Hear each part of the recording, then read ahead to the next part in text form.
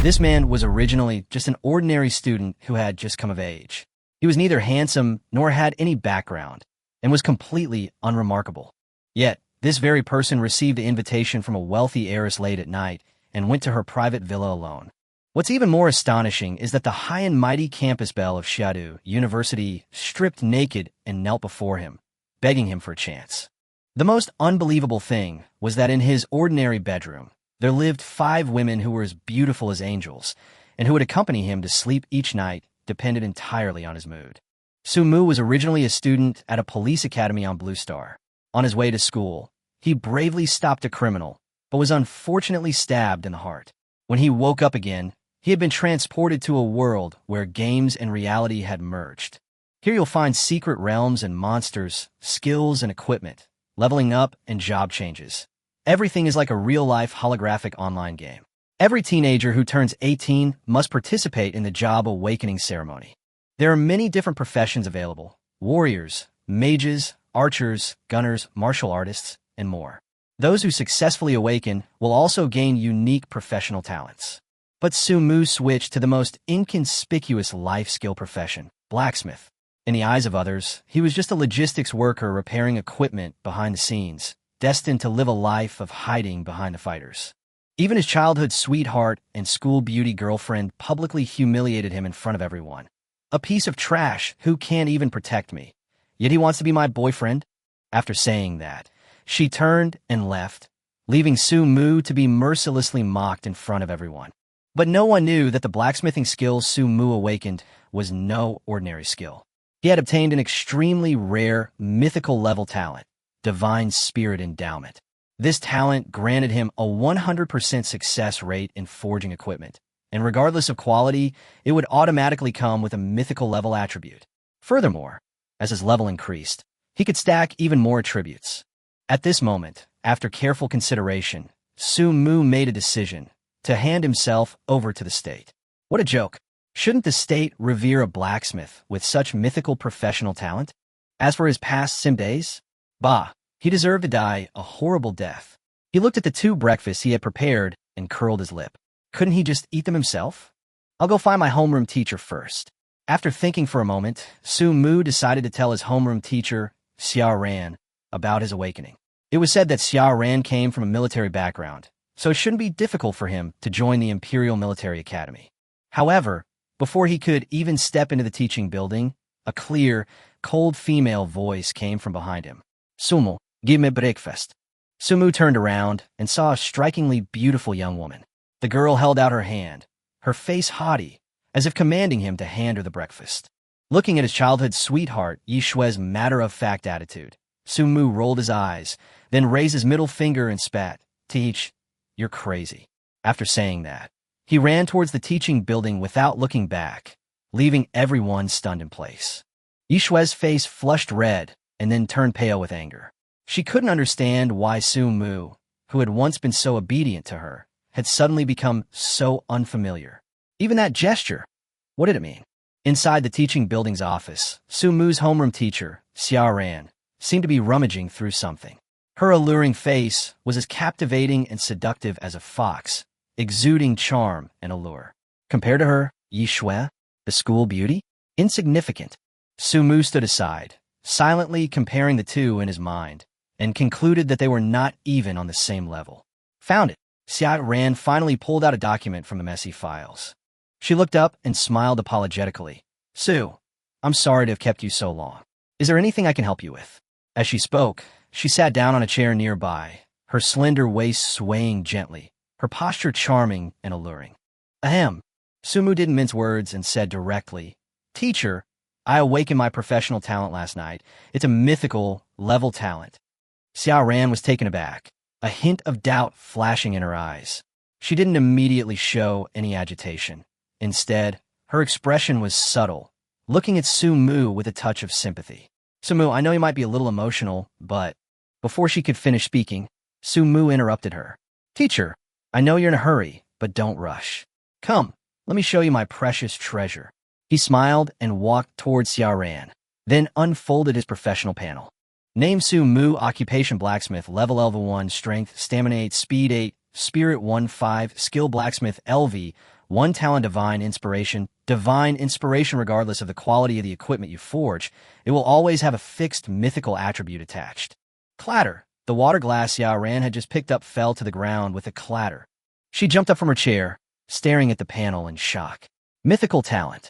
100% success rate in forging. And, regardless of level, the forge equipment will be imbued with mythical attributes. Oh my God! She was almost stunned. Instinctively, she reached out her small, fair hand and pinched her cheek. It hurt. It really hurt. When she came to her senses, her gaze towards Su Mu, besides shock, now held a hint of fervor. Mythical level professional talent. What does this mean? In the entire Great Xia Kingdom, and even the whole world, in a century since the beginning of the class change era, mythical level talents have only appeared a handful of times. Truly rare. Among millions, even hundreds of millions, only one person with a mythical level of professional talent is born. And every person with a mythical level of talent is a top-tier powerhouse in the world, holding a high position and great power, truly a pillar of a nation. More importantly, Su Mu awakened the most scarce profession in the country, the blacksmith. This profession can forge various weapons and equipment, and is one of the core cornerstones of all combat systems. After all, the combat effectiveness of a profession depends not only on the strength of the profession itself, but more so on the difference in equipment. And equipment has always been an important indicator of a nation's military strength. Leaving aside the fact that each piece of equipment has a mythical attribute, the 100% success rate in forging is enough to surpass over 90% of blacksmiths. Ordinary blacksmiths need to consume a large amount of precious materials to forge equipment, and a single failure results in a huge economic loss. This is the biggest drawback of this profession. However, Su Mu's success rate was 100%, a characteristic that perfectly compensated for this fatal flaw. As for the existence of mythical level attributes, even Xia Ran didn't know how to describe it. Prodigy? Defying the heavens? Or terrifying? These words were simply insufficient to describe the young man before her. Mythical attributes and mythical talents are both miracles that occur only once in a million, yet they have appeared in the same person. She didn't even dare to imagine how high Su Mu's future would reach. After a long while, she forced down her shock, her burning gaze fixed on Su Mu as if she were eyeing a predator. Su Mu, you've awakened a mythical talent. Which university are you planning to apply to? Su Mu narrowed his eyes slightly and asked with a smile, Teacher, do you think that since I've awakened this talent, is there any chance I could be sponsored by the government? For example, applying to the military academy in the capital. Of course, Xia Ran blurted out, almost without hesitation. Come on, let's go home with the teacher. Before Su Mu could react, Xia Ran had already grabbed him and rushed out of the office. Her fair and soft arms wrapped tightly around Su Mu's arm, as if afraid he would run away. For Su Mu, a hot-blooded young man, this intimate contact was undoubtedly a huge shock, and he was about to explode. Along the way, the students who witnessed this scene were all gaping in shock. Who was Xia Ran? She was the capital's undisputed goddess-level teacher. Even the school beauty, Yi Shui, paled in comparison, completely overshadowed by her. But now, their goddess was so intimately embracing a boy. This scene was utterly unacceptable to them, especially the boys. Their eyes were bloodshot, as if they wanted to devour Su Mu whole. Damn, who is this kid? I can't live anymore, my goddess, my goddess. That guy looks like Su Mu. Su Mu? Isn't he that blacksmith who hasn't awakened his professional talent? Isn't he Yi Shui's suitor? Just as everyone was discussing, Yi Shui and her best friend happened to see this scene. She froze instantly. When did Su Mu and teacher Xia become so close? Seeing Xia Ran tightly hugging Su Mu's arm, she felt as if her most beloved toy had been snatched away, and a strong sense of jealousy welled up inside her. Summoning courage from who knows where, Yi Shui, in her high heels, stood menacingly in front of Su Mu. Su Mu. Xia Ran stopped in her tracks, her brows furrowing slightly as she looked at Yi Shui blocking her path. The next second, she seemed to understand something. Yi Shui was Su Mu's childhood sweetheart, and Su Mu had indeed been pursuing her.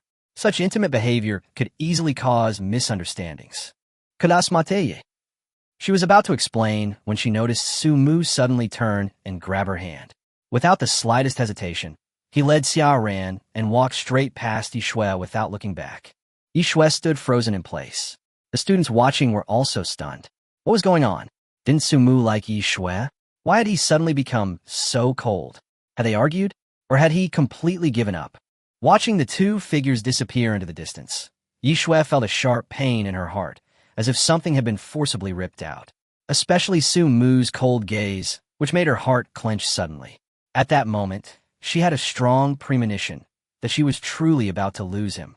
On the way to the Xia family home, Sumu sat in the passenger seat, eyes slightly closed, enjoying the cool breeze, looking quite content. Xia Ran secretly turned her head to look at the handsome young man beside her, and finally couldn't help but ask, Sumu, haven't you always liked Yi Shui? What?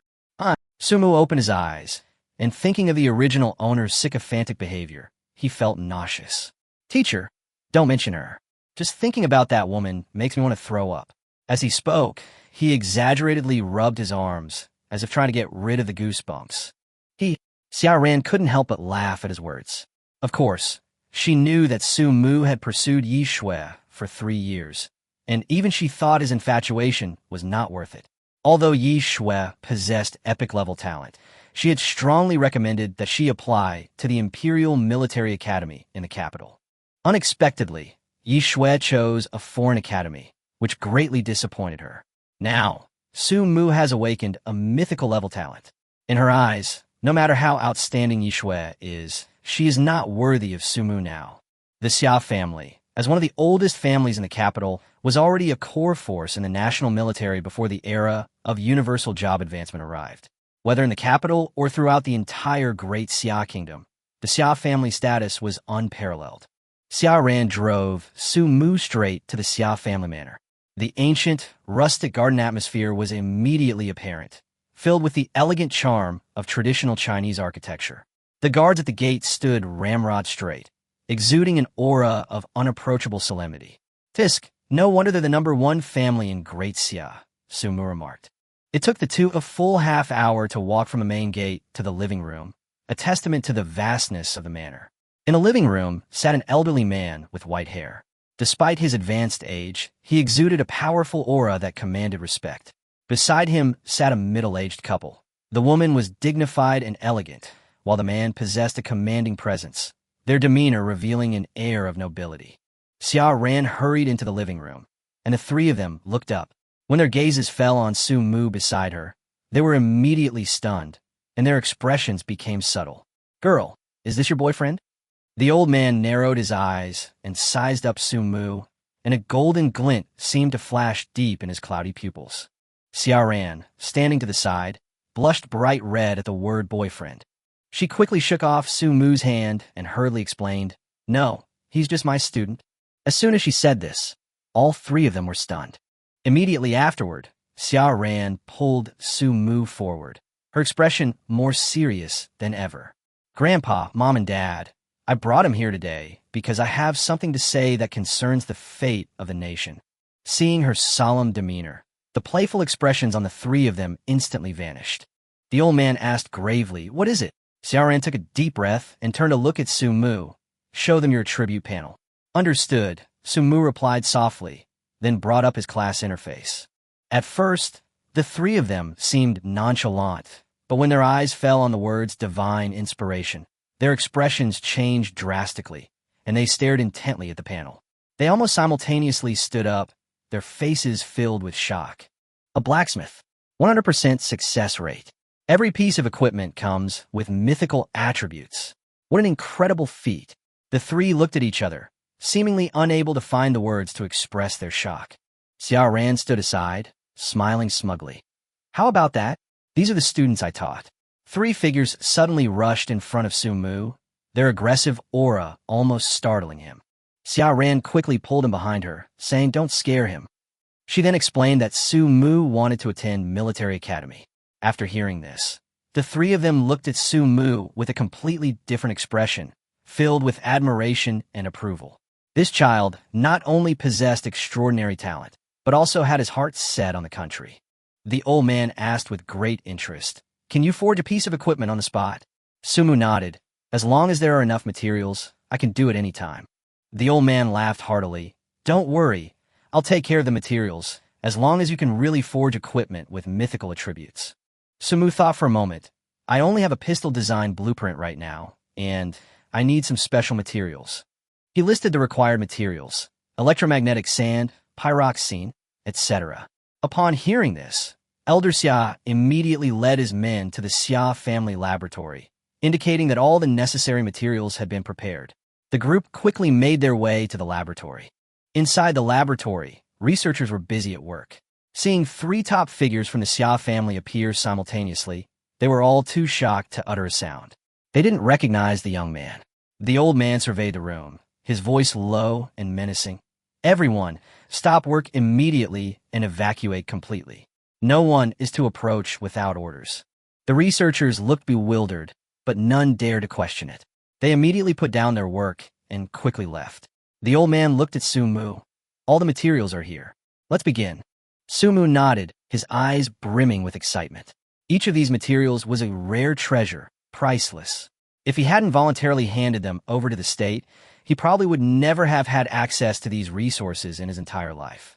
Following the blueprints, he selected the necessary materials and began forging. The four members of the Xia family remained silent, their eyes fixed on his every move. After all, even the most elite battlefield commanders might not have witnessed a mythical-level attribute. Time passed slowly.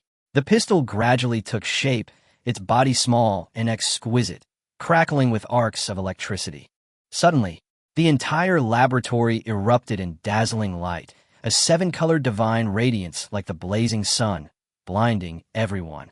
Involuntarily, everyone closed their eyes, yet the intense light still pierced their consciousness through their eyelids. Immediately afterwards, a deafening roar, like an earthquake, swept through the laboratory. Everyone guarding outside was startled by this sudden change and nervously looked towards the door. But no one dared to enter without permission. At the same time, an overwhelming and mysterious aura spread from the laboratory. The pressure was like a tsunami, forcing the guards outside to their knees, their faces pale and their bodies trembling. Meanwhile, the Xia family members in the laboratory seemed to see a colossal phantom before them. Its face was obscured, but a pair of thunderous wings were spread, its entire body surrounded by golden lightning. Every movement shook the heavens and earth. Those golden lightning eyes swept across the sky, seemingly able to pierce through all illusions, shattering their very souls. At that moment, their only thought was, God, Thor, I cannot look directly at him. Under this oppressive aura, only Sumu remained calm, as if everything was irrelevant to him. About a minute later, the strange phenomenon disappeared, the laboratory returned to calm, and everything was as usual. When the four of them came to their senses, they even wondered if what they had just seen was just a hallucination. But when they looked at Sumu, they immediately dismissed the idea. In his hand, he held the newly completed revolver. It looked ordinary, like a standard training gun. But the line of text on the attribute panel almost made them lose their footing. Electromagnetic Burst Pistol, Level, LV1 Rank, Common, Talent Attribute. Endless Thunder Domain, Mythical, Endless Thunder Domain. Summons heavenly thunder from the nine heavens and controls endless lightning. The old man stared at the string of words, muttering, "This truly possesses mythical attributes." He stepped forward, his fingers gently stroking the gun, his eyes filled with undisguised delight. The Xia family had served the country for generations, witnessing countless gifted warriors, but never before had they seen such a heaven-defying equipment forger. Right now, what the Great Xia needed most was weaponry. It seemed as if heaven had finally taken pity on the Great Xia dynasty. Sumu's appearance was like a ray of hope, quietly descending upon the land. Old Master Xia's eyes were filled with solemnity as he looked at the revolver in Sumu's hand, his tone slightly tentative. "Child, could I borrow this weapon?" For a moment, Sumu nodded without hesitation and handed over the revolver. His expression was calm, unlike that of a young man. Old Master Xia carefully took the weapon, as if he were holding a rare treasure. Even though it was just an ordinary-looking weapon, it was as if he had a divine artifact in his hand. After a brief exchange, the group parted ways. Grandpa Xia and his daughter Xia took the gun and headed straight for the military headquarters, while Sumu returned to school early due to school affairs. Meanwhile, deep within the military region of the Great Xia capital, dozens of high-ranking officials were engaged in a confidential discussion in a closed conference room. Suddenly, The heavy conference door was flung open, and old Master Xia and his entourage strode in, interrupting the meeting. Someone looked up and jokingly asked, "Old Xia, what brings you here?" There was no response. Old Master Xia, with a solemn expression, placed his briefcase on the conference table and slowly opened it under everyone's gaze. A deep blue revolver lay quietly in the case, seemingly ordinary, yet exuding an indescribable sense of oppression. Everyone raised an eyebrow, and someone muttered under their breath, Isn't it just an ordinary revolver?" But the next second, when they saw the attribute information on the equipment slot, their expressions changed drastically, and their eyes almost popped out of their sockets. Mythical level attributes. How could this be? An ordinary weapon actually has the mythical attribute, Endless Thunder Domain. Even more outrageous, the description clearly stated, it can summon thunder and control the power of lightning. The entire conference room fell silent for a moment. The air seemed to freeze, and everyone had only one thought in their minds. This wasn't a weapon. It was a miracle. Finally, someone broke the silence. "Old Xia, what exactly is going on?" Grandpa Xia looked up, his eyes grave. "This gun was forged by my granddaughter's student herself. It possesses a mythical-level professional talent." His words caused an uproar in the conference room. Everyone exchanged bewildered glances, utterly shocked. A mythical-level professional talent? Are you kidding me? But the old man's next words were even more shocking. His awakened profession is blacksmith, and his talent is called Divine Spirit. He has a 100% success rate in crafting equipment, and it will also come with a fixed mythical attribute. The entire conference room erupted in commotion. Several generals couldn't help but stand up, finding it hard to believe what they were hearing. "Did you see it with your own eyes?" An old military officer asked hastily. Old Master Xia replied solemnly, "I personally witnessed him forging this revolver. Every hammer blow and every spark was unmistakable." The atmosphere suddenly became heated, and someone couldn't help but speak up. This kind of talent must be protected immediately. The Xia family head stepped forward to add, "That child has returned to school safely and will apply to join the military academy. We need to arrange for someone to escort him. Furthermore," he paused, "we hope someone can test the true power of this pistol. Attribute-wise, it requires a lightning-type class to unleash its full potential." The white-haired old general at the head of the group nodded decisively. "Leave this to us. Old Xia, have Wang Junlei personally take charge to ensure the child's safety, and at the same time arrange for lei-type warriors to conduct a practical test." Wang Junlei. There was a wave of surprise on the scene. That was the head instructor of the Qilin group. Was he really going to protect a student? But then they thought about it. He was a mythical-level blacksmith. This treatment wasn't too exaggerated. Meanwhile, Su Mu had quietly returned to campus. As soon as he entered the classroom, his classmates surrounded him, all eager to know where he and teacher Xia Ran had been that morning.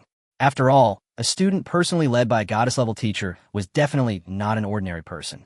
When asked, Su Mu waved his hand. "Don't overthink it. Teacher Xia just asked me which university I wanted to apply to. Who would believe that?" Xia Ran took him to the car and left, and even made a special trip to the Xia family home. It couldn't be that simple. Even Yi Shui, who was known as a genius, didn't receive such treatment.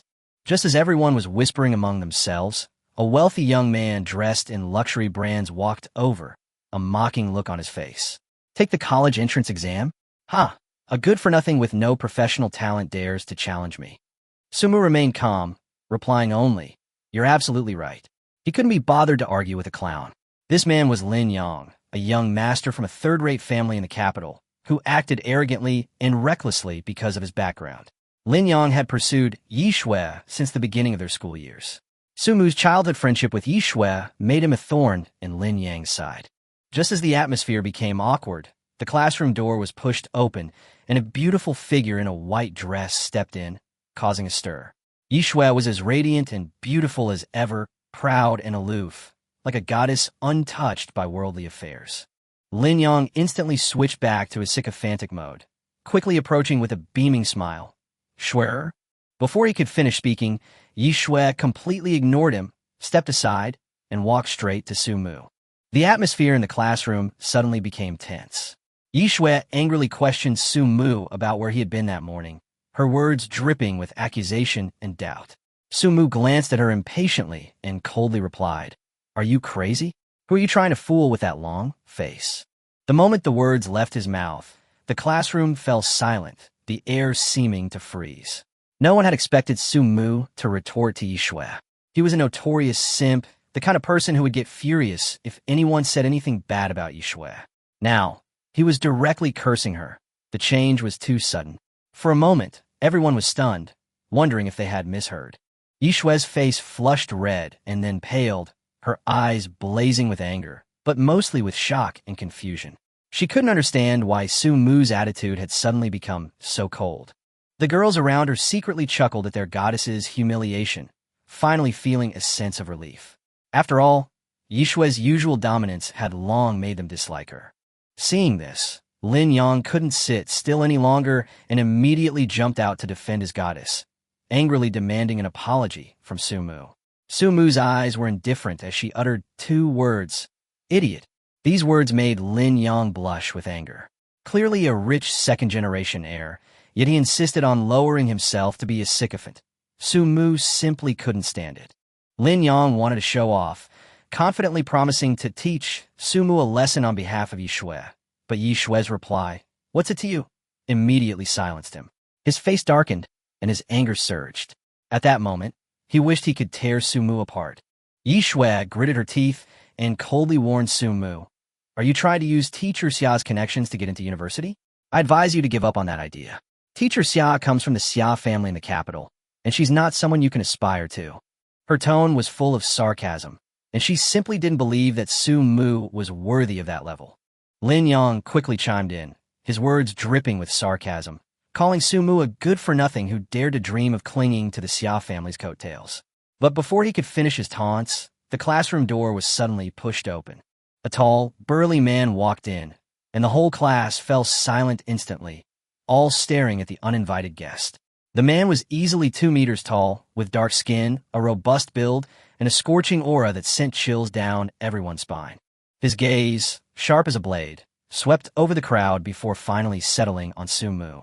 He glanced at Su Mu briefly, a hint of confusion in his eyes. This young man looked ordinary. Why had the higher-ups sent him to protect him?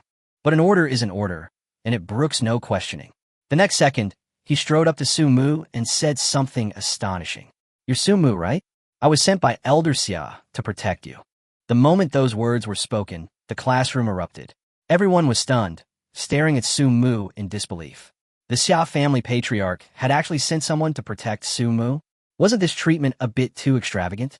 Yi Xue and Lin Yang were stunned, as if struck by lightning, their faces turning deathly pale. They had thought Su Mu was fantasizing, but it turned out that he not only truly had connections with the Xia family, but was also receiving such high regard. Su Mu himself remained calm. He had already received a call from Xia Ran saying that the military region would send people to protect him. Although he didn't know the other party's specific identity, judging from their aura, they were definitely not ordinary people. Su Mu stood up and politely extended his hand. "Thank you for your help." The man shook his hand and said calmly, "It's my duty." After saying that, he sat down next to Su Mu, closed his eyes to rest, and acted as if he was completely ignoring everyone else. Su Mu shook his head with a wry smile. This person was indeed quite indifferent. The surrounding classmates were still in shock, unable to accept this sudden reversal. They all recalled the mocking words they had said to Su Mu before, and their faces burned with embarrassment. Lin Yang gritted his teeth, his jealousy reaching its peak, his eyes filled with resentment. Yi Xue's heart was in turmoil, her face extremely pale. She believed she possessed epic-level talent, yet she had never enjoyed such treatment. Why could Su Mu, this good-for-nothing, receive it? This psychological imbalance was almost driving her mad. The scene shifts. In a conference room in the Imperial Capital Military Region, several high-ranking officials sit at a conference table, their gazes serious. They are awaiting the start of an important event. Shortly after, a young man in his early 20s, dressed in military uniform, was brought in. Although young, the rank on his shoulders was astonishing, a testament to his exceptional abilities and background. He stood at attention and saluted upon entering. "Greetings, esteemed officers." The leaders responded in unison, and Elder Xia waved his hand, handing over a revolver. The young man took the gun, looking puzzled and confused. Elder Xia smiled slightly, ran his finger along the gun, and revealed its properties. The moment the attribute appeared, the young man's eyes widened in shock. He was completely stunned. Ordinary quality, yet possessing mythical attributes? He simply couldn't believe his eyes. "Commander, this..." He wanted to say something more, but old Xiao waved his hand to interrupt him. "Don't ask anymore.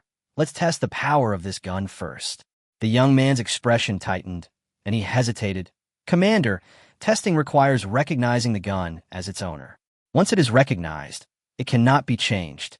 This is a fundamental rule of the professional era. Once equipment is bound to a user, it cannot be transferred. Even a test piece signifies permanent ownership. The equipment in Yang Tian's hand is no ordinary item, so he naturally dared not be careless.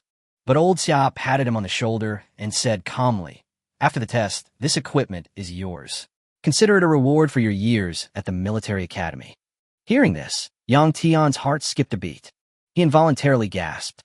This was a weapon with mythical attributes, and it was just given to him like this? "Commander, this is too precious, He was speechless for a moment. But old Xia raised an eyebrow and interrupted him directly. "Stop talking nonsense. Who said it was given away for free? There's a mission for you after the test. Go and acknowledge it as your master." As soon as he finished speaking, he threw the pistol into Yang Tian's arms. Looking at the weapon in his hand, Yang Tian felt as if he had been struck by lightning, unable to accept this sudden gift. "What are you standing there for? Hurry up and acknowledge it as your master." Okay. Yang Tian came back to his senses, carefully licked his lips, and then began to acknowledge it as his master. The so-called recognition of master is actually like the blood-dripping ritual in cultivation novels. The process isn't complicated and only takes about 10 minutes. Soon, they arrived at the Deep Valley testing ground. This canyon is usually an area where the military conducts live-fire exercises, and it is deserted for miles around. For this test, the troops had already sealed off all entrances and exits.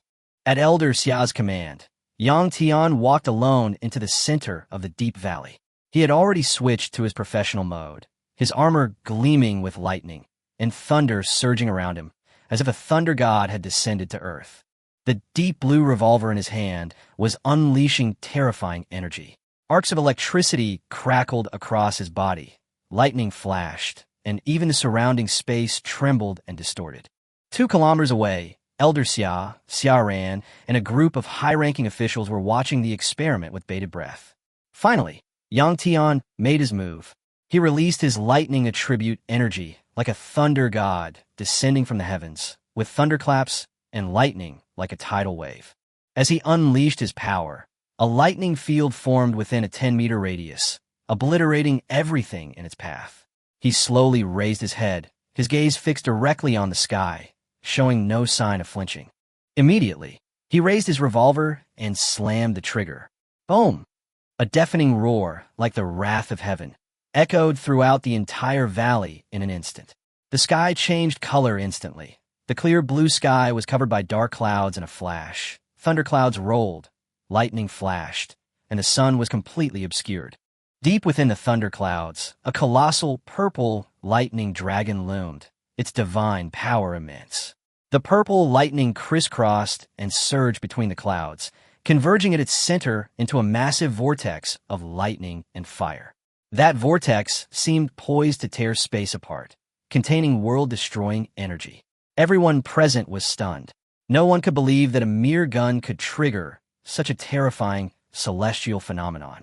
However, the shock was not over. The vortex in the sky suddenly exploded, and countless bolts of lightning, like roaring dragons, poured down. The entire valley seemed to be plunged into apocalypse, with lightning covering an area of 5 kilometers, destroying everything. The thunder roared, the lightning exploded, and the entire valley was instantly transformed into a hell of lightning. The soldiers on the perimeter stared at the terrifying celestial phenomenon, their faces pale and their hearts pounding. A deep-seated fear prevented them from taking a single step closer. Deep in the valley, Yang Tian stood unharmed in the center of the thunderstorm. After all, the weapon had already recognized its master, and even the strongest lightning couldn't harm him in the slightest. He gazed up at the sky, filled with lightning, completely stunned. A pistol had actually attracted such a terrifying celestial phenomenon. But even more than that, he He felt an unparalleled excitement and exhilaration. This was the true master of lightning. Bathed in thunder, wielding the power of the thunder god, one feels like a supreme deity. The thunderstorm lasted a full 3 minutes. Finally, the thunderclouds began to dissipate, and sunlight once again shone upon the earth. But when everyone looked into the valley again, it was a scorched black wasteland, barren of vegetation and utterly lifeless. The scene, resembling an apocalyptic catastrophe, shocked all the observers. Elder Xia and the others were completely speechless. Even though the thunder had subsided, the shock still lingered in their hearts. All of this far exceeded everyone's expectations. Yang Tian sheathed his weapon and walked back to the group, his voice steady. "Commander, the test is complete." Old Xia looked at him, his eyes filled with excitement. Although Yang Tian's tone was calm, his trembling pupils had already betrayed the surging emotions within him. "Ha, good. My great Xia kingdom is finally about to rise." Elder Xia laughed heartily, his gaze fixed on the distance. But another name had already surfaced in his mind, Su Mu. The others were also incredibly excited. For years, the great Xia dynasty had been suppressed by other countries in terms of equipment and technology. Now, it finally saw the dawn of a reversal. Su Mu, a blacksmith, brought not only a weapon, but the beginning of an era. The sleeping dragon of the East had finally bared its fangs.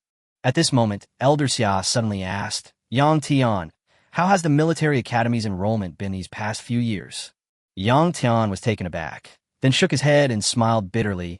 "The quality of new recruits these past few years has not been high. The most talented among them is only at the legendary level. I heard that a girl awakened an epic talent, and I originally wanted to recruit her into the military academy, but she chose the divine court of the United States instead." "Is her name Yi Shui?" Xia Ran suddenly asked. "Huh? How did teacher Xia know?" Yang Tian asked instinctively, then realized, "She's your student?" "That's right." Xia Ran nodded, smiling with a hint of regret.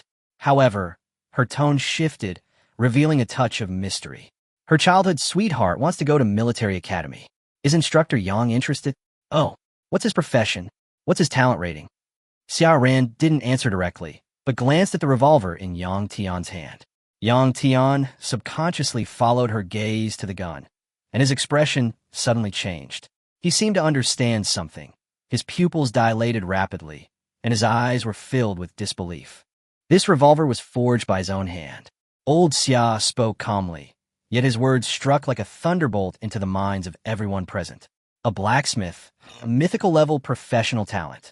This news made Yang Tian's breathing quicken instantly. "Old Xia, can he get into the Imperial Military Academy?" Yang Tian asked excitedly. "Of course he can, even if he wants your position," Old Xia said half-jokingly. Yang Tian immediately stood up and gave a military salute excitedly. "Where's that kid now? I'll go see him right now." "He's at the school Xia Ran is at. He volunteered to join the Imperial Capital Military Academy. Since you're in charge, I'll leave it to you." "Yes." Yang Tian blushed, as if afraid Su Mu would run away, and hurriedly left the military region. Everyone couldn't help but laugh at the sight. Old Xia looked at his granddaughter Xia Ran, and suddenly his tone changed. "Girl, in a while, you'll also go to the Imperial Military Academy." Xia Ran was taken aback. "Me? Why?" "The Imperial Academy is short of teachers, and you're the most suitable candidate." This reason sounded like a complete fabrication. Xia Ran almost rolled her eyes. The top academy in the Great Xia dynasty would be short of teachers? But she quickly realized her grandfather's intention, which was most likely because of Su Mu. Even the Xia family had to treat a blacksmith with mythical talent differently. She guessed part of it correctly, but not all of it. The old men nearby, however, understood perfectly well what was going on. This was clearly an attempt to matchmake their granddaughter with Su Mu. Deep within the Forbidden City, a brightly lit secret conference room was in use. A giant screen was displaying footage of Yang Tian leading a team to test the power of weapons. Below the screen, real-time photos of Su Mu were also shown. Elder Xia was providing a detailed introduction to Su Mu's information and reporting the results of the weapon test sentence by sentence. The atmosphere in the conference room grew increasingly heated. "I never imagined that our great Xia would have such a monstrous genius. Heaven blesses our great Xia." "Wait, is this really the power of a weapon? Not a skill?" someone asked, full of doubt. "Mythical attributes are rare, but this power is comparable to mythical equipment. This is just a common quality weapon. Old Xian nodded with absolute certainty. It is indeed the weapon itself. Everyone's expression changed upon hearing this, their eyes burning as they stared at Su Mu's photo.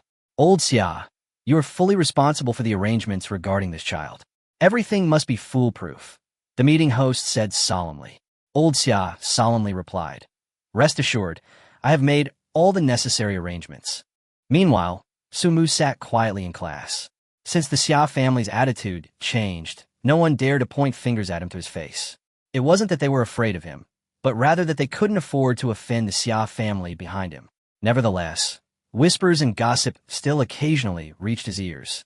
How could the Xia family possibly be interested in such a good-for-nothing? The way he looks so smug makes me want to punch him. If you ask me, he must be hiding some secret. Secret? Huh. What could a good-for-nothing possibly have? In a corner of the classroom, a few students whispered among themselves. Wang Junlei frowned and asked Su Mu in a low voice, should I take action? Su Mu simply shook his head calmly. Clowns, not worth mentioning. He had never taken these people seriously. Lin Yang stared intently at Su Mu from the corner of the classroom, his eyes practically spitting fire. The more successful Su Mu became, the more Lin Yang gritted his teeth in hatred. Even Yishui was growing increasingly indifferent to him. Everything seemed to have changed since Su Mu appeared. If Su Mu knew the resentment in his heart, she would probably laugh out loud. After all, Yishui hadn't given Lin Yang a friendly look to begin with.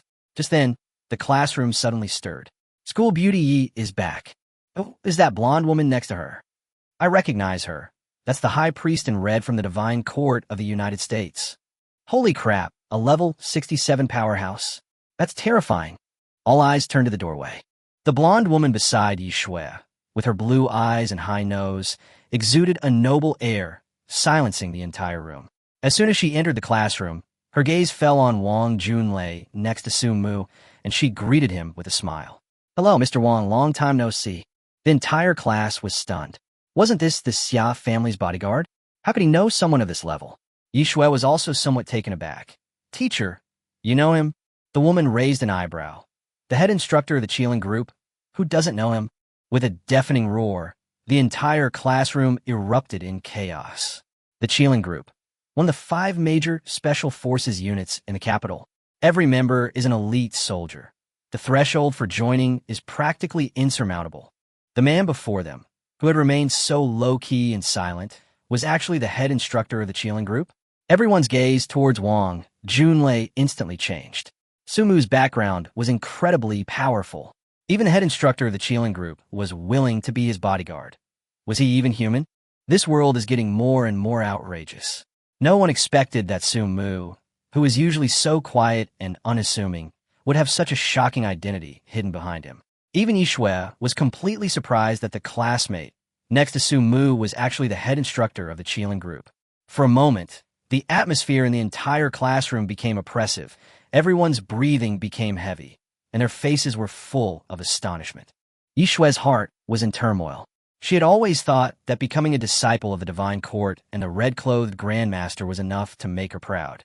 But this man before her had actually made a top figure from the Qilin group willingly serve as his bodyguard. All of this was completely beyond her comprehension. She increasingly realized that she didn't understand Su Mu at all. While everyone was still in shock, the mysterious woman from Country M remained calm. As the head instructor of the Qilin group, you actually disguised yourself as a student to infiltrate a high school. I'm getting more and more curious about this Su Mu you mentioned. Wang Junlei coldly replied, the affairs of Great Xia are none of your concern. The woman chuckled, offering no argument, but instead turned to look at Su Mu. She had already investigated Yishui's upbringing and had heard of Su Mu's reputation as a blacksmith. But she knew very well, this boy, according to everyone, clearly had no professional talent whatsoever. Yet, how could such a good-for-nothing have the Qilin group personally protecting him? There was obviously a huge secret hidden behind this. After completing Yishui's enrollment procedures, the woman prepared to leave, but asked another question at the school gate. Schwerer, is it true that Su Mu hasn't awakened his professional talent? Yishui was taken aback, but still answered truthfully, yes, everyone in the school knows. The woman stared at her, her tone deep. Then why is he being guarded by the head instructor of the Qilin group? Faced with this question, Yi Shui was momentarily speechless. Then, the woman suddenly asked, "Do you like him?" Yi Shui was about to answer when she was interrupted. "Don't rush to answer. If you like him, I can make an exception and bring him into the divine court as well." Yi Shui's eyes widened, her face filled with disbelief. The divine court was the top university in the U.S., with extremely high entry requirements. Even Yi Shui, with her epic professional talent and background, barely managed to be admitted. And Su Mu, he had nothing, someone without talent. How could he possibly qualify? The woman chuckled. "Do you think the Qilin group would protect a real piece of trash?" Yi Shui fell silent. She had indeed harbored doubts for a long time, but had always refused to admit it. She had always felt that Su Mu was unworthy of her. But now, everything had become blurred. Seeing her reaction, the woman continued, "If you can get Su Mu to join the divine court, I can try to secure a branch position for you as a saintess." With that, the woman got into a black luxury car and drove away slowly. Yi Shui stared at the taillights, her heart churning. The words saintess were too tempting for her. After much deliberation, she finally made her decision to persuade Su Mu to join the divine court together. She didn't believe Su Mu was stronger than her. Moreover, Su Mu always obeyed her every word. He would never refuse her request. At the same time, she also had another selfish motive. If Su Mu went to M country with her, there would be no possibility between him and Xia Ran. Yi Shui was full of confidence and began planning how to reconcile with Su Mu. Meanwhile, at the Imperial Capital Military Academy, operations had quietly begun. At this moment, the atmosphere in the classroom froze once more. The way everyone looked at Su Mu became incredibly complex. How could the Xia family and the Qilin group value someone so highly, someone ridiculed as the most useless? Could it be that he actually awakened a professional talent? But this thought was immediately dismissed, because failing the job change ceremony is basically a death sentence. It's almost impossible to reactivate it, let alone awaken a powerful job. Even a blacksmith wouldn't need the head instructor of the Qilin group to protect him so closely, unless he's an epic level expert or even a mythical level expert. Once this thought crossed their minds, no one dared to think any further. In the great Xia kingdom, mythical level professions are extremely rare. How could someone like Su Mu, trash, possibly be one? Their minds were about to explode, yet they still couldn't explain the reality before them. They dared not ask directly. At that moment, Yi Shui walked into the classroom. The entire class's gaze immediately shifted to her and Su Mu, their expressions turning strange. Previously, Yi Shui had always been aloof and disdainful of having much interaction with Su Mu. But now, the situation seemed to be changing. Many even speculated whether Yi Shui was about to turn back from her ways. Their gazes then swept over another student in the class, Lin Yang. At this moment, Lin Yang's face was extremely ugly, his eyes filled with anger and resentment. He was just another sycophant, but compared to Su Mu, he was worlds apart. Why? He almost ground his teeth to powder. As everyone speculated, Yi Shui stood in front of Su Mu and said in a low voice, "Su Mu, I want to talk to you. Can you come out for a moment?" Instantly, the classroom fell silent. Gossip gleamed in everyone's eyes. Sure enough, the show was about to begin. Lin Yang's face turned even greener, and his fists clenched involuntarily. Wang Junlei frowned. He had no liking for Yi Shui, this foreign enemy. Even if she was a favored daughter of heaven, it couldn't hide the fact that she had sided with another country. Su Mu's identity was extraordinary, and he absolutely could not allow this woman to get close. But before he could speak, Su Mu raised her head, her tone cold. "No." These words caused an uproar in the classroom. Yi Shui had personally made an overture, and Su Mu had actually refused? Was this still the same Su Mu who was always so eager to please? Some people simply couldn't believe their ears. Yi Shui's expression changed slightly, her chest heaving, as she suppressed her anger. "Su Mu, this is really important. Can you please let me finish?" Everyone was stunned. The scene before them completely overturned their understanding. Yi Shui, the usually aloof school beauty, had actually taken the initiative to ask Su Mu for cooperation. The situation had suddenly reversed, leaving everyone speechless. Su Mu's face remained expressionless, his tone even carrying a hint of impatience. He said calmly, "Just say what you have to say, don't waste time." Yi Shui's expression changed. She hesitated, glancing around, clearly not wanting to make a request in front of everyone. She was a universally acknowledged, proud goddess. Asking her to lower herself in public and beg for help would be tantamount to ruining her image. But the power behind her was undeniable, so she could only bite the bullet and ask, Su-mu, would you be willing to join the divine court of the M country with me? The moment those words were spoken, the entire classroom seemed to be muted, falling into complete silence. Everyone stared at Yi Shui in disbelief, unable to believe their ears. What had she just said? Inviting Su-mu to join the divine court? The divine court of M country. That was a top-tier religious academy that many people dreamed of entering. In an instant, the students in the classroom were in a state of shock. No one could understand what had happened to this good-for-nothing Su-mu. How had he suddenly become the center of attention? The head instructor of the Xia family's Qilin group was personally escorting him, and now the school beauty was begging him to join the divine court. It was practically godlike treatment. Lin Yang, huddled in the corner, was even more ashen-faced, his eyes practically spitting fire. His fists were clenched, and he wanted nothing more than to rush up and tear Su-mu apart.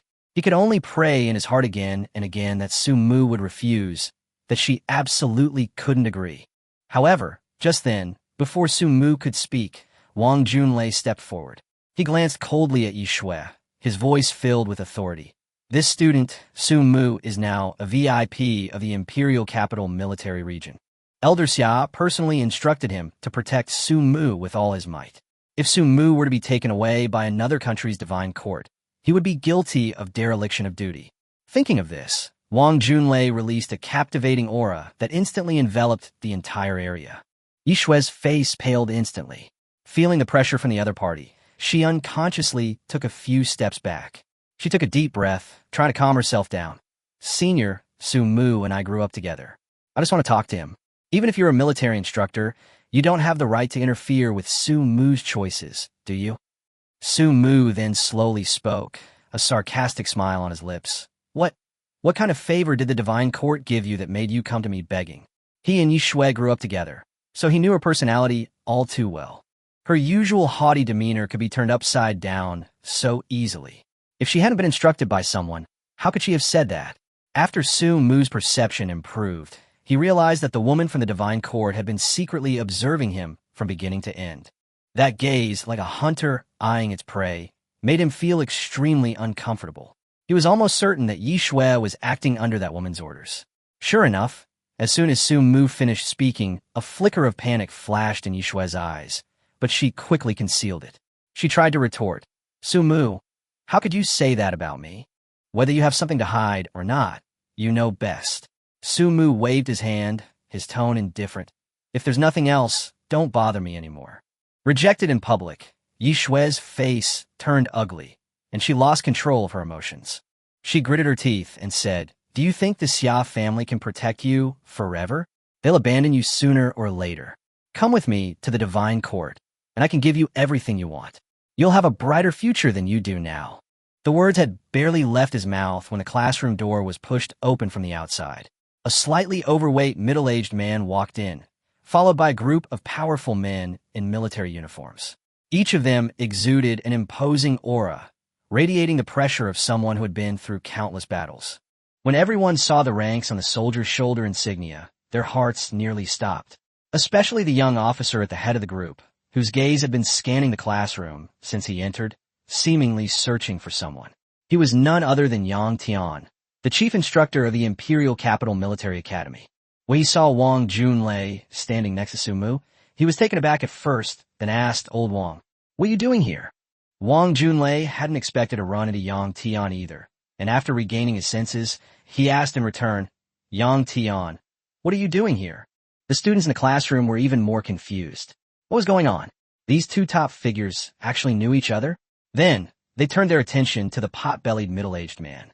Someone exclaimed, Isn't that the principal? Lin Yang, who was hiding in the corner, brightened up and immediately went to greet him, trying to establish a rapport. Principal Zhang, I'm Lin Yang from Lin. As a result, Principal Zhang didn't even glance at him, completely ignoring him, and led everyone towards Su-mu. Despite the shocked looks on everyone's faces, Principal Zhang wore a kind smile. Su-mu, isn't he? Indeed, a handsome and talented young man. The entire room erupted in chaos. Who would have thought that Principal Zhang, known for his strictness and ruthlessness, nicknamed the Empress Dowager, would be so polite to Su Mu? Was this still the same unsmiling principal? However, the real surprise was just beginning. Principal Zhang then introduced Yang Tian beside him, his tone extremely solemn. This is Mr. Yang, the chief instructor of the Imperial Capital Military Academy. The purpose of his visit is specifically to invite Su Mu to enroll. The single stone stirred up 1,000 ripples, and the entire hall fell silent once more. The Imperial Military Academy. That was the nation's most prestigious military academy. It admitted fewer than 100 students each year. Each one who got in was the cream of the crop. Now, the Imperial Capital Military Academy has actually taken the initiative to extend an olive branch and invite Su Mu. This isn't cheating. It's like ascending to heaven.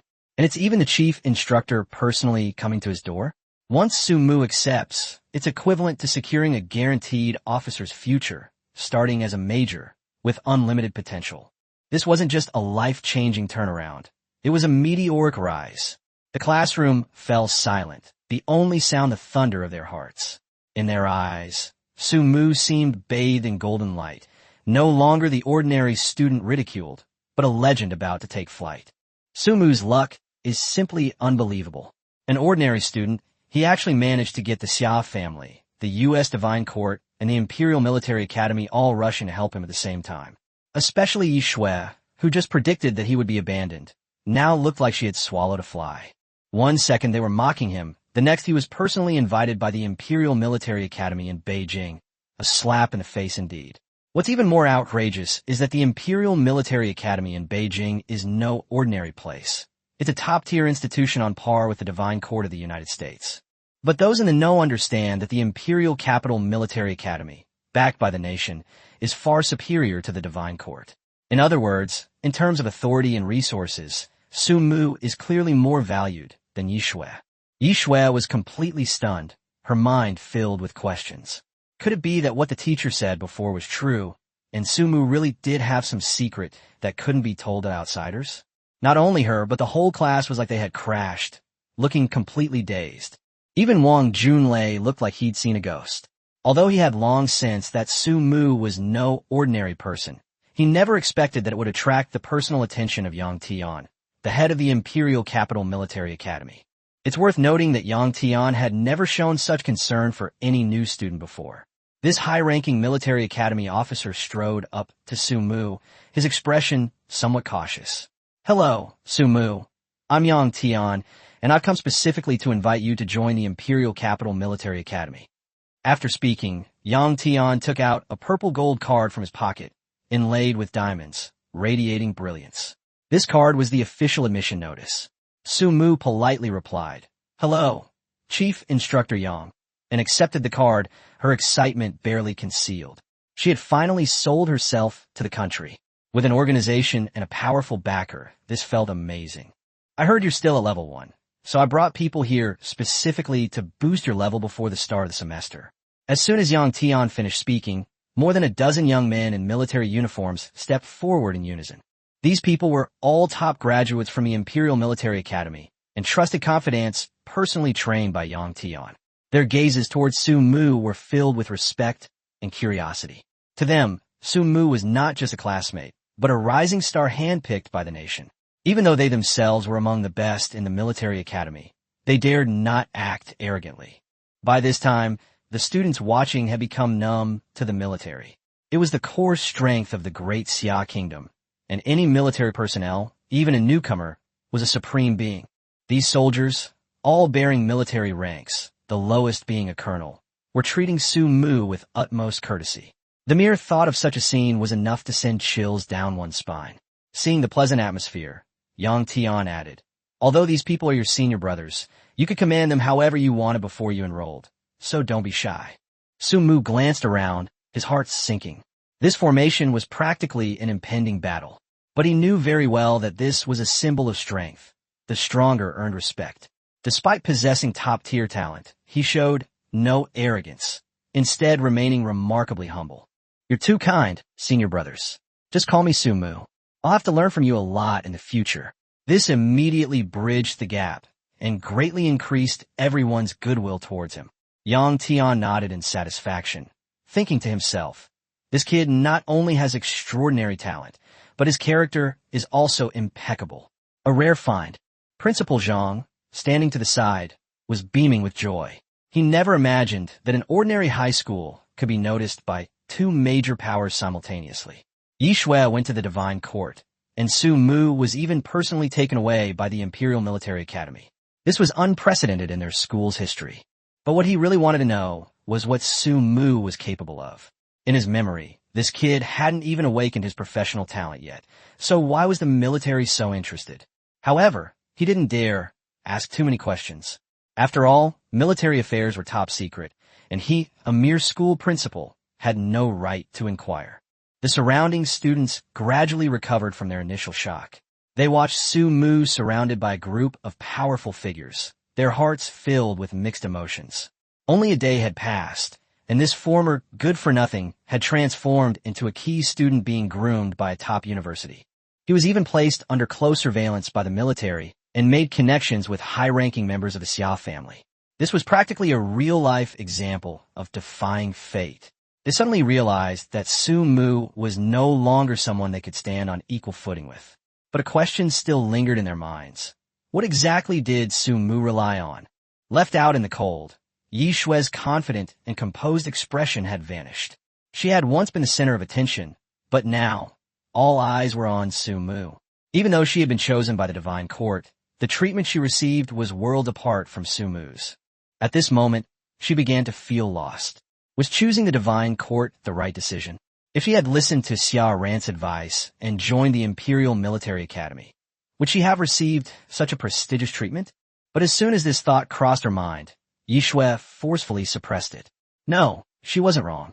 The ones who were wrong were those who couldn't see the truth. In her eyes, Su Mu was nothing but a talentless good-for-nothing. She was destined to be the holy maiden of the Divine Court. How could she possibly lose to him? Thinking of this, a sharp glint appeared in her eyes as she looked at Su Mu, even a hint of contempt. She had made up her mind. When the international freshman training competition began, she would humiliate Su Mu in front of everyone. Then, she would make him kneel at her feet and admit defeat, just like before, groveling in submission. Yi Shui's mind raced. She knew she couldn't let her guard down. There must be more to Su Mu's treatment than met the eye. Her gaze swept towards the corner of the classroom. Lin Yang, his bloodshot eyes fixed on Su Mu, his gaze seemingly capable of tearing her apart. His jealousy was almost overflowing. After school, Yi Shui stopped Lin Yang at the school gate. She went straight to the point and asked, "Do you want to team up with me to deal with Su Mu?" Lin Yang was stunned. Yi Shui, who had just been recruiting Su Mu, was now asking him to join forces. The change was too fast. His eyes lit up with excitement, thinking that he had finally been recognized. "Sure, you finally think highly of me?" Just then, Su Mu happened to pass by, followed by Wang Junlei. Yi Shui immediately put on a shy expression, looked up at Lin Yang, and said with a tender and affectionate look, "Because I think you have more potential and are more reliable than Su Mu." As she spoke, she kept glancing at Su Mu out of the corner of her eye, clearly putting on an act to provoke his jealousy. However, Su Mu didn't even look at her, calmly walking past them as if he hadn't noticed at all. Lin Yang, however, was already captivated by Yi Shui's demeanor. Seeing her take his arm, a surge of emotion welled up within him. "Yes, in what way am I inferior to that good-for-nothing?" he practically shouted. Su Mu's indifference left Yi Shui slightly disappointed, but Lin Yang had fallen for her trap, and she smiled with satisfaction. "Lin Yang, let's go to the secret realm to level up together tomorrow. Remember not to be late." After speaking, Yi Shui turned around and smiled, her exquisite face and alluring figure completely captivating Lin Yang. For her, the most important thing was that Lin Yang, her pawn, had finally been drawn into her camp. "All right, whatever you say." The next day, in an ordinary secret realm outside the school, students who had completed their class changes were leveling up by fighting monsters, accumulating strength for the upcoming college entrance examination. Unlike Su Mu and Yi Shui, who were sought after by universities immediately after graduation, ordinary people could only rely on solid experience to fight for a place in the university. Lin Yang and his group were grinding monsters and leveling up deep within the secret realm. Relying on his family's connections in the capital, he didn't fight personally, but hired a group of people to do the monster hunting for him. Taking advantage of the experience sharing mechanism, he then transferred half of the experience to Yi Shui. Shui, you just rest here. Let them handle the monster hunting, Lin Yang said smugly, thinking that this effortless way of leveling up was the way high-level players played. However, just as the group had finally managed to cripple a small monster and was preparing for the final blow, a gunshot suddenly rang out. The monster was shot in the head from a distance, and its experience points vanished into thin air, leaving everyone dumbfounded. Lin Yang was furious. This level 2 monster was something he had specially prepared for Yi Shui, and he had someone go to great lengths to cripple it in order to increase his favorability with her. Now, his experience had been stolen, and he had lost face in front of his goddess. At that moment, Su Mu appeared in the distant jungle, followed by a squad of fully armed soldiers. Each of them exuded a chilling aura, their presence imposing. Lin Yang stared intently at the gun in Su Mu's hand, instantly realizing that he had fired the shot, and was filled with resentment and anger. Su Mu wore an innocent smile, as if he had merely struck casually while passing by. Yi Shui's eyes initially flashed with surprise upon seeing Su Mu, but her expression quickly turned cold. Su Mu, what are you doing here? Her tone was clearly unfriendly. Su Mu completely ignored their questions, turned around, and left, not bothering to pay them any attention. At this moment, the soldier behind Su Mu stepped forward and coldly blocked Lin Yang and Yi Shui's path. By order of superiors, this secret realm is now under military control. Any non-military personnel must evacuate immediately. Lin Yang was completely bewildered. What military control? This was clearly Su Mu's show. He couldn't believe it. How could a good-for-nothing with no background be involved with the military? He forced a smile and demanded, "Which unit are you from? Do you have any orders or documents?" The soldier didn't say much, but simply pulled out an official document and handed it over. "The Supreme Command has issued an emergency order. Please cooperate." Lin Yang stared dumbfounded at the document stamped with the official seal. No wonder he hadn't received any prior warning. His level wasn't high enough to access this kind of information. "Young master, let's retreat quickly. We can't afford to offend them," the lackey whispered, while more and more soldiers gathered around, creating an oppressive atmosphere. Lin Yang, a spoiled young master, had never seen anything like this before, and he was so frightened that he turned and ran, not even caring about Yi Shui. "Shui, I'm going first. See you later." With that, he turned and fled without looking back, disappearing in an instant. Yi Shui was trembling with anger. Being abandoned on the spot was a complete disgrace. "Madam, please evacuate as soon as possible," the soldier reminded her again, his face expressionless.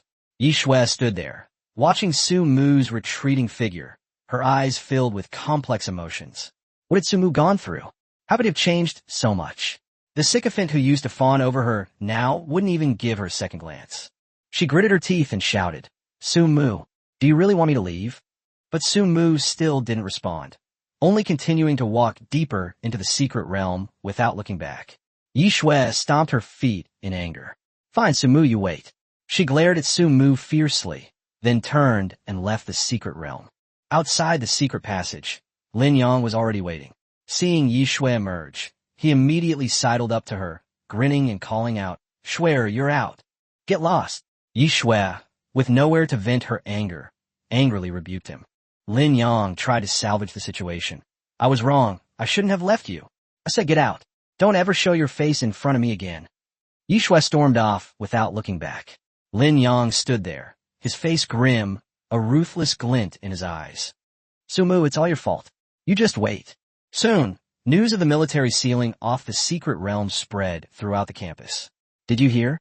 The biggest secret realm has been sealed off. I heard it's because of Su Mu." "Really? How could he possibly have that kind of ability? Who knows? Maybe his family has military connections." In an instant, the entire campus was abuzz with rumors about Su Mu. Some speculated that he had a military background, while others thought he might be a hidden big shot. After all, he had just been escorted by bodyguards and then received an acceptance letter from the Imperial Military Academy. Who wouldn't be shocked? Some classmates even suspected that Su Mu might have awakened some kind of system. Perhaps he really did rise to power like a protagonist in a novel. He, who was once ridiculed as a simp, now doesn't even bother with the goddesses anymore, having completely turned his life around. Sumu instantly seized the top spot on the school's honor roll, enjoying unparalleled popularity.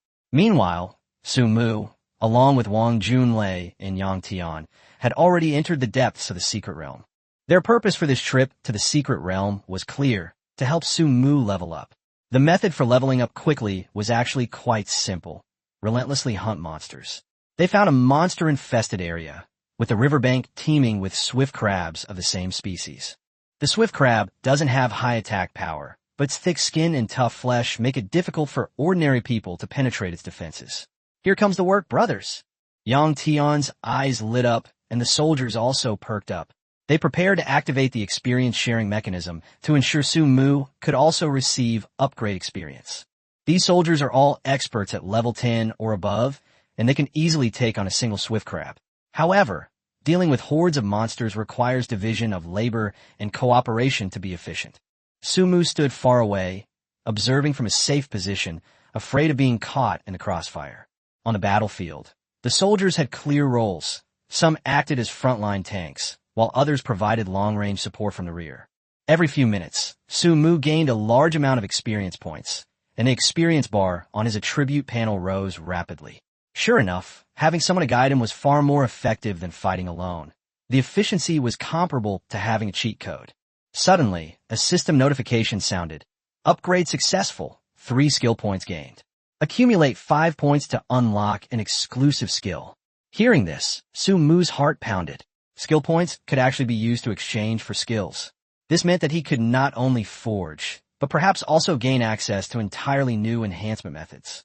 Soon, Yang Tian led everyone over, all eager to see his upgrade progress.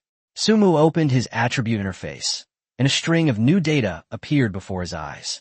Name: Sumu. Occupation: blacksmith level, LV3 strength, 30 stamina, 35 speed, 35 spirit, 50 skill. Blacksmithing LV1 talent, divine inspiration, divine inspiration. When forging equipment, a mythical attribute will always be added. Level 3 already? Yang Tian and the others exclaimed in surprise. This speed was too exaggerated. Sumu smiled and thanked them. Without their help, he would probably only level up once, even if he worked hard all day. An ordinary classmate would probably still be fighting a small monster, but he had already leveled up 3 times. Yang Tian patted him on the shoulder. Don't mention it, it's what we should do. In that case, let's keep grinding. Yang Tian was full of energy. Sumu suppressed his excitement. He was now only hoping to reach level 5 as soon as possible and unlock new skills. For the next few hours, Sumu followed the main group, constantly grinding monsters and leveling up. Finally, as dusk approached, he reached level 5. Ding! New skill acquired. Refinement. Sumu's heart skipped a beat, and he quickly checked the skill details. Skill: refinement, effect, improves equipment quality. The higher the skill level, the greater the improvement. Skill: forging LV2, talent, divine inspiration. When forging equipment, a fixed mythical attribute is added. Sumu almost cheered out loud. The refinement skill meant that his equipment would undergo a qualitative change. I've obtained a new skill called refinement, he excitedly told everyone. Refinement? It can improve equipment quality? Does that mean my revolver can be upgraded too? Yang Tian asked in surprise. Sumu nodded. That's roughly the idea. Yang Tian's expression immediately turned serious. This skill is too important. We must report it immediately. Wang Junlei tentatively asked, should we put the upgrade on hold for now? Yang Tian nodded. We must bring Sumu back to the military region for a unified decision by higher authorities. Inside the conference room of the Imperial Capital Military Region, the leaders had already received Yang Tian's message in advance. Old Xia, do you know what Yang Tian is going to say this time he's back? The white-haired leader asked. Grandpa Xia shook his head. I asked Wang Junlei, and he only said that Sumu awakened a new skill. A new skill? And all that secrecy? Everyone looked puzzled. Wang Junlei said it's too big to explain over the phone. Yang Tian has to report personally. Hey, Old Xia, isn't your granddaughter quite familiar with Sumu? Why don't you just ask her? Old Xia looked disgusted. She's been busy moving lately, going to be a teacher at a military academy. She doesn't have time for that kid. You old fox, using your beauty to recruit talent. You're really cunning. Old Xia smiled without saying a word, then retorted, You could send your granddaughter too? All right, you don't have a granddaughter.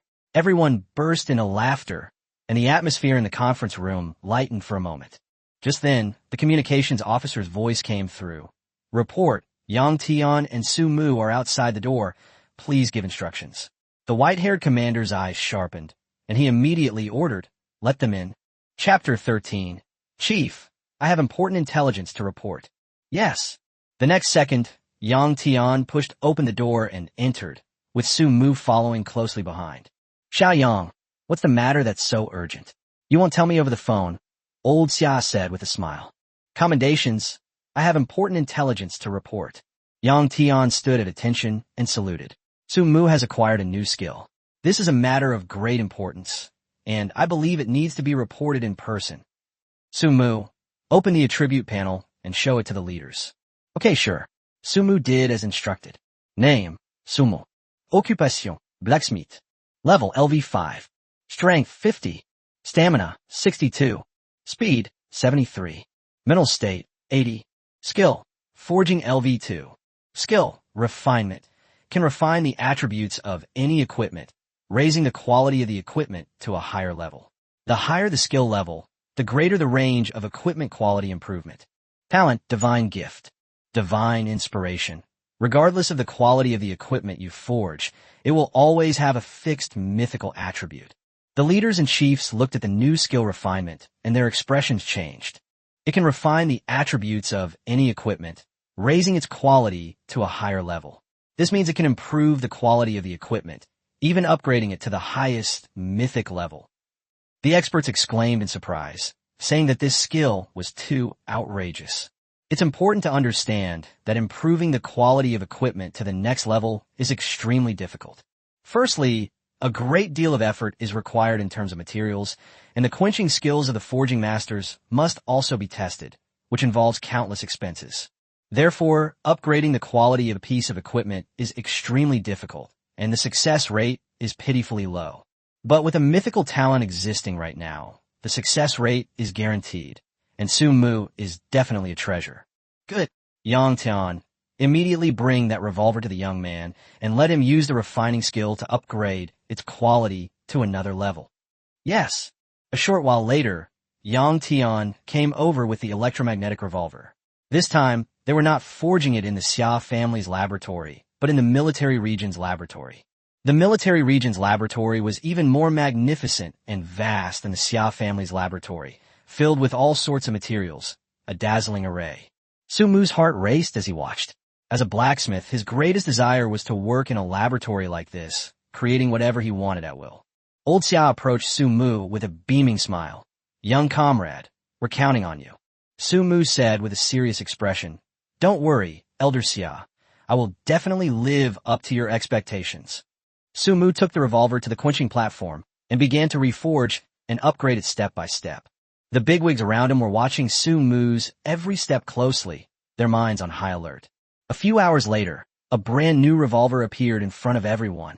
The revolver now had some patterns on it, making it look even more dazzling, and the patterns seemed to be wrapped with infinite power. The moment the weapon was completed, the entire laboratory experienced an earthquake, and the weapon emitted a brilliant light that illuminated the entire laboratory. Within that radiant light, a figure appeared and disappeared.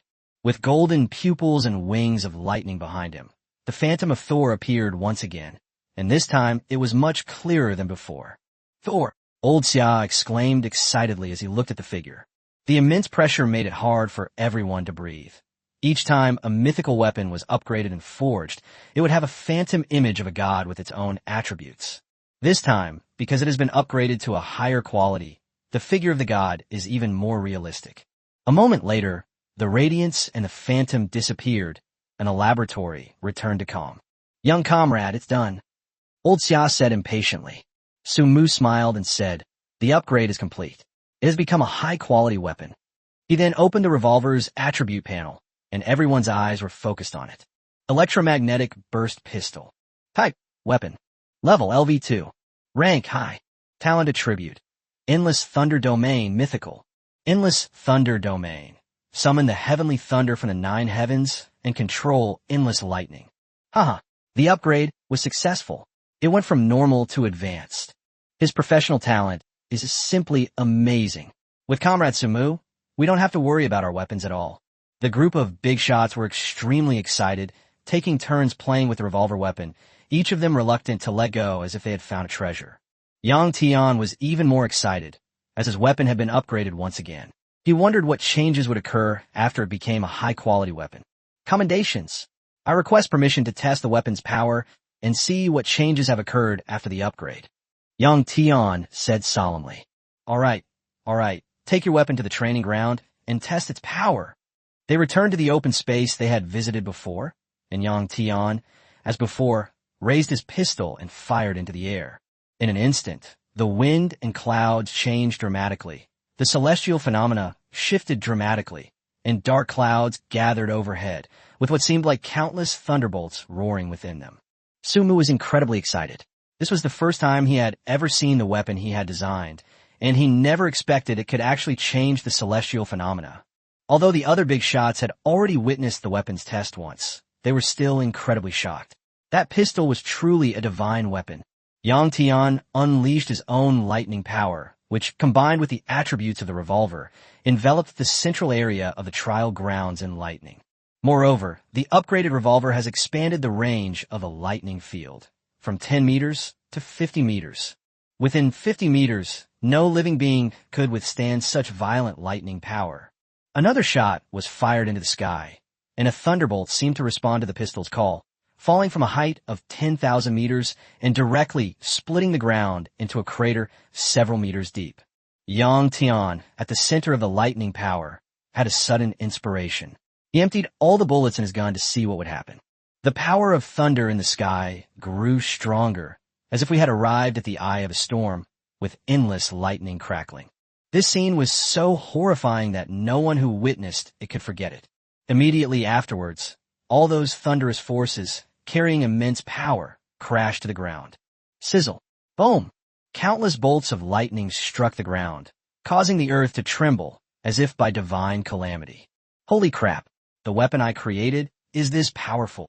Sumu was shocked, looking at the mythical attribute pistol, his body and mind trembling with excitement.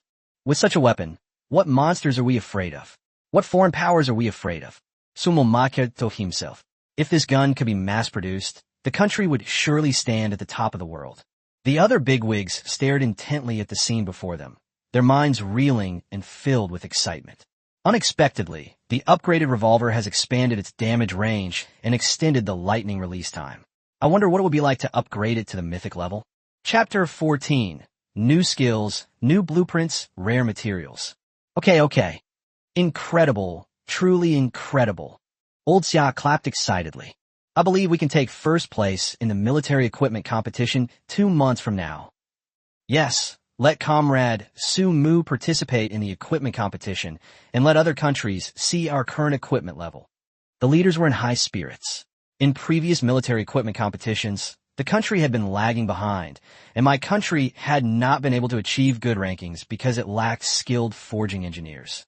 With Sumu around, the country can now gain a better international reputation. Sumu's expression shifted as he overheard the leaders' conversation. He felt somewhat insecure. Other countries had advanced blacksmiths, while he was merely a level 5 blacksmith. Distinguished leaders, the refined skill appeared after I reached level 5. Moreover, new skills and blueprints will appear every few levels, and I might even get more weapon blueprints then. I just heard you talk about the international equipment competition. I think I'm not qualified to participate in the competition at only level 5. Hearing Sumu's words, the big shots didn't care at all. Elder Xiao laughed and said, upgrading is easy. Yang Tian, take your student and bring Xiao Su into the secret realm to continue leveling up. Make sure Xiao Su's level is high enough to unlock another skill or weapon blueprint. Yes. Upon receiving the order, Yang Tian immediately took Sumu to upgrade. Inside the large secret realm outside the school, the military once again imposed martial law today, which greatly displeased a group of students. Damn it, what's going on? They threaten military control every other day. What are they trying to do? Didn't I hear that it's because of that Sumu that he's like this? Why does a good-for-nothing get such preferential treatment? I protest. There must be something fishy going on here. Shoo, keep your voice down, the troops are coming. In the distance, an army came in jeeps, and Su Mu was sandwiched between the soldiers, his face beaming with smiles. Many students recognized him and looked at him with resentment. Damn, that's the kid. The army kicked us out because of him. What makes him so special? Even the most serious people wouldn't do this. He's attracted national attention without saying a word. Sigh. Who knows if he's some kind of official's son who came here to experience life. Now he's not pretending anymore. Comparing yourself to others will only make you miserable. Upon entering the secret realm, Yang Tian looked at his men and shouted, Brothers, your recent achievements have been recognized by the higher-ups. They said that everyone will receive a commendation, which will be recorded in your files and used as a standard for future promotions and rewards. The soldiers below were extremely excited. They knew that such merit was very rare in peacetime, and it was an honor that would stay with them for a lifetime. Even though they have high ranks now, few of them have earned their positions through merit.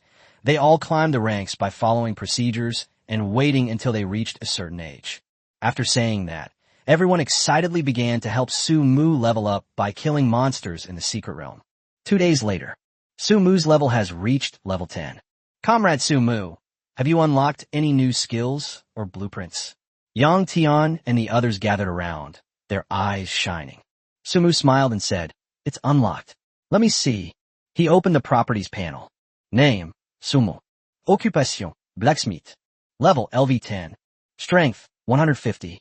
Stamina, 100. Speed, 110. Spirit, 200. Skill, forging LV3. Skill, refinement. Can refine the attributes of any equipment, raising the quality of the equipment to a higher level. The higher the skill level, the greater the range of equipment quality improvement. New skill, enchantment. Can add a mythic level affix to any equipment, and the higher the skill level, the more affixes can be added. Talent, divine gift. Divine inspiration. Regardless of the quality of the equipment you forge, it will always have a fixed mythical attribute. Su Mu also obtained a new blueprint called the Quantum Generator. Enchantment. It can add a mythic level affix to any piece of equipment. Holy crap, is this going to defy the heavens? This is outrageous. Even a shotgun could trigger a thunderbolt. The surrounding soldiers were very surprised and envious of Su Mu. It was just as the saying goes, he is destined to be an official. He doesn't need to study. He was born a child of good fortune, something others could only envy. Not only that, there's also a blueprint that says Quantum Generator, Su Mu said with a smile. Everyone's eyes lit up once again. What's that for? A soldier asked. Instead, Yang Tian pondered for a moment and quickly came to a conclusion. I don't know what this thing is. It should be some kind of protective shield. However, this thing has very limited uses. At most, it can be used to defend a small attic, and it cannot withstand too much attack. Otherwise, it will be in danger of breaking. Moreover, it consumes a huge amount of energy. It can defend against ordinary people, but it is not very effective against some powerful people who have undergone job advancement. This thing isn't really that useful for us who are changing jobs, Yang Tian said, dismissing it as utterly useless. But he looked at Su Mu with shining eyes. Su Mu, this thing may be worthless in other people's hands, but its potential in your hands is unimaginable. While others might not know, Yang Tian did. After Su Mu's modifications, a small revolver acquired mythical attributes and could summon heavenly lightning. Moreover, the revolver was made of ordinary materials. Who knows what would happen if a top-tier item were made using top-tier materials? Su, just tell me what materials you need to make this thing, and the country's resources will be available to you. Su Mu smiled and immediately listed a whole bunch of materials needed. 500 gene of 7-colored energy crystals, 1,000 gene of 9-colored glazed stones with a purity of up to 99%, 500 gene of magnetic levitation iron. As Yang Tian listened to these materials, his heart trembled. These materials were sold by the gram, but now they were being sold in quantities of hundreds of kilograms. These materials are not only expensive, but also produced in small quantities. The world produces less than 10 tons of them each year, and the national reserves may not even be many tons. Finally, there's one rainbow, sky mending stone. Su Mu said, revealing the last material, and Yang Tian's brows furrowed instantly. What is this thing? I know about the others, but I've never even heard of the last one. Yang Tian scratched his head. I'll go back and talk to the leaders to see if they have this. Don't worry, Sumu. The government will definitely help you solve the material problem. Sumu looked at him gratefully. Please, Instructor Yang. Chapter 15. The Siege of the City by Monsters. Military Region Base. Rainbow Skymending Stone? What is that? I've never heard of it before. A big shot in the conference room looked puzzled. He had lived most of his life and had never even heard of the name of the material. I do have a vague recollection of it. I came across this in a book before, Old Xia pondered. Old Xia, tell me quickly, what is that thing, and where did you get it? After pondering for a while, Elder Xia slowly explained, Rainbow Skymending Stone is an extremely rare elemental material, used as an energy source. It can drop from Earth-type magical beasts. Many big shots were very excited. That's great. We thought it could only drop from some secret realm boss. This makes things much simpler. Let me finish. Elder Xia stopped others from interrupting. Although all Earth-type magical beasts can drop it, the drop rate is 1 in 10 million. A hush fell over the scene. Someone's face twitched. What kind of damn drop rate is this? Does this thing even exist? The chance of it dropping only lies in defeating 10 million Earth-type magical beasts, leaving the powerful figures present with a severe headache. Before long, the white-haired old man, the highest-ranking military leader, said with a firm look in his eyes, make 2 preparations. One is to force it out, and the other is to keep an eye on the international market, gather information from various sources, and see if there is any news about the Rainbow Skymending Stone. How are we supposed to farm this? There's nowhere for Earth-type monsters to congregate. It's all monsters of various attributes gathered together, and we don't have enough manpower, someone questioned. How about this? Mobilize the professionals in the capital and have them only farm Earth-type monsters. I don't believe that millions of combat personnel can't farm this thing. Old Xia gave his answer. The moment this suggestion was made, everyone present had a bright idea. It was a good idea. There were millions of combat professionals in the capital. Quantity can lead to quality. All right, let's do it that way. I'll go inform the top leader and have the mobilization order issued as soon as possible. When Sumu returned to school, there was a strange atmosphere as soon as he entered the classroom. All his classmates stared at him as if he were a monster. Sumu felt uncomfortable all over, especially Lin Yang and Yi Shui. Their eyes seemed to want to devour him. Just then, the homeroom teacher, Xia Ran, arrived and smiled sweetly at Sumu. Sumu, you're here. Sit down quickly. I've come to inform everyone that the combat class teachers are all out during this self-study period. After saying that, he turned and left. But they didn't completely leave. Xia Ran kept secretly observing Sumu from the window. Sumu had completely changed. Not only has her temperament changed dramatically, but her overall mental outlook has also improved significantly, and she has become much more confident and cheerful. She remembered what her grandfather had told her, to get closer to Sumu and try to bring him into the family. Thinking of this, Xia Ran blushed. Grandpa is really something. He's not even an adult yet, and he's asking me to take the initiative to get close to him. What am I supposed to do? In a secret realm on the outskirts of the capital, there is endless yellow earth. This is the place with the most Earth-type magical beasts and the most intense battles. Normally, this place is covered in yellow dust, and few people come here. But today the secret realm is packed with people. Everyone came here to fight monsters after being called upon. Yang Tan, Wang Junlei, and others were also grinding monsters here when they vaguely noticed something was wrong halfway through. Oh Wang, look at the sky, why is it so red? Yang Tian looked up and saw that the sky seemed to be stained with blood, a red that made people tremble. Wang Junlei looked up at the sky, his brows furrowed. He had a bad feeling. The professional has killed millions of magical beasts here. Could it be that he has angered some terrifying being? Never mind him, let's keep fighting. Wang Junlei was a soldier. He would meet force with force and water with earth, focusing only on the objective and ignoring everything else. Before long, people were cheering loudly. It's out.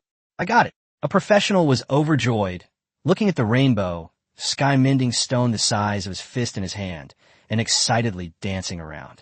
The shout immediately attracted the attention of everyone around. Wang Junlei and Yang Tian's eyes lit up. Countless people had been fighting here for a day and a night, and now it had finally come to a head. It seemed that having more people was indeed an advantage. The professional who got the rainbow stone didn't notice the strange looks from the people around him. You know, everyone here is here, killing monsters with their faces to the ground and their backs to the sky. Why can you get it, but we can't? The dark side of humanity is on full display at this moment, with negative emotions such as jealousy and resentment taking over the mind. Get him! A day later, Sumu received a notification that the rainbow skim-mending stone had been found and all the materials for the experiment had been prepared, and he was to go to the military region's laboratory as soon as possible. Furthermore, the government assigned him some blacksmiths to assist him, with the aim of ensuring that a true divine weapon could be forged. Sumu arrived at the laboratory and saw a round diamond on the experimental table emitting a 7-colored rainbow. This should be the sky-mending stone. Sumu was deeply moved. He knew exactly how precious such materials were. They were practically unavailable on the market. It was something the entire city had mobilized to find for him. Sumu believed that he was highly valued by the country and that he could not let the country down. He quickly got busy. The manufacturing process of a quantum generator was many times more advanced than that of a revolver. The two were simply not on the same level. The generator's internal structure and circuitry were so complex that the blacksmiths assisting them were completely bewildered and unable to offer any help. You have to understand that they are all master craftsmen with at least 20 years of forging experience, but now they are like primary school students, completely clueless about what to do. Knowing their difficulties, Sumu said apologetically, "I can manage by myself. You can go and rest." After the assistants left, Sumu was busy alone in the laboratory. It took her several hours to finally get some of the circuits working. It's too slow for one person to do this. It would take at least a day to complete. Outside, alarms were blaring in the streets and alleys, but the soundproofing in Sumu's laboratory was so good that he couldn't hear anything coming from inside. Outside, someone shouted through a loudspeaker, "A beast tide! A large number of monsters are about to attack. Everyone evacuate immediately." The news reached every corner of the capital, and people were panicked, their faces showing despair.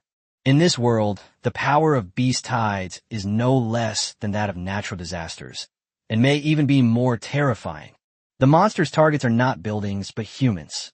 Their terrorist operations are aimed at tearing apart human bases and wiping out humans.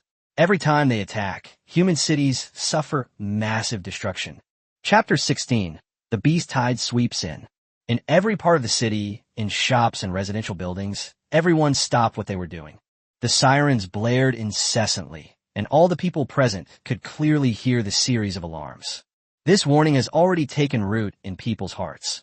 Monsters are about to launch a massive attack on the city. The familiar beast tide is coming. Yang Tian, who was sitting in his office, suddenly stood up. It had been many years since he had heard the alarm for a beast tide. When was the last large-scale attack by monsters?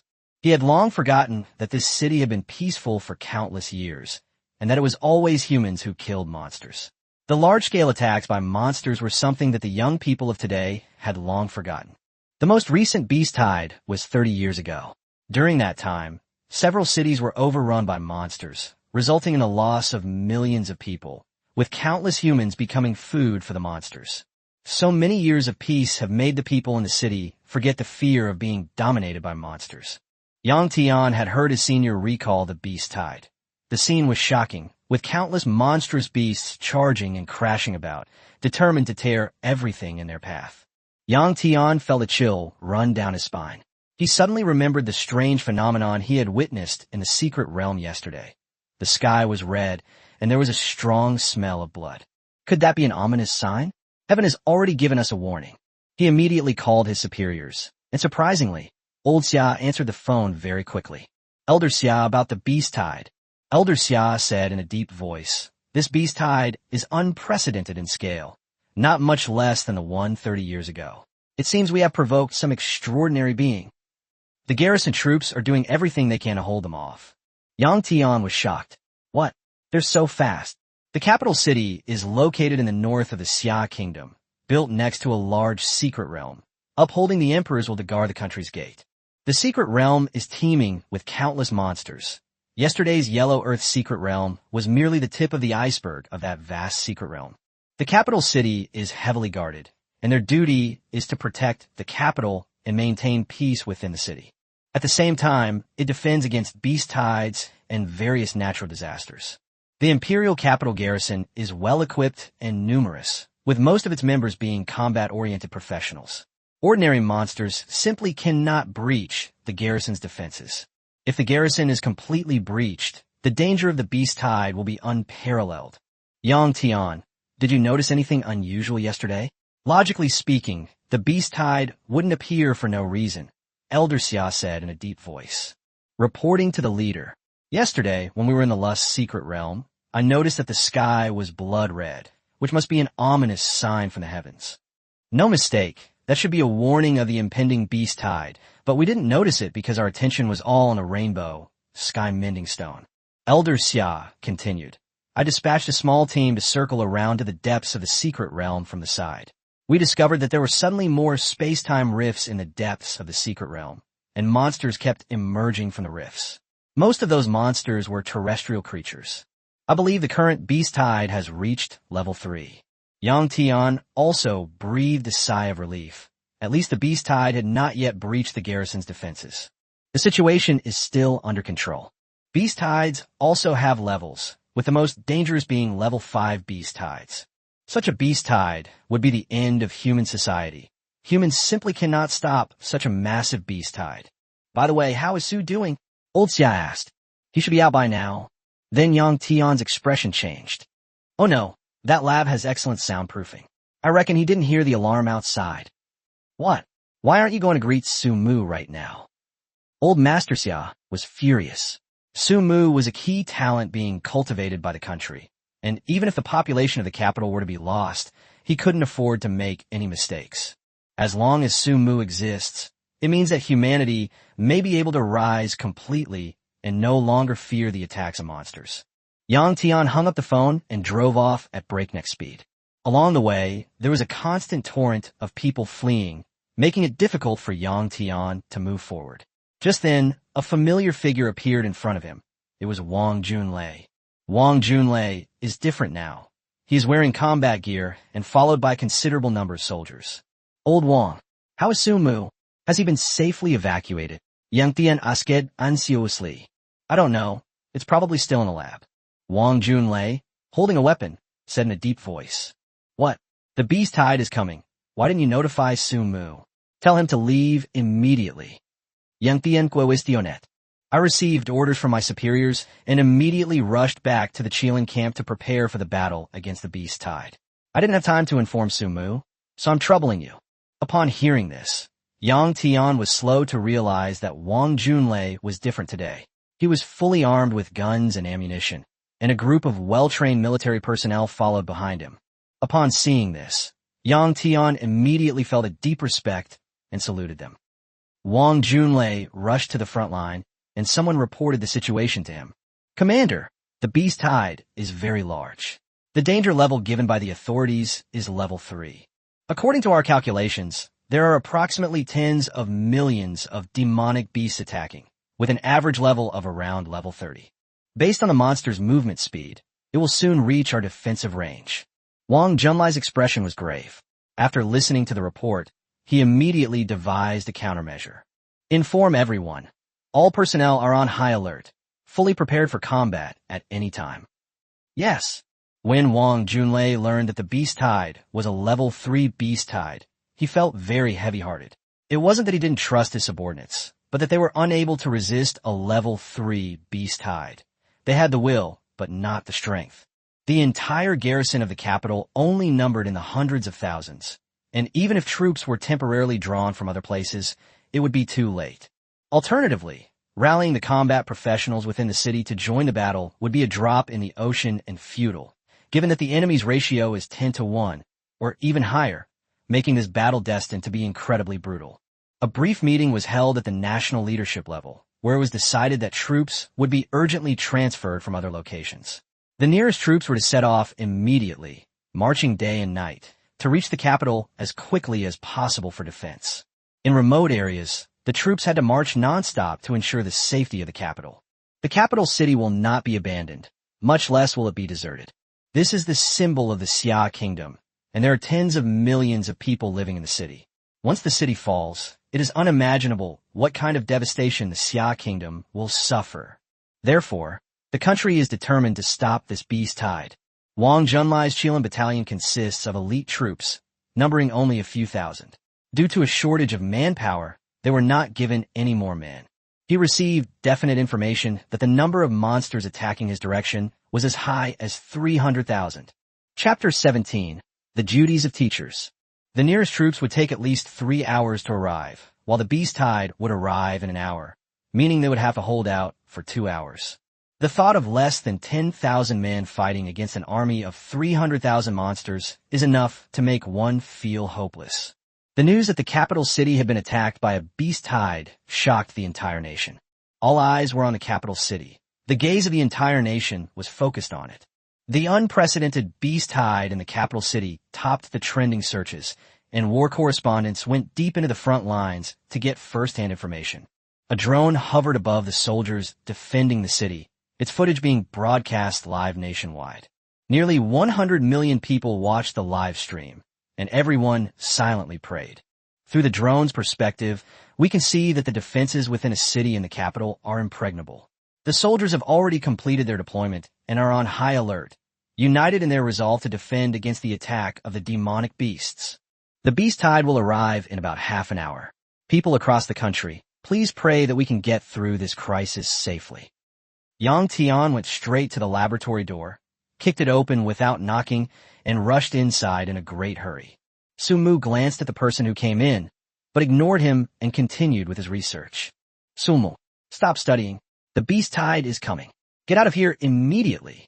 Yang Tian grabbed Su Mu's arm, trying to take him away. But to his surprise, Su Mu pushed him away and shook her head. The experiment is at a critical stage.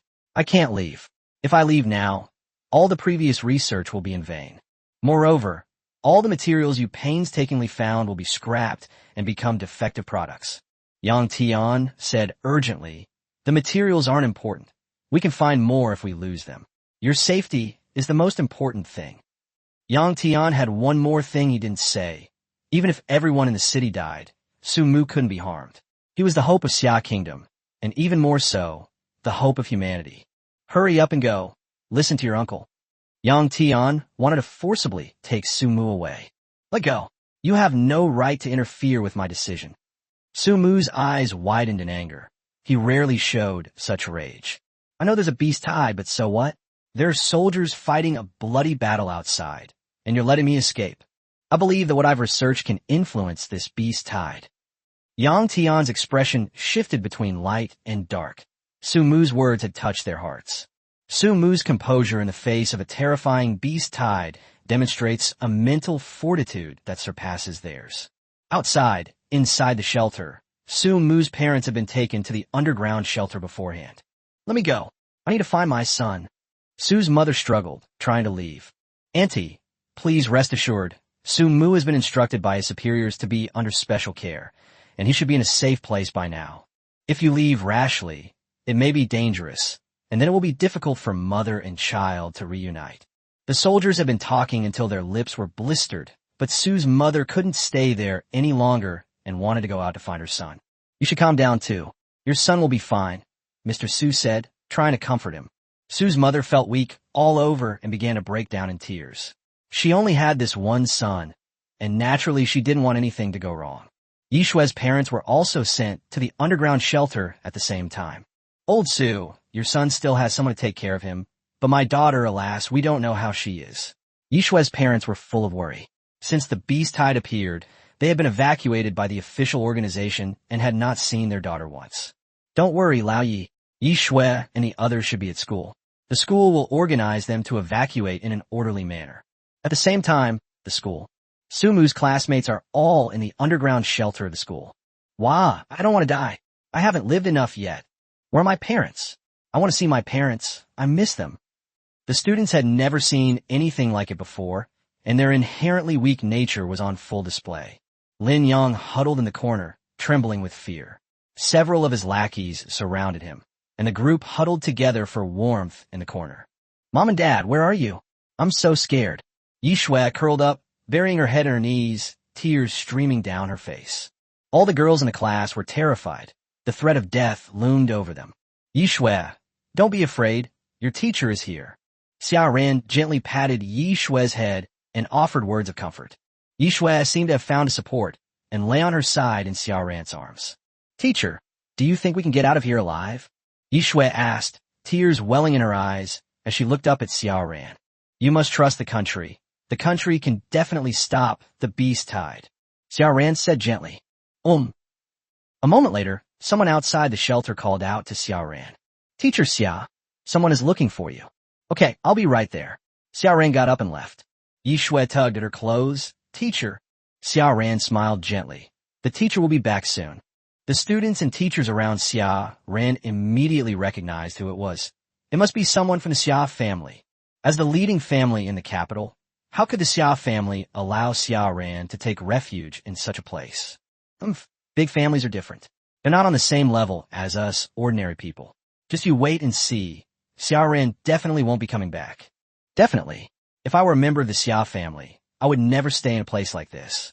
I would definitely leave the capital and go to a safe place. The whispers and malicious glances of those around Xia Ran watched her leave. Xia Ran heard their voices clearly, but she remained expressionless and walked straight through the crowd. Outside, Xia's father arrived in a helicopter to personally pick up Xia Ran. Upon seeing Xia Ran for the first time, Xia's father greeted her cheerfully. Xia Ran, come here, come with daddy. Xia Ran remained silent, quietly approached her father, and shook her head, saying, No, I won't leave.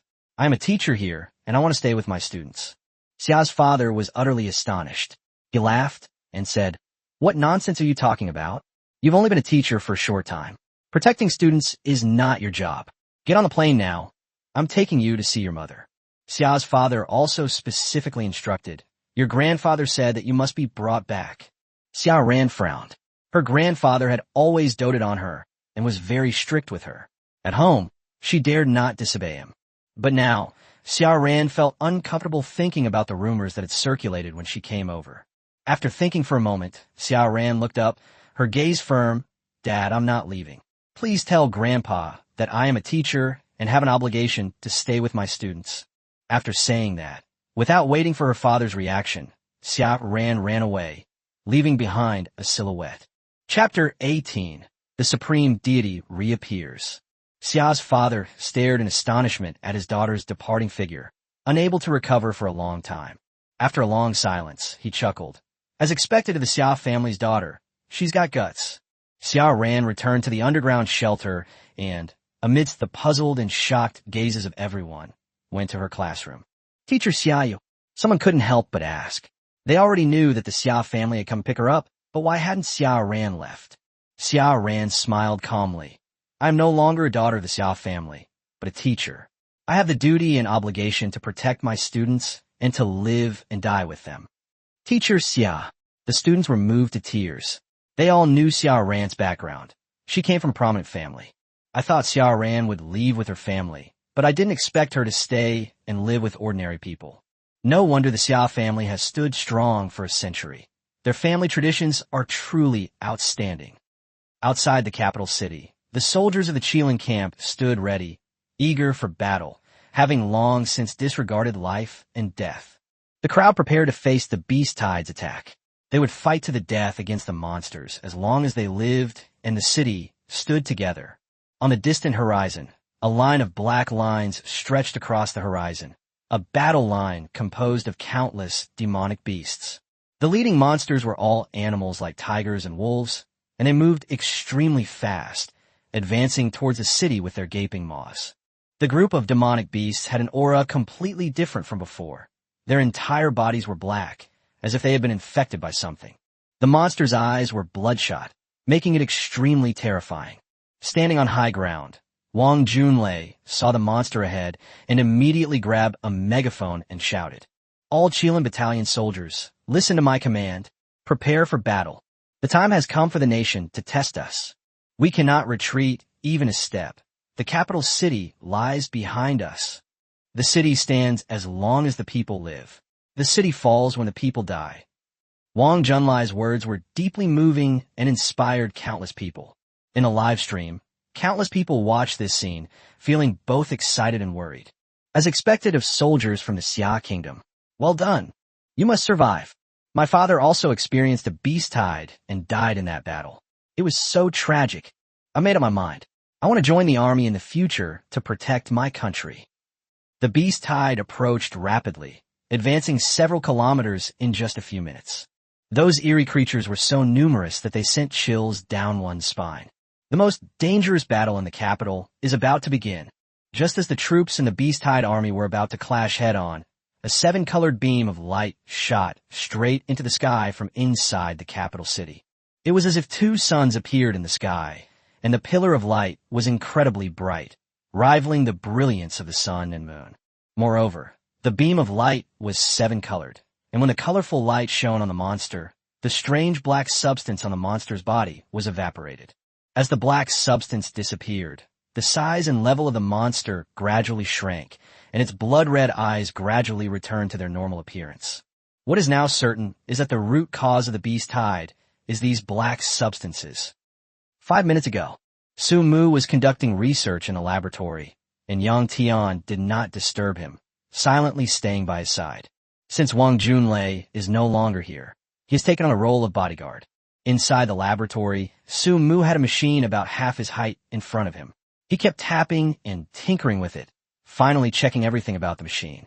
Yang Tian paced back and forth anxiously, unable to calm down in the room, and would occasionally go out to check on things. The once bustling streets were now deserted.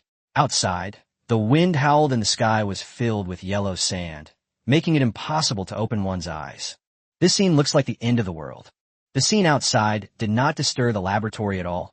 Su Mu was completely focused. Nothing in the outside world can affect him. After a series of checks, Su Mu breathed a sigh of relief, finally finished. Yang Tian turned around in surprise. He had been under immense pressure lately, and every minute and every second had been incredibly difficult. He glanced back and saw the machine in front of him. The machine had a strange shape and must be the quantum generator. What's the purpose of this? Yang Tian asked curiously. Su Mu smiled mysteriously, went outside, and turned on the switch. In an instant, a beam of light shot straight into the sky, so bright that Yang Tian couldn't open his eyes. As soon as this ray of light appeared, the sandstorm and howling winds instantly stopped, and a clear blue sky appeared. Moreover, a pale blue barrier appeared, blocking out the sunlight. Then, two suns appeared in the sky, and those two suns kept getting bigger like a pair of eyes. This is the appearance of a supreme deity far larger than the previous revolver. Above the capital, a divine phantom with a diameter of over 10,000 meters appeared. The two suns from before were his two eyes. The eyes of the supreme god looked down upon this land, and Su Mu felt a voice appear in his mind. It was as if a god was speaking to him. But Su Mu couldn't understand these words. He could only sense that the supreme deity seemed to be very excited. Yang Tian stared blankly at the figure, almost kneeling down. This figure was much larger than the divine figure on his revolver, and its outline was very clear, like a painting drawn in the sky. The deity displayed by the revolver was merely an illusion, far less real than this one. The soldiers defending the city were terrified when they saw the phantom in the sky. Even though they had experienced life and death, they were speechless when they saw this scene. The beast tide stopped completely at this moment, and wherever the god's gaze fell, all the demonic beasts knelt down in submission. Wang Junlei was shocked. All the monsters stopped in their tracks, as if they had become sitting ducks. He immediately ordered his men to open fire on the monsters. The barrage of cannon fire and arrows struck the monsters, killing them instantly. Even so, the monsters did not resist and allowed them to kill them. Wang Junlei immediately understood that this must be the mythical level equipment quantum generator that Su Mu had researched, which once again attracted the descent of the supreme deity. Under the influence of the supreme deity, the demons all submitted and dared not resist. Even if they get killed, they won't say anything. It's unclear how long this phenomenon will last, since the monster standing still presents an excellent opportunity. Wang Junlei immediately ordered, "Open fire at full speed. Annihilate all the monsters." The firepower below intensified, but Wang Junlei ignored it and focused on eliminating the monsters first. If the effect wears off and the monster attacks again, it will be too late to regret it. In a live stream, all the viewers were utterly shocked by this scene, and some even knelt down. What is that in the sky? A god? There really are gods in this world. Chapter 19, Land of Divine Blessing. Mommy, what did I see? Was that a god? Do gods really exist in this world? Countless comments appeared in the live stream. I will kneel first as a sign of respect. God, please bless my family with peace for the rest of our lives. I'm kneeling down before you. I really want to go to the scene and see that God with my own eyes. I feel like I could die on the spot. Is the capital a place blessed by the gods? That's outrageous. Which deity is that? Does anyone know who it is? On the other side, Su-Mu took the quantum generator and left the laboratory. This generator is already incredibly powerful just by looking at the materials used. It doesn't even need testing by gods. He carried the generator to the highest point in the capital, arriving at a mountain. He wanted to turn the generator to full power to see how far it could spread, enough to cover the entire city and stop the beast tide. Reaching the mountaintop, he looked down upon the capital and could see everything outside the city clearly. The troops' defensive lines and the sight of the beast tide being brought under control were clearly visible. Su-Mu pressed a button on the half-person high machine. The next second, a circular machine emerged from the center, emitting a white light that enveloped Su-Mu. The white light curtain spread outwards at an extremely fast speed, and within just a few breaths it directly enveloped the entire capital city. As the light spread to the beast tide, Su-Mu rotated the circular machine, and the light screen instantly became incredibly hard, transforming from an invisible ray of light into a physical entity. This would protect the capital from the beast tide. The illusory images of gods in the sky lasted for less than a minute before disappearing. All the strange phenomena disappeared, and the people in the city and those watching the live broadcast no longer knelt down. When they looked up again, they were completely bewildered. The phantom of the god was gone, and there was a white light curtain in the sky. Where did this thing come from? What is it? Countless questions lingered in the minds of the people, and no one could give a clear answer. This light screen, shaped like an upside-down bowl, is positioned directly above the capital city. The light on the screen flows, seemingly supported by a continuous source of energy. The light barrier appears to be a defense mechanism. Roar! The divine phantom vanished, and darkness returned. The controlled demonic beasts were once again corrupted by the darkness. Their size and strength greatly increased, and their red eyes reappeared. They launched another attack, and the beast tide surged once more. But unlike before, the monsters became dizzy and disoriented when they crashed into the light barrier. Moreover, the light barrier seems to have the ability to bounce back. The greater the impact, the greater the reaction force from monsters. Some of the monsters crashed into the ground, their heads bleeding profusely, and died on the spot. The greater the range of their attack, the greater the reaction force from the light barrier. Moreover, the powerful impact failed to damage the light barrier in the slightest, while the monsters were either killed or injured. Wang Junlei watched this scene with trepidation. Everyone, cease fire. Do not fire. Do not launch any form of attack. After witnessing what he had just witnessed, he realized that the light barrier possessed a unique characteristic. It had the ability to retaliate. If your own people launch an attack and it gets countered, that would be incredibly embarrassing. This light barrier was meant to protect them, but they got injured because of their own mistakes. They brought this upon themselves and have no one to blame but themselves. Outside the light screen, yellow sand flew, a strong wind blew, and thick dark clouds appeared in the sky, accompanied by lightning and thunder. Soon after, it started to rain heavily. However, none of the raindrops fell inside the capital city. The light curtain blocked the sky and also kept the raindrops outside. Not only that, a bolt of lightning streaked across the sky and struck the light barrier hard. The light barrier only deformed slightly to block the lightning, and then quickly returned to its original state without being affected in the slightest. Wang Junlei was extremely surprised to see this scene. What material was this light barrier made of that could actually withstand the attack of lightning? Who could break through such a property? Outside the light barrier, the monsters showed no signs of giving up, launching wave after wave of attacks. Those demonic beasts seemed fearless of death, charging forward one after another, trying to tear a hole in the light barrier. But their attacks had no effect whatsoever. The bodies of the dead monsters emitted rays of light and flew toward a certain place in the capital. The soldiers felt a great sense of satisfaction watching the monsters die. They loved seeing them unable to have what they wanted. The massive light barrier instantly gave me a sense of security. With such a defense, who could possibly get hurt? Su Mu was very satisfied with the light screen generated by the quantum generator. The effect exceeded his expectations. Countless experience points flew from outside the city to him. This light screen was like a game cheat code, allowing him to level up effortlessly while lying down. Behind him, Yang Tian stared at the particle generator, his eyes wide with shock. He should have realized it sooner. The moment Su Mu unlocked the quantum generator, he should have realized just how outrageous this thing was in Su Mu's hands. Ordinary generators can only cover 1 square meter at most, but this one in front of us actually covered the entire city and could even withstand powerful attacks. This thing is truly incredible. The data was terrifying. It felt like living in a dream. Incredible, the area covered is too large. With such a large area, I wonder how much energy it consumes and how much the shield value is diluted. Yang Tian looked worried and began to fret.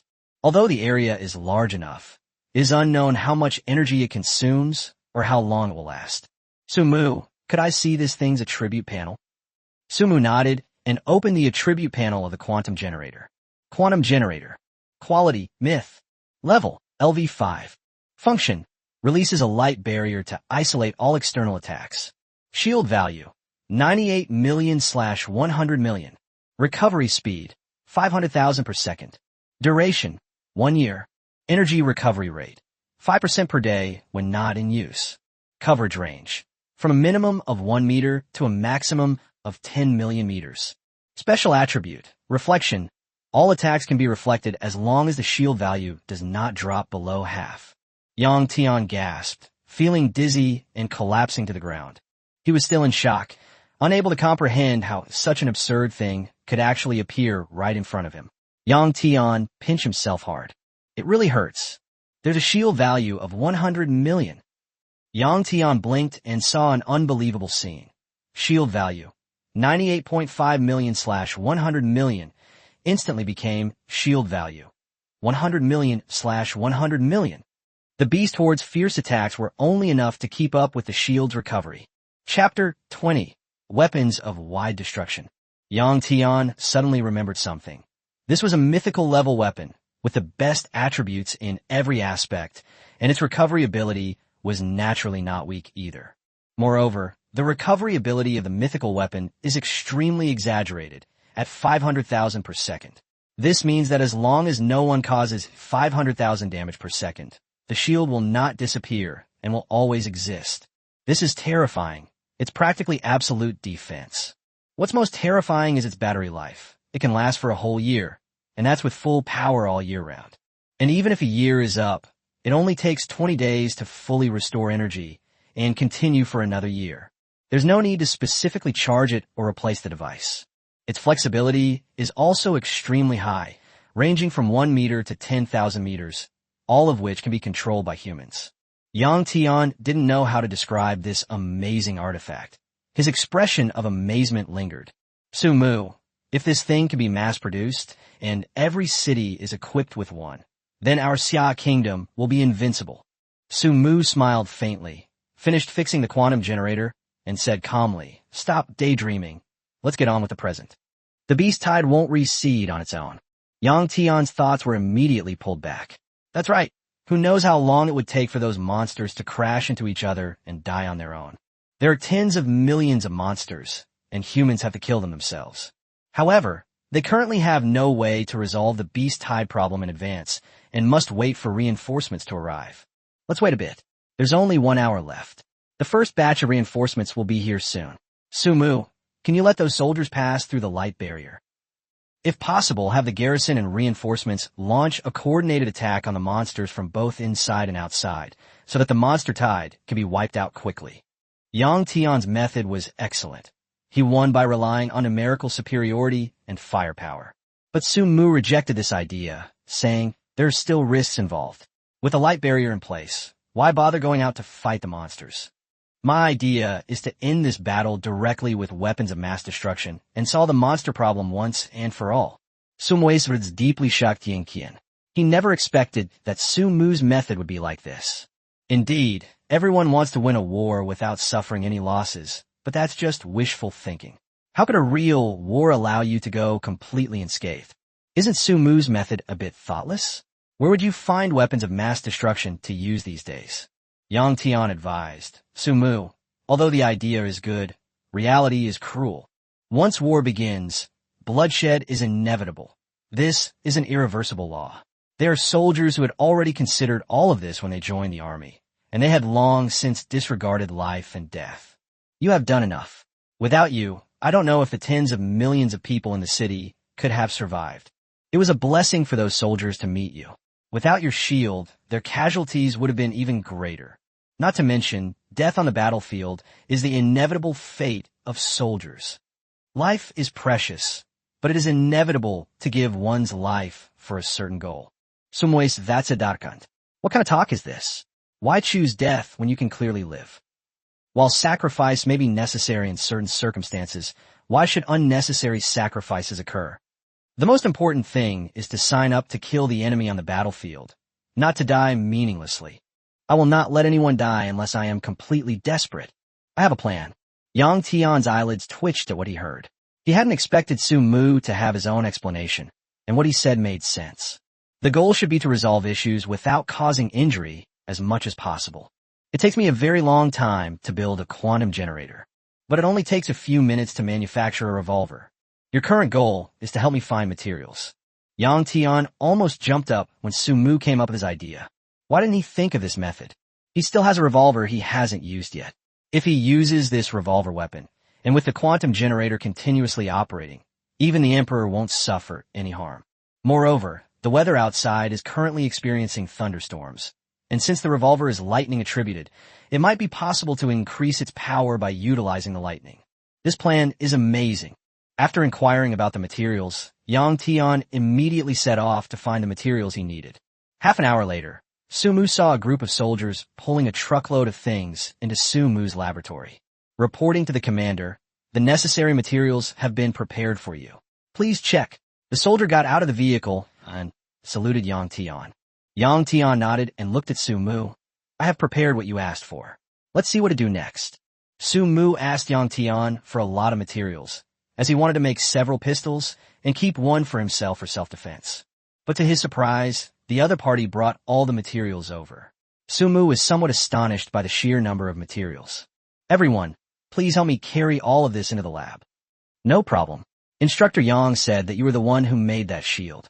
We were all unharmed thanks to that shield. We soldiers should all thank you for that shield. Mr. Su, my name is Hui Ba. If you need anything, just let me know and my brothers and I will do our best to help. Hu Ibo salutid sumo. Although they had long been prepared to die, they were still very excited to have survived. When Yang Tian asked him to transport the materials, he told the squad leader the whole story, and the squad leader was very moved. Su Mu's words struck a chord with them. No one wanted to die. It was always something they had no other choice. But if you can survive, you should choose to live. Su Mu spoke up for them, which made him their confidant. In return for saving Su Mu's life, Hu Iba did her a favor. After they helped Su Mu move the materials to the laboratory, everyone left and stood guard at the laboratory door, not letting anyone disturb Su Mu. The live stream outside is providing coverage. The viewers watching the live stream had very strange expressions. It was clear from the live stream that their worldview had been greatly shaken. Is this a state-secret defensive formation? It feels so powerful. The beast hide can't break through this shield at all. I wonder how thick this shield is and how long it can last. With this shield, I feel like this beast tide will pass by easily. I still feel it's a bit risky. That's a level 3 beast tide. What kind of formation can last that long and withstand so many attacks? Chapter 21, Thunderous Might. The country's top officials were stunned by what they saw. They were prepared to fight to the death, but unexpectedly, a light barrier appeared and isolated all the monsters. The gods appeared, and a shield descended from the sky, completely enveloping the capital city. Could it be that the Xia kingdom was protected by gods?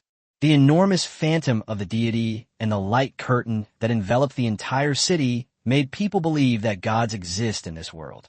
Half an hour later, escorted by Yang Tian, Su Mu drove a military vehicle to the defensive position outside the city. This was the territory of the Qilin camp, where Wang Junlei was stationed. Estiu then Su. Upon seeing Su Mu approaching, Wang Junlei came up to her from afar and extended his hand. Yang Tian had already told him on the way here that Su Mu had a way to solve the beast tide problem. They say they've created a batch of weapons that can wipe out all the monsters. Wang Junlei was extremely excited. He had long heard of the mythical level of forging talent, but he had never had the chance to see it. This time, Su Mu was finally going to demonstrate his talent. Brother Wang, find a group of soldiers whose attribute is lightning and have them gather here. I'll give your Qilin camp a gift. Wang Junlei looked at the military vehicle with some confusion. Brother Su, what are you carrying all of these? Yang Tian smiled and began unloading the cargo, which consisted entirely of revolvers. Wang Junlei looked puzzled. This was the gift Su Mu gave them? A revolver. What was it for? Old Wang, I know you don't like it, but pick it up and take a look at the revolver's specifications yourself.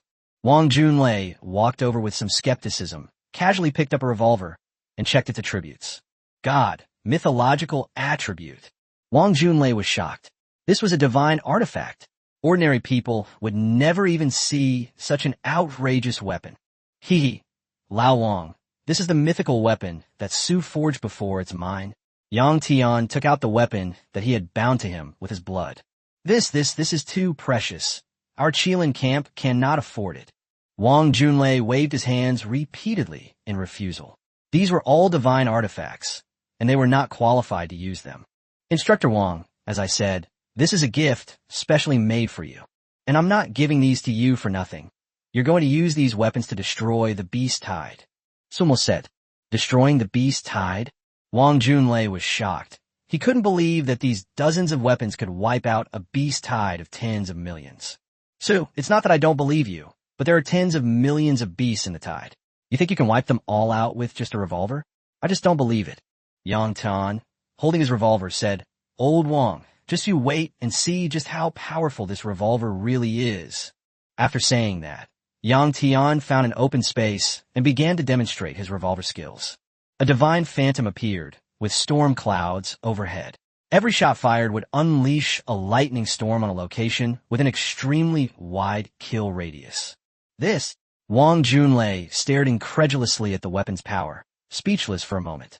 Instructor Wang, the weapon requires someone with lightning attribute to activate it, so I need you to bring some people over so they can collect the weapon. Besides, once the weapon is bound to you with blood, it will belong to you. Consider it a gift to you, Su Mu said with a smile. You've seen the power of the weapon. It might be a bit weak against tens of millions of monsters, but we can use the thunderstorm overhead to amplify its power and use the power of nature to directly annihilate all the monsters. Su Mu looked at the lightning storm overhead, the lightning raging, and the light screen was constantly being struck by lightning. Mythical attributes can be integrated and utilized with the universe, greatly increasing power. All right, Wang Junlei immediately summoned countless lightning attribute soldiers. Then he distributed dozens of weapons to them one by one, and Yang Tian taught them how to use them. Holy crap, a mythical weapon. I've never seen one like in my life. Where did the instructor get it? Does this all belong to us now? Wow, blood oath ceremony. I'll have a divine artifact too? It's a divine artifact. Our weaponry has surpassed that of the foreigners. Let's see how those foreigners will compete with us now. The soldiers were shocked to see the revolvers in their hands. These weapons were true divine artifacts, and the mythical attributes they possessed enhanced their combat capabilities many times over. Listen up, everyone. These weapons are given to us by Mr. Su Mu, but they weren't given to us for free. We're going to use these weapons to wipe out the beast tide. Do you all have confidence? Wang Junlei shouted in front of the soldiers. Have! The soldiers' eyes gleamed. They were joking. This was a divine weapon. It could kill anyone who stood in its way. What was so scary about a mere beast tide? The soldiers came outside the light screen, where Yang Tian led them to guide the heavenly lightning. The soldiers started their revolvers, and the dense storm merged together, enveloping the naturally formed lightning overhead. In the sky, Thor's phantom appeared once more.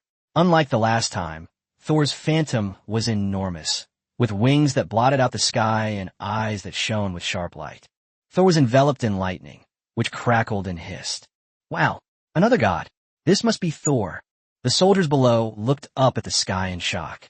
The phantom of Thor was much smaller than the previous one, and only people in this area could see it.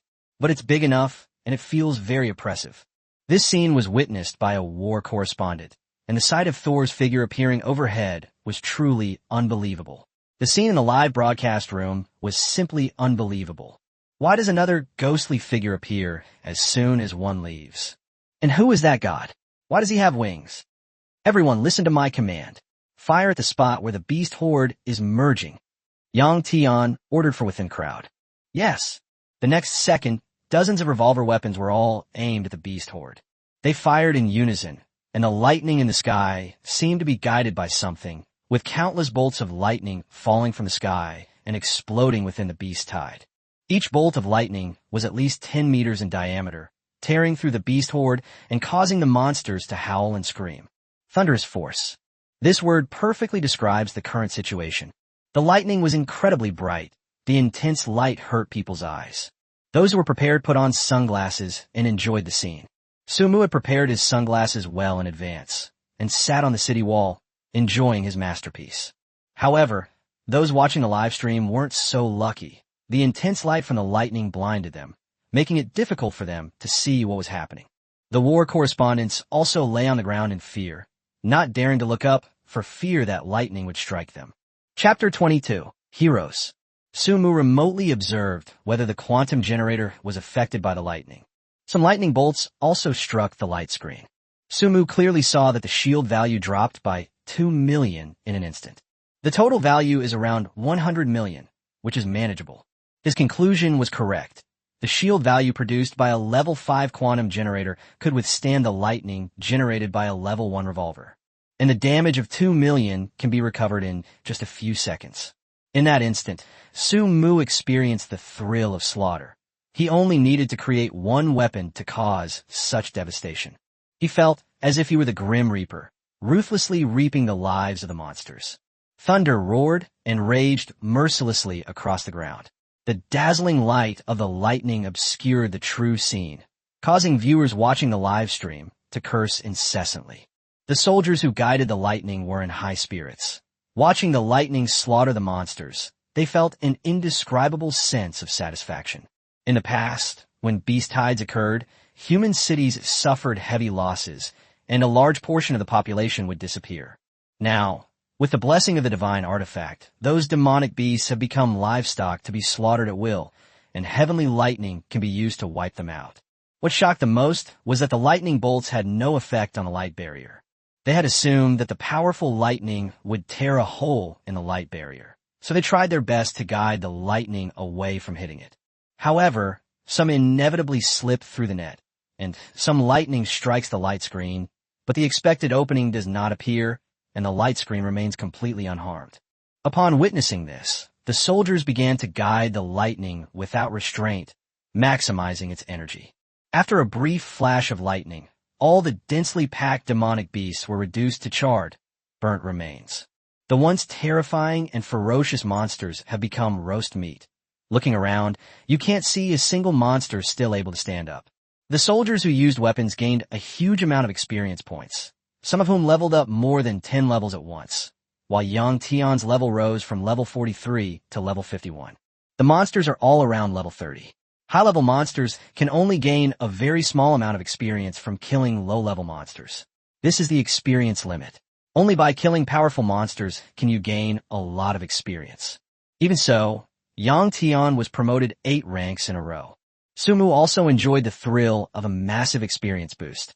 Some monsters died after crashing into the light barrier, which gave Sumu the opportunity to level up. With the experience boost, his level instantly jumped to level 10. Actually, it could go even further, but because the first job advancement quest wasn't completed, it can't level up. He also received a notification that he needed to complete a task in order to continue leveling up. And at this moment, the live stream screen was finally no longer a blinding blur. Once everyone can clearly see what's happening outside, a massive storm gathered overhead, and rolling lightning struck the beast horde. Under the onslaught of the lightning, no surviving monster survived. Millions of demonic beasts vanished completely, and the ground was gradually filled with large craters created by lightning strikes. Some believe that the capital city must have suffered considerable damage under such a powerful attack. However, what they saw in the footage was the city wall, which remained unharmed under the light screen. Outside the light curtain, everything was in ruins, but inside the light curtain, everything was unharmed. It looked exactly the same as before. Wang Junlei watched the scene unfold. The beast tide had finally ended. They created an unprecedented miracle. Human cities were completely unharmed by the beast tide, and the beast tide was defeated effortlessly. This is a miracle in human history. A miracle that no one has ever created before has been achieved by them. A level 3 beast tide, a miracle that it was repelled without a single person being injured. This battle is destined to be recorded in human history. From the warning of the beast tide to its end, it took less than 2 hours in total. Wang Junlei was keeping track of the time, which meant that troops from other locations would need another hour to arrive. The beast tide had ended completely, and they had achieved final victory. Wang Junlei was very excited and immediately gave instructions to his men. Report this to your superiors immediately, then issue a notice telling all citizens to go home. The beast tide is over. At that moment, Wang Junlei felt like he was living in a dream, and he pinched himself hard. It really hurts. All citizens, the beast tide has ended. Please return to your homes and evacuate from the underground shelters in an orderly manner. The capital is safe and sound. We have achieved final victory. On the ground, countless people ran out of the underground shelters, looking at the familiar streets and neighborhoods.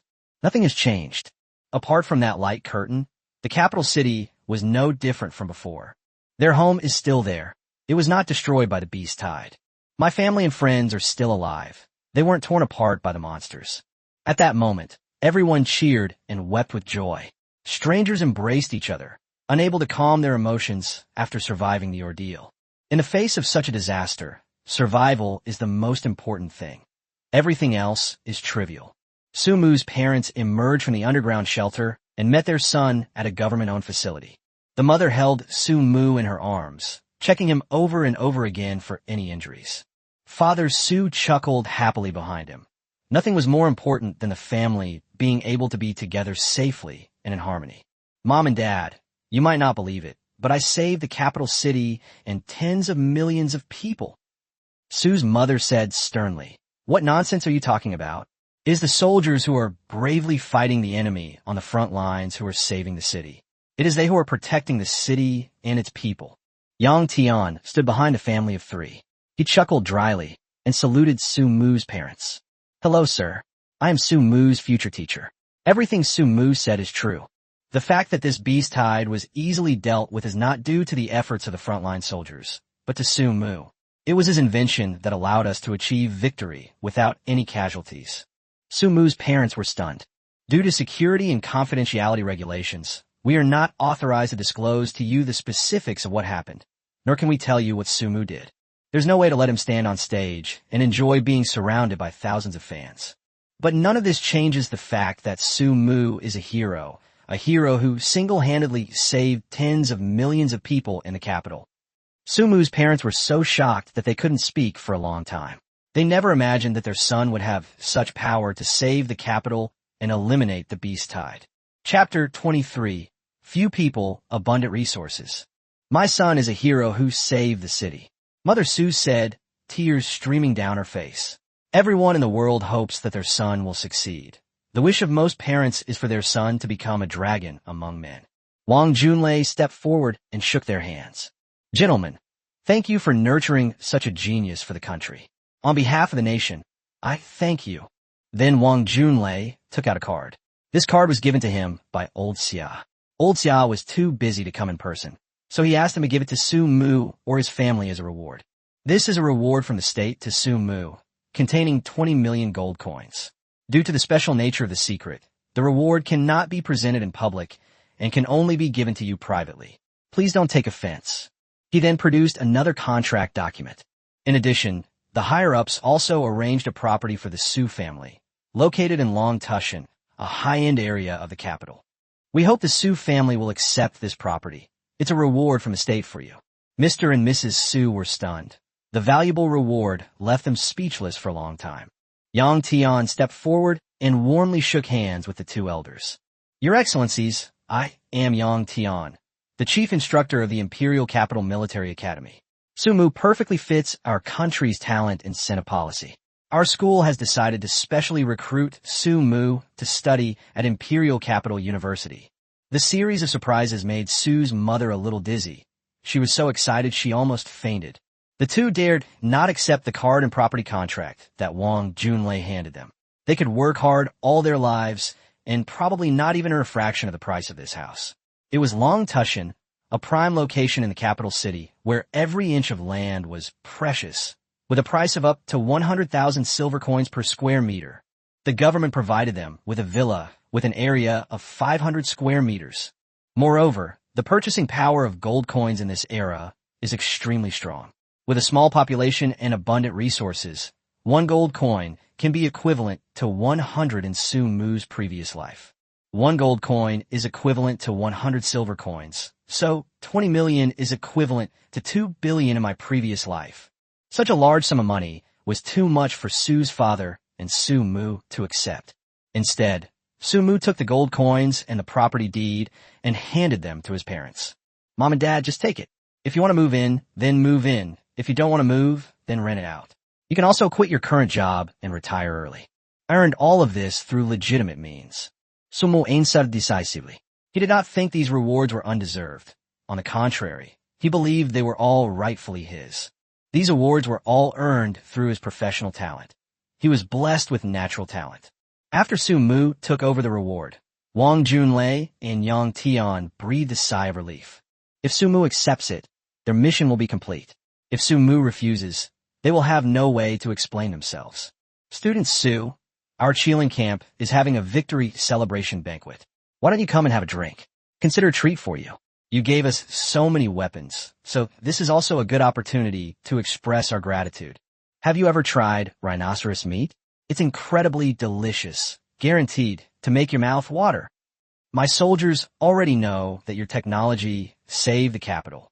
They all want to thank you in person, especially those with weapons who insist on toasting you. By the way, I also have a group of female soldiers under my command. They are all incredibly capable and beautiful, each one more stunning than the last, and their figures are absolutely gorgeous. Meanwhile, dozens of miles away from the capital, an army was advancing towards the capital with all its might. These people total about 50,000, but their speed is much slower. The people ahead were riding griffins, and in the distance, there were people driving military vehicles. The leader sat atop a griffin. His body was as strong as an ox. His face was dark, and he was covered in yellow sand as he shouted to the people behind him. Comrades, keep up the good work. We're almost at the capital. Our brothers in the capital are fighting a bloody battle. We can't afford to waste any time. Arriving even a minute earlier can save countless brothers on the front lines. The burly man's name was Shi Chong. He was the military commander in the Jiangyi region and had received orders to lead his troops to support the front lines. Griffins are much faster than military vehicles. The army riding griffins numbered about 5,000 and was at the very front of the column. They were marching at a rapid pace, while the main force arrived later. Griffins can increase their movement speed by 10%, so soldiers riding griffins are the elite of the army, with the goal of getting to the battlefield as quickly as possible. Wang Junlei and Shi Chong were comrades who graduated in the same class and served in the same unit. Shi Chong wanted to give his old comrade in arms a surprise. He planned to march 20 minutes faster than scheduled. After running for several miles, they could already see the outline of the city. Shi Chong's strength is at level 80 of the 4th rank, and his eyesight is extremely powerful, allowing him to see things more than a kilometer away. Seeing the city's silhouette on the horizon, Shi Chong was overjoyed. The city walls were still standing, which meant that they had not yet been attacked by the beast tide. But what puzzled Shi Chong was why there was a colorful light curtain above the city, and what exactly it was. Am I seeing things? As the distance between them closed, the others behind them also saw the colorful light screen. They all assumed it was some kind of new protective formation for the capital. But they had never heard of this formation before, and it looked extremely fragile, probably easily penetrated by a single spear thrust. When Shi Chong's army arrived over the capital, a shocking scene unfolded. Where's the beast tide? It's vanished. Why is there not even a single monster in sight of the promised level 3 beast tide? What happened? Am I drunk? Shi Chong refused to believe it and flew around the city wall. He didn't see any monsters, not even a hair of one. All he saw were large craters from the impact of some deadly weapons. They wanted to enter the city, but found that the shield seemed to be blocking their way. No matter how much they squeezed and deformed it, the light curtain remained unchanged. Shi Chong was furious. He was reinforcements. Who would keep reinforcements out? Shi Chong was extremely anxious. He had been given orders to provide support, but there was no sign of anyone. Could it be that his superiors were lying to him? That's impossible. Who would make such a pointless joke? Meanwhile, inside the city, the Qilin camp, which was holding a victory celebration banquet, noticed Shi Chong's army in the sky. Wang Junlei immediately noticed Shi Chong, who was leading the group, and said with a smile, "Old Shi, you're here. Come down quickly. Call your troops. Let's have a good drink. We won't leave until we're drunk tonight. Absolutely plenty of wine and meat." Shi Chong was furious. He had come from afar to provide support, and on a forced march, he almost drove the Griffins to their deaths. "And you're telling me you're here drinking and eating meat? What happened in Chapter 24?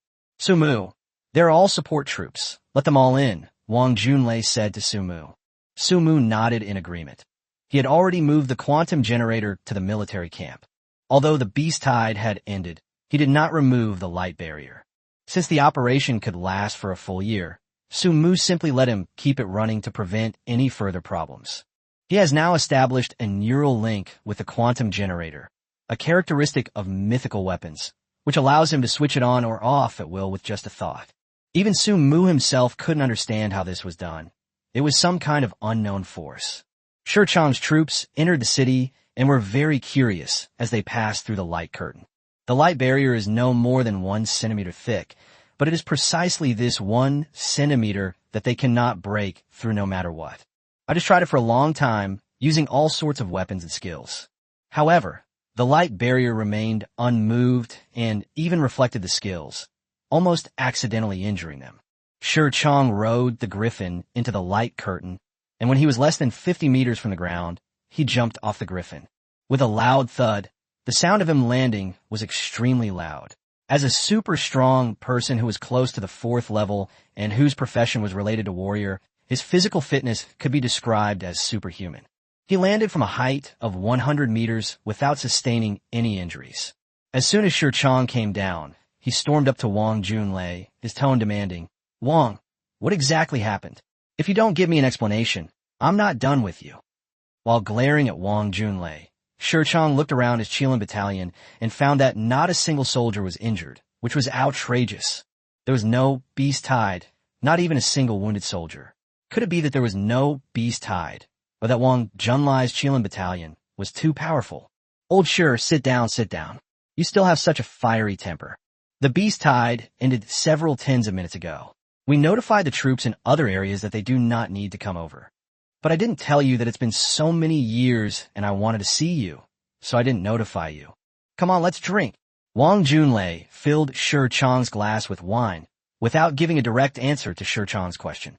"Get out of here right now. I don't have time to drink. I'm asking you, how exactly did the beast tide disappear? And what's with that shield outside the city?" Wang Junlei smiled mysteriously. "This is a military secret, and I have no right to disclose it."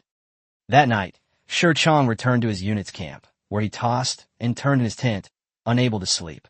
Shi Chong's mind was filled with thoughts of the beast tide. The more he encountered something he didn't understand, the more he wanted to know, and he couldn't sleep. Unfortunately, Wang Junlei refused to reveal a single word, no matter how much he pleaded with him. At this moment, his mind was full of questions. What exactly happened in the capital? Shi Chong wasn't completely unaware of anything. The fact that he had passed the test without injury in the capital was currently the most talked about topic on the internet. You can see it as soon as you open your phone. Many experts and professors in China are analyzing why Beijing was able to handle the beast tide so quickly. One of the biggest topics is whether the capital city is protected by gods. Legend has it that if a saint appears in a certain place, that saint will protect the local area. Where there are sages, whatever natural disasters or man-made calamities occur in that region, the gods will help the people overcome the difficulties in the unseen realm. The mysterious shield and the lightning outside the capital city don't seem to be the work of humans at all.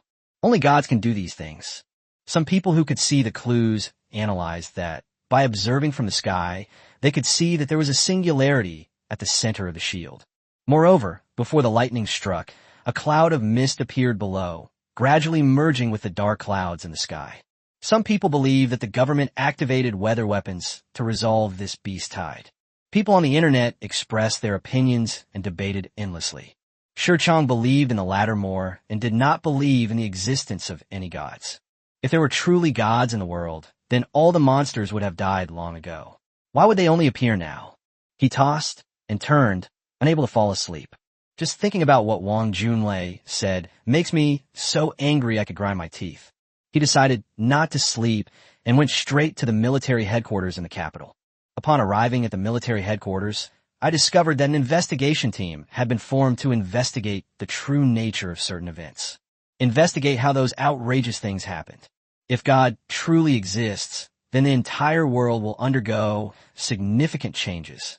Shurchong discovered that the head of the investigation team was his superior, so he shamelessly joined the investigation team as well.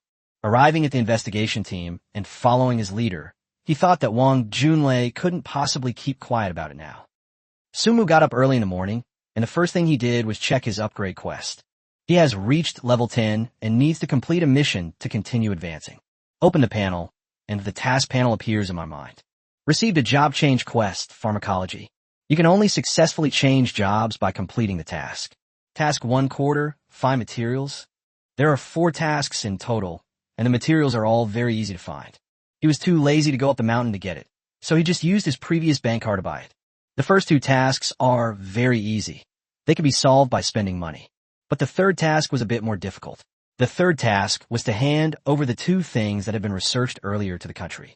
He found Xiaoran. The school had returned to normal, and students and teachers had resumed classes. Teacher Xiaoran was overjoyed to see Sumu because she knew some secrets. Sumu was the biggest contributor to this beast tide. Sumu, what brings you to school? Aren't you supposed to be in the lab? Teacher Xia, I've reached the first stage of the mission, which requires me to complete 4 tasks. I've already completed 2, and I need your help with the third one. Xiaoran looked pleasantly surprised. You've already reached level 10 so quickly? You know, the highest level the other students have reached is only level 3. How did you level up so fast? Sumu rubbed his nose. Well, for some special reasons, I leveled up relatively quickly. Sumu didn't know if Xiaoran knew that he had wiped out all the demonic beasts, so he didn't say it outright. Xiaoran smiled mysteriously. She knew very well that Sumu's level had increased so quickly because of the beast tide, but since Sumu didn't say anything, she wouldn't bring it up either. Oh, is that so? Is there anything I can help you with, Sumu? You know, I'll be taking up a post at the Imperial Military Academy soon, and we'll probably have more contact then. As she spoke, Xiaoran's face flushed slightly. Chapter 25. Handing over to the state. Sumu seemed not to have heard what Xiaoran said next, and continued to say to himself, Teacher, I have a job change mission, one of which is to do some things, and then Teacher Xia will help me hand them over to the country. Because it was Xiaoran who helped him communicate with Elder Xia, which led to his current situation, Sumu immediately thought of Xiaoran when he thought of contacting the country. What is it? Xiaoran asked curiously. Immediately afterwards, Sumu took out a revolver and a quantum generator. The quantum generator is the same one as before, now handed over to the state. The revolver is his own. He'll build another one when he has time. In the afternoon, Sumu received a message that the mission was completed. Complete the third mission to unlock the first job advancement and view new technologies. Sumu breathed a sigh of relief. Each completed stage of the job change quest would unlock a new skill or a new recipe blueprint. However, you can't see the specific recipe, you can only see the name.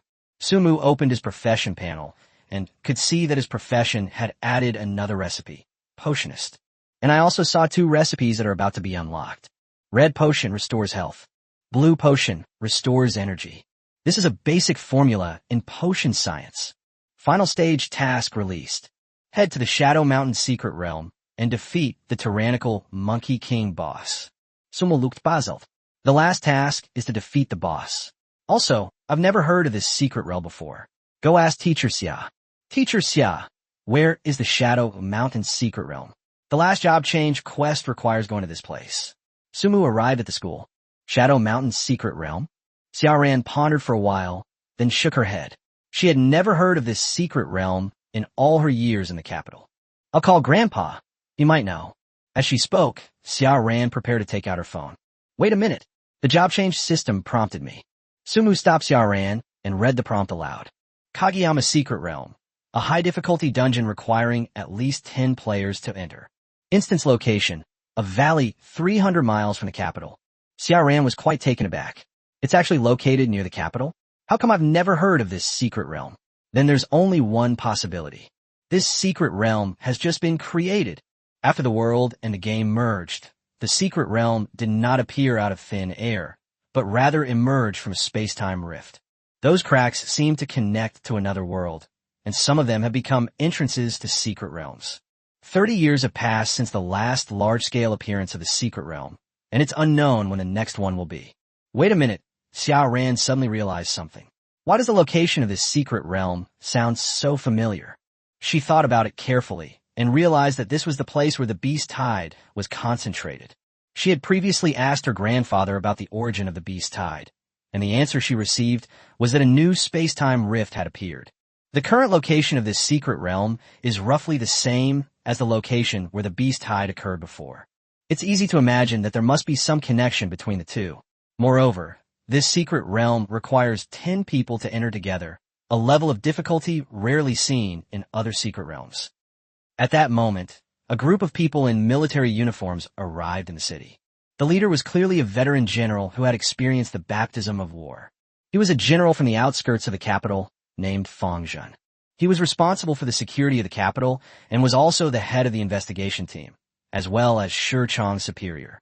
His operation was highly secretive because everyone above was in a strange silence about it, and no one revealed the details. Especially old Xia, who told him with a smile, "If you want to know the truth, go and investigate it yourself. We won't say anything." This puzzled Fang Zhen greatly. Was there something he couldn't know?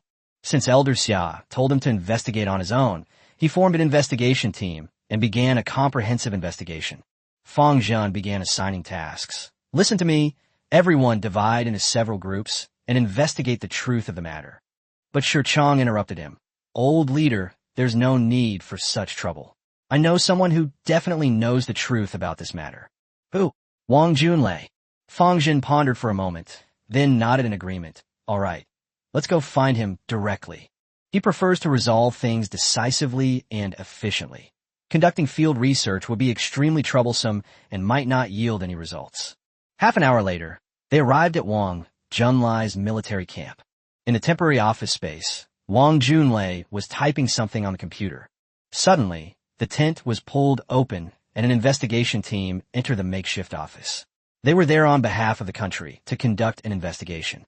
Wang Junlei stopped typing, and Fang Zhenliang showed his identification, saying seriously, "Captain Wang, I'll take up some of your time. We need to investigate some matters concerning the beast tide." Wang Junlei suddenly laughed. I had already prepared a report on this matter and was ready to submit it. But since you're here, I won't bother with any reports. Let's just get straight to the point. Writing reports is such a hassle.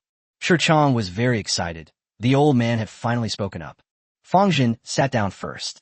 It seems Shi Chang was right. You do know the truth. The first question is, did God help you overcome the beast tide crisis? Wang Junlei gave him a strange look, then burst into laughter. You're overthinking it. If God could help me, I would have already wiped out all the monsters in the world. Fang Zhen looked up, somewhat disappointed, and continued to ask, so how do you deal with the beast tide? Wang Junlei smiled mysteriously. Although God did not explicitly help us, God guided us. Upon hearing this, everyone's eyes lit up, and the investigation team pricked up their ears, not wanting to miss a single detail. You're here to investigate why the beast tide disappeared, right? That's simple, I can tell you, but you must sign an absolute confidentiality agreement. If you violate it, you'll die instantly. As he spoke, Wang Junlei took out a confidentiality agreement from the drawer and placed it on the table. It's called a set of regulations, but it's actually a contract. Both parties need to sign the agreement with their own lifeblood, and they can't reveal any details for the rest of their lives unless they get permission. Otherwise, they will suffer a curse or divine punishment, and those who cannot withstand it will be annihilated, body and soul. Is the information here top secret? The investigation team saw Wang Junlai's name on a contract. What do you think? Let me tell you, I'm not the only one who signed a contract, even those above me. Wang Junlei said mysteriously, pointing to the sky. At this point, Fang Zhen finally understood why the higher-ups had remained silent about this matter. It turned out to be true. Chapter 26. Can I see him? Because of the contract, they cannot disclose it to outsiders at will, which is why Elder Xia told them to investigate it themselves. Realizing the importance of this matter, the members of the investigation team did not hesitate. They all wrote their names on the contract. They made a cut with their fingertips and dripped the blood onto the contract. They were all high-ranking officials of the country, loyal and unafraid of such a contract. All right, can you tell us now? Wang Junlei put away all the contracts and said to the group, I'll show you something, and then you'll understand what happened. Wang Junlei left the camp, followed by members of the investigation team. They arrived at a barracks, which was guarded by hundreds of soldiers who were protecting something important. As soon as you enter the warehouse, the temperature inside drops significantly. High outside temperatures could potentially affect the materials used in the weapons. Only a moderate temperature can maintain the durability of a weapon. After all, it contains a divine artifact, so there's no room for carelessness. Although these artifacts already had owners, they still handed over all the weapons to be distributed when needed. Otherwise, if it were placed in the hands of an individual, something might go wrong. Wang Junlei led the way, with Shi Chang following behind, both with subtle expressions on their faces. You little rascal, I knew you were hiding some treasure. The group walked deeper into the area and opened a very secure box containing a revolver. Fang Zhen frowned subconsciously when he saw these weapons. What? This is what you wanted us to see? A revolver? Shi Chang said with dissatisfaction. Are you treating us like fools? What's so interesting about a broken revolver? I've seen plenty of those. The other members of the investigation team also looked at Wang Junlei with suspicion. If you asked what kind of gun soldiers hadn't seen, they really hadn't. Wang Junlei sneered.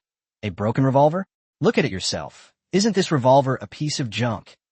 Fang Zhen stepped forward, picked up a revolver, and examined it closely. Wang Junlei stood quietly in place, a smile on his lips, waiting for their reaction. This. Fang Zhen's expression changed, his old face staring incredulously at the revolver in his hand. He began to hold it carefully, not daring to be careless in the slightest. Shi Chang was puzzled, so he picked up a revolver and examined it. Holy crap! Mythical attribute! Is this a divine artifact? Wang Junlei then spoke up. You all saw it, right? This isn't an ordinary revolver. It's a mythical grade revolver. Have any of you ever seen a weapon of this caliber in your lives? I'm afraid not. At most, you'll only see the legendary ones, but you'll never actually get your hands on a mythical weapon. Fang Zhen quickly asked, How is this revolver different from the ordinary one? How powerful is it? Power! Wang Junlei ordered his subordinates to bring the computer over. He opened a video on his computer, and everyone's heads swarmed around it. In a video, a group of people are standing together, with dark clouds gathering overhead. The next second, countless bolts of lightning appeared from the dark clouds and struck the horde of monsters. The thunder roared, making people dizzy. Incredible. Really? I understand. Is this how monsters are eliminated? Shi Chang said excitedly that he saw a lightning strike on a live TV broadcast, emitting a dazzling light. Wang Junlei nodded. That's right. It was Su Mu who created the mythical revolver, which completely wiped out this beast tide. Fang Zhen stroked those mythical weapons, his eyes filled with undisguised shock. He understood how much change these things would bring to the country if they were mass-produced. Etc. What did Wang Junlei just say? Someone's making it. Someone. Wang Junlei, what did you just say? This weapon was man-made. Fang Zhen exclaimed in shock. It didn't drop from a secret realm dungeon? Wang Junlei laughed. What high-level dungeon can drop this stuff? I guarantee I'll farm it nonstop, 24 hours a day. This thing was obviously man-made. Fang Zhen became increasingly agitated. Who? Who created this? Is it the Su Mu you mentioned? That's right. Who is he? I've never heard of him before. I know all the top engineers in the country. How come I don't know this guy? Where is that engineer? Can I meet him? Wang Junlei smiled slightly. All the top engineers are trash in front of him. He's just an ordinary high school student who's currently working on a job transfer. Fang Zhen was so shocked that his eyes almost popped out. He felt as if his senses had been shattered. What? He's still just a student? Wang Junlei spoke again. Don't you want to know how that shield that covered the entire capital came about?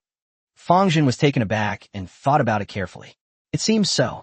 Without that shield, how could the capital have remained intact? That monstrous lightning could destroy the beast hide, and it could also destroy the capital.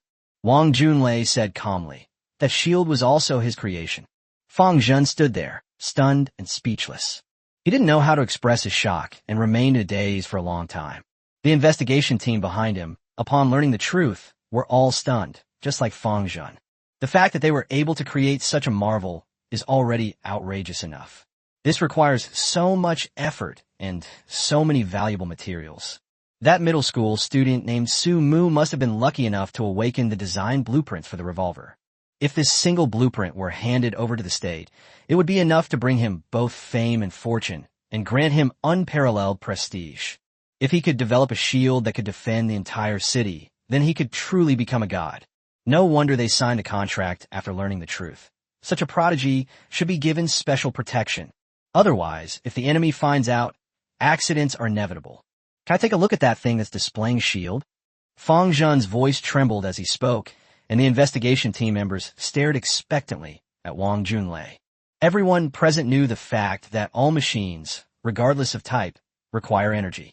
Energy consumption is required to create a shield, and the greater the consumption, the weaker the shield's defensive capabilities become. But with such a large energy consumption, how could it possibly withstand a beast horde and lightning? Unfortunately, we don't have any extra quantum generators. That one has already been handed over. However, he should be building another quantum generator right now. If you go there now, you might even see him conducting research, Wang Junlei said with a smile. Fang Zhen exclaimed with delight. Really? Then quickly take us to see him. Chapter 27. Meeting Su Mu. The group arrived at the laboratory door, and Wang Junlei cautiously knocked on the door from the outside. Su, are you busy right now? An investigation team from above has arrived and would like to meet with you. Fang Zhen waved his hand. If he's busy, we'll just wait outside. It's no problem. Fang Zhen's attitude was relatively polite, and he did not act arrogantly because of his age. But after waiting for a long time, no sound came from inside, and no movement was heard. Wang Junlei was quite surprised. As far as he knew, Su Mu was not the aloof type of person who would remain silent. Even if they don't want to be talked to, they'll at least let you know, instead of leaving you all hanging outside without saying a word. Suddenly, the laboratory door opened. Su Mu looked puzzled. Didn't I tell you to come in? What are you doing standing at the door? Grass. Wang Junlei just remembered that the laboratory is soundproof. Su Mu couldn't hear what the people outside were saying from inside, and they couldn't hear what Su Mu was saying either. The group entered the laboratory, with Yang Tian accompanying Su Mu. However, their attention was not on the person. They immediately noticed the round object that Su Mu had placed on the experimental table. Su Mu returned to his workstation, installed the last piece of hardware onto the sphere, and after a series of operations, Su Mu breathed a sigh of relief. It's finally done. Sure enough, copying a previous work is much faster each time than the first time. Last time it took half a day to build the quantum generator. This time it only took less than 3 hours. After Su Mu finished everything, Fang Hen walked up with a smile and offered his hand. Hello, Su. I am Lieutenant General Fang Zhen from Xiaohua. It's a pleasure to meet you. What a handsome young man. I heard you were the one who contributed the most to resolving this beast tide. A hero indeed, a young man indeed. Could you show us your quantum generator? Only at the very end did Fang Zhen reveal what he truly wanted to say. He simply wanted to see the divine artifact. Everything else was just polite talk. Su Mu was somewhat puzzled. Didn't the country know about his research? Why were they sending people over now? Didn't Elder Xia tell them? Forget it, I'll ask later. Let's deal with the immediate problem first. Now that the National Investigation Team has approached him, he must be treated well. Su Mu nodded. Okay, you can take a look. But don't turn it on. Fang Zhen nodded, then carefully examined the object. It was about half a person's height and had a decent weight, but it was difficult for one person to lift. Immediately after reviewing the data attributes, Fang Zhen was so shocked that he sat down on the ground, his face full of disbelief, repeatedly muttering, "How is this possible?" Wang Junlei looked at him with a maternal smile. Sure enough, anyone who saw any of Su Mu's weapons or equipment would try to take them with them. Fang Zhen sat on the ground and gasped. Terrifying attributes. These attributes are outrageous. I don't even know how to describe them. Fang Zhen's worldview was shattered, and he couldn't describe what he saw and heard even with all the words in his mind. What I saw was so breathtaking that it defies description. Mr. Su, are you familiar with manufacturing these two props? If I provide you with sufficient materials, can you guarantee a high success rate and ensure that every item produced is of mythical quality? Fang Zhen asked cautiously, afraid of hearing an uncertain answer. He was terrified that Su Mu's reply would be that he wouldn't succeed every time, and that it was just luck. Even so, Su Mu is still a national treasure, and his value is unparalleled, but all 10 people want to see the most perfect side. Su Mu did not answer. Instead, Yang Tian answered the question for him. Student Su Mu is extremely powerful. Mythical level weapons cannot be created by luck alone. To date, every creation he has made has been a great success. There has not been a single failure. Moreover, any item he creates will only have mythical attributes, not ordinary attributes. That's his professional talent. The investigation team members were stunned and couldn't come back to their senses for a long time. All the items they created had mythical attributes. It was as if God had fed them to them. Moreover, they were fed delicacies from the mountains and the sea, not just simple meals. It was as if they were afraid he wouldn't become rich and powerful. Fang Zhen trembled all over. If there hadn't been so many people around, he would have already knelt down before Su Mu. He knew he couldn't waste any more time there, and immediately told his colleagues, I need to go back immediately and report this to the top levels of the government. Fang Zhen then looked at Su Mu and said, Mr. Su, I believe the country will definitely not treat you unfairly. You will receive more resources and more protection. The country values a genius like you highly, even more so than the country's leaders. The investigation team, consisting of 10 people, included members from various departments, not just the military, but also those from the education, security, and professional alliance departments. Right now, they all have only one thought, to report this to their department leaders immediately. The investigation team members greeted them, wanting to leave as soon as possible. But Yang Tian suddenly spoke up. Everyone, Su Mu just told me that he is facing a difficulty and may need your help. Su Mu has reached the time for the job change quest.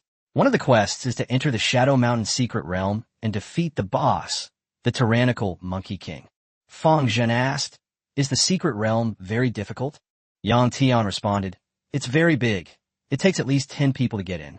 In the past, we would have selected 9 strong soldiers from the army to accompany Su Mu inside. But this time is different. This instance is one of the origins of the Beast Tide because a space-time rift suddenly appeared. We have very little information about this secret realm.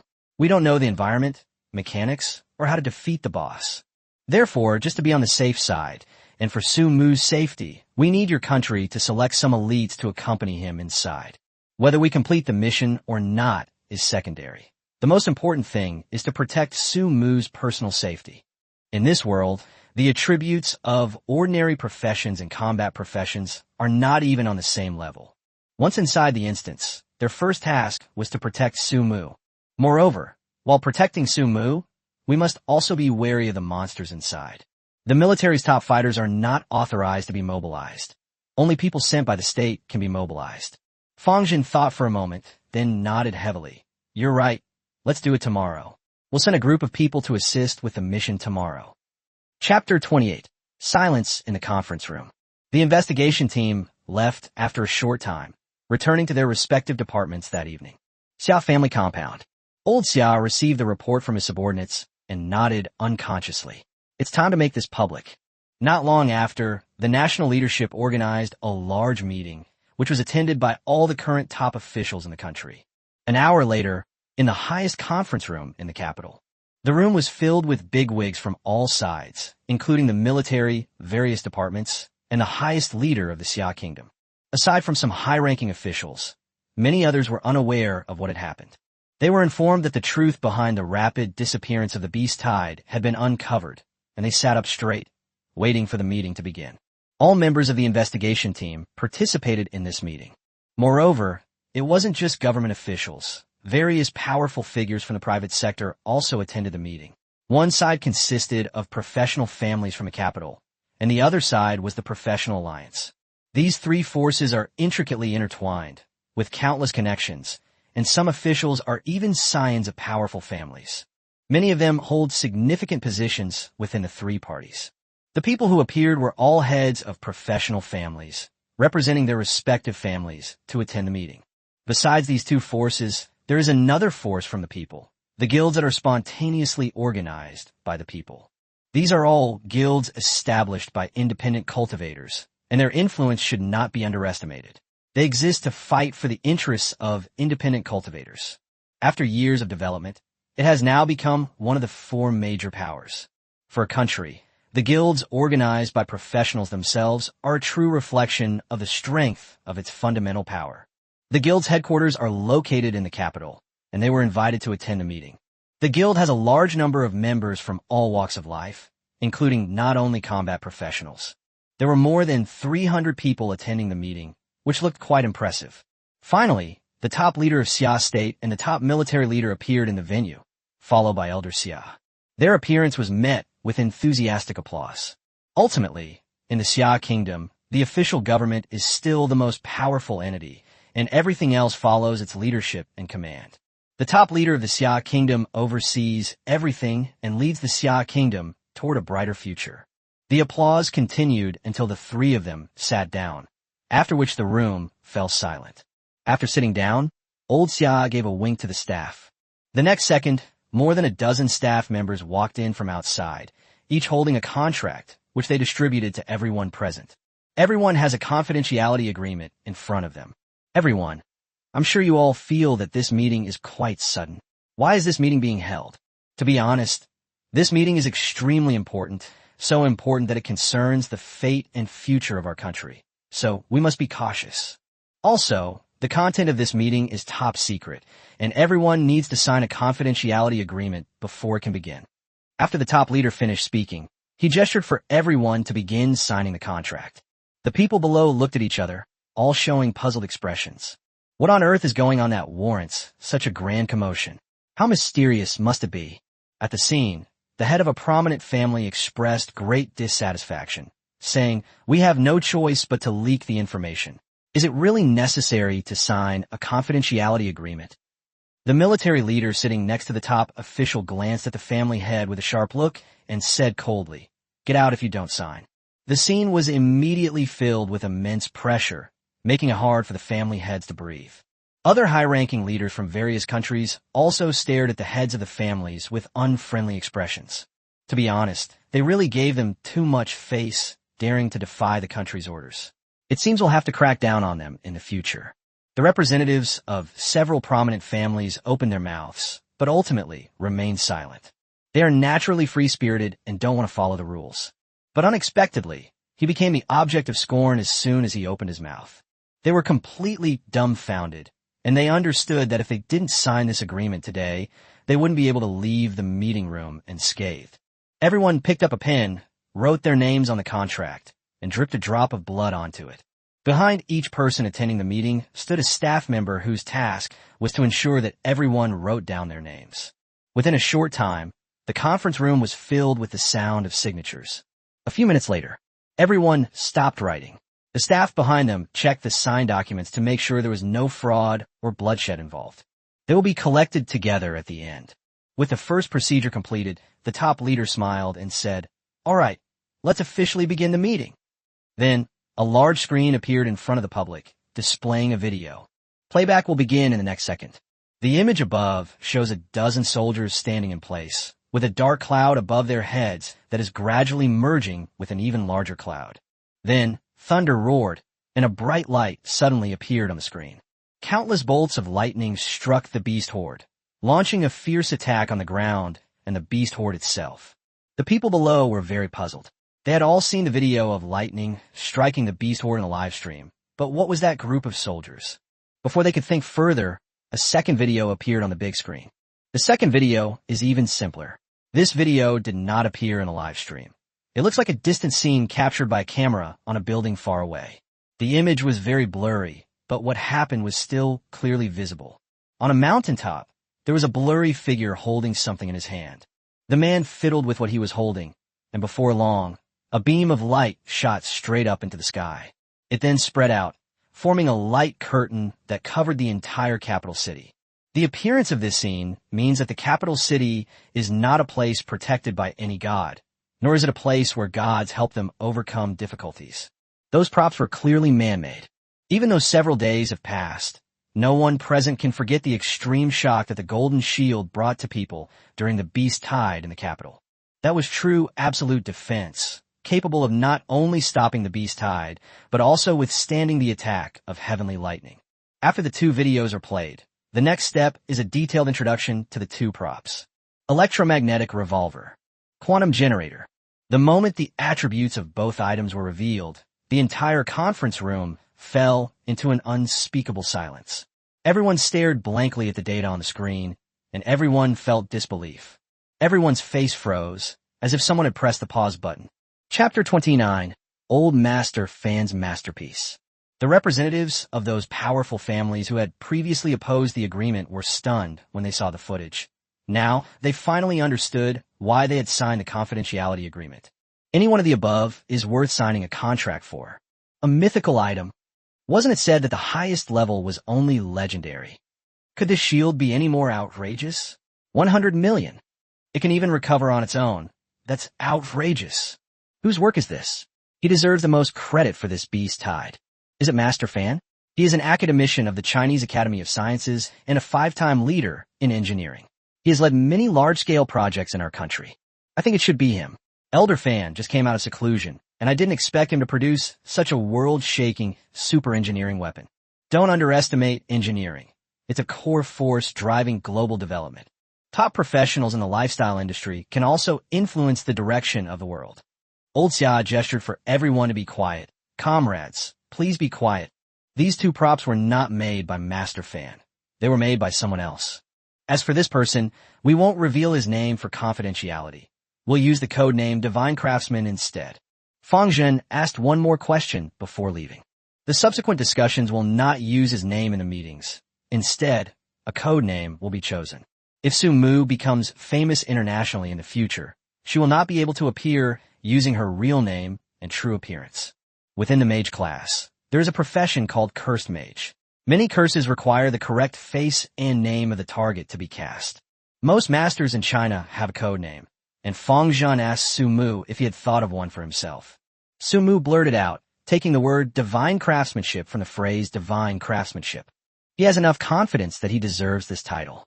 The profession of the divine craftsman is in the life category. Moreover, his talent is that all the items he creates are of mythical level. After Mr. Xia finished speaking, the entire room fell silent. Everyone was utterly shocked. All the items created were of mythical level, which could directly affect the rise and fall of a country. However, all we can confirm right now is that the weapons and items he created are mythical grade, but we don't know if the medical profession he later switched to will also be mythical grade. But just by having the revolver and the quantum generator, we can be certain that he can replicate those things. Just provide him with the materials, and the divine craftsman can produce countless mythical weapons. These two things alone are enough to classify him as a national treasure-level super talent. I suggest that he be included in the country's top talent development program. What do you think? Raise your hand if you agree. In a flash, everyone present raised their hands, without exception. The entire performance was perfectly synchronized. Shi Chang looked at these people, each of whom had raised their hand, which made his scalp tingle. The scene was very shocking. You should know that in the past, meetings were basically split in half, with half agreeing and half disagreeing, and the winning side only had a slight advantage of a few votes. Shi Chang was shocked to see a rare, unanimous vote in favor of the top leadership election. Seeing the countless hands raised by the people in the hall, the three people sitting in the middle were also shocked. For people in their own faction, it was not surprising that they raised their hands. However, some grassroots forces, such as guilds, families, and alliances, all voted in favor of it. In this era, all factions are scrambling for spots in the top talent development program because resources are prioritized and can only be allocated to the most talented individuals. But now they're giving the opportunity to a complete stranger, someone whose name they don't even know. Old Xia continued. Since it passed unanimously, let's begin the next procedure. How should his treatment be arranged before the formal procedures are completed? The most pressing issue is safety. The current era is no different from the world Su Mu lived in before, except that there's a monster added. In the context of global cultural exchange, every country has spies from other countries who betray their own nations for money. China has developed extremely rapidly in the past decade or so, but has been intercepted and suppressed by several countries that adopted gamification earlier, and has been targeted in various aspects. The first targets of those spies were the future of Xia Kingdom, its young people. Su Mu is only level 10 now, and he is still a life skill, so he doesn't have any survival skills. His safety is the top priority. The military suggested, I recommend gathering the most capable people in the country to protect him. We should select a group of the best people. At least half of the personnel should be from the military. Also, representatives of the alliances, guilds, and aristocratic families. If you have any suitable people under your command who are willing to participate in this security work, you can also report them. We must ultimately confirm that at least 100 people will come out. The 100 people mentioned by the military are, in a sense, the best in the country. The top leader and military leaders nodded in approval. The suggestion was good and correct. Old Xia continued. The second point is his job change task. This point and the previous point actually complement each other. Currently, the Divine Craftsmanship is working on the final stage of the mission, which involves defeating the boss of a high-difficulty secret realm dungeon. It requires a team of 10 to enter. Based on his current level, we need to select 9 more people from these 100 to go into dungeons and complete quests with him. The military leader chimed in. As for leveling up, once he completes his first job advancement, he can go to secret realms to level up, and specifically to high-experience secret realms. There are other professionals in the leveling area outside, and we can't control them. If there are any conflicts, problems will arise. We can't let him expose himself too much, lest he attract attention. If possible, I hope he can blend in with the world and be as ordinary as possible. Going to the instance is the primary option. Find him a suitable dungeon for leveling up, then optimize the team's configuration to try and level up with the highest efficiency. For clearing dungeons, it's not about having the strongest class to clear the game faster. It's about adapting to the specific mechanics of the dungeon.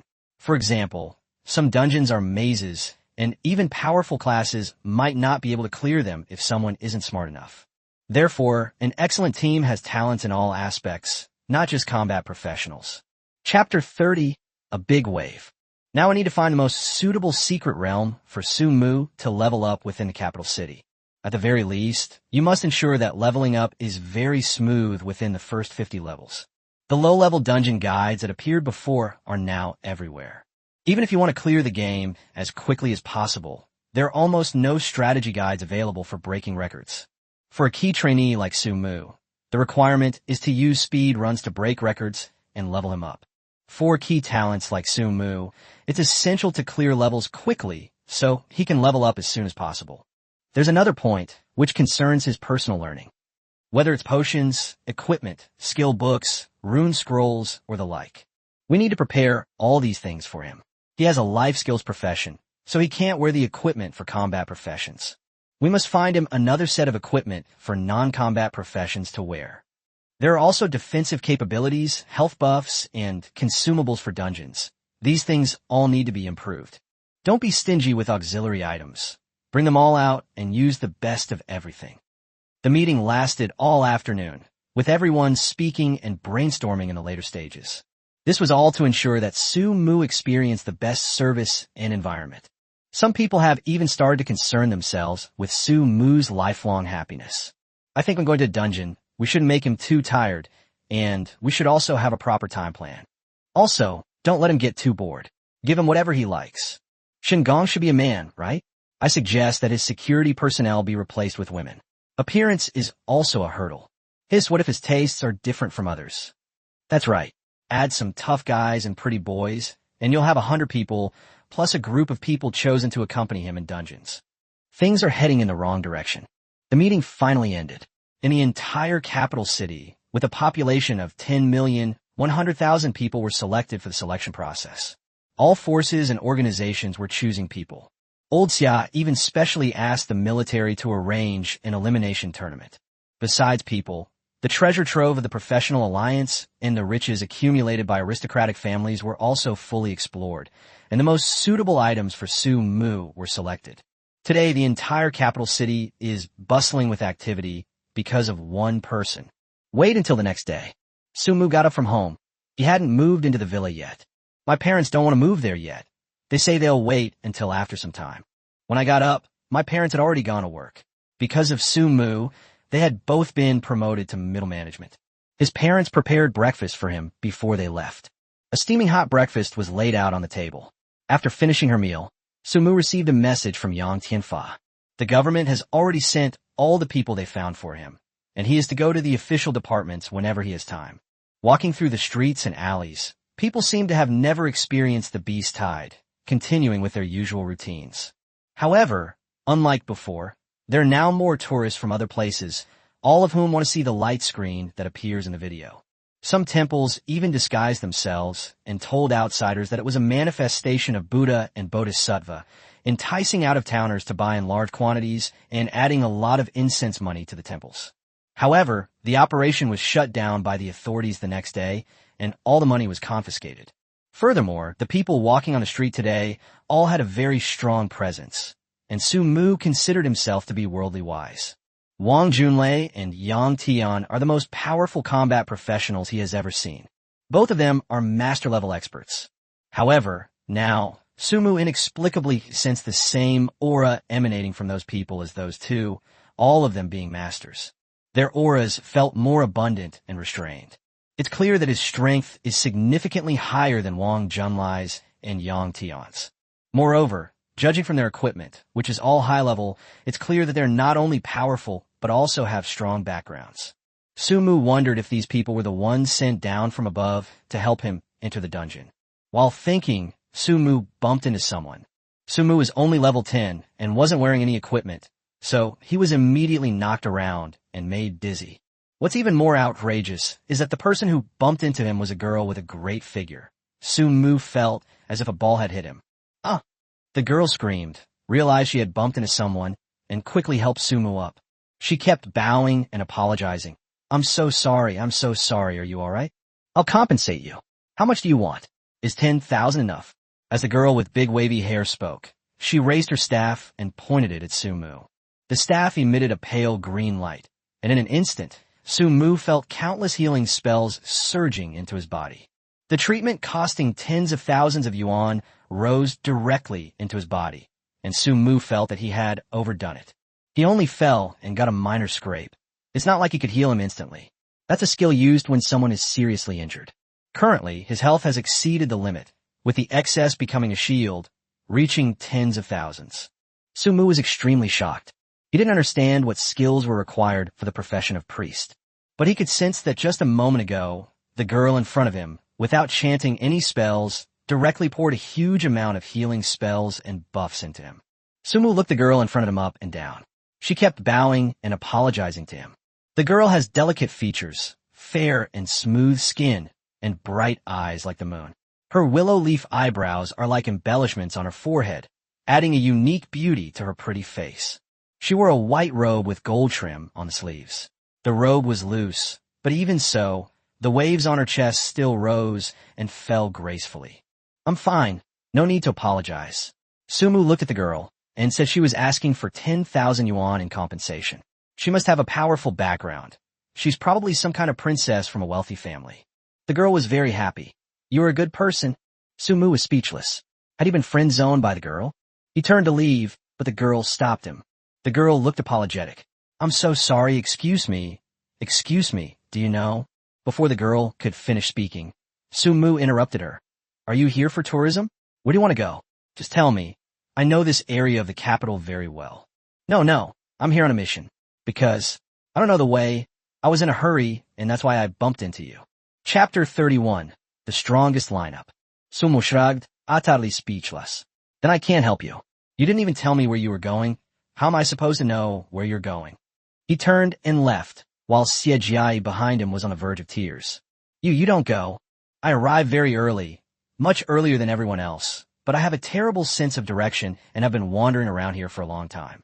I can't recognize the way anymore. Sumu sighed. Then tell me where you're going, and I'll take you there, okay? Xie shook her head. No, this is top secret and cannot be revealed. That was awkward. Xie Jia was so angry with herself that she almost cried. She bit her red lips lightly, her eyes welling up with tears, looking like she was about to burst into tears. Su Mu was stunned for a moment. He had never seen a girl like this before. Naturally naive, Su Mu had seen many manipulative women in his previous life, and he could tell the difference between their pretense and genuine feelings. Xie Jia belonged to the latter category. Although Su Mu also wanted to help her, he was powerless to do so unless the girl asked him to. Then I'm afraid I can't help you. I have other things to do, so I'll be leaving now. Su Mu really left without looking back. He wasn't the kind of person who would be unable to walk when he saw a woman. Meeting Xie Jia was at most a coincidence. Su Mu was halfway through his walk when he suddenly turned around and found that Xie Jia had quietly followed him. Slightly embarrassed, Xie Jia asked, "Where are you going?" "Government building," Su Mu said truthfully. Xie Jia's face lit up with surprise, and her eyes seemed to sparkle. That expression already told Su Mu that she was going to that place too. Su Mu suddenly realized that she was going to the same place as him. That made things easier. They could walk together, and with a beautiful woman accompanying him on the way, Su Mu couldn't refuse.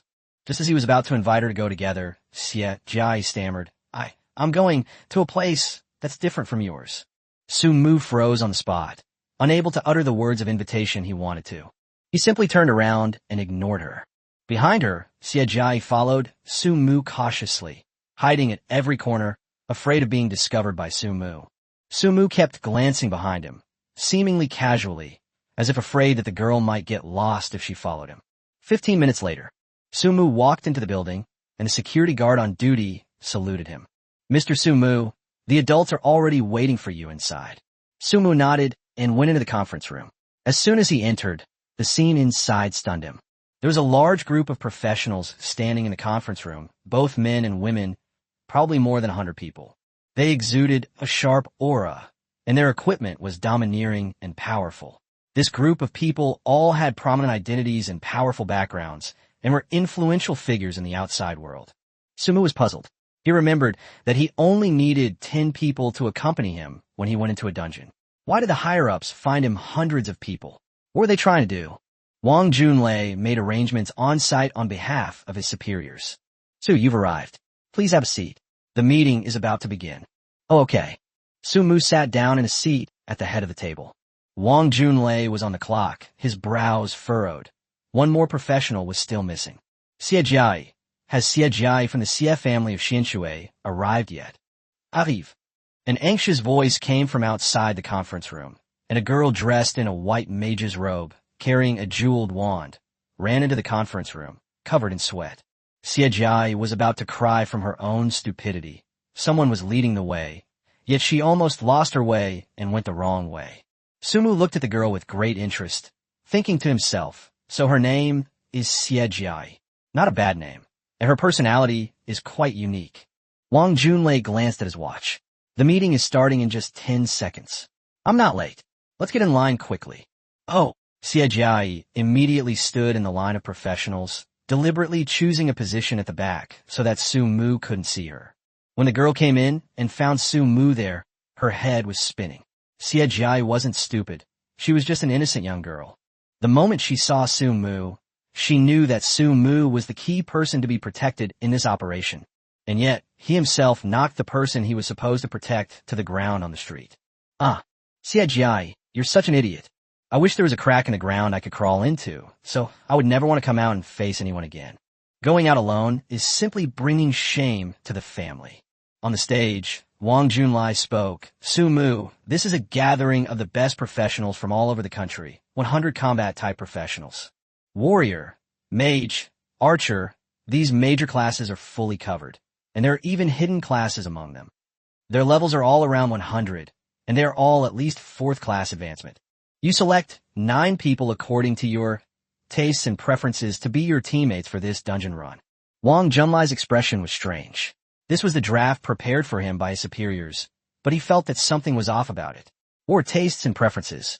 Su Mu looked at the professional. "I noticed that quite a few mature women dressed, provocatively struck very seductive poses, and exchanged flirtatious glances. Not only these women, but also some muscular men wearing vests smiled slightly at Su Mu, struck a pose, and confidently and sunnily revealed their smiles. Beside those people were men with heavy makeup. They were extremely handsome, striking seductive poses, and quite alluring. Someone blew Sumu a kiss, and Sumu felt a chill run from the soles of her feet to the top of her head. Depend on, where are all these things? What do they think this place was? A cosplay event? A comique convention? As for those men who were so unrecognizable, Sumu could only look at those beautiful older women. He couldn't stand any other men, and didn't even want to look at them. Just looking at them made him want to vomit. Wang Junlei was stunned by the actions of those people. So that's what they meant. Sumu's tastes and preferences referred to this. Sumu did not personally select any concubines until the very end, because he felt like he was the emperor, as if he were choosing a concubine. He asked Wang Junlei to put together the strongest lineup. A few minutes later, Wang Junlei selected 9 people, and several of them were brought in front of Sumu. Qinyu, you should be the captain. You have the most seniority and the most combat experience. Yes, a beautiful woman in a blood-red Chong Sam said with a smile, giving Sumu a flirtatious wink as she spoke. Qinyu is a level 70 mage with a fire attribute. She has the highest level and the most combat experience in the entire arena, so no one objected to her being the team leader. Chapter 32. Xuanwu Tortoise Shell. The squad also includes 3 sisters who look almost identical, even wearing the same clothes, making it difficult to tell who is who. However, their professions are completely out of character for their gender and appearance. They are related to weapons. The 3 girls are arms experts and are responsible for the main output. A weapons expert, a heavy firepower specialist, a gunner. Their firepower covers all areas, striking from all directions, leaving no monster unscathed. The 3 of them are range damage dealers in the team. One of the melee attackers was a female professional thief. She wore a black mask, had long black hair that reached her waist, and had a cold look in her eyes. She was the kind of person who was ruthless and didn't talk much. There's another person with a hidden talent in the warrior class, who is also a girl. However, she is a bit special. She is sitting on a mammoth that is emitting flames. This mammoth is not a pet, but a summoned creature. The girl's talent is the Undead Knight. This character is incredibly powerful, possessing both offensive and defensive capabilities, but unfortunately, she's a girl, and the way she looks at Sumu is rather strange, like a Yandere, which makes Sumu feel uneasy. She is one of the tanks in the team, but not the main one. Her task is to assist the main tank in defense or protect her teammates. In this world, besides the front line, healers, and damage dealers, there is another position, the crowd control in the team. Control means being responsible for controlling the monster's actions. This includes knockback, silence, suppression, immobilization, stun, etc., with the core objective being to prevent the enemy from advancing and confine them to their spot. This can also be considered a support skill, specifically one that restricts the enemy's movement. Control is an indispensable role for every team, especially when tackling high-difficulty dungeons, where the continuous damage output of some monsters makes it difficult for the team to exert its full combat power. Some monsters move very fast, making them impossible to hit. In such cases, a control assistant is needed to control the monster's movements. Moreover, the control support in Sumu's team is actually a girl, and her profession is a trap master. This girl gave Sumu one word, big, because she wasn't wearing the clothes that ordinary people wear, but only an animal skin, and her face was painted. But none of that matters. The most important thing is that it's big. If she dressed up properly, she would definitely be a great beauty. I heard that she spends her years hunting monsters in the jungle, and it would be easy to be spotted if she wore ordinary clothes. So she simply changed into animal skins and wore them wherever she went, which was both warm and imposing. The last one is the support role in the team, which is the role of healer. Generally, there are 2 healers in a team, but Sumu's team only has 1 healer.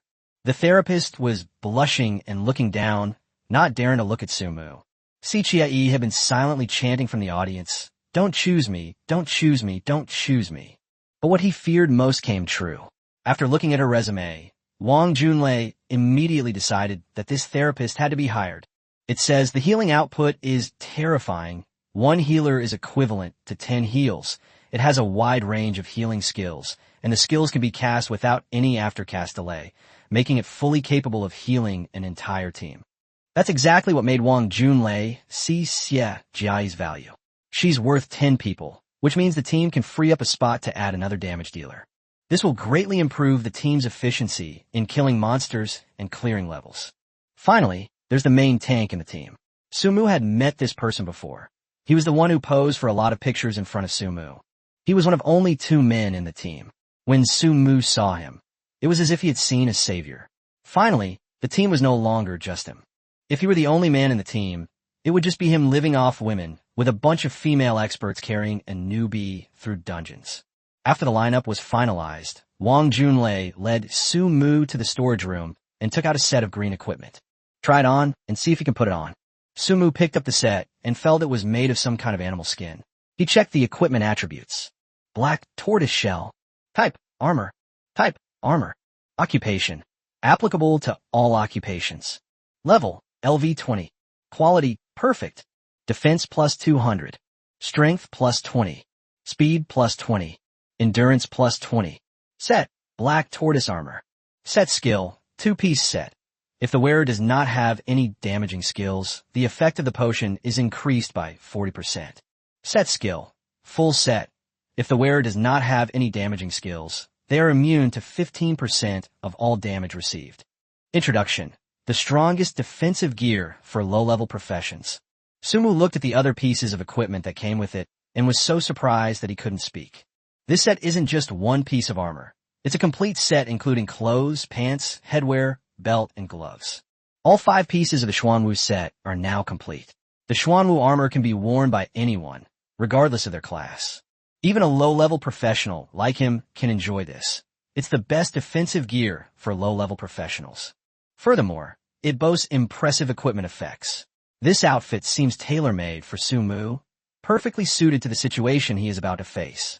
The potion's effect is increased by 40%, which, as the name suggests, enhances the potion's effect, allowing you to increase your health or have higher defense.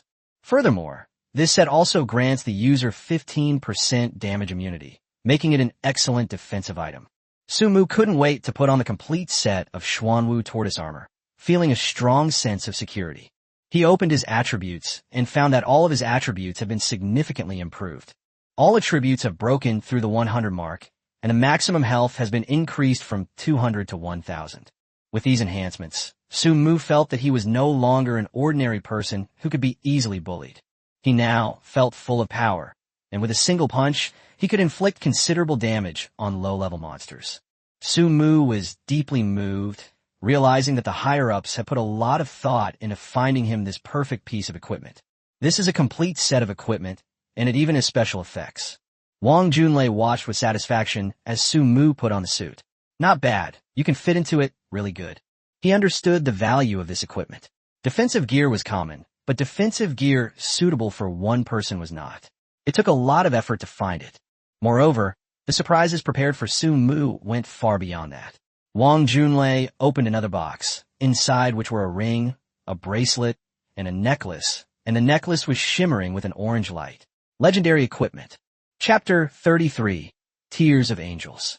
Sumu picked up the necklace and checked its properties. Angel's Tears. Item, jewelry. Type, necklace. Occupation, applicable to all occupations. Level, LV20. Quality, perfect. Mana regeneration increases by 100 points per second. Intelligence, plus 50. Stamina, plus 50. Passive skill, grants immunity to 1 death skill. When you are hit by an enemy's 1-hit kill skill, this equipment shatters, rendering the skill ineffective. Synopsis. Tears shed by angels out of compassion for all beings. Accessories are rarer than other equipment, second only to a very powerful weapon. Currently, for most combat-type professions, casual players prioritize equipping themselves with full armor. Some poor professionals will ignore the class conflicts of certain armor types, and forcibly wear other types of class armor on themselves. For example, a damage dealer wearing armor is essentially a tank. However, people who own jewelry and can give it to people who are fully clothed are middle-class professionals who are both wealthy and capable. The necklace on Sumu's hand has an incredibly powerful passive skill. It's practically a get-out-of-jail-free card, which is extremely important when he's out there cultivating and adventuring. Just by looking at this passive ability, Sumu knew that this thing was priceless.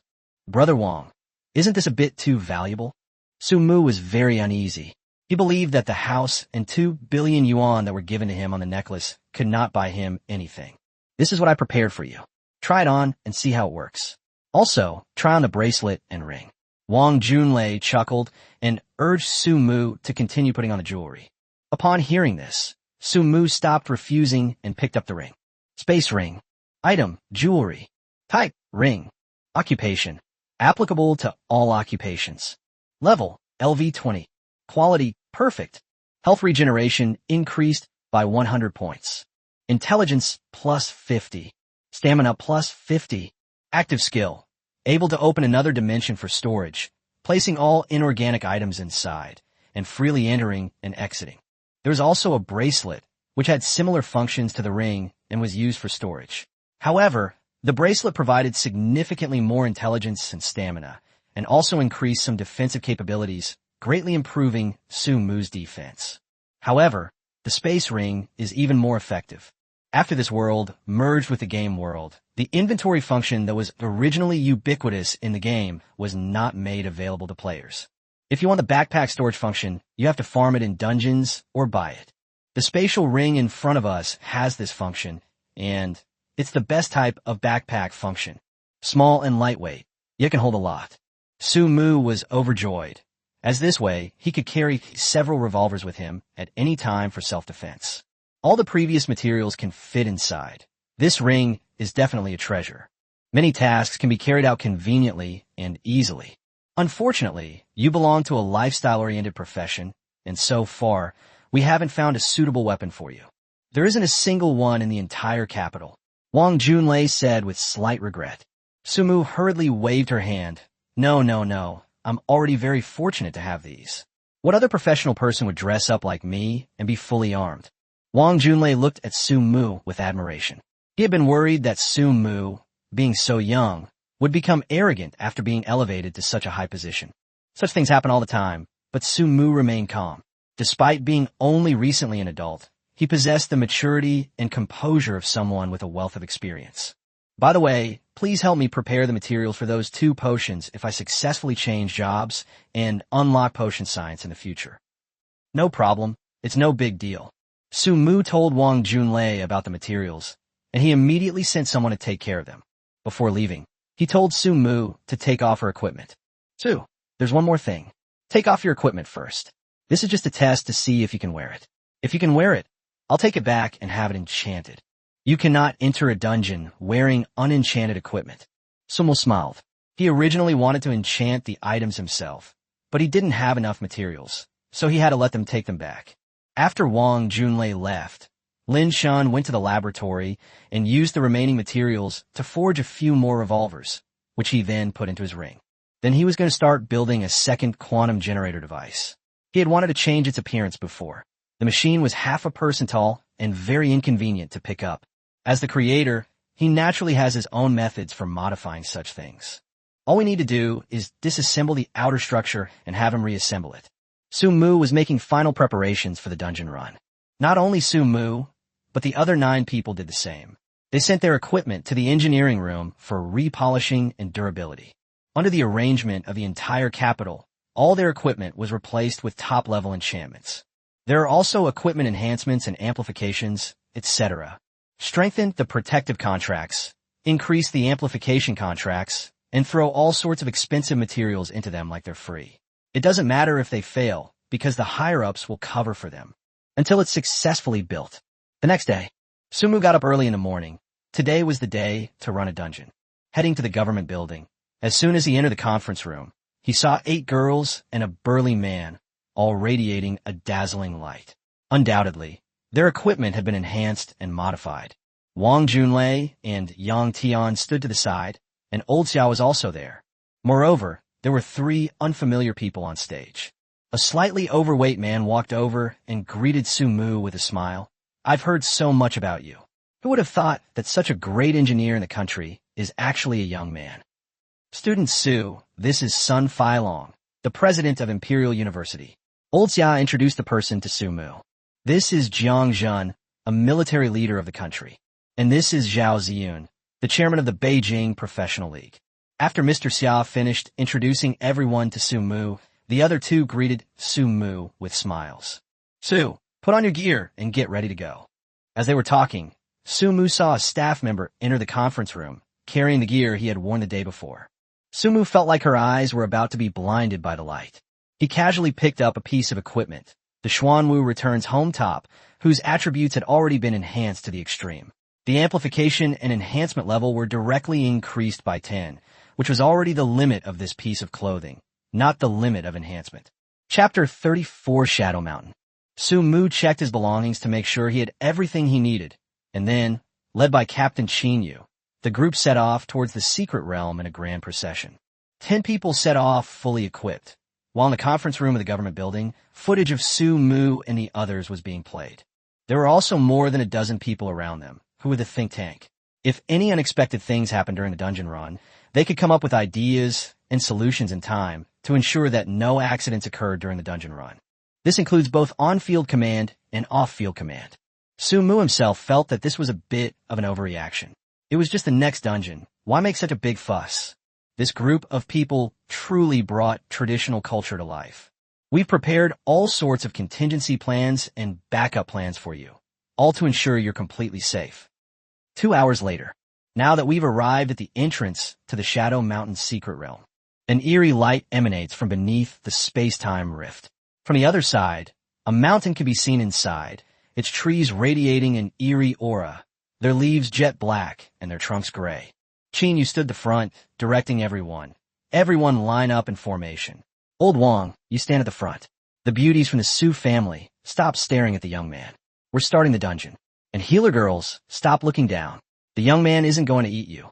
Qin Yu clapped his hands and organized everyone to line up. Old Wang was the tough guy in the team. He stood at the very front, holding a shield. He was also the first in the team to enter the dungeon, acting as a punching bag to block attacks. Furthermore, it can be used for scouting, as the first person to enter the dungeon is very likely to encounter monster attacks.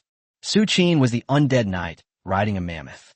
She stared at Su Mu the whole way, her eyes shining, with a lovesick look on her face. Su Mu felt extremely uncomfortable, and even felt a little embarrassed looking at him. What bothered him even more was that Su Qin hadn't said a word the whole way, just staring straight at Su Mu. It made him feel extremely uneasy, as if he were prey being targeted by a hunter who wouldn't know when he would deliver a fatal blow. Since standing next to Su Mu, Xie Jia hasn't said a word and hasn't dared to look him in the eye. With the formation in place, Su Mu naturally stood in the very center of the group. At the same time, Xie Jia, the healer, was standing next to Su Mu. She was also standing in the middle of the group, and her attack power was 0, so she was also a key target for protection. After the formation was set up, Lao Wang went to the first position and was about to enter when he received a notification. You are about to enter a high-difficulty 10-player dungeon, Kageyama. This is a high-difficulty dungeon. Return scrolls cannot be used, and you cannot leave until you have cleared it. Do you wish to enter? Qin Yu, as the team leader, immediately issued the order to enter the Shadow Mountain secret realm. The next second, a pillar of light appeared around everyone, and then they felt dizzy. When the scene in front of them reappeared, they had been teleported into a dense forest. Su Mu looked up at the sky and found that it seemed to still be daytime inside the dungeon, but the fog was too thick, blocking the sky and the forest, and very little light could shine in. People walking in the woods don't feel the sunlight for even half a day. Upon entering the Shadow Mountain Secret Realm dungeon, your level is lower than the average level within the dungeon, resulting in a 20% reduction in all attributes. Su Mu received a notification from inside the instance. He opened his attribute panel and found that all of his attributes were indeed in red and had all been significantly reduced. Roar. Wah. As soon as the group entered the instance, a large number of roars came from inside. Be alert. No sooner had Captain Qin Yu finished speaking than a dozen elite-type monsters surrounded the 10 people.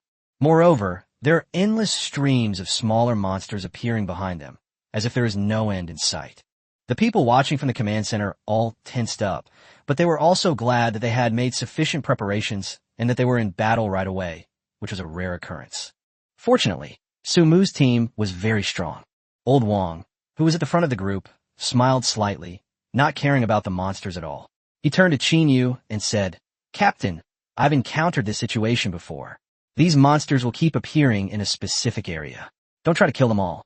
They will only stop respawning when you leave the area. The only way to get rid of them is to keep moving forward and leave their spawn area. Let's finish this in one go. Keep pushing forward, I can handle it. Chinyu nodded, agreeing with his idea, which was also her own judgment. The so-called one-wave strategy means ignoring everything else and just advancing, letting the tank attract all the monsters and absorb the damage in front, while waiting for the team to leave safely or achieve the objective. Once we leave this area, we'll have the combat professionals clear out all the monsters. This strategy is very efficient for clearing levels, but it puts a lot of strain on tanks and healers. Old Wong is confident in himself. Even though the team hasn't worked together before, he is still very confident in his abilities. It's not that I have confidence in Si Chiayi. Even without treatment, he could withstand the monster's beatings. After Chinyu agreed to use this tactic, Old Wong stretched his body, jumped out of the monster's encirclement, and stood outside to mock them. Hey, you little bastard, come and hit me. Old Wong activated his taunt skill, directly attracting the attention of all the monsters. Sumu was very familiar with this scene. He vaguely remembered that when he played games and went into dungeons in his previous life, there were also several tanky characters who were responsible for absorbing damage and helping the team to conquer the dungeon. Moreover, the people controlling those big meats are all men in their 30s. As soon as they jump in, they start shouting and mocking those people on the public channel, and then they get ganged up on and beaten. The besieging monsters were instantly drawn to him and pounced on Old Wong. Old Wong raised a shield, and the monster began to attack, with numbers appearing every now and then. But those numbers are only a few hundred, and even with critical hits, it's less than 1,000. For Old Wong, who has over 100,000 HP, that's enough to last for a few hours. Old Wong wasn't always on the receiving end of attacks. He also had ways to retaliate. Old Wong threw his shield out, and it flew through the monster horde like a boomerang before returning. This was one of his skills, the Eagle Kingdom Captain. This skill doesn't deal much damage, but it can attract the aggro of a large number of monsters and slow them down. With this skill, Lao Wong won't keep getting hit, and he'll also be able to kite them and keep the monsters from touching him. Chinyu immediately called out, "The aggro is at its maximum. Let's get moving." After saying that, he led his team forward. Chapter 35, Weapon Sisters. Xie Jia raised her staff above her head, and a pale yellow light enveloped everyone's feet. The team's movement speed was increased by the power of the wind element. They were like they had cheat codes, leaving those monsters far behind. Old Wong, who was at the front, was very surprised. How was this little girl so amazing? Not only can she heal herself, but she can also provide other buffs. Sumu also checked his attribute panel, and it was exactly the same as what Lao Wong had said. He also saw that there were 7 or 8 new buffs in his status panel, which increased health, defense, supplies, mana regeneration, and movement speed. There are also several continuous healing hot effects and shield-like effects. Xie Jia is a priest-type job advancement, and her branch must be a hidden profession.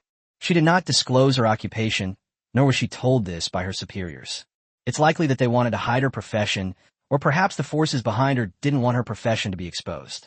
Soon, everyone ran out of the jungle and came to the mountainside, where the vegetation was sparser and the view was more open.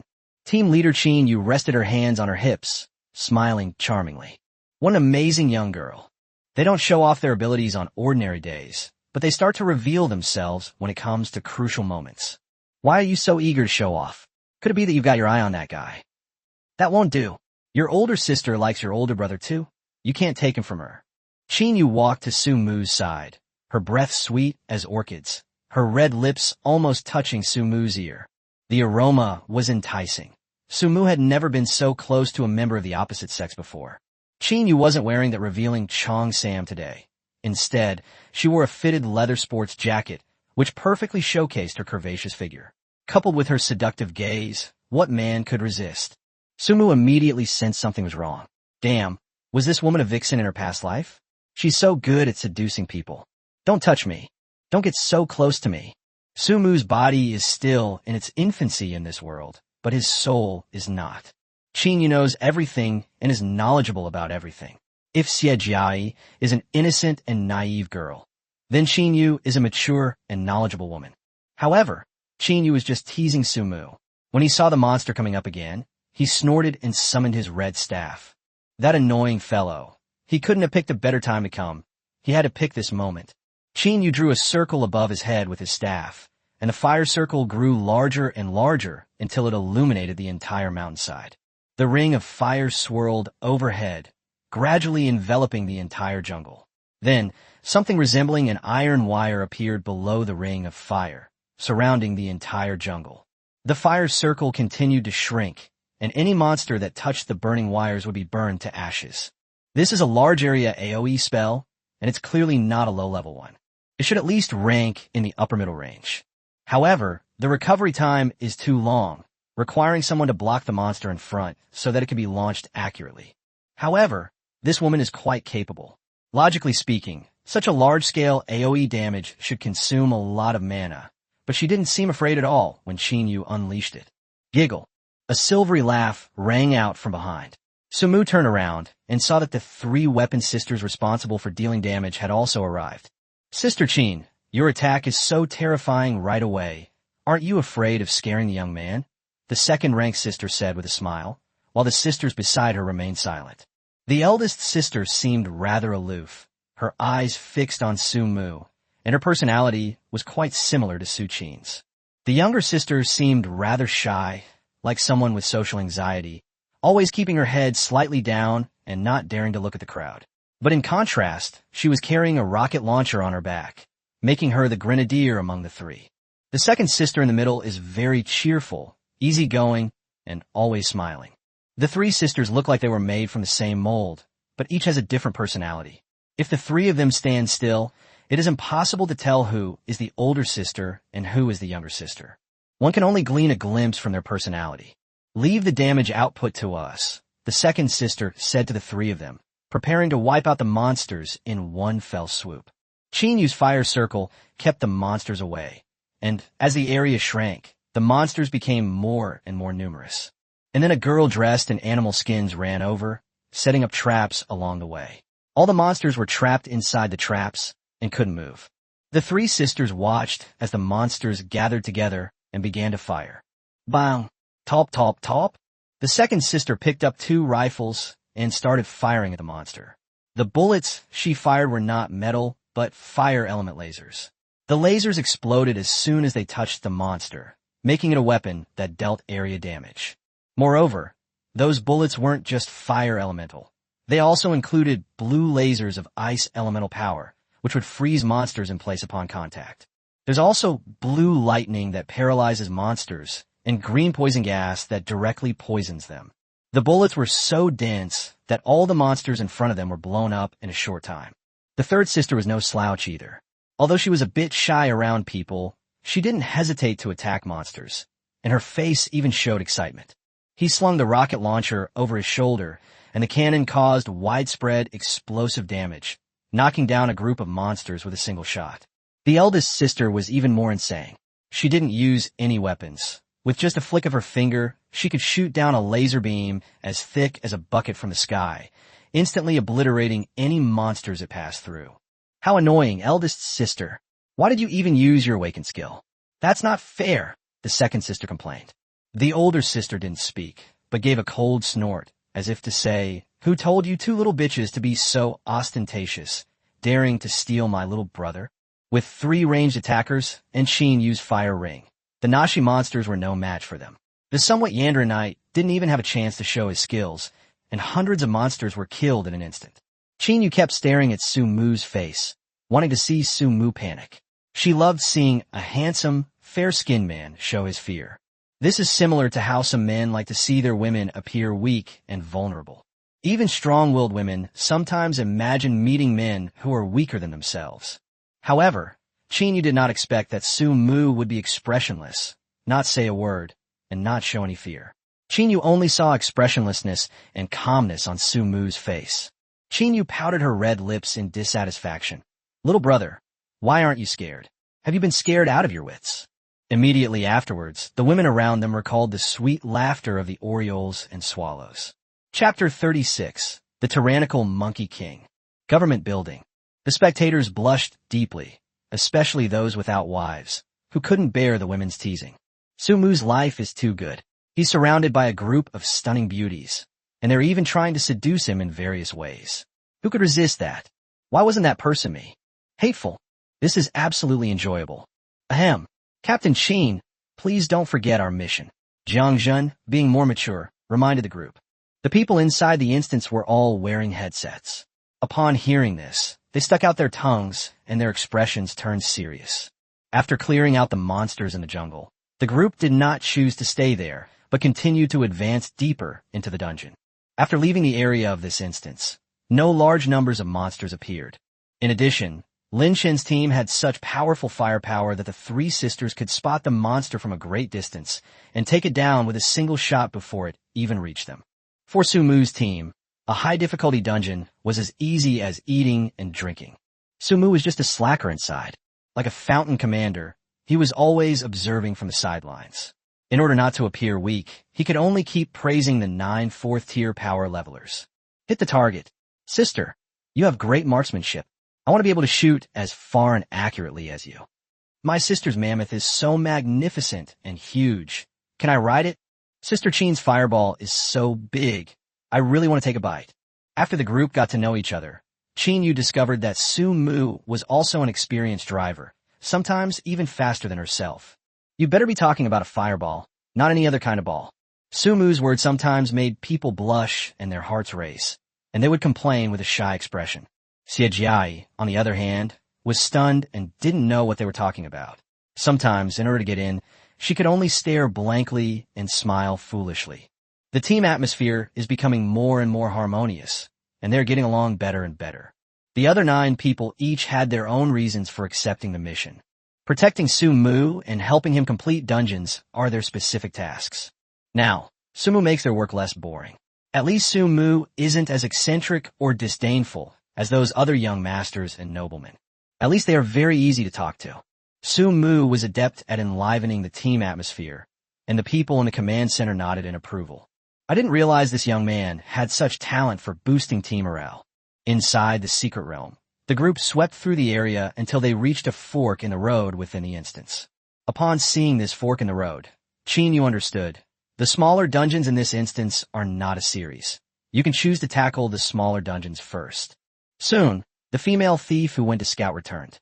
She was invisible when she entered the dungeon and disappeared right at the start, acting as a scout. She has now figured out the distribution and location of the major and minor checkpoints in the Shadow Mountain secret realm. This instance doesn't have a single path to the end. There are many forks in the road. The thief girl spoke, which surprised Su Mu. Her voice wasn't as cold as he had imagined. Instead, it was rather soft and gentle. Her personality and voice were completely at odds, making him want to lift her mask to see what she actually looked like. A single-line dungeon is one where you plan ahead and simply keep moving forward to defeat the boss to clear it. However, the Shadow Mountain secret realm is clearly not like that. At this fork in the road, the one to the north leads to a temple on a mountainside, but the temple can't be opened. There are several holes on it, and I estimate that you need to insert a key to open it. The other forks in the road lead to the 3 bosses respectively. One is a black dragon from the swamp, one is a strange tiger, and the other is a tyrannical monkey king. Su Mu's eyes lit up. The Monkey King. Wasn't this the purpose of his trip? The people in the command center discussed it for a moment, and then said to each other, let's go and take down that Monkey King first, and complete Su Mu's mission first. Qin Yu shared the same idea. Their goal this time was to help Su Mu complete his mission. The team continued forward, dealing explosive damage along the way, with healers providing maximum support, and the tanks unleashing their full power, slaughtering the monsters without any chance of fighting back. Because the team is so strong, this high-difficulty dungeon is like playing house. The group arrived at the Monkey Mountain, where the trees were dense and there were many monkey carcasses on the ground. The fighting among the monkeys was also very chaotic. Deeper into the forest, Su Mu spotted a troop of monkeys. Those monkeys were very strange, with many wounds on their bodies, not a single part of them intact. The wounds were bleeding black blood, and some bones were even exposed. Their eyes were completely black, and they howled the moment they saw Su Mu and the others. Roar! The next second, the monkey troop gathered and surrounded Su Mu and the others. In the middle of the troop, a giant monkey appeared, much larger than the others. This monkey was bigger than a human and stood up to be 2 meters tall. This is Su Mu's goal, to tyrannize the Monkey King. The Monkey King was also very strange. His eyes were blood red. One arm was thick and the other was thin. He was holding a stick on the thick arm, and his fur smelled terrible. His original yellow fur had turned gray, and his tail had turned into something like a spike club. His monkey fur had become sharp spikes. No wonder it's called the tyrannical Monkey King. This monkey looks intimidating. The great battle has begun. This is a typical battle where the boss leads his minions.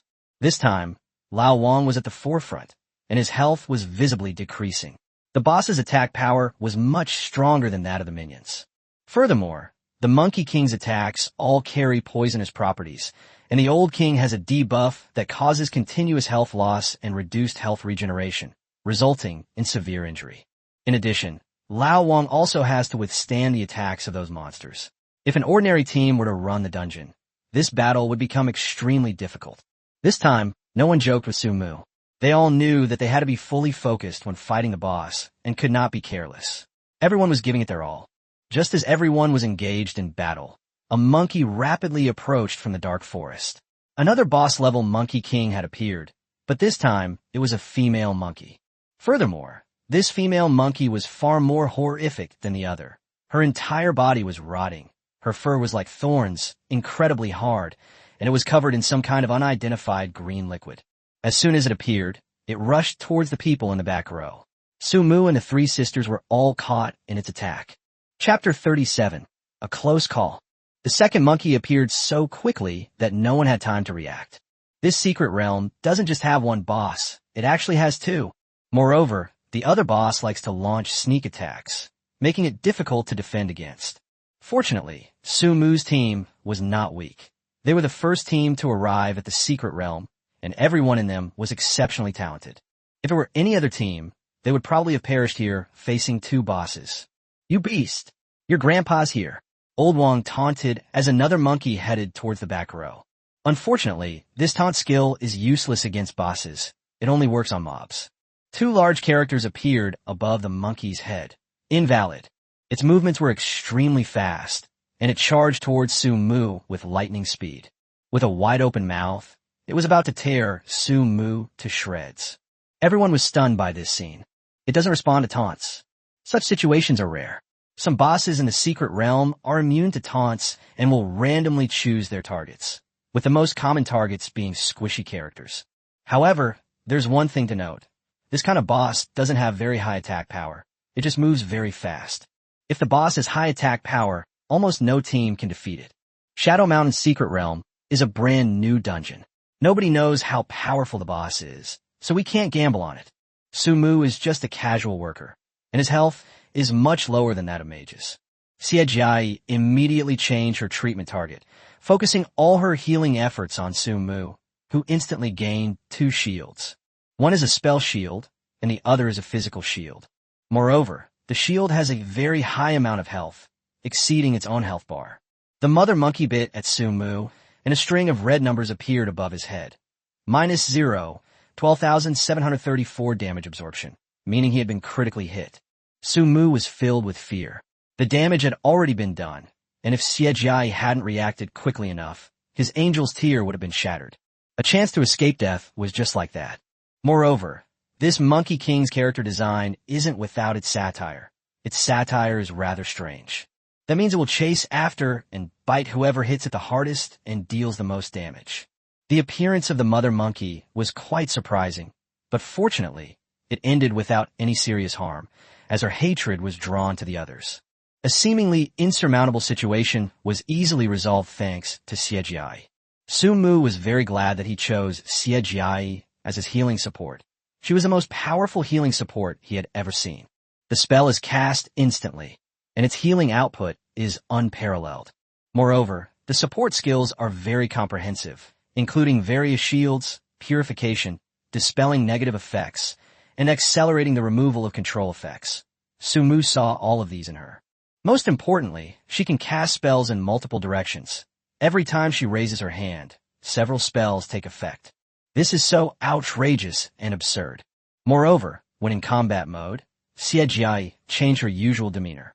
Her previous dazed look disappeared, and she became extremely serious and professional, more focused than anyone else. No wonder they said that only one healing support was needed. Another Monkey King was attacked by Qin Yu and the Three Sisters, losing 20% of its health before fleeing back. This boss seems to be only used for attacks and does not participate in the main battle. The other Monkey King's health has dropped to half, and he's about to collapse. Roar! The Monkey King let out a mournful howl, and another Monkey King appeared deep in the jungle. It was about to change its fighting strategy and decided to join the main battle to fight the enemy together. Dual-type bosses usually have special mechanisms. When one boss dies, the other either goes into a berserk state with increased combat power, or the other dead boss is briefly restored. Therefore, there is a fixed strategy for fighting two bosses. Try to keep the health of both sides even and kill them at the same time as much as possible. The other Monkey King's health was also about half off, and the people watching the battle in the command room heard the exclamations of the think tank team behind them. Boss, we just reviewed the task requirements for Su Mu. It says that he must have participated in killing the tyrannical Monkey King. We compared many job change quests and found that in a party, if there is a text message about killing a certain boss, it will say that as long as the party kills the boss, the task is considered complete. But if it says to participate in the kill, the nature of the task is different. You also need to participate in dealing damage to the boss. The people in the command room frowned deeply. This seemed extremely unreasonable to them. How could a casual professional with no means of attack be considered to have completed a kill? How could they participate in the operation? Are you suggesting we use our fists or our mouths to hit or bite? That's impossible. With his attack power, it wouldn't even be a tickle to the boss. It wouldn't do any damage at all. Knowing that the leadership was highly skeptical of the mission's authenticity, the think tank spoke up again. The job change mission is controlled by the gods, or rather, by the Great Tao. They are watching everything and would not issue an impossible mission. In other words, the gods know that Su Mu has a way or means to harm the Monkey King. At that moment, everyone understood what was going on. Jiang Zhen picked up the microphone and immediately said, apart from the tanks and healers, all other DPS characters, stop attacking. Then Jiang Zhen told Su Mu about all the tasks that the think tank team had analyzed. Su Mu was completely bewildered. Damn it, he was just sitting there waiting for a professional player to take down the boss, being a decent noob, when suddenly he had to go on stage himself. That thing got struck by lightning. After thinking it over, Su Mu understood the key points of the job change, and knew how he could participate in the kill.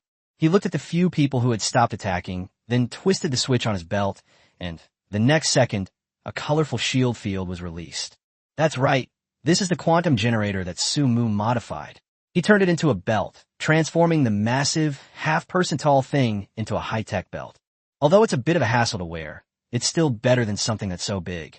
After the shield appeared, Su Mu turned a button and set the shield's range to a diameter of 5 meters, which would cover everyone. After the colorful light screen appeared, everyone was stunned. What was this thing? Xie Jia's skill? Xie Jia was also stunned. She did have a similar skill, but she didn't use it. Su Mu called out to everyone. Everyone, stay close to me. Old Wang, you stay outside for now. Come in when it's your turn. Muscular Old Wang scratched his head. Although he didn't know what Su Mu wanted to do, he still did as he was told. Chapter 38, Thunderous Might. At the same time, Qin Yu, the Three Sisters, the Mammoth Female Knight, the Thief Sister, the Savage Sister, and the Healing Sister all entered the light screen and stood very close to Su Mu. Su Mu pulled out a revolver in full view of everyone. At the same time, he said to Su Mu, Old Wang, you should first mock those monsters and gather them all together. Old Wang responded and did as instructed. Su Mu then instructed the control assistant, the animal skin girl. Miss, after Old Wang gathers the monsters together, you control them all. In particular, we must keep the Monkey King under control and not let it escape. You understand? Seeing the girl in animal skin looking completely bewildered, Su Mu slowed his speech to the absolute minimum. The girl in animal skin rolled her eyes at Su Mu, then chattered on and on about a bunch of things that were hard to understand. However, Su Mu saw a trap fly to the mother monkey's feet, freezing her instantly. Meanwhile, Old Wang also successfully completed his mission. He pulled the Monkey King and the little monsters close to him. Old Wang, run in here quickly. Sprint towards the light screen. Old Wang, though a tank, was incredibly fast, and within seconds he had dashed into the light screen. Then, Su Mu smiled like an ant, took out her revolver, and said to the monsters, see you in the next life. The next moment, He pulled the trigger and fired at the monsters. Then he turned around, took out a pair of sunglasses from his storage space, put them on, crossed his arms, and waited for the show. As the bullets appeared, bolts of lightning were also triggered, striking down upon the monsters. Although Su Mu is not a lightning attribute professional, he is still able to activate mythical attributes. It's just that its power isn't as great as that of a lightning attribute professional. When Su Mu pulled out his gun, the group was completely bewildered, wondering what he was up to. Did he intend to take down the boss with a revolver? Wasn't that just wishful thinking? The three sisters' weapons are all cannons, which don't do much damage to monsters. What's the use of a revolver? But the next second, the appearance of the heavenly lightning shocked everyone. The people inside the light screen couldn't understand it, but the people in the command room did. Wasn't this the method for clearing out the beast tide? Thunderous force. Countless bolts of lightning wreaked havoc among the beasts. The lightning was so dazzling that everyone closed their eyes to rest. Sumu, total output, 1.112 billion. Chinyu, total output, 1.452 million. Chinyu felt dizzy and lightheaded. She had put in so much effort and spent so much time, and she only earned a fraction of what others earned. It was terrifying. Okay, mission accomplished. Su Mu smiled and took off his sunglasses, stretching his limbs. He had completed his exercise for the day. The system just notified him that he successfully killed the tyrannical Monkey King and successfully changed jobs. His first job change was a success. Su Mu is now able to create mythical level potions. Beside him, several women cast resentful glances at him, especially the three sisters and Chinyu, whose eyes seemed to say, "You can clearly complete the task by yourself, even solo the dungeon. So what do you need us for?" They actually think they're so great, awesome, and handsome. She lost herself in Su Mu's repeated praise of her sister. Now I realize that the clown is actually myself. Chinyu now understands why Su Mu was unfazed by the three sisters' gunfire earlier. Because this guy unleashed a thunderstorm the moment he made a move, the three sisters' firepower was nothing in front of him. In terms of statistics, in addition to output, there are also statistics on treatment. At this moment, Xie Jia realized that she was not at the top of the list. The top spot actually belonged to Su Mu. Because that shield also blocks a lot of damage, it can be considered as a form of healing. Su Mu's treatment currently costs 2 to 300 million, while Xie Jia's treatment only costs up to 2 million. Most of her treatment has exceeded the budget, and those excesses are not included. Regardless, the secret realm is not yet cleared, it is not over yet, and they must continue to move forward. The group continued to use their power leveling services, leading Su Mu, this slacker, to the very end. However, they no longer looked down on Su Mu. They were completely convinced of his abilities and had witnessed another side of the world. Although they were combat professionals, they were easily obliterated by Su Mu's lightning storm in a fight. All Su Mu needs to do is activate his shield and fire a shot at them, and they'll all be dead. So much equipment dropped. Xie Jia's face showed a hint of excitement. This was probably the first time she had ever run such a high-level dungeon. Su Mu's shot dropped a whole lot of equipment. The drop rate for equipment couldn't be higher. The women screamed and covered their eyes. The light was too intense, blinding them. They all crouched down, covered their eyes, and then felt the ground tremble. They could barely stand. Subsequently, a large number of trees collapsed, and the sound of a temple collapsing could be heard from afar. A few minutes later, the thunder and explosions had all disappeared, but the ringing in everyone's ears persisted. Xie Jia waved her staff, dispelling all their negative effects and statuses. At that moment, someone looked up and suddenly realized that the entire jungle had disappeared, and all around them were large pits, except for the place where they were. Moreover, the trees were still burning with flames, and the smog above the jungle was completely dispelled, leaving only the lingering dark clouds. The dark clouds are slowly dissipating. They were just right in the eye of the thunderstorm. Holy crap! Tank King couldn't hold back anymore. Even though he had seen a lot, he was still quite shocked. The Yandere girl touched her body. Thankfully, she wasn't shortchanged. They were in the eye of the thunderstorm, yet they were completely unharmed. This terrified the spectators. The scene was so outrageous it sent shivers down their spines. For the first time, they witnessed just how powerful nature truly is. The three weapon sisters were stunned and speechless. They suddenly felt that their own weapons were no longer appealing. Is that revolver really that outrageous? I thought it wouldn't even be able to scratch the boss. Looking back now, I realize I was like a frog in a well, ignorant of the world. They can fire a gun even at level 1. But why is the effectiveness of their shots so much worse? Even Qin Yu, a seasoned professional, was stunned into silence. She had been focusing on one thing throughout the entire dungeon run. That's DPS statistics to see who in the team is slacking off and who's just coasting. Previously, her output had consistently ranked first, surpassing the three sisters. She was even a little smug. A bunch of flashy, cheap women couldn't even compare to one of her fingers. In the end, they still had to rely on her to do the dirty work. But now, when she saw the number at the top of the list, her heart skipped a beat. There were several zeros after the number. Chapter 39. In Situ Experiments. Xie Jia went outside, picked up a few pieces of equipment. Her eyes lit up, and she couldn't put them down. After calming down, Qin Yu put away her previous teasing and joking thoughts and showed more respect for Su Mu when facing him. She stepped forward, picked up a level 50 piece of equipment, glanced at everyone, and said, "I don't think anyone needs this equipment." Everyone shook their heads. Their levels had long exceeded 70, except for Xie Jia, who was only slightly lower at level 66. They didn't like any of these pieces of equipment, and Su Mu himself couldn't use them. Qin Yu made a decision. "I'll keep these equipment for now, and we'll sell them after we get out, and then we'll split the money equally." Everyone agrees with this view.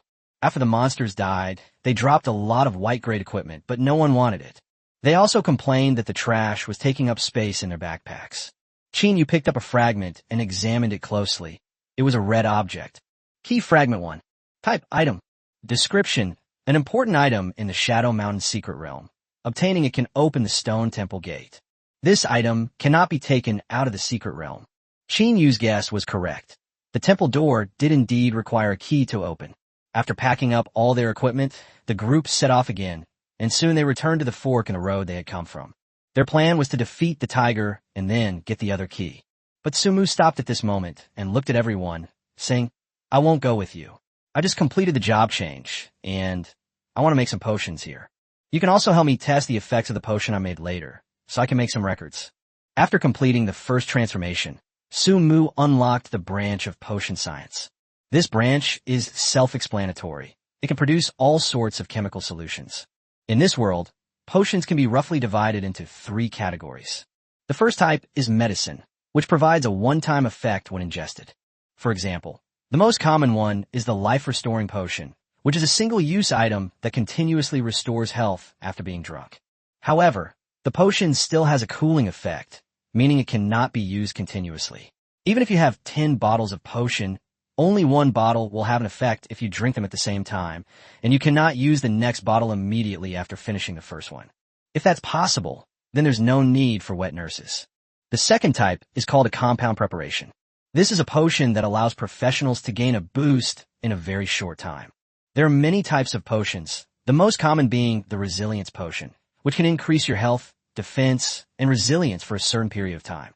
Other items include attack potions, spell potions, and so on. Furthermore, elixirs cannot be used together. Only one elixir can be taken at a time. If you drink a toughness elixir and then want to drink an attack elixir, the toughness elixir will lose its effect. Furthermore, the effects are not cumulative. Taking several bottles of the same type of compound is the same as drinking one bottle. The last type is also the most unique among the potions. It is known as a magic potion. The effect of magic potions is more powerful than the combined effect of the previous 2. Drinking it will have a permanent effect on professionals. It could be a permanent improvement in attributes, a change in oneself, or the acquisition of a certain ability. If a mistake is made while drinking a magic potion, the consequences can be terrible. There was once a professional who drank a magic potion and immediately fell into corruption, becoming a slave to a boss in a secret realm. From a human professional to a monster. Su Mu stood at the crossroads, chose an open spot, and took something out of his storage space. He first took out a table with spikes underneath, which could be easily inserted into the ground without wobbling. Next, he took the workbench and put a bunch of strange, unidentifiable things on it. Most potions are made from various flowers and seeds. In some magical potions, certain creatures' body parts become essential, such as eyeballs, nails, and bones. Su Mu was very resistant to these things. He believed that if those things were added, the medicine would be undrinkable. Finally, Su Mu took out a large bottle of tubes, such as beakers and microscopes, which were not much different from the chemical experiments he had done in his previous life. Afterwards, Su Mu brought out many machines. Centrifuges, baking machines, refrigerators, etc. Su Mu pressed the belt of the quantum generator, which opened a light screen that enveloped himself and the items needed for the experiment, so that he would not be disturbed by the outside world.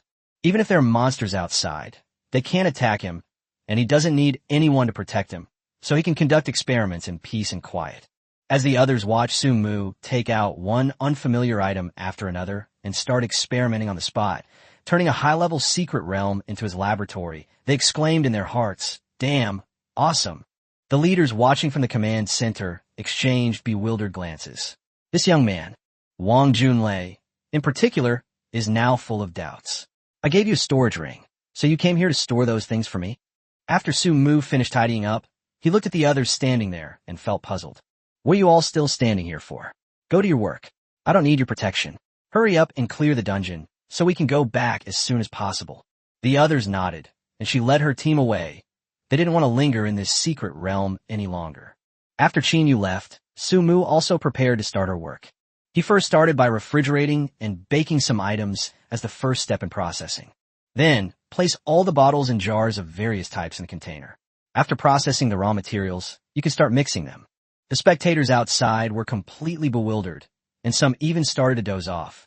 None of them were engineering professionals, but they felt that Su Mu had very strong professional attributes. That's what professionalism is all about. Among those think tank members, there were also several potion professionals. After seeing Su Mu's unconventional approach and some outrageous yet reasonable ideas, they felt that they had learned a lot. "I didn't know you could do that. Holy crap. This is the first time I've ever seen this technique. Can number 71 concrete be used to mix glass honey water? I really can't think of that." Su Mu is very creative. His mind is different from others. For those in the know, Su Mu's actions were incomprehensible and unacceptable, but they dared not refute him, since they did not have the ability to create a divine artifact. Chapter 40. Clearing the Secret Realm? Jiang Zhenxia and other bigwigs noticed the sounds coming from behind and were somewhat surprised. It seems that Su Mu's abilities in his professional field are beyond doubt, and he has real skills. Even master-level professionals in the field of potion making were deeply impressed. Su's greatest strengths are his imaginative professional qualities and his extremely high level of skill. Even without mythical-level talent, Su Mu will become a national hero in the future. Having lived through so many years and met countless people, Elder Xia also highly praised Su Mu. Jiang Zhen also exclaimed, "The capital city is such a lucky place. He's truly an extraordinary talent. It's fortunate that he wasn't misunderstood." Within the secret realm, without Su Mu present, Qin Yu and the others were significantly more efficient at clearing monsters, and they no longer had many concerns. Coupled with the pent-up anger in Qin Yu's heart, the magic she used began to become increasingly violent. Whoosh, whoosh, whoosh. Coo, coo, coo. Under the relentless bombardment of these professionals, countless monsters met a brutal end. Soon, the team arrived in front of the boss, Tiger King. This boss doesn't have many skill mechanics, except for a casting bar. Tiger King will escape within a few minutes after the battle. If he escapes, not only will you not be able to get the equipment, but you won't even be able to get the Stone Temple key. After failing to defeat this boss, you'll be teleported away and then have to wait several hours to respawn. Continue until the boss is completely defeated. This time limit is only 5 minutes, but 5 minutes is too easy for Qin Yu's team, because the Tiger King's greatest strength is its speed. It's much faster than 2 monkeys. In less than a minute, the Tiger King was completely defeated. The monsters under their command simply fled, abandoning their leader. The fierce Tiger King also dropped several level 50 equipment items and a red fragment. The 9 people picked up their items and headed in the other direction to kill the Black Dragon. They didn't have to exert much effort to fight the Black Dragon, though it was a bit troublesome. Because this thing can regenerate, it will split into smaller dragons. Once the big dragon is killed, if the smaller dragons are not all killed, the smaller dragons will become black dragons again, thus regenerating indefinitely. Therefore, during battle, it is essential to pay attention to whether any smaller dragons are still alive. If so, the smaller dragons must be eliminated before the larger ones can be taken down. Qin Yu used all his skills to wipe out the black dragon, even though it split into more than a dozen smaller ones. With the 3 keys in hand, the group arrived in front of the stone temple. They arrived at the temple gate and put all the keys into the doorway. The next second, the entire temple began to tremble. As it trembled, the stone temple slowly opened, revealing a gloomy dungeon beneath the door, like a hidden instance. Who dares to trespass on our altar ceremony? My slaves kill them. A sinister and terrifying voice came from below. It must be the mastermind behind the Shadow Mountain secret realm. Old Wong led the way into the dungeon. The passage was very narrow, allowing only 1 or 2 people to pass through at a time. And the worst part is that the monsters in the dungeon are scattered all around, making escape impossible. Moreover, the dungeon itself contains many traps and mechanisms. This battle was another large-scale battle with a dense concentration of small monsters. But this shouldn't be too easy for Qin Yu's team. The combined firepower of the 3 sisters cleared a path, allowing the 9 people to safely enter the main hall of the dungeon. This is the most mysterious area of the stone temple, the altar. The altar was filled with will-o'-the-wisps and candles, and countless slave believers rolled on the ground, praying devoutly to a faceless statue in the center of the altar. The face of that statue was eerie, with unknown energy gathering on it. Standing before the statue is a high priest, who is the final boss of Kageyama. The final boss battle began. High Priest Nurzaha brandished his staff and attacked the group, shouting, "Die, all of you!" He has many skills in 2 different forms, his true form and his shadow form. The shadow's form exists in another world, and someone needs to kill it in a specific order to gain the power to enter that other world. Furthermore, the boss can only be defeated if the health of both worlds is simultaneously depleted. After a few minutes of fighting, Nurzaha fell. On his deathbed, he stammered, "Master will definitely avenge me." The 9 people breathed a sigh of relief. It was over. It took them almost an hour to complete this challenging dungeon. This would normally take a long time. Since it's my first time, if I come here often in the future, I'll be able to skip many of the smaller monsters and go straight to the boss. Everyone is waiting for the result and for it to be sent out. But then, something bizarre happened. All the candles burning with ghostly flames went out, and in the darkness, the body of the high priest Nurzaha gradually turned into a cloud of black mist, merging into the eerie statue. The eerie sight before the statue materialized into a terrifying face, which suddenly opened its scarlet eyes. Outside, Sumu looked up in surprise, and the sky suddenly darkened. The sun disappeared, plunging the entire instance into darkness. Qin Yu's expression changed drastically. There's actually a hidden stage. Everyone be careful. Qin Yu shouted and immediately assumed a fighting stance. As a woman, her 6th sense was frantically warning him that something was very wrong. Her accumulated experience from countless battles has given her an extremely strong 6th sense. Whether it was Qin Yu or not, the moment the candle went out, everyone became tense, knowing that it was far from over. There are currently no experience rewards or level completion tips, which means there are still bosses that haven't been defeated. None of them had ever encountered such a situation, but they had heard of it. In high-difficulty dungeons, there are bound to be powerful hidden bosses. The probability of this is extremely small, but not non-existent. Once you encounter them, you'll be plunged into a bloody battle, which is extremely difficult and will likely result in your entire team being wiped out. But every cause has its effect, and fortune and misfortune are intertwined. The greater the risk, the greater the reward, and the reward for passing the level will be very generous. Why is there so much trouble with such a difficult dungeon? Wouldn't it be better to let them clear it sooner? Fear of darkness is an innate instinct of every human being. Now, they can't see their own hands in front of their faces, and they don't even know if there are people around them. They can only identify them by sound. None of them wanted to stay in this stone temple. Who knew that there were monsters lurking in the darkness? If they were caught off guard and attacked, it would be disastrous. Qin Yu thought for a moment, then exclaimed in alarm, "Oh no, Sumu is outside alone." Chapter 41. Invisible and Intangible.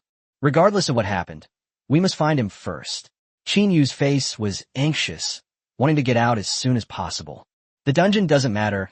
The boss doesn't matter. what matters is Su Mu's safety. Xie Jia gave everyone a speed boost, and Qin Yu lit a fire to illuminate the surroundings. They moved quickly and returned along the same route. Because the situation was extremely urgent, they didn't let Lao Wang lead the way. Qin Yu took the lead and rushed straight out of the dungeon. When he came out, he was horrified to find that it had turned into night, and there was no sun in the sky, only a strange full moon. Moreover, the air was filled with the smell of earth, and it was as if one could hear the high priest chanting in the temple. The entire secret realm seemed to have changed. It was not the same one they had entered before.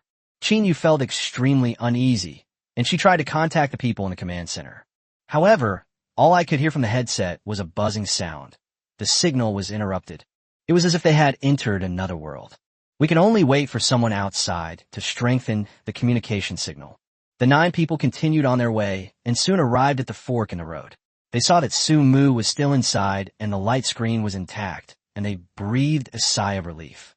A dozen or so enhanced monsters appeared outside the light barrier and kept attacking it, but the light barrier was very tough, and no matter what they did, they could not damage it. Seeing this, they were relieved. They figured that even a thunderstorm that dealt billions of damage couldn't harm a shield. So how could some small monsters possibly hurt it? The light barrier's defenses could not be broken by anyone other than a divine intervention. Once inside the light barrier, Su Mu focused intently on preparing the magic potion, completely undisturbed by the situation outside. He has now completed the processing of the raw materials and is ready to begin the first step of the process. Those cups were filled with strangely colored liquids. Some of the medicines were being heated with alcohol lamps. But at that moment, something unexpected happened. A muffled groan rang out, and a female thief clutched her chest, bent over, and a mouthful of blood spilled from the corner of her mouth. Then, blood seeped from her chest, staining her hands red. The next moment, everyone assumed a fighting stance, cautiously watching their surroundings and on guard. At the same time, a pale green light appeared around the girl, and the wound on her chest was quickly healed. Blood volume has also returned to a healthy level. Who attacked you? Did you see clearly? Qin Yu asked. The girl shook her head. She hadn't sensed any murderous intent before being injured. You should know that she is the fastest and most evasive professional in the team.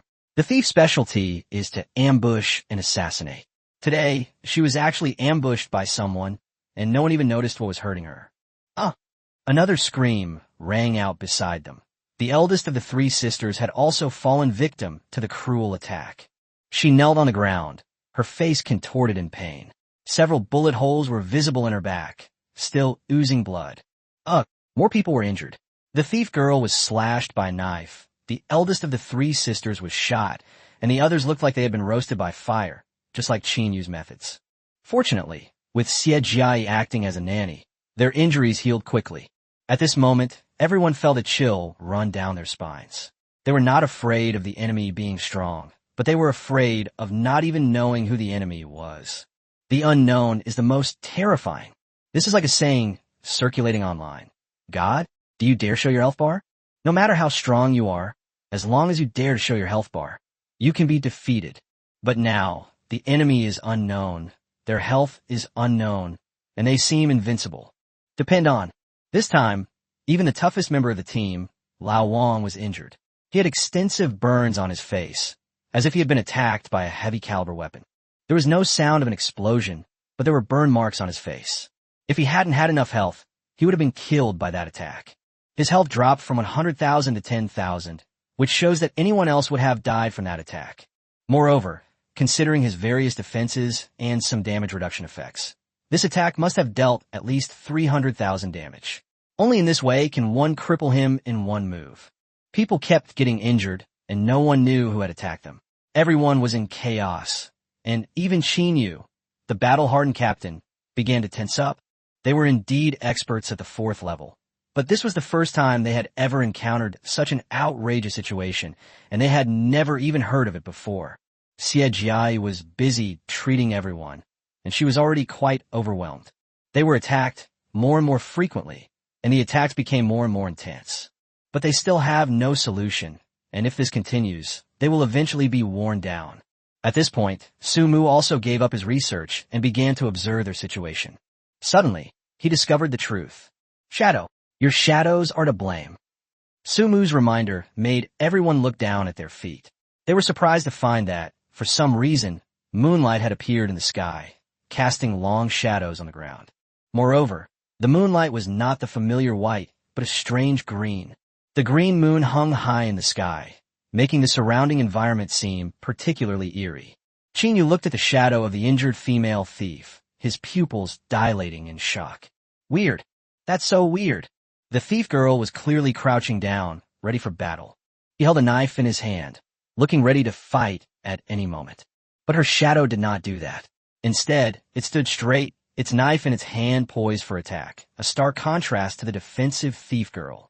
The shadow's movements were completely different from the person's, as if it had a life of its own. The next moment, the shadow began to move, actually stabbing towards itself. Careful, Chinyu shouted, and she inadvertently saw her own shadow. She found that her shadow was holding a staff and waving it, as if casting a spell. The target of the spell was the mammoth girl. Puff! The female thief was stabbed hard by the knife and spat out a mouthful of blood. A large hole had appeared in her chest, an injury even more horrifying than before, and her soft armor was completely undamaged. The thief girl collapsed to the ground in agony. In another location, the female knight had many burns on her body, just like Old Wong had before. At that moment, they all realized that the attacker was their own shadow. Everyone felt a chill run down their spines, realizing how difficult the situation was. This was the first time they had encountered such a predicament, and they had absolutely no idea how to deal with it. It's like a boss with no health bar. There's no hope in sight and no way to defeat it. Chapter 42, Epic Boss. Then a horrifying scene unfolded. The shadows of the three sisters fired shots at the others, who were immediately shot and fell to the ground. Their attacks don't care what kind of armor you're wearing. They completely ignore defense and deal damage. Attention everyone, the shadow's attack deals true damage, ignores defense, and will directly reduce your health. Chinyu immediately reminded everyone. But even knowing this, none of it matters, because there's simply no way to stop it and no way to retaliate. The shadow can attack not only the main body, but also other people. How can we defend against this? How can we break it? Everyone was in a state of unprecedented panic. Xie Jia's treatment never stopped. She was being treated for this and that. She kept waving her staff, healing everyone who fell to the ground. There was simply no time to save anyone. Moreover, she discovered that those shadows had thoughts. After discovering that she was the only healing support, Shadow targeted her with all its attacks. Let's focus our fire on her. Xie Qiyi herself was also injured. The others began to fight back, striking the Shadow with knives or guns. But this had absolutely no effect. Their attacks all hit thin air. There is no way to cause any damage to the Shadow. At this moment, Chinyu, as the team leader, also lost his composure and was completely confused, not knowing what to do. They are currently unable to contact the outside world and have no way to solve their immediate problems. He could only watch as his teammates continued to get injured. Sooner or later, they would all be worn down by their own shadows. This incredibly difficult dungeon has a hidden boss that's absolutely terrifying. Things started to get difficult. Meanwhile, inside the command center, people were also in a state of chaos. They could see the specific situation of each person, but they were unable to communicate. The voice recording will take some time to be fixed, and they are very anxious about it. The current situation has exceeded everyone's expectations, and the think tank has begun to hurriedly search for information to see what exactly that boss is. While everyone else was busy and stressed, Sumu remained calm and composed, constantly thinking of solutions. If the enemy can control your shadows, then let your shadows disappear and see if that works. Xie Jia set up several lighting orbs around here, making sure there are no spots left out so that the shadows have nowhere to hide. Pay attention, all of them must be in front, back, left, right, up, and down. Chinyu heard Su Mu's words and wanted to speak, but was powerless to do so. She had thought of this method long ago, but she immediately rejected it herself. As we all know, light and shadow are inseparable. Where there is light, there is shadow. Having Xie Jia create several orbs of light is just adding to the shadows. Is this an attempt to hasten their deaths? The think tank in the command center shook their heads, indicating that they had thought of this idea long ago, but quickly rejected it. This method could kill everyone. But Sumu's next words immediately jolted everyone awake. Siejiai, cast levitation spells on them all, so they don't fall to the ground. Let them fly. I don't know if you understand this concept. Back in the time of civilization on Earth, there was the concept of an operating room. They would treat people inside, surrounded by special rooms. Because the presence of shadows could affect the doctor's vision, someone invented a lamp that could make the shadows disappear. A ray of light shines on an object, and the light is blocked by the object, creating a shadow. This is the shadow of the object itself. However, when an object is illuminated from multiple angles and with light from different directions, the light will fall on the object's shadow, and the area of the shadow will be greatly reduced or even faded. This shadow is more blurred than the umbra and is called the penumbra.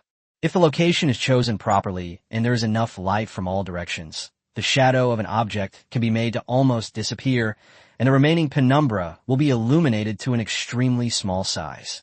So, Siejiai, hurry up and create as many light spheres as possible. Place light spheres on every part of your bodies. Sumu's methods and insights were truly enlightening for everyone.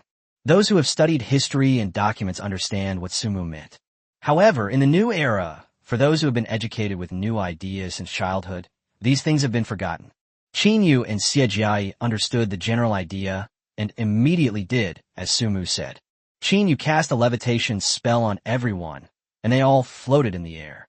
Siejiai also created hundreds of light orbs, with at least 10 or more around each person. The light orbs were distributed in various places around them, including under them. After the ball of light lit up, everyone was surprised to find that what Sumu said was true. The shadows of the crowd had almost disappeared, practically non-existent. The shadows' attacks were completely restricted, and they barely hurt when they hit the body. This method really works. Everyone in the command room stood up immediately, overjoyed. They had always thought that Sumu's greatest strength was manufacturing, but now they discovered that this young man was fearless in the face of danger, remaining calm and composed even when Mount Tai collapsed before him. Moreover, he was still conducting chemical experiments, and the preparation of his potion was nearing its final stage. A mythical potion is about to appear. Sumu multitasked, focusing on making the potion while observing everyone, calmly analyzing the situation, and coming up with the best solution. With Sumu around, what need is there for a think tank? Sumu is the brains of the entire team, the strongest strategist in the group. Damn it, you talkative bastard, you should just die now. A strange voice rang in everyone's ears. It seemed to be a woman's voice. Immediately afterwards, a line of text suddenly appeared in the task panels of all 10 people. Defeat the hidden boss in the secret realm, the seventh apostle, Shadow of Lox, and clear the secret realm. The enemy's true form has been revealed. The seventh apostle? What is that? Even Qinyu, who had experienced so much, was stunned and stood there for a long time, but she couldn't figure out what kind of boss it was. She had never even heard of it. But in the command center outside, Jiang Zhan was so shocked by these words that he stood up immediately, and an expression of disbelief appeared on old Xia's face. It's obvious that they both know who this boss is. At their level, they naturally knew some secrets. Jiang Zhan didn't hide anything and directly told everyone the boss's identity. These so-called apostles refer to the 12 epic-level bosses that humanity has discovered worldwide so far. Most of these bosses exist in super dungeons with groups of 100 players, while some outliers do not belong to dungeons and roam the world. Humans know very little about these bosses, except that they are all referred to as apostles before their names. Furthermore, their levels are all above level 150. Chapter 43, The Shadow Kingdom. Upon hearing this, everyone's minds exploded. That was an extremely difficult secret realm with a capacity of hundreds of people. No, it couldn't be described as a secret realm anymore. It was another world, another country, a world-class dungeon, with a space the size of the entire planet Earth. It's simply incomparable to a small secret realm like Kageyama. This seventh apostle, Shadow of Lox, is the boss in the epic-level dungeon, Shadow Kingdom of Elgers. These epic-level dungeons do not have fixed entrances. They appear directly in various places over time and space. According to reports from our brother units, the seventh apostle, Elgers, is becoming increasingly active in the Asian region. The entrance to the secret realm is very likely to open soon. The opening of a Shadow Mountain Secret Realm dungeon directly triggered a level 3 beast tide. If an epic disaster instance like the Dark Kingdom of Elgers were to open within our country, we must send people to conquer it immediately, or the consequences would be unimaginable. No nation has been able to clear the Dark Kingdom, an epic dungeon. We know nothing about the boss Lox's skills and mechanics. The information we have so far is that this boss has the highest mortality rate among professionals. After Jiang Jun finished speaking, everyone's expressions turned solemn. Wang Junlei was puzzled. That doesn't make sense. Logically speaking, this Locus is an epic-level boss, and no one in the world has cleared this super difficult dungeon. So why would it cause other professionals to die? Jiang Jun's gaze was deep. Based on the information we have, this boss's abilities should be related to shadows. She will exist wherever there is a shadow. Because of this mechanism, her traces can be found all over the world. Moreover, each apostle had his own fervent worshippers, who were essentially his followers. The altar inside the Shadow Mountain Secret Realm and the countless monsters that worship it are all its believers. Lox's shadow clones respond to the call of his followers, which is why this boss causes the deaths of many professionals. Everyone suddenly realized. Those 10 people were really unlucky. In a new dungeon, who would have thought that the final boss would be Lox? If we know this information, we cannot evaluate it as a high-difficulty secret realm. How long will it take for communications to be restored? Old Xia asked anxiously. They had to get this information to the squad as soon as possible to see if there was any way to break the deadlock. Inside the secret realm, within Su Mu's light screen, the shadow of Lox considered Su Mu a trashy life profession worker who posed no great danger to him, so he ignored him. Now, Xie Jiai's fear of light shines on everyone, but Su Mu is in danger. The shadow's attack ignores defense and shields. Even if Su Mu covered his entire body with a light screen, it wouldn't work. Su Mu's own shadow began to twist and turn, as if it were grinning maliciously, and a knife appeared in its hand, which it thrust towards Su Mu's chest. Su Mu was not a combat professional, and his level was very low. Such a blow could kill him. He currently has no way to deal with this so-called shadow of Locus, and is prepared to exchange his life for the tears of angels. Just as the dagger was about to pierce her, Xie Jia waved her staff in the air, seemingly using some kind of magic. Su Muying's knife plunged down fiercely, and splat, blood spurted out. However, Su Mu herself did not feel any pain, and her body was completely unharmed. He realized something and immediately turned his head, seeing a gash on Xie Jia's chest from which deep red blood gushed. The girl let out a muffled groan of discomfort and fell to the ground from the air. Everyone was extremely worried. Su Mu felt extremely upset. He had thought of it when he noticed Xie Jia casting a spell. That must be something imposed on oneself. Su Mu saw an angel wing icon in a status bar with a line of text on it. I enter hell. Transfers all damage to the caster.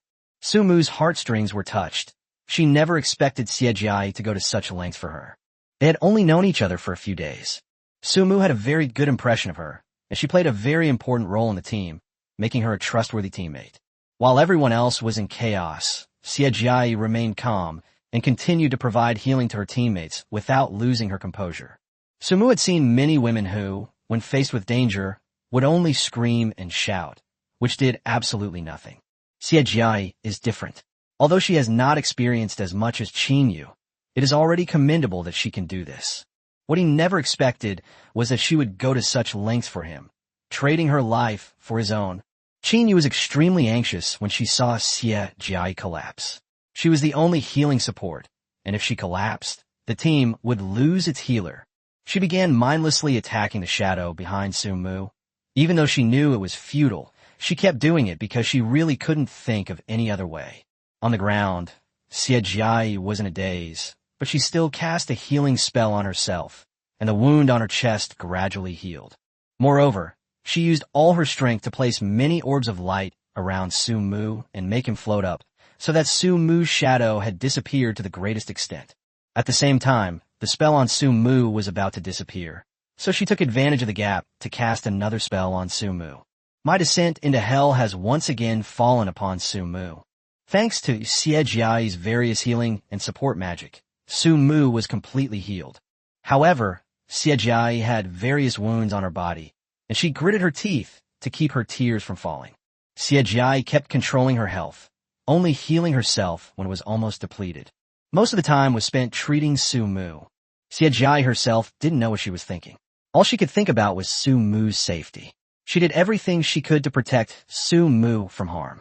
However, Su Mu's method without a shadow was not invincible. This effect can only weaken the shadow to the greatest extent possible, not make it disappear. The monster lurking in the shadows hasn't disappeared, it's been weakened. This does not mean they do not exist. Xie Jia was under immense pressure, and the shadow of Locks began to go berserk, relentlessly attacking Su Mu and the others. Qingyu looked desperate. If there was no other way, they would be worn down and die here. Xie Jia's treatment was not unlimited and would run out sooner or later. Chapter 44, Locking Blood. Time passed slowly.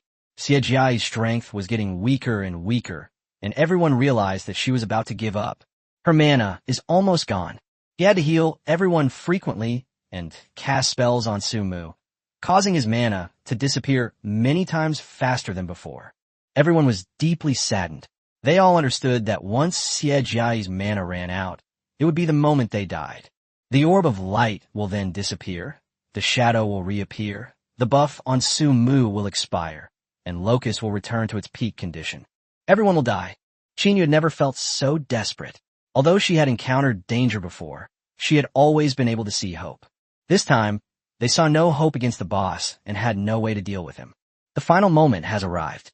Xie Jia's mana was down to only 5%, and her health was down to only 10%. If she suffers further injury, Xie Jia will fall into a coma and enter a critical, near-death state. Then it will all be over. On the other side, Su Mu's health was still full, and I only had a few seconds left in my health all buff. The moment of truth had arrived. Xie Jia used her last bit of mana to apply healing to Su Mu, choosing to give Su Mu the hope of survival. She closed her eyes and awaited death. Everyone who saw this scene was heartbroken. The eerie laughter of a woman echoed through the secret realm. Go to hell, you trash.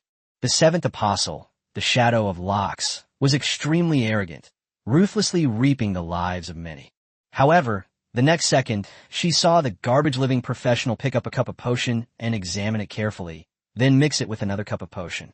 The moment the two potions touched, the mythical potion was completely completed. An unparalleled seven-colored light appeared inside the bottle, shooting straight into the sky and illuminating the darkness that had enveloped the secret realm. The astonishing light pushed the Shadow of Locks to its limit. It let out a wail as its illusory body began to burn, emitting mist. This is the first time someone has harmed it. This was just the beginning. The moment the green moon in the sky was illuminated by the seven-colored light, it began to crumble like a mirage, falling apart. In the sky, the vast Milky Way appeared, and the phantom of another deity was reflected there. The phantom of the supreme god descended, and all submitted. No matter how powerful the so-called seventh apostle is, he can't be stronger than a god. Moreover, this Locust is currently just an avatar, not the real one.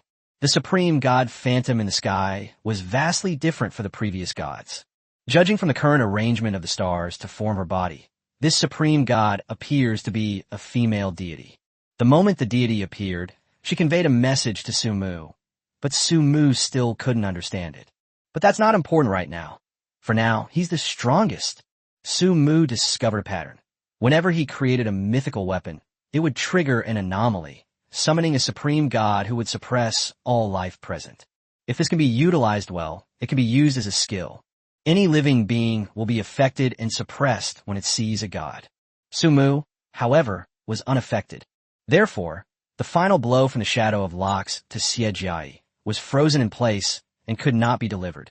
Su Mu looked at the two bottles of mythical potions in his hand, glanced at their attributes, and a cheerful smile appeared on his lips. He believed that this mythical potion could save everyone. He took the medicine, went to Xie Jia, who was on the verge of death, and helped her up. Xie Jia had lost too much blood and was very pale. He could feel Xie Jia convulsing due to her wounds. The once pristine white robes were now stained with blood and were extremely filthy. Su Mu felt extremely sorry for him. He felt particularly guilty when she used up her last bit of magic to heal herself, which meant that the girl had given up her own life to save Su Mu. Su Mu lived up to expectations and did not disappoint Xie Jia's trust. He pried open Xie Jia's mouth and poured all the mythical potion into it. After Xie Jia drank the potion, the strange phenomena and the phantom of the deity disappeared. With the shadow of Locust no longer restrained, it began to slash wildly at Su Mu. The knife was stabbed into Su Mu's vital points, but Su Mu was not injured. All the damage was transferred to Xie Jia. The effects of my being sent to hell will last for another 10 seconds or so. But at this moment, Xie Jia was already teetering on the brink of death, her life about to come to an end. With those few strikes from Shadow of Locks, Xie Jia definitely wouldn't be able to withstand them and would surely die. The atmosphere in the command room outside was extremely heavy. Several bigwigs closed their eyes, unable to bear seeing Xie Jia die. Alas, even a miraculous potion cannot bring the dead back to life. What a pity about this girl. They had already planned how to arrange Xie Jia's funeral and intended to compensate her family, since she had died for Su Mu. Minus 7,485. Minus 6,784. Minus 7,451. The critical hit numbers kept flashing above Xie Jia's head. As a healing support, she didn't have much health left. That is, more than 20,000. Moreover, her health was already less than 10%, so Locks only needed one strike to kill her. But everyone noticed that Xie Jia's health was locked and wouldn't change. My health bar stays at a single point and won't go down no matter what I do. 1/28571. A single drop of blood, this very last drop, remained motionless. No matter how much Rock swung his sword, it simply wouldn't come down. Locust.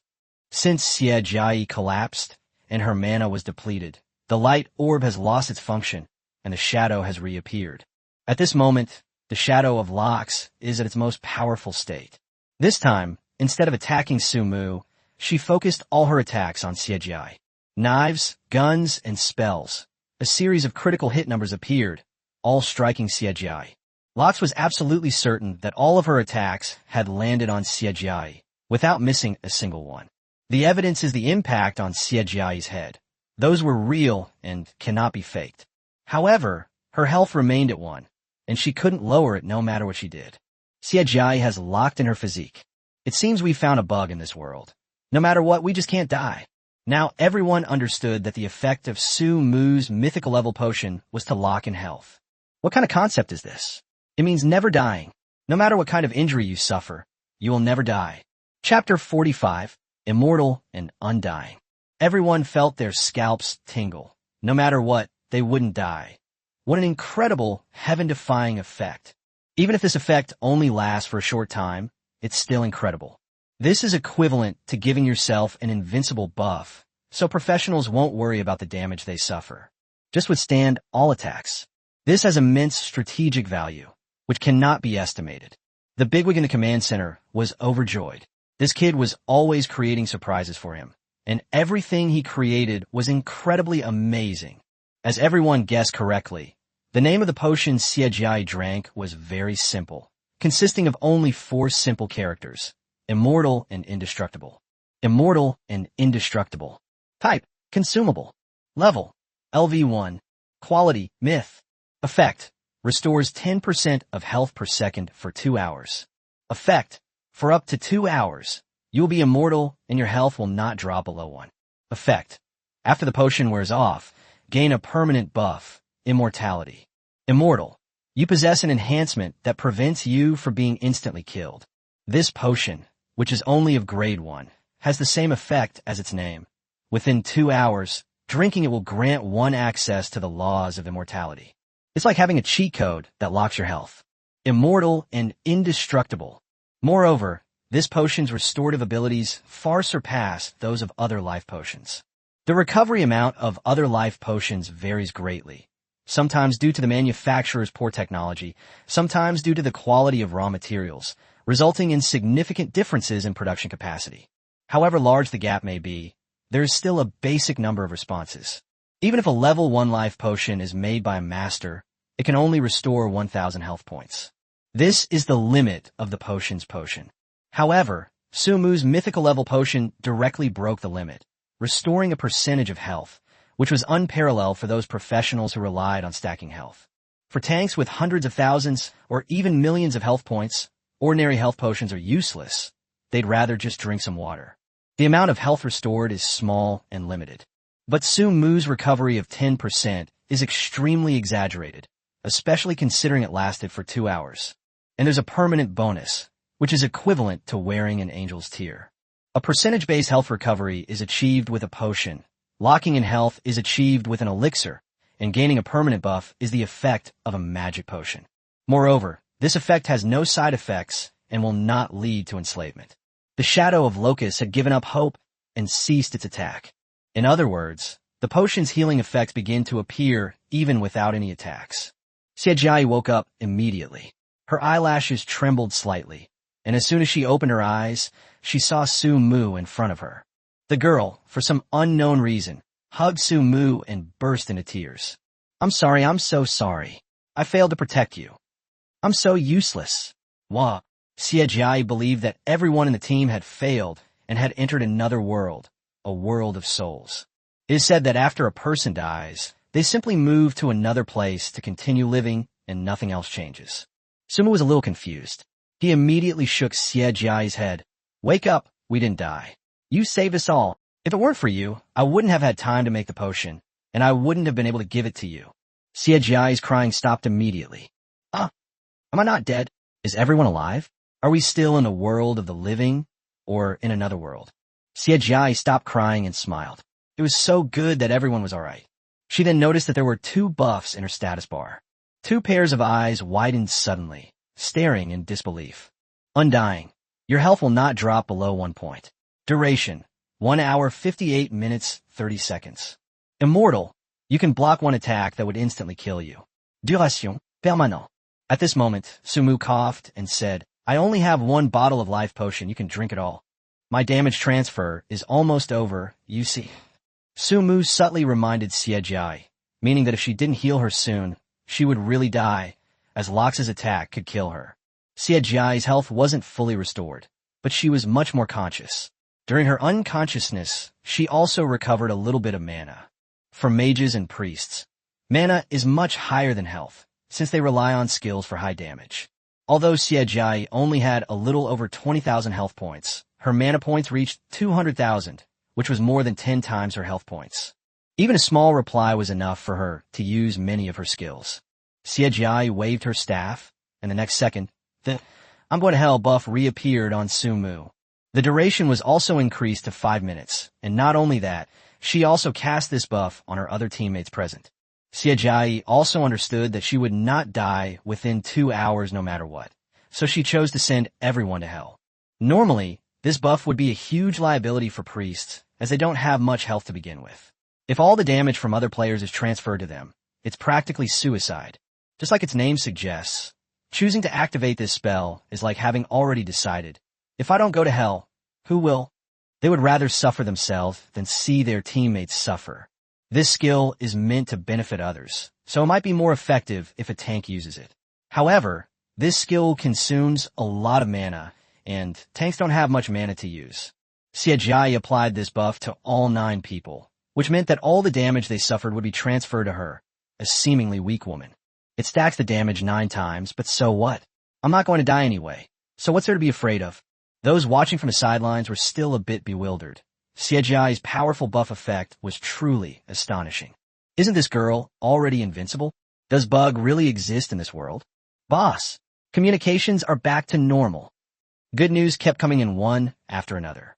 After continuous repairs and signal enhancements, the technical team successfully restored the communication equipment to both parties. Jiang Zhen immediately informed Su Mu and Qin Yu about the 7th apostle and the shadow of Lox. Xie Jia healed them all, and their mana quickly ran out again, meaning they didn't have many more minutes to hold on. If the shadow of Locust attacks everyone while Xie Jia is out of mana, then no one will be able to restore them. Chapter 46, Limitless Energy. At this moment, Su Mu took out a potion that emitted a 7-colored light. Drink it right away. Xie Jia downed it in 1 gulp without hesitation. The effects of this potion were even more dramatic than the previous life-saving potion. The mana bar, which was about to run out, instantly returned to full. This potion undoubtedly restores mana, and not just a fixed amount, but a percentage. With her mana fully restored, Xie Jia began her actions. Everyone was enveloped in golden light, and everyone's health was restored to full at that moment. What's even more surprising is that Xie Jia's health didn't change at all and recovered very quickly. All of her skills seem to have no mana cost. Her mana level remains constant. No matter how many skills are used, nothing will change. The potion that Su Mu created only had 4 words. Unlimited energy. Unlimited energy. Type, consumable. Quality, myth. Effect, instantly restores full energy. Effect, reduces the energy cost of all skills by 100% for 2 hours. Effect, gain a permanent buff, blessing of the gods. Divine blessing. After a skill consumes energy, 10% of the energy is returned. Just like the name of the potion, it has unlimited energy, which can make energy inexhaustible and directly solve the problem of energy shortage. All skill activations consume energy, but unlimited energy eliminates this effect. It turns all consumption into nothing, and it's worth noting that the potion's name is infinite energy, not infinite mana. There are many types of energy, and blue energy is just one major branch. Many special professions, such as thieves, do not have mana, and their skills consume stamina instead of mana. Stamina has no lower or upper limit. It always stays at 100, no matter how high your level is. After using a skill, you can only wait for your stamina to recover on its own. Unless they use special methods to restore their stamina, they can only wait. Even this method is far inferior to unlimited energy. Imagine how terrifying a thief with always full stamina would be. This profession is inherently one of extremely high speed. It can maintain a high movement speed to kite the enemy. The enemy can't touch him no matter what.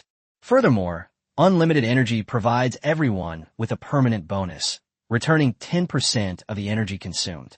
This is different from reducing the mana cost of skills. This fluctuates too much, with some consuming more and others less.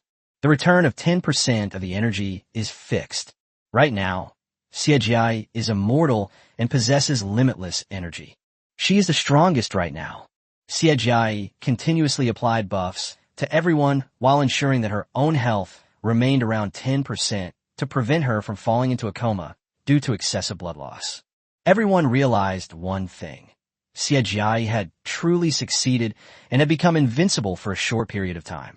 The 2 bottles of potion that Su Mu created directly turned the tide of the battle. You're not immune to attacks. You're afraid of light. Su Mu keenly perceived the weakness of the Shadow of Locks. He vaguely remembered that when he created the Potion of Life before, the dazzling light caused considerable damage to the Shadow of Locks. To the Shadow of Locks, Su Mu's smile looked like that of a devil from hell. This human was very intelligent and perceptive. It could have gone on a killing spree today, but this guy ruined its plans. Right now, he has guessed his weakness again. It is indeed not invincible. As long as the light is bright enough, it will be hurt. This is a high difficulty dungeon, with its maximum difficulty locked by the rules. Even if it enters the dungeon, it won't be very powerful, as its own health is still limited. The radiant light emanating from the object Su Mu had created earlier directly reduced its health by 30%, a reduction of 1/3. I wonder if you can withstand a thunderstorm? Thunderstorms are not only characterized by terrifying lightning, but also by an unparalleled brightness of light. Su Mu wanted to give it a try and see how many thunderstorms this so-called apostle could withstand. He immediately took out his revolver, activated its light screen, and protected everyone inside. He then fired a shot outside, this time intending to destroy everything in the shadows. Shadow of Locks was puzzled. Could a gun really be the key to its death? How could that be? They had already tried it before, and a gun couldn't do any harm to him at all. But the next second, a terrifying thunderstorm appeared in the sky. The lightning was extremely dazzling, and under the countless bolts of lightning, Rox had nowhere to hide. Everywhere he looked was illuminated. The thunderstorm's light left Locus's clone nowhere to escape, exposing it to the storm's intensity. It howled and screamed loudly, its body turning into mist.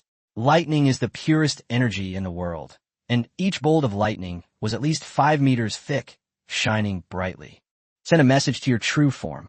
I will kill it. Amidst the ravages of the thunderstorm, the Shadow of Locks fell into silence and vanished from the world. The thunderstorm swept across the entire secret realm, the powerful lightning tearing away all darkness, shattering the green moon, and turning the secret realm from night back into day. All the monsters inside were wiped out. This means that the last boss has been defeated, and Kageyama has cleared the game. Hidden boss, the seventh apostle, Shadow of Lox, successfully defeated. The Kageyama Forest secret realm has been successfully cleared. Start calculating experience and rewards. A contract with 90% experience points exclusively has been detected. Calculation in progress. Experience rewards distributed. Several golden lights appeared on Su Mu's body. He leveled up 4 times in a row after clearing this dungeon. The Shadow Mountain Secret Realm was a high difficulty dungeon, and he had just defeated the boss, which was above his level, and he also received some experience rewards. Start calculating item rewards based on performance in the Secret Realm. Grade for this run, A. Completion rate, 99%. Rating, S. Clearance time, 1 hour 36 minutes 14 seconds. Rating, hidden level triggered. Dungeon rating increased by 1 level. Overall rating, S. Special treasure chest as a reward. All rewards have been calculated. You will be teleported out of the secret realm within 1 minute. A series of prompts rang in everyone's minds simultaneously, and the next second, a portal appeared in front of them. On the other side of the portal is where Su Mu and the others were before they came in. They can return the way they came by going through the portal. Chapter 47, The Key of Elgers. Furthermore, the clone of the seventh apostle, Shadow of Lokus, also dropped an item, a white one. Qin Yu approached Su Mu with a guilty expression. Brother, I'm so sorry. It's my incompetence that almost caused everyone to die here. As a protector, I'm not qualified. We're not worthy of this job. I will resign as soon as I get back. I will also make compensation to you on behalf of the forces behind me. Qin Yu's cheeks burned. She felt utterly incompetent, even less capable than a newcomer. Su Mu didn't take it to heart. Everyone put an effort to get out. It's not just my achievement. You've all done a great job, and no one expected such an accident to happen, let alone resigning. I think it was quite enjoyable for you guys to help me level up. I'll need your help a lot in the future. Please let me become a second-class student first. Su Mu's words deeply moved Qin Yu and the others. Qin Yu's eyes were already red, and she secretly turned her head away to wipe her tears. Okay, as long as you don't mind, that's fine. The atmosphere within the team became harmonious again, with the girls laughing and chatting happily. They no longer consider Su Mu as someone they want to protect. Next came the part about dividing the spoils. The reward room for clearing the level contained a level 50 weapon, a large sword specifically for the warrior class. Su Mu couldn't use it, and no one else needed it. Just looking at its attributes, it was considered top tier. If sold, it could fetch tens of millions of gold coins. The group had already agreed that they would not keep anything they obtained from the secret realm, and would instead exchange it all for cash to give to Su Mu. Qin Yu also saw the thing that fell from the Shadow of Lox. It was a material for the journey to the Kingdom of Elgers. The key to the relics of Elgerd. Type, miscellaneous items. Quality, legendary. Synopsis, an ordinary portal to Elgers, invaded by the Dark Knight, retains an eerie aura. The person who possesses the item can use mysterious technology to trigger a reaction and open the portal to Elgers. This is the key to Elgers, a duplicate key. With this item, the nation can control the journey to Elgers. Even if the Dark Kingdom hasn't opened the secret realm, they can still use this item to reach Elgers. Su Mu's mission is over, and the secret realm dungeon has been cleared. He'll be able to go home soon. Inside the command center in the capital, everyone suddenly realized that their clothes were soaked with sweat. This journey to the secret realm was extremely dangerous. If Su Mu hadn't stepped in time, and Xie Jia had risked her life, the entire team would have been wiped out. Most importantly, Su Mu created a mythical level potion. Everyone was still shaken. Zhao Ziyun, the person in charge of the mission, was very emotional. It's all my fault. I was too hasty in sending them into the secret realm. If we could have taken our time and found more powerful experts and more equipment, this secret realm wouldn't have been so difficult. Sun Feilong sighed. I also bear some responsibility. I rushed Su Mu into the secret realm before he received special talent treatment. If he had more and stronger forces to help him, it wouldn't have been so dangerous. In China, applying for something involves many procedures. Even if a meeting was held just a few days ago to finalize the decision, without a week to go through the process and various procedures, it's impossible to complete the approval in a short time. China has a total of 40 provinces and more than 500 cities. It's a very busy process requiring you to navigate various relationships, and the report might only reach the desk of the designated approver before it even reaches them. I'll urge the person in charge of approval as soon as possible. Sumu absolutely cannot be overlooked. Sun Feilong's eyes were bloodshot. He was clearly in a frenzy. Jiang Zhen slammed his hand on the table, somewhat annoyed. Are you all slapping me in the face? There are several people on my team who are from the military. Are you implying that my men are all useless? The three started arguing, and in the end, Wang Junlei, an onlooker, tried to smooth things over. Distinguished leaders, I believe none of you are at fault.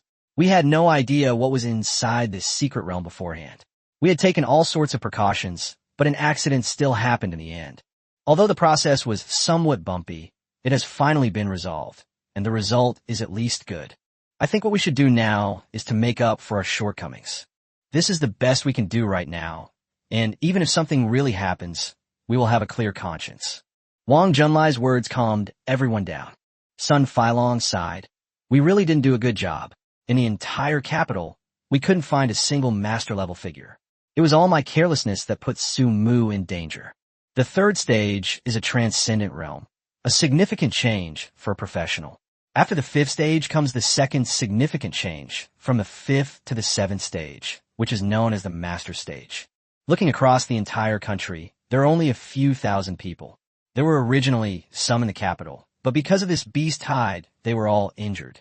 Sun Feilong stood up, preparing to leave the command room. Old Sun, what are you doing? Go call the guy who approved the documents. It was already approved in the meeting. Let's see why he's delaying the approval. A certain administrative unit. On the desk of the department responsible for approving the materials, there was a stack of documents, with the materials to be approved at the bottom and dozens of other materials that needed to be approved on top of them. This department is usually extremely busy, to a degree that most people cannot handle. It deals with approval documents for the entire country, and the number of approval items is enormous, involving all aspects. This department handles approvals for a wide range of matters, including healthcare, education, construction, and professional unions. It's fair to say that people working in this department have no rest time. They're either approving documents or on their way to do so. Therefore, in Yuan, the department leader, often works until midnight and gets less than 5 hours of sleep a day. And Yuan, however, remained steadfast in his post and had no regrets about taking on this responsibility. He personally reviewed every document and every project, always maintaining professional ethics. The office door was pushed open, and a secretary in business attire walked in carrying documents and a telephone in her hand. The leader is usually very busy, and I understand your feelings very well.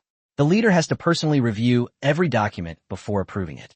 I guarantee that the leader will definitely see that document with his own eyes. Leader's son, I'm afraid we can't let you speak to him right now. Our leader is busy in a meeting and can't answer the phone. I will report your situation to the leader. Chapter 48, Approval Materials.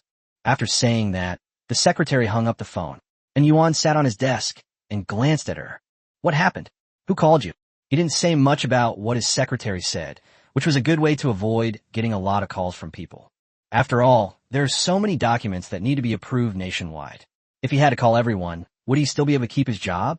Generally speaking, the secretary will only answer calls from red numbers. Otherwise, they will decline to answer other calls. Who called? And Yuan glanced at his secretary. It was Sun Feilong, the leader of the education department in the capital, who called. He calls every hour, and this is the fourth time today. And Yuan frowned. Then he probably has something urgent to do. What is it? He said he wanted you to sign a talent recruitment plan that had been approved at a meeting some time ago as soon as possible.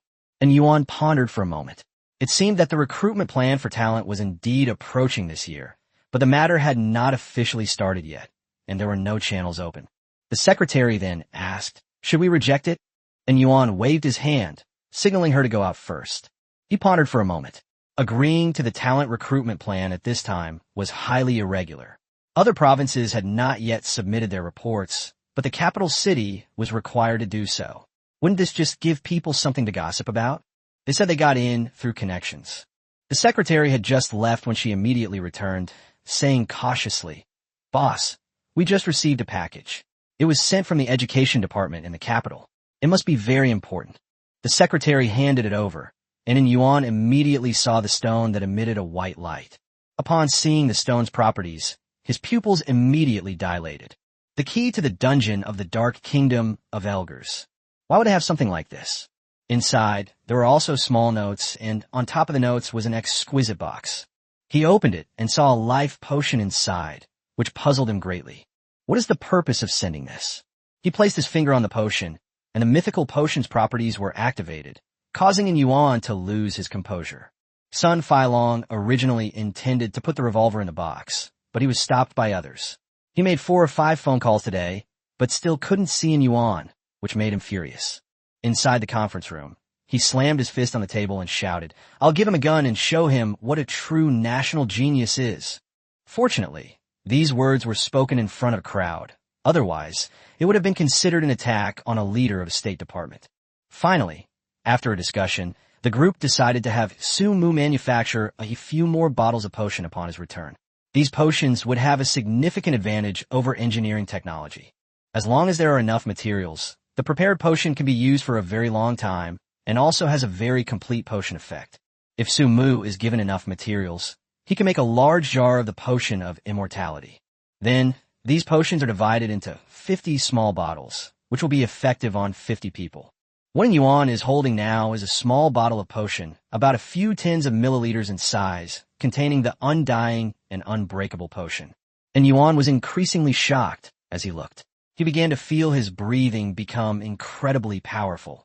It was at the mythical level. This was actually at the mythical level. He had never seen such a level of quality before. Even though he has risen to the national level, looking at the whole country, In Yuan, who is second only to a small group of people, has never seen such qualities. In his mind, epic items are the best, whether they're engineered or consumable, crafted items for daily use, or various equipment. The highest level is only epic. Therefore, owning an epic-level piece of equipment is the dream of every professional player, even though 99% of people are dreaming. To date, the planet has been compiling a top list of the world's best equipment every year and every month, an assessment issued by the rules of heaven. There are only about 50 pieces of epic-level equipment on the entire planet Earth, and these 50-odd pieces occupy the top 50 spots on the leaderboard. There are fewer than 10 epic-level equipment pieces in China. These are things that only saint-level super professionals are qualified to obtain. Is the current mythic level above the epic level? And Yuan began to suspect that if it wasn't, then the effects of this potion didn't seem to be of any particular quality. A level 1 potion grants 2 hours of invincibility and 1 death prevention buff. But if that's the case, then it's even more terrifying. Where did this thing come from? Who made it? And Yuan remembered that no dungeon or wild monster dropped health potions. The only source of health potions was crafting by professions. Is it really possible for someone to create a potion of mythical quality? And Yuan began frantically searching for that document. He overturned the accumulated data, looking anxious and desperate to find that document. He was preoccupied with that document, but the more anxious he became, the less he could find it. The female secretary was dumbfounded. "Boss, what's wrong?" She had previously seen the stone related to the Dark Kingdom of Elgers. That thing was connected to the Dark Kingdom, and now the country's high-ranking officials were troubled by a problem. The Dark Kingdom, an epic dungeon, was becoming increasingly active in Asia. It has already caused many casualties, and it is a major threat to the country. If it is not eliminated as soon as possible, a major disaster will occur. That's why she handed the items to In Yuan, but she didn't expect In Yuan to just glance at them and then turn away, instead holding a life potion and observing it repeatedly.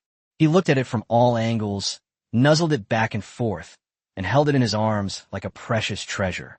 Could that potion be some kind of mind-altering drug? Hasn't Yuan been completely bewitched and gone mad? Or is it that you haven't been sleeping well for the past few days, leading to mental confusion? And Yuan was extremely anxious. "What are you standing there for? Hurry up and help me find the information." "Oh." The secretary quickly bent down and began rummaging through drawers and cabinets to help him find the information. "Sir, which document are you looking for?" "It's the one Sun Failong called you about earlier and asked me to sign." The secretary nodded and quickly found the document.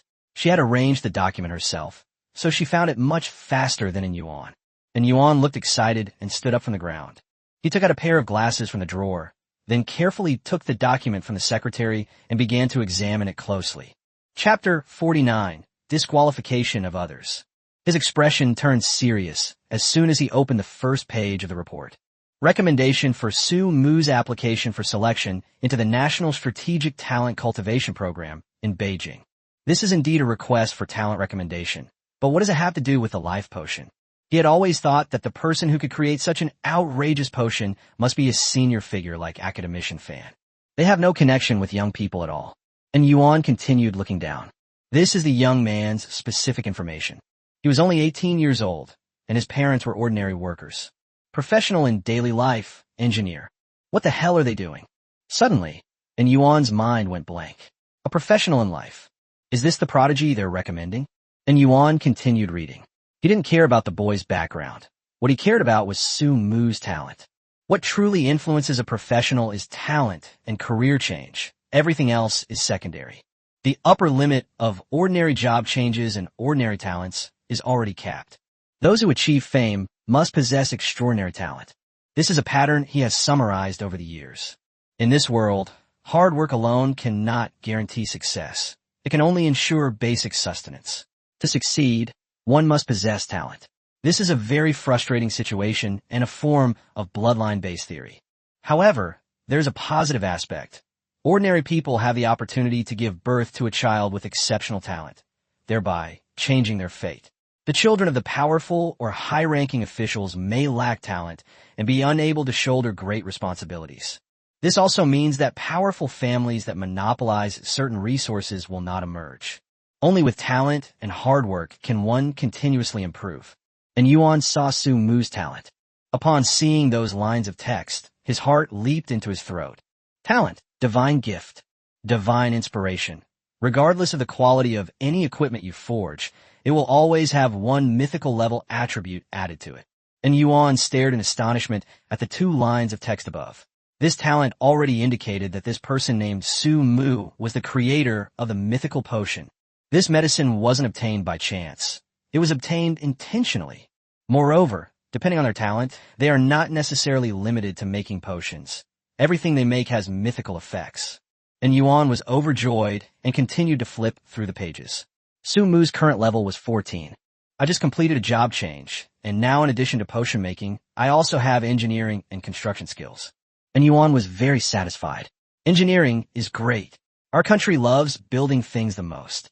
Only a few major countries in the world attach great importance to engineering, but our country is the one that values engineering the most. Turn to the next page. A revolver caught in Yuan's eye. On the surface, the revolver didn't seem like anything special, and most importantly, it didn't have any specific damage descriptions. Soon, his gaze fell on the picture next to it. That was a scene from when the mythical revolver was in use.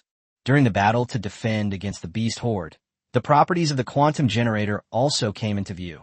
100 million energy points. The coverage area is so large. This means that most cities in China can install such a quantum generator. Is this thing mass-producible? And Yuan continued reading and discovered that this thing could not only be mass-produced, but its appearance could also be modified without affecting its original function. The final blue potion's effect is still mythical, still so unreasonable. He quickly finished reading the short report, which included a CD-ROM attached to the last page. He put the CD in his laptop and turned on a video. This video is a live recording of Su Mu inside the Shadow Mountain secret forest.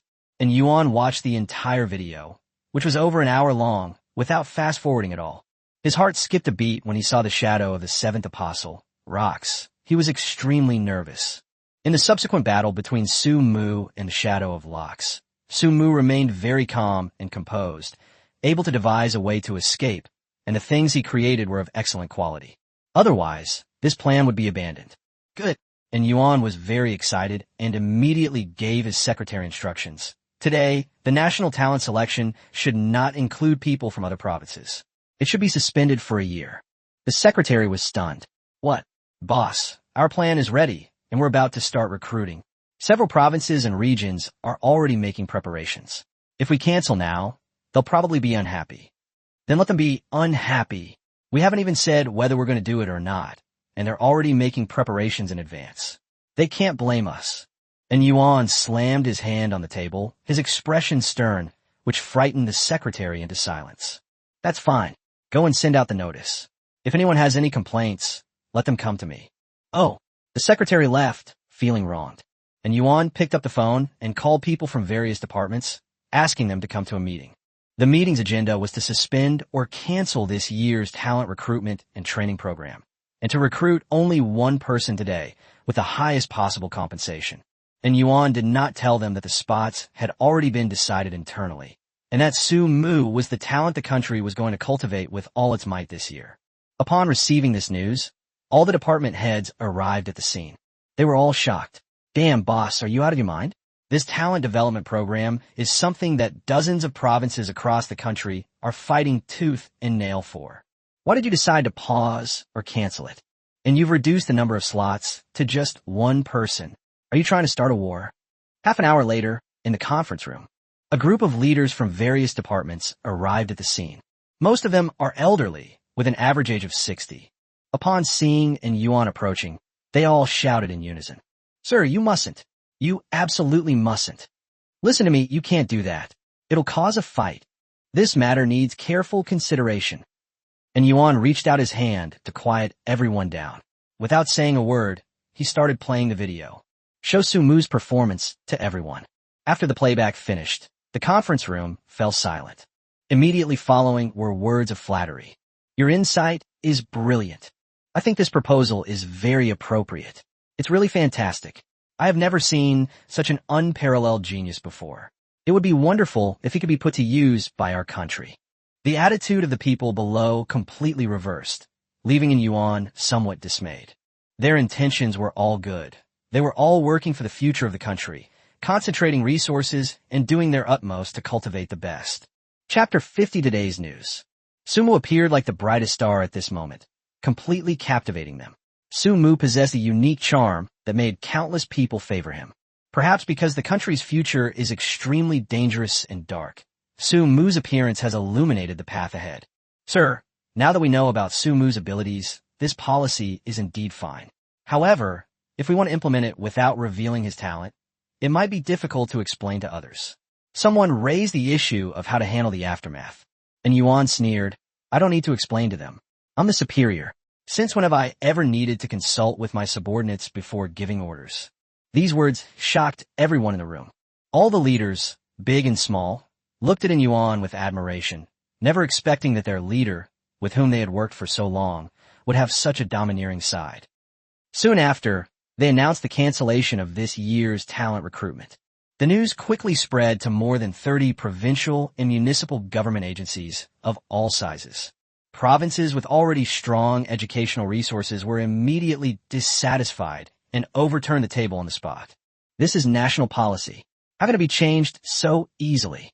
Just as Yuan and others had predicted, countless protests and objections swept in. But none of it worked, and Yuan regarded it as toilet paper. Instead of giving them a reply, Yuan released an even more explosive piece of news. Don't report any geniuses to me from other provinces. Those geniuses are all trash and useless. They're not even worth mentioning. The sole spot has been decided. After the news spread, it triggered a huge earthquake throughout the country. It seems the higher-ups have gone mad, using the nation's resources to train one person. What kind of ability does this guy have? I refuse to accept this. There's something fishy going on. There's definitely something fishy going on. Exactly. How can he compare to our super genius Triple X? Let that person show off their skills if they dare. Otherwise, I'll never accept it. Such voices arose one after another. No one understood what the authorities meant, nor did they want to understand. They were simply unconvinced. Soon, a code name was revealed, the one that surpassed everyone else in the entire province. Divine Craftsman. This was the code name of that super genius. He occupied all the other geniuses' spots and enjoyed the resources that should have belonged to them. This time, the higher-ups took a very tough stance. No matter how much trouble they caused below, the higher-ups simply refused to change their ways or pay any attention. Okay, got it. We'll talk about it next time. That's the attitude from above. The night ends and the day dawns. Awesome. Su Mu got up from her big bed, stretched, checked the time, and realized she had slept until late morning, getting up around 9 o'clock. I was probably too tense in the dungeon yesterday because I fell asleep as soon as I got back. What Sumu needs to do this time is very simple. Continue to upgrade and keep upgrading. Once you reach level 20, the next branch will be unlocked. Chinyu said goodbye to me yesterday, saying that they would come over anytime they needed me. With just a word from Sumu, they would rush over to help him level up, no matter where they were. Sumu's phone received a text message notification. He was shocked to discover that the card he had previously received contained an additional 20 million gold coins. This must have been the money he received after selling everything he had in the dungeon. Chinyu also said that they were not short of money and did not plan to split the 1,000. If Sumu could use the dropped equipment, he would use it. If he could not, he would sell it to raise money for Sumu. Cool. When Sumu woke up, his assets had doubled again. Everyone felt refreshed. After washing up, Sumu called Chinyu. Honey, the sun's already high in the sky, and you're only just waking up? You're only calling me at this hour. Chinyu's voice was tender and gentle on the other end of the phone, with a hint of resentment, like a submissive wife. Sumu used to think she was a mature and knowledgeable woman, but now she realized that she was very principled and knew when to say what and when not to say it. Although he talked a lot of nonsense, he is actually very reliable. Sister Chin, you're so mean. Didn't we agree that we'd call each other husband first? Honey, we sisters miss you so much. We feel terrible if we don't see you for a day. Our Taoyuan Hotel, rooms 520 and 521 are waiting for you. We've already washed them clean. There were a few other people next to Chinyu, and the ones talking seemed to be the second and third of the three sisters. The last cry caused Sumu to react physically. Judging from the voice, it must have been the Knight's sister. This girl communicated with others in a very normal and proper manner. But when she saw him, her face turned bright red, she didn't say a word, and her eyes looked very strange. Sumu found it hard to accept for a moment. Forget it. I'm like Tang, Sanzang entering the women's kingdom. I'm bound to die. You guys should come out. Hee hee. Chinyu, is there anything else today? Sumu thought for a moment. I'd better find a secret realm to level up. I want to reach level 20 as soon as possible. Which secret realm do you want to go to? It's still the Shadow Mountain secret realm. After all, monsters drop quickly there, and you get more experience. Chinyu and the others fell silent. This secret realm had put a lot of pressure on them, and they had almost lost their lives on the spot. But practice makes perfect, and they figured out the tricks of the trade. Besides, with the bizarre weapon made by Sumu in hand, there was nothing to be afraid of. This servant will go find my husband right away. Girls, let's go greet Master Su. Sumu gave a disdainful laugh and quickly hung up the phone. After getting to know these older women better, they became increasingly unrestrained, and sometimes it was really hard to handle. If they take advantage of me right there in the secret realm, that would be a disaster. What would I do then? Who would I marry? I couldn't possibly take them all. An hour later, the group arrived at the entrance of the Shadow Mountain secret realm once again. This time, they cleared the level much more easily. Old Wong still attracted the monsters and then eliminated them all. The group cleared the level in less than half an hour, eliminating the High Priest. This time, the shadow of Lox did not reappear. The sound of clearing the dungeon echoed in everyone's minds, and the teleportation portal appeared before them. After all, they were familiar with it from the second time, and Chinyu and his group crushed everything in their path with incredible efficiency. This time, Sumu reached level 17. Sigh, leveling up is still too slow. If only there could be a beast tide. Wang Junlei, who was waiting outside the dungeon, sighed. Yang Tian was speechless. Do you want Ting Ting, or what are you saying? Just as everyone was about to try running Shadow Mountain's secret realm again, Chinyu suddenly exclaimed in surprise. Look at today's news. Chapter 51 Frontline Squad, Steel Knife Unit. Everyone gathered around Chinyu, whose phone was playing a news video. This video was obviously only recently released, and in less than 10 minutes, it had already garnered millions of views and shares. The content inside is very simple. It's a declaration. Representatives from the Domestic Professional Workers Alliance delivered a solemn speech.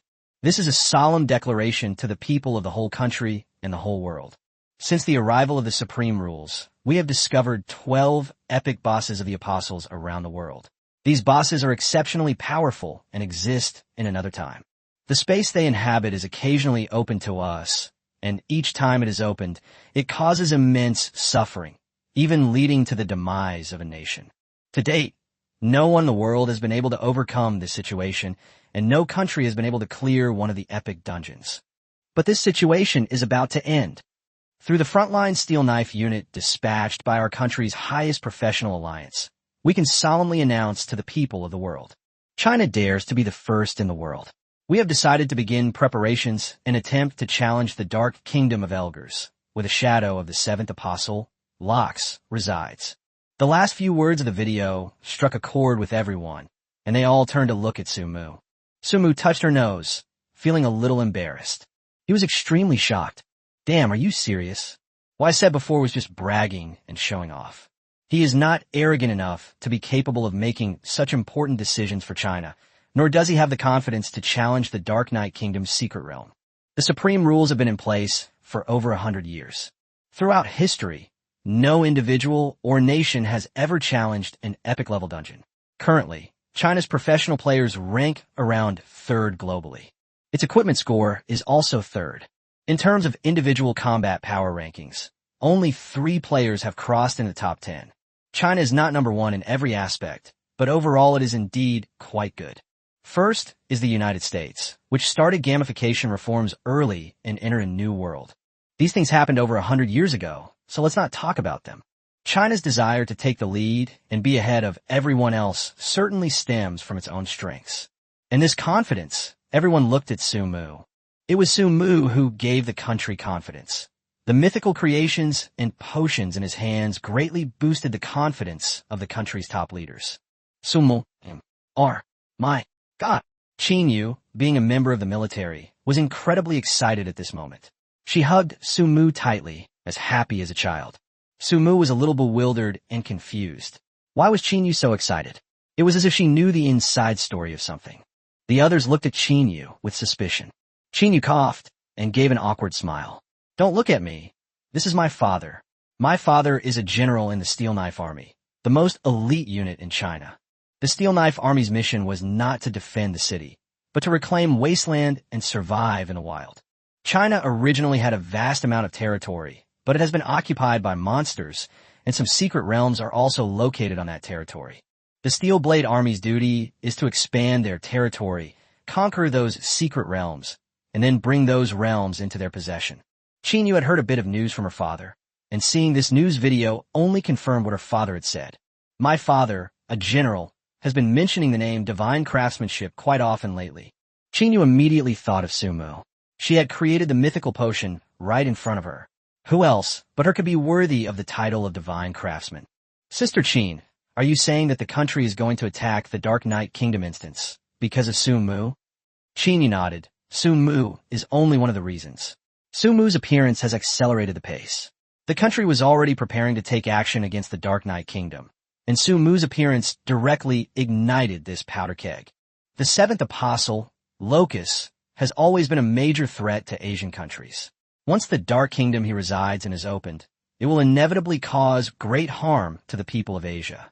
Several small countries have already suffered, with half of their population disappearing. Our country has also experienced this before. It was a beast tide 30 years ago. The root cause was that the Dark Kingdom opened the secret realm, which led to the arrival of the beast tide. The beast tide broke out in a southern province. It lasted only 5 hours and destroyed 4 cities, resulting in more than 1 million deaths and injuries.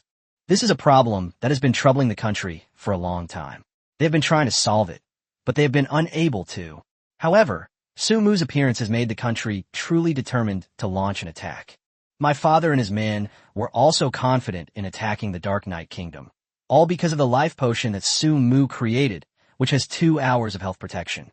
The strategic value of this potion is too great. The military personnel have decided not to bring any healing professionals, but only life potions to go in and provide experience for those who follow. To conquer the entire Dark Knight Kingdom, the difficulty lies not only in the issue of healing, which Su Mu's potions have solved, but there is still the pressure of dealing damage. Nobody knows how high the attack power, defense power, and health of the monsters in the Dark Kingdom are. What level of strength would a team of hundreds of people need to reach to defeat a single boss? Our country has only made a statement so far, and has not said when it will advance and set off. But just one statement is already a new chapter in human history, meaning we have begun to conquer epic bosses and their realms. Humanity has taken a giant leap forward. After hearing Qin use words, everyone felt their blood boil.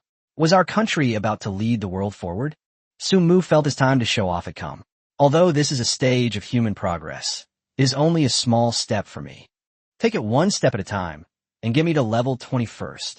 Xie Jiai, who hadn't seen much of the world, had her eyes light up when she heard this. Sun Mu's 2 sentences were really cool. Wang Junlei. That kid got away with it. Hateful.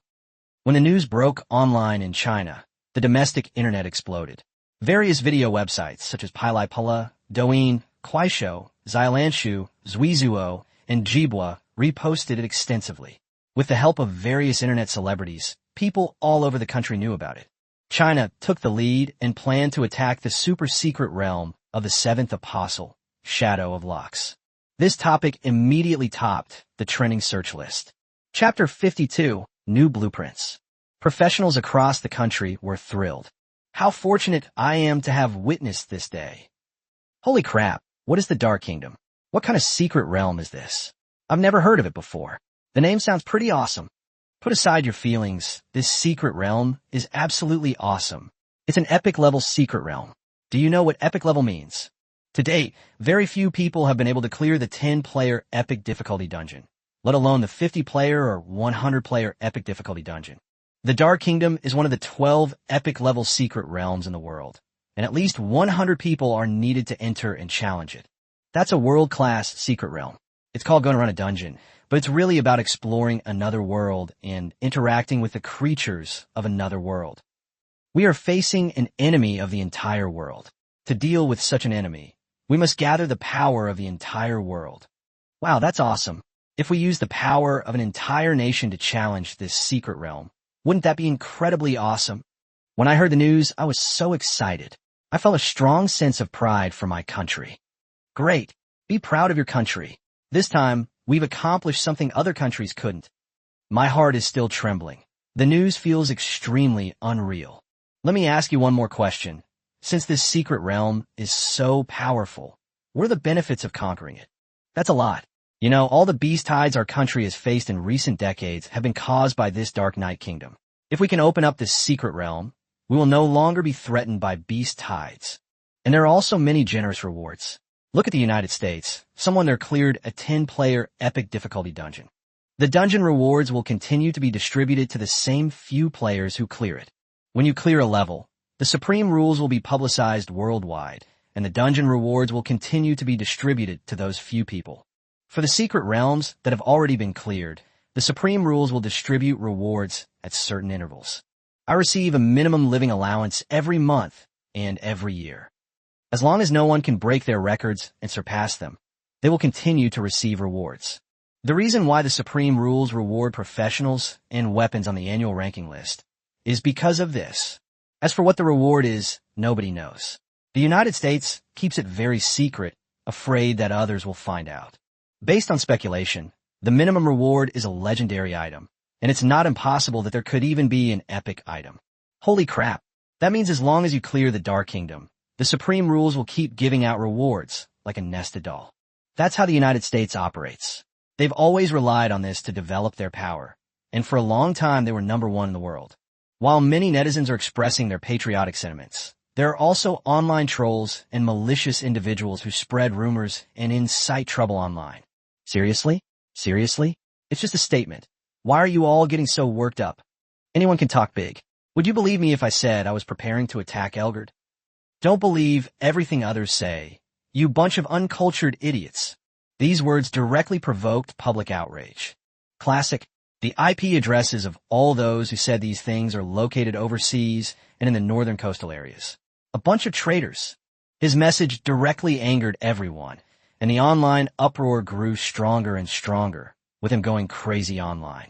Look at this IP address. It's obviously from those traitors or sycophantic dogs who fawn over foreigners. Just ignore them. The online commotion is growing, and some countries have given my country a positive response. Most people admire China's courage. After all, in this changing world, the first person to try it undoubtedly brought fire and hope to humanity, and is someone that all mankind should respect. Some countries have maintained a neutral stance. Their relationship with China has never been good. They can't stand to see China doing well and have started to engage in sarcastic or insinuating behavior. I'm sick of hearing that. It's just a pointless propaganda campaign. With the current level of human capabilities, there's absolutely no way to conquer a world-class, super-secret realm. The Eagle Nation mocked them, saying they were currently the most powerful country in the world with the most professionals, and their levels and equipment were far ahead. They had tried to defeat a boss before, but failed. That's why we make this assertion. If we, the world's number one, can't beat you, a newcomer, how can you possibly defeat us? Stop talking nonsense. The moment the Eagle Kingdom stepped off the field, the dogs around him started barking. Many mocked China for putting on a show and bragging. Su Mu was still leveling up.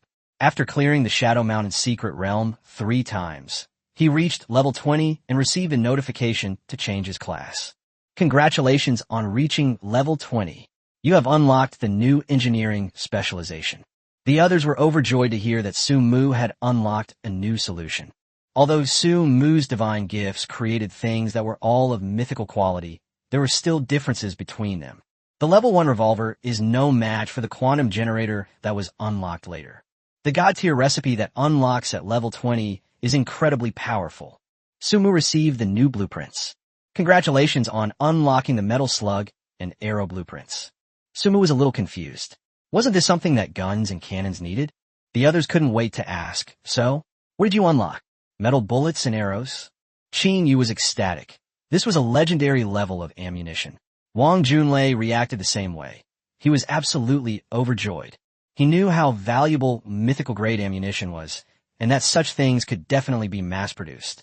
Currently, the most common professions in my country's army are gunners and archers. If mythical-level ammunition were to actually be developed and successfully assembled into military equipment, it would significantly enhance overall combat effectiveness. What kind of materials do you need? We'll go prepare it for you right away. Su Mu checked the materials he needed, and he was somewhat shocked by what he saw. The 2 items are made of the same main material, but the secondary materials are somewhat different. They're both very cheap and easy to find, and can be made into thousands of bullets or hundreds of arrows at a time. But the important materials are 100 caddies of ancient lava and 100 caddies of Arctic ice iron. Everyone listened in silence. These were all very precious materials, and the domestic stockpile was sufficient. Supplying them all to Su Mu would not be a problem. Chapter 53, The Battle for Talent.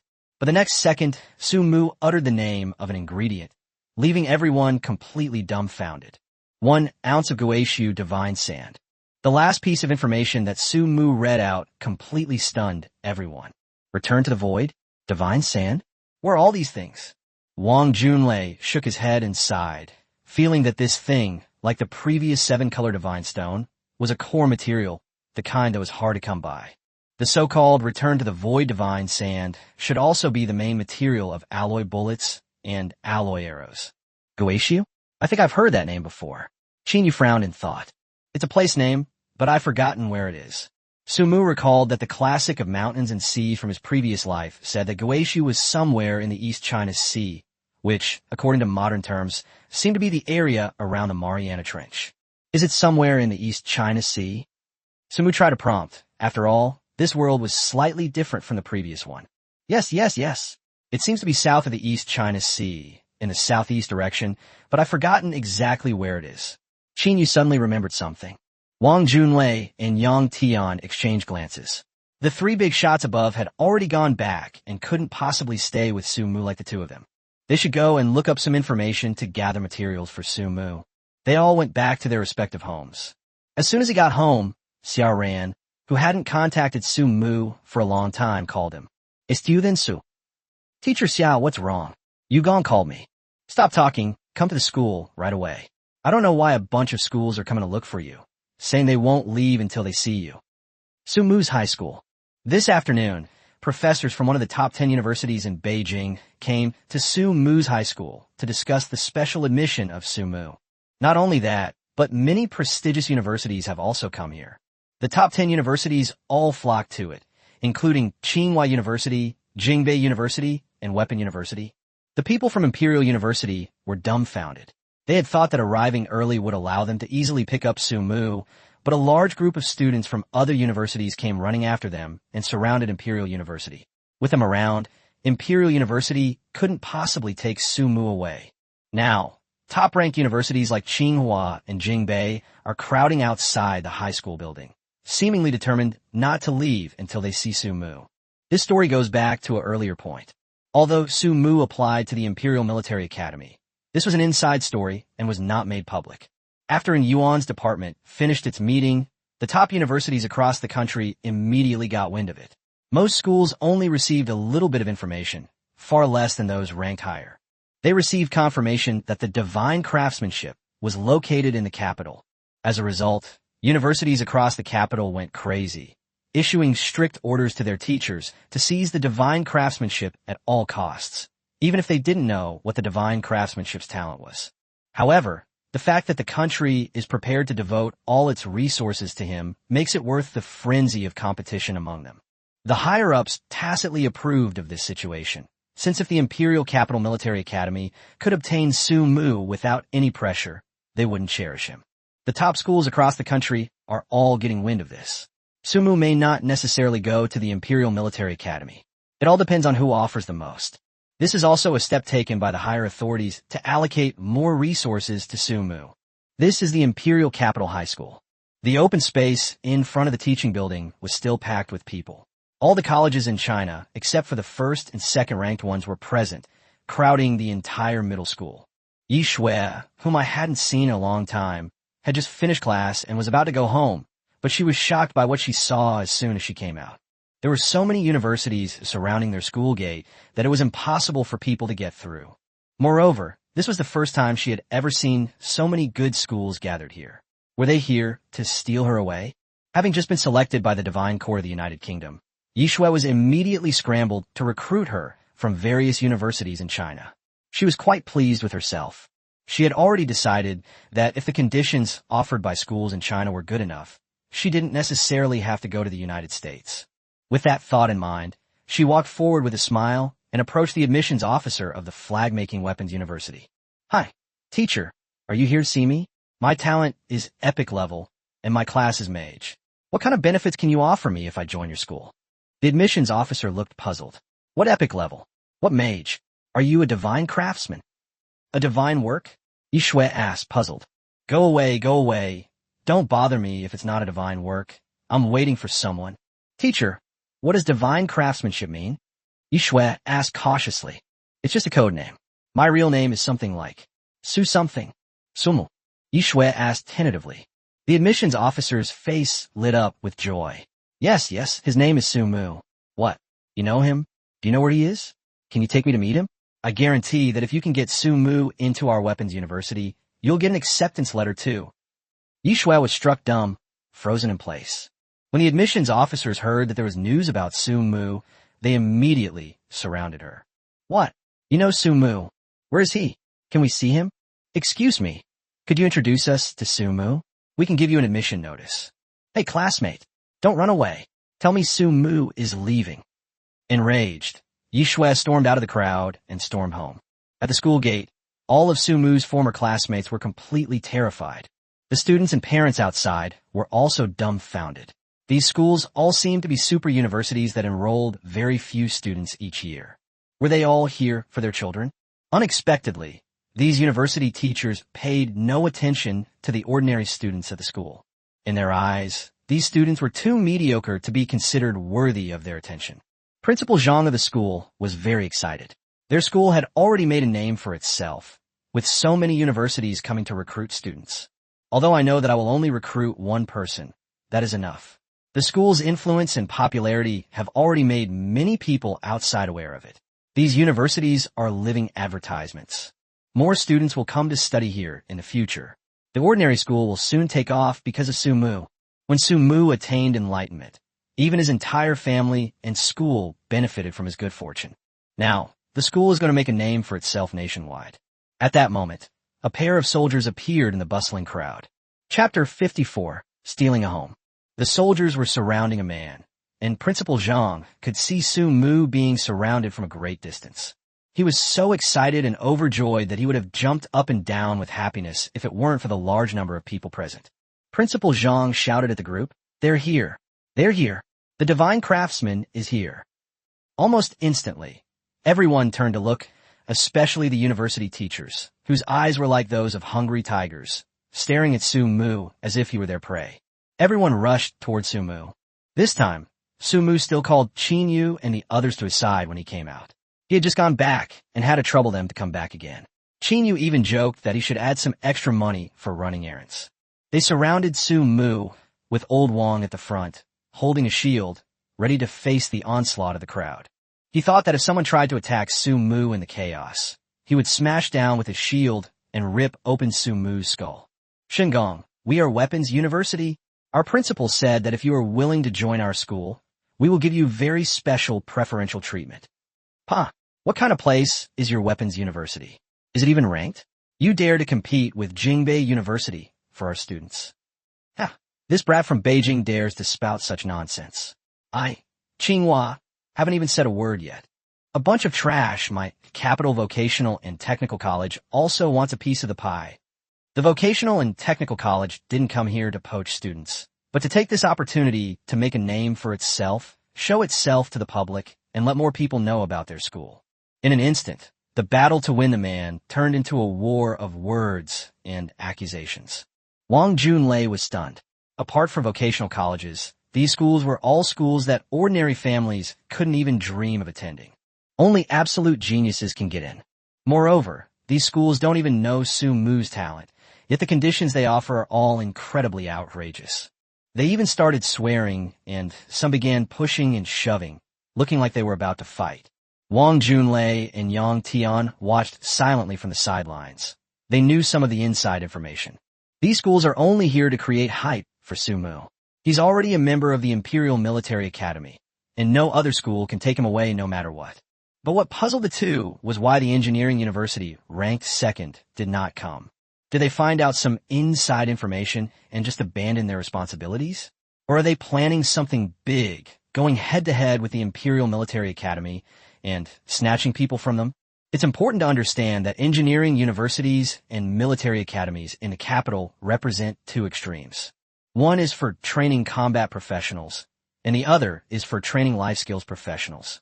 People who graduate from engineering universities are all freaks, and the things they create are also extremely freaks. The faculty is also very strong, consisting of leading figures in academia. Needless to say, the Imperial Capital Military Academy is a cradle of the strong. Most of the students who come out of it are high-level professionals with strength exceeding level 100, making them extremely powerful. Wang Junlei believes that Su Mu is more suited to an engineering university than a military academy in the capital. On the other side, inside a factory, office of middle-level leaders. Su Mu's parents, having been promoted to leadership positions, have been staying in their air-conditioned offices, occasionally going down to inspect the grounds and indulging in the feeling of being leaders. After all, they're getting old and will be retiring soon if they don't move around. While they still have some time left, they also want to travel around and give guidance to others. However, they have been staying in the office for the past few days, and people have been coming to see them from time to time. The reason was simply that her phone had been ringing nonstop for the past few days, with people constantly calling Su Mu's parents. Old Su, which school called you this time? The phone's been ringing off the hook these past few days, his office friends joked. They all knew of Su Mu's existence and often praised the couple for their good fortune in having such a wonderful son. The couple also frequently boasted about their son, mentioning him all the time. Mr. Su smiled, took out his phone, and looked at the number. He didn't recognize it. It was a call from Beijing. Su's mother leaned over and asked, "Which university called this time?" "I don't know. I'll answer and we'll talk." Mr. Su pressed the call button. "Hello, is this Mr. Su Feilong?" Su's father's full name was Su Feilong. "Yes, I am. Who are you?" "Hello, Mr. Su Feilong. I am Li Ming, the admissions director of the engineering university. You could just call me Xiao Li." At this moment, there were quite a few people around Su's father, all listening to the voice on the other end of the phone. Upon hearing the name of the university, Su's mother immediately covered her mouth. The workers around her gasped in astonishment, especially a middle-aged woman who had a son who was a laborer and whose lifelong dream was to get into an engineering university. Engineering universities are the highest halls of learning for working professionals, and every working professional wants to get in. In contrast, military academies in the capital city don't care as much about it. Hello. What can I do for you? Sue's father responded. Hello, Mr. Su. It's like this. Your child has performed exceptionally well. After review by the school leaders, it has been determined that Su Mu meets all the requirements for special admission to our school. The school leaders have decided to offer special admission to your child, and your son is the only one in this batch of special admissions. We're calling to confirm whether you agree to let Su Mu study at our engineering university. Mr. Su was stunned for a moment, while Mrs. Su shook her head anxiously and whispered to Mr. Su, I remember our son wanted to go to the military academy in the capital. You should tell him you don't agree. This scene made the middle-aged woman extremely jealous. Her son couldn't even pass the exam, but unexpectedly, the Su family didn't want him to go. Sue's father made up a reason. Well, it's like this, my son likes being a soldier, and I think his idea should be to go to the military academy in the capital. After he finished speaking, the person on the other end became anxious. Mr. Su, your child is a professional. How could he possibly join the army? It will be detrimental to him in every way. After speaking, Sue's father thought about it and realized that what he said made sense, so he fell silent. On the other end of the phone, Li Ming, who couldn't hear anything, was very anxious. This was a task assigned to him by the school, to win over Su Mu's parents and then have them persuade him to go to the engineering university. The reason they didn't go after Su Mu was because the people at the engineering university knew they couldn't compete with the Imperial Military Academy. The only possibility was to target Su Mu's family. If Su Mu's parents were involved, Su Mu himself would definitely reconsider. Li Ming hurriedly began to offer generous terms. If you agree to let your child come to the engineering university, our school will give a very large reward. Chapter 55 Engineering University comes to snatch talent. Hearing Li Ming's words, Sue's father was actually somewhat tempted, not for any other reason than that he had been considering it these past few days. After all, her son Su Mu was a professional in the trade, and it was already quite absurd for a professional in the trade to join the Imperial Military Academy. The Imperial Military Academy is a place that trains top combat professionals and also a place that trains soldiers for the country. Sue's father also learned from them that his child was indeed exceptionally talented, enough to warrant being admitted to the Imperial Military Academy as an exception. But no matter what, the Imperial Military Academy is designed for combat professionals. Will my child be bullied or looked down upon because they are a life profession? All of these are problems, but the engineering university in front of them relieved Sue's father of these concerns. After all, the engineering university is currently the best and largest life and career school in China, specifically established for life and career professionals. There's an old saying that goes, better to be the head of a chicken than the tail of a phoenix. Sue's father believed that his son, a life profession, possessed a talent that made the Imperial Military Academy, a school full of combat professionals, so attentive. If he went to an engineering university full of life professions, wouldn't he be treated like a treasure? Although he knew that his son wanted to serve the country, did going to an engineering university mean he couldn't serve the country? He also believed that the Imperial Military Academy would offer excellent treatment. But could even the best treatment and resources compare to those of an engineering university, which is geared towards professional life? After much deliberation, Sue's father began to waver. After all, his son was a hero who saved so many people in the capital, and he deserved this treatment. Seeing that Sue's father didn't say anything, Li Ming, the person in charge at the engineering university, seemed to understand something. It seemed that there was a chance to win over Su Mu to the engineering university. So he quickly said, Mr. Su, you can consider it. I can pay you a visit tomorrow. After saying all this, Li Ming did not intend to give Sue's father a chance to refuse, but instead hung up the phone very quickly. After hanging up the phone, Mr. Su looked at Mrs. Su and asked, Old woman, what are you thinking? Let Mumu decide this herself. We shouldn't interfere too much. Sue's mother shook her head, as if she could see what her husband was thinking. I just hope my son can have a good life in the future, Mr. Su said, shaking his head with a hint of helplessness. Our son has grown up. He's capable now, and we don't need to worry about him anymore. Mrs. Su patted Mr. Su's shoulder and smiled. Let's wait and see. Let him come home for a visit when they're on holiday. Sue's mother didn't say much more. She only hoped that her son would be safe, healthy, and happy. She planned to wait until he came home before discussing anything else. And what about Su Mu? He was somewhat flattered to see so many top-ranked universities from all over the country vying for him to study there. This is so well organized. They're really trying to create hype, even bringing in two top universities, Beijing North University and Beijing University of Technology, to promote themselves. Do I have that much face to lose? But looking at the overcrowded playground, Su Mu felt a bit overwhelmed. He didn't want to be too conspicuous, so he looked at Xia Ran beside him and said, "Teacher, could you help me out? I really don't want to waste my time on this kind of thing." Seeing Su Mu say this, Xia Ran was a little surprised. "You want me to help you reject them? Is that not allowed?" Su Mu asked, putting on a pitiful expression. "Of course not. I just didn't expect you to ask me to do it for you." Xia Ran smiled. "Okay, you guys go first. I'll hold them off for you here." Xia Ran was also surprised that Su Mu would entrust her with such an important task, and she was overjoyed. Under the cover of Qin Yu and the others, Su Mu quickly and successfully evacuated the school. After leaving the school gate, Su Mu wiped the sweat from his forehead and took a breath. These people are crazy. Isn't that right? Do you know how sought after you are right now? Old Wang slumped on the ground and chuckled. "I've fought so many battles in my life, and I've never felt this tired." Xie Jia gave Lao Wang a stamina-restoring buff and then said, "Indeed, now when you go out, you'll only attract envy, jealousy, and hatred."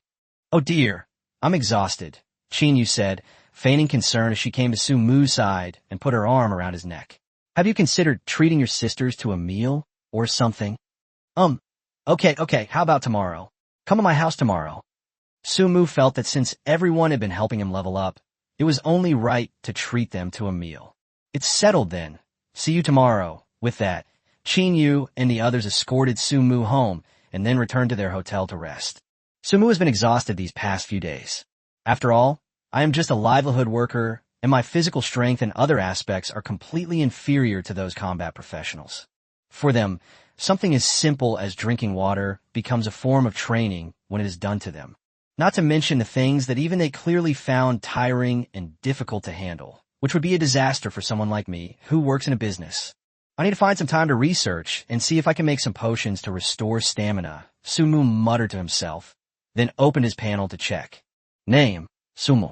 Occupation, blacksmith. Level LV20. Strength, 300. Stamina, 190. Speed, 180. Spirit, 200. Skill, forging LV3. Skill, refinement. Can refine the attributes of any equipment, raising the quality of the equipment to a higher level. The higher the skill level, the greater the range of equipment quality improvement. New skill, enchantment. Can add a mythic level affix to any equipment, and the higher the skill level, the more affixes can be added. Talent, divine gift. Divine endowment. Regardless of the quality of the equipment you forge, it will always have a fixed mythical attribute. Level 20 and my stats have only improved this little. TSK. Sure enough, the positive stats for life professions are really low. I guess I should practice some 5 animal frolics and Tai Chi sometime. Su Mu muttered to himself as he lay in bed and fell asleep. When Mr. and Mrs. Su returned home, they found their son already asleep in bed, so they didn't wake him. They also knew that their child was probably too tired lately and needed a rest. Therefore, they all kept quiet and didn't disturb him, planning to let their children make their own decisions when Li Ming came to visit them the next day. Chapter 56. Visiting? The next day, Xia Ran looked at Li Ming with a puzzled expression. "Teacher Li Ming, what brings you to Imperial Middle School?" As a teacher at the engineering university, Li Ming also has a very good reputation. After all, the engineering university and the Imperial University are universities that can be ranked on the same level. The only difference is that the two universities are responsible for different majors. Therefore, it is quite normal for Xia Ran to know Li Ming. "Me? I'm here to see Shingon." Li Ming smiled. He understood that there was no point in hiding this, and it would make him feel better to say it out loud. Now that he had a better chance to bring Shingon to his side, it was definitely a worthwhile deal. "Huh? You? Why are you looking for Shingon?" Xia Ran looked puzzled. How come she didn't know someone was coming to see Su Mu today? Su Mu didn't say anything either. "I forgot to tell you, Shengong's father and I had a long talk yesterday about whether Shengong should enroll in the engineering university, and I came here today specifically to pay him a visit." After saying this, Li Ming turned and left with a very smug look on his face. Envious? Jealous? Soon, students from our engineering university will be from Shengong. Hearing Li Ming's words, Xia Ran was stunned at first, then immediately realized what was happening and quickly dialed her grandfather's number. "Grandpa, something bad has happened." As she spoke, Xiao Ran told Grandpa Xiao what had just happened. After listening, Grandpa Xiao's face darkened. "Damn it, what's this engineering university up to? Are they trying to steal students from the Imperial Military Academy?" "Xiao Ran, hurry up and go there. I'll have Xiao Wang and the others go there right away." With that, old Xia quickly hung up the phone. He certainly didn't want his promising talent to be poached by the engineering university next door. That would be a huge loss. After hearing her grandfather's words, Xiao Ran realized the seriousness of the situation and quickly got up and ran towards Su Mu's house. Get up, get up. Everyone's here, waiting for you." Su's mother slapped Su Mu off the bed. This instantly brought Su Mu to her senses. It doesn't matter how powerful you are or how many people protect you outside. The person in front of you is your mother, and you really can't do anything about her. "Who's here? What do they want? What's the occasion?" Su Mu asked wearily and helplessly, covering her eyes with her hands to block the sunlight streaming in from the window. "Oh dear, it's Yi Shue's family, and some of our relatives. Your dad went out to buy things, and I still need to cook. Hurry up, get up and go greet them." As she spoke, Su's mother pulled Su Mu out of bed and threw her on the ground. It's outrageous that a master craftsman would be treated like this, but what can you do when the other party is the master craftsman's mother? "Xiao Xue's here too, so watch your appearance. Don't look so sloppy." With that, Su's mother walked out of the room. As Su Mu listened to his mother's words, his eyes gradually became confused. "Xiao Xue? Yes, Xue? What's she doing here? Is she just looking for trouble? Or does the Vatican want her to win me over?" Su Mu seemed to have forgotten her mother's instructions. With her messy, bird's nest-like hair, she went out and saw a large group of people sitting in the living room. This group includes Yi Shue's family, as well as her extended family and relatives. Su Mu was overwhelmed by all these people. I didn't know them at all. Putting aside the fact that she was a transmigrator, the original owner didn't have a good impression of these relatives either. Thinking of this, Su Mu didn't bother to say anything more to them. After greeting everyone, he prepared to wash up, as he still had to take care of the things his mother had asked him to do. As soon as Su Mu left to wash up, everyone started talking. "Xiao Xue, is what you said true? Does Su Mu really have no professional talent?" Yi Shue's father asked in her ear. Ye Zhu nodded. Yes, this guy not only lacks professional talent, but he's also just an ordinary day trader. Yi Shue's eyes revealed a hint of jealousy. Why should she? Why should someone like him, a life professional who hasn't awakened any professional talents, receive an invitation from the Imperial Military Academy and be treated with such good conditions? I'm not convinced at all. I'm the one who's going to join the Holy See. So why should I be outdone by this guy? A guy who hasn't awakened his professional talent is born to be trampled under his own feet. After receiving his daughter's affirmation once again, other thoughts began to arise in Ye's mind. It must be admitted that everyone could see Su Mu's character and how good he was to his daughter Yi Shue from the beginning. Both Xiao Xue's mother and I like this child very much. But if he really is a jobless individual with no professional talent, as Xiao Xue said, then it's best not to associate with him. My daughter, Xiao Xue, is about to go abroad to join the Holy See. At that time, the two of us will be from two different worlds and will never have any contact again. While Ye's father was pondering, other relatives of the Su family also chimed in after hearing the conversation between Yi and his daughter. I knew it. What kind of future can someone who has never had much ambition since childhood have? I heard that Su Mu used to skip classes every day. Sigh, I really don't know why my sister gave birth to such a son. Xiao Xue, you and Su Mu are childhood sweethearts. Why is there such a big difference between you? You're about to go abroad and become someone important, but what about Su Mu? If this continues, he's bound to take the wrong path. Xiao Xue, you must persuade him to study hard and not go astray. Yi Shue seemed to enjoy the praise from everyone, but she didn't show any reaction. He basked in everyone's praise with a smug and proud expression, but his eyes were full of intense disdain. Childhood sweethearts?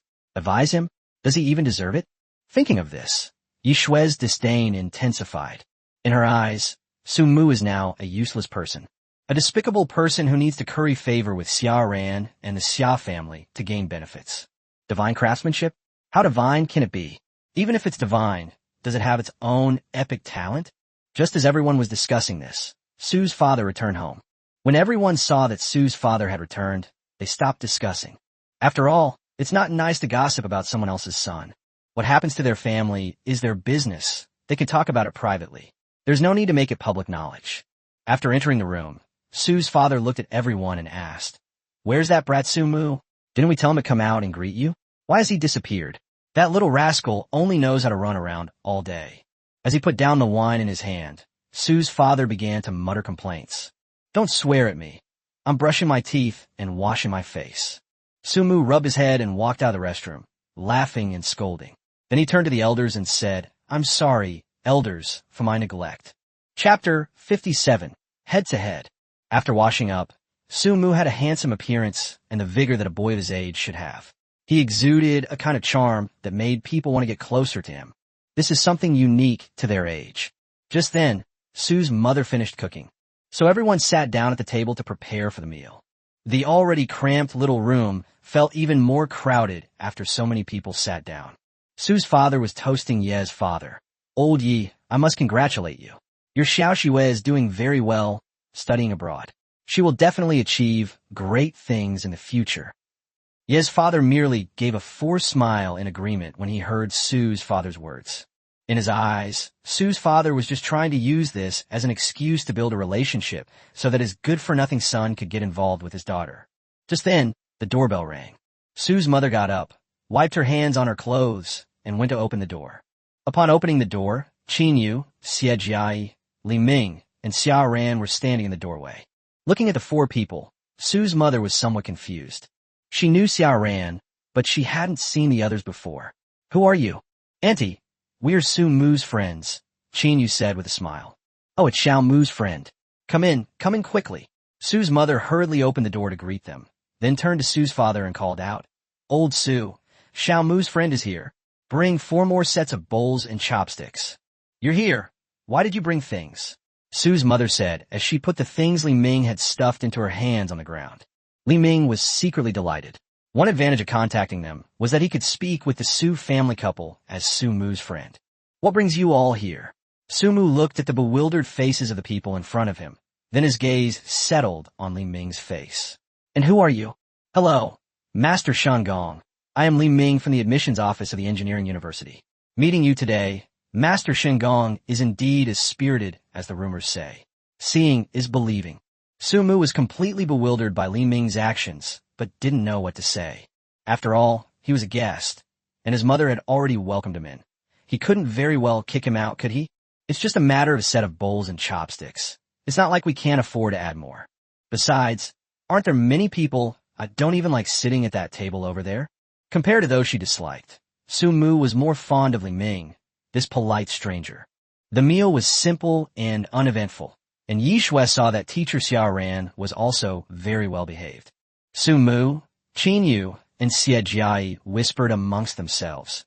They had become quite familiar with each other over this period of time. Seeing this, Ye's mother couldn't sit still any longer. She suddenly asked, "Su-Mu, I heard you haven't awakened your professional talent. Is that true?" The atmosphere at the dinner table froze instantly upon hearing this. It seemed as if something was tugging at everyone's nerves. Su-Mu's hand, which had just reached out to pick up some food, froze in midair. "This guy, he's here to cause trouble." Mr. Yi glared at Mrs. Yi, but he didn't say anything. He was also quite certain of what Ye's mother said. When Ye's father first saw where the Su family lived, he already felt some resistance. Originally, he wanted to use his connections to find a good marriage for his daughter, but the family they lived in had already made Mr. Yi dissatisfied. Now that it was confirmed that Su-Mu was someone without professional talent, Ye's father became even more certain of his inner thoughts. But he was also afraid that the Su family would get entangled and insist on bringing his good-for-nothing son and his daughter together. "So since my wife has spoken, let's do it this way." Seeing her parents like this, Yi Shui seemed to have someone to back her up. Yes, Su-Mu not only failed to awaken his professional talent, but he also started living off a woman. The moment Yi Shui said this, everyone at the table changed their expressions, especially Su's parents. The two were filled with shock. Living off a woman? What does that mean? Has her son been lying to her all along? No, that's impossible. Xiao Mu has always been our pride. He would never lie. Yi Shui looked at the young man in front of her, her hatred growing stronger. He'd been licking himself for so long, and now he's suddenly stopping. that nonchalant attitude towards himself, that act of blocking the beast zone to prevent him from leveling up. All of this had long since formed a strange hatred in Yishue's heart. It seems that only she can bully others and let Sumu down, while Sumu cannot offend her in any other way. In Yishue's eyes, Sumu was already a guy who was living off Xiaoran. Sumu put the chopsticks back on the table, then looked at the girl he had spent every day with and missed for many years, but now felt unfamiliar with, and smiled. Yeah, I didn't awaken my professional talent, and I'm still living off a woman. What? A person who lives off the state isn't considered a soft rice, a metaphor for someone who lives off the state, right? As for professional talent, she said I don't have it anymore. So, is it appropriate for me to say I do? Sumu, don't take it too seriously. Ye's father began to smooth things over. Xiao Shui is just outspoken and young, so don't hold it against her. TCH, I'm telling the truth. Yi Shui said with a look of disdain. The woman he's living off is that girl across the street, our dear teacher Xiaoran. Xiaoran, who was already standing up for Sumu, was suddenly brought up, and she was completely stunned. Living off a woman? Living off me? What's going on? Upon hearing this, the crowd began to discuss it amongst themselves. I never expected this, something like this between students and teachers. Well, that's not a big deal, but living off a woman, that's just too much. Listening to the murmurs of the crowd, Mr. and Mrs. Su's faces turned very ugly. Sumu remained indifferent, looking at Yi Shui and asking, You say I'm a kept man? What's your basis for that? You're a piece of trash who hasn't awakened any talent. So why do you deserve the protection of military? Yi Shui's eyes were full of jealousy. Why should a piece of trash with no awakened talent be able to get the military to seal off the ferocious beast zone so you can level up all by yourself? It's all because you're a kept man. You've hooked up with this young lady from the Xia family. Yi Shui became more and more excited as she spoke. At first, she was a little afraid of Xiaoran and the Xia family's retaliation. But now that I think about it, I'm about to go abroad to study, and I'll soon be a member of the Vatican. Why should we be afraid of a mere Xia family? If that's what you mean. Sumo smiled. Then I have nothing to say, but you can insult me, but don't insult teacher Xia. Insult? How did I insult her? Yi Shui said, slamming her hand on the table. Isn't everything I said true? Aren't you a freeloader? Isn't your current treatment only because of her? Chapter 58 Personal Attacks. How did you come to see him working hard? Did you skip classes with him? Yi Shui's voice was full of arrogance. As Yi Shui spoke, she pointed at Xiaoran, and as soon as she said this, the whole room fell silent, and everyone's gaze towards Xiaoran became somewhat strange. So she's Xiaoran? She's from the Xia family. I never expected this. He's living off his own teacher and even bringing her home. Is he trying to meet her parents? I never would have guessed that the Su family's child, who used to be so obedient, would become such a good-for-nothing. Listening to the gossip, Su Mu's hands, which were under the table, clenched tightly, and Xiaoran grabbed his hand at that moment. Su Mu's initially restless heart gradually calmed down. At this moment, Xiaoran looked at Yi Shui and said, Yi Shui, I don't know why you have such hostility towards Su Shui. Is it because he used to like you, but now he suddenly doesn't like you anymore, making you feel a huge sense of loss? Xiaoran's expression was calm, but her words struck Yi Shui's heart directly. Xiaoran then didn't give Yi Shui a chance to speak, but continued, Since you say Su Mu is a gigolo, then you need to produce evidence. If you can't produce evidence of Su Mu being a gigolo today, then I reserve the right to sue you for spreading rumors about the two of us. Xiaoran's way of speaking is clearly not on the same level as Yi Shui's. In comparison, Yi Shui seemed more like a desperate clown. Yi Shui watched as Xiaoranqi's chest bounced up and down, as if she had never suffered such a humiliation in her life. Fine, even if I'm wrong and I've wronged you, so what? Yeju instanti changit hertune. What's the use of someone who consistently ranks at the bottom of the class? He's unmotivated, often skips classes, and you hardly ever see him at school anymore. What can someone like him do in the future? Ye oisverds piers sumois ears deeply. What she didn't know was that the reason she skipped class and didn't see anyone at school was because she went to the Imperial Capital Laboratory to create a quantum shield that helped the Imperial Capital withstand the beast tide. They entered the secret realm and helped the nation develop a method to combat it. She was unaware of all of this. All she knew was to open her mouth and attack herself. All right, Xiao Shui, stop talking. Father Yi suddenly spoke up to smooth things over. This made Sumu look down on him even more. He was silent just now, but now he knows to speak? What kind of ostrich-like person is he? Yi Shui's words made Su's father, and Sumu looked somewhat embarrassed. After all, what she said were, in a sense, also reality. But with all sorts of relatives and friends here right now, wouldn't saying these things just make my family lose face? All right, everyone, let's all keep quiet. Sumu's cousin immediately stepped in to smooth things over, looking at Sumu with a meaningful expression. Xiaomu, you too, you need to work hard in the future and strive to be more successful. I don't expect you to make your parents proud, but I hope you can at least reduce their worries. After all, you're all grown up now, and it's time to be sensible. Sumu's cousin didn't know which of their words were true and which were false, but he understood that his nephew's lack of talent would indeed make him inferior to others. Therefore, he genuinely hoped that his nephew could be more sensible and indirectly wanted his nephew to back down. After all, Yi Shui on the other side has already been noticed by the Vatican abroad, and she is no longer someone we can afford to associate with or offend. Sumu naturally knew his uncle's character, but these words just sounded awkward to him no matter how he listened to them. He understood that his uncle was doing it for his own good, but it still hurt to hear those words. Yeah, little brother, look at your situation. If you don't get into university next year, your life will be over, Sumu's cousin began to say. Your older cousin still hopes you can study hard, because studying is the best way out for you right now. Looking at Sumu's appearance, Sumu's aunt said earnestly, look at you. You have absolutely no youthful vigor. Compared to others, you're just pathetic. Have you thought about buying a car and a house in the future? Have you thought about your parents needing you to support them in their old age? You're their only child. If you continue like this, who will your parents rely on in the future? That's right. You're not getting any younger. If all else fails, you should find a job. When I was your age, I was already working hard on my own outside. I would never have stayed at home and relied on my parents.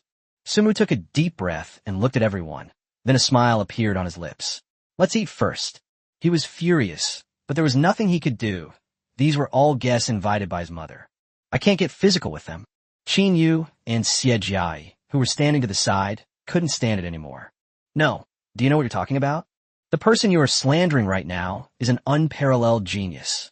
None of you here could last a single round against us, yet we all depend on him to survive the secret realm.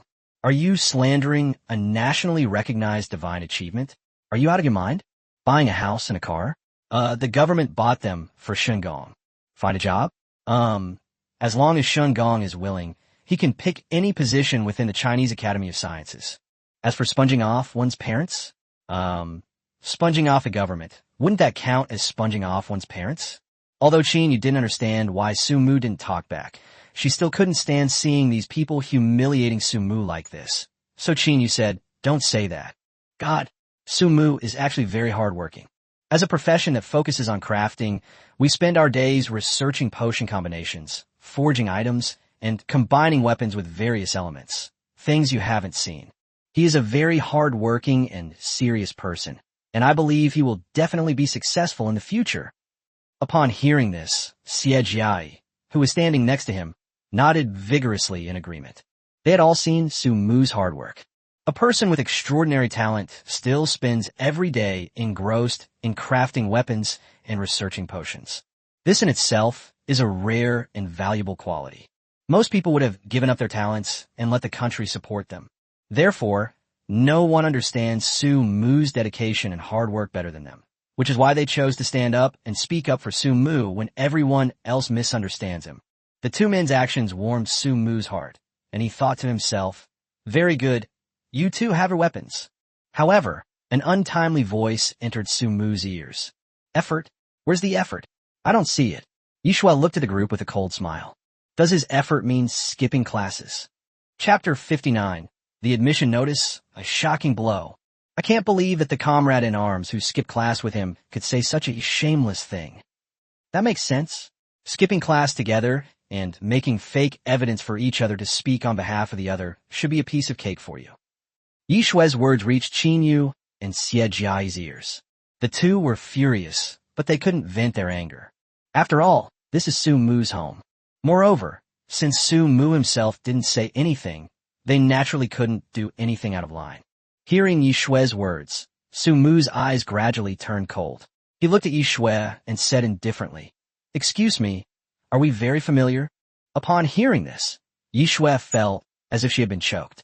But no matter what, with so many people present, she couldn't lose face. Facing Su Mu's sharp gaze, Yi Shui swallowed and said, "It doesn't matter whether we're familiar or not. You just need to know that what I said is true. Since we're not familiar with each other, what gives you the right to come to my house and boss me around so arrogantly?" Su Mu's eyes were blazing with fury. Yeju instantly understood. "All right, you, Su Mu, trying to trap me with words? I'm not falling for that." Yi Shui looked at Su Mu and said, "No, I'm not telling you what to do. I'm just giving you some advice." Yi Shui's words suddenly sounded very sophisticated. If she continued according to Su Mu's words, then she would indeed be in the wrong. After all, the other party felt they weren't familiar with each other, and if she went along with it, wouldn't that be meddling in the other person's life? But if what you're saying is giving the other person advice, that would be a different matter. After all, I was doing it for his own good. I wasn't insulting or attacking him. If you don't listen to my advice, can you blame me? These words immediately created a tense atmosphere on the field. The others present also agreed that Yi Shui's words made sense. After all, Su Mu never refuted what Yi Shui said, and if it was just a piece of advice, Su Mu's approach was rather petty. Although Yi Shui's words were also unpleasant, everyone subconsciously ignored them. People naturally admire strength, and Yi Shui now truly has a promising future, having joined the Holy See. Speaking up for her, even if it doesn't benefit me, it certainly won't do me any harm. But what if we speak up for Su Mu? What if Yi Shui gets upset one day and comes after us? Wouldn't that be the end of us? Therefore, everyone spoke up. Young people these days just can't take a beating. That's right, Xiao Mu. Don't think Xiao Shui is wrong. After all, good medicine tastes bitter. Young people shouldn't be too forceful. They should listen to other people's opinions more often. Exactly, they just want you to study hard. There's no need to be so aggressive. That's right, Xiao Shui has already been accepted by the Vatican abroad. Look at you. You should learn from her. Ahem. After listening to you all talk for so long, the Holy See, is the Holy See really that powerful? Li Ming, who had been engrossed in his meal, suddenly pounded his chest as if he had choked. Then he looked at the crowd and said, "Gentlemen, can I say something? You all talk about the Vatican so much. Is the Vatican so powerful?" Hearing Li Ming's words, everyone present became anxious. "Young man, don't talk nonsense." Exactly, the Vatican is still a top-tier university abroad. The Holy See is something you can never hope to reach in your lifetime. How dare a bunch of hopeless bastards speak so arrogantly to the Holy See? Listening to everyone's words, Li Ming nodded. "I think I understand what you mean. Don't worry. I'm here to help Su Mu solve his future problems." As Li Ming spoke, he took out a contract from his briefcase and then looked at Su Mu and his parents. "Uncle and Aunt, I am the person in charge of the engineering university who spoke with you on the phone yesterday." These words immediately caused everyone at the table to become restless. The head of the engineering university, no wonder he dared to speak so arrogantly to the Vatican. Engineering universities are like the Vatican in their respective countries, and both are on equal footing. Although domestic engineering universities do not receive much attention, they're overshadowed by a military academy in the capital. But absolutely no one would look down on the engineering university. This is not only because the engineering university and the Imperial Military Academy are fundamentally different. One is for those in life-related professions, and the other for those in combat professions, making them incomparable. More importantly, the Imperial Capital Military Academy is a school personally certified by the state. It can be said that the Imperial Military Academy in Beijing is run by the state. It is a directly affiliated school of the state. Anyone who graduates from the Imperial Military Academy is a state employee. Therefore, the country absolutely mobilizes its resources to build such schools. Even so, the engineering university is still on par with its counterpart. This is enough to demonstrate just how powerful the engineering university is. Li Ming ignored the stares of others and said to himself, "I came here specifically for Su Mu. Just like I told you to on the phone yesterday. Our engineering university is willing to specially recruit Su Mu to join our school. No matter what conditions you propose, we will do our best to meet them. Furthermore, we promise to dedicate all the resources of the entire university to the cultivation of Su Mu." As he spoke, Li Ming looked at the others and said, I'm not sure if any of you will achieve great things in the future, but I'm certain that as long as Su Mu joins the engineering university, none of you here will be as successful as Su Mu in the future. No, not in the future. Right now, from this moment on, none of you here are as promising as Su Mu. As he spoke, Li Ming looked at Yi Shui and said, "Weren't you chosen by the Holy See?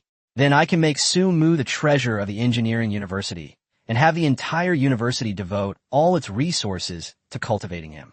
Do you think the Holy See would care about you that much?" These words gave Yi Shui a headache. And just then, Su's father, who had been holding back his anger for a long time, was finally about to let it out. It's something he's always wanted to show off, but never had the chance to. He slowly opened his mouth and said, "Didn't you all say that my son is useless? Didn't you say that my son is incompetent and won't be able to go to university?" As he spoke, Su's father slammed the Imperial Military Academy's acceptance letter onto the table. "This is the Imperial Military Academy's acceptance letter. It's proof of my guaranteed admission to the Imperial Military Academy." These words exploded in everyone's ears like a bombshell. Imperial Military Academy, submission, acceptance letter? Are engineering universities using special recruitment programs to attract top talent? Everyone stared in disbelief at the calm and composed Su Mu, their eyes wide and mouths agape, as if they could fit an egg inside. Chapter 60. A misunderstanding? They were all locals from Beijing, so they knew all too well what a military academy in Beijing meant. The Imperial Military Academy is a school that countless students across the country would kill to get into. Strict admission requirements, extremely high score requirements, and a rule that no family history of crime or illegal behavior can be found in the family for 3 generations. All of this tells countless students across the country that the Imperial Military Academy is the best military academy in the country, bar none. And now, what lies before them is an acceptance letter, a contract guaranteeing their admission. Doesn't this mean that this kid, who was just looked down upon by everyone, has suddenly risen to prominence and become a phoenix? Everyone rushed forward to check the authenticity of the submission contract, and even the engineering university's contract was examined by someone. After looking for a long time, no one was willing to miss a single detail for fear of overlooking a single word. But after reading it, everyone's expression became very serious, because there was absolutely no problem with the contract, and even the stamp at the end was genuine. You should know that a stamp is something that cannot be forged, not to mention the seals of the 3 forces: the National Education Bureau, the Ministry of Education in the capital, and the Imperial Military Academy. At this moment, Qin Yu looked at Yi Shui and said, "Although I don't know what your abilities are, I don't think you can guarantee that you will be accepted into the Imperial Military Academy, right?" Upon hearing this, Yi Shui fell silent. She had to admit that the Imperial Military Academy was indeed a huge city, a city that places extremely high demands on people from outside the city. Anyone with the ability to enter the city can come and go freely and do whatever they want, because they don't understand what their city means to people outside the city. But only those who can't get into this city understand what it means. If you can't get in now, you'll never have the chance to experience the charm of this city in your lifetime. Li Ming chimed in. Frogs in a well are always like this. Their limited perspective restricts their understanding of the world. In fact, as long as Su Mu wants it, he can pick whatever he wants, like the cars and houses you're talking about. Just then, Su's mother couldn't help but speak up. "My son would never lie to me. He has always been my pride. He was accepted into the Imperial Military Academy." Just then, several people walked in through the door. Leading them were Wang Junlei and Yang Tian. After entering, Yang Tian looked at Li Ming and said, "Hey kid, I was wondering why your engineering university hadn't made a move. Turns out you were waiting for me here, trying to steal my Imperial Military Academy students." "Hey Lao Yang, what are you saying? I didn't know Su Mu had already accepted the Imperial Military Academy's admission letter. Besides, you can always change your admission letter once it's issued. Who would want to give up a good prospect like Su Mu?" Li Ming Lauga. All right, you brat." Yang Tian shook his head, then looked at the crowd. "I'm the head of the Imperial Capital Military Academy, and also a member of our country's military region. The person next to me is an instructor from the Qilin Group. I think I don't need to explain what the Qilin Group represents, right?" Upon hearing this, everyone who was initially skeptical was now convinced. After all, information about Wang Junlei and Yang Tian can be easily found online. Therefore, everyone has begun to believe what they just said. At that very moment, Wang Junlei dropped another bombshell. The Ministry of Science and Technology and the National Defense Administration have officially invited Su Mu to join them. In other words, as long as Su Mu agrees, from today onwards, Su Mu, you will be a formally employed person. Wang Junlei looked at Su Mu seriously and said, "Moreover, for the last incident, the country awarded you the highest personal honor of merit." As he spoke, Wang Junlei reached out and took the box from a soldier standing nearby. When the wooden box was opened, a gleaming metal lay inside. Wang Junlei had no opinion about the others present, because they were too low in his eyes. Apart from Su Mu and the others, none of the others had anything to do with him. Not to mention they were just slandering Su Mu. The appearance of this metal left everyone present somewhat bewildered. After all, everyone in China knows what the highest level of merit represents. And how old is Su Mu? He's so young to have obtained this. Although no one knew who Su Mu was or what exactly happened, everyone understood that Su Mu had completely struck it rich at this moment. Su Mu is now someone they can no longer reach. Upon witnessing this scene, Mr. Ye's heart began to pound. He achieved the highest level of merit at a young age. The Xia family acted as his backing and support. The Ministry of National Research and the National Defense Agency extended an olive branch to him. It has military backing. Such a person, such a perfect son-in-law. You couldn't find one even with a lantern.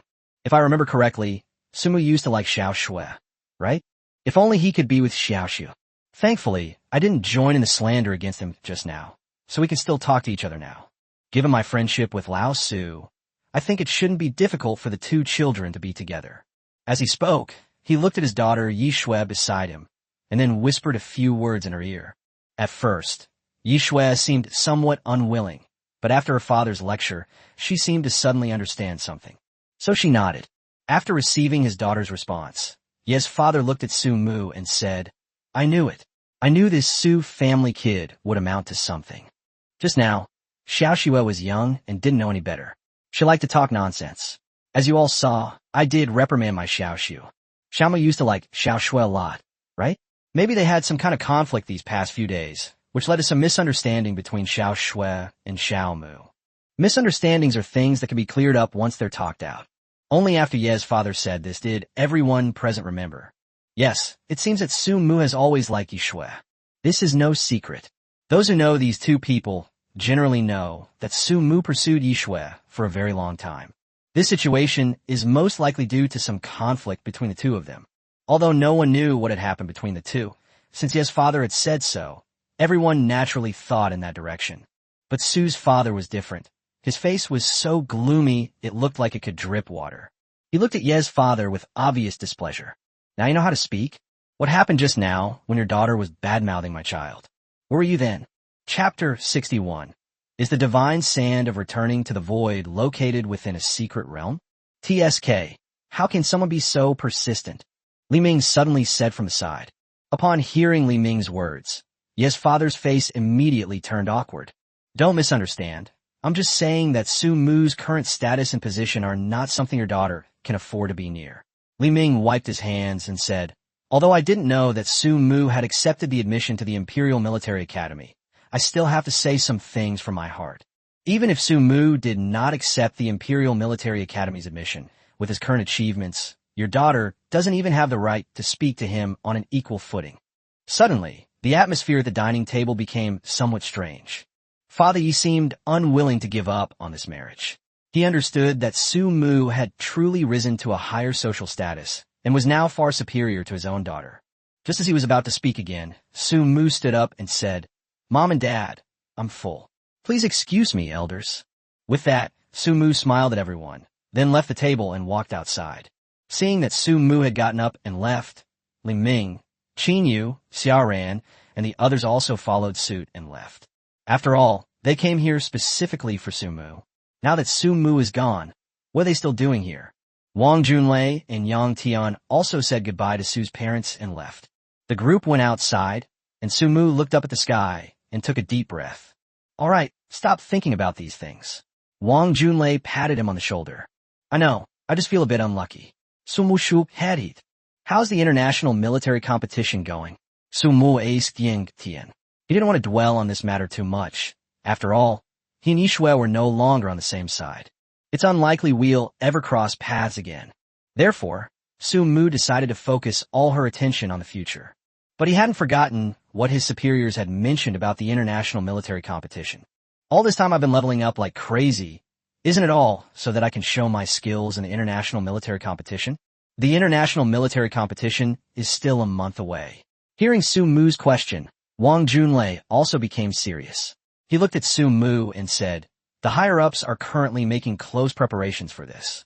The international military competition is an event that allows people from all countries to hold their heads high. Therefore, our country has decided to send you to participate. At the same time, during this month, the country will do its best to unconditionally meet your needs for any materials or anything else you require, as long as you can give the country a satisfactory answer when the military competition arrives." Listening to Wang Junlai's words, Su Mu also understood how significant this military competition was. He looked at Wang Junlei. "Brother Wang, can we find the Guishu Divine Sand?" Su Mu was still thinking about the alloy bullet and the alloy arrow. He wanted to see just how terrifying these two things would be if they were actually made. Although the country can afford to supply the necessary materials, the Guishu Divine Sand is still much more precious. Upon hearing Su Mu's words, Wang Junlei said seriously, "I came here today because I wanted to talk to you about this. We had already determined the location last night, but it was too late to bother you. The main reason we came to see you today is actually about this. It's true that the ruins of returning to the Void Sands are in the Mariana Trench, but they're not so easy to obtain." At this point, Wang Junlai's expression turned somewhat grim. "It's all right, Brother Wang. Tell me, what do you need?" Seeing Wang Junlai's appearance, Su Mu naturally knew just how difficult it was to obtain the Guishu Divine Sand. After you left yesterday, the higher-ups had people review a lot of information and conduct an on-site investigation of the Mariana Trench. They discovered a secret realm deep within the Mariana Trench. Upon hearing Wang Junlai's words, Su Mu's face suddenly lit up with a smile. "Isn't this a good thing?" Su Mu said with a grin. "Doesn't the existence of a secret realm mean there must be treasures inside? Maybe the Guishu Divine Sand is inside, or maybe there are other treasures besides the Guishu Divine Sand." Su Mu didn't know about other things, but he understood one thing. Secret realms are usually accompanied by both danger and opportunity. So Wang Junlai's words excited him. "Don't be too happy yet." Wang Junlai's face was a little ugly. "Get in the car first. We'll talk when we get to the research lab." Looking at Wang Junlai's expression, Su Mu was somewhat puzzled, but he didn't ask any further questions. After getting into the car, the group quickly arrived at the Imperial Capital Research Institute. The research room was now full of people, all of whom were the capital's top researchers. Old Xia was also among them. He looked at Su Mu and said, "Little Su, you're here?" "Yes, I'm here." Su Mu nodded. "Mr. Xia, have you made any discoveries? What exactly was found in the Mariana Trench?" "That's right." As he spoke, Elder Xia waved his hand, signaling the researchers next to him to turn on the large screen for Su Mu to see, and then continued. "Our surveyors discovered a secret realm in the southeast direction of the Mariana Trench. Judging from various sources, the Guishu Divine Sand is very likely located in this secret realm. But there is one problem. Only blacksmiths are allowed to enter this secret realm." Upon hearing this, Su Mu was instantly dumbfounded. He looked at Elder Xia and asked, "What do you mean by only blacksmiths are allowed to enter?" "There's a restriction on this secret realm," Elder Xia said. "Only blacksmiths can open the gate to this secret realm. Moreover, according to the records that have been passed down, anyone other than a blacksmith would be ejected from the secret realm. In order to test whether this event was real, our patrolman tried to touch the door to the secret realm. Because the patrolman's profession was a combat professional, he was thrown back and seriously injured the moment he touched the door. He is now recuperating in the hospital." At this moment, the appearance of that secret realm was displayed on the big screen. Calling it a secret realm is a bit of a stretch, because Su Mu saw a large gate in the Mariana Trench on the screen. A lifelike dragon is carved on this door. The dragon's head, its eyes seem to radiate a faint light. The dragon's eyes scan everyone it sees, and anyone who is not a blacksmith will be attacked by the dragon if they touch it. In other words, if you want to enter this secret realm, Qin Yu and the others will be completely unable to accompany you to protect your safety. After listening to Elder Xia's words, Su Mu lowered his head and pondered for a moment. Then he looked up at Elder Xia and asked, Elder Xia, how about I go by myself? Chapter 62. The Arrival of the Old Chief. No, Idi Sagara. Before Elder Xia could speak, Yang Tian spoke first. Su Mu, do you know what you mean to the country right now? Yang Tian looked at Su Mu and said seriously, it wouldn't be an exaggeration to say that you are a national treasure. Do you think it's appropriate for you to enter a secret realm that no one has been to for so many years by yourself? Yang Tian is right. Old Xia nodded as well. The higher-ups discussed and came up with a plan overnight. We have decided to select a group of blacksmiths, each of whom possesses unique skills, to help you enter the secret realm and retrieve the divine sand of return to the void. I disagree. Su Mu's expression changed immediately upon hearing this. Why? Old Xia asked, frowning. Su Mu said, no one knows how dangerous the secret realm is. If we send them there, what if something happens? They all have their own families. They're someone's fathers and someone's children. I don't agree with making others take risks for my sake.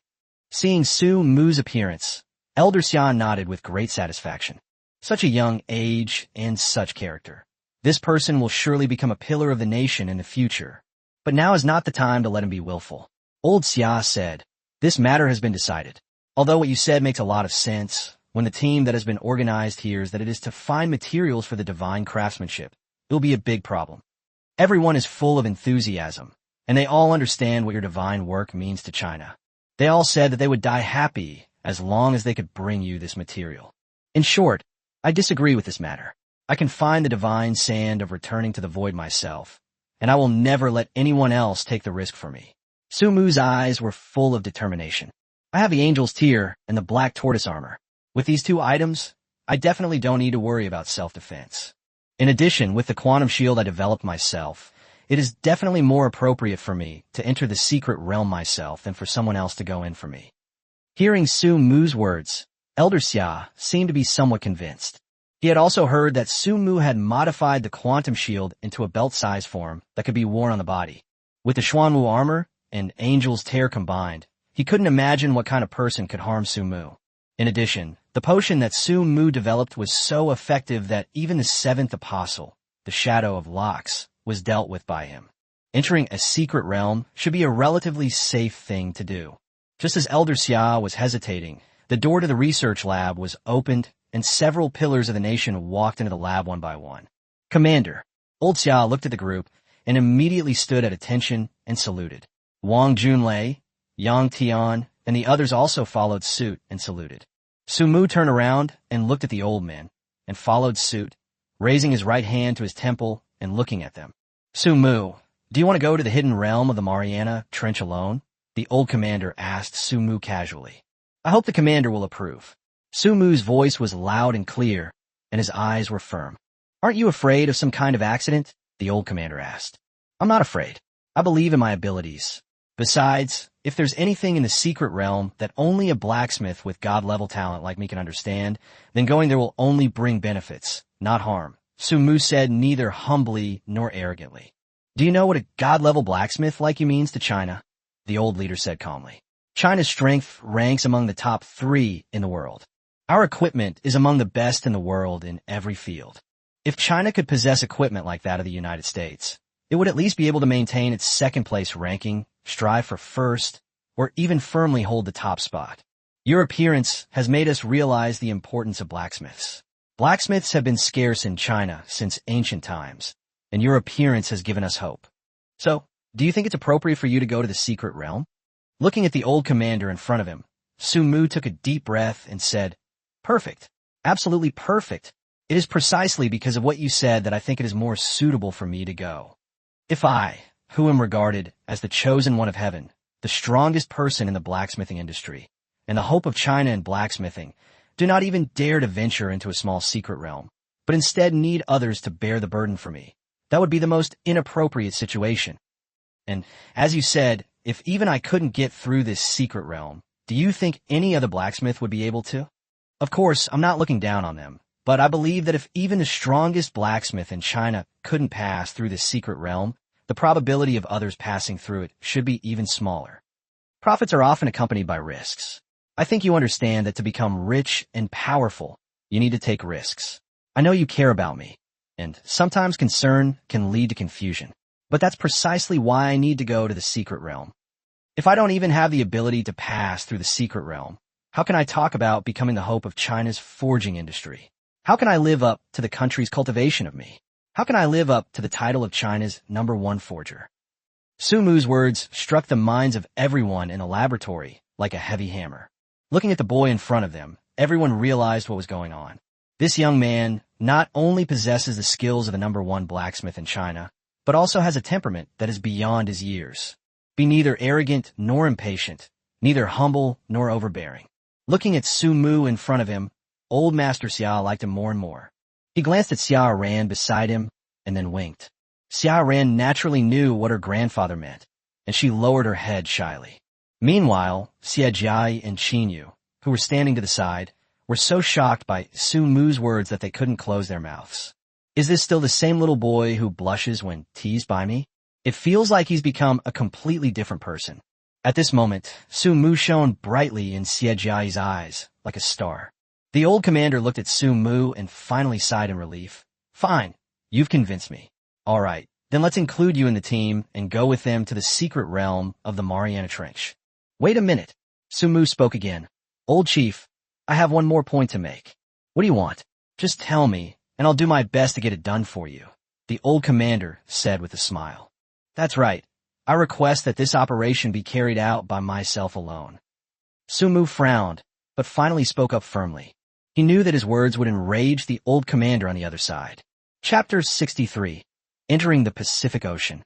Sure enough, as soon as Su Mu finished speaking, the old commander slammed his hand on the table and stood up. What? Su Mu, do you know what you're saying? Are you really not afraid of dying, venturing alone into a secret realm we know so little about, and that's so far away? No. Su Mu shook his head. Old chief, please don't be anxious. Please listen to me. Seeing Su Mu like this, the old leader slowly sat down, wanting to see what else this young man could say. As I just said, those blacksmiths all have their own families, their own parents, lovers, and children. They don't need to take this kind of danger for me. As for my own abilities, even if you, the old commander, are not clear about them, you can ask the others here. They have all seen them. At least as far as I know, I haven't found anything that can hurt me yet. If you don't believe me, you can ask Instructor Wang and Commander Yang. They both know. After saying this, Su Mu looked at Wang Junlei and Yang Tian beside him. The two men were covered in cold sweat. Why did you drag us into your own nonsense with the old commander? Seeing the old commander's imposing gaze, the two swallowed hard and spoke truthfully. Indeed, at least the two of us are not confident that we can break through Su Mu's quantum shield. Hearing what the two said, the old commander slowly nodded, signaling Su Mu to continue. Old chief, my quantum shield, even when shrunk, can only protect myself from harm, not others.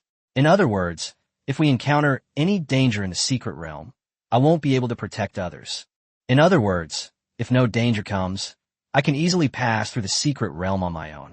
If there is real danger, the more people there are, the more distracted I will be and will not be of any real use.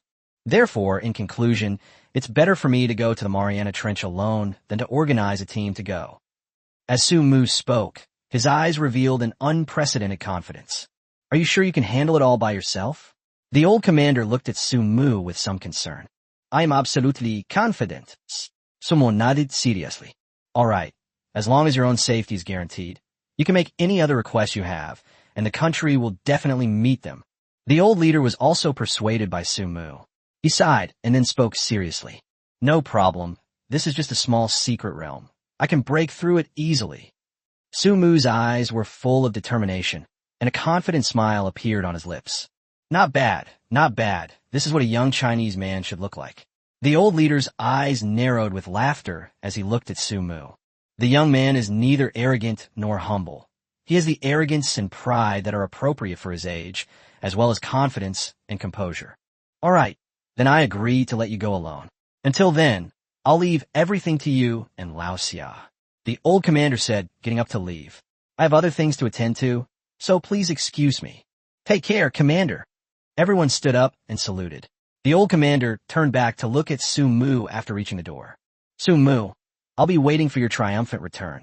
When you do, you'll have to tell me all about what happened in the secret realm. Yes, sir. Su Mu saluted and watched the old commander leave. After the old leader left, old Xia looked at Su Mu and said, You've convinced me. Come on, let's talk about going to the secret realm. Mr. Xia brought up a scene on the big screen, which was a vast blue sea, and then the camera went straight down into the ground. The Mariana Trench is located at the bottom of the Pacific Ocean, surrounded by many smaller trenches. As the camera panned, old Xia explained to Su Mu. The Mariana Trench is 2,550 kilometers long, arc-shaped, and 70 kilometers wide on average. It is estimated that this trench was formed more than 60 million years ago. The bottom of this trench is the deepest known part of the ocean. It is characterized by high water pressure, complete darkness, low temperature, low oxygen content, and scarce food resources, making it one of the harshest environments on Earth. If you threw Mount Everest, the world's highest mountain, into this trench, its summit would never rise above the water. And this secret realm exists halfway up this trench. As old Xia spoke, the massive stone gate appeared on the screen. At this altitude, the temperature in the sea would only be around 2 degrees Celsius, and no one knows what lies beyond this stone door.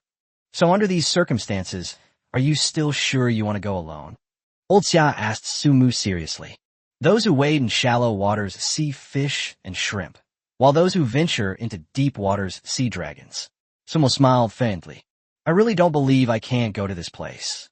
All right, since that's the case, let me explain our arrangements. Old Xia laughed heartily, then looked at Su Mu.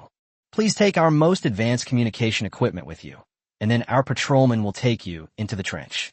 Once you open that stone door, our patrolman will withdraw. Everything after that depends on you. The information we have is that there's a 99% chance that the ruins of the divine sand is in this secret realm. Whether you can get it or not depends on your ability. When can we set off? Su Mu asked, looking at the stone gate on the screen. Tomorrow. 3 days later. No problem. For the next 3 days, Su Mu prepared to enter the secret realm. He first produced a large quantity of potions, which could save his life in critical moments. Although he says he's not afraid of anything, he still needs to get the necessary insurance. After creating the potion, Su Mu checked the quantum shield and other items. After making sure everything was in order, Su Mu picked up 2 electromagnetic revolvers.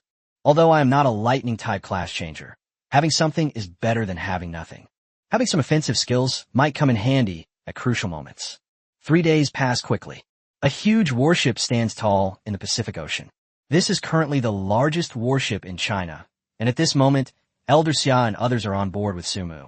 After confirming that all of Su Mu's equipment was in good working order, he put on his diving suit. After saying goodbye to Elder Xia and the others, they were led by the patrolman. Su Mu dived all the way into the Pacific Ocean.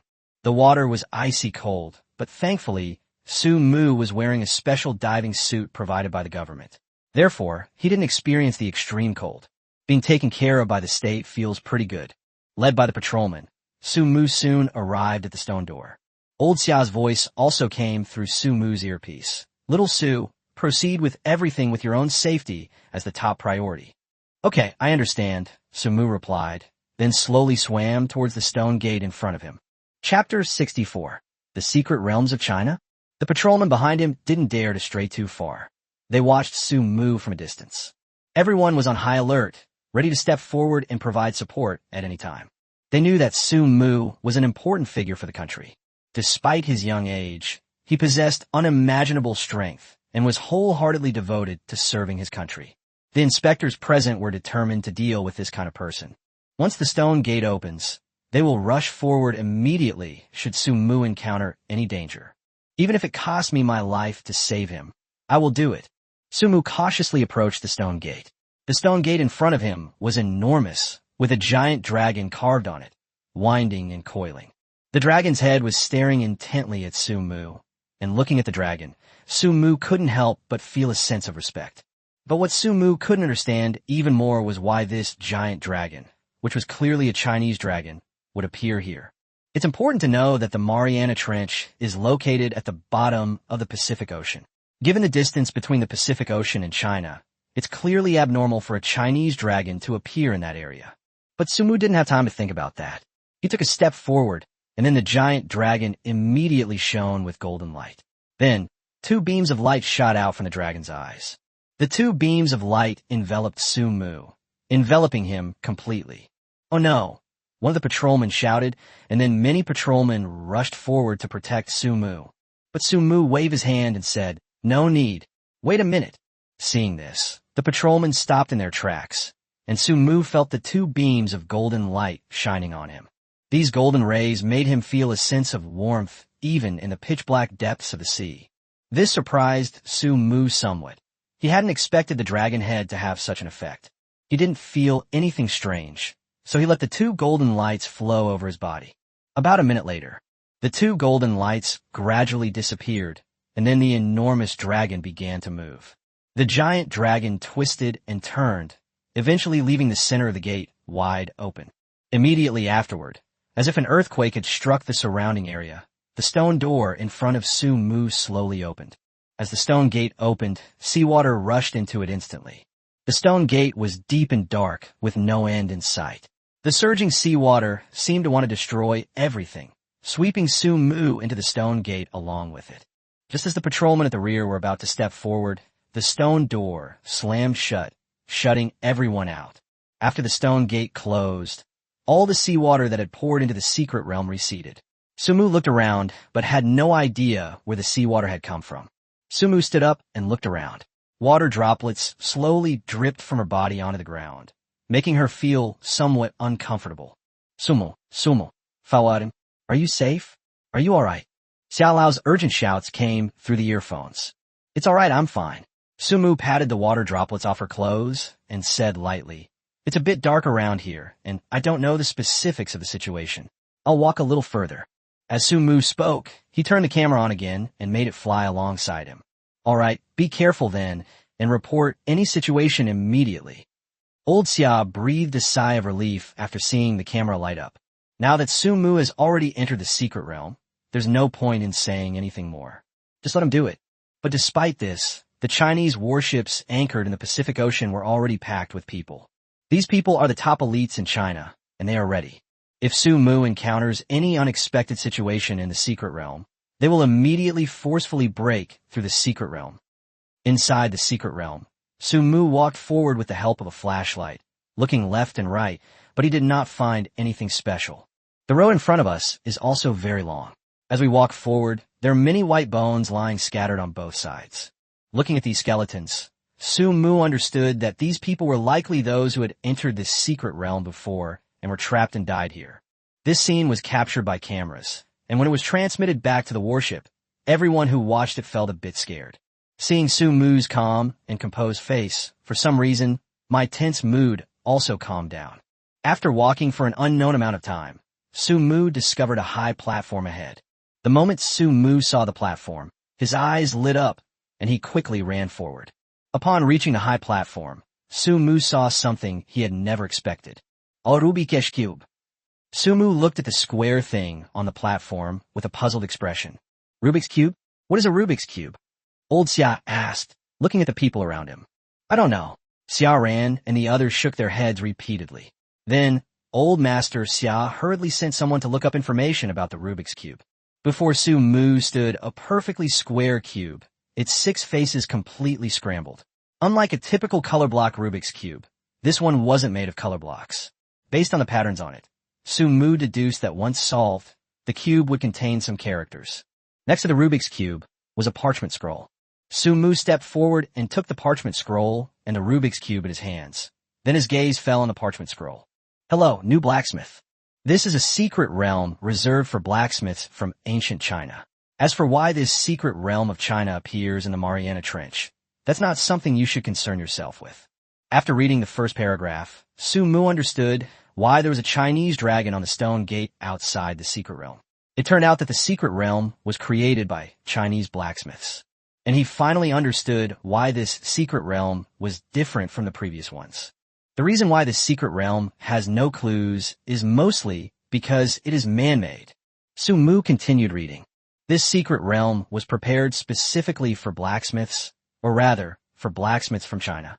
The secret realm contains the essence of all the famous blacksmiths in China since ancient times.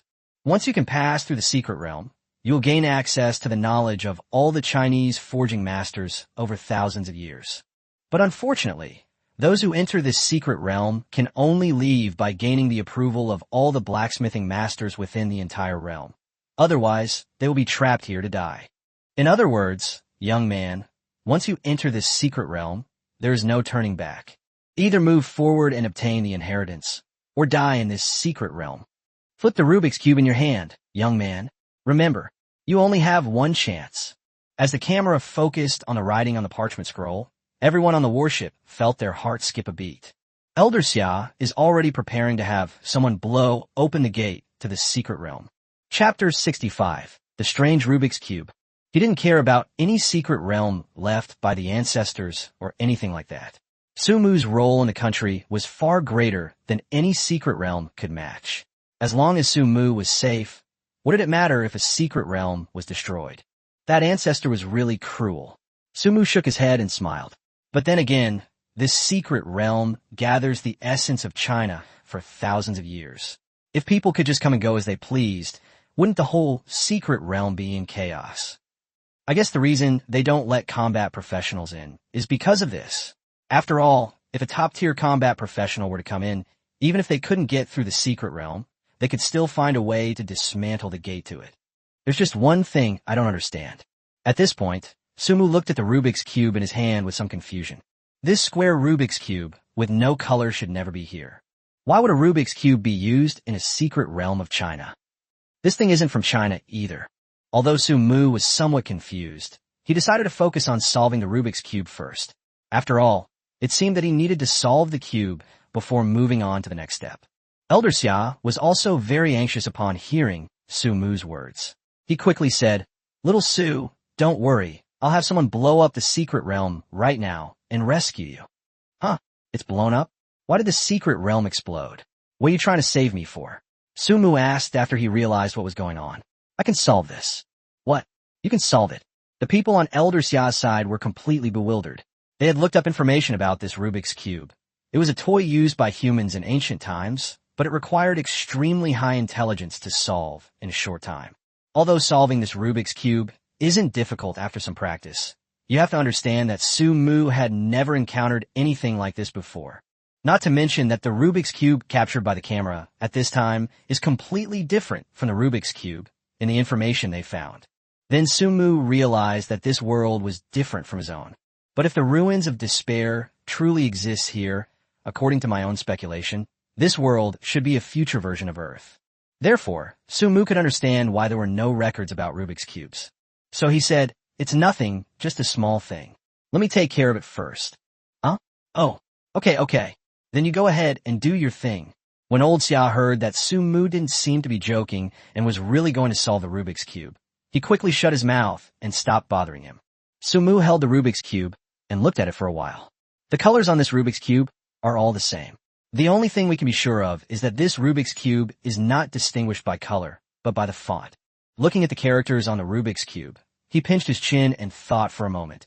If this is a secret realm passed down from ancient China, then the characters on this Rubik's Cube should be closely related to Chinese culture. But what aspect of Chinese culture can be summarized in just 6 words? There are too many. Are we just going to eliminate them one by one? But if we just try to spell it out like that, the chances are too high. After all, with so many strokes, who knows what word we'll end up with? That would be more likely to mislead us. It seems these people must have wasted too much time here and collapsed here. Su Mu turned around and glanced at the stark white bones. Then Su Mu sat cross-legged, placed the Rubik's Cube in front of him, and began to think. The people on the warship were already dumbfounded. Although it wasn't appropriate to broadcast what was happening here to people back home, Su Mu's calm demeanor was enough to shock everyone present. You should know that once you go into this secret realm, there's a very high chance you won't come out. And judging from what he said, this Rubik's Cube seems to be closely related to the culture of ancient China. How is he going to solve it? Although Elder Xia and the others were confused, they still didn't dare to disturb him. The Mariana Trench, where I am, is located in the Pacific Ocean. If we take the Pacific Ocean as the center point. At this point, Su Mu asked Elder Xia, "Elder Xia, where in the Pacific Ocean is the Mariana Trench located?" "Northeast." Old Xia quickly replied, afraid of delaying things. After all, this was only a one-time opportunity. The northeast direction? Yes. According to the Bagua Formation of China, the northeast direction corresponds to the Jin trigram, which represents a mountain. That is, it represents a mountain. As he spoke, Sumu quickly picked up the Rubik's Cube and started spinning it. Northeast direction? Bagua Formation? Jin trigram. Mountain. Xia Ran repeated some of the words Sumu said. Then she looked at Grandpa Xia beside her. Grandpa, why do I feel like I recognize the individual words Sumu said, but I don't recognize them when they are put together? Vi ol underestimated Sumu. Old Xia shook his head and said with a wry smile, I didn't expect him to also have knowledge of ancient Chinese culture. The Bagua Formation is one of the most legendary things in China, but unfortunately, it has been lost. I never expected that this kid would have studied it. It really surprises me. This kid really gave me a pleasant surprise. It's alright. I can piece together a Rubik's Cube layer by layer. What's better is that I used to play with Rubik's Cubes a lot in my past life, so solving the whole thing is no problem. But solving all 6 sides under unknown circumstances is too difficult. However, restoring the known side first is not a problem. Let's set this side as a mountain first. Sumu kept muttering to himself without stopping his hands. He didn't hear the conversation on the other end of the earpiece because old Xia had turned off the sound so as not to disturb him. Then, Sumu moved extremely fast, flipping the Rubik's Cube in his hands until the side, facing him, quickly formed a character. Mountain. Seeing the Chinese character, mountain, appear on a Rubik's Cube in Sumu's hand, Xia Ran and Xie Jia jumped up and hugged each other. Yay! One side is solved. Xinyu smiled and said, as expected, Sumu really can give people a lot of surprises. Old Xia nodded in satisfaction. However, we should still be careful. After all, we only have one chance, so it's best to be cautious and not get too excited too soon. On the other side, Sumu continued to stare at the Rubik's Cube in his hand. It really is a mountain, but we can't be too happy yet. After all, knowing only one side doesn't necessarily mean we can piece together all 6 sides, not to mention that this mountain might have been pieced together by accident. Sumu muttered to himself as he continued to think. Seeing his calm and composed demeanor, everyone secretly affirmed his abilities. Even the old leader who was handling official business in the capital today took the time to glance at Sumu. This young man's performance gave him hope for the future of China. The secret realm located here cannot be just for security and secrecy. After all, such a mysterious place would attract more countries to explore it. As the saying goes, a minor hermit lives in the wilderness, while a major hermit lives in the city. It would probably be much safer to place it in a school than here. Chapter 66. Everyone is shocked as the Rubik's Cube is solved. Listening to Sumu's analysis, Xia Ran and the others on the warship felt like their brains were not quite up to par, but old Xia nodded firmly. Yes, that's it. Xia Ran wanted to ask her grandfather Sumu what he was saying, but at that moment, Sumu suddenly interrupted her. Old Xia, this is the deepest known seabed, right? Sumu's voice came from the speakers. Yes, that's right. Old Xia nodded in affirmation. That's it. There's probably another meaning here. If the Mariana Trench is the deepest known seabed, then nowhere is deeper than it, if we interpret it in words. That's the bottom. Could it be the earth? Sumu's eyes widened as if he had suddenly thought of something. Then, his fingers flew, and the character, Deet, Earth, appeared on the Rubik's Cube. As expected, just as I thought. Looking at the Rubik's Cube with the character, Deet, Earth, in his hand, Sumu was somewhat excited, and it seemed that he had made some progress. Those watching Sumu cheered for his quick wit, and even the old commander raised an eyebrow, saying, this kid seems to actually have some skill. Sumu continued to unravel the mystery. Mountains and land, location. The Mariana Trench is at the bottom of the Pacific Ocean, and this secret place is located in the middle of the Mariana Trench. I see water. Could it be a hurdle? Yes, that's it. The Mariana Trench, when scaled down, is indeed a hurdle. Upon hearing this, Xia Ran exclaimed, it's water. Gun is water. I just found a lost Bagua Formation diagram.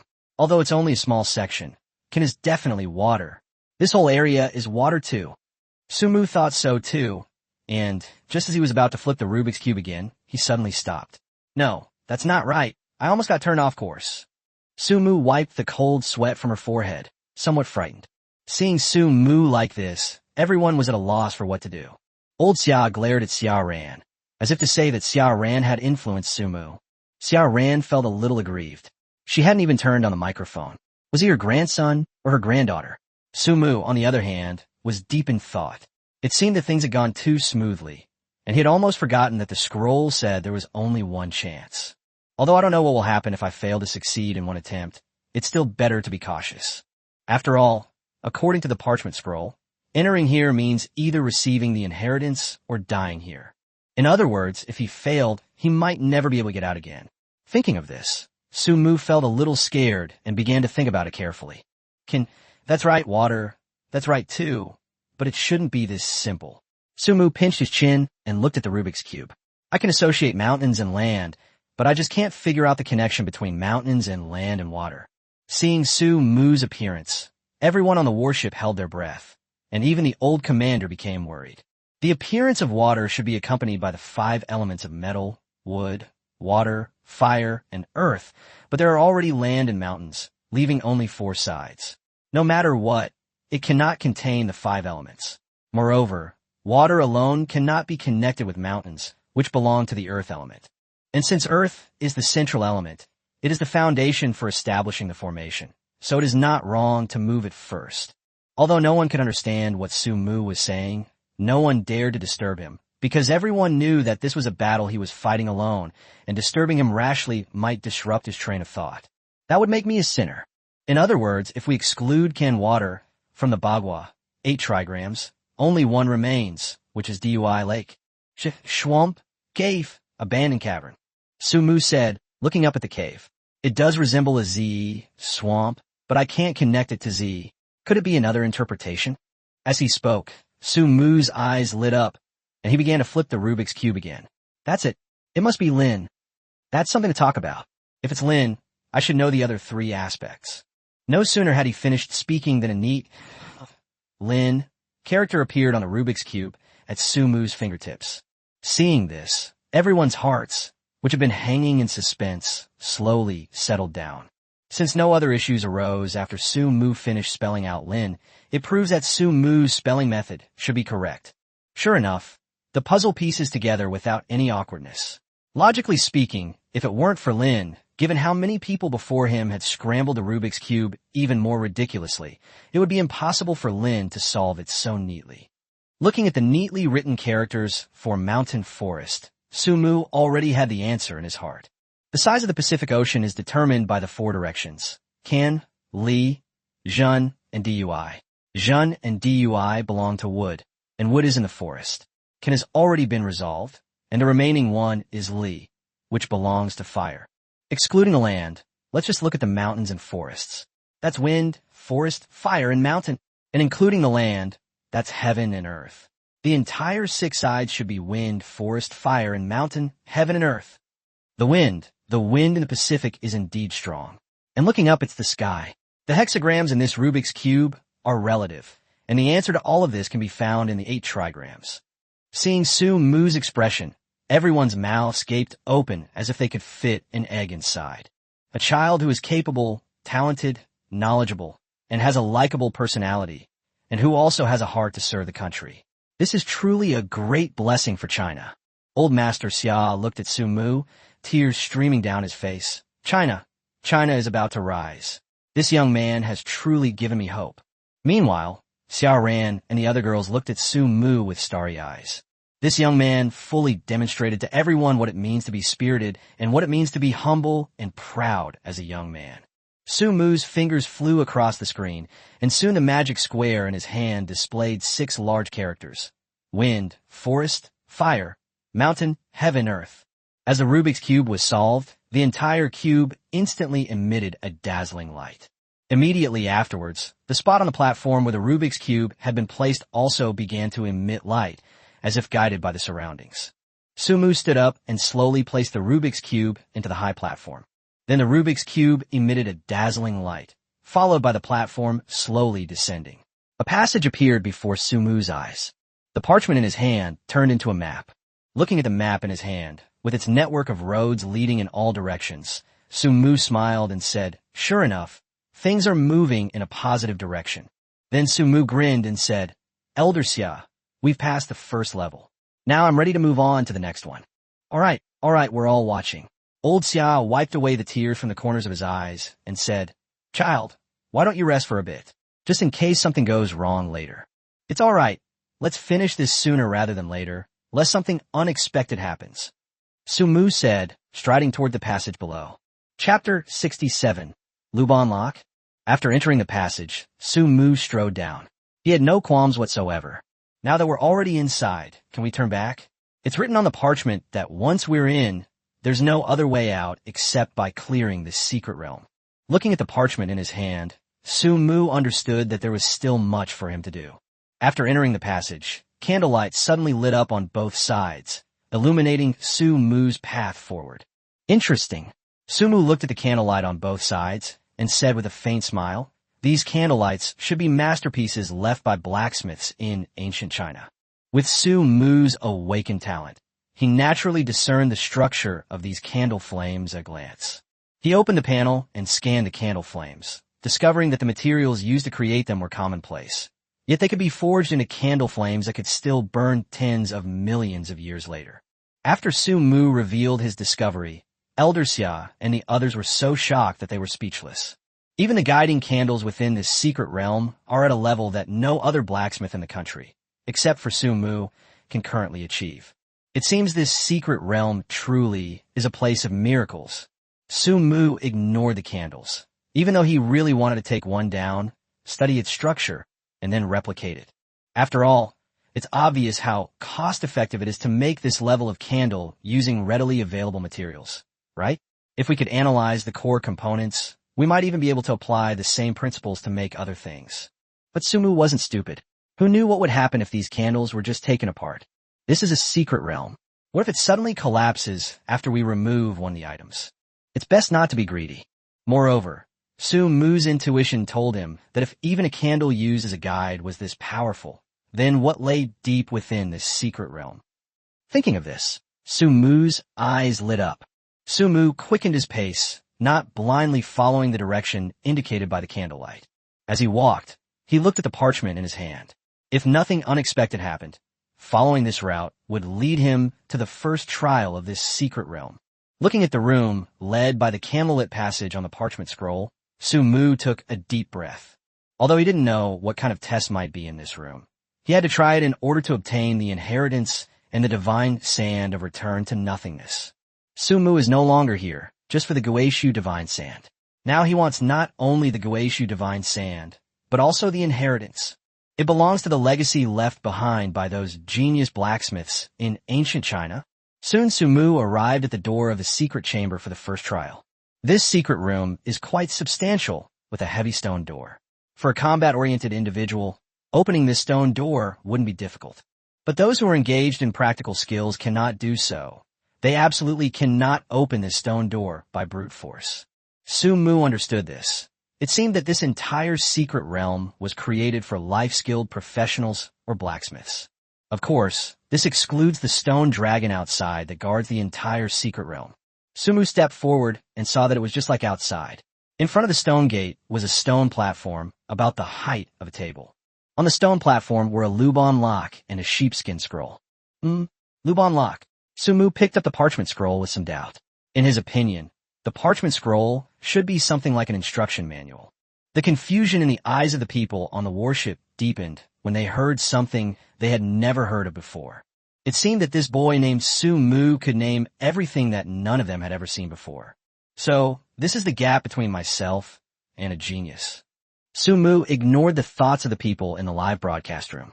He put the parchment map in his hand into his pocket and then unfolded the parchment to read it. If you can see the scroll, you must have already solved the Rubik's Cube of wind, forest, fire, mountain, and heaven, right?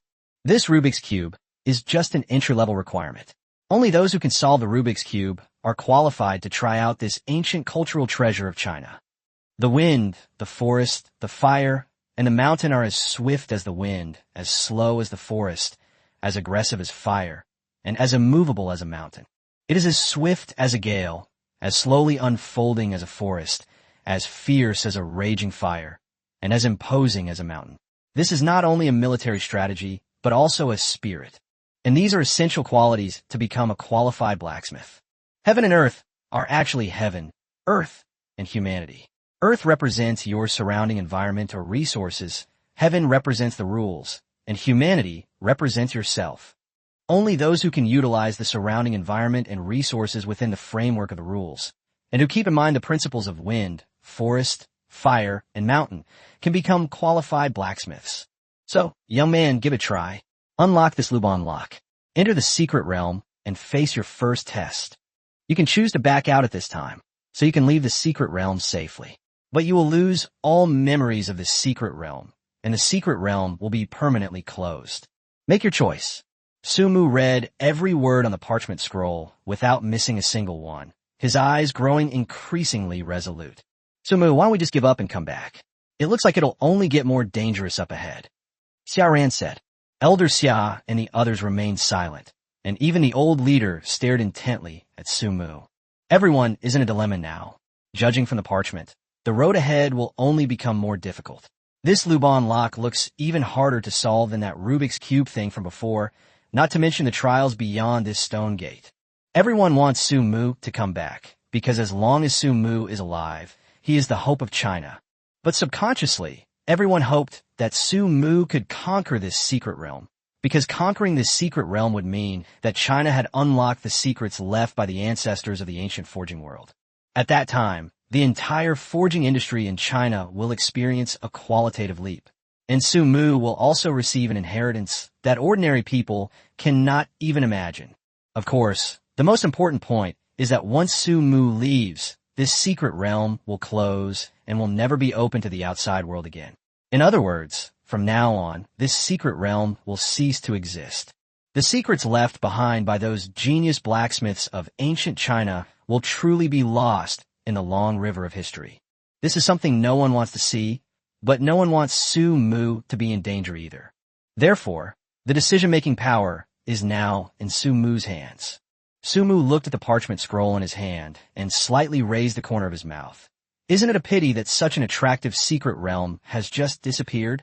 As he spoke, Su Mu put the parchment into his pocket, then reached out and picked up the Luban lock from the stone platform in front of him. Chapter 68, The Test of Speed. Su Mu's actions shocked everyone, but they were also understandable. After all, this is Su Mu. Only Su Mu would have such a reckless and adventurous attitude, seemingly putting everything else out of his mind. After picking up the Luban lock, all the candles around it lit up instantly. Su Mu concentrated on studying the Luban lock in his hand. Fortunately, Su Mu had tinkered with things like the Luban lock Rubik's Cube when he was bored in his previous life. In just a few minutes, Su Mu unlocked the Luban lock. This time, unlocking it wasn't complicated at all. It was just a simple Luban lock. The Luban lock is still a Luban lock, and although it didn't take long, it still took some effort. After opening the Luban lock, several words were written inside. Are you ready to face the test of speed? Then the door in front of Su Mu slowly opened. Looking into the dark interior, Su Mu smiled and said, A test of speed? Very well, I'd like to see what kind of speed test it is. Su Mu stepped through the stone door, and after he entered the secret chamber, the door closed again. Then, the same candlelight as outside lit up inside, illuminating the dark chamber. What came into view at that moment was a vast and open space. The venue was as vast as a huge playground, and right in the middle of this playground stand a round object, like a sphere. The sphere is approximately 3 meters in diameter. Su Mu scanned the data of the sphere. Speedball, the test set by the ancient Chinese blacksmiths for their descendants. The blacksmith undergoing the test must use all the materials in the area to create an item that is faster than the speedball. Then, using this item, he must run 10 laps around the secret chamber while being chased by the speedball to pass the test. Su Mu stared blankly at this so-called speedball. This thing is about 3 meters in diameter. I want to create something that can run 10 laps around the secret room while being chased by this thing. Okay, this test is indeed quite difficult. The people in the live stream were already too frightened to speak by this test. What should we do? What about Su Mu? Will he pass?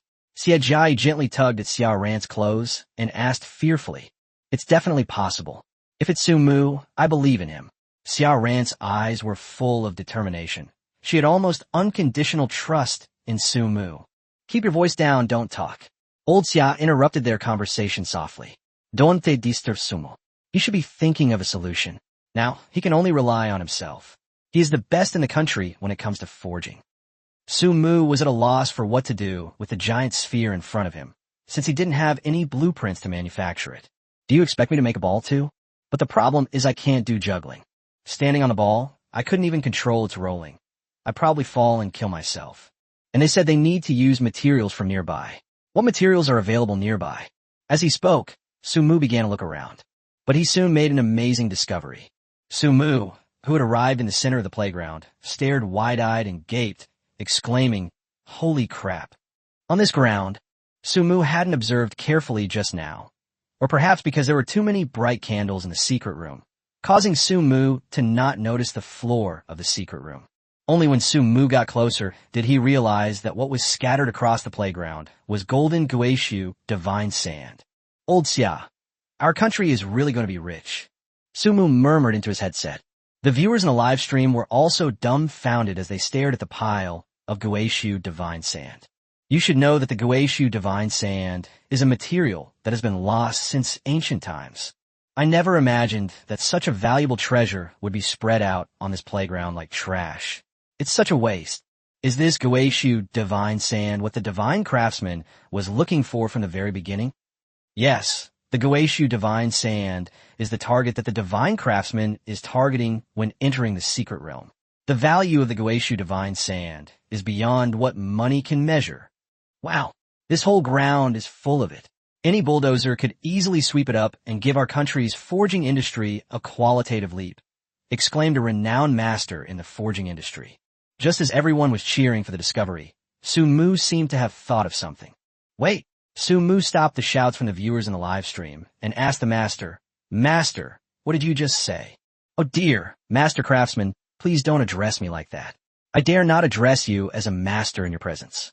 What I just said was that it would be good if we could find a bulldozer to shovel it up. If my words offended you in any way, please forgive me." The Master Craftsman humbled himself greatly. He also knew that Su Mu was currently the hope of China and a favorite of many Chinese leaders. Offending him will not end well. "You flatter me, Master. I should be thanking you." Su Mu smiled. "You gave me an idea." As Su Mu spoke, he opened his spatial ring and began rummaging through it. At first, I kept thinking, what could the materials here be used to create something that could outrun this giant sphere? After thinking about it for so long, the answer I got is zero. Yes, the size and structure of this giant sphere are definitely not something that can be outrun by anything created here. Even I, with my god-level talent, might not be able to. If it's just a short period of time, that's fine, but 10 laps? Although I don't know what the power system of this giant sphere is, setting it to 10 laps means that its speed will get faster and faster. Even if I could use the materials around here to create an item, even a pair of god-level shoes, the chance of outrunning this giant ball would be virtually zero. No matter how good the god-level attributes are, they can't compare to my own low-level life profession. I can't bring out the full potential of the god-level shoes, maybe even less than half of it.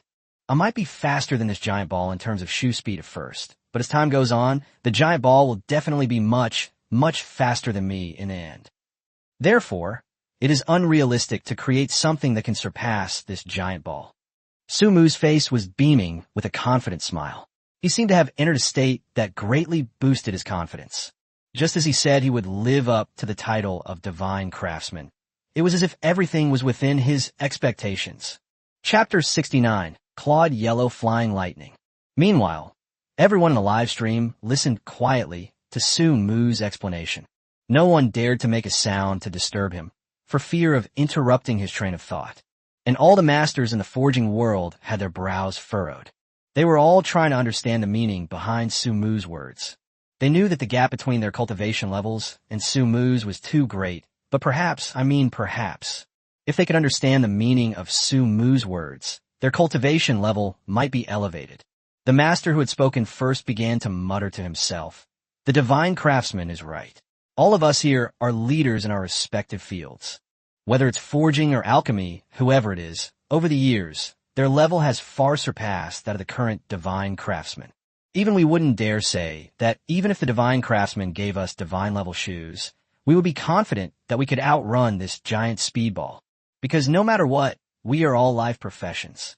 This is the biggest difference between life professions and combat professions. The only thing that life professions can rely on, or rather, that can enable them to be reborn from adversity, is the equipment they forge themselves, not themselves. And those machines that require self-drive are absolutely the worst choice for a blacksmith. This is not the choice a blacksmith should make. It's as if the master craftsman has fallen into a mental trap.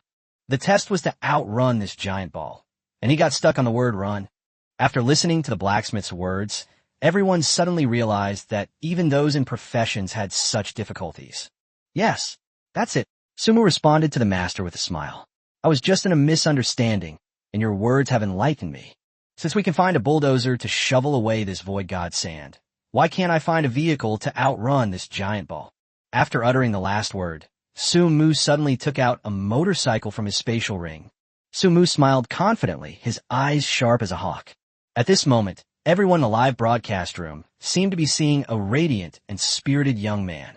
Thanks to your reminder, Master, I was able to get out of my mental rut and remember the words on the parchment scroll before I unlocked the Lubon lock at the door. It is as swift as a gale, as slowly unfolding as a forest, as fierce as a raging fire, and as imposing as a mountain. This is not only a military strategy, but also a spirit. I was too hasty, which led me into a mental trap, and I was too slow, which made me even more anxious. It was like a cycle that was pulling my nerves. The rules of this trial are the heavens. The void sand and other materials are the earth, and I am human. How to pass the test should be based on the right timing. Loopholes in the rules, favorable location, readily available materials, and harmonious relationships. I will decide the way to pass myself.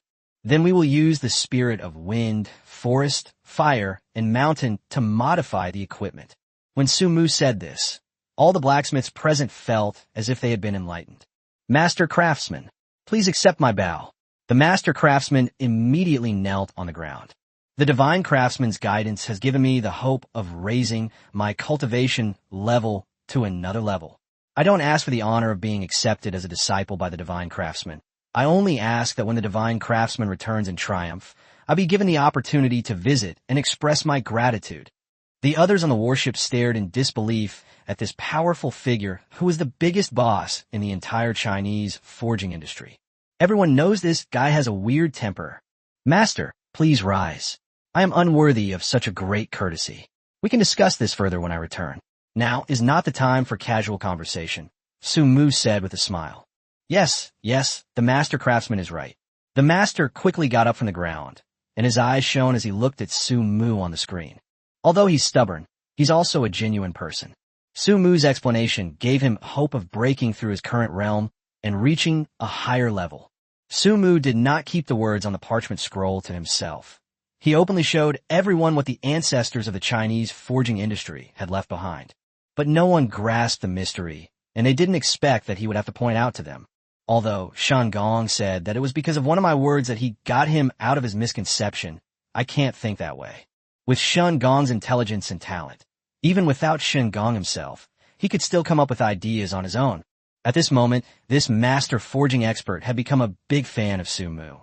Sumu looked at the motorcycle in front of him, and a faint light appeared on his hands.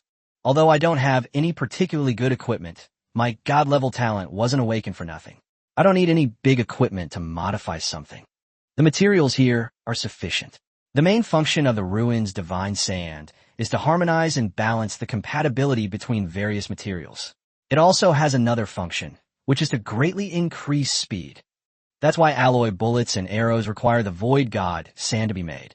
If I punch the speed-increasing materials among these materials and finish it off with the returning void divine sand, then this motorcycle will definitely be able to go faster than this giant ball. Sumu was not blinded by joy. He not only had to pay attention to the speed of the motorcycle, but also to its safety. Whether it's stability, sturdiness, or even handling, Sumu has to take all these factors into account. He couldn't guarantee that he could maintain firm control of the locomotive while it was moving at high speed. A few minutes later, Sumu stood up and wiped the sweat from his forehead. The viewers in the live stream were stunned as they watched the video unfold. In just a few minutes, they witnessed the birth of a god-tier vehicle. At this moment, a motorcycle that was pure white with specks of blue light and a pair of golden wheels appeared in front of Sumu. Name: Claude Yellow Flying Lightning. Type: Vehicle. Level: LV1. Rank: legendary, very close to epic. Talent attribute, lightning, mythical, lightning speed. Propelled by the power of lightning, it can unleash speeds that are difficult to detect with the naked eye. Inspired by the phantom of an ancient warlord, it provides protection. Looking at the motorcycle in front of him, which was almost legendary and epic, Su Mu was very satisfied. This motorcycle was originally of a high grade, but it had been sitting in my spatial ring collecting dust. Su Mu had been wanting to upgrade it and have some fun for a long time, but he didn't expect to need it at this time. Although it's not a myth, we can upgrade it gradually in the future. The most important thing right now is to pass the test. Thinking it over, Su Mu then mounted the clawed yellow flying lightning. Others might not know, but he knew it inside and out. Clawed yellow flying lightning. The phantom image of an ancient warlord protecting you? Isn't that Boss Chow? Looking at the giant sphere before him, Su Mu's eyes were filled with fighting spirit. Come on. Chapter 70. Beating the Speedball. As Su Mu finished speaking, he tightened the throttle, and the clawed yellow flying lightning under his hind legs shot out like an arrow. The moment the clawed yellow flying lightning was activated, the enormous, rapid ball instantly began to spin. Su Mu could clearly sense that the interior of the secret room was vibrating. The viewers in the live stream couldn't help but swallow hard as they watched the giant ball slowly rolling, silently praying for Su Mu. After all, with such a huge sphere, if Su Mu were to accidentally brush against it, he would probably be done for. Speedball started moving very slowly, following Su Mu at a leisurely pace. But after circling around a few times, Su Mu discovered it. The speed of this giant sphere is rapidly increasing in a very short period of time. The giant ball followed behind Su Mu's car, tumbling and kicking up clouds of dust. Then the speed increased, and it looked like it was about to catch up with Su Mu. Just as I guessed, this is only the third lap. If I were wearing shoes at this speed, I might have an accident around the 8th or 9th lap. Although it's uncertain at which lap its speed will reach a limit, let's just assume it has no limit and play it safe. Su Mu did not release the accelerator. He accelerated. After all, no one knows the acceleration principle and method of this giant ball. If it suddenly accelerates, it will be dangerous if you don't speed up. But slowly, Su Mu seemed to realize that something was wrong. It seemed that the faster I went, the faster the giant ball went. What's the principle behind this? Su Mu was a little confused. It was already the 5th lap, and Su Mu only started to think about it when he saw the giant ball behind him speeding up instead of slowing down. Leaving aside how this giant ball gets faster and faster while ignoring friction, how does it manage to keep following me and orbiting in this circle? Its trajectory didn't deviate even slightly during this process. This is outrageous. Looking at the giant sphere behind him, Su Mu seemed to have grasped something. The giant ball, tumbling rapidly, kicked up clouds of dust. It's all the divine sand of returning to the void. That's it. It must be. Su Mu seemed to have guessed the secret behind how the giant ball could ignore friction and resistance, get faster and faster, and follow this trajectory. The material Guishu divine sand not only has a harmonizing effect, but also a speed-increasing effect. As the giant sphere moves, the Guishu divine sand unconsciously adheres to its body. With the help of these void-returning divine sands, the giant sphere can be continuously accelerated, which is why this giant sphere has been able to keep up with me. As for why this giant sphere can follow my trajectory perfectly without deviating even slightly, the secret lies in these ruins of God sands. This giant sphere must have some kind of peculiar mechanism or secret technique. If I remember correctly, a truly powerful blacksmith can fuse weapons with array formations and spells. But it's very difficult to do that. It requires not only extremely high talent, but also a very high level and a lot of effort. I have to admit that with my talent I could definitely do it, but definitely not now because my level is not high enough and I don't have any blueprints. But just because I don't have it doesn't mean that the grandmasters of the Chinese forging world didn't have it in the past. What if the grandmaster who created this rapid sphere put some kind of magic on this giant sphere? The possibility of setting up a trap is almost zero, because the roundness of this giant sphere makes it impossible to place any traps on its surface. There is no other way but magic. It's very likely that this giant sphere possesses a spell capable of absorbing the splashing void sand. I never imagined that the forging masters of ancient China were so skilled. In other words, no matter how fast I go, this giant ball will not be shaken off. If I accelerate, it will accelerate, and if I slow down, I will be instantly destroyed by this giant ball. Although he had figured out the underlying principles, Su-Mu still didn't have time to absorb this knowledge. What he needs to do now is to finish the remaining 5 laps as quickly as possible. Thinking of this, Su-Mu gripped the accelerator and twisted it sharply. Suddenly, the clawed yellow flying lightning beneath Su-Mu's crotch shot out, its 2 exhaust vents emitting bursts of blue light, like thunder. This is the innate attribute of clawed yellow flying lightning, lightning speed. As if propelled by lightning, Su-Mu's speed had reached a level that was impossible for the naked eye to perceive. The audience in the live stream seemed to have nothing but that rapidly rolling giant ball in their eyes. Su-Mu, who was piloting the lightning bolt, was almost thrown off, but fortunately, when the lightning bolt was triggered, the phantom of the ancient warlord Cao Cao appeared behind Su-Mu to protect him. With a rapid pace, Su-Mu quickly took the lead and arrived at the rear of the giant sphere. Su-Mu, skilled and daring, relied on the protection of Boss Chow's phantom image and the speed of clawed yellow flying lightning. He quickly turned sideways beside the giant ball, then overtook it and started running his 6th lap. In the blink of an eye, the 10 laps had been completed, but the giant ball was still running its 5th lap. Su-Mu stopped the car with some delight. He never expected that this hurdle would be so simple. At this moment, the giant ball seemed to realize that it had lost and immediately stopped in place. The dust that had risen into the air also all fell back to the ground. At that moment, the giant sphere that had been standing still suddenly transformed into a miniature bead and fell to the ground. Seeing this, Su-Mu quickly stepped forward and picked up the bead, placing it in his hand. The beads are not large, about the same size as Buddhist prayer beads that people usually use as jewelry. It faintly emitted a blue light. Although I don't know what this thing is for, it's best to keep it. After all, everything in this secret realm is a huge treasure for Su-Mu right now. After the beads were put away, a high platform reappeared where the speedball had been. Before the viewers in the live stream could react, they realized that Su-Mu had already won.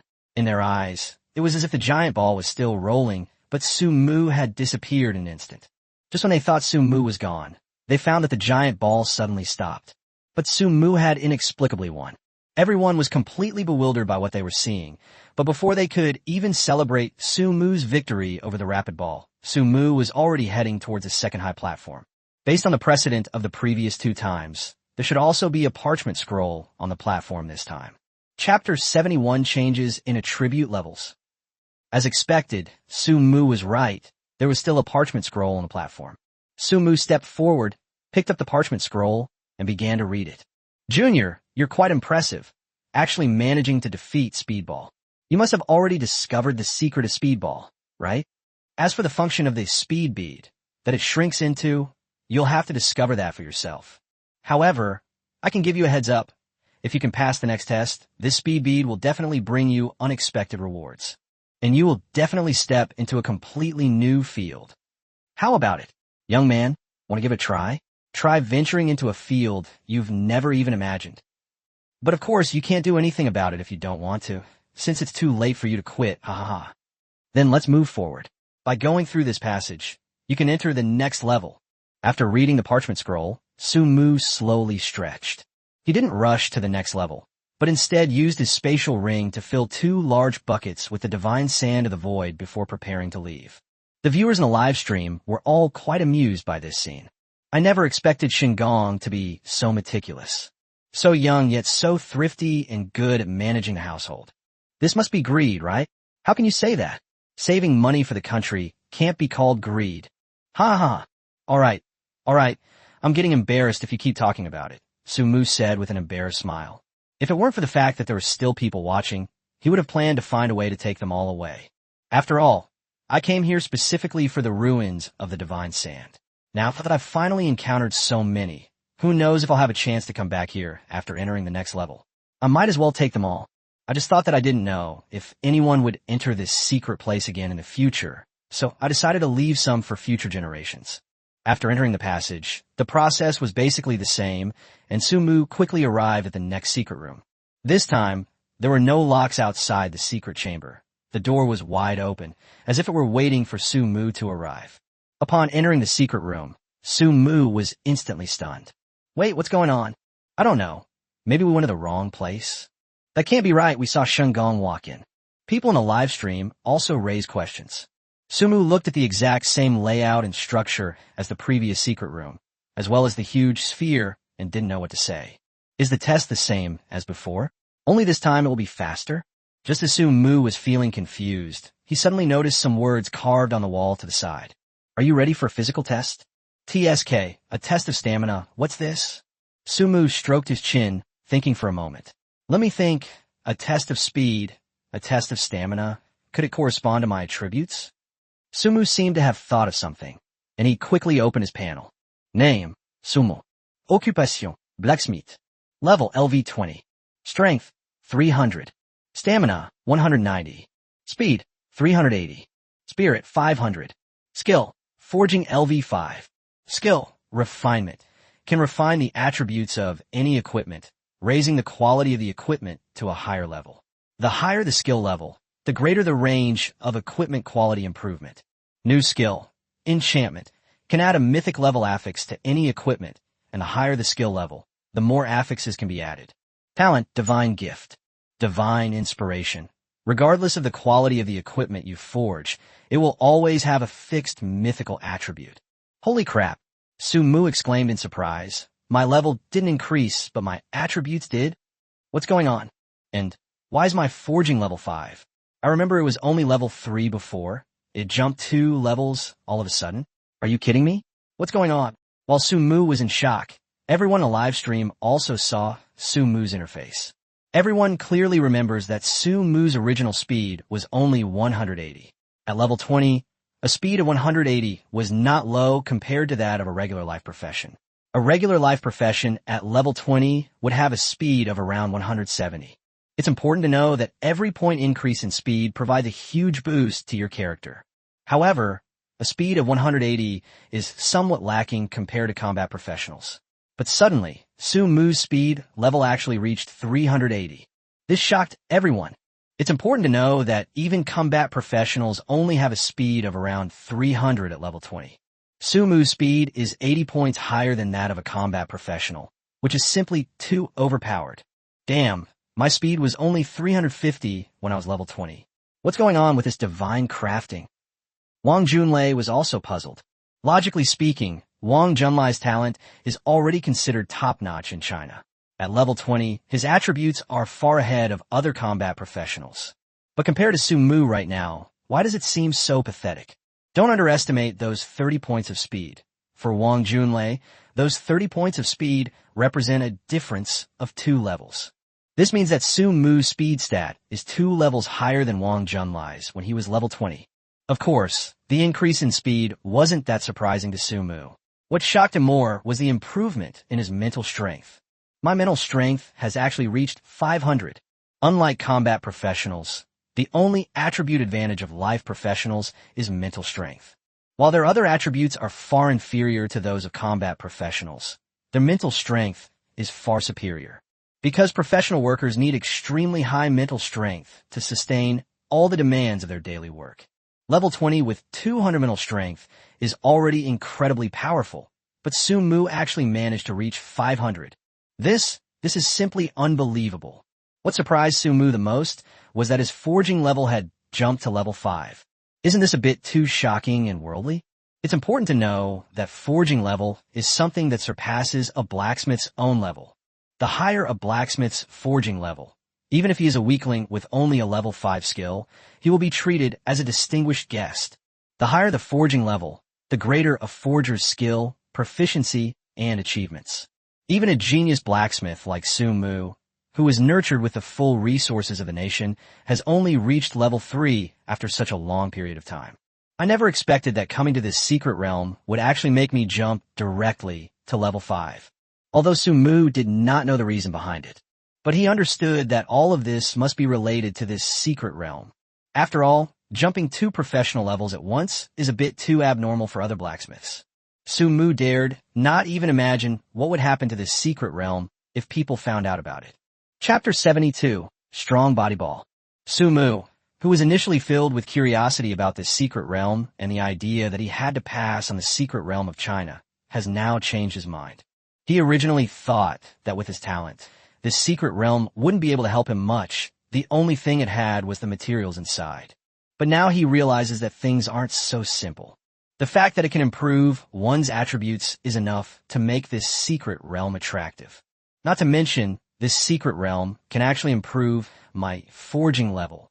It's important to know that the forging level is not the same as the character's own level. Each level requires more experience to level up. This means you'll need to kill more monsters. However, the forging level is different. The forging level belongs to the profession level. Upgrading any profession level does not require experience, but rather comprehension, practical experience, understanding, research, and so on. Furthermore, the difficulty of advancing to each level is far greater than the difficulty of leveling up from the current level. In other words, for Sun Mu, the forging level cannot be achieved by simply grinding monsters. Rather, it requires finding many previously unseen and unheard of materials and blueprints. Then, you need to conduct substantial research and development on some items. And finally, you need to understand new things from the items you research and forge yourself in order to upgrade them. Furthermore, over time, this method will provide you with less and less experience.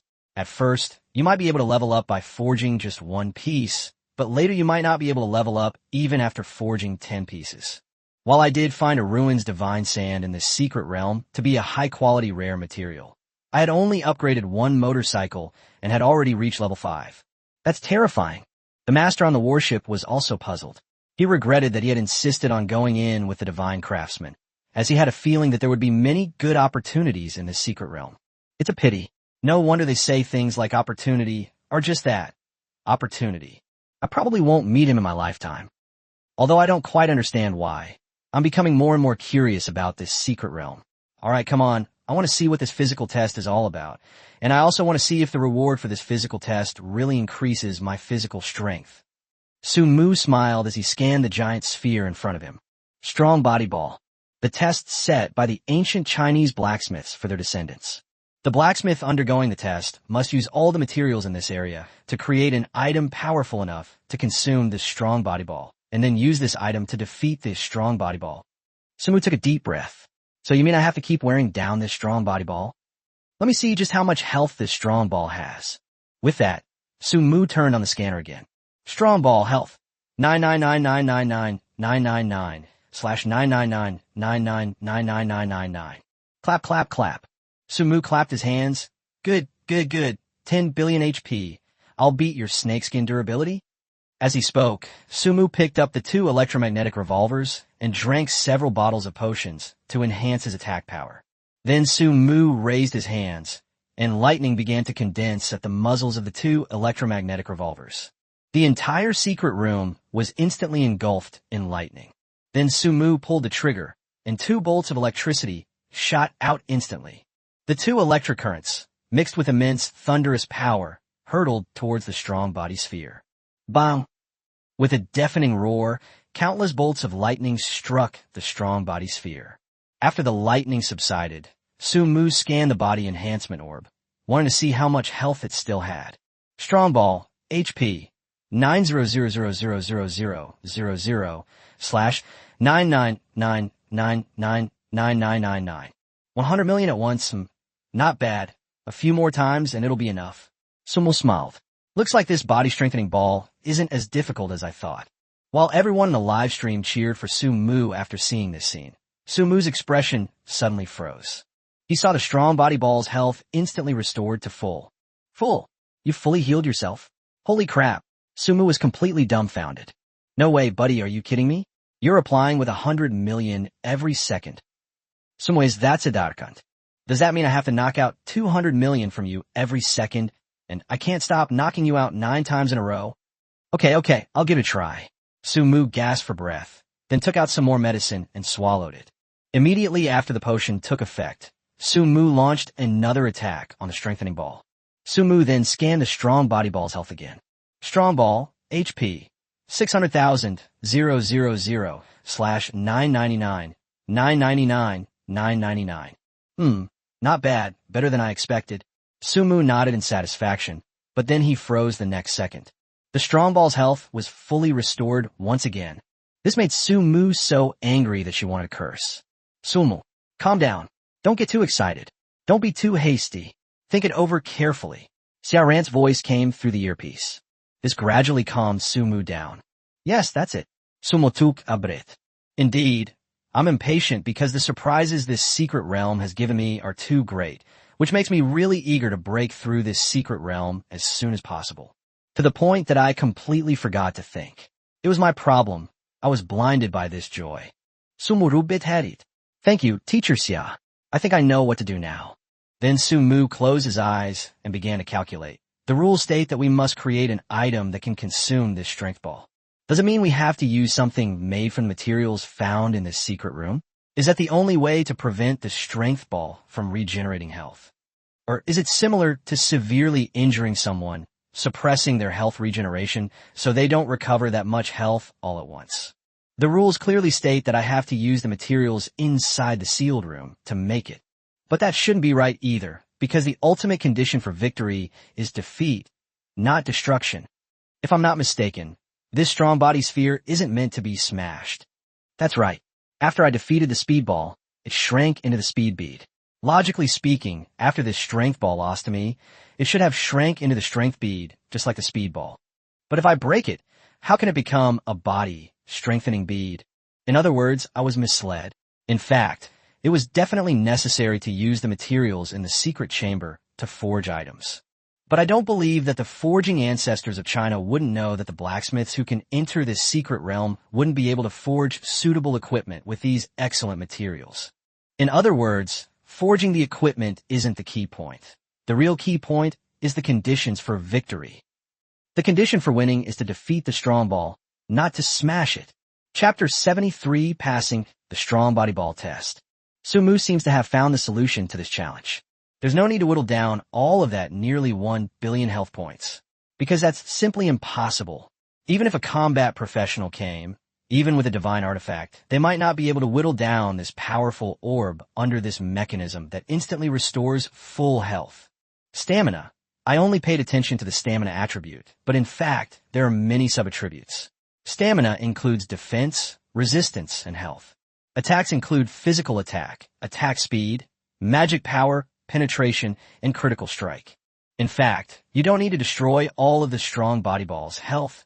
You only need to break its defense or resistance. Breaking an object's resistance is much easier than taking away all of its health. Su Mu began searching the area and soon discovered that it was the same as the previous secret room. There are still many materials, which are relatively rare and valuable outside the secret realm. Su Mu quickly scanned the information in these materials. Fallen cinnabar, broken wallflower, 1,000-year-old snow lotus. Su Mu was stunned as he looked at the materials in front of him. My God, these materials are simply made to defeat the enemy. Su Mu was quite excited, as each of these materials was a top-grade material used to manufacture weapons. These are all materials that can provide attributes such as attack power, double penetration, critical hit attack speed, etc. This discovery greatly surprised Su Mu, as it proved that his conjecture was correct. As long as we can use the materials here to forge a weapon with sufficient penetration, conquering this strong body sphere will definitely not be a problem. Without further ado, Su Mu began to research what kind of weapon could be made using these materials. In fact, Su Mu discovered a problem. The majority of the materials in this secret room, including the previous one, were more suited to enchanting and tempering effects. They rarely possess materials capable of actually forging equipment. Although he didn't know the reason, Su Mu could understand. After all, what kind of blacksmith is he if he doesn't carry some of the equipment he forges with him when he goes out? If the equipment I forged myself wasn't enough to get me this far, then shouldn't I be expected not to receive the inheritance? Since we can't make weapons, we might as well use them for enchanting. Su Mu took out a Tang-style horizontal sword from his spatial ring. The forging craftsmanship of this Tang Dynasty sword is not bad, but its grade is a bit low, only at the perfect level. Although perfect is actually quite high, it is indeed rather trash in Su Mu's eyes. After all, he is a mythical level blacksmith. Perfect equipment is something he really doesn't care about. Su Mu looked at the Tang Dynasty-style horizontal sword in his hand and laughed. I'll make you a mythical weapon soon. Su Mu selected some of the materials that would be needed. After becoming a mythical level blacksmith, A wealth of blacksmith knowledge flooded into Su Mu's mind. Although he didn't have the blueprints at the moment, he could still enchant the items using his knowledge as a god-level blacksmith. After all, enchanting and forging are two different things. He has already modified a clawed yellow flying lightning, so modifying a Tang Hongdao is a piece of cake. Before modifying it, Su Mu first took a quick look at the information about this Tang Dynasty sword. Tang Hongda, Bulei Fang. Rank, perfect. Sharpness, 86. Hardness, 60. Durability, 60. Wear and tear rating, 5. The quality is really not good, Su Mu said with some disdain. But these words were quite unpleasant to Wang Junlei. It was Wang Junlei who put this knife in there. You know, a weapon with these attributes is already top tier and perfect quality, but in Su Mu's eyes, it just seems so trashy. But Wang Junlei didn't say it out loud, because he also wanted to see what kind of Tang Hongdao would become in the hands of a god-level blacksmith like Su Mu. Time flew by, and in just over 10 minutes, Su Mu finished enchanting the Tang Dynasty sword. Enchanting is different from blacksmithing. Blacksmithing can take anywhere from a few hours to several days, 10 days to half a month, or even several months to blacksmith. Enchanting, on the other hand, can save a lot of time. Su Mu picked up the Tang Dynasty sword in his hand and scanned its data again. Tang Hongda, Bulei Fang. Rank, epic. Sharpness, 98. Hardness, 94. Durability, 90. Wear and tear, 0. Talent, attribute. Armor penetration, mythical. Breakthrough, unleashes immense power. Any object before it is as fragile as paper. Anyone can unleash its full power. Once the defense is broken, any item or equipment will have its defense shattered in one strike. Good stuff. Su Mu's eyes lit up. As long as we can break through their defenses, it doesn't matter how much damage we deal. Looking at his enchanted Tang Hongdao, Su Mu put it away and placed it in front of the strengthening ball. That should do it. Let's give it a try. Su Mu picked up the Tang Hongdao sword and slashed at the enormous strength ball. Choke! A crisp sound rang out as the knife collided with the strength ball. Su Mu then opened the panel and scanned the strength ball. Strong ball, HP, 9999999/999990000. My attack power is really low. Su Mu smiled bitterly and shook his head. Life professions are indeed too weak. If my attack power were higher, I should be able to cut more with this sword. But Su Mu only complained a couple of times because there are more important things to do right now. Su Mu looked up at the strength sphere in front of him and saw that the huge strength sphere was shimmering with golden light. There's hope. Su Mu was overjoyed. Then he saw the strength ball quickly shrink into a bead, just like the speed bead. Su Mu scanned it, and it showed strengthening bead. It's done. Su Mu smiled as he held the strengthening bead in his hand. It seemed that this secret realm wasn't as difficult as he had imagined. Su Mu was already extremely familiar with the following procedures. He took a few steps forward and came to the platform, where he picked up the parchment scroll above. Congratulations. It seems you truly deserve the inheritance of the essence of ancient Chinese forging.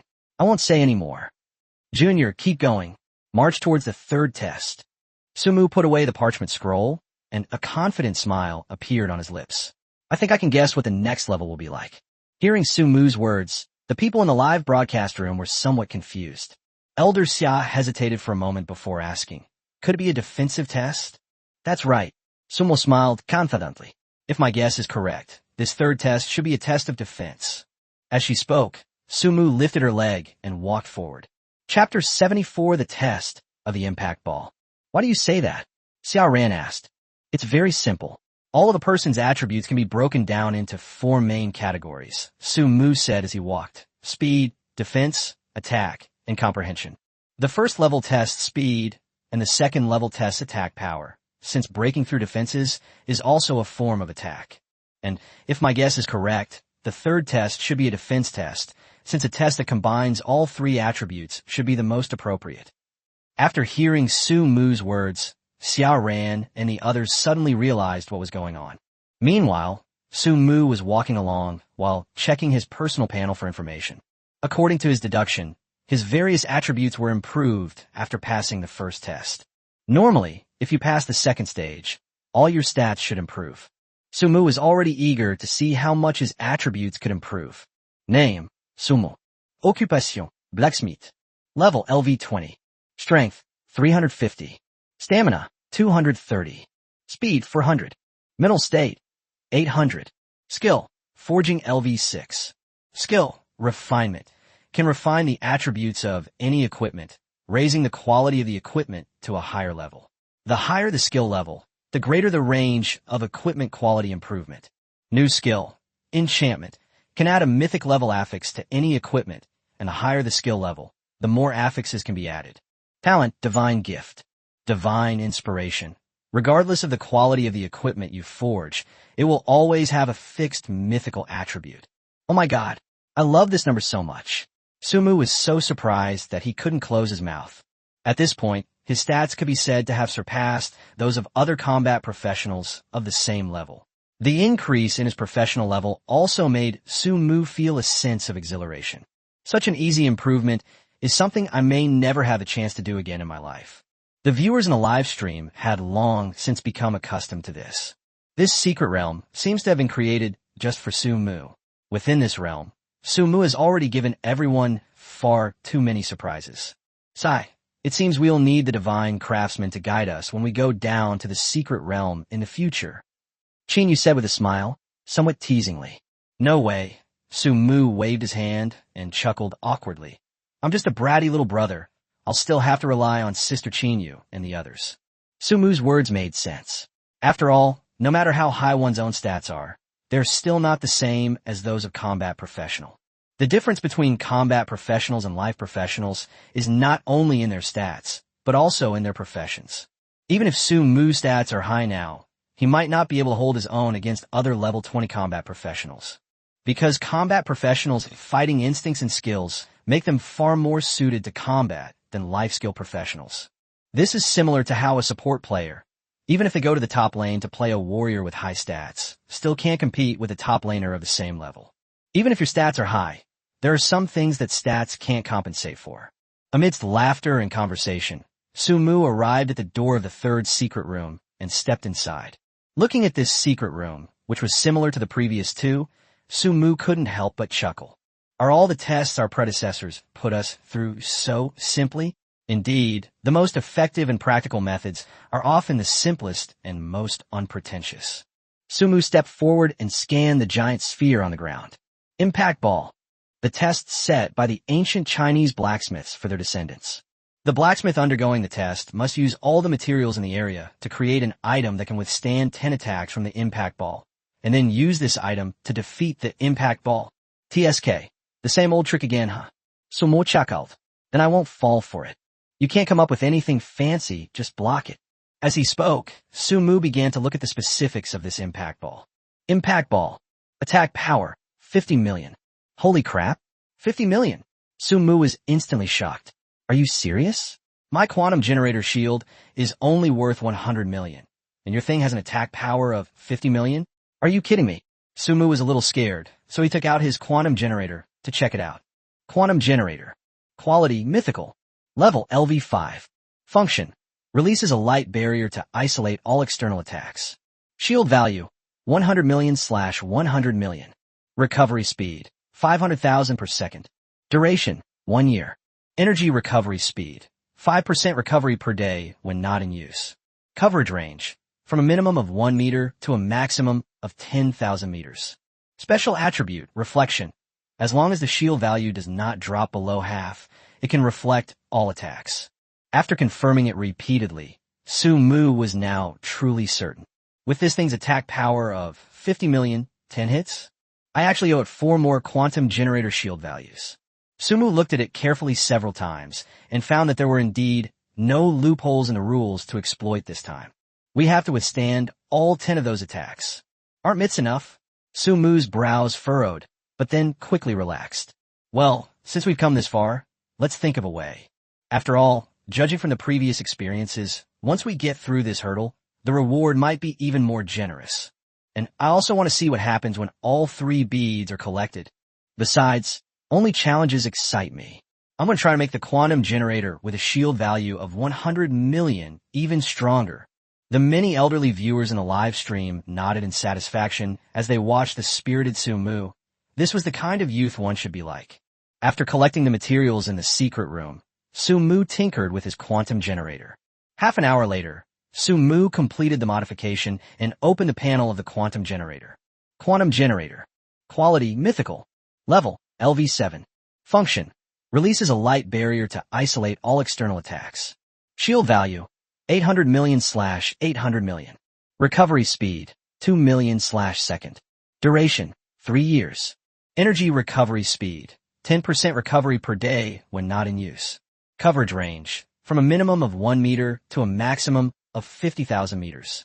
Special attribute reflection. It can reflect all attacks no matter how low the shield value drops. 800 million shield points should be enough. Su Mu smiled as he looked at the properties of the quantum generator. These materials are indeed very useful. A shield worth a full 800 million, after withstanding 10 hits, still has 300 million left. That's enough. Chapter 75. Clearing the Secret Realm. Su Mu was quite happy about the evolution of the quantum generator, but he was even more excited that he had passed this test. Su Mu quickly arrived in front of the impact ball. After making sufficient preparations, Su Mu reached out and turned the valve on the side of his waist. A faint light then spread out from Su Mu's belt and enveloped him. Immediately afterwards, the beam of light rapidly contracted and took shape, forming a humanoid shield that enveloped Su Mu. At this moment, the impact ball seemed to be activated. It slowly retreated, then suddenly charged towards Su Mu. Holy crap! Su Mu had anticipated the attack method of the impact ball, but this sudden attack still startled him. A giant ball with a diameter of 3 meters suddenly tumbles and flies towards you at high speed. No matter who you are, no matter how well prepared you are, you will be stunned for a moment. Clang! The moment the giant ball struck Su Mu, a loud, crisp impact resounded within the secret chamber. Then Su Mu was thrown away by the huge impact. With a bang, Su Mu crashed into the wall of the secret room. Damn, as expected, it's an impact ball. The impact force is no joke, Su Mu said, still a little scared, as he slowly stood up from the ground. Then he opened the panel of the quantum generator and took a look. Quantum generator. Quality mythical.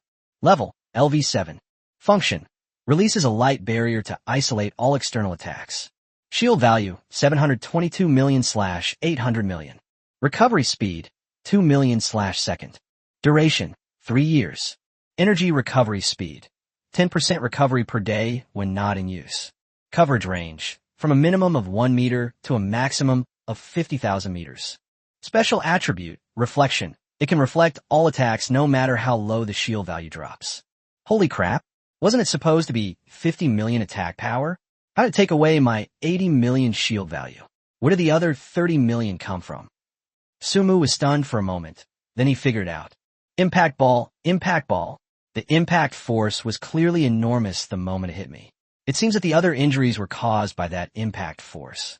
Su Mu pondered, stroking his chin. But it's alright, the rebound absorbed a lot of the damage from the impact. Although it can't be rebounded back to the impact ball itself, since it doesn't have a health bar, it at least absorbed a lot of the damage. Given the situation, a shield value of 800 million is just about right. Each attack costs 80 million. After exactly 10 attacks, 800 million will be spent. Thinking of this, Su Mu wiped the cold sweat from her forehead with lingering fear. Thank goodness, I reached exactly 800 million after the upgrade. Otherwise, if it were less, if that last hit had come at me, I would be dead here, wouldn't I? As soon as Su Mu finished speaking, Impact Ball seemed to agree with him and quickly charged towards Su Mu again. Bang! The second time. Bang! The third time. Bang! Fourth time. After 10 attacks, the ball stopped. Su Mu, somewhat tired, wiped the sweat from his forehead. The impact ball stopped quickly, and then a red glow emanated from its top. Immediately afterward, Su Mu rushed forward and saw that the impact ball, like the two balls in front, had shrunk into an impact bead and landed in Su Mu's hand. Su Mu walked smoothly to the platform and picked up the parchment scroll. At this moment, Su Mu felt as familiar with his secret room as if he were in his own home. All right, you are very powerful, Junior. Then go ahead. You passed my test. Please go to the last secret chamber to obtain all the forging techniques passed down from ancient times to the present in China. But before that, I have to tell you something. This last secret realm can only be entered by you alone, and only you can see all the scenery inside. This contains the essence of the forging world in China from ancient times to the present. If anyone else sees it, it will disappear on its own. Looking at the words on the parchment, Su Mu blinked and then looked at the camera next to her. Then, Elder Xia, should I turn off the live stream for now? Anyway, I've already passed the test, so I can just wait for my triumphant return, right? All right, it's nothing. We should be careful with the inheritance from our ancestors. Originally, Elder Xia and the others only asked to start this live stream because they were worried about Su Mu's safety. But now, according to what the scroll says, Su Mu should have already cleared the level, so there's no need to worry about that anymore, as long as he's safe. All that's left is to wait quietly on the warship for his message. Okay, then I'll turn off the live stream now. Su Mu said, turning off the live stream. He then packed up all his belongings and the 3 beads and headed towards the passage ahead, fully prepared. On the way, Su Mu glanced at his attribute panel. Name, Sumo. Occupation, blacksmith. Level LV20. Strength, 400. Stamina, 400. Speed, 400. Spirit, 1000. Skill, forging LV8. Skill, refinement. Can refine the attributes of any equipment, raising the quality of the equipment to a higher level. The higher the skill level, the greater the range of equipment quality improvement. New skill, enchantment, can add a mythic level affix to any equipment, and the higher the skill level, the more affixes can be added. Talent, divine gift, divine inspiration. Regardless of the quality of the equipment you forge, it will always have a fixed mythical attribute. Wow, these stats are amazing. I can honestly say I can now challenge any combat professional of the same level. Su Mu said with a smile. Once the numerical value reaches a certain level, all operations and skills become just flashy tricks. Su Mu's current stats far surpass those of other combat professionals of the same level. Under these circumstances, he really doesn't believe that any combat professional could fight against Su Mu, who has such stats and so many divine artifacts at the same level, let alone those of the same level. If those divine artifacts are used properly, it's not impossible to surpass those of a higher level. Su Mu composed herself and headed towards the next secret room. Upon entering a completely new secret room, Su Mu's eyes lit up. This secret room was quite different from the previous 3. The interior of this secret room was incredibly spacious, unlike the pitch black outside, with colorful glass lamps hanging high from the ceiling. The walls were covered with equipment and blueprints, and 4 huge wind chimes hung from the 4 corners, swaying gently and producing pleasant sounds. The entire secret room doesn't look like a secret room at all. It looks more like a magnificent palace. 2 majestic statues, each holding a weapon, stand on either side, seemingly guarding this solemn palace. Chapter 76, Billiards? The sheer variety of materials inside the secret room was dazzling, leaving Su Mu speechless. The aura emanating from any item in the secret room is enough to prove that none of these materials are ordinary. Every material is of the highest quality. Su Mu didn't even dare to think about it. If he could use these materials to forge equipment and items, wouldn't he be able to take off? But at this moment, Su Mu's gaze was fixed only on what was in front of him. Su Mu didn't care about the surrounding environment at all. He only saw a stone chair sitting in the middle of the innermost wall, dozens of meters away from him. It's not quite right to call it a stone chair. It's more like a throne made of stone. The throne alone gave Su Mu a tremendous sense of oppression. Looking at the throne, Su Mu was filled with awe as a faint light emanated from it. Su Mu walked forward and arrived before the throne. A parchment scroll lay on the throne, and Su Mu reached out and picked it up. Young man, we are truly delighted that you have made it this far. Your presence here proves that there is hope for the forging industry in China. This secret chamber was built by many of us, with the purpose of preparing it for future generations of blacksmiths who are capable of surpassing us. To be able to stand before this throne, you must possess sufficient strength and admirable wisdom. We have to admit that the saying, the student surpasses the teacher, is true. Our test for you is over, and passing these tests proves that you have surpassed us. Those 3 beads were crafted by us old folks over a lifetime. To put it nicely, those who pass the test will inherit the legacy of the ancient Chinese forging world, but in reality, it's just a laughingstock for you younger, true masters. Seeing this, Su Mu finally remembered. Whether it was the speed bead, the body strengthening bead, or even the impact bead, they all just looked intimidating. In reality, they couldn't do anything to him. After thinking about it, Sumu didn't care too much. After all, he could be said to have a cheat code. If you don't count himself, then at least for now, no blacksmith in China can pass through the secret realm. Sumu continued reading. The fact that you made it this far proves that you are much stronger than us old folks. With your abilities, what you get after passing through this secret realm may not be a reward for you. It may even seem a bit ridiculous to you. But all we can offer is this entire secret realm.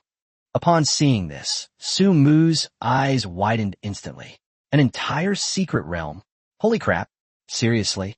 Sumu had examined the entire secret realm and found countless materials. Any one of these materials would be a priceless treasure if thrown outside. In this secret realm, they're just like trash, thrown around anywhere without any cost. Furthermore, some materials are renewable, just like some flowers and plants. These materials can be regenerated indefinitely. They are all planted in this secret realm. Furthermore, Sumu had seen that these places in the secret realm could all be used to grow flowers and plants. These flowers and plants can grow continuously. In other words, these materials are inexhaustible. For a top-tier blacksmith like Sumu, such a secret chamber would be the best prize. Sumu continued reading, and after confirming that this secret realm would truly belong to him in the future, Sumu jumped up. But Sumu knew that this matter was not over yet, because he saw that there was still a long section of the parchment scroll in his hand. This means that his predecessors still had things to say. Sumu continued reading. This secret realm was created by us together. In addition to the entrance in the sea, there is actually another entrance. You just need to look up and you'll see it.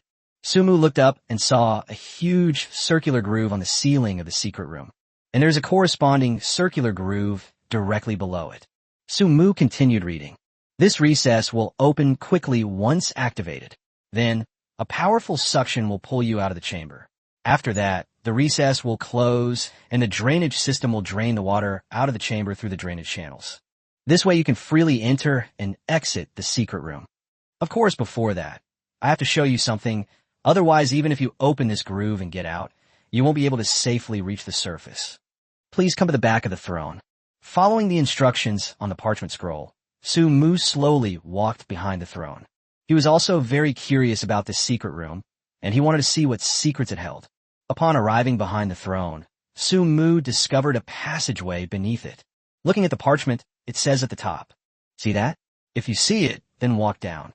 Upon seeing this message, Sumu immediately lifted her leg and started walking down.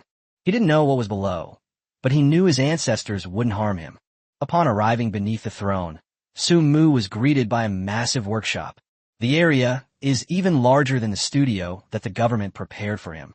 This left Sumu speechless. "Don't rush, Junior. Do you see that ball on the table in front of you, which is almost as big as 3 beads? Sumu looked at the table directly in front of him and saw a ball about the size of a billiard ball on the table. Sumu reached out and picked up the table ball, discovering that it wasn't actually that heavy.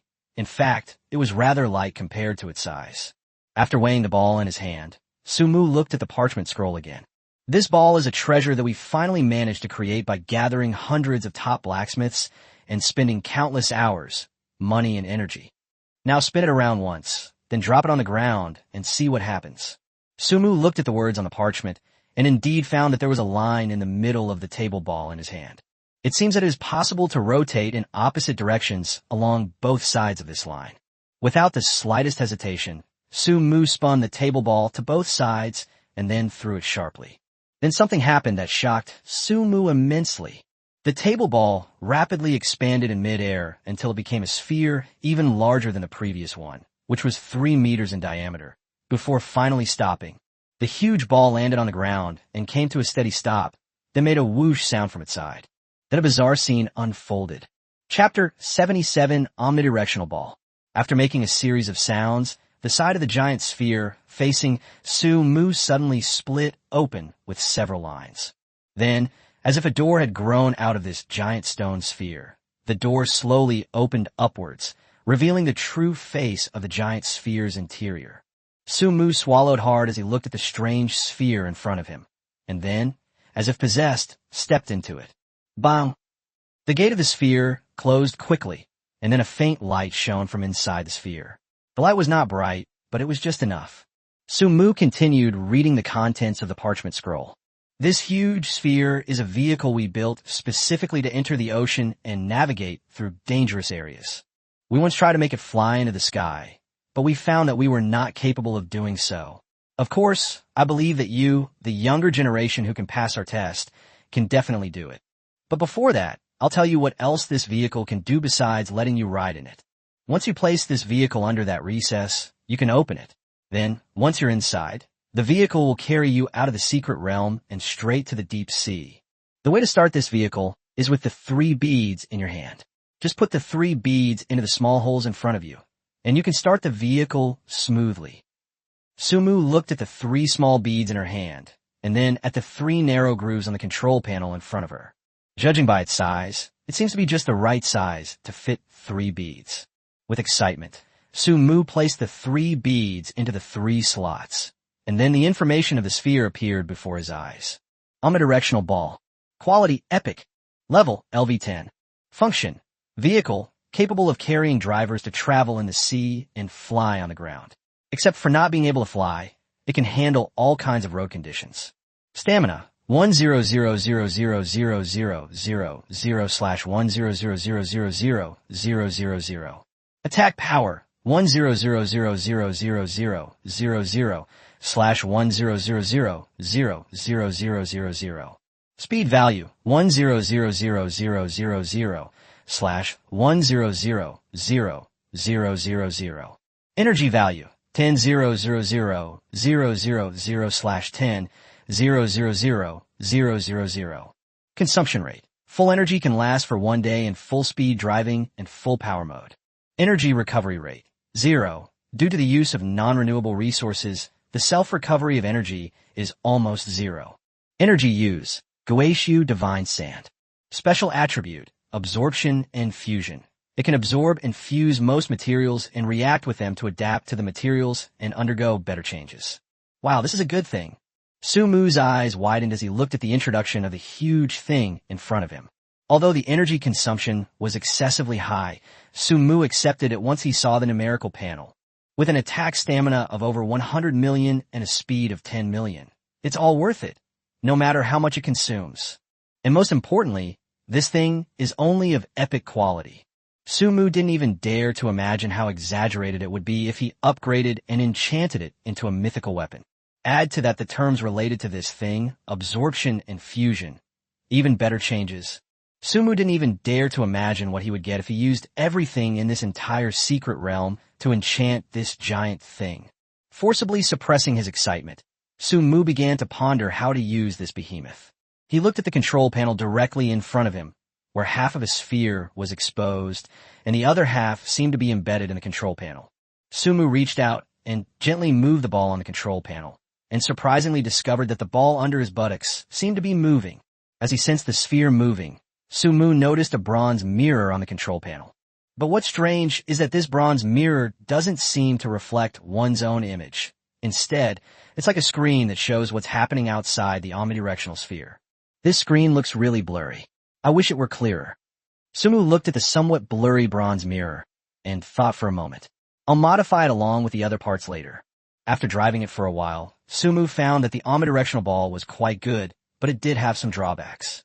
It should be fine after some modifications. Thinking of this, Su-mu quickly jumped off the omnidirectional ball, ignoring the other information on the parchment scroll. He rushed out of the workshop at lightning speed and then went to the first 3 secret realms to plunder a large amount of materials. It took me almost half an hour to get back to the studio. Looking at the omnidirectional ball in front of him, Su-mu smiled and then grabbed something and rushed towards it. The modification took almost a whole day, and finally, looking at the huge omnidirectional ball in front of him, Su-mu smiled. Come on, let me see what your attributes have become.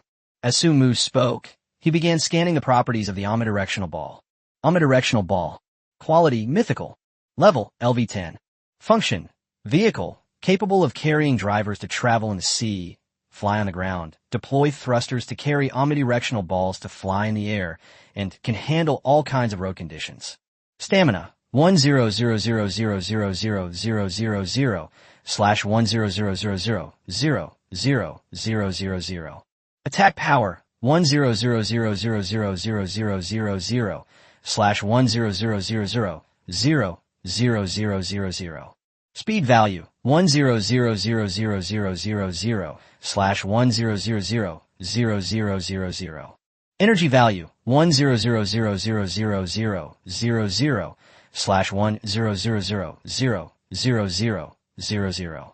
Consumption rate. Full energy can last for 1 year in full speed driving and full power mode. Energy recovery speed. 0. Due to the use of non-renewable resources, the self-recovery of energy is almost 0, but it has the ability to absorb energy and can absorb any nearby items that can be converted into its own energy. Energy use. Electricity. Special attribute. Absorption and fusion. It can absorb and fuse most materials and react with them to adapt to the materials and undergo better changes. Special attribute. Energy conversion. Since the energy used is electrical energy, most things can be converted into energy for use. Whether it is solar energy or wind energy, they can provide energy for the omnidirectional ball. Very familiar. Dongfeng, 81. It can use its own energy to launch multiple missiles for targeted bombing. Each bombing run can create a powerful tornado. This is amazing, Su Mu exclaimed as he looked at the upgraded omnidirectional ball. After the upgrade, not only have all the stats increased tenfold, but the energy problem has also been solved. Now, this omnidirectional ball is definitely the most practical vehicle in the world. No, that's not right. This thing shouldn't be called a vehicle. Su Mu changed the subject. This omnidirectional ball should be called a weapon. Yes, it also has an attack power of 1 billion. This level of attack power is definitely among the top 3 in the world. Chapter 78. The Real Treasure. Thinking of this, Su Mu quickly entered the omnidirectional ball and began to operate it on the control panel. The control panel of the omnidirectional ball had been completely renovated, and even the screen had been replaced by a military-grade one by Su Mu. Furthermore, the omnidirectional ball is now equipped with missile and machine gun systems, making it a powerful mobile fortress when manned. Not only does it possess extremely high defense, but it also has absolutely invincible attack power. Looking at the omnidirectional ball, Su Mu felt extremely satisfied. This trip to the secret realm had already made him break even and even profited handsomely from the entire secret realm itself. Not to mention, they even gave away an omnidirectional ball for free. Although I upgraded the omnidirectional ball, I still don't understand its structure. If one could know the core structure of the omnidirectional ball or analyze its blueprints, then with one's own abilities, one should be able to mass-produce omnidirectional balls. Once equipment of this omnidirectional ball level is produced, it will be no exaggeration for China to become the world's #1 in combat power. Just imagining the future where every soldier in China is piloting a self-made omnidirectional ball makes Su Mu's blood boil. No. I have to see what else our ancestors left me. This is amazing. Su Mu had never imagined that this secret realm would yield such a great discovery, and he was now even more eager to see the contents of the parchment scroll. Upon closer inspection, the contents of the parchment scroll astonished Su Mu. Junior, you must have noticed that you will receive an increase in your attribute panel after clearing each of these 3 secret realms. And this upgrade is real, enough to allow you to surpass your current combat professionals of the same level, but we cannot be sure about those at higher levels. This is because we realized early on that there is an irreconcilable gap in stats between life professions and combat professions. Although we are more helpful if we don't go to the battlefield than if we do, every professional has the heart to fight on the front lines. Therefore, we thought about how to improve our own attribute panel like combat professionals. After many attempts, we still failed. We spent our whole lives developing a technology that allowed future generations to slightly improve their attribute panel. Although this technology is already very advanced, it is still far from enough for us. After all, those who can go to the battlefield, no matter who they are, have attributes that are often calculated in tens of thousands. It is simply impossible for us, who are only a few hundred or 1,000, to compete with them. Therefore, we set aside these technologies and chose to develop armor. But unfortunately, all we've ever done in our lives is create the blueprints for the armor. We're not capable of bringing the blueprints to life, so they've been sitting in this secret realm ever since. In addition, we have developed many new types of equipment, But due to our advanced age and insufficient strength, these equipment have not been put into practice. In fact, due to our limited capabilities, the blueprints we create only exist in our imagination, and it is uncertain whether they can actually be used. So, having surpassed us by passing through the secret realm, we have decided to entrust these blueprints to you. If you can do it, please make sure these equipment are put to good use. By the way, these 3 beads are the activation device for that armor. So, Junior, good luck. From now on, this secret realm belongs to you, and whether that armor can be successfully developed depends entirely on you. After reading the parchment scroll, Su Mu was deeply moved. He never imagined that his ancestors, these deceased seniors in the forging world, would actually have the idea of going into battle and fighting enemies, and that they would still be working hard for it. Su Mu looked at the 3 beads in his hand. The short parchment scroll could not record their entire lives, but these 3 beads, which condensed the essence of their predecessors' lives, carried the hopes of the masters of the forging world in ancient China. Su Mu suddenly felt a heavy burden on his shoulders. He took a few steps forward and picked up a blueprint from the table. The blueprint was placed in the center and carried on a shelf. Su Mu could feel the sense of ceremony alone. This blueprint must be the armor that his predecessors had mentioned. After opening the blueprints, Su Mu only glanced at them a few times before exclaiming in astonishment, "My God, these seniors are truly a group of extraordinary people." With Su Mu's current abilities, he could naturally see that the blueprint in front of him was absolutely feasible, but it would be quite difficult for him to realize it with his current abilities. He couldn't imagine how such a thing, which should have been just a concept to his predecessors at the time, could have been transformed into a blueprint. Su Mu stared intently at the blueprints in his hand. The armor in the blueprints was no different from the armor in tokusatsu shows like Kamen Rider Armor Hero. However, Su Mu discovered that the predecessors had started developing this blueprint based on the 3 beads in his hand. Or rather, these 3 beads are the origin of most items in this secret realm. The predecessors used 3 beads to develop 3 attribute channels for life professions. Then, using these 3 beads, the concept of constructing armor was created. Once a life profession wears this armor, they will possess combat power comparable to, or even surpassing, that of a combat profession. The blueprint shows how the properties of the 3 beads are used to disassemble and absorb the armor. These 3 beads can then be used as jewelry or as decorative items. Normally, these 3 beads can be used to drive the omnidirectional ball. In case of emergency, simply activate these 3 beads, and they will attach the armor to the user. This allows users to possess combat power equal to, or even far exceeding, that of combat professionals. Looking at all the information on the blueprints, Su Mu's eyes shone even brighter. This is the greatest treasure in the entire secret realm. Looking at these precious treasures in front of him, Su Mu excitedly put them all away. This trip was worthwhile. With these things, handling the international military competition will be a piece of cake. Su Mu optimistically collected all the items. The gains from this trip into the secret realm were already substantial.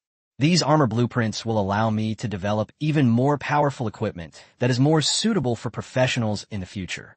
The purpose of this trip, the divine sand of the void, has been obtained. With this, the military competition will be absolutely foolproof. Chapter 79, Triumphant Return. Alright, Elder Xia and the others must be getting impatient. I need to call them back, Su Mu said, quickly taking out his phone to let everyone on the warship know he was safe. After reporting his safety to Elder Xia and the others, Su Mu concealed the fact that the blueprint and the secret realm would henceforth belong to him. After all, the fewer people who know about this, the better. Only by having their own space can they create an even bigger surprise for the country in the future. After finishing everything, Su Mu went to the groove outside and activated the omnidirectional ball. The groove above was opened by the action of the 3 beads, and endless seawater poured in from it. Driving the omnidirectional ball, Su Mu used the water flow to move upwards. After leaving the groove closed instantly, and the water in the sealed chamber was discharged again. From this moment on, Su Mu possessed a secret realm that belonged only to him. Once on the surface of the sea, the people on the warship looked at the incredible sphere and even took out their weapons, aiming them at Su Mu. Old Xia rushed out to stop the crowd, then shouted in the direction of the omnidirectional ball, "Is Su Mu back?" "It's me, Elder Xia." Please step aside. I'll get on the warship right now. Su Mu said, then piloted the omnidirectional ball to leap high from the sea and land smoothly on the warship. Looking at the enormous omnidirectional sphere before him, Elder Xia was speechless with astonishment. He had just heard Su Mu mention on the phone that this omnidirectional ball was left by ancient Chinese blacksmiths to blacksmithing geniuses like Su Mu. At this moment, the omnidirectional ball truly gave Elder Xia a great shock. The live stream resumed after Su Mu returned to the warship, and the old commander's eyes lit up when he saw the omnidirectional ball that Su Mu was piloting. Especially when Su Mu opened the panel of the omnidirectional ball for everyone to see. Everyone gasped in surprise. The people in this live broadcast room are all top executives in China and top talents in their respective fields. After seeing the omnidirectional ball's attribute panel, the old leader asked excitedly, Xiao Su, can this omnidirectional ball be mass-produced? I'm sorry, Chief. Su Mu looked helpless. My level is still too low to understand the structure of this omnidirectional ball, but it should be fine once my level increases. Okay. The old commander squinted and smiled. Then you should come back quickly. We should also discuss the attack on the Dark Knight Kingdom's Elgar's super-secret realm with you in detail, Su Mu. You are our most important trump card when it comes to attacking this secret realm. Without you, we might have to postpone our attack for a long time. Hearing this, Su Mu nodded confidently. I understand. Actually, Su Mu was initially quite resistant to attacking the Elgar's super-secret realm. He wanted to wait and see, since he had only been bragging before, but he didn't expect the country to actually take him seriously. But the boast has already been made, and we have to find a way to back it up, since it concerns the country's reputation. But things are different now. After passing through this secret realm, Su Mu learned a lot, and even has an omnidirectional ball by his side. The obtained Ruins Divine Sand also gave Su Mu the ability to create physical objects from the blueprints for the alloy bullets and alloy arrows he had previously acquired. All that's needed is to create these two items and equip the Steel Blade troops who enter the Elgar's mystery. There will definitely be no problem getting through this secret realm. That's why Su Mu is so confident right now. All right, then hurry back, the old commander said with a smile. After the crew saluted, they started the ship and prepared to return to China. But how could a country like the United States not know about such a big move as coming to this place? Inside the Black Palace of the Eagle Nation, a short, stout man with blonde hair was pacing anxiously back and forth in front of his desk. This person is none other than the current president of the United States, Trump. Trump looked at his subordinates and said, immediately send someone to investigate and find out what China's purpose is in coming to the Pacific. The global arms race is about to begin in a month. What exactly are they trying to do? Yes. Back in the capital of China, the old leader couldn't stop smiling as he watched Su Mu return in triumph. He patted Su Mu on the shoulder. To have such responsibility and ability at such a young age is truly a great fortune for China. Old chief, please don't praise me too much. I can't take praise well, Su Mu said with a smile, scratching the back of his head. All right, then we won't say any more. The old commander smiled and sat down, looking at Su Mu. Whatever inheritance you obtain in the secret realm this time is yours. I just want to ask you one question. Please speak, sir, Su Mu replied earnestly. What are your thoughts on China's claim that it will attempt to challenge and conquer the Dark Kingdom of Elgar's super-secret realm? The old chief asked Su Mu seriously. To be honest, I might not have been confident at first, but I definitely am now. Su Mu nodded and said, please give me a few hours, chief, so I can make the alloy bullets and arrows first. I feel that to enter this super-secret realm, we need more than just potions. We also need to have strong enough attack power. After all, we still know very little about epic-level dungeons. A few hours? Is that enough time? The old commander asked with some doubt. I can pledge my life to you, Su Mu said, standing up straight. No, there's no need. The old commander laughed heartily. I believe in you, go ahead. Yes, Su Mu said, turning around and leaving. He was also very much looking forward to seeing how powerful the alloy bullet and alloy arrow would be. Seeing Su Mu standing tall and proud, the old chief nodded repeatedly. Not bad. This kid really brings honor to our country. Old chief, about what we talked about last time, what do you think? Old Xia quickly came over to discuss after hearing the old chief's words. That's possible, but can only be made public after the global arms race. Until then, you can decide for yourselves. The old leader smiled and waved his hand. We're all getting old. The future belongs to these young people. Go ahead and do it. After receiving the old leader's approval, old Xiao walked out of the meeting hall with a big smile on his face. Of course, Su Mu was unaware of what Elder Xia and the old chief were talking about. At this moment, he is in the research room manufacturing alloy bullets and alloy arrows. Outside the research lab, Xia Ran and Xin Yu awkwardly stopped an elderly man with white hair. Old Lin, this really won't do. It's not in accordance with the rules, Old Lin. Chapter 80 Manufacturing Bullets and Arrows. What's wrong with that? I've already witnessed Shun Gong's abilities. It's not shameful to become his apprentice. The white-haired old man was glaring at Xia Ran and Xin Yu, his beard bristling. Old Master Lin, Lin Ziyuan, is currently the strongest person in the Chinese forging industry besides Su Mu. He is also a living fossil for China. After watching Su Mu's live stream on the warship, he had the idea of becoming Su Mu's apprentice.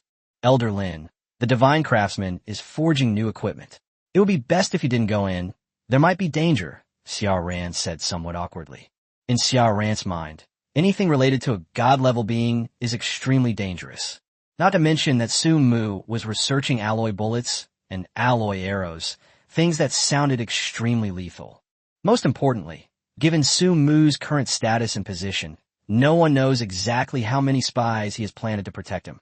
What if old Lin accidentally wanders in and something happens to him? Upon hearing Xia Ran's words, Elder Lin retorted somewhat angrily. Am I called a grandmaster in the forging world for nothing?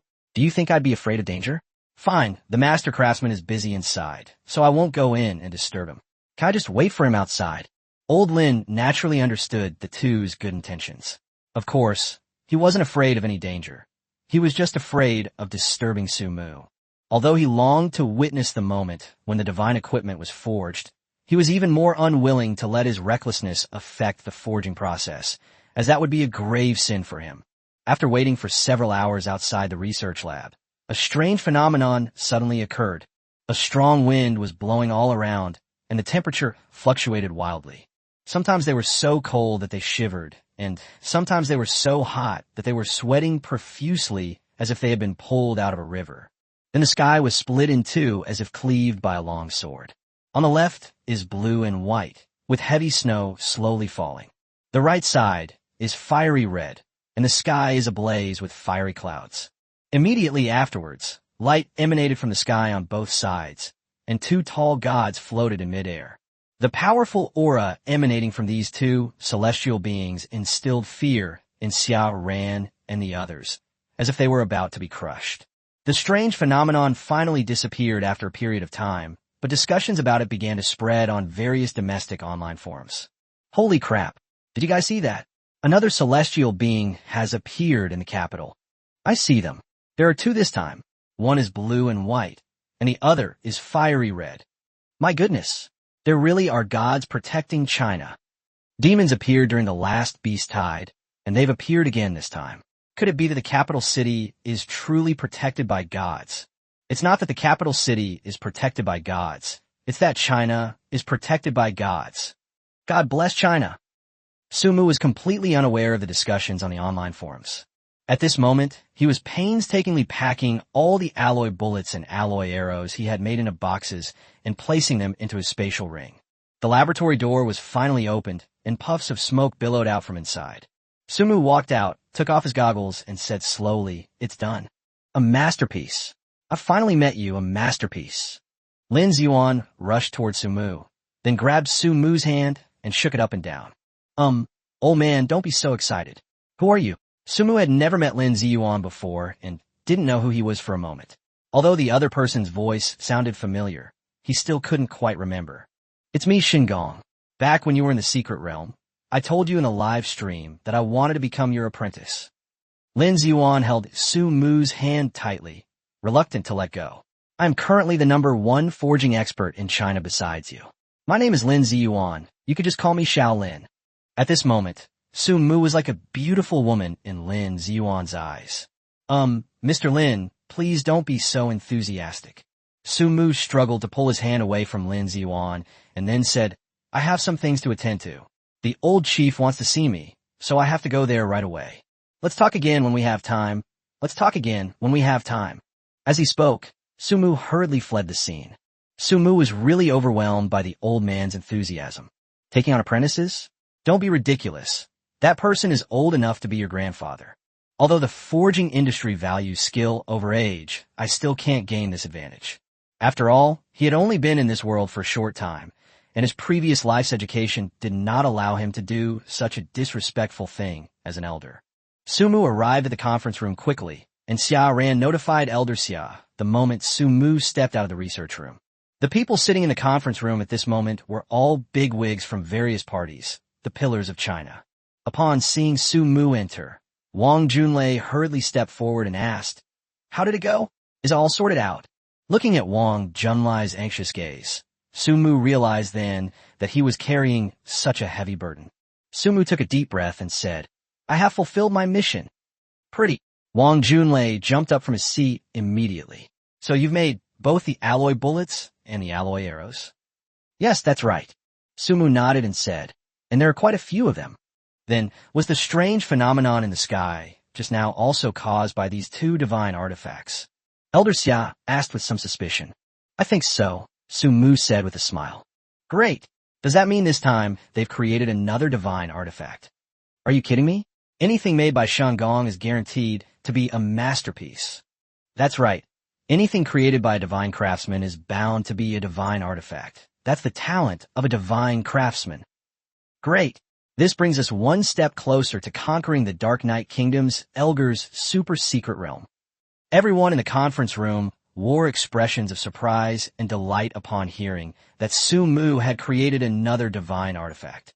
After all, the appearance of a divine artifact means that the next plan will make great progress. Xiao Su, I'd like to ask you, what are the attributes of these two divine artifacts you created? What is the production volume? Can mass production be resumed later? Can it be used in actual combat? Will this help us enter the Elgar's super-secret realm of the Dark Kingdom? The old leader looked at Sumu and asked word by word. The old leader truly lives up to his reputation. He hit the nail on the head with every question. Sumu took a deep breath and said, "The two pieces of equipment I made are the extreme cold warhead and the streaming fire arrow." As he spoke, Sumu took out a bullet and an arrow from a spatial ring and placed them in front of everyone. As for their attributes, you can scan them yourselves. Chapter 81, The Secret Realm of Elgars. The crowd watched in awe as the chilling bullets and the heat-filled arrows clashed against each other, their auras clashing. My God, is this the oppressive power of a divine artifact? This artifact is truly extraordinary. Only a master craftsman could create a divine artifact of this caliber. Wang Junlei quickly scanned the specific attributes of the two pieces of equipment. Extreme cold warhead. Quality mythical. Level LV5. Function loaded into bullets, replacing ordinary bullets, and then fired using firearms. Can induce extremely cold temperatures. Attack power 10 million. Flight speed 100,000 meters per second. Firing range 1 million meters. Usage requirements none. Any bullet can be used to replace the bullet head. It can be used with any firearm. Special attribute, extreme cold. Upon hitting the target or reaching its maximum distance, the projectile will explode instantly, creating an extremely cold zone around it. Temperatures in this area can reach minus 80 degrees Celsius. Extreme cold coverage area, 10 meters. Mythical attribute additional effect. Possesses an automatic target acquisition system. Once an enemy is locked on, it will automatically track and hit the target. My God, everyone present was speechless with astonishment upon seeing the properties of the extreme cold warhead. With this level of destructive power, if it were put into actual combat, China could definitely become #1 in the world. Master Craftsman, quickly let us see the attributes of the Swift Fire Arrow. Yes, it's a masterpiece. I'm getting more and more excited. Sumu nodded. And then Wang Junlei scanned the streamer arrow in Sumu's hand and displayed its attribute panel to everyone. Flowing fire arrow. Quality mythical. Level LV5. Function loaded into bullets, replacing ordinary bullets, and then fired using firearms. It can cause a powerful explosion and flames. Attack power 10 million. Flight speed 100,000 meters per second. Firing range 1 million meters. Usage requirements none. It can be used with either bows and arrows or crossbows. Special attribute, blazing fire. Upon hitting a target or reaching its maximum range, the arrow will explode instantly, creating a trail of blazing fire around it. The temperature in this area will suddenly rise, and flames powerful enough to burn a person to ashes will ignite everywhere. Fire coverage range, 10 meters. Mythical attribute additional effect. Possesses an automatic target acquisition system. Once an enemy is locked on, it will automatically track and hit the target. Seeing that its attributes were almost identical to those of the extreme cold warhead, everyone's eyes widened. It's important to understand that while these two weapons may seem to have similar attributes, they are actually mutually exclusive. One is extremely cold, and the other is extremely hot. There are different ways to deal with different dungeons. For some winter dungeons, you can use the streaming arrow, while for some dungeons with higher temperatures, you can bring the extreme cold warhead. After reviewing the attributes of the two pieces of equipment, the old commander looked at Su Mu and asked, "Little Su, how many of these two pieces of equipment have you made? Are you capable of mass production?" Reporting to the commander, "I have made 4,000 extreme cold warheads and 2,000 stray rockets. This is the limit that our current materials can support." Su Mu said, "Mass production is achievable, but we may not have enough materials. We emptied all the ancient lava and Arctic ice iron in the country to make this many. Mass production is impossible, at least in the short term. Currently, I can solve the problem of the ruins divine sand, but I can't handle the ancient lava and Arctic cold iron," Su Mu said with some helplessness. In fact, he has as much Goetiu divine sand as he wants now, but ancient lava and Arctic cold iron. To be honest, these two materials are only valuable now. In the secret realm, they're just things you'd see and not even notice. The ancestors in their own secret realm didn't care about these things at all and didn't put them in. In fact, who could have imagined that the lava from their era would be such a treasure if it had been preserved to this day? That is a problem. After thinking for a moment, the old leader said, "You don't need to worry about the materials. Just ask if you need them, and the country will do its best to meet your needs." These words surprised not only everyone in the conference room, but also Su Mu himself. You must understand, the person in front of you is currently the highest-ranking person in China. His words represent the entire nation of China. Whether it's old Xia, Wang Junlei, Yang Tian, or others, the promises they can make are all based on what is within their capabilities. But what this person in front of me said was different. It meant that I was now truly being kept by the state. The country will do everything it can to meet your needs. Su Mu was overjoyed, but on the surface, she had to maintain a composed demeanor. He saluted the old commander and said, "Thank you for your trust, sir. As long as you can give me enough materials, I will make as many of these equips as you need." Okay. The old commander's smile deepened as he looked at Su Mu. "Since the attributes of these two pieces of equipment are as they are, I won't ask any more questions. Little Su, what are your thoughts on entering the Elgar's super-secret realm of the Dark Knight Kingdom?" the old chief asked. "Can I ask how the government has arranged things?" Su Mu raised an eyebrow and asked. "Of course." The old commander smiled, and then gestured for Wang Junlei to introduce Su Mu. Wang Junlei nodded, then turned on the large screen in the conference room. "Currently, we in China have learned a great deal about this Elgar's mystery realm. After you dealt with the seventh apostle, Shadow of Lox, last time, we can't say we know everything about the Elgar's mystery, but we definitely have the most information about it in the world, without exception. After all, it is a hidden place in Asia. As the most powerful country in Asia, China must have a sufficient understanding of this unknown danger and hidden danger. And any information within this Elgar's secret realm is actually not of much importance to us. The only thing that gives us a headache is the true form of Lox. Lox's true form exists within this Elgar's secret realm." Su Mu had already prepared for this matter, but he was still a little nervous when he actually faced Lox. After all, Rox was one of the 12 apostles, an epic-level boss. What he had previously eliminated was merely a phantom of the figure. When facing the real thing, Su Mu felt a sense of fear no matter what. Chapter 82, Confidence. But now that the nation is preparing to take action against the Dark Kingdom, Su Mu has no choice but to step up his game. After all, the country is supporting me, so I should do my best for the country. "Commander, please rest assured." Su Mu looked at the old commander and said seriously, "As for Locke, I still stand by what I said back in the secret realm. I will kill him, Good, good, good. The old commander smiled broadly as he looked at Su Mu. It's good that you have such confidence, but I have to remind you of something. What? Su Mu waved. This trip into the Dark Kingdom's Elgar's secret realm will be broadcast live globally. That means not only us, but everyone in the country, and even people abroad, will see you. The old leader looked at Su Mu with a very serious expression and said, Are you confident? Are you under a lot of pressure? Listening to the old commander's words, Su Mu instantly felt immense pressure. If it were just entering a secret realm, Su Mu wouldn't be too bothered. After all, no matter how dangerous the secret realm was, with the equipment he had forged, he could at least keep everyone alive. However, if it's to be broadcast live globally, then the nature of the situation is different. China has already made its intentions clear, and now the whole world knows that China is going to attack the Elgar's mystic realm. In other words, when broadcasting live globally, you not only cannot fail, you cannot run away, but you also cannot win badly. Even if we can't completely dominate Elgar's secret realm and crush Garros. But it must not cause any casualties, and there must be no loss of a single soldier. Because this battle represents China. Even if we win in the end, if we win badly, it could give other countries like the United States something to criticize. These issues could become a sharp sword aimed at China in the future. Besides, and most importantly, if it's broadcast globally, that would mean being thrust into the spotlight.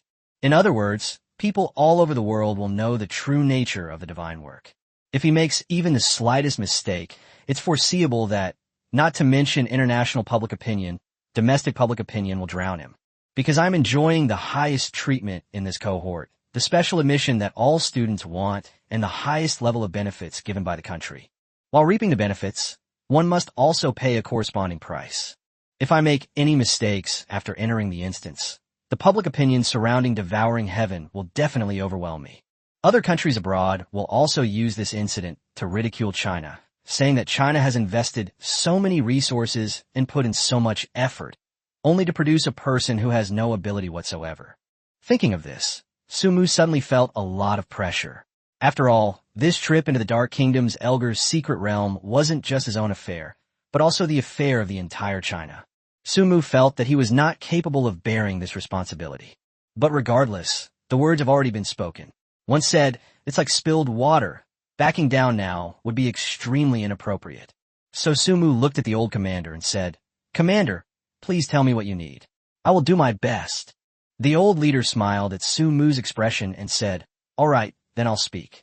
Although this trip into the secret realm will be broadcast live globally, we will have you wear a special mask to conceal your identity for your sake. There's still a month until the international military competition, and until then we want to protect all your information. Therefore, although we will announce our entry into the Elgar's secret realm publicly, claiming that it will be led by the divine craftsman and broadcast live globally, but we will also hide all your information. Before the global arms race begins, your information will be in the top secret national archives.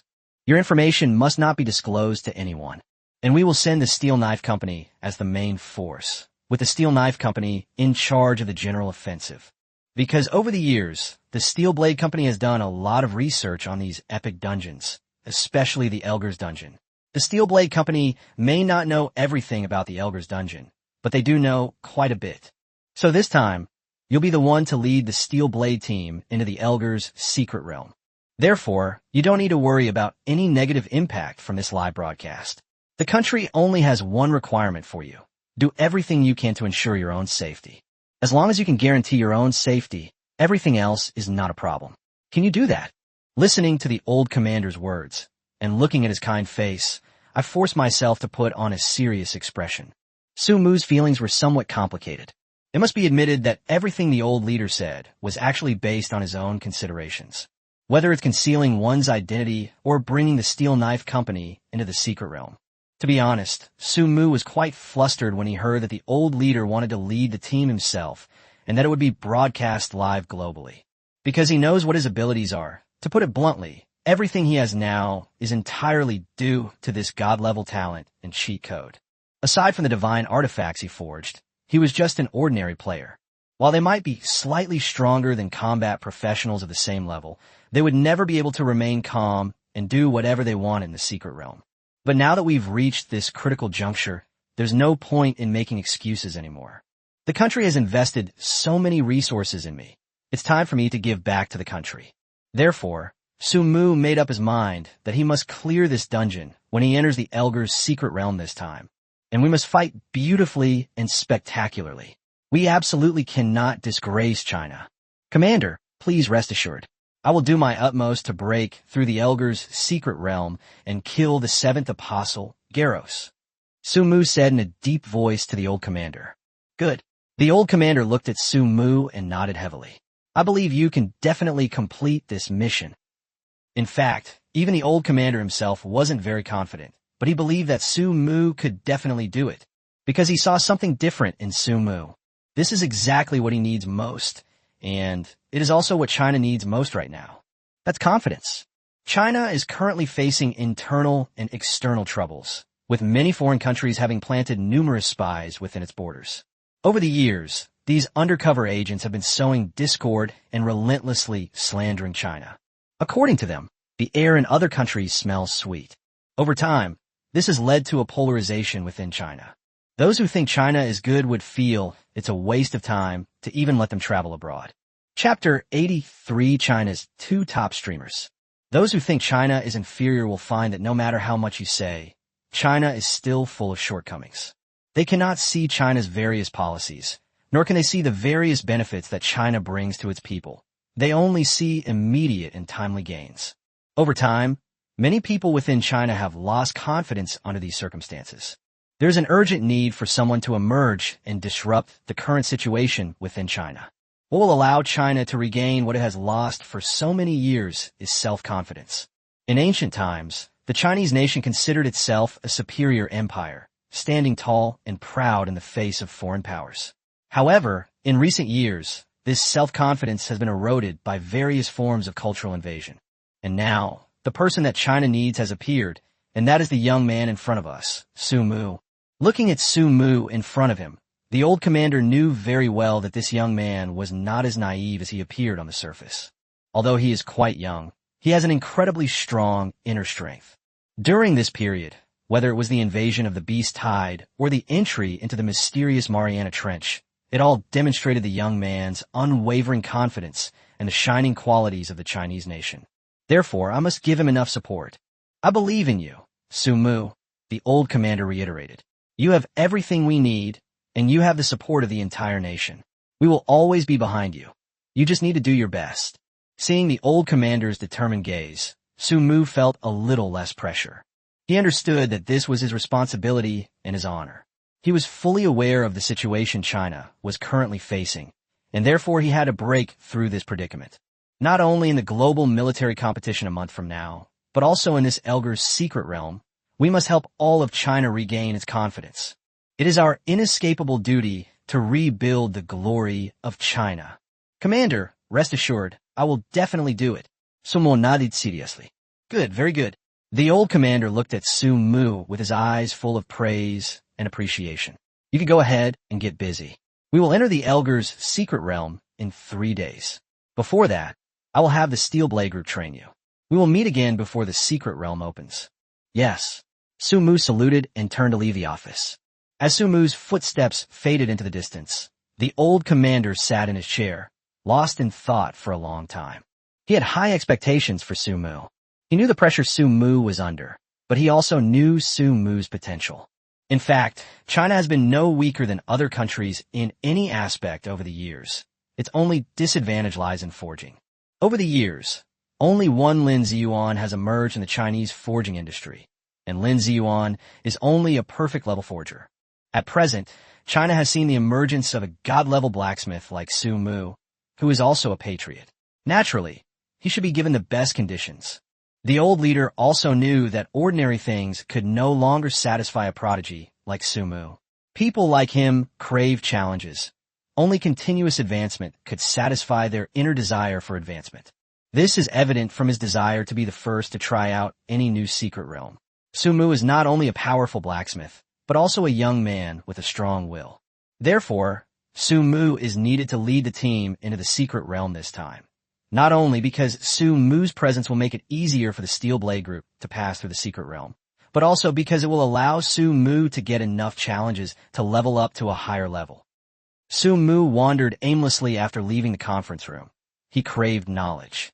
The more he learned, the more he realized how ignorant he was. After emerging from the secret realm of the Mariana Trench, Su Mu of the Forging World became even more curious. He wanted to create the armor depicted in the blueprint. He wanted to decipher the essence of the omnidirectional ball, and he wanted to mass-produce the omnidirectional ball for use in the nation's army. He also increasingly understood that only by acquiring more knowledge could he better protect his country. After arriving at the research room, Su Mu asked Xia Ran and Qin Yu to help him move the materials. From day to night, Su Mu was immersed in his research lab. He was constantly brewing medicinal potions. He understood that only with enough potions could he safely pass through the Elgar's mystery. While Su Mu was still busy making potions in the research lab, the online discussions outside were already in an uproar. Just now, China Broadcasting Network was the first to issue an announcement. The Huaxia Divine Craftsman will lead the Steel Blade team into the Dark Kingdom of Elgar's secret realm in 3 days to carry out a decapitation strike against Garros. This entry into the Elgar's secret realm is codenamed Annihilation of Garros and will be broadcast live globally. Following its release on China Broadcasting Network, other major official platforms also subsequently released the same information. The entire internet exploded in an instant. Although China's reputation has faded in recent years, it remains a leading power in the world. The emergence of various Chinese technologies has secured China's international standing. The sudden announcement that China was going to enter the Elgar's mystery and carry out a decapitation strike against Garros had already caused quite a stir both domestically and internationally. At the time, many people, both domestically and internationally, thought this was just hype and baseless speculation. After all, anyone can open their mouth and speak. But this time is different. The message sent today has a confirmed time. It will be 3 days later, and it's led by Xingong, who recently caused a sensation in China. They're even leading the Chinese Steel Knife team. What is the Steel Knife Group? Every Chinese person knows it very well. Or rather, it's not just Chinese people. Even people from abroad have heard of the Steel Knife Group. For China, the Steel Blade Set is a sharp sword, a sword that has helped China expand its territory and conquer countless secret realms. Although the Steel Knife Group has always been regarded as the guardian of China, they have not had many opportunities to actually appear in public. Many people have never seen what the Steel Knife Group is like. The recent announcement that China's top craftsmen will lead the most mysterious steel blade team to fight in the Elgar's mystery realm has sparked much discussion online. The clash between two of China's top stars is shocking news for China and the world, and it's going to be broadcast live globally. It seems China is determined to conquer the Elgar's mystery this time. Shortly after news was released, an official Chinese live stream was launched displaying the words, 3 days until entering the Elgar's secret realm. Soon, this news became a trending topic. Chapter 84, the Eagle Nation and the Papacy, eyeing each other with predatory gaze. The issue has sparked widespread discussion and debate around the world. The master craftsman from Huaxia leads the Steel Blade team into the Elgar's mystery realm, live-streamed globally. Is China about to take action against Garros? What kind of person is Xingong? Could the mysterious divine craftsmanship and steel blades truly behead Garros? What is the live stream URL for Huaxia? Does anyone know? Please let me know. Countless comments flooded the trending topic. At this moment, all the people of China had one thought in their hearts. Their country had stood up. Brothers, a divine craftsman is about to emerge. The recent miracles in our capital must be due to this mysterious divine craftsman. Stop getting all excited. It's all so amazing. Maybe it's just bragging from above. We haven't actually entered the Elgar's secret realm yet, so who knows if it's true or not. Hey upstairs, I recognize your IP and ID. It seems you're right next door. Don't worry, I'm gonna beat you up right now. Hey upstairs, I agree. Type mine too. Meanwhile, countries around the world have begun to pay attention to this matter. Inside the Black Palace in the United States, Trump roared at his subordinates. Who is this divine craftsman? Where did he come from? Why have I never heard of such a person in China? Reporting to the leader, according to the intelligence sent back by our insiders in China, this divine work has only recently emerged, and no one knows exactly what it looks like. Idiots. A bunch of idiots. Keep a close eye on China's live stream. If this divine craftsman really has such abilities, You must find a way to bring him to our country to serve us." Trump roared angrily. He could not accept the impact of this matter, nor could he accept that certain unforeseen changes had occurred in China that he was unaware of. What if the other party is unwilling? Then kill him. Holy See, Yi Shui, is this divine craftsman the Su Mu you mentioned? A high-ranking official from the Vatican asked Yi Shui, who had just arrived. Yes, Su Mu is the master craftsman of China, Yi Shui said through gritted teeth, somewhat angrily. She simply couldn't accept Su Mu's current achievements. Is that so? Then keep a close eye on him. Just like we said before, if we can bring him to the Holy See, we will make you a saint of the Holy See. A dark glint flashed in Yi Shui's eyes before she nodded in agreement. Similar conversations have taken place in countries all over the world. Some countries want to wait and see, while others are eager to find Su Mu and this mysterious divine craftsman. The whole world is watching China's next move. But at this time, Su Mu in the research room was completely unaware of these matters, because he is now putting all his energy into making the potion. Su Mu worked until dusk before finally producing all the necessary types of potions. The quantity of these potions is not large. After all, each dose is a divine potion, and it is impossible for the country to empty all the reserves in the national treasury if it wanted to mass-produce them. Although the national treasury wasn't completely emptied, it was at least half empty. Although the quantity was not large, it was enough for each member of the Steel Knife Group to have one of each type of potion. Although he was exhausted by the end of the day, Su Mu kept a smile on his face. For him, it was all worth it. He knew that these things would be his greatest guarantee in his adventures in the Elgar's secret realm. Of course, he also knew that these things were only the most basic guarantees, and he would need more if he wanted to pass through the secret realm safely. However, he could only build these things himself. During the following period, Su Mu did not continue to study the potion in the research room. Instead, he went out shopping with Xia Ran and Qin Yu. For blacksmiths, what they enjoy most is constantly forging the materials in their hands into the items they want. Su Mu would want to go outside and relax a bit. After all, she had been rushing to the conference room since returning from the secret realm, and all sorts of things had left her feeling a bit overwhelmed. Therefore, the three of them wandered around from dusk until nearly dawn before returning to the research lab, filling the room with bags and packages. These are all things that Su Mu will need to explore the secret realm next. After entering the house, he saw Xia Ran and Qin Yu off and then called his parents to reassure them. After arranging everything neatly, Su Mu sat on the sofa and began to ponder. Although he may appear somewhat dull on the surface, he is actually quite clear-headed. He knew that the Elgar's secret realm he was about to face would not be easy to overcome. He had already realized when the Beast Tide invaded that the various dungeon crises in this game world were enough to cause devastating disasters to humanity. Last time, in the secret room, just the Phantom of Garros almost wiped out Su Mu and Qin Yu's entire team. Although they eventually made it through the secret realm without any major incidents, and even managed to clear it several times with the help of experience and potions. But Su Mu also knew that the difference between the strength of a phantom and a physical body was definitely not small. According to investigations, there are currently several hundred phantom realms of Garros across Asia, while the number outside of Asia is unknown.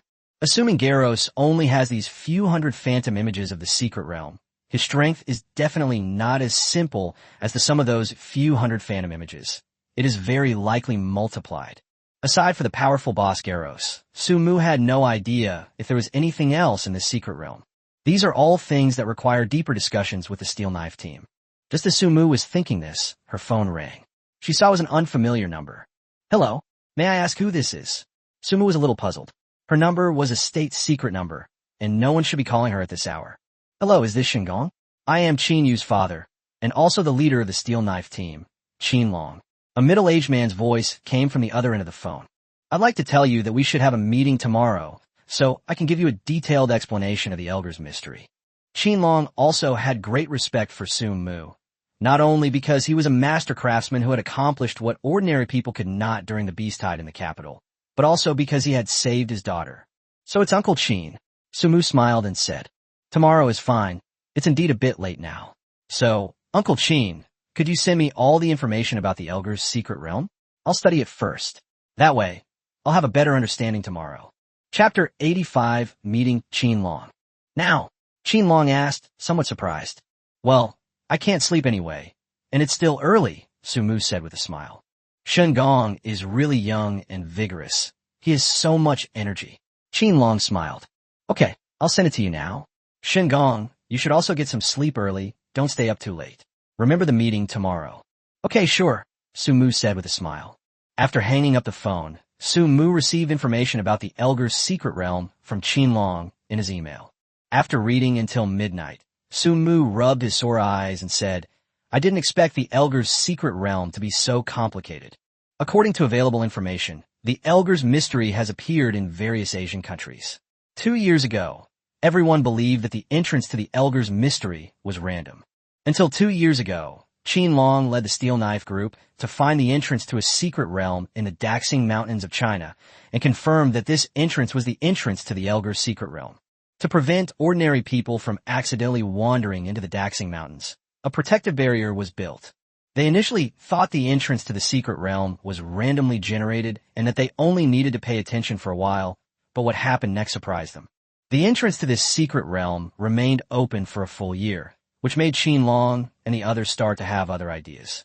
After discussing the matter with Elder Xia and the old chief, Qin Long decided to take the opportunity to explore the secrets of the Elgar's secret realm. At first, they did not dare to enter the Elgar's secret realm directly, but could only study it from the entrance and collect information about the Elgar's secret realm from all over the world. They later learned that one could choose to leave the Elgar's mystic realm after entering, but the cost would be different. Sometimes you'll only get some equipment, and sometimes you'll lose your life. Even so, the Steel Blade team still resolutely decided to enter the Elgar's secret realm, hoping to solve a major problem in Asia by clearing the Elgar's secret realm in the future. Day after day, for a whole year, the Steel Blade team lost many men in the Elgar's mystery, but also gained a great deal of information. This information is all built upon the blood and lives lost. The Elgar's mystery is layered. No one knows exactly how many levels there are. According to intelligence, the Steel Blade Group only reached the 5th level at most. But what's strange is that once you enter the Elgar's secret realm, you can safely exit the first 2 levels by consuming some equipment and items.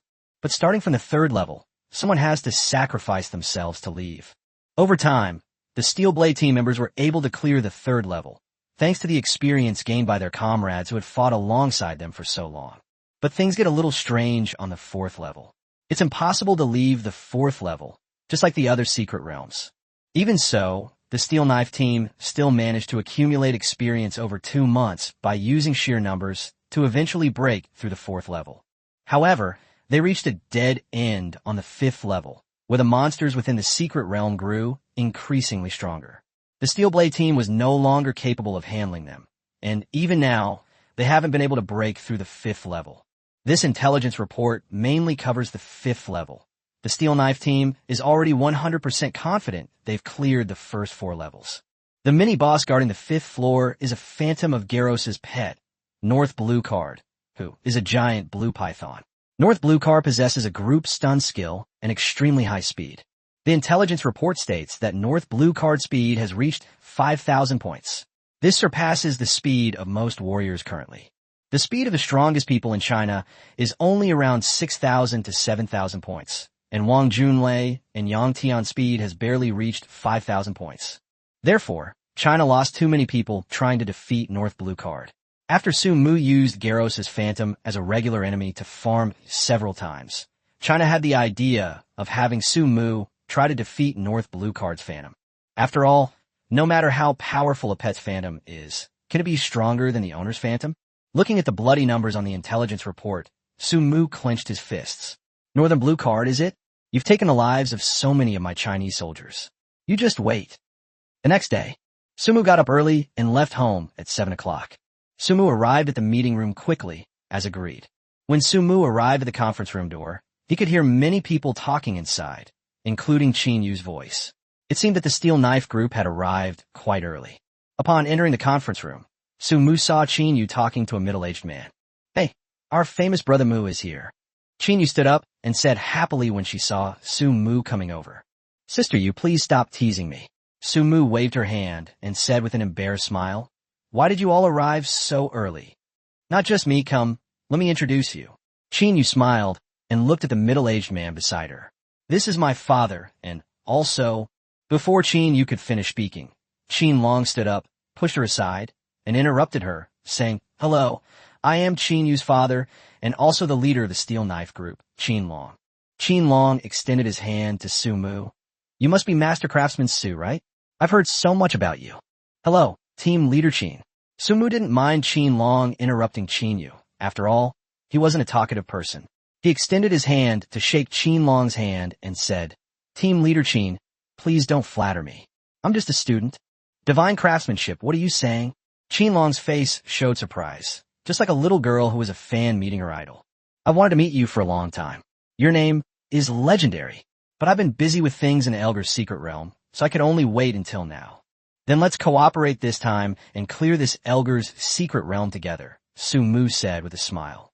"Okay, Master, this way please." Qin Long gestured for them to come inside and talk. Su Mu nodded and went into the conference room to sit down. There were quite a few things inside, which made Su Mu quite curious, but he didn't say anything. Upon entering the conference room, Su Mu saw that quite a few people were seated inside. Everyone stood up when Qin Long brought Su Mu in. "This is Su Shengong." Qin Long pointed at Su Mu and said to everyone, "I have called everyone in the Steel Knife Group. This is Lu Feng, the deputy leader of the Steel Knife Group. He is the most capable fighter in the Steel Knife Group besides me, without exception." Lu Feng was a burly man who looked somewhat simple-minded. He stepped forward and shook hands with Su Mu. "Hello, Master Su. I've heard so much about you." Lu Feng shook Su Mu's hand. "We'll be relying on your equipment to make the most of our time in the Elgar's secret realm." Chapter 86. The fighting style is flawed, but it can still fight head-on. Lu Feng was absolutely right. If they were really going to go down into the Elgar's secret realm, Su Mu and his group would definitely be more useful than ordinary soldiers. After all, no matter how strong the warriors are, they are useless against those powerful monsters in the secret realm. Only by using scientific and reasonable methods can Su Mu and his group wear down the monsters in the secret realm. "Brother Lu, you flatter us. We're just doing odd jobs at best," Su Mu said modestly. "Master Su, you're too modest. Don't worry, just say the word, and we'll go through fire and water for you," Lu Feng said indignantly. Seeing Lu Feng's attitude, Su Mu could only smile wryly. This Lu Feng probably didn't take himself too seriously. After exchanging ideas with the others, everyone sat down. After sitting down, Qin Long looked at Su Mu with a serious expression and said, "Master Su, I'll be frank. All the information about the Elgar's secret realm was sent to your email yesterday. Our biggest headache right now is the North Blue Card Phantom on the 5th floor. When the topic of North Blue Card came up, the expressions of everyone present were not good. After all, many of our brothers have perished at the hands of the North Blue Card. Northern Blue Card's fighting style is a bit strange. Its attack power is not strong compared to other dungeon bosses. Although our warriors are struggling to deal with it, they are able to withstand it. What gives us a headache is North Bluka's bizarre speed and its unsolvable crowd control. It will automatically lock onto the enemy that poses the greatest threat to it, and then engage in close-quarters combat. With its extremely high speed, no one can react in time. Our soldiers will go to rescue the brothers that it has targeted after they have withstood several of its attacks. If that happens, it will be terrible. As our brothers swarm in, North Blue will use a group stun skill to immobilize all the aiding Steel Blade members. Then it will summon other monsters to attack the controlled people in groups. If the person being controlled cannot break free from the dizziness, then they will be gradually devoured by these monsters. North Blue Card has already killed many of our brothers on the 5th floor using this fighting style. This beast's terrifying speed and crowd control skills are simply beyond our ability to withstand. Once it gets on your heel, there's no way to escape, even if you want to. At first, some members of the Steel Blade group volunteered to lead the team to kill North Blue Card, but each time they suffered heavy casualties without being able to harm him in the slightest. Now, no one in the Steel Blade group is willing to challenge North Blue Card anymore. Master Su, I hope you can think of a solution. Our Steel Knife team will fully cooperate with you, Qin Long said to Su Mu with a serious expression. Your playing style is flawed. Su Mu tapped his fingers on the table. He fell into deep thought. In my previous life, I played many games and experienced encountering bosses with crowd control abilities after running dungeons. When encountering this type of boss, the team usually chooses to have a tank take the hits first. Let the tank absorb all the damage until it forces out the opponent's control skills, and then let the damage dealers bombard from a distance. This tactic has proven effective time and again. Of course, as the leader of the Steel Knife team, Qinlong was not unaware of this fighting style. He shook his head and said, "Master Su, I know what you're trying to say, but our Steel Knife team can't do this kind of fighting style. Our Steel Blade group members are brothers who have gone through life and death together on the battlefield. We can accept dying gloriously on the battlefield, or we can accept encountering misfortune in the dungeon. These are all things we were mentally prepared for the moment we became soldiers. But we will never choose to abandon our comrades. Even if we know we will die if we go up there, we will still rush forward without hesitation when our comrades are in danger." Sumu naturally knew that the Steel Knife group wouldn't do such a thing, otherwise they wouldn't deserve to be called the Steel Knife group. Therefore, he didn't intend for the Steel Blade team to adopt this fighting style. He had experience with this in his previous life playing online games. Most of them are doing it to farm achievements, such as surviving a single death or taking a certain amount of damage per death. To achieve these goals, the team typically prepares a large quantity of medicine and then delivers it to the main tank. Fortunately, I'm a blacksmith, so potions aren't a problem for me. Team Leader Qin, I think I have some ideas. Can I choose the 20 people who will go down to the secret realm? Sumu waved. Okay. Qinlong nodded. Since you, Master Su, have taken action, then naturally everything is up to you. I won't interfere with whatever you want to do. Okay, I think I understand now. I need 2 days to prepare. We'll enter the Elgar's secret realm on time 2 days from now, Sumu said. Now that the conversation had come to this point, Sumu started talking to Qinlong about other things. After chatting for a while, Sumu got up and left, and Qinyu followed him. "Oh, is my husband turning his back on me?" Qinyu came up and hugged Sumu's neck, laughing. "That's not true." Sumu waved his hand and said with an embarrassed smile. "Seriously, what are your plans when you enter the secret realm?" Qinyu asked. "Let's face it head on," Sumu said with a smile. "A head-on confrontation? Are you kidding me?" Qinyu was startled. "Brother Mu, you're my own brother. Do you really have no idea how ridiculously fast the North Blue card is? I know you can concoct many potions, but we need to drink them in time. You said I can develop many potions, so how do you know I can't develop an acceleration potion?" Sumu raised an eyebrow and smiled. "Huh, really? Is it true?" Qinyu asked in shock. "Don't worry, just do me a favor and call Xie and Lao Wang along. They're essential for entering the Elgar's secret realm. Leave the rest to me," Sumu said with a smile. Sumu had his own reasons for inviting them, as he wasn't familiar with the members of the Steel Knife group. There wasn't much time left for him to get used to the strengths of each member. Although Lao Wang and Xie were not as good as the Steel Knife group, they were familiar with them and knew their abilities quite well. If we can develop a powerful enough potion, it's not impossible to narrow the gap between them or even surpass them. In that case, it would be much easier to have experienced partners like Lao Wang and Xie cooperate. This situation is similar to those one-trick ponies who only play one hero in video games. These one-trick ponies may be very good at other heroes, but once they play the hero they're most familiar with, their skill level will definitely increase linearly. Chapter 87 Teacher Xia. I'm not pretending anymore. Alright, since you said so, then it's up to you. Honey. Qinyu pinched Sumu's cheek and chuckled.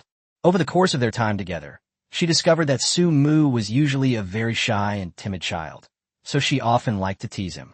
Alright, stop fooling around. You'll have to go too. Sumu waved her hand, swatting Qinyu's hand away. That's all for now. I'll go back and get busy. Okay, I'll take you. After saying goodbye to Qinyu, Sumu began to think about the key to this battle. I don't have the blueprints to research speed potions right now. The only thing I can do is enchant other speed potions. However, modifying potions is not a simple matter. The reason I was able to modify the omnidirectional ball and the motorcycle was because I was in a secret realm at the time, where there were many materials. But potions are different from these things. The materials required for potions are much more demanding than those for manufacturing equipment. Since it's something that enters the human body, you can't just grab it and use it whenever you want. And since I haven't gotten any upgrade skills, this is indeed a bit of a headache. He picked up his phone and called Xia Ran. Hello, is this Teacher Xia? Eat this, Sumu. What's wrong? Xia Ran quickly asked. Have you encountered any difficulties before entering the Elgar's secret realm? Yes, you could say that. Sumu didn't hide anything. I need a sample of the speed potion. Teacher Xia, can you help me find it? A sample of the speed potion. Xia Ran thought for a moment, and then said, Okay, it should be fine. Wait for me at your house for a while. I'll be there soon. With that, Xia Ran hung up the phone. Su Mu also returned home. Not long after, there was a knock on Su Mu's door. When Su's mother opened the door and saw that it was Xia Ran, her face lit up with a smile. Teacher Xia, come in quickly. Upon seeing that the visitor was Xia Ran, Su's father quickly stood up to greet her. Teacher Xia, please sit down. Please sit down first. Xiaomu's mother and I are going to buy groceries. We'll stay for dinner later. As he spoke, Mr. Su quickly pulled Mrs. Su out of the house. Over this period of time, Xia Ran had become practically perfect in the eyes of the two elders. She is beautiful and kind-hearted, and is also her son's teacher. The age difference between them is not significant. She also took great care of her son, and even when her son had not yet awakened his talent, she did not give him a hard time. He treated every student equally, and after his son discovered his talent, he even helped recommend him to the national level. Who wouldn't like a girl like this? Xia Ran blushed as she looked at Su's parents. Although she was not old, only a few years older than Su Munyan, it was obvious to everyone what the two elders meant. Given his grandfather's attitude, he couldn't possibly really be going to be with Su Mu. But Su Mu is really great. He's handsome, capable, kind-hearted, polite, and filial. He's practically the perfect man. The more Xia Ran thought about it, the redder her face became. She could feel her face turning as red as her body temperature. Teacher Xia, have you prepared everything I need? Su Mu interrupted Xia Ran's reverie, waving her hand in front of her. Teacher Xia, are you feeling unwell? Huh? Oh no, I found what you wanted. It's here. Xia Ran nodded, looking a little embarrassed, and hurriedly rummaged through her bag for several bottles of medicine. These are the speed potions I found. I'm giving them all to you. Su Mu did not notice the girl's embarrassment. He picked up one of the bottles of medicine, examined it carefully, and then put it down. Teacher Xia, this bottle of potion should have been dropped by the frost-pattern python from Sunset Canyon, right? The potions it produces should be quite old, and it's the one your family uses, isn't it? Su Mu waved. Just like medicinal herbs, medicinal solutions also vary in quality and age. Some low-quality potions do have different effects, such as the most basic potions in the beginner village. If it's just a potion that simply restores mana and health, that's fine. But if it's a potion with some additional effects, then the difference in quality and age will be significant. And the items dropped by well-known secret realms and famous bosses are definitely not ordinary. As expected of the divine craftsman, Xia Ran looked at Su Mu with admiration, her eyes practically sparkling with stars. This potion was dropped by the frost-pattern python, and it's certainly quite old. How did you figure that out? Experience, Su Mu said calmly. After playing games for so long, you should have some experience. Xia Ran looked at Su Mu with a surprised expression. This man's knowledge is as deep as the sea. Whether it's his identity as a blacksmith or his ability to identify the origin and age of a potion with just a glance, Xia Ran was impressed by his superior skills. He's been playing games for so long. Does he think this is all just playing video games? Even though this world is integrated with games, this isn't playing games. Teacher Xia, you don't need to admire me too much. Su Mu seemed to realize that she had let something slip and quickly changed the subject.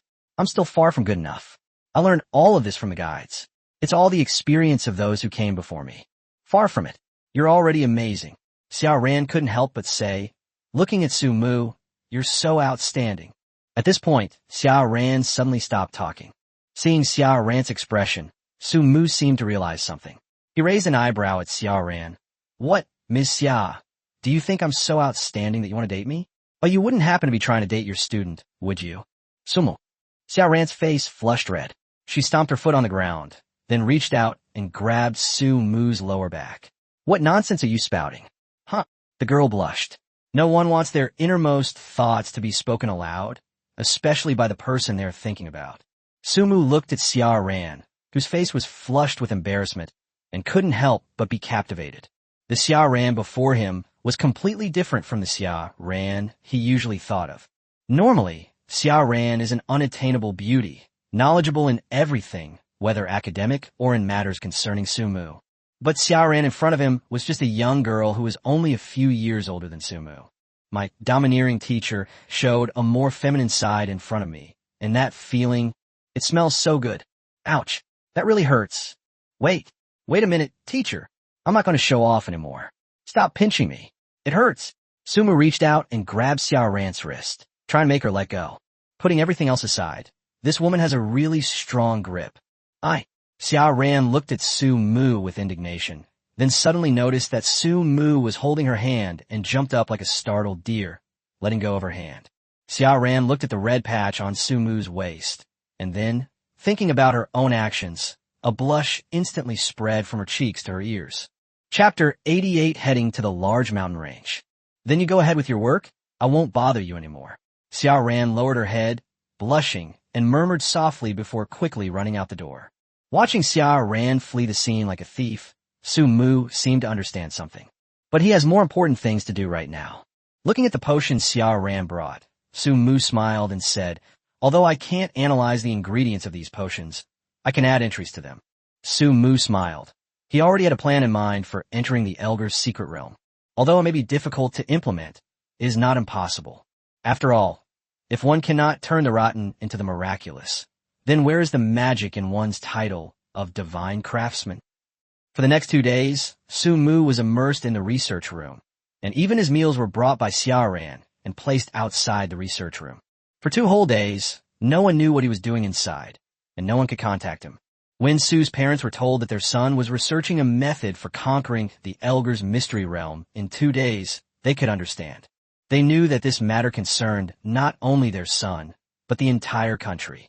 Therefore, the elderly couple tacitly refrained from disturbing their son. Time flies, and 2 days have passed in the blink of an eye. Early on the 3rd day, Su Mu left the research lab. He looked somewhat tired at this moment, but his eyes were full of determination. Do you need to get some sleep and rest? Xiao Ran asked from side. No need, Su Mu smiled. Come on, take me to the Daxing Mountains. Seeing the determination in Su Mu's eyes, Xiao Ran said nothing more. After all, she knew how important what was coming next was. Half an hour later, an armed helicopter landed on the outskirts of the Daxing Mountains. Looking at the mountain range in front of him, Su Mu was also deeply shocked. He knew the Daxing Mountains were vast, but what he saw before him still exceeded his expectations. This isn't a mountain range at all. It's practically a vast, unbroken sea of mountains. As far as the eye can see, everything is a vast expanse of white, covered in silver, with no end in sight. The scenery of this massive mountain range was nothing short of breathtaking for Su Mu. My father and the others are already waiting for us at their base in the mountains. Let's not delay. Let's set off now, Qin Yu said from the side. Upon hearing this, Su Mu nodded, and then the group headed towards the Daxing Mountains. These people were all members of the team that had entered the secret realm before, including Qin Yu, Xie Jiai, Lao Wang, and the triplets. The mountain path was difficult to traverse, and even those with extraordinary abilities could not advance very quickly. Fortunately, there weren't any particularly powerful monsters on the outskirts of the Daxing Mountains. After all, this was the entrance to the Elgar's secret realm. After the Steel Knife group established a base here, they wiped out all the monsters in the vicinity, so the group ventured into the Daxing Mountains without any major incidents. Half a day later, the group finally arrived at their destination. Looking at the pile of tents in front of him, Su Mu was also somewhat moved. It's unbelievable that the Steel Knife team has spent the past 2 years in this kind of environment. Their perseverance must be astonishing. Su Mu felt the cold on the way up. Although they were all combat professionals, and their physiques were much stronger than his, he had to admire them for being able to persevere for 2 whole years. Master Su, you've arrived? Qin Long stepped forward and extended his hand. Yes, I'm here. I'll personally lead this expedition to the secret realm, Su Mu said with a smile. Is this appropriate? There are many dangers in the secret realm. Qin Long hesitated.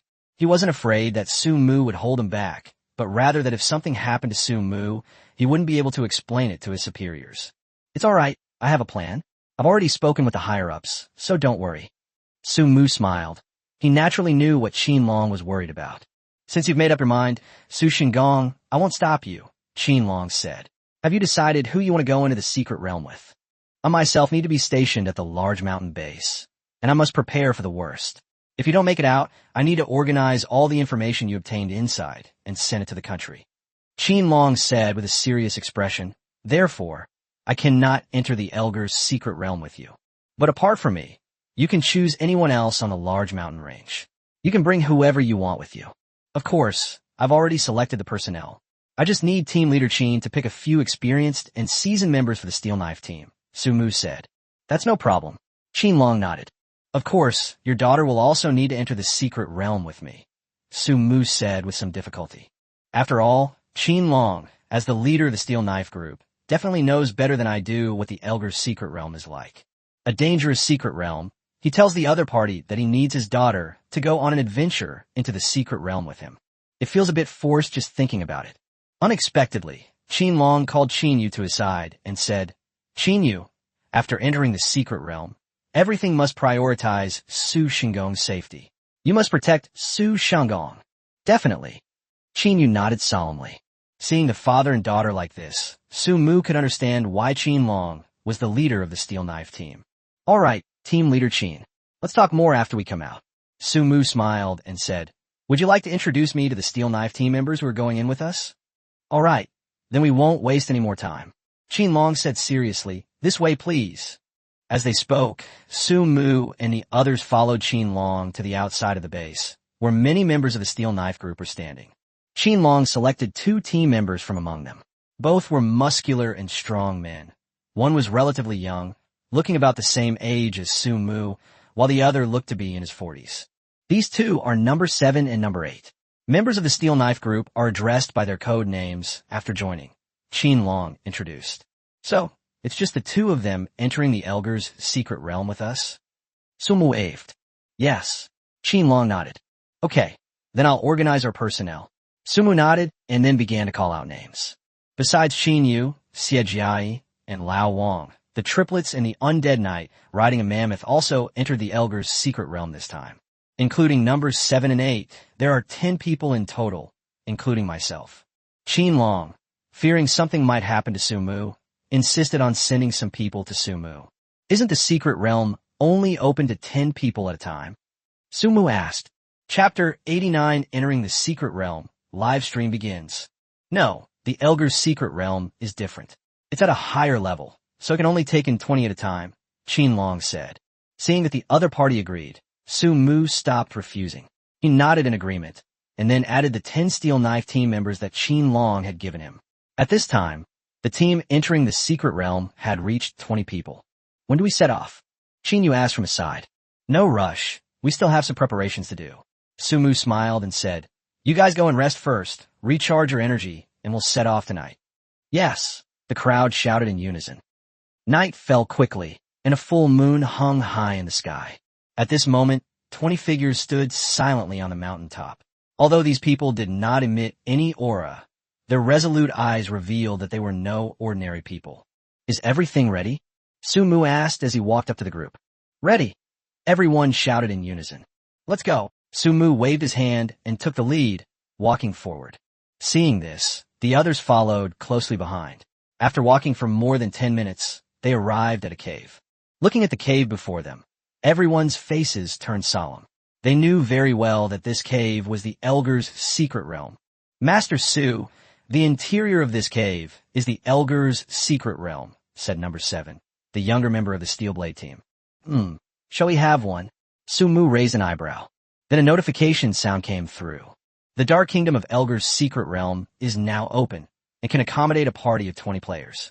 Captain Su Mu has been detected to possess the Elgar's secret realm key. The gate to the secret realm will be opened directly for you. Captain Su Mu, please confirm whether we wish to enter the secret realm. Su Mu adjusted the live streaming equipment and then put on a mask so that no one would recognize her. He glanced at his watch. It was time for the live stream to start. His private chat channel with Wang Junlei was also set up. He then smiled faintly and said, Confirm. Then a bright light flashed, so bright that Su Mu could hardly open his eyes. Meanwhile, the world-renowned live broadcast of China's conquest of the Elgar's mystery realm has also begun. My God, does China really dare to conquer the Elgar's mystic realm? The 7th apostle, Garros, is stationed there. Could it be fake? You know, with an apostle guarding the secret realm, not to mention China, even our great eagle kingdom wouldn't dare say we could conquer it with 100% certainty. Exactly. If even the United States can't do it, How could China possibly do it? It's probably an official fabrication. How shameful. Hey upstairs, did you put your head and but on backwards? Can you check the live stream to see if it's fake? I'm not going to argue with you anymore. I'm going to watch that mysterious master craftsman leading the Steel Blade team, Vale Garros. All right. I love your fiery temper, bro. Wait for me. Let's go see it together. These Western-worshipping dogs should just get out of China as soon as possible. Meanwhile, a large number of people flooded into the live stream room. These people included those from China and those from other countries. Without exception, they all wanted to see if China was truly going to take action against the Elgar's mystic realm. Even those who support China have some concerns, fearing that the story might be false. After all, that's the Elgar's secret realm, a secret realm overseen by the seventh apostle, Garros. To conquer it so easily would be far too frivolous. Sumu knew nothing about what was happening in the outside world. When he opened his eyes again, he had arrived in a completely new world. Looking around, everything was a vast expanse of white, as if covered in ice and snow. The cold wind howled, giving one a chilly feeling. Is this the Elgar's secret realm? Qingyu asked from aside. It was her first time in this place, and she was full of curiosity about everything. That's right, this is the Elgar's secret realm. Number 8 nodded and said, Everyone be careful. This is no place to be trifled with. Although the scenery here is beautiful, everyone present knows that it is full of dangers, and one wrong step could lead to eternal damnation. Numbers 7 and 8. The intelligence says you won't be able to get past the 5th floor. Do you have any experience with the first 4 floors? Sumu waved. As soon as Sumu said this, everyone's eyes in the live stream immediately focused on him. Who is this guy? Why does he talk so arrogantly? Exactly, he's completely unknown. People who don't know him would think he's some famous big shot. Dude, you have 2 arms? You said he's nobody. So who else could he be? He must be a master craftsman. That's right. Of the 20 people here, 12 are wearing the uniforms of the Chinese Steel Knife Group. 7 are renowned wanderers on the leaderboard. And the remaining one is definitely the divine craftsman. Oh my god, Shun Gong's voice is so beautiful. No way. Quick, take off the mask and let me see what kind of handsome guy he is. The people inside the secret realm couldn't see the comments in the live stream. Instead, they were discussing how to get through the Elgar's secret realm. I do have experience, but it might take a whole day to get through the first level, Number 8 said, stroking his chin. So that means it exists. Sumu said with a smile. Yes, there are some, but they're a bit difficult. Number 8 looked somewhat helpless. For the first level, you only need to defeat one monster. That monster will drop a secret realm key. You only need to take that key to go directly to the second level. What kind of monster? Where are the difficulties? Where does it spawn? Sumu asked again. The Wind Dragon Lizard is a monster known for its speed, Number 7 said. Its spawn point is relatively fixed. You only need to walk 2 miles forward to find it. A Wind Dragon Lizard? Sumu stroked his chin, seemingly pondering something before saying, All right, let's go deal with it. Since there's a shortcut, we should at least give it a try. Seeing Sumu's confident demeanor, Number 8 didn't want to interrupt him. So on the way, the members of the Steel Knife Group also told Sumu and the others, as well as everyone in the live broadcast room, about the characteristics of the Wind Dragon Lizard. The Wind Dragon Lizard is not very strong in combat, but it is surprisingly fast. Furthermore, it possesses the ability to hide in the snow and wind, allowing the Wind Dragon Lizard to effectively conceal itself in this snow-covered secret realm. Therefore, to kill it, you need to locate it in advance and then control it. Another effect of Chapter 90? Do you have any experience with it? Sumu waved. No. Number 8 gave a wry smile. We discovered this the second time we came in. We only needed to scan its data to find out about these things. But unfortunately, this thing is just too fast. We can't catch it at all, and it also has the ability to disguise itself, so we have no way to find it. So we had to give up the idea of killing it, and could only fight our way through step by step. Sumu nodded in agreement. Is that so? Have you tried using a taunt skill on it? We've tried, Number 7 said, but there's no way to deal with it. This guy has 0 attack power and no desire to attack, so taunting it has absolutely no effect on it. As for other control skills, given its speed, we have absolutely no way to touch it. Our skills simply cannot reach it. The moment Number 7 said that, the live chat exploded. What? A monster with no offensive power or desire to attack. Then taunting is completely useless. Yes, Taunt is the only area of effect skill among all control skills that can be activated without specifying a target. If the speed of the Wind Dragon Lizard is really as terrifying as the Steel Blade group said, then other types of skills simply cannot control it. Dumbfounded, aren't you? You didn't expect to suffer a setback in your first battle after the divine craftsmanship appeared in the world. Tisk, all this secrecy, even wearing a mask, I thought it was something special. Yeah, it was a shockwave after all. Ha ha ha, how embarrassing. Stop barking like dogs. The divine craftsman hasn't even spoken yet. So who gave you the right to interfere? If you're so capable, then do it yourselves. Stop just barking like dogs in the comments. Do I need to know how to make a refrigerator to evaluate it? Upstairs, your mother's refrigeration skills are just as amazing as hers. The live stream was going crazy with arguments, since people from all over the world were in the audience, including some Western sycophants. Therefore, the entire barrage of comments looks extremely offensive, with trolls and haters running rampant.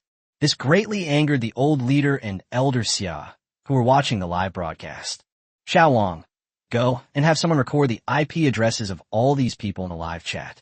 The old leader, with a somewhat grim expression, gave instructions to Wang Junlei, who was standing to the side. Yes, Wang Junlei was also holding his breath. If it were from overseas, he wouldn't mind, but it was obvious that there were still a few Chinese IDs in the comments just now. These are clearly a bunch of traitorous, Western-worshipping lackeys. Right now, Su Mu is leading people to contribute to China's conquest of the Elgar's secret realm, and they're here, making sarcastic remarks? This is really annoying. Therefore, even if the old leader hadn't said anything, Wang Junlei was already prepared to do it. Inside the secret realm, Su Mu began to think about how to deal with the Wind Dragon Lizard. If we were to fight our way through layer by layer, it would be far too troublesome, a waste of time, and everyone's energy. Within the Elgar's secret realm, stamina and mana do not recover through meditation or rest. They can only be restored through potions. But potions are something that should be saved as much as possible, even outside of secret realms. Since there's a shortcut available now, it's best to give it a try. But Su Mu also knew that shortcuts in anything are only shortcuts in appearance. In reality, it will only shorten the process, and the difficulty will only be higher than the usual method. But as long as the process can be shortened, whether it's difficult or not doesn't matter. After all, no matter how difficult it is, the cost will definitely not be higher than if we had fought our way through. If we fight our way through layer by layer, who knows how many potions we'll have to use. The 2-mile journey was quickly completed. What appeared before them was a huge, snowy canyon, where the Wind Dragon Lizard had spawned. Everyone, please be careful. This Wind Dragon Lizard spawns in this canyon. See if you could try to prevent it from escaping the canyon. Number 8 instructed. Hearing this, everyone nodded, and then the group of 20 people slowly made their way into the canyon. Upon entering the canyon, the group felt a chilling aura. Then they saw a gigantic figure moving through the canyon. It was a huge, snow-white lizard covered in scales, its sharp claws leaving deep marks on the ground. If we didn't already have information about it, it really wouldn't look like a non-aggressive monster. The viewers in the live stream went wild upon seeing the Wind Dragon Lizard. Holy crap, this Wind Dragon Lizard. How can it be so incredibly fast despite its huge size? I want to see how this so-called divine craftsman will deal with this guy. Upstairs, do whatever you think your mother's magic will do. Su Mu has already scanned out the specific data of the Wind Dragon Lizard. It is fast, but its endurance is poor.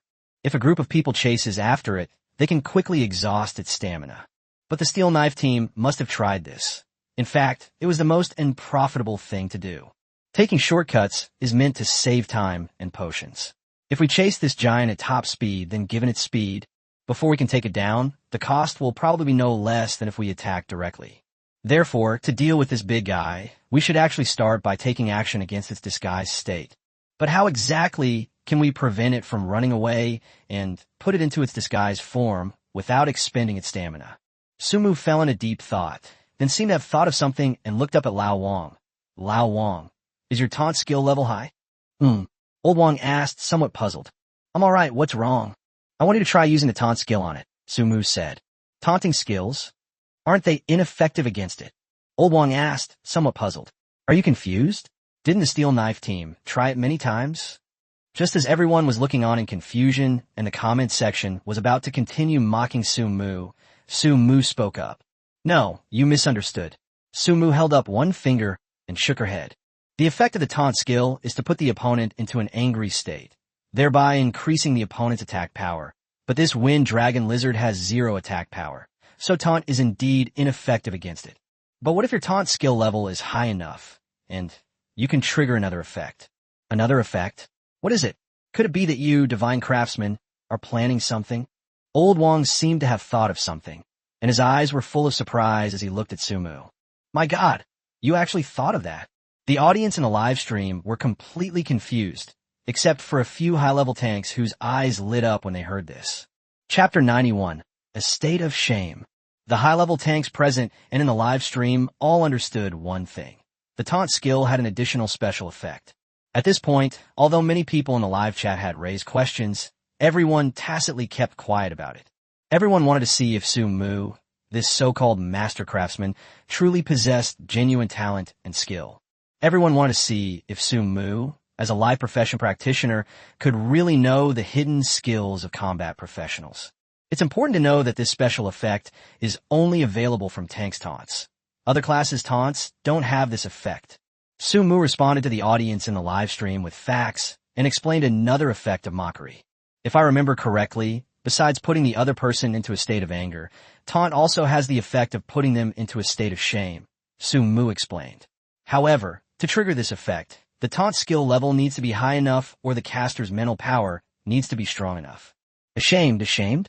Upon hearing this, Qin Yu and the others exchanged bewildered glances. None of the people present knew this, and those in the live stream were also incredulous when they heard it. Are you kidding me? Isn't taunting just getting others to attack you? How could it have a shameful effect? Exactly. It's probably just some random nonsense from this so-called master craftsman trying to show off. Exactly.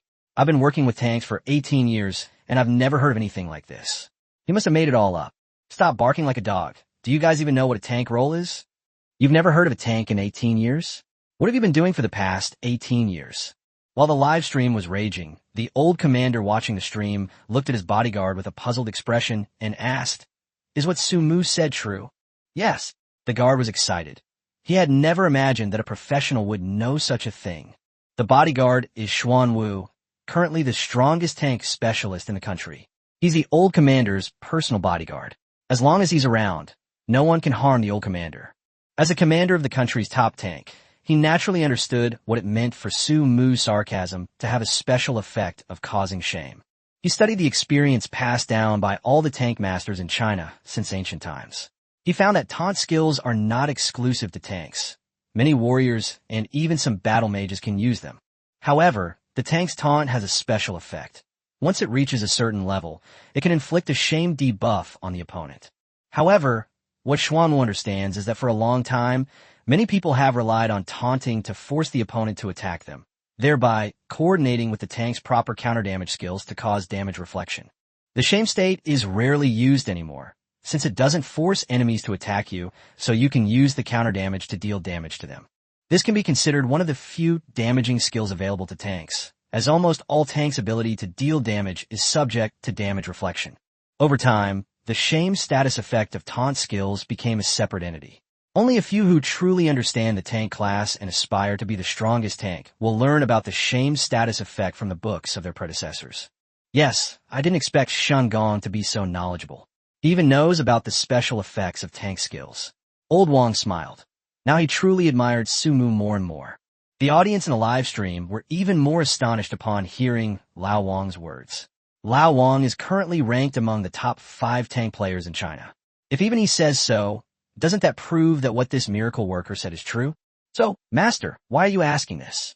I can indeed make taunts induce a state of shame. Old Wang smiled, then regained his serious expression. After all, now is not the time for casual chatter. It's simple. Su Mu snapped his fingers. This wind dragon lizard isn't aggressive, so taunts are useless against it, right? That's easy.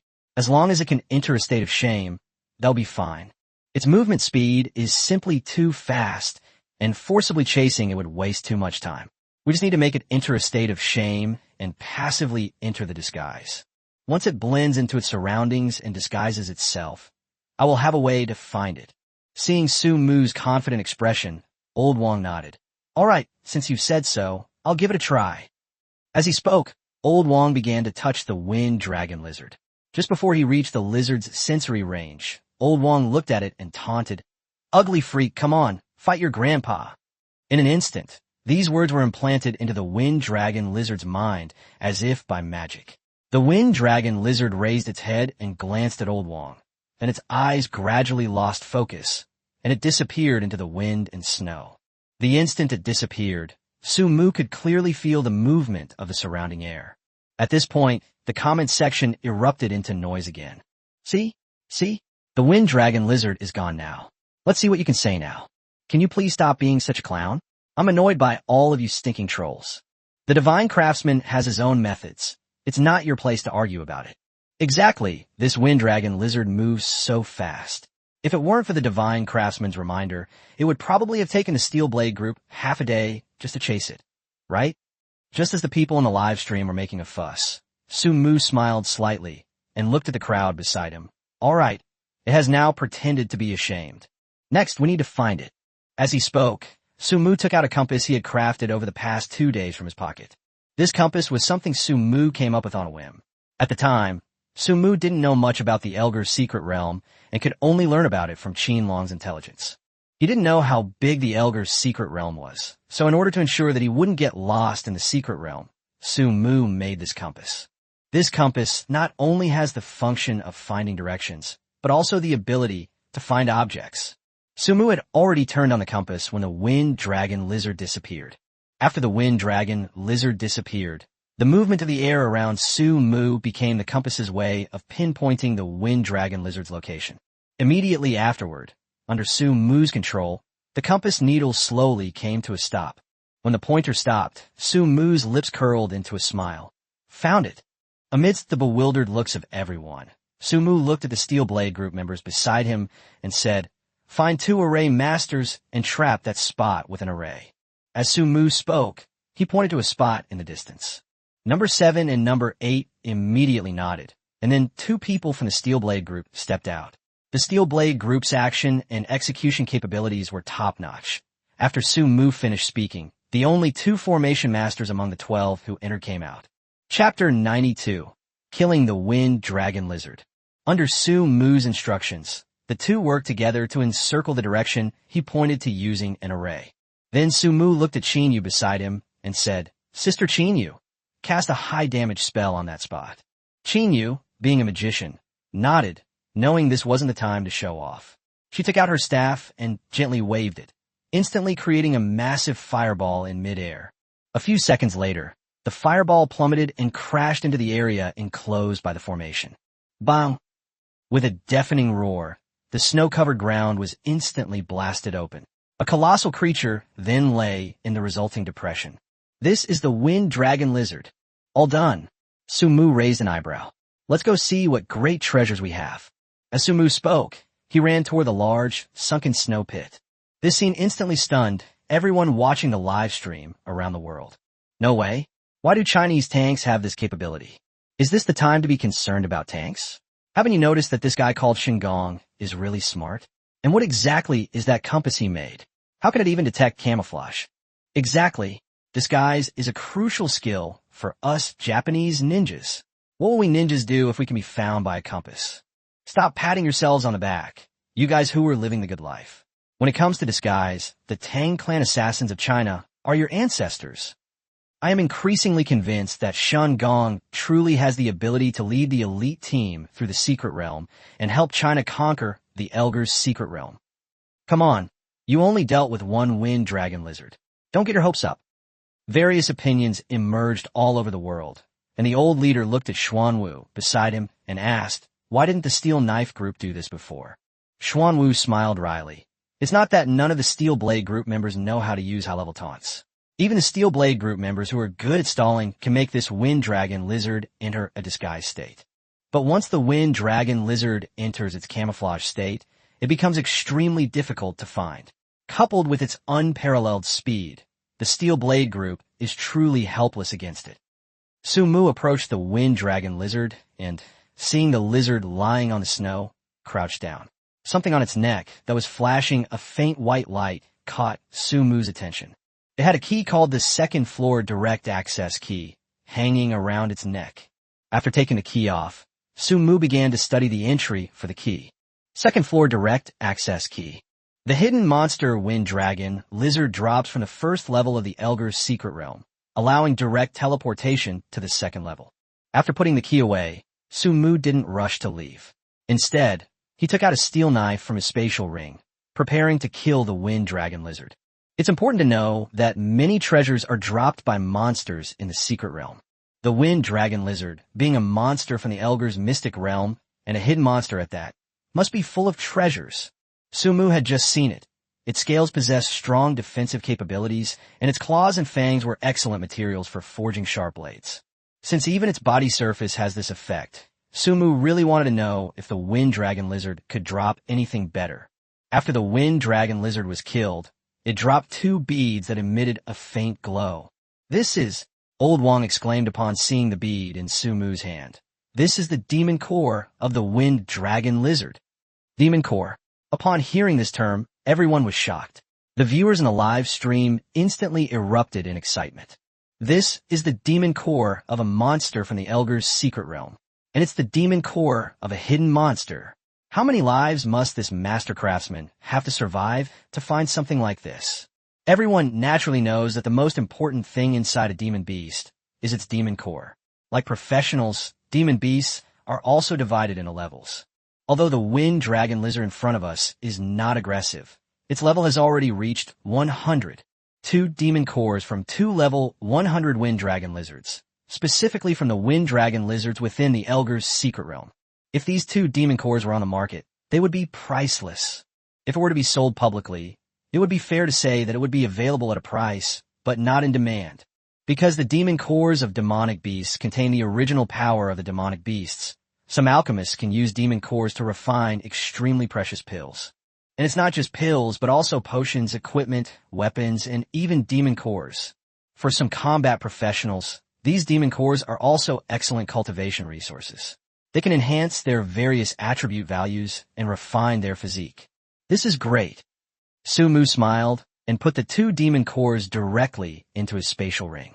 For others, these 2 demon cores are of great use, but for Su Mu, they can accomplish things that others cannot. Because he is a god-level blacksmith, anything is possible for him. Therefore, he planned to wait until he got out before studying where the 2 demon cores could be used. Meanwhile, the top leadership of China had already begun to spread this message. Right now, China is trending on social media all over the world. The Master Craftsman leads the Steel Blade team through the hidden level of the first layer of the Elgar's mystery. The Divine Crafting Studio has unearthed 2 level 100 Wind Dragon Lizard Demon cores. China has passed the first level of the Elgar's mystery. Chinese combat professionals possess a unique skill that instills shame. The headlines have already been posted on Chinese embassies around the world, and the words divine craftsmanship have become the most searched term worldwide. Su Mu himself was unaware of all of this. After putting away the demon core, he took out the key to pass through the level. "How do I use this key?" Su Mu asked Qin Yu and the others beside him. You didn't know?" Xie Jiai looked at Su Mu with a shocked expression. "It's so new. You guys always took me into dungeons before. It would be a miracle if I knew how to use this thing." Su Mu shrugged and said indifferently. This scene, witnessed by viewers in the live stream, caused everyone to burst into laughter. I never expected that someone with such exceptional intelligence would not even know how to use the direct access key. What's so surprising about that? After all, a divine craftsman isn't a combat professional. The divine craftsman doesn't know how to use the key, but I do. That means I'm greater than the divine craftsman. No one jumped out to mock Su Mu at this moment. After all, the term divine craftsman had only recently emerged, and it was also an open invitation to everyone that divine craftsmanship was a recent debut. It's understandable that people don't know how to use the hidden key because the divine craftsman is a relatively recent figure. After all, many others don't know either. And to mock him for this? Don't be ridiculous. What will you say when someone directly asks you if you can get through the first level of the Elgar's secret realm? Chapter 93. The second level of the Elgar's secret realm, Thunderstorm Spider. Just input your mental energy into this key, Qin Yu said with a smile. Su Mu nodded and then poured his mental energy into the key. After Su Mu channeled his spiritual energy into the key, The key suddenly emitted a strong light that enveloped Su Mu. Immediately afterwards, the light spread, enveloping the entire team of 20 people. In a short while, Su Mu's entire team disappeared from the spot. At this moment, inside the second level of the Elgar's mystic realm, Su Mu's figure suddenly appeared in a snowy field. The second floor. Looking around at the surrounding environment, Su Mu murmured, "Unlike the first floor, the snow on the second floor is obviously much harder, and even the snow on the ground is much thicker than that on the first floor." As he spoke, Su Mu stomped his feet on the snow a few times. "Master Craftsman, this is the second level of the Elgar's secret realm," Number 7 said. "We don't know if there are any shortcuts here, but we are much more familiar with this level than the first one. The first level isn't actually that difficult. It's just time-consuming. But the second level is different. The boss on the second level is a giant thunder spider. After a period of effort, we were able to clear the level without losing any lives in most cases. Even so, we will waste a lot of energy and effort, and there is a risk of injury. In rare cases, we may even pay the price with our lives." Upon hearing this, the Chinese viewers in the live stream fell silent. Everyone was silently mourning the Steel Knife team members who sacrificed their lives in the Elgar's secret realm. "I know this. My father was a member of the Steel Blade Group. He died at the hands of this Thunder Spider. I swear I will become a member of the Steel Blade Group and carry on my father's will." These words silenced the audience in the live stream even more. Su Mu noticed the comment and said calmly, "Kid, have you finished your summer homework? If not, go do it. Want to join the Steel Knife Group? Then get into the Imperial Military Academy. As for your father's revenge, I'll avenge him for you." As Su Mu spoke, he waved his hand and said, "Number 7 and Number 8, lead the way. I'm going to make sure it's dead today." In a certain city, a woman was watching a live stream while holding a child of about 10 years old. They had no idea that Su Mu's comment would drastically change their lives a few years later. The child looked at his mother and said, "Mom, I want to apply to the Capital Military Academy. I want to see the Divine Worker." Number 7 and Number 8 naturally knew that if they wanted to clear the Elgar's secret realm, they would inevitably have to face the Thunderstorm Spider again without knowing any shortcuts. Moreover, they were also quite excited by Su Mu's words. After all, many of his comrades had died at the hands of these Thunderstorm Spiders, if it weren't for their own lack of ability. Who wouldn't want to spend their free time every day farming this Thunder Spider and letting the old thing drop some gold coins? Now that Su Mu had said so, the two of them naturally didn't say anything more and quietly led the way ahead. About half an hour later, the group arrived at a huge cave. "Master Craftsman, the Thunderstorm Spider lives in this cave," Number 7 said. "This is the fastest route, and it took us a long time to plan it out. There were no other monsters along this route." So Su Mu could be certain that the Steel Blade Group members were indeed as familiar with the first few levels as if they were their own home. He couldn't help but feel a sense of admiration. The group quickly entered the cave.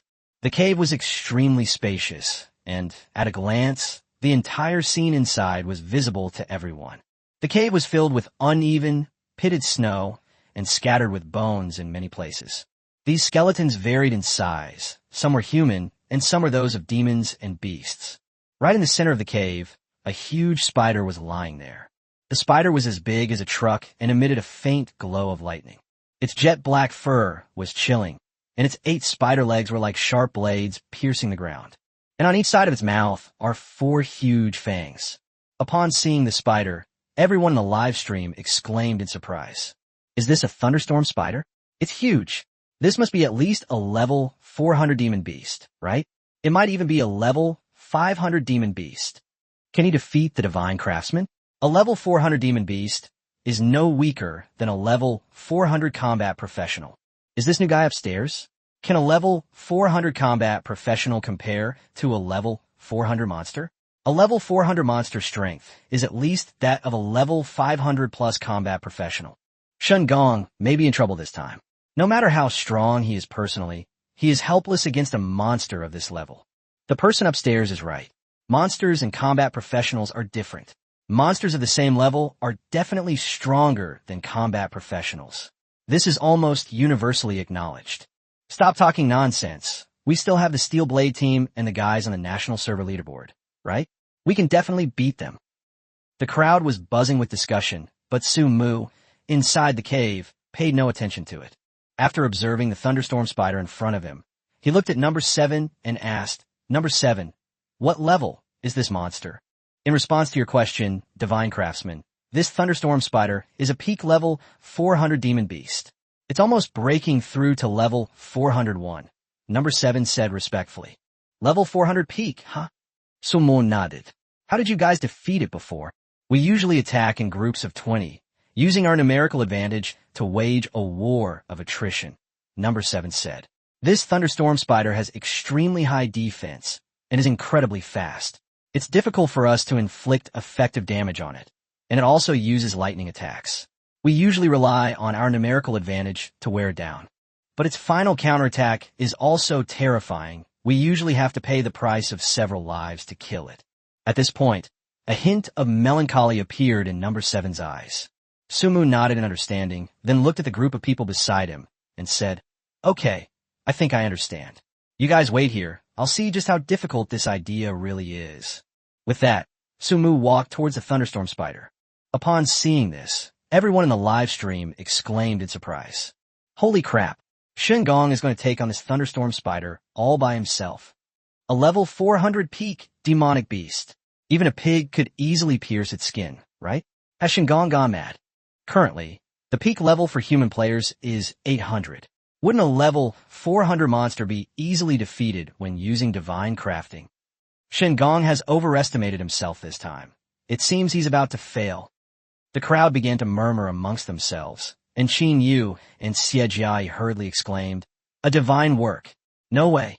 But Sumu did not respond to him, and instead walked straight toward the thunderstorm spider. Chapter 94 American II. Divine work. Wait. Number 7 hurriedly stepped forward to try and pull Sumu back. Don't rush. Qin Yu grabbed Number 7's hand. She remembered exactly how many trump cards this guy named Sumu had up his sleeve. After all, he was a god-level blacksmith, and the wisdom he displayed in the secret realm showed that Sumu was definitely not a person who acted impulsively. He won't lose his mind because of these things. He must have his reasons for daring to move forward like this. Sumu moved quickly and arrived in front of the thunderstorm spider in the blink of an eye. The thunderstorm spider looked at the weak human in front of it, its bloodshot eyes revealing a hint of confusion. It seems to be saying, "Hey buddy, who are you? You're a level 20 player, and you're trying to show off to me." But before it could make its next move, Sumu reached into his robes. In an instant, the sky in the secret realm changed drastically, and the thunderstorm spider suddenly sensed an intense sense of danger approaching. At this moment, the thunder spider suddenly became agitated, but before it could react, Sumu pulled a revolver from his pocket and aimed it at the thunderstorm spider. The livestream audience was immediately flooded with comments upon seeing this. Are you crazy? Shengong wants to deal with this thunderstorm spider with a broken revolver. This is supposed to be a masterpiece? You're really good at bragging. To be honest, the revolver in Shengong's hand looks pretty powerful. Upstairs, what good is a revolver? Even if you brought a divine weapon, you might not be able to beat this thunderstorm spider. As for the way Shengong is showing off, I give him full marks. Don't brag. This artifact is really just a thin veil on the thunderstorm spider. Indeed, when the divine artifact appears, this thunderstorm spider will probably be scared half to death. I was just exaggerating a bit. Do you think this divine craftsman can actually create a divine artifact? Don't even think about it. Just as everyone was discussing the matter, Sumu pulled the trigger. Bang! With a gunshot, a dark blue bullet flew out of the muzzle. Then, a fierce wind suddenly arose throughout the entire secret realm, and lightning flashed and thunder roared in the sky, with streaks of lightning streaking across the heavens. Above Sumu, the Phantom of Thor appeared. Holy crap! This is the Phantom of Thor that appeared above the capital a while ago. My God, this is outrageous. Why would this Phantom of Thor appear in the secret realm? No, that's not right. This Phantom of Thor didn't appear suddenly. It seems to have been summoned by the revolver in the divine craftsman's hand. Don't be ridiculous. That's just a revolver. It can summon the Phantom of Thor, unless it's truly a divine artifact. My God, it's not impossible. Yes, if it weren't a divine artifact, why would a master craftsman have such confidence? Sumu didn't care about the discussions in the comments. He simply stared calmly at the thunderstorm spider in front of him. The dark blue bullet emitted bursts of thunderous power, like a blue lightning bolt slicing through the sky, and instantly arrived in front of the thunderstorm spider. At this moment, the thunder spider realized the seriousness of the situation and immediately swung its huge forelimbs to try to swat the bullet away. Unfortunately, it was a step too slow. Bang! The blue bullet pierced the thunder spider's forelimbs with incredible precision, and then went through its head. In less than a second, the thunder spider, which was tens of meters tall, fell straight down and died completely. Then, dozens of electric currents flowed through its corpse, followed by a massive explosion in an instant. Everyone stared in disbelief at the scene before them, their mouths agape for a long time. That's it. That's all. Everyone stared in utter shock at the revolver in Sumu's hand. So it turns out he really did have a magical weapon. So that revolver was the very thing that summoned the Phantom of Thor over the capital. Holy crap. Awesome. No wonder it's my masterpiece. Is this gun some kind of divine weapon? I knew a master craftsman like this couldn't be without some skill. Divine craftsmanship is awesome. Divine craftsmanship is amazing. My God, the divine craftsman actually possesses a divine artifact. And this artifact seems to be the same one that summoned the Phantom of the Thunder God over the capital. What do you mean by similar? This is it. I even took a picture when the Phantom of Thor appeared in the sky above the capital. I just switch to the background and compare it with the picture. It's exactly this phantom. Now I finally understand why China has the confidence to challenge the Elgar's mystic realm. It turns out they have a divine artifact. Wait a minute. When the beast tide came, there was another phantom in the sky above the capital. Could that also be? At this moment, the live stream chat was flooded with comments, and everyone was cheering for Sumu's shot. Sumu, however, said unhurriedly, TSK, Thunderstorm Spider? This is American-style Ayajutsu. However, Sumu could also sense that the power of the artifact he was using was indeed inferior to that of those professional combatants. The artifact he was using seemed to only have a power level of around 500, but that power was enough to instantly kill the Thunderstorm Spider. After all, it only has 400 levels. At this moment, the group of 7 had also arrived beside Sumu. When they saw the Thunderstorm Spider lying on the ground, they were quite surprised. That's it. Number 7 swallowed hard and said, but I'm still not quite comfortable using this thing. You're a lightning-type combat professional, right? Sumu asked, looking at number 7. Gulp. Number 7 swallowed hard. That's me. Here you go. You're a member of the Steel Knife Group anyway. It's not a loss for you to give it to me, Sumu said, casually tossing the electromagnetic revolver in his hand to number 7. Huh? You gave it to me? Number 7 looked at Sumu in disbelief. Yes, I gave it to you, Sumu nodded and said. Chinyu and Xiejiai looked at number 7 with envy, then turned to Sumu and said, We've known each other for so long. Why haven't you given us a magical weapon yet? How fresh. I wish I could make whatever you want anytime, anywhere. Sumu shrugged and said, I'll give it to you another day if I can make one that you need. Otherwise, it'll be a waste.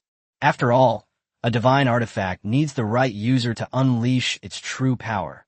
Otherwise, the enormous forging cost will only do more harm than good. Sumu had just noticed that number 7 had a sidearm hanging on his waist, and knew that he was a combat professional who used guns, which was why he chose to give him this electromagnetic revolver. Since they're all from the Steel Knife Group and belong to the country, there's nothing wrong with giving it to them. Chinyu is a mage, and Xiejiai is a healer, so this kind of thing is not very useful to them. It might even make them become obsessed with the artifact and neglect their cultivation. That would be a huge loss. Chapter 95. The Appearance of a Divine Artifact. Oh, I was just saying, Chinyu said with a smile. With our relationship, why would I hold something like this against you? Chinyu knew, of course, that divine artifacts were rare and hard to come by, so he was just joking. Of course, that's not what Sumu was thinking. He was determined to give each of these people a set of divine artifacts. This is a fair way to treat them after they've been with me for so long. Meanwhile, the livestream chat room erupted in excitement. My God, this artifact is actually made by divine craftsmanship. As expected, the divine craftsman truly possesses exceptional skills. Therefore, the resources he received are well-deserved. I really hope that the divine craftsman can create other, even more powerful artifacts. Come on, don't get too excited. Didn't you hear him say It would be great if we could make it anytime, anywhere. Exactly. He can probably only make this one. How many more does he want to make? Don't be ridiculous. This is a divine artifact. Even the most powerful nation on Earth, the United States, doesn't have many of these. Do you think he could just have whatever he wants? Just a lucky break, like a blind cat catching a dead mouse. And you guys are getting all excited? Opinions in the live stream were mixed, with some Western sycophants expressing dissatisfaction with Sumu. Of course, they're just a bunch of talkers who slander others when they can't get what they want. If Sumu actually asked them if they wanted him to do something for them, they'd immediately kneel down and kowtow twice, calling Sumu dad. Meanwhile, major media outlets around the world once again made it a trending topic. From the moment Sumu led his team to deal with the Wind Dragon Lizard, all the media around the world began to pay close attention to the live broadcast, and no media outlet wanted to miss out on this hot topic. Right now, the top 10 trending searches on every platform are all about Sumu, the Elgar's secret realm, and the artifact. The divine phantoms in the sky above the capital of China were actually the work of a divine artifact. A master craftsman from China crafts a divine weapon and uses it to kill the thunderstorm spider. The master craftsman leads the steel blade team through the second level of the Elgar's mystery. A master craftsman has emerged in China's forging industry. Does this foreshadow the rise of China's forging industry? But Sumu didn't care about what was happening outside. Instead, he began searching for the resources dropped by the thunderstorm spider. What is this? Sumu asked, looking at Qinyu as she pinched her chin. In Sumu's hand was a white egg that shimmered with light and had lightning patterns. The egg was about the size of a chicken egg, and there was nothing else about it. Qinyu only glanced at it before concluding, "These are thunderstorm spider eggs. Shengong, you're really lucky." The drop rate of thunder spider eggs is extremely low. Even after farming so many times, we've never gotten one. Moreover, I've heard that this thing is very difficult to hatch, and many die halfway through hatching. However, the eggs of the thunderstorm spider are quite valuable. Although they can't compare to the demon core of the wind dragon lizard, the eggs of the thunderstorm spider could probably fetch tens of millions of gold coins on the black market. Qinyu and his mercenaries were very familiar with the black market. Because the egg drop rate of the thunder spider is not high, its value has been greatly increased. Although hatching is difficult, many people who can afford it use it as a supplement. However, because there is still a possibility that it can hatch, its price continues to rise. Well, then it's a good stuff. Sumu's leaks curled up. Although the chances of hatching are slim, I'm a god-level blacksmith. If we could forge an incubation box that could help with hatching, wouldn't this thing be able to hatch a thunderstorm spider for itself? As Sumu thought about it, he felt it was increasingly feasible. So he put the egg away. He then took out the key to the third floor. Do you need to rest for a bit? Or should we just go straight to the third floor? As Sumu spoke, he looked at the others. Everyone present broke out in a cold sweat as they watched Sumu's fierce demeanor. Rest? Are you kidding me? You cleared both levels of the secret realm along the way, and you didn't need a rest. Why should we rest? Everyone present shook their heads, so Sumu naturally didn't say anything more. After calling up the panel and selecting confirm to proceed to the next level of the secret realm, a bright light enveloped the 20 people present. Upon reaching the third level, Sumu grew somewhat bored. There was no hidden method to clear the third level. The only way was to defeat the boss guarding it. Having gained experience with the steel blades, Sumu doesn't plan to use any magical weapons this time. Instead, they relied on the experience gained from the 20 people present to get through it. As for the boss guarding the pass, he didn't cause much trouble for the group. Watching the steel blade team skillfully arrange their formation, Sumu couldn't help but feel a pang of heartache. How many times have they gone through such life or death struggles? But people in the live stream didn't think so, especially those from other countries. TCH, so it's just a simple secret realm? Why make such a big fuss about it? Exactly, I thought it would be much harder for me. I could handle a secret realm of this level. Besides people from other countries, some people in China whose IP addresses are highly sensitive and have already been locked also spoke out. These Chinese people really love to show off, making such a big fuss over a small secret realm. The Chinese people naturally refuse to back down in the face of ridicule from people from other countries and traitors within China. If you're so good, why don't you do it yourself? You're typing pretty loudly on that keyboard, aren't you? You're just bored and making sarcastic remarks. Why don't you try it yourself? A bunch of Western worshipping dogs, looking down on this and that. Who do you think you are? The atmosphere in the live stream room became increasingly noisy, but Sumu didn't seem to care. What others think is their business. If they're going to argue, then let them keep arguing. They'll shut up once I and my Steel Blade team clear the Elgar's secret realm. With the combined efforts of the Steel Knife team and Shinyu, along with Sumu's assistance, Number 7 crippled the third level's boss, the Stone Golem, without even drawing his electromagnetic revolver. The Stone Golem was on its last legs, but the others didn't forget to give Sumu experience points. They left the last bit of health for Sumu. Sumu spent a considerable amount of time before finally killing the Stone Golem. He couldn't do anything about it. After all, he was just a crafting professional. Besides, the Stone Golem was already level 500, while he was only level 20. Although they were already low on health when they left it for themselves, that was from their perspective. The attacks from this group often start at millions or tens of millions of damage. Even Old Wong's basic attack as a tank deals nearly 1 million damage. What can I do? Chapter 96. The Fierce Tiger. It took me most of the day to heal those million-plus damages, so I guess I barely managed. After taking down the Stone Golem, Sumu and the others quickly tallied their spoils and headed to the 4th floor. Upon entering the 4th level, the group found the scene to have become even more eerie. The entire 4th level was shrouded in a gray haze, creating a rather oppressive atmosphere. My God, is the 4th level of the Elgar's mystic realm really that terrifying? Yes, just looking at it makes me feel uncomfortable all over. Come on, what else could you possibly sense through a screen? Upstairs, if you don't speak, no one will think you're mute. Sumu looked at number 7 beside him. What's going on? This level is strange. It changes every time you come in. The most important thing about the 4th level is its randomness. At this point, number 7's expression turned somewhat grim. When Sumu turned to look at the other members of the Steel Knife group, their faces were also filled with bitterness and confusion. Actually, the boss on the 4th floor isn't that strong, but what really makes us feel suffocated is its randomness. Each time you enter the 4th level, the terrain will be randomly refreshed, and these terrains are full of traps. It took us a long time to finally figure out all the terrain on the 4th level. But at this point, number 7 suddenly stopped.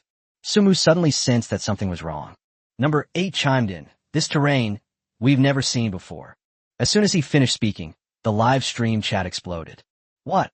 So the 4th level of this Elgar's mystic realm is currently unknown? Oh my God. What about Shangong and the others? Oh no, someone's going to send something from the secret realm. Someone's going to get stuck. Sumu frowned and looked at number 7. So, you have absolutely no information or intelligence about this current level of the secret realm? Number 7 said bitterly.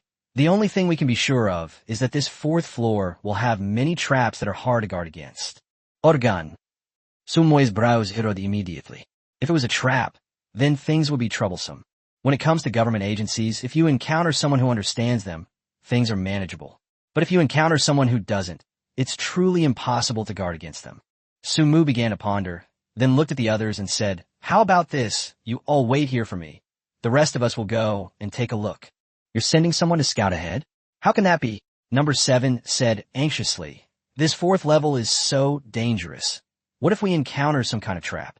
Yes, Shangong, you shouldn't go. Let's go together. The others chimed in. No, Sumu shook head. Haven't you noticed? This 4th level is very strange. It's filled with mist everywhere, and you can't even see anything more than 2 steps away. We're not sure what's here, and if something happens in such a small field of vision, it will only have a greater impact on our operations. The only thing we can be sure of now is that this is the starting point of the 4th level, so we'll split into 2 teams and hang a rope between them. This way, we won't worry about getting lost while we go ahead to scout the way, and we won't have to worry about things happening when there are many people because of the limited visibility. Hearing Sumu's words, the members of the Steel Knife group fell into deep thought. Don't worry. I know what I'm doing, Sumu said decisively. Wait here for us. We'll be right back. As he spoke, Sumu pointed out Shinyu, Xiejiai, and the others, and they began to explore the area ahead. Watching Sumu and the others leave, a look of worry appeared on everyone's faces. However, they also knew the strength of Shinyu and the others. If even they couldn't protect Sumu, the outcome wouldn't change much whether they had more or less people. Therefore, they didn't say anything more. Su Mu and the others moved forward through the gray fog, carefully observing their surroundings. They could sense that many dangers were lurking within the fog. After walking for a while, Su Mu suddenly felt something was wrong with his feet. "Everyone be careful," Su Mu shouted. He then looked down and discovered that there was a huge trap beneath his feet. Upon seeing the trap, Su Mu's brows immediately furrowed. This trap looks quite complicated, and the trigger mechanism is also very well hidden. If it were someone else, they might have already triggered this trap. Fortunately, Su Mu's mental strength was strong enough that he noticed the trap the moment it was triggered. Su Mu carefully withdrew his foot and then began to carefully observe the trap. After observing for a while, he also discovered the location of the trigger mechanism. The mechanism is cleverly designed. It's almost invisible unless you look closely. Furthermore, the trigger point is very well hidden, seemingly activated based on the user's anger level. There are many sensors around this mechanism. Once it detects someone nearby, the mechanism will immediately activate and trap the person, causing them to slide into the ground. After discovering the location of the trigger mechanism, Su Mu breathed a long sigh of relief. After having Qin Yu send a message to the Steel Knife group to warn them, he carefully bypassed the trap and continued walking forward. After advancing for some time, Su Mu and his group encountered many more traps. But these traps are nothing to those who are ranked high on the Chinese server leaderboard. After moving forward for a while, Su Mu suddenly felt as if he had bumped into something. This thing seems a bit prickly. This made Su Mu feel a little scared. He looked at Xie Jia beside him and asked, "Can you bless it?" "Yes." Xie Jia nodded. She naturally understood what Su Mu meant. "I used this move when fighting the Phantom of Garros." Xie Jia raised her hand and waved it, and several orbs of light appeared above Su Mu and the others. Although it didn't significantly expand their field of vision, it did extend Su Mu and the others' field of vision to 5 meters. When the ball of light rose up, Su Mu and the others were all startled. Before them stood a snow-white tiger. This tiger was as big as a small mountain, and at this moment, it was staring at everyone with its gaping maw, and the stench was overwhelming. Su Mu just bumped into its paw. At this moment, its claws were raised high, like a huge meteorite, ready to fall from the sky and smash Su Mu into mincemeat. Chapter 97, Number 7, it's up to you to make the move. Bang! With a crisp, loud crash, Old Wong, holding a shield, stood in front of Su Mu. The white tiger slashed down with its claw, and even someone as strong as Old Wong was sent flying. After Old Wong rolled around on the ground a few times, his health dropped visibly. What's going on? Su Mu was also a bit confused. Old Wong was a well-known tank player on the domestic rankings. How could one attack cause such a significant drop in health? You have to understand, Old Wong lost 1/7 of his health in that attack. This means that the tiger only needed 7 strikes at most to kill Old Wong. Su Mu quickly checked the tiger's level and discovered that it had reached an astonishing level of 600.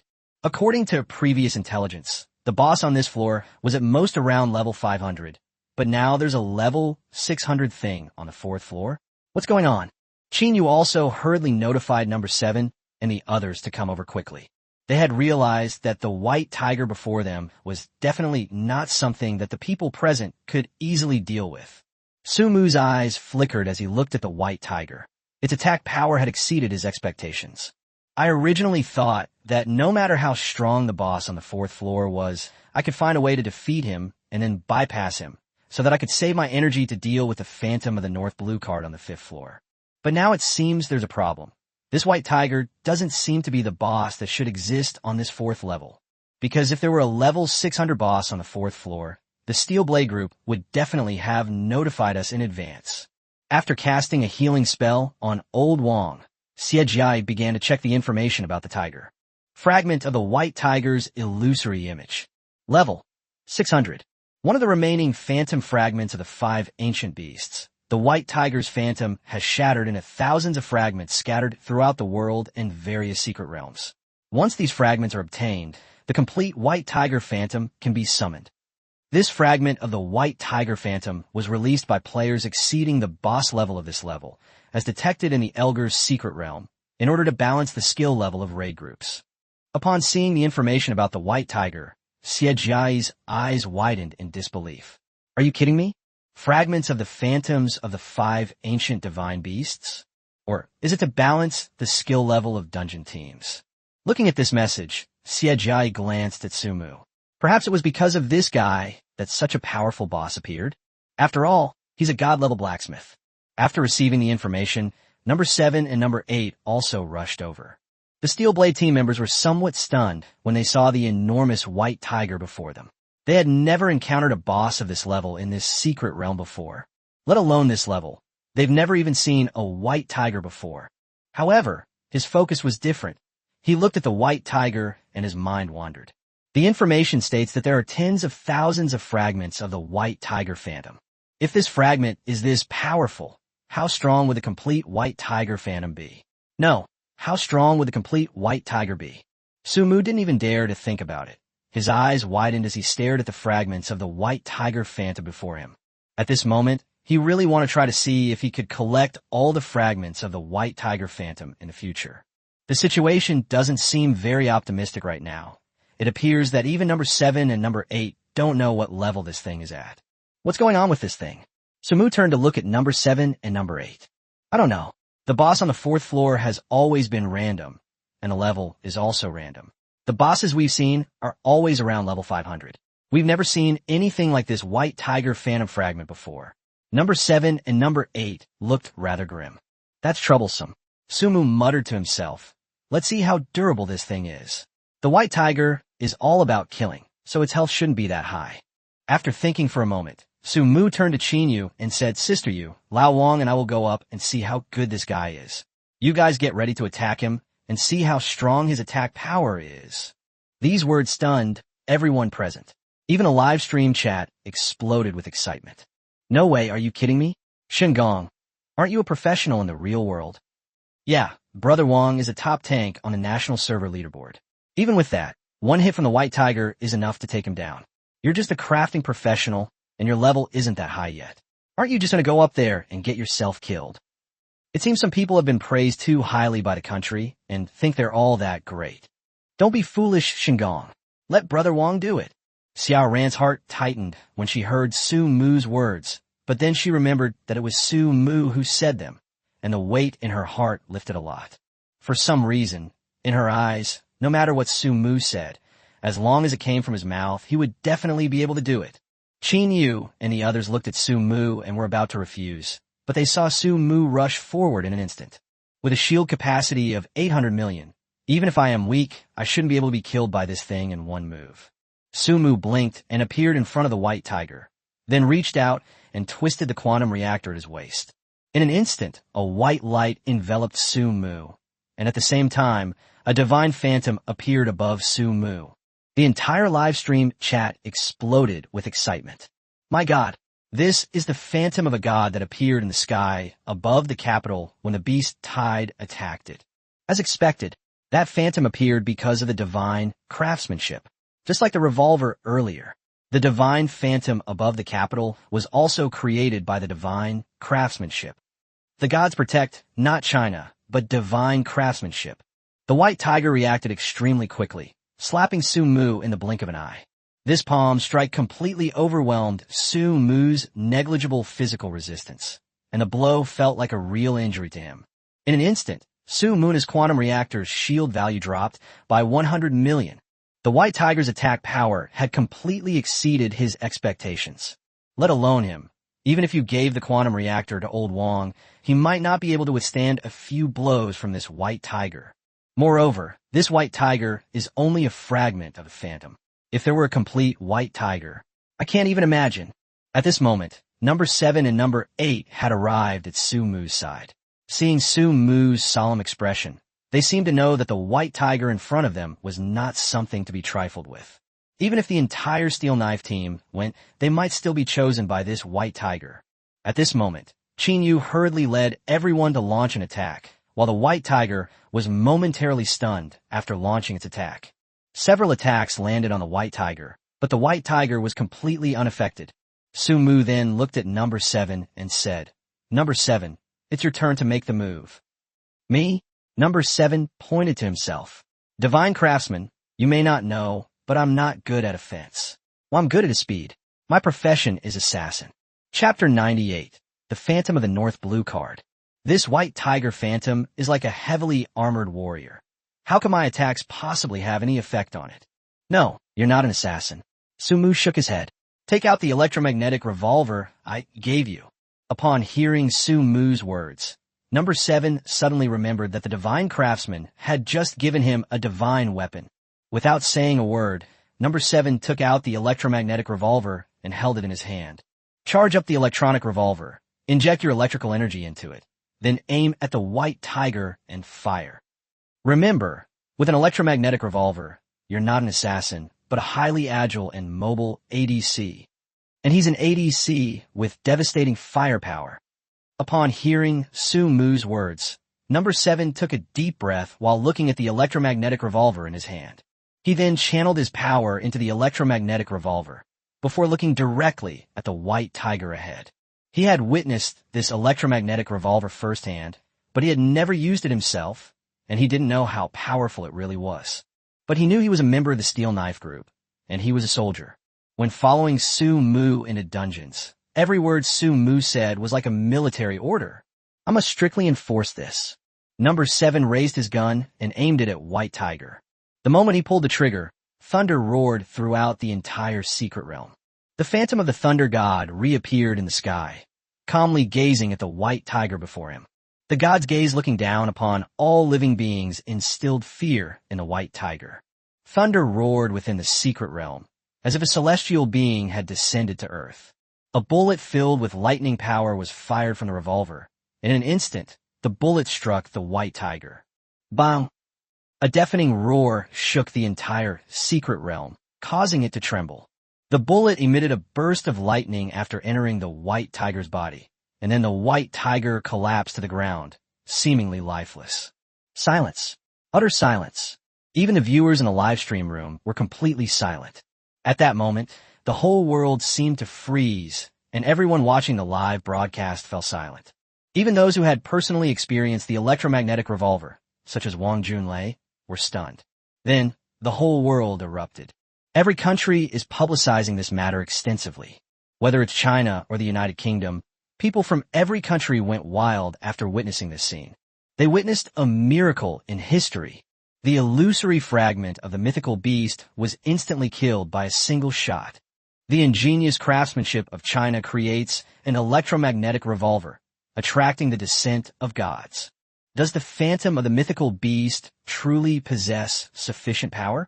The mythical beast phantom is all show and no substance. It can be killed with a single shot and is nothing to fear. Will the mighty lion of China rise again? The United States responded to the live broadcast, stating that it was special effects intended to win over the already divided hearts and minds of the Chinese people. However, Su Mu was not surprised by this at all. In Su Mu's eyes, it was a relatively normal situation that a divine artifact was enough to instantly kill a phantom of a divine beast. If it were to face the white tiger in its true form, the divine artifact would definitely not be enough to kill it instantly. After all, it is also a divine beast. But the white tiger in front of us is just one of thousands of fragments among the thousands of white tiger phantoms. Their strength is less than 1/1,000,000th of Baihu's. Under such circumstances, what's there to say about killing him with one shot? What Su Mu was more interested in at this moment was what great treasures the fragments of the white tiger phantom might reveal. Upon closer inspection, they found that 2 items had been dropped from the fragments of the white tiger's phantom. The first type, key to the 5th floor of the Dark Kingdom Elgar's secret realm. With this key, you can proceed to the 5th level of the Elgar's secret realm. The second type, fragment of the white tiger illusion, Yuan Dan. Epic level blacksmiths can refine this Yuan Dan, with a small chance of summoning a one-time use white tiger phantom fragment. Without a second thought, Su Mu tossed the key to the 5th floor to Qin Yu, who picked up the white tiger phantom fragment Yuan Dan and examined it closely. Is it possible for an epic level blacksmith to forge this? Haha, I'm a god level blacksmith. Su Mu was confident he could refine the core essence of this white tiger fragment, and he would ensure it wasn't just a one-time use item. This caused a sensation among the people of China. My god, a fragment of the white tiger phantom core. If our divine skill can refine it, China will have another great secret weapon. Yeah, it feels like there aren't many people on the Chinese server leaderboard who can beat him one-on-one. Upstairs, it's not that there aren't a few, it's that we can't find any at all. Yes, apart from the person in first place, I can't think of anyone who could fight against this thing. Su Mu ignored the comments on the screen, and after pocketing the Yuan Dan from the White Tiger Phantom fragment, he called everyone to prepare to activate the key to the 5th floor. Number 7 and number 8, along with the rest of the Steel Knife team, looked at the key with a fierce fighting spirit in their eyes. After Su Mu activated the key, a beam of white light enveloped everyone once again. This time, the group is heading to the 5th level where the Phantom of the North Blue card exists. When the white light dissipated and Su Mu and the others opened their eyes again, they had already arrived at the 5th floor. What appeared before them was an apocalyptic scene. The endless ruins were filled with rubble and broken walls. Every now and then, a bolt of lightning would flash across the sky. Even during the day, the sky was covered with dark clouds, making it seem like night. Above the sky, there was a blue energy body, which exuded a sense of beauty in the scene, a beauty that cannot be described in words. But the 4 collapsed houses all foreshadowed a major disaster that had struck the 5th floor. The remaining blue energy entity in the air seemed utterly out of place in this context. Qingyu was so shocked by the scene before her that she was speechless. This is the 5th level of the Elgar's mystic realm. Number 7 took a deep breath and said, "There are no monsters here, only the 5th floor boss, the Phantom of North Blue card." After saying this, number 8 looked up and pointed to the blue energy object in the sky. That is the Phantom of North Blue card. Once we launch an attack on that energy object, it will mean that the 5th level of the secret realm has officially opened. That energy ball will then transform into a Phantom of North Blue card, and then engage us in battle. And the North Blue card's Phantom level has reached 650. We are completely unable to contend with it. It was here that we lost many of our brothers. At this point, the Steel Blade group members were filled with rage. Looking at the power-wielding entity in the sky, each of them was seething with anger. It seemed as if it wanted to annihilate the Phantom of the North Blue card. The Phantom contained immense energy, and even those standing on the ground felt a strong sense of threat. Chapter 99. What kind of live-in son-in-law? My son just graduated from high school. Su Mu was also somewhat shocked when he saw the Phantom. He didn't expect that even a Phantom of Garros's pet would have such powerful strength. The more Su Mu thought about it, the more he felt that he might have gone too far when he said he wanted to kill Garros. But now that we're already here, it seems we have no choice but to take action. Qingyu looked at number 7 and number 8 beside her and asked, "Isn't there a shortcut on this floor?" "No." Number 7 shook his head and said, "We can't find it at all right now." "Not only can't we find it, we shouldn't even look for it." Su Mu interrupted them. Skipping classes before the college entrance exam will not result in a good score, but every class you skip will be made up for later. I managed to skip class and clear the first level of the dungeon by finding a shortcut, but I didn't prepare properly for the second level, so I had to catch up. Catching up in school takes time, but catching up in a dungeon is a matter of life and death. Besides, this Phantom of the North Blue card has tainted the lives of so many of our compatriots. If we don't deal with it openly and fairly, I won't be able to sleep at night for the rest of my life. As Su Mu spoke, his eyes grew increasingly resolute. His words resonated with everyone in the live stream. "Kill it. Rush. I'll donate a year's salary to buy a cannon for Shun Gong. This time I support China, because Garros has also harmed many people in our country, and his pet North Blue card was among those who assisted him. Yes, this war is not just China's war. It is the war of our entire Asia. The United States can say whatever it wants because it can't harm them, but Garros is truly harming our entire Asia." Seemingly infected by Su Mu's words, the viewers in the live broadcast room went crazy. Su Mu looked at Qingyu beside him. "I've never skipped a class in my life. Let's get him."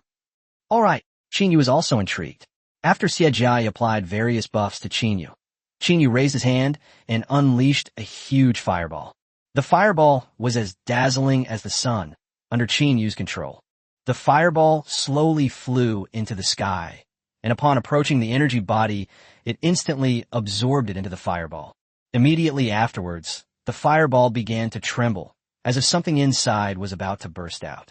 Bang! Then the fireball exploded with a deafening roar. The fireball exploded with a deafening roar, sending sparks flying onto the surrounding ground, while the blue energy mass instantly materialized. It transformed into a giant blue python in midair. The giant blue python had a ghostly glint in its eyes, and its entire body was covered in blue scales. Hanging high in the sky, it looked down on the humans on the ground like a god. My god, what level of monster is this? It's terrifying. I feel like China has no chance this time. Stop barking, you upstairs. I just killed the white tiger with one shot. Is this thing that hard to kill? That's right, if you're not going to watch, get out. People in the live stream were arguing, and Sue's parents and Xia Ran, who were watching the live stream, were indeed worried for Su Mu. Sue's mother held Sue's father's hand tightly. Xiao Mu, you can do it. You can definitely beat it. You must come back safely. Don't worry, our Xiao Mu will definitely be able to handle it. Xiao Mu has grown up. He's not the little kid we used to see anymore. Sue's father comforted him. But he wasn't entirely confident. After all, the monster in front of him looked terrifying. Number 7 stared at the north blue card phantom in the sky with a fierce glint in his eyes. He pulled out his electromagnetic revolver and prepared to charge up and fire a shot at the north blue card in the sky. But before he could finish injecting his power, the north blue card snake swung its head and flicked its tail, sending a blue light blade flying towards the group. Get out of the way! Su Mu shouted to the crowd behind him. Without any hesitation, everyone quickly left the spot. The blue light blade exploded upon contact with the ground, and the aftershocks forced the group to retreat. Upon seeing this, the north blue card phantom roared to the sky, and then many smaller versions of the north blue card phantom appeared around it one after another. What is this? Qin Yu asked in surprise. This is a skill of the north blue card. Number 7 said, North blue card can summon many clones. As its phantom, it also inherited this skill, except that it doesn't summon clones, but a weaker version of itself. Even so, such a large number is enough to cause a headache. Drink this. Su Mu tossed several bottles of medicine to everyone. After everyone took it, they examined it. Rapid speed potion. Quality God tier. Effect. Can increase your movement speed and attack speed by 10 million times for 2 hours. God level bonus effect. Increases evasion attribute for 2 hours after consumption, allowing you to evade most attacks, 100% evasion of single target attacks, and 50% evasion of area of effect attacks. God level bonus effect. Permanently increases your speed by 100 points after use. After the description of the medicine was revealed, everyone in the live stream was stunned. My god, this is a truly divine potion. Now I know why China dared to challenge the Elgar's mystic realm. It turns out they not only have divine artifacts, but also god-level potions. I think China should have a chance to clear the Elgar's mystic realm this time. Who exactly is this master craftsman? How does he have everything? Upstairs, are you stupid? Do you think the title of divine craftsman is just for show? This must have been developed by the divine craftsman himself. What is the origin of this divine craftsmanship? How is it so powerful? I heard that this master craftsman used to be his son-in-law in Jiangsheng, but because his wife's family was such scoundrels, he got divorced and then devoted himself to joining the Explorers organization. His wife even wants to get back together with him. And I heard that he also had some conflicts with his ex-wife. Is this son-in-law so fierce? I'd rather not have such a beastly wife. Sue's parents and Xia Ran watched the discussion in the live stream with a sense of helplessness. No, when did my son become a live-in son-in-law? He just graduated from high school. Mr. Su said speechlessly. Oh dear, uncle, that's how the internet is these days. Everyone likes to talk nonsense to find a sense of existence.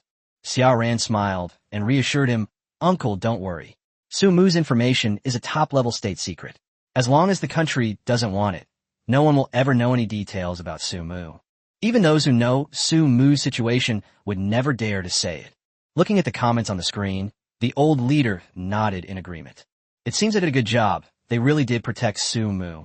Chapter 100. Self-directed and self-acted? So, is our Xiao Mu really that amazing now? Su's mother asked Xia Ran, still somewhat incredulous. It's more than just impressive. Xia Ran covered her mouth and chuckled. With Su Mu's abilities, it wouldn't be an exaggeration to call him a genius.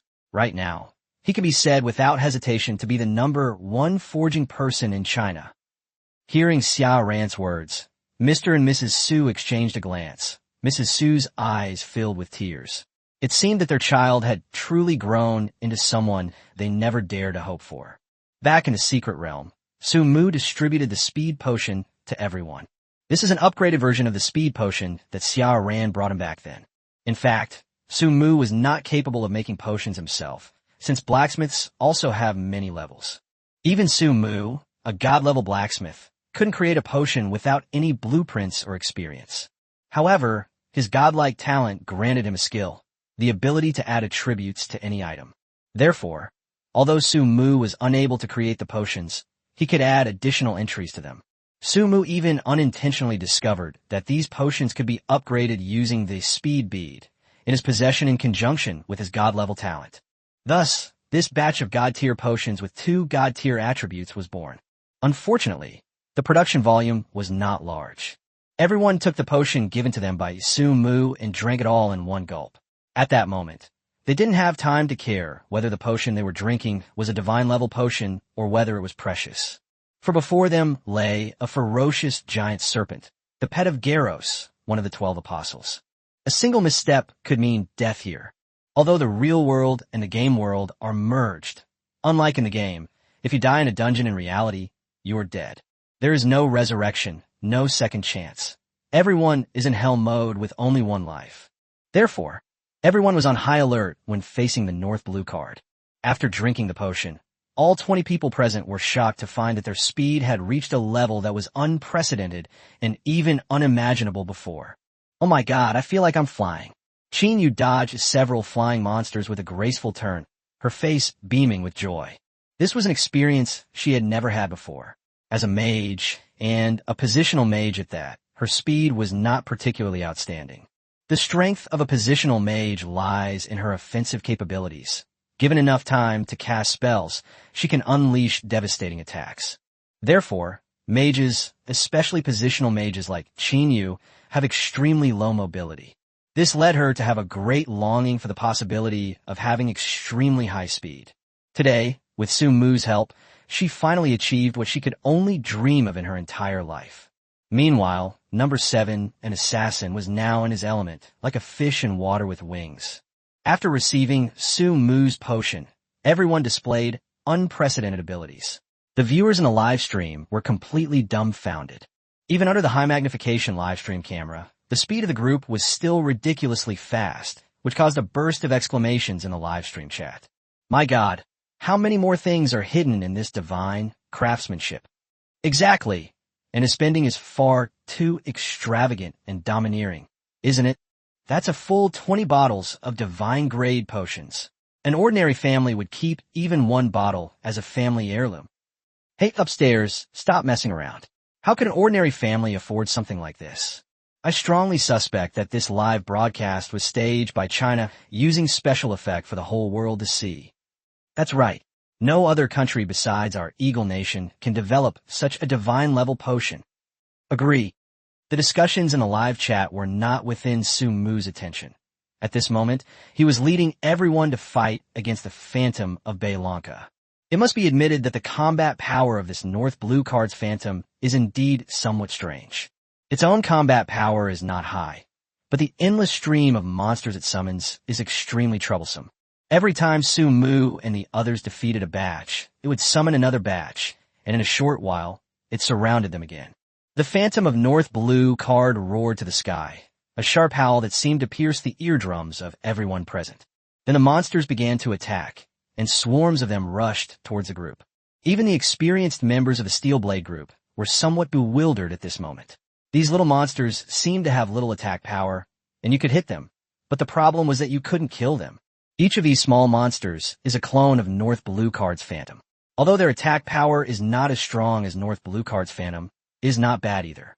However, it was still within everyone's acceptable range, and with everyone's speed now increased, they couldn't attack them at all.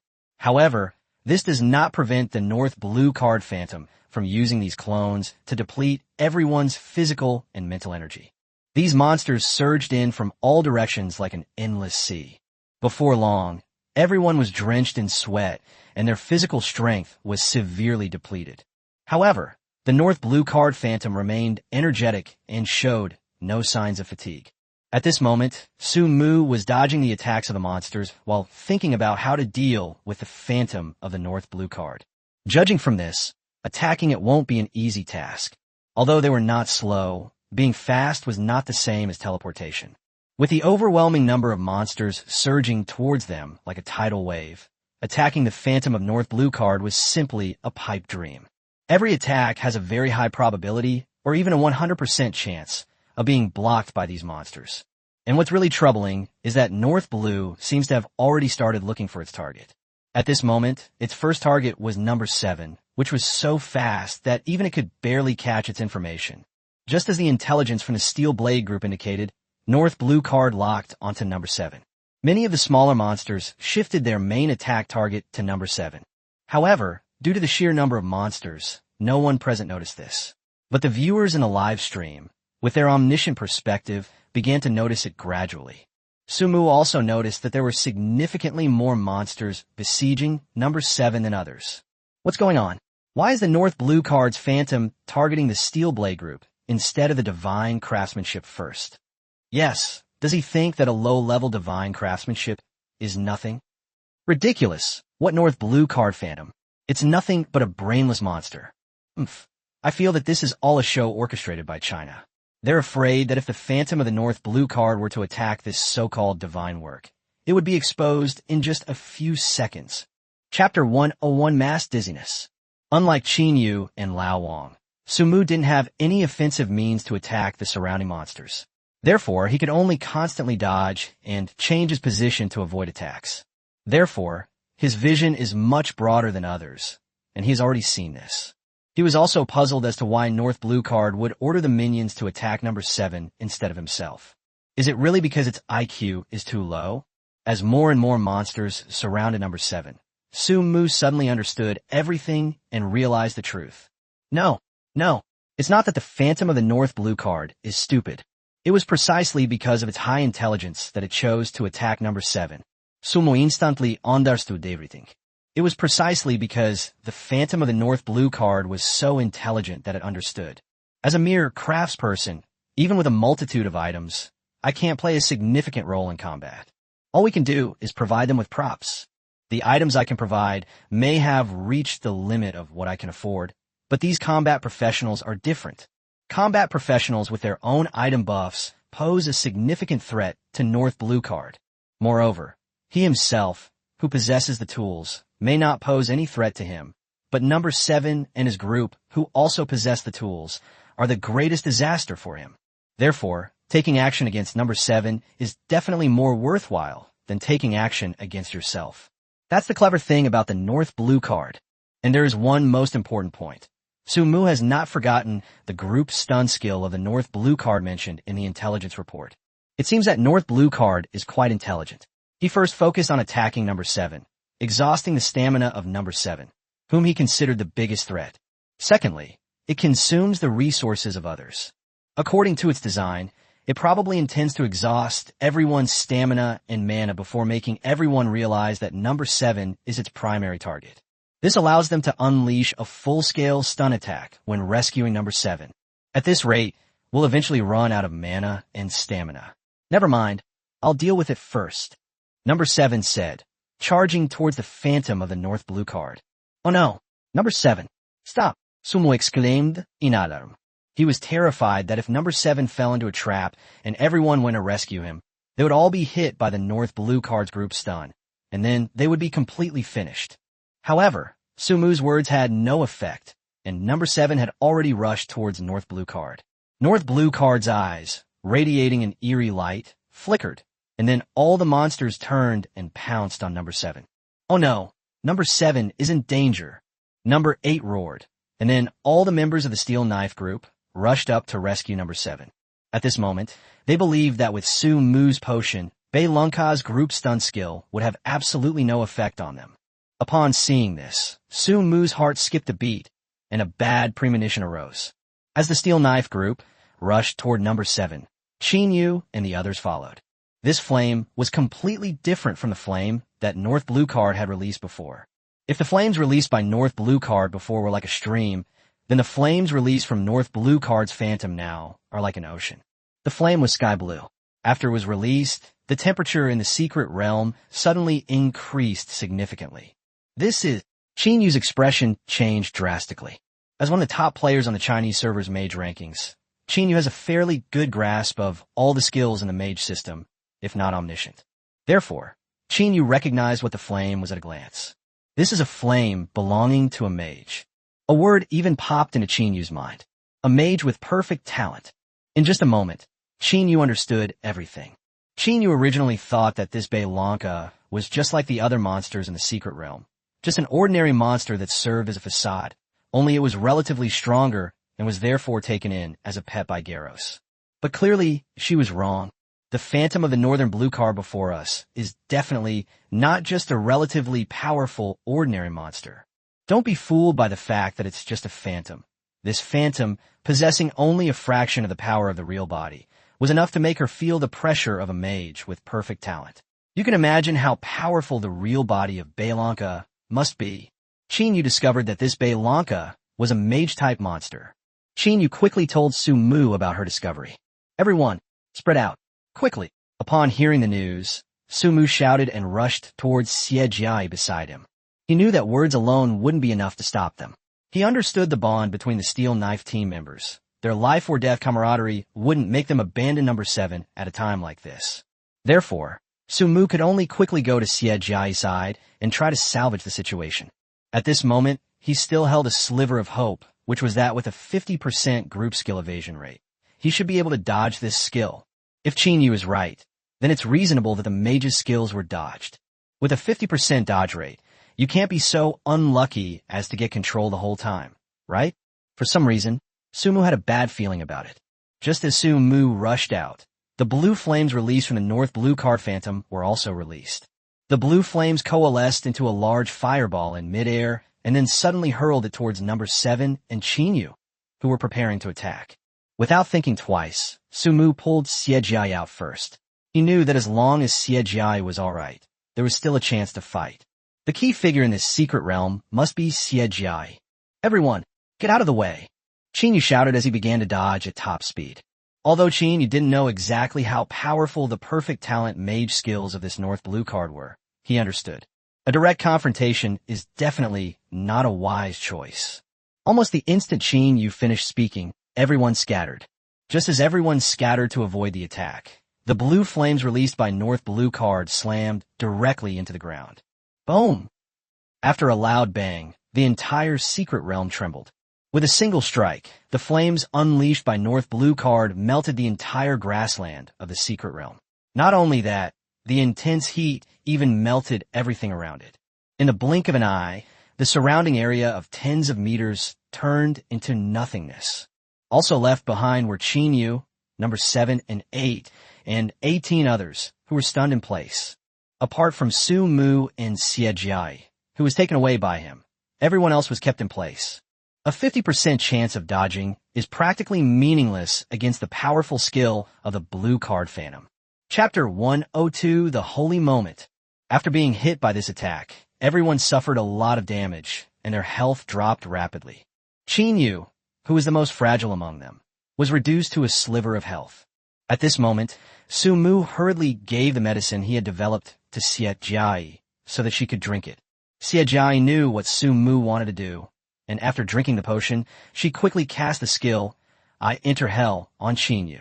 But clearly, it's no use me going to hell now, because Qin Yu and the others are still under control. And a massive horde of monsters, like a tidal wave, had already attacked them. Xie Jia, hurry up. Remove the control effects from them. You're a priest. You must have a control removal skill. Sumu shouted at Xie Jia. I can do it, but it consumes too much mana. I don't have enough mana left to support group crowd control removal. Xie Jia was so anxious that she was almost crying. From the very beginning, she has been applying buffs to everyone. In fact, she did intend to save some mana to help everyone remove crowd control effects. However, the skill, Moment of Sanctity, consumes 100% of the mana. That means it will drain your entire mana pool in an instant. And the effect only lasts for a short 5 seconds. While 5 seconds is usually enough to get a lot done, it might not be enough for a North Blue Card. I can't possibly enter the dungeon and then save all my skills for using Holy Moment here. Can I? That's unrealistic. Quick, drink this, then use it. Sumu handed Xie Jiai a bottle of blue potion. Xie Jiai looked confused as she took the medicine, but Sumu urged, hurry, there's no time. Seeing the monsters about to pounce on Qin Yu and the others, Xie Jiai finally realized what was happening, nodded, and drank the potion in one gulp. The moment the blue potion entered her body, Xie Jiai discovered that her mana had been instantly restored to full. Without a second thought, Xie Jiai quickly unleashed a holy moment. A layer of light instantly enveloped Qin Yu and the other 18 people. This light was so dazzling that it instantly removed the control effects on the 18 people and restored a significant amount of their health. Moment of Purity instantly restores a large amount of health to the target and removes control effects. Over the next 5 seconds, health slowly regenerates, and the target becomes immune to control effects. After the control effect wore off, everyone immediately escaped North Blue Card's attack range. Number 7 was also somewhat shaken, realizing that he had actually fallen for North Blue Card's trap. Xie Jiai, listen up, just stand here and don't move. Sumu looked at Xie Jiai seriously and said, just cast Holy Moment once every 4 seconds. As Sumu spoke, she turned back to Old Wang. Old Wang, protect Xie Jiai. Don't let anything happen to her. Got it. Old Wang nodded, then quickly went to Xie Jiai's side and activated his taunt skill. In an instant, all the attacks that were originally targeting Xie Jiai were transferred to Lao Wang. But my mana bar is full again, Xie Jiai said anxiously, but then she was surprised to find that her mana bar was full again. I just really unleashed a holy moment. This discovery instantly caused a frenzy among everyone in the live stream. You still dare to say this wasn't orchestrated by China? Let alone China. There's no priest in the entire world who still has mana after casting Holy Hour, let alone a full mana bar. Exactly. The person upstairs is right. China is putting on a show, trying to create an image for the world that China has a genius craftsman in the forging world who surpasses all other craftsmen. Furthermore, I want to subtly let everyone feel the power of China and create another powerful priest for China. I second that. I'm the 3rd-ranked priest in the UK. If I can't do it, I don't believe a little girl from China can. Holy Moment is an extremely useless skill. You can learn it at level 10. It's powerful, but it also consumes a lot of mana. The fact that it consumes 100% more mana than clearing your mana bar means that many priests will never use this skill in their entire lives. She's just a little girl, and she still has full mana after casting Holy Moment? I don't believe it. The live stream was buzzing with excitement. Everyone was still concerned about Xie Jiai still having 100% mana. Even within China, there have been many voices expressing their opinions. Yes, they're right. Although I support China, I'm also a priest. I've never heard of anyone having mana left after casting Holy Hour. Me too, upstairs. I originally thought our country had become so powerful, but now I'm increasingly convinced that this is a show that was directed and acted by ourselves with special effects, and even the priests know the basics. Stop talking nonsense. Suddenly, a red comment appeared on the screen. You guys even have priests involved? If you were priests, wouldn't you know who this little girl is? She is Xie Jiai, the number 1 priest on the national server rankings. Who here isn't a well-known figure on the rankings of various professions in China? China orchestrated this whole thing? It's undeniable that if it were truly orchestrated, China would have the ability to gather these people. But do you think these people on the rankings wouldn't know the common sense that you all possess? They wouldn't be careful while acting? Shut your stinking mouths. Let's hear what the master craftsman has to say. Xie Jiai was so anxious looking at the messages on the screen that she almost cried, while Sumu smiled calmly and said, Here, this is for you. It's the one I just gave you. Take a good look and you'll understand what's going on. As he spoke, Sumu tossed a bottle of blue potion into his hand.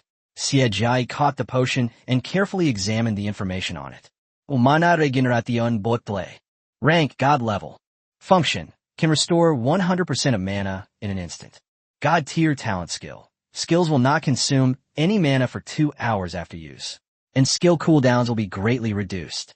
God tier talent skill. Permanently increases mana by 10% after use. As soon as this information was released, the live stream room fell silent instantly, and everyone shut their mouths. They were shocked that someone could actually use up all their holy moments and still have mana left. They were shocked that someone could actually produce 2 god-level potions in a row. They were shocked that someone would actually give away a god-level potion just to prove it wasn't a drill. Su Mu looked at Xie Jia, who was already stunned, and smiled, saying, "What are you standing there for? Hurry up and unleash your skills. Use Holy Moment anytime. It's free. 5 seconds are almost up. Give the brothers a buff." Looking at Su Mu's confident and sunny smile, Xie Jia seemed to be touched. She looked at Su Mu and nodded firmly. "Yes, I'll do it. The Sacred Moment." Chapter 103 Anger Potion. As Xie Jia chanted, the buff of the Sacred Moment once again surrounded everyone. The 5-second immune control and the numerous therapeutic effects left North Blue Card's Phantom wide-eyed. It couldn't quite understand why this person could use such an incredible skill, and why they could use it continuously without stopping. Isn't this outrageous? Aren't these kinds of overpowered skills usually very resource-intensive? No matter how amazing she is, she should stop using them after 4 or 5 times in a row, right? But before the Phantom of the North Blue Card could figure out the reason, Qin Yu, who was afflicted with the 2 super buffs of Holy Moment and I Enter Hell, had already begun chanting a spell. Upon seeing this, the Phantom of North Blue Card quickly commanded the minions to interrupt her. Just as all the monsters rushed towards Qin Yu, Su Mu looked at number 7 and shouted, "Number 7, now, catch this and drink it." Su Mu tossed another bottle of potion to number 7. Number 7 caught the potion in midair and, without thinking twice, immediately drew the potion into the air. In an instant, number 7 felt as if his whole body was filled with power, and his body emitted a strong red light. Then, number 7, wielding the blade, flew towards North Blue Card at an extremely fast speed. Even North Blue Card was caught off guard and quickly commanded the monsters to turn around and attack number 7. However, having already created some distance, and with the speed boost from the speed potion, number 7's speed was far beyond what these small monsters could catch up with.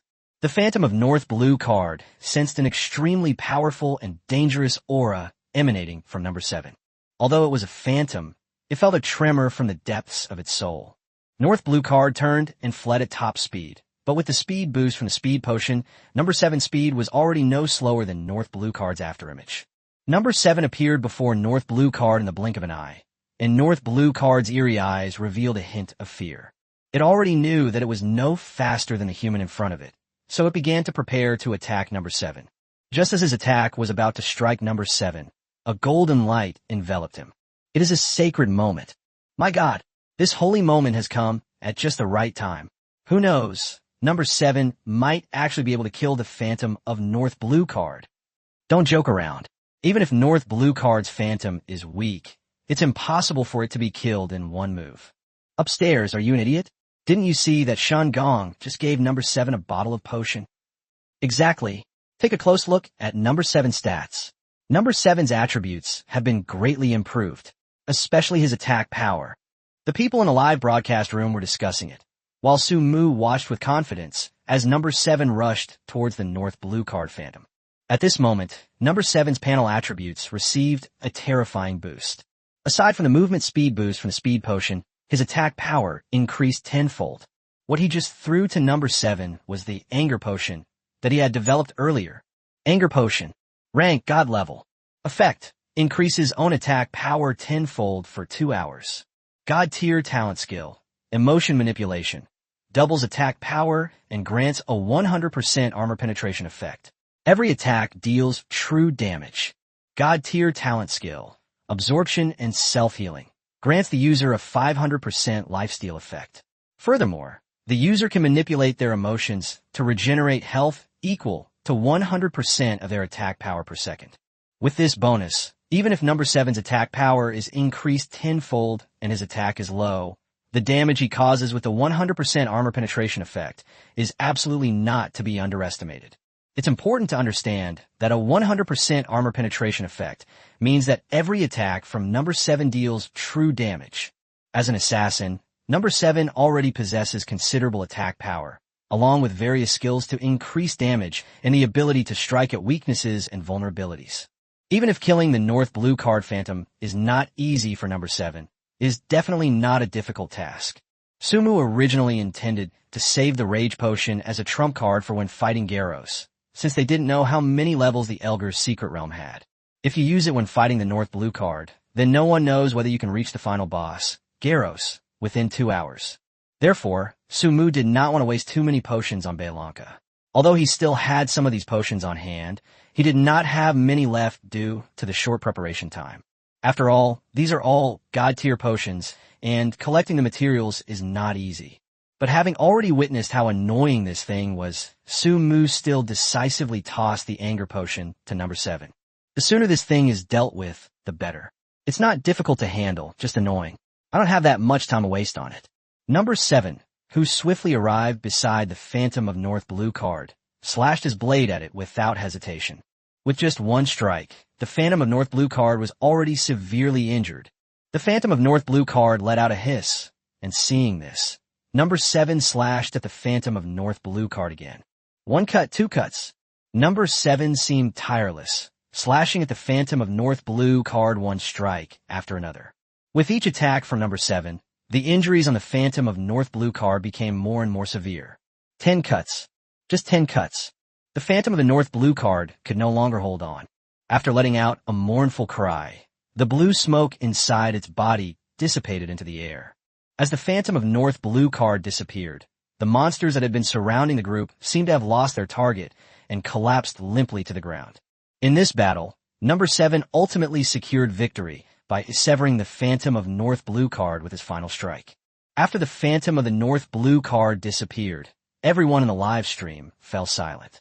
They originally thought that the North Blue card side could corner the group of 7 and even kill all 20 of them. But who would have thought that such a reversal would occur in the end? That guy called number 7 actually managed to turn the tide of the battle. This person is no ordinary person, but there are many smart people in the live stream who know this. The key to this battle is not number 7.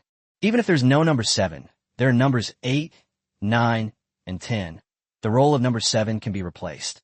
There is only one person who was truly irreplaceable in this battle, and that was Shun Gong. The viewers in the live stream watched as the camera focused on Shun Gong, who was wearing a mask. His slender figure exuded a cold aura, and the spirited demeanor of a young man was fully displayed in him. The reason we were able to win this battle was entirely due to the 3 kinds of potions that the young man in front of us brought out. The first speed potion significantly boosted everyone's speed, not only protecting them from monsters, but also granting them speeds approaching those of the North Blue card Phantom. The second type of mana potion gives Xie, as a priest, unlimited mana to use the priest's god-level skill, Holy Moment. The third type of rage potion grants number 7 the ability to kill the North Blue card Phantom. Chapter 104 Solving the North Blue card. In other words, everyone else can be substituted in this battle. Anyone of the same profession can be pulled from the leaderboard to replace him. The only one who cannot be replaced is the young man in front of us. Because in the entire Chinese land, apart from him, no one else has the audacity to produce so many potions so easily. And they're all god level. While everyone in the live stream was shocked, Su Mu also raised an eyebrow. The specific effects of the anger elixir depend on the user. This was the first time the anger potion had been used on the spot, and Su Mu drew a conclusion after number 7 used it. The minimum value of the Flavor of Wrath is arguably the lowest among all the god-tier potions. Speed potions provide a speed boost of thousands of times, while mana potions grant the possibility of unlimited skills. These 2 effects, like the invincible, life-locking cheat from back then, are so powerful that even some noobs can use them to an absurd degree. The latter 2 types of immortality are self-explanatory. The existence of the mana potion makes even a novice's endless use of area of effect skills quite annoying. With the speed boost from the speed potion, even the worst player has nothing to fear. But the rage potion is different. If a weakling only has 10 points of attack power, then even if it's multiplied tenfold, it's still only 100 points. What role can it play? He might not even be able to beat Su Mu in a one-on-one real man battle. Therefore, Su Mu concluded that the lower limit of the anger elixir was very low. However, he also came to the conclusion that the upper limit of the rage potion was the highest among his 4 potions. Because if 2 players of the same level, such as number 7 or other high-level players, were to fight each other, therefore, the person who takes the anger potion must have an advantage.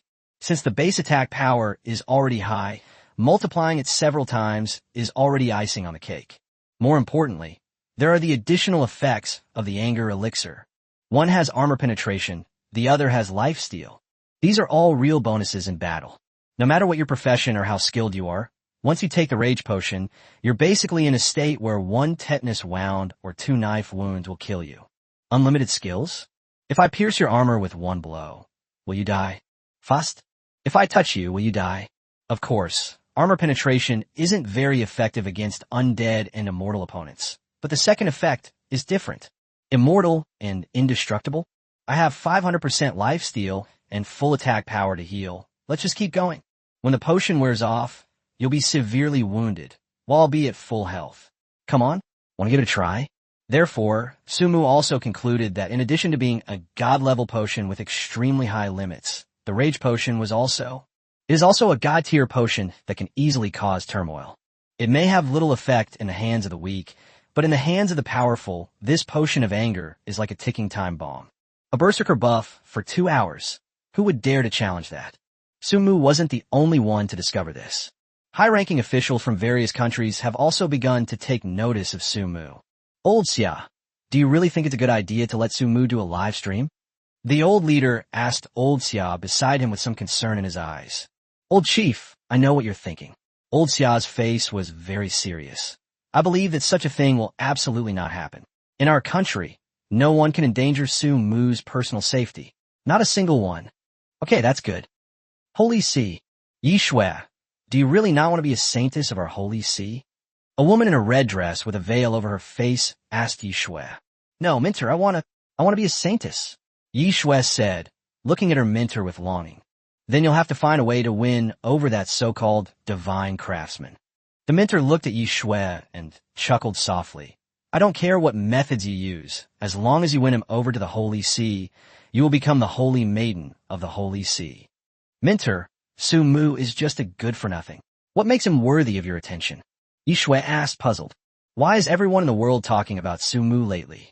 Isn't he just a useless professional who doesn't have any awakened talents? Does someone like that deserve to be praised so highly? Looking at Yi Shui in front of her, her mentor had a headache. Wasn't this woman the quintessential villain from a novel? How did her brain end up with such a face? It just doesn't make sense. In novels, aren't people like her always the type who die in the second chapter? Hasn't she realized that this guy named Sumu might actually be one of those so-called chosen ones? If you have a chosen one and don't support him, what are you if not an idiot? But for now, she still needs this idiot to help her win over Sumu, so it's better not to say such things outright. So she organized her thoughts and changed her approach, saying, Yi Shui, think about it carefully. Is Sumu really just an ordinary professional without any awakened talents? If that's the case, why are so many people protecting him? It can't be that China created so many things just to promote him, right? Even if he is just an ordinary person, after China has elevated him to such a high position, if we can get him to submit to our Holy See, it would be a heavy blow to China. No matter what, we won't lose out, right? Listening to her mentor's words, Yi Shui became somewhat confused. But why do we have to inflict such a heavy blow on China? Why are you asking so many questions? Are you going to accept the title of Holy Maiden or not? The tutor was getting annoyed, and her gaze toward Yi Shui was filled with ferocity. Once you join the Holy See, you become one of them. What does China have to do with you? If you want to be the Holy Maiden, then go and bring this guy named Sumu here. If you don't want to, then from now on you'll be the lowest-ranking servant in the Holy See. Hearing her mentor's words, Yi Shui trembled with fear. She knew that the status of the Vatican's maids was extremely low, and they were practically devoid of human rights. I absolutely refuse to be a maid. She looked up at her mentor. Mentor, don't worry. I will definitely bring Sumu to the Holy See. After number 7 dealt with the Phantom of North Blue card, Sumu came to his side. After the Phantom of the North Blue card dropped a key, nothing else was found. This gave Sumu a bit of a headache. That's it? I used up 22 bottles of divine level potions and didn't get anything back. You bastard, Garros, you better pray I can get my money back from you, or I'll make sure you don't die so easily. Sumu became angrier the more he thought about it. Not because he was angry that the potions hadn't earned him enough back to make up for his investment. Chapter 105, The Little Green Snake on the 6th Floor. After all, if you can clear the Elgar's secret realm, It'll be worth it even if you don't get any rewards. After all, this would ensure that China would no longer be attacked by monsters from the Elgar's mystery. Compared to that, spending any amount of medicine is worthwhile. But you're just a phantom. Even if I kill you, it doesn't count as clearing the game. Why shouldn't you drop anything? What dungeon doesn't drop gold? The more Sun Mu thought about it, the more frustrated he felt. He turned to look at Qinyu. Sister Yu, after we clear this dungeon, come back to the 5th floor and farm it a lot. I have to get something out of this thing, or I'll never be able to sleep at night again. Seeing Sun Mu like this, Qinyu couldn't help but chuckle. I never expected this little brother to have such a greedy side. Okay, I'll bring you back another day. Qinyu smiled. After exchanging pleasantries, Sun Mu decided not to waste any more time. He picked up the key and infused it with his mental energy. A beam of light enveloped the group once more. This time, they were heading to the 6th level of the Elgar's secret realm. This 6th level held no information or intelligence whatsoever for anyone. For the Steel Knife group, there was no joy in avenging their many fallen brothers, for they were about to face a brand new challenge. An opponent far more troublesome than the Phantom of the North Blue card. An adversary that could inflict significant damage on them. The light quickly faded, and a completely new world appeared before everyone's eyes. Here, birds sing and flowers bloom, and the trees provide ample shade. Everyone felt as if they were in a Jurassic rainforest. The enormous vegetation blocked out the sky, and if the group hadn't been in a secret realm, they would have been quickly captivated by the scenery. With scenery like this, everyone would want to come here for a trip. The comment section was already filled with praise for the scenery, but everyone present knew very well what was going on. This place is definitely not as simple as it seems on the surface, because this is the Elgar's secret realm. With so many layers of secret realms ahead, especially the 5th layer, if it weren't for Sun Mu's presence, the 5th layer would probably have been the burial ground for all 19 of them. Therefore, everyone was instinctively cautious about the 6th level. Everyone be careful. We don't know what kind of challenges await us on the 6th floor, Sun Mu said. The group nodded, though some were skeptical, but they still followed Sun Mu's instructions and began to walk along a winding path. This rainforest is teeming with all sorts of strange and monstrous beasts. They either live alone or in groups, foraging or inhabiting the rainforest. At first, everyone was in a state of high tension, constantly on guard against potential dangers. But as time went by, nothing particularly noteworthy happened, and everyone gradually relaxed. It seemed that this secret realm was not as dangerous as they had imagined. However, just as they were about to turn a corner, a figure suddenly rushed out from the woods beside them. The figure had a pointed head and green skin, and the moment it rushed out, it pounced on a member of the Steel Knife team. Almost in the blink of an eye, the member was tackled to the ground by this figure. Only then did everyone realize that the figure was actually a python several tens of meters long.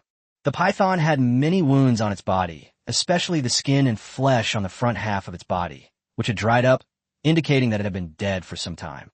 But even this already dead python launched an attack. The Steel Knife team was caught off guard by the python's sudden attack, especially the member who fell to the ground, who screamed in agony. It wasn't just because of its weight, but also because the corpse aura emanating from the python's body directly invaded his body, making him feel as if his body was being torn apart by 1,000 knives. Watch out, this python is dead. Xie Jia quickly warned everyone upon seeing this. At the same time, she shot out a beam of light from her hand, enveloping the attacked member. A healing spell was cast, and the team member's injuries were completely healed. Sun Mu reached out and helped the team member up from the ground. Looking at the python's corpse, Sun Mu seemed to be deep in thought. The 5th level of the secret realm is where the boss is the Phantom of North Blue card, which is a python. On the 6th floor, we encountered the corpse of a python. Is there any connection between these two things?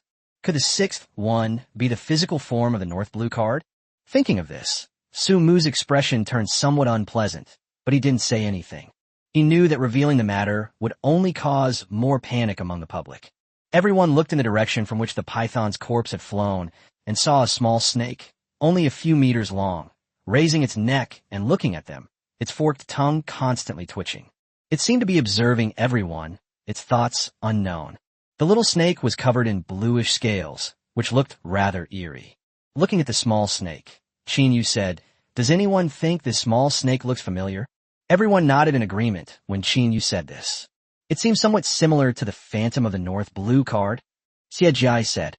The only difference between this little snake and the Phantom of North Blue card is that its scales are blue, but its eerie eyes were exactly the same as the Phantom of North Blue card. Come on, is this the time to talk about this? It's obvious that this python carcass was thrown over here by this little guy. It's even quite possible that it was the one that killed it. With such a size difference, you still have the leisure to talk about this? You should be thinking about what to do instead. Old Wang, holding up his shield, looked at the small snake in front of him warily and spoke. As a tank, he is extremely sensitive to danger due to the constant beatings he gets. At this moment, he had already sensed that the small snake in front of him was extremely dangerous. Upon hearing Lao Wang's words, everyone became more vigilant. Old Wang is right. The environment here seems to have made everyone a little too relaxed. I almost forgot that I was on the 6th floor, which is even more dangerous than the 5th floor. Upon closer inspection, the environment here allows the little green snake to hide perfectly. They had walked for so long. If it had suddenly appeared halfway and caught them off guard, given its ability to kill the giant python's corpse and its strength to throw it over there, everyone broke out in a cold sweat just thinking about it. The little green snake noticed that everyone had taken notice of it. It slowly flicked its tongue, then turned and leisurely walked away. Upon seeing this, everyone froze in place for a moment. It wants to run away. Number 8 asked, somewhat puzzled. Why are you running? Does that speed look like you're running? Number 7 said, somewhat speechless. At this moment, the little green snake suddenly stopped and looked back at the crowd, as if it wanted them to follow it. Chapter 106, The True Form of the North Blue Card. Is this thing meant to make us keep up with him? Old Wang asked Sumu. If I could know what it wanted to do, I'd be a beast tamer, not a blacksmith. Sumu shrugged. No matter what, we're already here. What other choice do we have but to follow it? That's true. Old Wang nodded, then took the lead, carrying his shield. The group followed behind him, with the little green snake leading the way. Thus, a harmonious yet ingenious scene was created in this ancient tropical rainforest. After walking for several tens of minutes, the group was shocked to find that the little green snake in front of them had suddenly disappeared. The group was currently in a wide open space, and there was a huge egg in front of them. This egg is about 10 meters tall. The egg has a smooth surface without any patterns and is pure white throughout. What is this thing? Old Wang was stunned as he stared at the egg that was over 10 meters tall in front of him. Why did the little green snake bring this to us? To look at this egg. It's best to be careful. Su Mu frowned and said, this is the 6th level of the Elgar's secret realm. Everything around us might be a trap. But what kind of trap could this egg be? Everyone was incredulous. The viewers in the live stream also started offering their opinions on the egg. Shengong is really cautious. He was so frightened by an egg. Hey, upstairs, why don't you try it? This egg is taller than all of your family members combined. That doesn't make sense. This egg is so big, what could be inside? And where did that little green snake go? Yes, the little green snake disappeared after bringing Shun Gong and the others here. Could it be that the little green snake's purpose was to let Shun Gong and the others see this egg? Sumu looked at the egg in front of him for a moment, then turned to number 7. Number 7, are all the monsters in the Elgar's secret realm related to Garros? Yes, it's either Garros's pet North Blue card, or a lackey that North Blue card has subdued. Number 7 nodded. Then I think I understand. Sumu took a deep breath and said, brothers, get ready. This could very well be the egg of the true form of the Northern Blue card. What? Upon hearing this, everyone was stunned. The egg of the true form of the North Blue card. Number 8's eyes widened. Divine Craftsman, are you serious? Sumo nodded. I've seen snake eggs before, and this egg isn't much different from snake egg. The only difference is that this egg is much bigger. And I think the boss of the 6th level of the Elgar's Mystic Realm is very likely to be North Blue card, because we already defeated its phantom on the 5th level. So theoretically, it's very possible that we'll fight its real body on the 6th level. As soon as Su Mu said this, a wave of excitement swept through the live stream, with countless comments flying across the screen. Aren't these all just his own guesses? Exactly, I don't think he's right. Exactly, quite a few people have seen the North Blue card already. How could the North Blue card still be egg-shaped? Don't be ridiculous. That's right. The North Blue card has harmed many people in many countries. Now you're telling me it's turned into an egg? What? Has it returned to its original state? Don't be ridiculous. Shingon is just spouting nonsense. Exactly. If this were a North Blue card, I'd eat it right away. So what should we do now? After spending so much time together, and considering everything Su Mu has shown since entering the Elgar's secret realm, Xie has come to regard Su Mu as her pillar of support, both in terms of strength and wisdom. Since he says it's a North Blue card egg, then it must be a North Blue card egg. Su Mu pinched his chin with his fingers, looked up at the enormous egg that seemed to stretch to the horizon, and pondered. This egg is 90% definitely North Blue card. The little green snake looks almost identical to North Blue card's phantom. In other words, the little green snake is very likely a descendant of Beilanka or one of Beilanka's subordinates. Its sole purpose in bringing everyone here was to awaken North Blue card. Just like an NPC guiding players through a level, whether Su Mu and his companions want to pass through the Elgar secret realm or want to quit halfway through, they all have to fight their way through and defeat the boss of the 6th level of the secret realm. That is the North Blue card inside this giant egg in front of us. Thinking about it this way, Su Mu felt much clearer, and he turned to look at Xinyu. He was about to let her charge up her ultimate attack to smash the egg, but before he could even speak, the surface of the egg suddenly began to crack, and then a huge snake head emerged from it. This is a giant snake, entirely blue. Its triangular head has a pair of deep, dark eyes, and its long forked tongue flicks out of its mouth. Its entire body was covered in blue scales that floated slowly, as if it were breathing with its own life. Those deep eyes looked at everyone as if they were ants. With just that one glance, everyone seemed to feel a tremor from the depths of their souls. Damn, get ready. This is the North Blue card, Su Mu shouted, turning around and activating the quantum reactor. The enormous snake head before him gave Su Mu an immense sense of oppression. And this appearance is none other than the true form of North Blue card. Images of North Blue card's true form have already spread throughout Asia. After all, he is the pet of the 7th apostle, Garros. Over the years, countless people have been harmed by the North Blue card, and the name North Blue card has long been a source of fear for everyone in Asia. Not to mention its appearance. Everyone knows it by heart. Therefore, Su Mu and the others took action the moment they saw the snake's head. This scene caused an uproar in the live stream. After all, how could the North Blue card, which has ravaged the entire Asia for so many years, suddenly emerge from an egg? The snake's head slowly popped out of the North Blue card, and Su Mu quickly checked its information. North Blue card, Goro Spaith. Level, LV 700. Perfect initial stage. Skill 1, 10,000 Serpent Swarm. Summons tens of thousands of green serpents to fly towards the user. The serpents will bite any targets in their path, leaving nothing but desolation in their wake. Skill 2, Rattlesnake Soundwave. The tail emits bursts of sound waves that can stun all enemies within a large area. Note, due to the nature of this secret realm, North Blue card is not at its peak.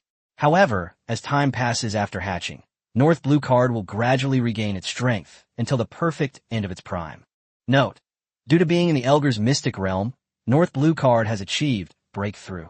Once it reaches the perfect end stage, North Blue card will break through itself and become the epic early stage over time. Chapter 107, Should I Consider Becoming King of Gotham? After browsing through the North Blue cards panel, Su Mu and the others did not look too good. It's important to know that the North Blue card strength outside is at the late stage of perfection, although it's currently only at the early stage of perfection. However, once it reaches the final stage of perfection and breaks through to the early stage of epic, its strength will experience a qualitative leap compared to its final stage of perfection. The levels of monsters and bosses are different from those of professionals. The maximum level for professionals is 100, while the maximum level for monsters is 1000. A powerful monster can break through its talent limits by leveling up. Just like all the apostles are at the end of the epic rank, so most of them are around level 900. Those who can reach level 1000 are all at the god level. Su Mu and the others were on high alert. They had to kill Beilanka before it was fully formed. Otherwise, once it reaches the late stage of perfection or even the early stage of epic difficulty, the probability of people being able to solve it will be extremely low. After all, although Su Mu possessed many god level items, he was not a combat professional and his level was not high enough. While the others are combat professionals and their levels are not low, they are not god level, unable to unleash the full power of a god level item. The blacksmith can only provide external assistance, but if one's own strength is insufficient, brute force will still prevail over skillful techniques. North Blue Card watched as the snakes forked from the mouths of these humans, then spoke in human language. So, it was you who killed my phantom on the 5th floor? North Blue's voice was excessively hoarse, almost unpleasantly grating. But to the others, it was filled with a sense of oppression. People in the live stream chat started discussing it. It looks like Shen Gong and his team are really going to fail this time. Yes, the real North Blue Card and its phantom give off completely different feelings of oppression. Just hearing its voice gave me goosebumps even through the screen. Upstairs, you're just cold. It's just a snake, right? I believe Shen Gong and his team can handle it. Stop dreaming. This is Garros's pet. Do you know how many people North Blue Card has killed? What gives you the right to spout nonsense when you know nothing? Killing North Blue Card's phantom is enough. You want to kill his real body? Are you dreaming? There was a lot of discussion in the live stream, and Su Mu in the secret realm did feel a bit of pressure. It would be a lie to say that there was no pressure at all. After all, who wouldn't be afraid of such a huge snake in front of them? There is pressure, but not much, just a little. After all, the North Blue Card in front of him was only at the early stage of perfection, and the only reason it could put pressure on Su Mu was because its size was indeed too frightening. Moreover, its current state gave Su Mu an indescribable feeling. It's so strange to see a snake's head sticking out of an egg this big. Looking at the snake's head, Su Mu finally couldn't help but ask, "Hey, have you ever considered going to Gotham City to become the king?" Ha ha, ha ha, my god, divine craftsmanship. You're a genius. Holy crap, I can't take it anymore. Shen Gong, you really are the best. Is this the composure of the new generation of god-level professionals? Unfazed even when Mount Tai collapses before them. But now that you mention it, it really does look like it. The snake's head and the eggshell are just too damn abstract. The tense atmosphere was instantly dissolved by Su Mu's words, and even the live stream chat was filled with cheers. And since Beylanka has been causing harm to people all these years, he naturally understands the meaning behind Su Mu's words. It glared angrily, its dark pupils fixed on Su Mu. Arrogant and ignorant human. I will make you pay the price. Don't look at me like that. At least the Joker looks fierce. The way you look at me, Su Mu looked at it and thought for a moment. Forget it, you shouldn't go to Gotham City. Go to Mount Mayaboku instead. Ha ha, I'm so impressed by your work, I can't even stand up for a wall. You're a god among gods. What does Mount Mayaboku mean? Can someone explain it to me? It's not very interesting. You could go to Mount Mayaboku. Unlike the laughter and cheers in the live stream, Beylanka's dark eyes were filled with rage. It really wanted to pounce on these damned humans and devour them. He looked at Su Mu and the others, and said coldly, "Do you think you can act recklessly just because you were able to kill my phantom? I'll say it again. I am Beylanka. Although I am now at the perfect beginner level, you are still no match for me. You're just showing off. You're nothing but Garros's pet. If there were a big dog, he'd rather keep a dog than keep something like you." Su Mu spoke again, using a mental attack on Beylanka. It has to be said that Su Mu was very familiar with this approach when playing games in his previous life. When dealing with a tough opponent, you often need to strike them both physically and mentally. Before the battle even begins, start by trash-talking to disrupt the opponent's train of thought. Once the opponent makes a mistake, seize the opening and deliver a fatal blow. The North Blue Card couldn't take Su Mu's mockery any longer, and it flicked its long forked tongue to attack Su Mu and the others. The snake's tongue flies about, and each time it flies, it stirs up a hurricane. Su Mu and the others fought back while retreating. At this time, except for its head, the rest of Beylanka was still inside the eggshell. This limited its attack range, preventing it from reaching Su Mu and the others, no matter how long its forked tongue was. Although Su Mu spewed trash talk at it, he wasn't stupid.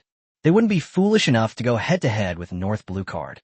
Strategically despise the opponent. Tactically respect the opponent.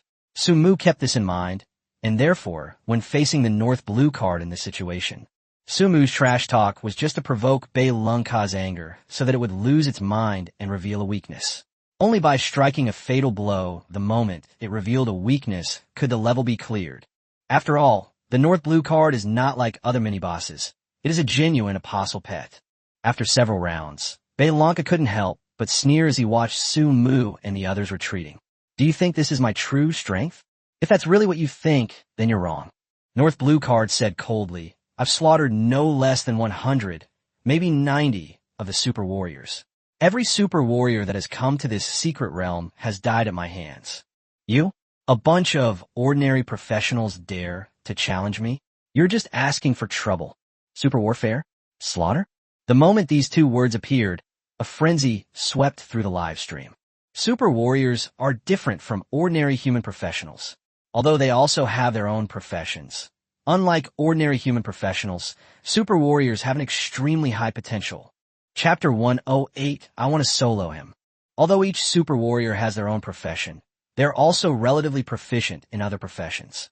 In fact, super warriors are not born that way, but rather determined by the world. Everyone who wants to become a super warrior must have talent that is at least perfect and be proficient in the skills of each profession. It could even be said that a highly skilled assassin would achieve no less in the realm of mages than a mage of perfect rank. Although their maximum level is still 100, due to their growth potential, once they grow up, killing the North Blue Card will not be easy, but it is definitely not impossible. Because super warriors represent the elite among humans, and the total number of super warriors in each country, so far, is less than 2,000. Aside from the majority of super warriors from the United States, the number of super warriors from other countries is extremely small. China only has 30 super warriors. Don't be fooled by the fact that China has 30 out of 2,000 super warriors worldwide. The fact that a populous country only has 30 super warriors speaks volumes. Even Wang Junlei and Yang Tian have stagnated on the path to becoming super warriors. Super War will not be recorded on the Chinese server leaderboard. Super War has its own independent world leaderboard. Therefore, each super weapon is very mysterious, and to the country, these super weapons are god-level weapons. North Blue Card claims it actually killed nearly 100 super warriors. This was truly astonishing. Although there was an element of exaggeration involved, Su Mu absolutely dared not take it lightly. Overestimating the enemy is far better than underestimating it. Therefore, Su Mu and the others maintained vigilance while resisting the attacks of the Northern Blue Card. Although North Blue Card fought against Su Mu and the others all by itself, it showed no sign of weakness. Although its words sounded alarming, it was only because it knew its own strength. Despite Su Mu and the others being top-tier beings in their respective professions, Bei Lunka's true strength is completely beyond their comprehension. You should know that it is a genuine, perfect grade. Master Craftsman, we need to think of a way. We can't keep hiding like this, Number 8 said. I know, Su Mu nodded. But we can't launch an attack recklessly right now. If something goes wrong, or if we accidentally damage the eggshell, it will only speed up the time it takes for North Blue to escape from the eggshell. If the Phantom of the North Blue Card has such speed, then how fast is its real body? At least I can't guess right now. The existence of this eggshell can be said to be to reduce the difficulty for us challengers. As long as it is still inside the eggshell, we will have enough time. But unfortunately, most of our attacks are wide range. If we don't kill it with one blow, we can easily help it break through the eggshell faster. At this point, Su Mu's eyes sharpened instantly. Number 7, can you deliver a fatal blow? I can try. We can't try. We don't have the chance. Given the speed and aggression of the North Blue Card, if we fail even once, we'll face its frenzied counterattack, Su Mu said, shaking his head. I probably can't do that. Number 7 shook his head. Then it seems there's only one way left. Su Mu said, turning to Xie Jiai. Jiai, give me some buffs, I need to be at full strength. Shinggong, what are you trying to do? Qin grabbed Su Mu's hand instantly. Me? I'll do it. Su Mu grinned and looked at Bei Lunka. Hey, Two Arms, I challenge you to a solo match. As soon as these words were spoken, the live stream chat exploded with comments again. Oh my god, Shinggong is going to solo North Blue Card? Are you kidding me? Stop showing off. He's just an ordinary life profession practitioner, and his level isn't even as high as mine. Even if you gave him a full set of divine artifacts, he couldn't solo Bei Lunka, let alone solo Bei Lunka. He'd have a hard time even soloing Bei Lunka's Phantom. I agree this time. The divine work shouldn't be done so rashly. Indeed, I'm not optimistic about Shinggong either.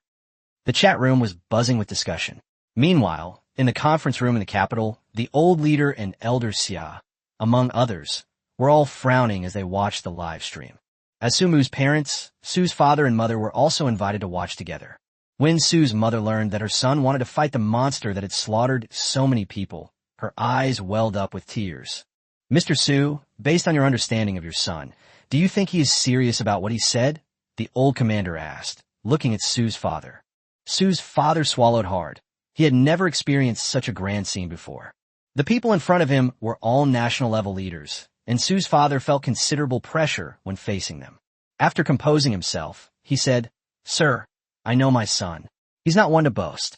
I think he's probably serious about this." Sigh. The old commander rubbed his temples, then looked at Elder Xia and said, "Notify everyone in the Steel Knife Group to stop Su Mu and ensure his safety. We absolutely cannot let him go and fight Beilanka alone. North Blue Card strength is definitely not something he can fool. You have to know that even a super warrior wouldn't dare to say he can definitely beat North Blue Card, let alone Su Mu, who is just an ordinary life profession worker and is only level 20. Old Chief, I think we can trust Su Mu." Xia Ran had been listening for a long time and finally mustered up the courage to stand up and say, "Oh, you believe Su Mu? Why do you think that?" the old chief asked. "Old Chief, think about it. Whether it's developing a divine weapon or repelling the beast tide, these are all demonstrations of Su Mu's abilities. He has now inherited the legacy of all the masters in the ancient Chinese forging world, and he may still have many hidden tricks up his sleeve that we don't know about. Moreover, as his teacher, I believe in my student. Su Mu's abilities are definitely more than what we see. Although I know that in your eyes his behavior is like youthful impulsiveness, Su Mu is definitely a person who is confident in doing what he says.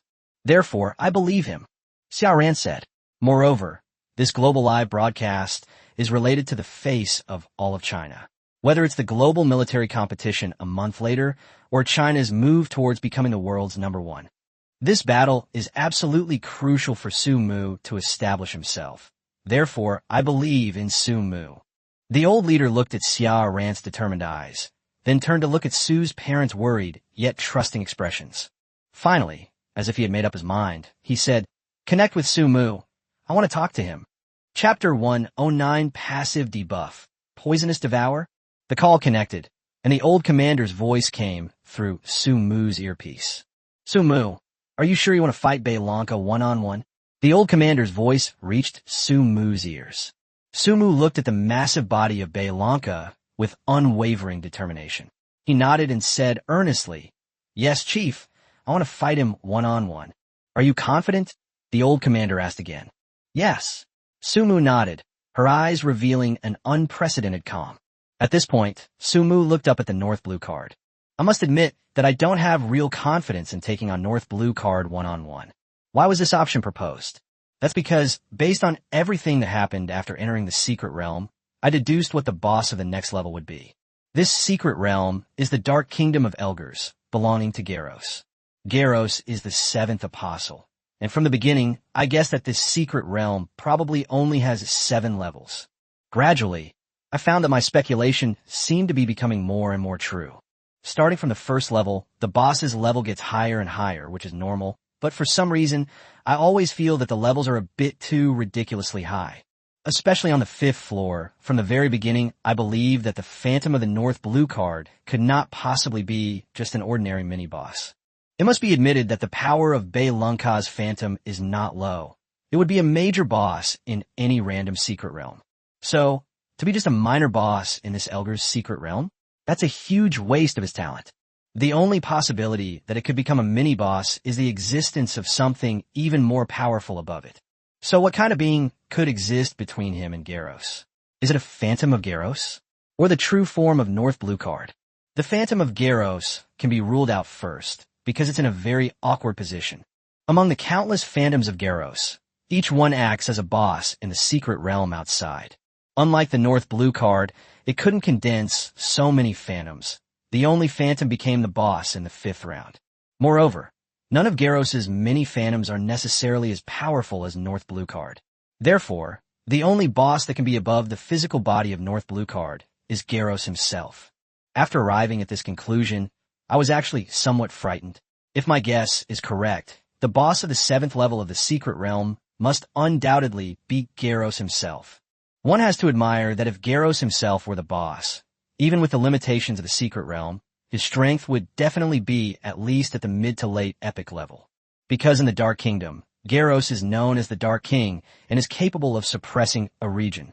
If I were to actually encounter Garros in person, to be honest, I wouldn't be very confident. But if it's just a North Blue card, I'm still quite confident. While North Blue card is strong, he is still far from reaching the level of Garros. Of course, this is just my inference and may not be correct. But in any case, whether the next battle is with Garros or not, it's no longer a question of whether I can control the situation. If I lose, I won't have another chance to start over. Therefore, when reaching the next level's boss, I absolutely cannot be the only main force. I'll naturally have to take the lead myself, but the Steel Knife team and Qin Yu Lao Wang will be the main attackers. After all, I'm just a blacksmith no matter what. I am different from them. My strength relies on the divine artifacts I forge, but they all need to literally expend their own mana and health. Even if I'm the only one who can fight on the 7th floor, I absolutely cannot let the North Blue cards make a move on this floor. If you expend too much energy in North Blue card, then when you reach the 7th floor, you will face the true form of Garros. The slightest mistake could very well mean their deaths on the 7th floor. This is not what I want to see, nor is it what the old leaders and others want to see. It's obvious that this live stream of entering the Elgar's mystic realm is real. It is aimed at the whole world, and its purpose is naturally to demonstrate the power of China. Clearing the Elgar's mystery realm is enough to demonstrate China's strength. Even if there are heavy casualties, no matter the outcome, as long as China can clear the realm, it will definitely elevate China's international standing to an unprecedented level. But this won't do. This isn't what I want. This is not perfect. If we can clear the Elgar's mystery realm with 0 casualties, China will gain an unprecedented status on the international stage. It can also silence the vast majority of people. This is an opportunity to showcase the strength of China. Therefore, no matter how difficult this battle is, it will be much easier for me to handle it alone. The purpose of this was to ensure that they would have enough stamina to survive when facing Garros in the 7th level. Thinking of this, Su Mu's eyes hardened again. He looked at Beylanka and leaped into the air. The livestream viewers who witnessed this scene were thrown into chaos. My God, Shingon really wasn't exaggerating. He really wants to solo North Blue card. The voice I just spoke to, Shan Gong, sounded so familiar. I often hear it on the news. That voice must be that of the highest-ranking official in China right now. The leader actually called personally to inquire about the divine work. No wonder the divine work team went up. If it were me, I would have gone up too. It would have been worth dying for. Stop joking around. Would you have the guts to do that? This is the physical form of the North Blue card. North Blue card was also taken aback for a moment. No, Boothie, you're only level 20 in a crafting class at that. How dare you challenge me? But even a swarm of ants can't kill an elephant, let alone just one small but special ant in the colony. North Blue card opened its mouth and spat out a ball of venom that flew towards Su Mu. Su Mu turned the valve at his waist, and a shield appeared on his body under the effect of the quantum reactor. The venom became highly corrosive upon contact with the shield of the quantum reactor. Immediately afterwards, Su Mu discovered that a debuff had been applied to his status bar. Poisonous Devour, North Blue card's passive skill. Any attack by North Blue card will inflict a poison effect. It causes 500,000 bleeding points per second, lasting until 1 hour after leaving combat. Looking at this debuff, Su Mu's lips twitched. What is that? It disappeared an hour after the battle ended, losing 500,000 HP per second for an hour straight. That's a total loss of 1.8 billion HP in an hour? Are you kidding me? Even a tank wouldn't necessarily lose that much health to you, okay? Even with the recovery mechanism, you'll still lose hundreds of millions of health points every hour. Chapter 110, Rebounding Poisonous Devour. However, Su Mu was stunned for a moment when he thought of this. Could it be that he had underestimated the power of the artifact? He looked at his quantum reactor. Quantum reactor. Quality, mythical. Level, LV7.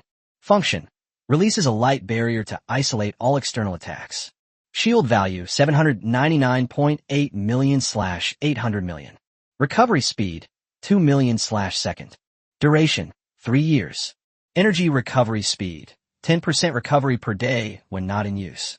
Coverage range, from a minimum of 1 meter to a maximum of 50,000 meters. Special attribute, reflection. It can reflect all attacks no matter how low the shield value drops. Recovering 2 million units per second? Does that mean North Blue Card's attacks are still effective against him? And most importantly, Su Mu now saw that Bei Lung Ka's status bar had also been afflicted with a poisonous bite debuff. Are you kidding me? This rebound isn't going to apply debuffs either. Su Mu suddenly realized that he might have underestimated himself. It seemed that God-level professionals really could do whatever they wanted. But before he could think any further, North Blue was annoyed to see that the human in front of him was unharmed and still chatting and laughing, and that he himself had been inexplicably afflicted with the poison effect. It roared to the sky, and its triangular snake head attacked Su Mu once again. Bang! A crisp sound. Shield value, 799 million/800 million. Su Mu was also a little confused. Wait, is this guy really a North Blue card holder? A mouthful of phlegm full of poison gas causes 200,000 direct damage, while a collision with me only causes 800,000 direct damage. Are you kidding me? This isn't even as bad as the bleeding from a poisonous bite for 2 seconds. But Su Mu soon noticed something was wrong. There was a ×2 mark on the poisonous bite debuff in his status bar. What does this mean? Su Mu was a little confused, but then he realized that the damage from the poison had increased from 500,000 per second to 1 million. Holy crap, this thing's poison can stack. Su Mu was shocked. The screen was also filled with comments. Holy crap, really? Shun Gong took 2 attacks from Bei Lung Ka, and he's completely unharmed. More than that, let's not even talk about the events themselves. Judging from Shun Gong's expression, he doesn't seem to have even realized what just happened. It's as if Bei Lung Ka's attack was just a tickle to him. My God, isn't he a professional craftsman? How come he seems even more reliable than Old Wong? Stop fooling around. Didn't you guys see the gas valve on Shin Gong's waist? Shin Gong has probably turned on that magical artifact again. Didn't you notice? North Blue Card has also been afflicted with its own Poison Devour debuff. Right, could it be that this divine artifact can reflect damage and buffs? My God, this artifact is too overpowered. If they could protect the entire capital back then, what difficulty would it be to protect a divine artifact? If you ask me, the person who created this divine artifact is the real genius. Yes, the divine craftsman has produced so many divine artifacts and potions, all of which are of divine level. Who exactly made them? These words immediately sparked a flurry of discussion throughout China and even the world. Some speculate that it was made by Shan Gong's family, otherwise it would not have been given to Shin Gong. Some speculate that it was made by the master craftsman of the divine craftsman, and that the Chinese government is collaborating with the divine craftsman to make him a rising star in the forging industry and to pass on the craft to him. In short, there were all sorts of speculations, but no one guessed that Shun Gong made it himself. Because everyone knew that Shun Gong looked quite young. Crafting God-level items? Let alone God-level. Even reaching the perfect stage is not something a master craftsman can do at his age. But regardless, everyone knows that the person who forged these divine artifacts will undoubtedly be the greatest blacksmith in the world right now. No, the greatest blacksmith of all time. Without a doubt. As everyone speculated, they wondered what kind of person could forge such a heaven-defying, God-level item. But who exactly is Shin Gong? Is it worth entrusting the person who created these godlike items to him? But none of that matters now. Su Mu seems to have figured out a plan to target the North Blue Card. Bei Lung Ka was a little intimidated by the young man in front of him. What was going on? This guy didn't look like he was level 20. Why didn't he react at all when I attacked him? And what's with this poisonous bite debuff? How did it return to me? That doesn't make any sense. Su Mu smiled as he looked at the double Poison Devour debuff on Bei Lung Ka. You little brat, even if you're good at fighting, I don't believe you have 800 million HP. Upon inspection, it was indeed found that North Blue Card only had 500 million HP. 500 million is not a small amount, but compared to his own 2 million health points restored per second and his 800 million shield points, 500 million health points is really not enough. Therefore, Su Mu has already figured out a way to deal with this guy. Su Mu looked at the Steel Knife team and Qin Yu and the others behind him and said, "You guys step back a little so you don't get hurt in the end." Seeing that Su Mu had taken 2 attacks and had 2 layers of poison debuff on him, yet still seemed unaffected, everyone nodded in astonishment and then stepped back. North Blue Card was also filled with rage upon witnessing this scene. This damned insignificant human dares to ignore me? Doesn't he know that I am the second strongest in this Elgar's secret realm? Doesn't he know he's a North Blue card holder? But before North Blue card could be shipped, Sumu looked up at North Blue card high above and said, "Hey, Gotham King, why don't you consider putting in a little more effort? You look like you haven't eaten." Upon hearing this, Belanca suddenly surged with power, having lost all reason. It roared to the sky, and its massive snake head once again swooped down toward Sumu. Bang! A muffled thud. Sumu's 800 million shield value was once again sparked by Belanca's attack. When Sumu spoke at this moment, the effect was far stronger than the taunt skill of a regular tank. Did the Divine Craftsman choose the wrong class? I feel like he should be a tank. Yeah, with that kind of resilience and that ability to taunt. Isn't it a waste of his talent to be a tank maker here? I feel that Shinigong must be from Zuin. Indeed, with that mouth of his, he'd be beaten to death sooner or later without these magical weapons. But daring to mock North Blue card, wow. Shinigong is so cool. I want to have your babies. Dude, your profile shows you're a guy. What's wrong with men? Men also want to get to know Shinigong. The comments section was buzzing with discussion about Sumu's mouth, but Sumu didn't care. Chapter 111. True Injury Poison Devour. North Blue card evolution. Because at that moment, he realized that there seemed to be a problem with his thinking. With 300 million HP, taking down North Blue card shouldn't be a problem. However, I overlooked North Blue card's dual resistances. I'm just a casual player, and my level is ridiculously low. Even if both of us lose the same amount of health at the same time, considering both resistances, his negligible dual resistances were like true damage. But the poison inflicted on North Blue card would likely be negligible due to the reduction from his dual resistances. In other words, a lead of 300 million HP might not necessarily be enough to take down North Blue card. This was noticed by the viewers in the live stream. Someone calculated the effect of the double resistance bonus and then posted a comment. Theoretically, compared to the dual resistance of Belanca, which is worth 500,000, Belanca's dual resistance might only be worth 500,000. It is necessary to reach a very high threshold before the dual resistance effect of Belanca can be ignored. I've done the calculations, and the critical point is that the Divine Craftsman must be able to withstand the poison effect of losing 5 billion HP per second. Are you kidding me? 50 billion per second? Why don't you go play a Siege game? Why don't you play Legend of Mir? In Legend of Mir, how many 9s does a single hit take? You're going for 50 billion? Even if you dismantle the Divine Craftsman, he still won't bleed that much. Indeed, it's too far-fetched. Although the Divine Craftsman's idea is good, the difference in resistance is definitely not something that can be overcome by simply trying to withstand it. Qin Yu and the others looked at Sumu with great concern. Sumu pinched his chin and thought for a while, letting Belanca's skill attacks hit him. In the blink of an eye, his shield value had reached 700 million, but Belanca's health had not dropped much. Furthermore, the poisoning effect on his body is currently reaching 5 million per second. This exceeds the recovery capacity of the quantum reactor. After thinking for a while, Sumu's eyes suddenly lit up. He pulled a bottle of medicine out of his pocket. Anger potion, Sumu rubbed his chin. My thinking just now was indeed correct. If we want to take down Belanca, his resistances need to be equal to mine. It's impossible to bring my dual resistances up to the same level as it's in a short time. But if I can reduce its dual resistances to 0 or make it withstand true damage, then it should be fine. The damage reflected by the quantum reactor is counted as the damage ideal. Does that mean that both effects of the Rage Elixir are active? The damage dealt is all true damage with 100% armor penetration, and it also has a 500% lifesteal effect. Thinking of this, Sumu quickly swallowed the anger potion. Then, the poison effect on Belanca, which had been fluctuating in 2 digits, instantly turned into 5 million, exactly the same as Sumu's. North Blue card was instantly paralyzed. He could feel his health bar draining away. Only then did he take a look at his status bar and was surprised to find that his passive skill, Poisonous Bite, was displayed on it. This is a serious threat to him. 5 million per second means he'll be dead in a little over a minute? Is this some kind of scam?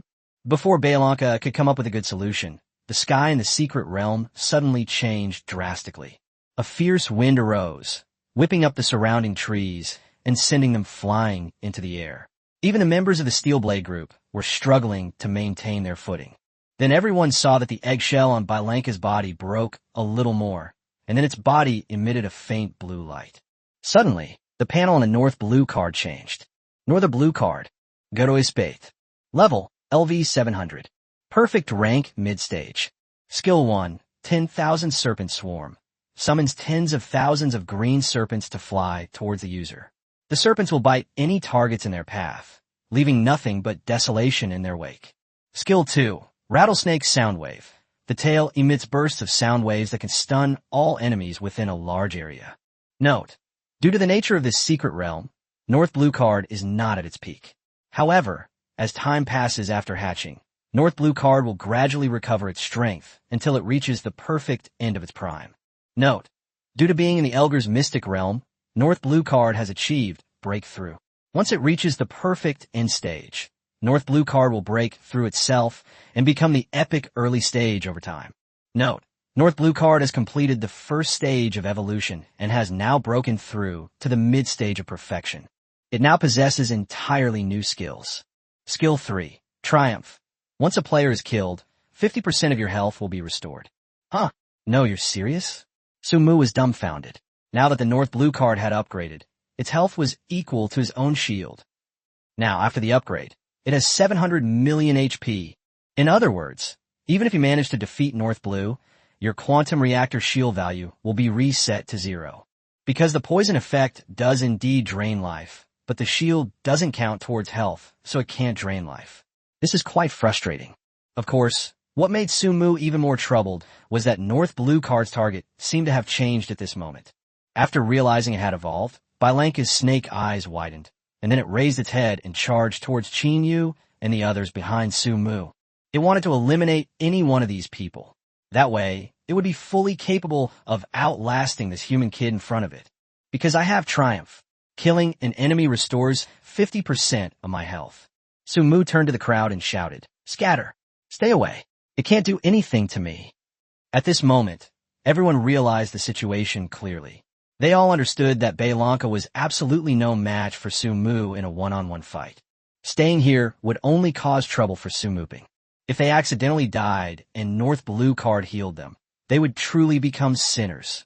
So everyone quickly began to retreat. While rushing to evacuate the crowd, Sumu turned to look at Bailanka and said, "Hey, you scoundrel, do you dare to hit me again?" But this time, the North Blue card couldn't be bothered with Sumu. It understood that this human was not qualified to fight it. He was able to withstand his own attacks entirely because of that strange device on his waist. Once I kill more people and recover enough health to survive this period, I can wait until a shield breaks. No, until I advance to the final stage of perfection. At that time, this human will definitely not be a match for me. I'll kill him whenever I want then. Norus, we need to take it slow. Let's focus on healing our health first. North Blue card suddenly roared to the sky, and then its long forked tongue flew through the air. Although it is currently bound inside the eggshell and some distance away from those people, there are still ways to kill them. Then, North Blue card spoke in a hoarse voice. Tides of 10,000 snakes. Chapter 112, Did Sumu become a super warrior? With a roar from Bailanka, the entire secret realm instantly fell into darkness. Then countless small green snakes attacked from the shadows of the rainforest. These small green snakes, with their gaping maws and two sharp fangs that seemed capable of piercing through anything, flew towards North Blue card. Centered on North Blue card, countless small green snakes flew in from all directions within a radius of 50 meters. A 50-meter attack range isn't particularly large, but it's certainly not small either. As soldiers, the Steel Knife team always had impeccable discipline, so they withdrew from the combat zone the moment Sumu spoke. Meanwhile, Qinyu, Xiejiai, and Lao Wang remained within 50 meters. Xiejiai couldn't get out because her movement speed was too slow, so Lao Wang and Qinyu decided to help her. But Lao Wang is a tank, so even if he takes this round of skills, he'll probably be fine. But Xiejiai and Qinyu are different. One is a priest and the other is a mage. If your health bar isn't high and your resistances aren't great, you'll probably be in trouble after taking one round of damage.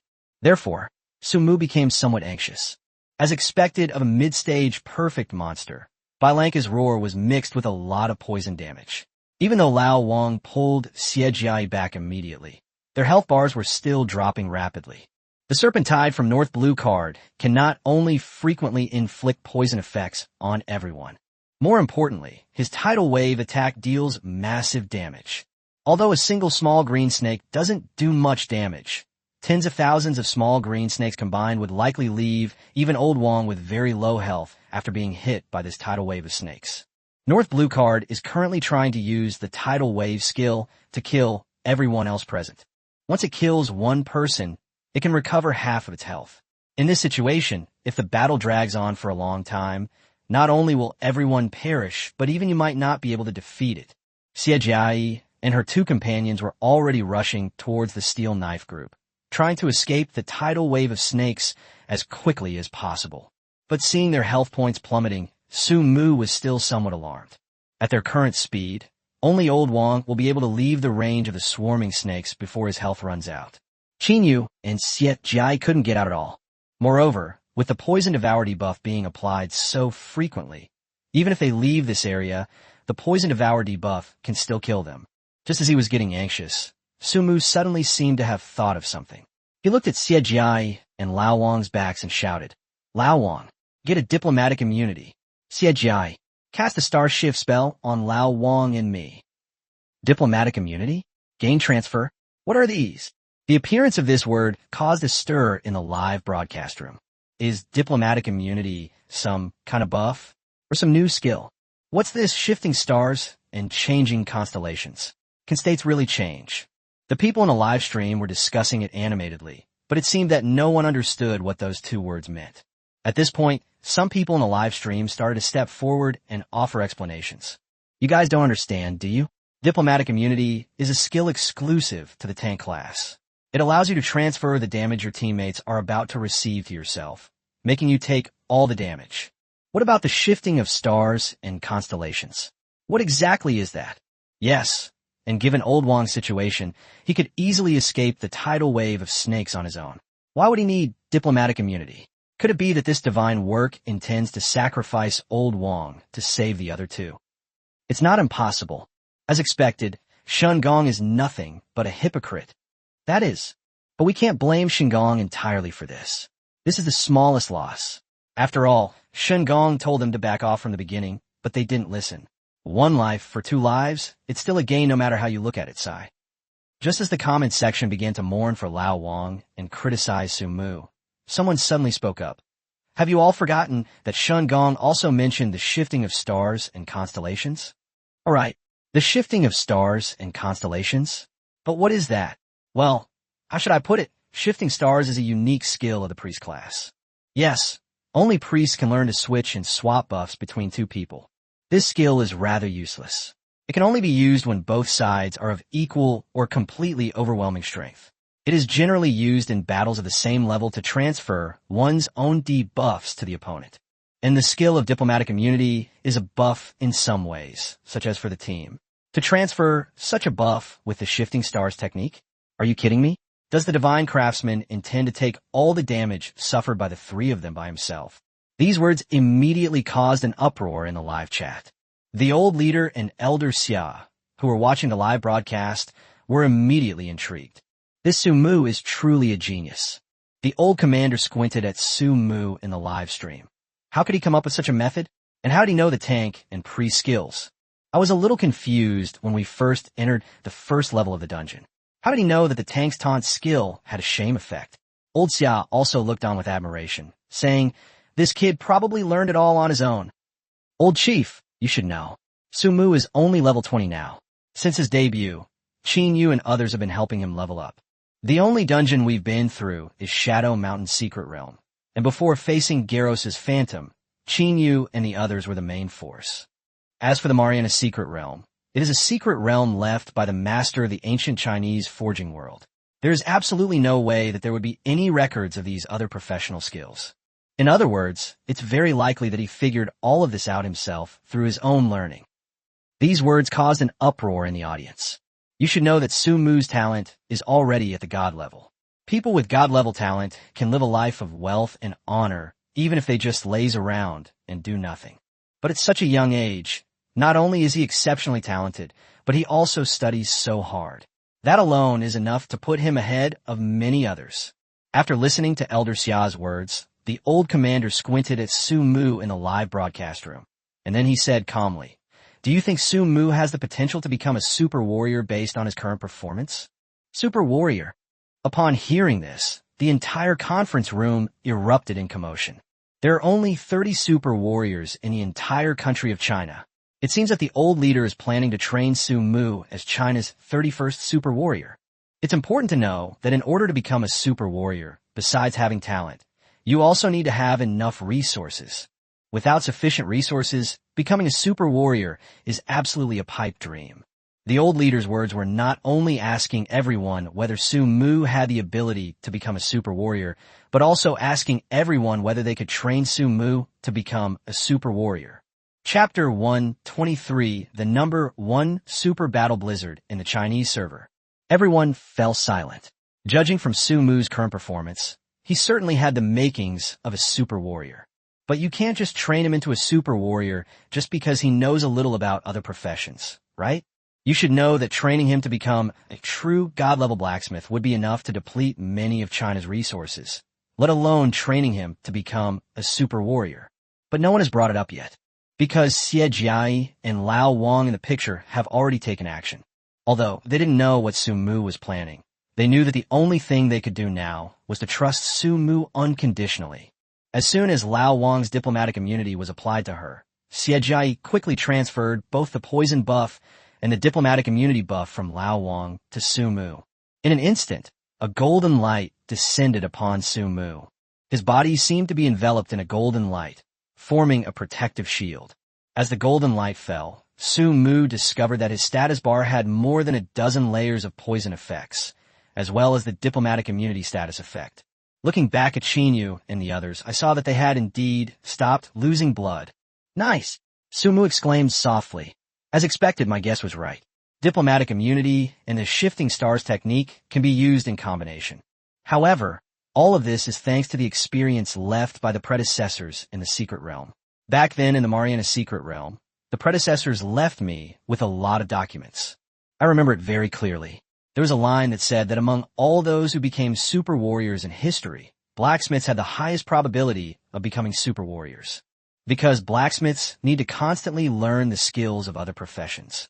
For blacksmiths, their strength is more reflected in the help they create divine weapons for those who have changed jobs. Therefore, the more you understand a profession, the more adept you will be at crafting the equipment required for that profession. So it was from that time that I started reading a lot of books and documents about other professions. I never thought that reading could really change my destiny. Thinking of this, Su Mu chuckled and then looked up at Beilanka.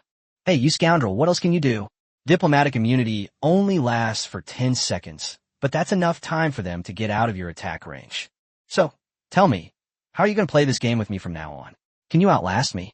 As the boss of the 6th level of the Elgar's Secret Realm, North Blue Card Strength has now reached the mid-stage of perfection.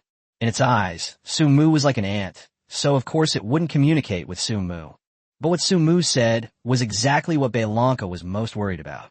If Su Mu and the others only have some healing and damage reflection skills, then Beilanka is not afraid. After all, I have a passive ability to heal myself on kills. No matter how much health you have, can it be as high as mine? Even if the counter damage is powerful, can it kill me? But the problem is that Su Mu not only possesses these two skills, but also has a shield value of 800 million, a lifesteal of 500%, and that absurd true damage. Anyone who's interested can see that Su Mu's status bar is ridiculously long, like a menu. Shields, penetration, lifesteal, recovery, poison, and all sorts of buffs are available. It's like raising a venomous insect. Simply put, at this stage, North Blue Card is not even worth a fight, let alone one-on-one. Even if all the people present were to fight together, they might not be enough to defeat him. Can a soldier and a boss be on the same level? The two sides are simply not in the same league. Only those clueless newbies would try to break a rock with an egg. But what really got into Balon was that this newbie was not only oblivious to his own mortality, but also seemed to be playing like he had cheated. Who is so kind as to have so many buffs stacked on their body at level 20. My health and attack power are practically useless against him. How do I deal with him? And that's not even the most outrageous part. I haven't reached my prime yet, let alone broken through to the epic level. My health is dropping rapidly, and one of the 3 people who escaped my attack range has already raised her staff. Qin Yu raised the staff high above his head. Northern Blue card, huh? I'll give you a little something extra. No sooner had he finished speaking than Qin Yu's staff slammed into the ground. Then countless huge rocks fell from the sky and crashed directly into North Blue Acre's head. This scene drew applause from the viewers in a live stream. After all, the North Blue card has wreaked havoc on humanity more than once or twice. But at that moment, a barely perceptible glint appeared in Bei Longka's eyes, which Su Mu happened to catch. Wait a minute. Su Mu raised his hand to stop Qin Yu, then looked at Bei Longka. Don't use your skills on it. This guy is hoping you'll hit it a few more times. It's selling blood. Selling blood? What exactly is selling blood? People in a live stream started discussing it. I told you your rank is low, but you won't admit it. Selling blood usually happens to warriors. Some warriors who have changed classes have some skills that are determined by their own health. The lower the health, the higher the damage, or there are additional effects. The most typical example is the Berserker's passive skill, which increases lifesteal as health decreases. After some experts in the live stream came out to explain, everyone suddenly understood, and then someone else raised a question. Why does the North Blue card need to sell its blood? Is it a warrior too? I'm not sure about that. It depends on Shun Gong's own plans. At this moment, a person with the ID Blizzard spoke up in the live stream. Didn't you guys notice? North Blue card's eggshell already shows signs of cracking. These words caused an uproar in the live stream. The reason wasn't Shizuku's words, but rather the ID Blizzard, the #1 super battle warrior in the Chinese server. My god, even the top-ranked super warrior in the Chinese server is watching this live stream. This live stream looks like it's incredibly high quality.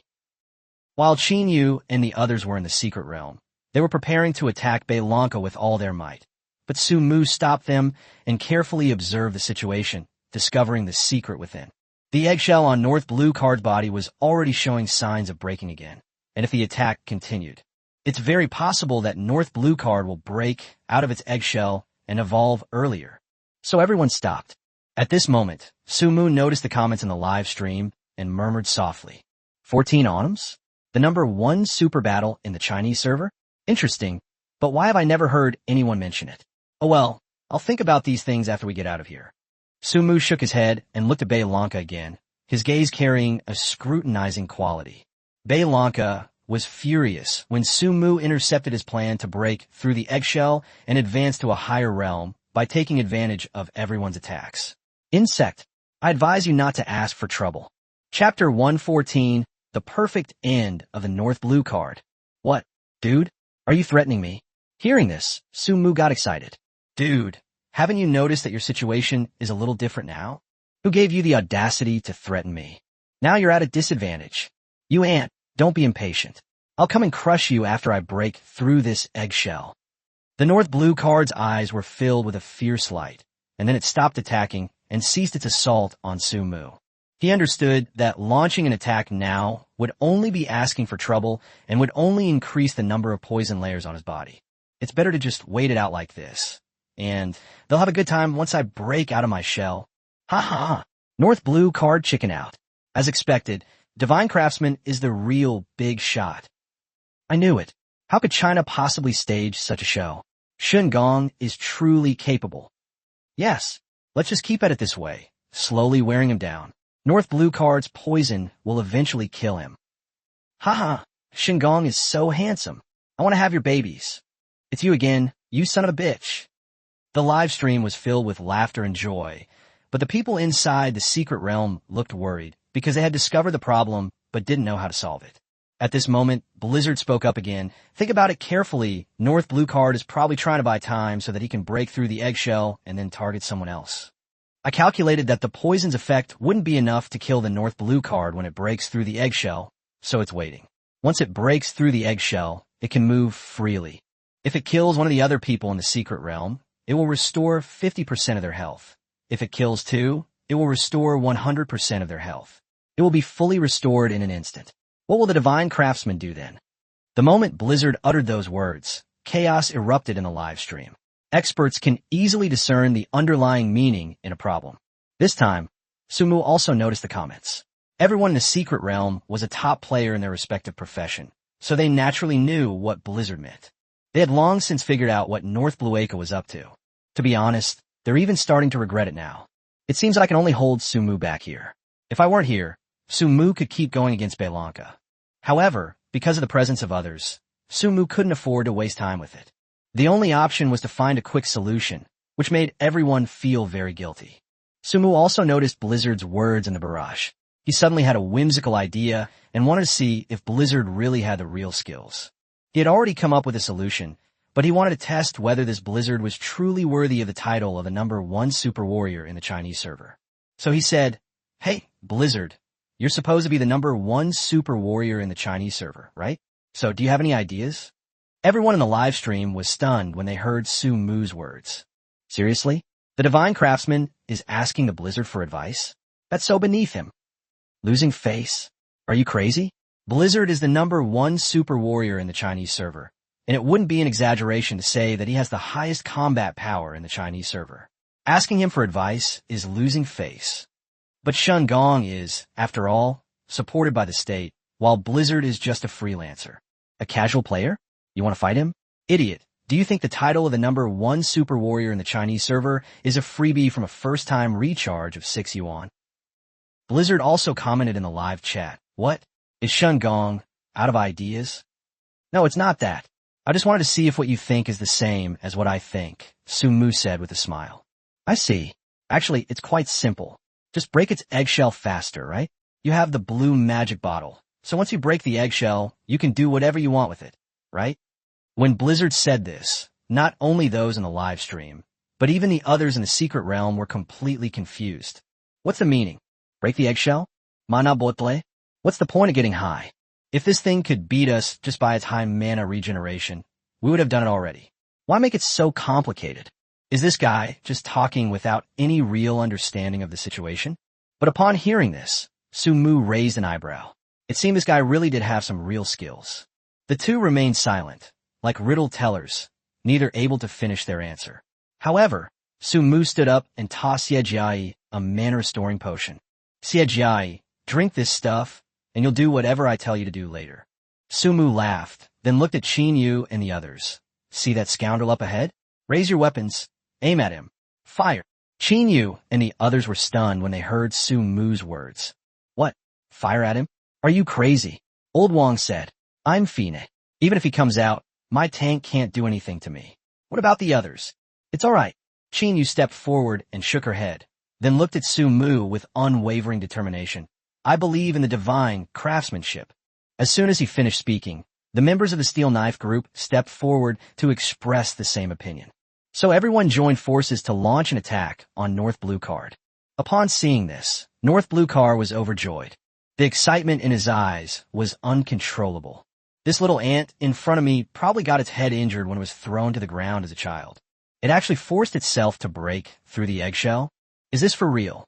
Without hesitation, North Blueacre began to channel its energy, preparing to break through the eggshell. After counting the skills, finally, a crisp, cracking sound rang out.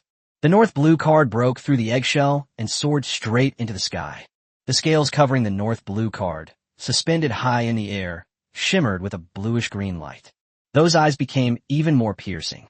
At this moment, the North Blueacre's interface also changed. North Blueacre, Goro Espate. Level, LV 700. Perfect late-stage rank. Skill 1, 10,000 Serpent Swarm. Summons tens of thousands of green serpents to fly towards the user. The serpents will bite any targets in their path, leaving nothing but desolation in their wake. Skill 2, Rattlesnake Soundwave.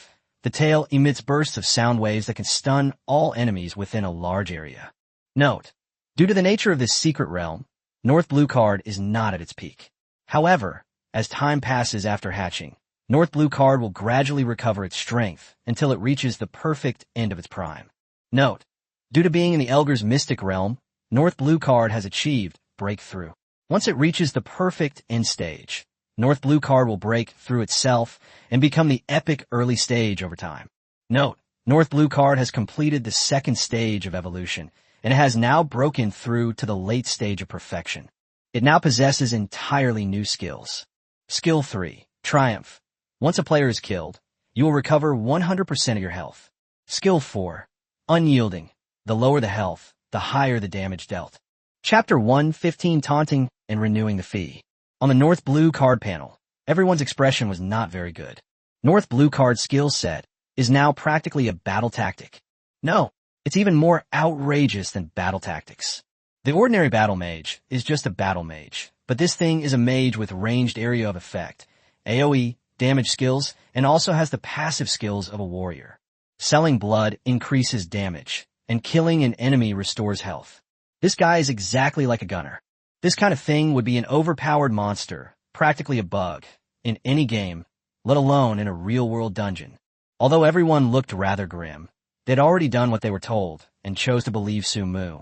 Once the North Blue card regained its freedom in mid-air, the oppressive feeling of looking down at everyone from high above made them feel a little suffocated. The live stream was filled with fear, and some people had already started cursing Su Mu for making a decision that would cause the entire Steel Blade team and everyone on the national server leaderboard to perish here, causing China to lose 20 elite soldiers. But Su Mu's lips curled slightly as he looked at Old Wang and said, "Old Wang, use taunt on it." Then, looking at Xie Jiai, he added, "Xie Jiai, use the Star Shift skill on me and Lao Wang, and use the mana regeneration bottle every 10 seconds. After hearing Su Mu's words, everyone was stunned at first, but then seemed to understand Su Mu's plan. That's right. How come I didn't think of that? Qin, you jumped up first. My God, you're a genius. And everyone gradually realized, oh, so that's how it is. The viewers in the live stream were completely confused, but Blizzard stepped in to explain. You must all be wondering, why would the Divine Guild believe me and let others attack the North Blue card's eggshell? That's because I thought the same way as Shingon. As long as Beylanka hatches from his egg, his attack power will increase. At that time, he will definitely ignore Shingon and kill the others first. But what if Old Wang activates Taunt at this moment, and then Xie Jiai uses Star Shift to transfer it to Shingon? That would mean Shingon has activated Taunt, forcing Beilan to attack him. A fully equipped, high-attack power North Blue card can only attack Divine Craftsmanship. The damage and poison reflected onto it will definitely hasten its death. After hearing the explanation from the Blizzard, everyone suddenly understood. At this moment, Beylanka also realized what Su Mu was planning to do. He hurriedly tried to interrupt Old Wang's spell casting, but it was too late. He had already been mocked by Lao Wang when he tried to attack him. Otherwise, he should have attacked the more vulnerable Xie Jiai first. Xie Jiai quickly used the Shifting Stars technique to transfer the taunt effect from Lao Wang to Su Mu. Now Su Mu's buffs were maxed out. The blue car that was heading straight for Lao Wang in midair suddenly changed direction. At this moment, the little ant who made faces and called him the king of Gotham City and a scoundrel in his eyes now made him extremely angry. So the North Blue card soared into the sky, carrying immense power as it swooped down towards Su Mu. The North Blue truck's descent from the sky was unstoppable. It was like an invincible army. Before he could even attack Su Mu, a cloud of poisonous mist had already risen from Su Mu's body. Bang! Sizzle! With two sharp cracks, North Blue's enormous head slammed into Su Mu's quantum reactor. Hey, what's your mother's surname? Sumoesk Chikili. Bang! North Blue card launched another charge, but the attack was blocked by Su Mu. What kind of trick is this? North Blue card was also puzzled. He then discovered that he had taken the full damage from both attacks, and the poisonous bite buff on his body had stacked 2 more times. Damn it, you fucking messed with me. Beylanka glared angrily at Su Mu, his eyes seeming to spit fire. What, you scoundrel? You don't like it? Why don't you hit me a few more times? Now, it was Su Mu's turn to act like a jerk. Under the effect of the taunt skill, Beylanka relentlessly attacked Su Mu. Along with this, Beylanka's health and Su Mu's shield value dropped simultaneously. Although the 500% lifesteal has no effect on the shield, with the support of various buffs, Su Mu's shield value gradually decreased at a slower rate than Beilan's health. In the blink of an eye, North Blue card's health has dropped to only 400 million. TSK. How pathetic. Su Mu shook his head with a look of regret. Meanwhile, Beylanka was constantly monitoring Su Mu's status bar. Once the taunt buff on Su Mu's status bar disappeared, he would immediately turn around and attack the others. With its current attack power, it could definitely kill one of them in an instant and restore its health. But will Sumu do as it wishes? Obviously not. With 10 seconds left before the taunt buff disappeared, Beilunka's eyes widened as he stared intently at Sumu's status bar as it began to count down. 10, 9, 8, 5 seconds left. The last 3 seconds. Old Wong. Sumu turned around and called out to Old Wong. Refresh the taunt buff. Use it again. Oh, Old Wong was also well aware of the duration of the taunt skill. As a top-ranked tank in the Chinese server, he was naturally very familiar with the duration of each tank skill. He also knew that the taunt skill was about to expire. So he unleashed another taunt, and then Xiejiai's shifting stars technique landed on the two of them. In an instant, the taunt status that had been down to its last second was refreshed to its maximum. Fuck! North Blue Car roared to the sky with a mournful and furious cry. This scene caused the viewers in the live stream to burst into laughter. It has to be the gods who torment people. No, torment snakes. Ha ha ha, you shameless snake. Aren't you arrogant enough? Try being arrogant again and see what happens. Ha ha ha, you're amazing. From now on, you're my idol. The live stream was filled with laughter and joy, and the same was true within the secret realm. Feeling bored, Sumu started inviting everyone to play cards. Thus, a very abstract scene was formed within the secret realm of the 6th level. Sumu and the others were playing cards in a circle, and a mocking buff would occasionally appear on his body. Meanwhile, Beilunka was launching a frenzied attack on Sumu from behind. Sumu seemed to think the progress was a bit slow, glancing at Beilunka's health, which was already down to 50 million. So he called out to everyone, "Brothers, hurry up and take him down. We'll use the last 50 million to crush him. Let's settle our scores and avenge our grudges." As soon as the words were spoken, the others immediately dropped their cards, grabbed all sorts of weapons, and charged towards North Blue Card. Qin began chanting a spell, while Xiejiai cast the Star Shift spell on Sumu and Lao Wang, and applied attack buffs to the others. Number 7 had already pulled out his electromagnetic revolver. Even Old Wang, the tank, went up and slapped it twice with his shield. Chapter 116, The Dark Kingdom. With the poison status debuff applied, North Blue's health has reached a critical point. It has to be said that Sumu's smooth combo moves really made Beilunka a little overwhelmed. Under the constantly refreshed taunt buff, Beilunka continued to attack Sumu.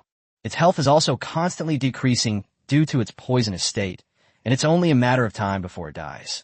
Before long, North Blue Card's remaining health points were wiped out in an instant. The massive body of the North Blue truck crashed down, kicking up a cloud of dust.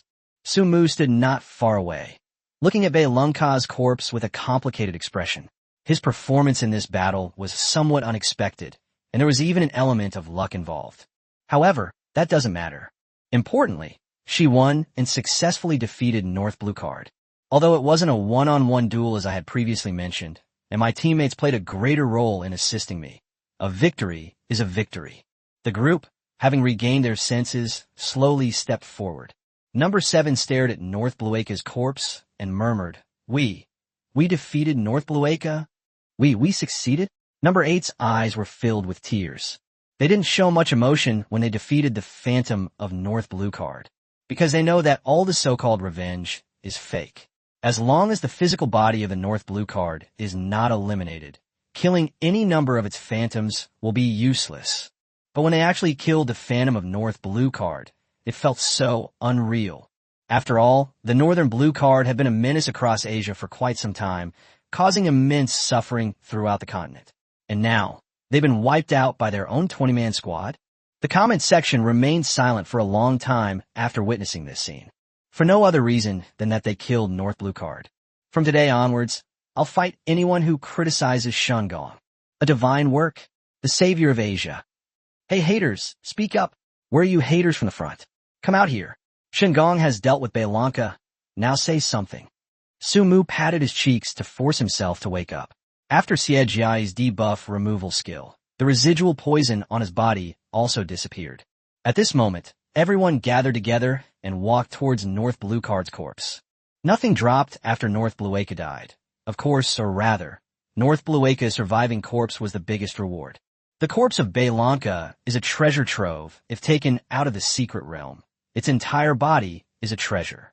After putting it into his spatial ring, Su Mu looked around. The key to the next level appeared in his hand.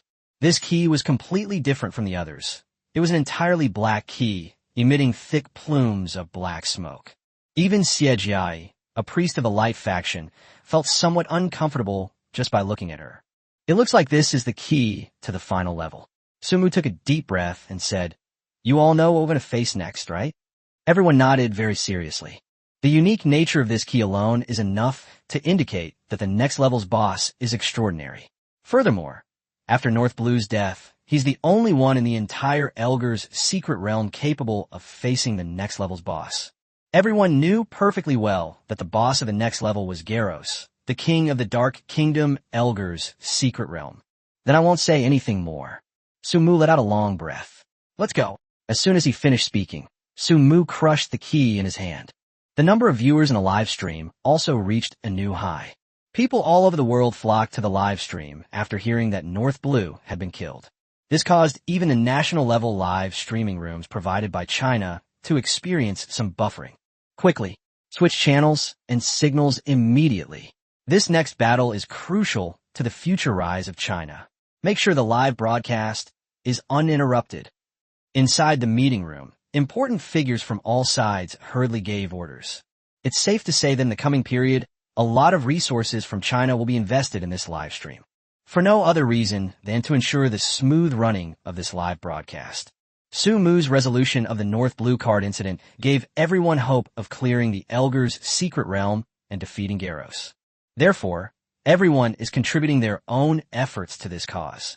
Inside the secret realm, Su Mu and the others used the key to enter a completely new world.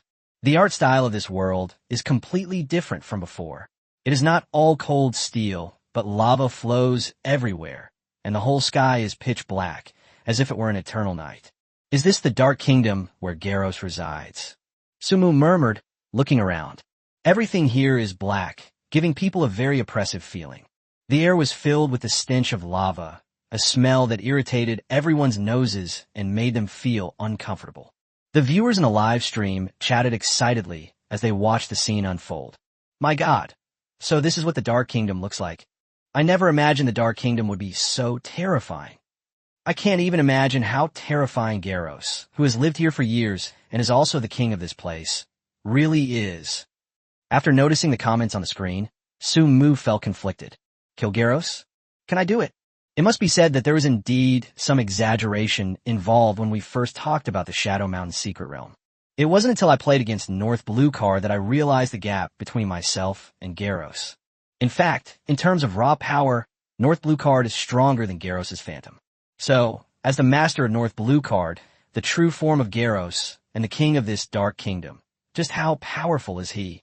If North Blue card was eventually able to break through to the early stage of Epic, then what level of strength must Garros, as his master, have reached? Could it be the middle of an epic arc? If it weren't for taking shortcuts, let alone a one-on-one fight against Beylanka, even if all 20 people present attack together, they might not be able to kill Beylanka. Not to mention Garros. As she thought about it, Su Mu felt increasingly uncertain. They advanced into the darkness, where there were no monsters or bosses, but there was lava. Countless lava formations were scattered everywhere. Lava of the Dark Kingdom. Those who touch it lose 100,000 HP per second and are inflicted with a severe injury for 3 hours. The debuff effect is stackable. The effect will continuously refresh within the Dark Kingdom. Su Mu knew that if he accidentally touched these lava rocks, he would surely die. Because the bleeding effect can last for up to 3 hours and can be stacked, it's basically an enhanced version of Poison Bite. The poison disappears an hour after you leave combat, but these lava rocks are different. They keep respawning once you're in the Dark Kingdom. In other words, once you touch them, they won't disappear unless you leave the secret realm. Chapter 1:17 Garros. The team members understood just how dangerous the lava was to them. Therefore, everyone was very cautious. I was afraid that I might accidentally touch the lava. At Su Mu's instruction, Xie Jiai activated the holy light to clear the way. When this was opened, everyone was stunned. What kind of scene was this? The whole world seemed to be bathed in holy light, and the places containing lava melted away, revealing a safe passage. It's important to know that Su Mu had made it clear to his team that the lava was not friendly to them when they were on the outskirts. However, Su Mu is now quite certain that these lava rocks pose no threat to them. It seems that Xie Jiai's holy light has a suppressive effect on these lava flows. This discovery greatly excited everyone in the team. Now that we have the suppressive effect of holy light, we can proceed safely as long as we are careful. After all, no one knew how the suppression effect of holy light would affect these lava formations. Therefore, everyone should proceed with caution in the coming days and must not let their guard down due to excessive excitement. Everyone in the team knew this, so they were extra careful as they moved forward. However, the path cleared by the holy light made things much easier. The group soon arrived at an open area surrounded by volcanoes, with thick black smoke billowing from their tops. The holy light seemed to be obscured. In this open space stands a statue, a human-shaped statue. Upon seeing the statue, everyone held their breath for a moment. Even the viewers in the live stream were holding their breath, because everyone recognized the statue. It was Garros. It was Garros, the king of the Dark Kingdom. Sumway's heart bounded wildly. Was he finally really facing this guy? The rumors about him were so exaggerated that I was somewhat intimidated by him. But he was, after all, the seventh apostle. Could he really be so easily killed? Although he was a god-level blacksmith, the aura emanating from Garros' statue alone was enough to make people feel suffocated. The others present felt both fear and excitement towards the statue of Garros, because they knew that they had no way out after reaching this point. It's either live or die. They either die at the hands of Garros, becoming nourishment for this dark kingdom, merging into the lava and becoming part of the stench emanating from the air. Alternatively, kill Garros, return in triumph, receive praise, and be crowned a hero. Become a national hero, become a hero of Asia. Even if we die here, people will remember us. With such an opportunity where risk and reward are equal and coexist, there is no way out for me. The members of the team exchanged glances, and they saw determination in each other's eyes. At this moment, the lava in the open space began to churn. The surrounding volcano began to erupt, and towering lava slowly flowed into the open space. The high temperature made everyone feel somewhat uncomfortable. The lava flowed towards the statue, eventually forming a pool of extremely hot lava around it. Then, the statue gradually crumbled. Everyone felt an unprecedented sense of crisis. An eye slowly opened through the cracks, and then Garros' wings suddenly flapped. The statue surrounding him shattered instantly. Then a man engulfed in black flames, wielding a giant sword, and with a pair of wings that could blot out the sky, emerged from the pile of rubble. The lava on the ground climbed up his body from his feet, leaving many lines on his body. The Garros that appeared was quite different from what Su Mu had imagined. Su Mu originally thought that the seventh apostle Garros, who could intimidate Asian countries and other dark kingdoms, was a man with a burly build, strong muscles, and preferably an evil smile on his face. After all, the difference between a phantom and a real object is quite significant, not to mention that Su Mu couldn't even clearly see Garros' appearance when he was in the phantom form. But the Garros that Su Mu sees now is a tall, slender man with a somewhat effeminate face and a hint of evil in his eyes. If this guy changed his clothes and took a fan, he would be the perfect example of a charmingly arrogant and Yandra bottom. Su Mu awkwardly wiped away his sweat. This Garros was different from what he had imagined. The members of the squad gripped their weapons tightly as they watched Garros emerge. "We meet again. What's your name again?" Garros asked Su Mu with a light laugh. His smile carried a hint of contempt, as if he looked down on the person who had killed his phantom. At this moment, the number of viewers in the live stream had reached its peak. It was also the first time those viewers had ever seen the boss of the Dark Kingdom. Although this boss doesn't look that scary, they still felt a sense of unease even through the screen. A sense of dread, as if they were falling into an ice cave and sinking into the bottom of a valley, arose spontaneously in everyone's hearts. Oh no, is Garros' true form really that imposing? My God, he completely disregards the divine craftsmanship. This time, the divine craftsman is really going to suffer. Garros' oppressive aura is really suffocating. I wonder if Blizzard could defeat him head-on. Upstairs, are you talking nonsense? Upon hearing this, Blizzard himself immediately responded, I'm a human, not an idiot. In a one-on-one fight, in terms of raw strength, there is absolutely no one in the country, no, in the world who can beat me in a one-on-one fight. Upon hearing Blizzard's comment, the live chat instantly erupted in chaos. My God, even the Blizzard is saying that. Does that mean there's no hope this time? My God, how many great generals will China lose? Sigh. I'm content with the experience from the first 6 levels. Let's take it slow. Seeing everyone's pessimistic outlook, Blizzard smiled and continued. I said I couldn't win in a head-on, one-on-one fight, not that I couldn't use underhanded tactics. These 20 people here are all top performers. Using some underhanded tactics shouldn't be a problem. Let's see how it goes. After finishing his comment, Blizzard offered no further assessment. At that moment, the number of viewers in the live stream reached its peak.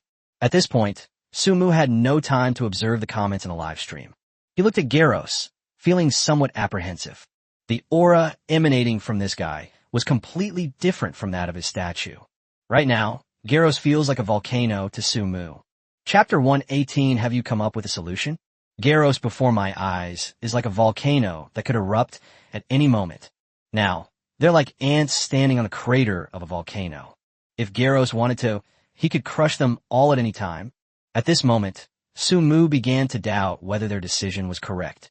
Perhaps going back and coming back next time would be a good option, but Sumu nipped the idea in the bud as soon as it arose. Go back now. Do you want to die? We can't retreat from the Elgar's secret realm now. If we retreat, Garros will definitely catch up. At that point, we'll truly be trapped like turtles in a jar. The only way for us to survive is to kill this guy here. Thinking of this, Sumu did not want to lose to Garros in terms of momentum. So he took a step forward and said, whether you remember me or not is not important. What is important is that you remember that I once said I would definitely kill you. TCH, even a swarm of ants can't kill an elephant, let alone an eagle that can soar high in the sky before you. Garros's lips curled up, and then his wings flapped behind him. He soared straight into the sky and flew high into the air. From there, Garros looked down at the crowd on the ground and said, so, you are the first to dare to trespass into my dark kingdom. To be able to stand before me is unprecedented. Of course, there will never be another like you. So, you're all going to die here today. As he spoke, Garros' aura instantly expanded, and everyone felt an intense sense of oppression. At the same time, Garros' information was also displayed before everyone's eyes. Garros, King of the Dark Kingdom, the final boss of the Elgar's secret realm. Rank, mid-epic, very close to late epic. As time goes by, Garros will break through to the late-game epic level and even become a god. Skill, Garros can manipulate the magma in the Dark Kingdom to attack. All the magma here can be used by him. Skill, Apostle Movement Technique. As the 7th Apostle, Garros possesses a movement technique that greatly enhances his attributes. Skill, Annihilation of all directions. Garros' attack has a certain probability of instantly killing the opponent, and there is no way to save or revive them. They will definitely die. Skill, Fatal Strike. The lower the opponent's health, the higher the damage dealt. Looking at Garros' information, Sumu felt a bitter taste in his mouth. This guy is even more difficult to deal with than I imagined. As things stand, they are no match for Garros. Don't be fooled by the fact that Qin Yu and his group can hold their own against the monsters in the Dark Kingdom. In reality, they are worlds apart from Garros. After all, Garros is the king of the Dark Kingdom, and also the final boss of the Elgar's mystery. Even his pet North Blue card caused a lot of trouble for everyone, not to mention himself. How could such a being be compared to other demonic beasts? Before Garros, Sumu and his companions were like ants. Although he knew that Sumu and his group had come to kill him, Garros still wanted to see just how capable Sumu, this phantom who could kill him and who dared to boast about killing him, really was. Therefore, he was in no hurry to kill them all. After all, why would an eagle care about the resistance of ants? He wanted to see what tricks these people could pull. Looking at Garros high in the sky, Sumu began to analyze ways to counter him. Garros' skill set gives the impression of a warrior assassin. Something with the physique of a warrior and the damage of an assassin. The Apostle's movement technique can greatly increase his own attributes. Once he stacks them up, his attack power, dual resistances, and speed will far exceed everyone's imagination. The 10 Directions Annihilation technique has the potential to kill everyone instantly, plus a fatal blow. Each of these skills is powerful enough on its own, let alone when combined. Compared to these, manipulating magma is at most an added bonus. But something feels off.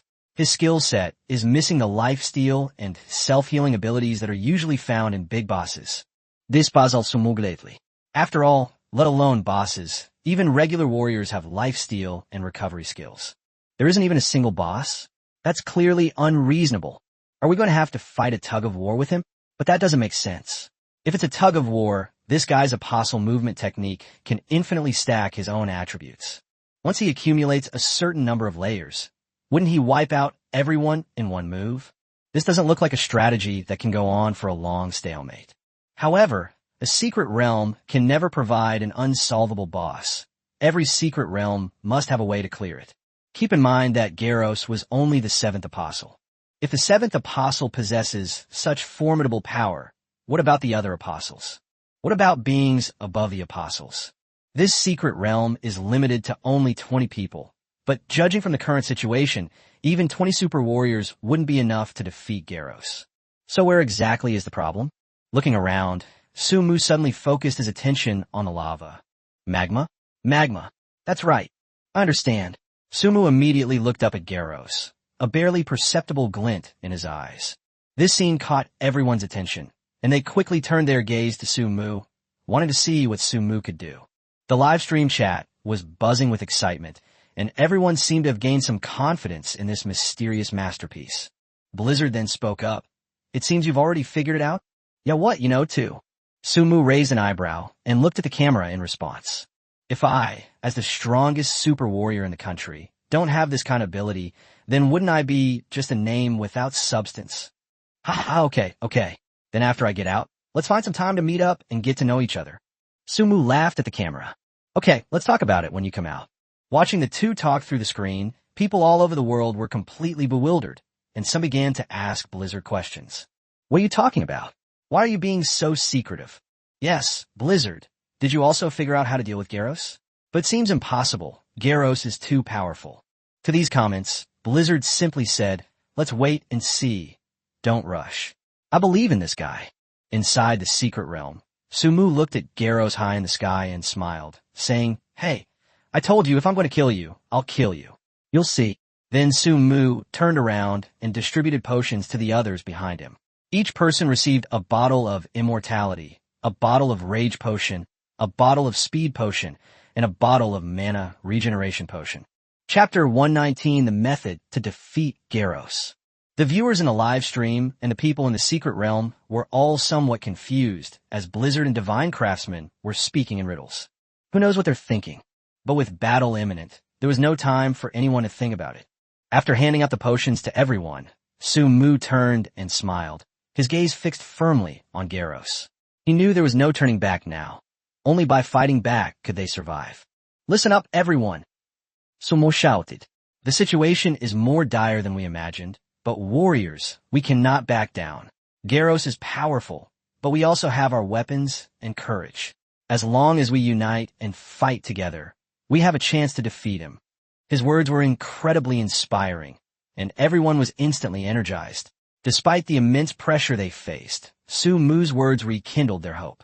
Garros looked down at the crowd from high above, a proud smile playing on his lips. No, I thought you had some real skills. You're not planning to just use your mouth to manipulate people's hearts, are you? If so, you really have two arms and one head. No sooner had Garros finished speaking than his figure descended like an arrow. He flapped his dark wings, gliding swiftly through the air as he pounced on the crowd. As expected, she took the bait. Sumu's lips curled slightly as he turned to Chinyu. Do you remember what I just said? I remember. Chinyu and the others quickly nodded. But is this really feasible? Don't worry. It will definitely work. The dungeon is designed so that there is no chance of clearing it. Sumu nodded with great confidence. With Garros' attributes and skill set combined, no one can handle him in terms of raw strength. Therefore, this is definitely the most likely path to clear the level. Now everyone spread out. Sumu and the others immediately took action, spreading out to try and guide Garros closer to the lava area. They skillfully dodged Garros' attacks, remaining vigilant at all times. Garros' attacks were extremely fierce. He used dark power to control magma, continuously spewing it at the group. The magma was incredibly powerful, Anyone hit by it would be severely injured or even killed. However, Su-Mu and his companions, through their quick wit and teamwork, successfully lured Garros into the lava area. Once Garros got close to the lava, he would suffer immense damage. Yes, the method Su-Mu came up with was to utilize the magma within this Dark Kingdom. Lava of the Dark Kingdom. Those who touch it lose 100,000 HP per second and are inflicted with a severe injury for 3 hours. The debuff effect is stackable. The effects of severe injury and burning will continuously refresh in the Dark Kingdom. These lava formations indicate that they were touched by beings, not outsiders. Therefore, Su-Mu can interpret these lava formations as neutral creatures that do not distinguish between friend and foe.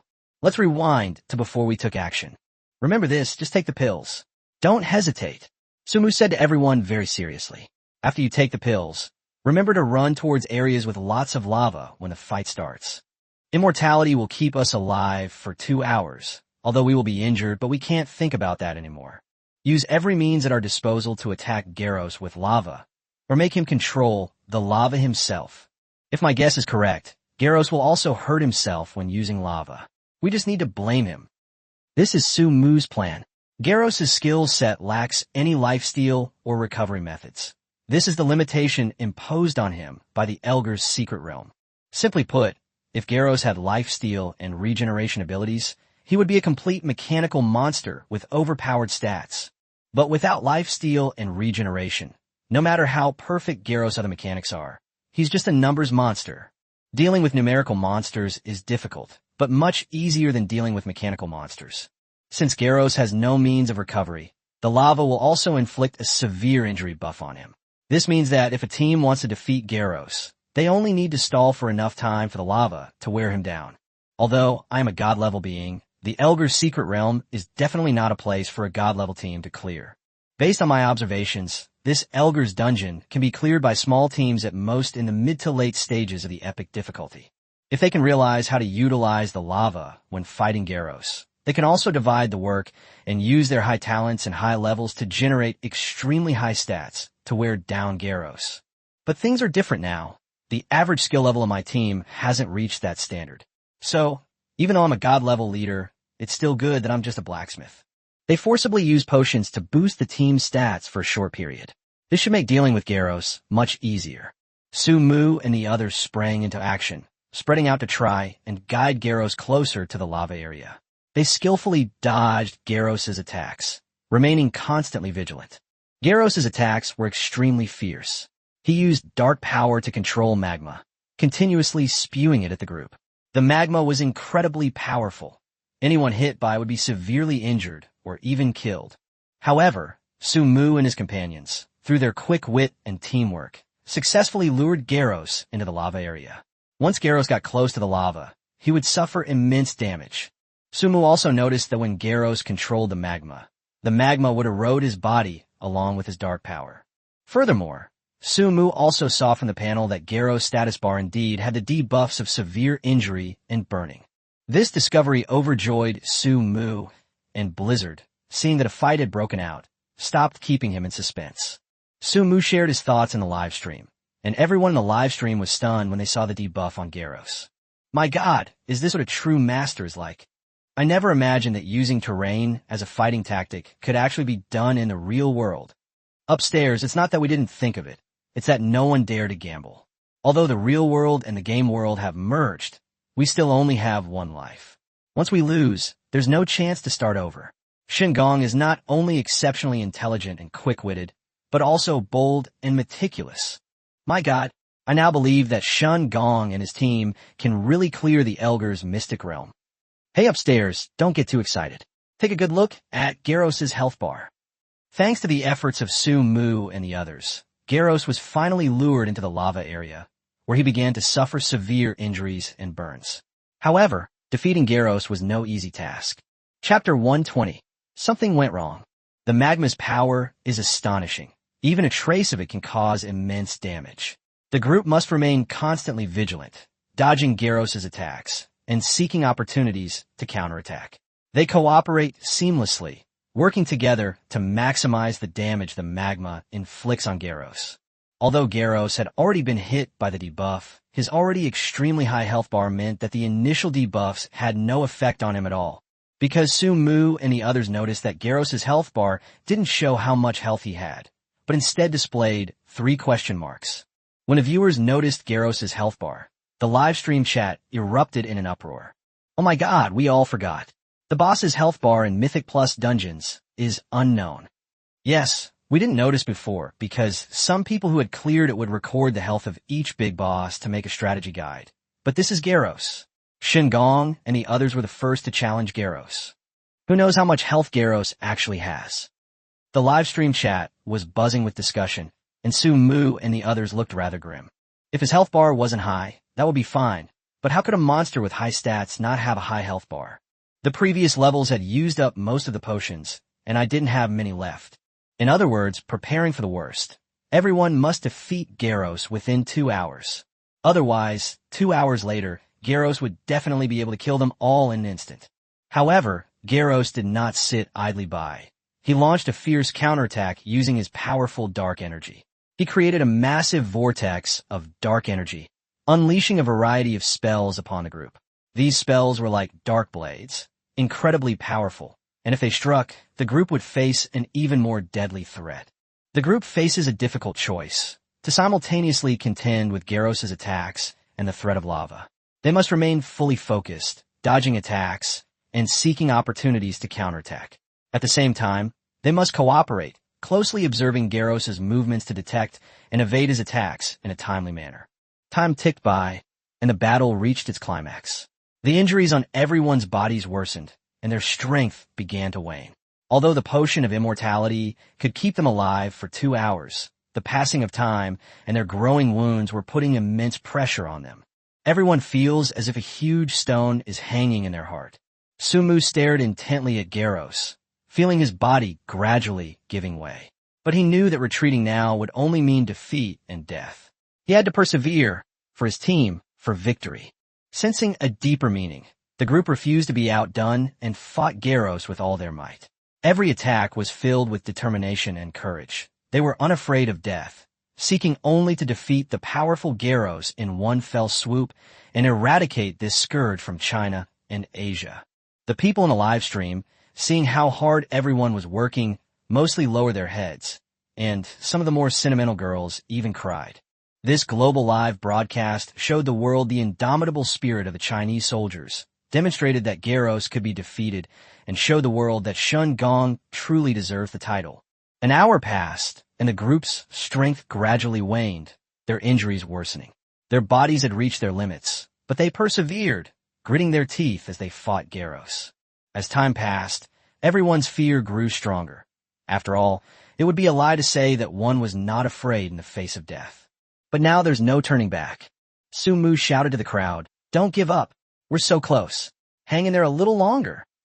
Insects truly laughable. Gyros shook his head. "Do you really think you could defeat me with such petty tricks?"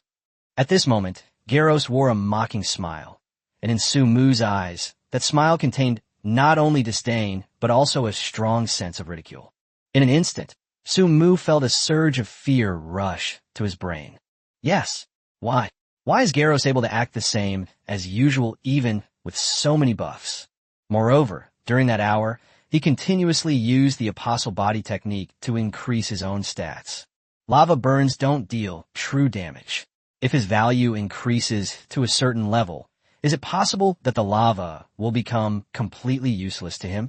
Thinking of this, Su Mu panicked instantly. I seem to have overlooked a crucial point all along. While the lava can indeed damage Gyros, can it really kill him? Everyone was exhausted, but they didn't give up. Su Mu gritted his teeth, took a deep breath, and tried to calm himself. He realized that the most important thing now was to find Gyros' true weakness. He didn't tell everyone that the lava might not be able to defeat Gyros, because he understood. The only reason they had been able to hold on until now was because of the belief that the lava could kill Gyros. If this gets out to the public, then perhaps the determination they have just made will crumble in an instant. The most critical issue now is that Gyros' health is unknown. Su Mu initially thought that Gyros might be putting on a brave face to influence everyone's mentality, but it's very likely that his health is already nearing its limit. But he deliberately said those words in order to influence everyone and demoralize them. But upon further reflection, Su Mu realized that this was definitely not right.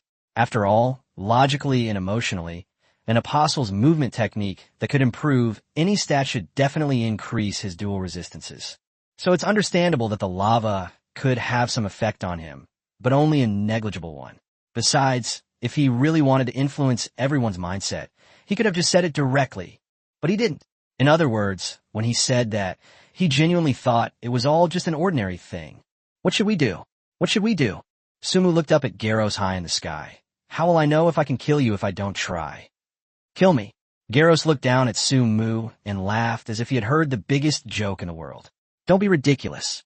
Apostles can't be killed. Don't you know that? You want to kill an apostle? And you even dare to think you can kill me on my own turf using the terrain I created? You're dreaming. Garros' words resonated deeply with everyone. But Qin Yu stepped forward. Stop being so stubborn. Your health is almost gone, isn't it? I think you're just trying to scare people. Everyone, give it your all. He'll be dead soon.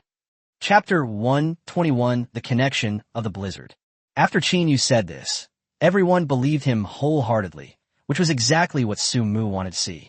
He needs someone with more authority to convince the crowd, to reassure the troops, and to ease the atmosphere in the live stream. He understood that he was just a newcomer who had already earned the title of genius. He hadn't actually accomplished anything yet, so no matter how much people outwardly believed in him, when it came to life and death, they would still prefer to hear the opinions of these veterans, these players on the national server leaderboard. Of course, Su Mu's words were not only intended to elicit Qin Yu's opinion, but also to bluff Garros. It has to be admitted that Garros was fooled. He said the apostle could not be killed, let alone attempt to kill him using the terrain he had created. Objectively speaking, when an apostle says that it is impossible for an apostle to be killed, it is usually a last-ditch effort or show of bravado. But what if it came from the seventh apostle, Garros? Would Garros be that kind of person? The answer is obvious. Whether it's his actions or his appearance, he doesn't seem like someone who would boast. If Su Mu had to give him an evaluation, he would probably be the kind of person who is arrogant to the core. He's the kind of person who can openly tell you his weaknesses because he's sure you can't beat him. If this terrain was indeed created by Garros, then theoretically there should be no way to kill Garros using lava. What should I do? Meanwhile, outside the live broadcast room, the old leader and others were already eagerly watching the broadcast and had ordered people to go down and make preparations. Once Su Mu and the others kill Garros, they will begin to publicize and praise them extensively. Just then, the phone in the conference room rang. Whose call was that? The old commander asked, looking at the bodyguard beside him. It's a call from the Bao family in the South China Sea. The guard glanced at it, his eyes instantly filled with respect. Upon hearing about the Nanhai Bao family, the old leader and Elder Xia exchanged a glance, and then the old leader said, "Receive them." After the call was connected, a young and immature voice came from the other end. "Hello, old commander, hello, leaders." "That sound, is it wind and snow?" the old commander asked. "Ah, yes. Grandpa Commander, you still remember me?" "I am Blizzard," a childish voice replied. Upon hearing the words Blizzard, everyone in the conference room immediately sat up straight. Blizzard, the eldest son of the Bao family of the South China Sea. An 18-year-old prodigy, he had already received national attention before Su Mu appeared. The Bao family of the South China Sea is the largest military and political family in China, and its patriarch, Bao Lei, is a great general of China who has made countless military achievements. Originally, Bao Lei wanted his young grandson, Bao Fengxue, to join the army when he grew up. However, Bao Fengxue did not awaken any talent and was sickly from childhood, so he gave up this path and stayed at home to recuperate. However, who knew that he, like Su Mu, was just awakened a little later. After awakening, he was surprisingly of epic quality. However, due to his lazy nature, he didn't want to join the army and only wanted to live his own life. The country had no choice but to advise him. After all, he was the young master of the Bao family. His character was definitely not problematic, and he would certainly not harm the country. However, the country doesn't want to see such a promising talent go to waste. Who knew that this guy would become a self-taught master of many professions without ever going to school, and become a super warrior? Becoming a super warrior was already shocking enough, but he became the #1 super warrior in the Chinese server. If we're talking about one-on-one combat, right now in China, Apart from Su Mu, who possesses countless magical artifacts, there's probably no one who can match him. Just then, Blizzard made the call, and everyone held their breath, wanting to see what the number one super warrior in the Chinese server would say. Well then, I won't bother with the small talk. Please give my regards to your grandfather. You're not calling at this hour to chat with an old man, are you? The old commander asked. Haha, Chief, you've hit the nail on the head. Blizzard chuckled on the other end of the phone, a hint of mischief in his voice. The people in the conference room couldn't help but chuckle. This young man's aura was indeed unique, making people feel friendly and at ease. Yes, I do have some important news to report, Blizzard said. Everyone's eyes immediately focused on the phone. They all knew that Blizzard hadn't called just to chat, since the live stream had reached its climax, and he must have something more important to say. You speak, we're listening, the old commander said solemnly. Although the owner of this voice is just a young boy, his abilities should not be underestimated. Although he is not as good as Su Mu, it does not mean that he is inferior to the others present. The information he's about to share during this time period is absolutely crucial. It might be hard to explain in just a few words. Blizzard's voice was a little muffled, as if he was eating. I want to apply to set up a telephone line with Shun Gong, so I can talk to him. They only have half an hour left, so we need to hurry. The Blizzard spoke urgently, but his casual voice and the sounds he made as if he were eating gave no indication of any urgency. Are you serious? The master blacksmith asked solemnly. If the connection affects the divine craft, and something goes wrong with the divine craft, or an accident occurs within the secret realm, can you take responsibility for that? You're right, Senior. I'd better not connect then, Blizzard said with a yawn. Xiao Xue, you're still the same. The old commander shook his head. All right, I'll connect you. But we need to hear what you're saying, okay? Sure, Blizzard laughed. The chief is still the best to me. All right, enough chit-chat. I'll connect you. The old commander chuckled, but the master blacksmith stopped him, saying, Commander, you mustn't. What if he's trying to kill the divine craftsman, and then? Enough. The old commander covered the microphone with some anger. What kind of time is this? Can't you see that Shun Gong is in a tough battle? Don't make assumptions about a child's mind with malice. Understood. The master blacksmith lowered his head and sat down again. After the old leader connected Su Mu and Blizzard, Su Mu, who was locked in a fierce battle, suddenly heard a young and innocent voice. Divine craftsmanship? Hello. Huh? Who are you? Sumo lukt bazelt. How could someone be talking to him alone? And why did this voice sound so unfamiliar and so young? No one should be able to hack into China's communication system. I'm Blizzard, Blizzard laughed. You must have noticed the problem with Garros too, right? Upon hearing the words, Blizzard, Su Mu suddenly raised an eyebrow. Chapter 122, he can't be killed, but he can be sealed. Blizzard? Why would Blizzard call me at this hour? After thinking about it, Su Mu seemed to understand. This guy should have noticed the problem too. Tell me about it. Let's see if we're on the same page, Su Mu said. On a remote island in the south, a boy with long white hair reaching his waist is lying in a rocking chair, holding a phone in one hand and a glass of juice in the other. The boy had a youthful face and looked somewhat thin. He wore an extremely long scarf around his neck. A rough estimate suggested it would be several meters long. In a place like the South, a scarf isn't really necessary, especially since it's only summer. But the boy didn't seem to feel the heat at all. The boy chuckled into the phone. Since we can't kill Garros, why can't we seal him away? After hearing this, Su Mu raised an eyebrow. Oh, you noticed that too? You should know what to do, right? There's lava everywhere here, and you have a powerful mage by your side. You can't be a craftsman without fighting ability or brains, can you? Blizzard teased. Okay, I'll go out and find you for a drink. How about we get to know each other?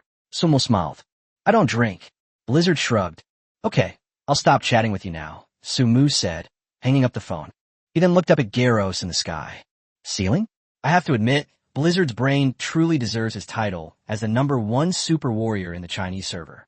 He only realized he was in the secret realm after Garros told him, while Garros was able to figure it out just by watching the live stream. Judging from his appearance, this guy is definitely a genius-level teenager. It would definitely not be a bad thing to get to know him better. I hadn't thought of sealing it at first, but now it suddenly came to mind. When Garros first appeared, he was inside that stone statue. To put another way, Garros is the king of the Dark Kingdom. So why would he live inside a stone statue in his own country? Forget a luxurious palace. He doesn't even have a decent residence. This is clearly not in line with his character and his status. So why was he inside the statue? The answer is obviously only one. He was trapped inside. No wonder that all we've heard about in recent years is the Phantom of Garros and North Blue Card, but never about Garros himself. It's highly likely that it's because Garros was sealed inside this statue. This explains why Garros said he was unkillable. If this prerequisite exists, then it wouldn't be unreasonable for Garros' stats to reach an absurd level, even if his 3 question marks indicate infinite health. The only way to subdue this guy is to seal him. This also explains why, despite his incredible power, he's still trapped inside the statue. It's highly likely that those who came here before tried countless methods, suffering heavy casualties, before finally figuring out a way to seal him. If you want to seal him away, you should do the same and seal him into a stone statue. How exactly should I do this? After seeing the lava covering the ground, Su Mu had an idea. A stone statue? If there are no stones, we'll make our own. Qin Yu, you retreat from the battlefield and wait a moment. Su Mu shouted back to Qin Yu, then looked at the entire Steel Blade group. Brothers, victory or defeat is decided in an instant. Everyone gather together. Force him to use the lava attack on us. Hanging high in the sky, Garros looked at this group of humans who were like ants, and for some reason, he suddenly felt like laughing. This guy named Su Mu seems to have realized that he cannot be killed. So what does he want to do? Seal himself? Don't be ridiculous. Does he even know how to seal himself? Garros still remembers the last time he was sealed away. It was because his Dark Kingdom was teeming with life and a beautiful landscape. But that battle destroyed his Dark Kingdom, and they used stone to seal him inside, turning him into a statue. Subsequently, the Dark Kingdom slowly degenerated into ruins without its king. But in retrospect, it's actually a good thing. After all, without the stone, even the strongest person can't do anything to him. They have no way to seal him away. So he was very curious to see what kind of big moves this little ant named Su Mu could make. Garros curled a mocking smile, raised his hands, and the surrounding volcanoes immediately erupted with endless lava. The lava rushed towards Su Mu and the others, as if it wanted to annihilate them. Now, Su Mu is sharpened. Qin Yu, get ready. You only have one chance. Listen to my orders. Yes. Qin Yu immediately nodded seriously. Su Mu looked at the others. Everyone, get ready. Yes. Xie Jiai, go next to Qin Yu and buff her. Maximize all her buffs. Maximize them all. Yes. Xie Jiai nodded in response, then turned and ran towards Qin Yu's direction. Su Qin, ride your giant mammoth around there. We'll create an opportunity for you to get close to Garros. Then, follow my orders. Yes. Are the rest of you afraid to die? Don't be afraid. All right. Su Mu's eyes were full of confidence. Everyone advance. Charge towards Garros and draw the lava to him. Old Wong, raise your shield and clear the way. Yes. In an instant, each of the 20 people in the secret realm was assigned a task, and everyone quickly coordinated their efforts. Old Wong led the way, deflecting all the incoming lava with his shield, and led the group toward Garros. The others coordinated perfectly as they charged toward Garros.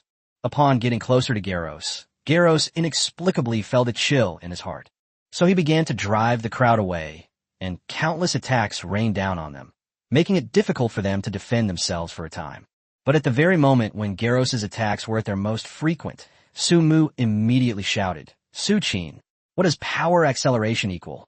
Upon hearing this, Su Qin's eyes sharpened. It's as powerful as a nuclear bomb. After saying that, Su Qin immediately drove the mammoth she was sitting on towards Garros. After taking the speed potion and receiving the buff from Xie Jiai, the massive mammoth became like a speeding cannonball. Defeat him. Receive. While busy attacking everyone, Garros realized that there was a crazy woman riding a mammoth behind him, but it was too late. The moment he turned around, a huge mammoth flew towards him. Chapter 123, Sealing Garros. In an instant, Garros was flipped into the air by the mammoth. Now, everyone, draw the lava toward Garros. Sumo shouted. Then everyone began to draw the lava onto Garros. In an instant, Garros, who had lost his balance in midair, felt an intense sense of crisis, and then the lava engulfed him like a tidal wave. Engulfed in lava, Garros felt his health bar dwindle, but he felt no worry whatsoever. After all, he knew he couldn't be killed. But where did that sense of crisis come from? After pondering for a while, Garros, who was in the lava, suddenly understood something. He opened his eyes wide and desperately tried to get out of the lava. But Su Mu didn't seem to want to give him that chance. Qin Yu, charge up your power and use water magic to engulf Garros and the lava together. Su Mu shouted to Qin Yu behind him. Having received the buff for so long, Qin Yu's status bar was already full. After Su Mu spoke, Qin Yu began to wave her hands, charging up her most powerful water-based spell. Buddha overturns rivers and seas. Xie Jia also gave her a buff that increased casting speed. In a short period of time, Qin Yu had already fully charged up the power of the Buddha overturning rivers and seas technique, and then she waved her hands. A surging wave crashed towards Garros. These waves made a hissing sound when they touched the lava. What happened next caused gasps of surprise from everyone present and viewers in the livestream. These tides quickly formed obsidian after they touched the magma. Meanwhile, Garros, who was in the magma, had already sensed what the real danger was. But by then it was already too late. He found that his room for maneuver was getting smaller and smaller, just like when he was sealed away before. At this moment, he desperately wanted to beg for mercy, but his pride prevented him from lowering his head. However, it would be useless for him to beg for mercy now, because with so much obsidian surrounding him outside, Garros' voice could not be heard at all. Ultimately, under Qin Yu's water-based magic, Garros was completely sealed within the obsidian. Everyone looked at Su Mu, panting, and asked, "Is it over?" "It's over." Su Mu let out a long sigh of relief. "We've sealed Garros away." Upon hearing this, the crowd stared at each other in disbelief before erupting into cheers. The members of the Steel Blade Group were already kneeling on the ground, weeping uncontrollably. They were completely overwhelmed with emotion. Having avenged their brothers, defeated King Garros of the Dark Kingdom, who threatened Asia, and eliminated the lurking danger within the Elgar's secret realm in China. As members of the Steel Knife Group, they were all incredibly excited, their genuine emotions overflowing. Meanwhile, a barrage of comments flew across the live stream chat. "Holy crap, they really got Garros sorted out. Holy crap, am I dreaming? That's Garros, the seventh master and his disciple. Stop complaining. The divine craftsmanship is amazing. China is amazing. From today onwards, I am the most loyal fan of Shandong. The divine craftsman is truly a hero of China." Inside the conference room, the high-ranking leaders watched Su Mu and his group's performance with beaming smiles. The old leader spoke up. "Pass down the order. Everyone, start building momentum. Give Su Mu a boost. Announce to the world that Su Mu will represent China in the global arms race in 1 month. Yes. Not bad. This guy's got a good head on his shoulders." Blizzard chuckled, then dialed the old commander's number. "Grandpa Commander, this guy is quite capable," Blizzard said with a smile. "Yes, so what do you say? Want to get to know him? You two are both exceptional talents." The old commander's tone was full of enticement. "Sigh, it turns out I'm not uninterested in anything, but rather uninterested in having no rivals." Blizzard sighed and shook his head. "Old Chief, I agree to what you said before." "You agreed? You're willing to study at the Imperial Military Academy." The old commander's face lit up with joy. He and Blizzard's grandfather, Thunderclap, were very close, practically brothers in arms. In their youth, they fought side by side on the battlefield. He was in charge of the administrative aspects, serving as the brain of the entire army, while Thunderclap was in charge of the military, acting as the fist of the army. The two worked together and achieved many military exploits. Therefore, he also cared a lot about his old friend's grandson. However, Blizzard was too lazy and undisciplined, and the Imperial Military Academy tried to recruit him several times, but he refused. "I never expected him to agree this time. It's all thanks to Su Mu." "Yes, Grandpa Chief. School starts in a few days, right? I'll come to the capital to see you tomorrow and stay with you for a few days," Blizzard asked. "Of course. Come on. I'll introduce you to Su Mu." The old commander was overjoyed. Unexpectedly, Su Mu's emergence has even unearthed a long-dormant genius in China. Now, China's future truly looks promising. By the way, what about the arms race a month from now? What do you think? The old commander asked with a smile. "Hey, I'll go with that guy." Blizzard shrugged. All right. I'll wait for you." The old commander hung up the phone with a smile, then looked at everyone. "Pass down the order. The arms race in a month will be a joint effort between Shandong and China's long-dormant genius, Blizzard." "Yes." Su Mu was unaware of these matters. He looked at everyone, a hint of satisfaction on his face. He knew that this battle had been a great test for everyone, but in the end they had all succeeded. Meanwhile, the announcement of completion came from the Elgar's Mystic Realm. Congratulations to player Su Mu for leading the team to clear the Dark Kingdom Elgar's Secret Realm and sealing the final boss, the 7th Master and Apprentice Garros. Please claim your reward. The rewards from this Elgar's Secret Realm are actually not much. Besides experience, there are many blueprints, but nothing else. However, Su Mu was quite content. After all, this was the Elgar's Secret Realm, and sealing Garros was the greatest reward.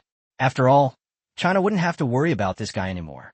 After absorbing the experience points, Su Mu's level reached level 30. He began to check his own panel. Name, Sumo.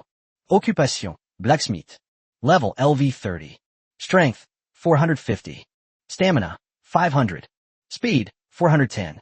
Spirit, 2000. Skill, forging LV 10. Skill, refinement. Can refine the attributes of any equipment, raising the quality of the equipment to a higher level. The higher the skill level, the greater the range of equipment quality improvement. Skill, enchantment. Can add a mythic level affix to any equipment, and the higher the skill level, the more affixes can be added. Skill, analysis. You can analyze the structure and core of any item, and then duplicate the same item. Talent, divine gift. Divine inspiration. Regardless of the quality of the equipment you forge, it will always have a fixed mythical attribute. Chapter 124 The Capital Military Academy opens. New roommates? Looking at his new skill, Su Mu was somewhat excited. Analysis? This is exactly what I've been dreaming of. There was still an omnidirectional ball lying quietly inside his spatial ring. If he could analyze the omnidirectional ball, wouldn't that mean it could be mass-produced? Moreover, besides that, the parser has an even more insane feature. It can view the structure and kernel of anything. In other words, he can easily see other people's weaknesses. This is much better than the information displayed on his panel. If there had been analysis earlier, one would have immediately known during the fight against Garros that Garros' specific weakness was actually his fear of sealing and that he was unkillable. That way, we wouldn't have wasted so much time. Regardless, this trip to the Elgar's Secret Realm was absolutely worth it. After everyone left the Elgar's Secret Realm, Su Mu bid farewell to the Steel Blade Group and Xinlong. They needed to continue guarding the Daxing Mountains for a while, since the Elgar's Secret Realm had just disappeared and they needed to stay there in case something unexpected happened. So, escorted by Qin Yu and the others, Su Mu returned home, and Su's mother thoughtfully served him a bowl of hot soup. After taking the hot soup, Su Mu drank it all in one gulp. Dad, Mom, I'm a little tired. I want to sleep for a while. Okay, we know. Mr. and Mrs. Su looked at Su Mu with heartache in their eyes. Go and get some sleep. Su Mu nodded and went into the room, lay down on the bed, and fell asleep in no time. That night, while asleep, Su Mu was unaware of the immense impact he had had on the outside world. At this moment, hot news is flying everywhere, both domestically and internationally, and the top trending topics in most countries around the world are basically the same few things. China rises. A master craftsman leads a team to conquer the Elgar's Secret Realm alone. Who exactly is this master craftsman? Is he a god-level blacksmith? How to clear the Elgar's Secret Realm. The long-dormant genius of China, Blizzard, has emerged. Is China truly about to rise again? With Shen Gong and Blizzard joining forces for the global arms race a month from now, do other countries have the resources to counter them? Su Mu knew nothing about this. After sleeping for a full day and night, he finally regained his energy. After getting up, he opened the door to his room and saw Xia Ran talking to Su Mu. Teacher Xia, what are you doing here? Su Mu asked, looking at Xia Ran as she rubbed her eyes. Ak, Su Mu, you're awake. Xia Ran looked at Su Mu, her face instantly turning red as she recalled her embarrassing moment last time, and asked somewhat awkwardly, oh, what else? Am I sleepwalking and talking to you? Su Mu yawned. Xia Ran looked embarrassed and a little shy as she said, actually, I came to get your autograph. A signature. Su Mu asked, puzzled. Why do I need a signature? Xia Ran said shyly, actually, I am a collector. I like to collect items that have special meaning to me. The news of your clearing the Elgar's Secret Realm has caused a huge sensation both at home and abroad. As one of the witnesses, having a certificate signed by you would be a special memento for me. Sumu yawned. How novel. I handed in so many homework notebooks, all with my name on them. You could just cut them out. However, Sumu was only joking. He took out paper and pen from his spatial ring, wrote his name on it, and then looked up and handed it to Xiaoran. Xiaoran took the notebook and looked at the handwriting, secretly pleased with herself. However, she also knew that Su Mu's reputation as a master craftsman was currently a huge hot topic, and once he revealed his identity, he would definitely become the most popular star. Without a doubt. But he would never treat autographs as a source of profit. His path would always be on the road of forging, and he would not be easily blinded by money. Thank you, Su Mu, Xiaoran said sincerely. However, she was wrong. If Su Mu had really known that he could make money this way, he would have made a fortune. It's nothing, just a small matter. Su Mu waved his hand and said, Teacher Xia didn't come here specifically to ask me for an autograph, did she? If there's anything else, just tell me. You're quite smart after all. Xiaoran composed herself and said, Well, the Imperial Military Academy is about to start, and I've come to pick you up. I see. When do we depart? Sumueft. The day after tomorrow. So fast. Yes, you can postpone it if you want, Xiaoran replied. No need, it's not far from home anyway. Sumu shrugged.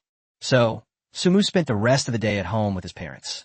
Then, the next day, led by Xiaoran, Sumu embarked on his journey to the Imperial Capital Military Academy. Arriving at the gates of the Imperial Military Academy, Sumu looked at the magnificent school and was filled with emotion. He had finally entered the Imperial Military Academy of his dreams. After entering the school, looking at every blade of grass and every tree, Sumu felt a deep sense of satisfaction. Oh right, Xiaoran seemed to have thought of something. She turned to look at Sumu and said, We originally arranged a single luxury apartment for you, but a few days ago we suddenly received an order to change it to a multi-person apartment. You have a few new roommates now. Okay, no problem. Sumu nodded. He didn't have any particular requirements anyway. He'd actually felt a little uncomfortable alone. More people would be better. He looked at Xiaoran. What about my new roommate? Shouldn't I meet her? Okay, no problem. But they shouldn't be here yet, Xiaoran said, then looked at a crowded area, her eyes suddenly lighting up. I've got it. There they are. Your first new roommate. Following the direction Xiaoran pointed, Sumu saw a large group of muscular men and young women, surrounded by a person with long white hair, sitting on the grass reading a book. The person was slender, with fair skin and regular features, and wore a tired and helpless expression. Despite a seemingly energetic face, their eyes betrayed an indescribable weariness. With a white scarf around her neck that dragged on the ground, she sat quietly in the crowd like a kitten being watched. Looking at these muscular men, Sumu and Xiaoran walked in their direction, whispering as they asked, Hey wait, does the Imperial Capital Military Academy allow mixed-gender dormitories? Upon seeing this person, Sumu subconsciously assumed that it was someone of high talent and power who wanted to place his granddaughter in his own household.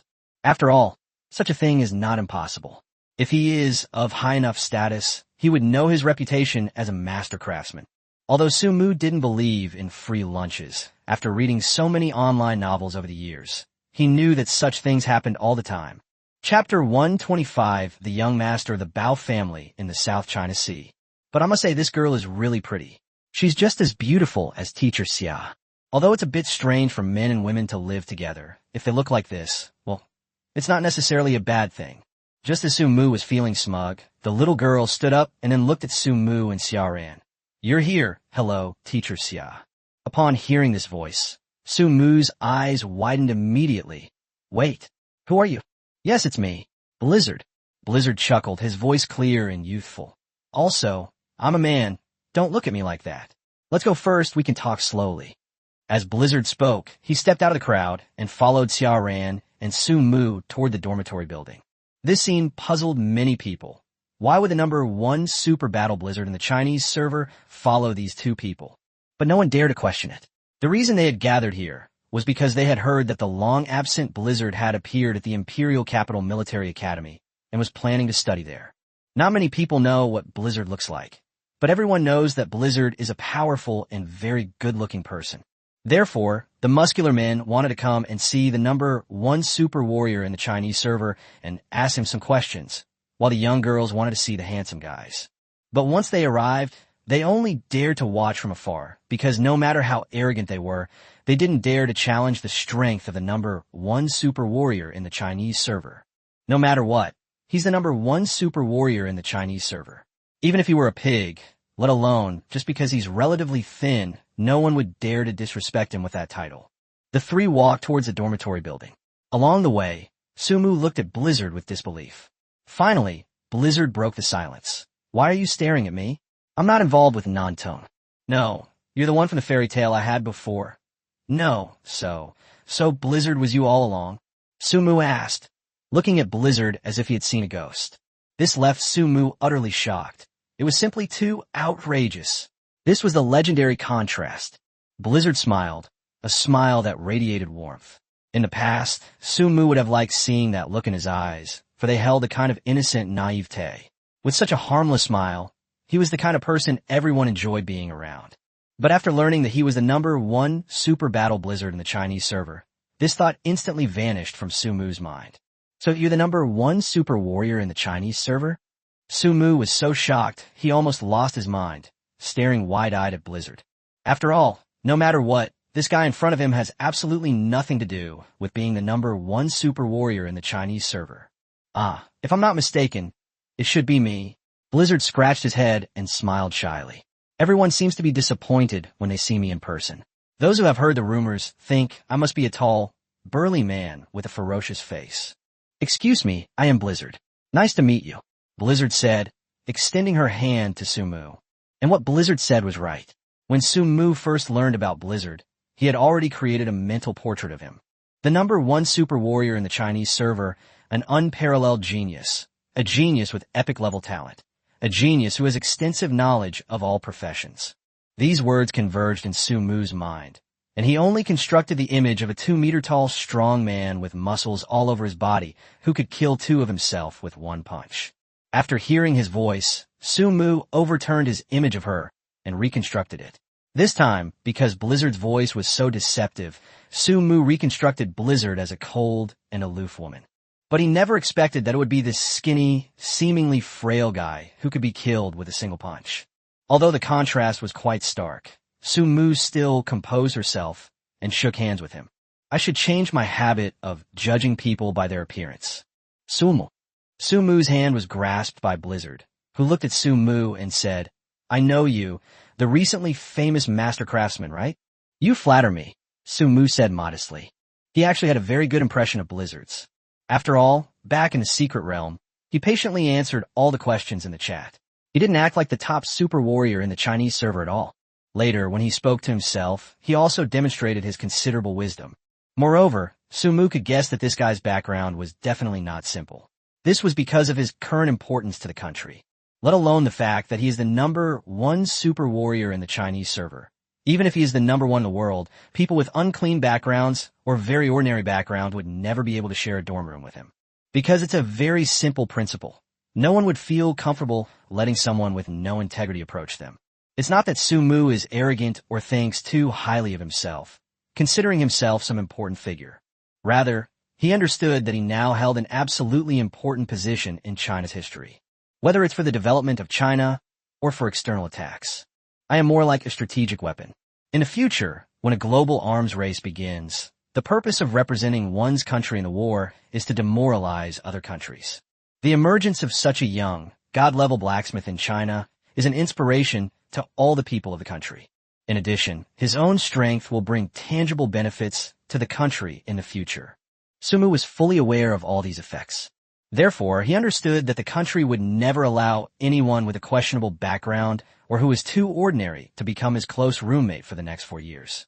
This is absolutely impossible. Therefore, the background of the Blizzard is likely red. Furthermore, his elders hold a very high status in the country.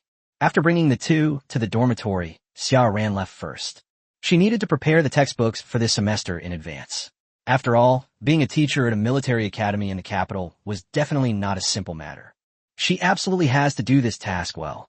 After all, every student in the Imperial Military Academy has the potential to become a high-ranking talent for the country in the future. We absolutely must not underestimate this. After Xia Ran left, Blizzard looked at Sumu and smiled. What? Why are you staring at me? Am I too handsome? Hmm. Sumu pondered for a moment. Indeed, you really do look like a young girl. Stop talking nonsense. Blizzard waved its hand. I know what you're thinking. Don't worry, it's exactly what you think. I'm the young master of the Bao family in the South China Sea, and Bao Lei is my grandfather. You can find out about my grandfather by searching online. Chapter 126, Rising Star. Hearing what Blizzard said, Sumu blinked. I've heard about your grandfather. To be honest, I really didn't expect this. With a background of this caliber, why do you only have the title of the #1 super warrior in the Chinese server and nothing else? Given their identities, the higher-ups had already notified the school. Therefore, everything in the dormitory was kept in perfect order. The dorm room features a bunk bed with a desk underneath, fully equipped computers, gaming chairs, and a luxurious bathroom. It's less like a dorm and more like a 5-star hotel. Fisk, is this the power of money, status, position, and power? Blizzard looked around in amazement, then sat down in a gaming chair and looked at Sumu. Well, I might be a little different. Oh, how was it different? Sumu also became interested and sat down to the side. How should I put it? Blizzard pondered for a moment before saying, I'm different from you. You are a god-level blacksmith who has appeared out of nowhere. Before you became a god-level blacksmith, you were an unknown to everyone. Some people may have expectations for you, but they certainly won't be high. Therefore, after you suddenly appeared, the country realized that a god-level blacksmith had emerged within China, and it will definitely pour resources into you without hesitation. No matter how much of these resources there are things that ordinary people have never seen or even dared to dream of in their entire lives. At this point, Blizzard stretched and put down his gaming chair, lounging back in it with a slightly lazy air. But I'm different. Because of my grandfather and father, the elders in the family, I was given enormous expectations from birth.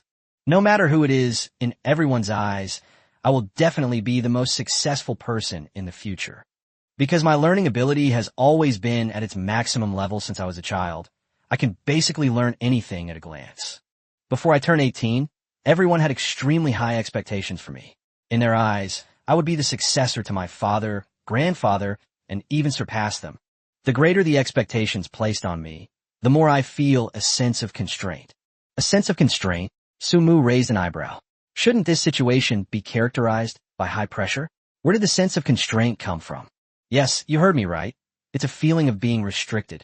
Blizzard took a hair tie off her arm, tied up her long white hair, and said, I don't feel pressure about these things. It's a feeling of being restricted.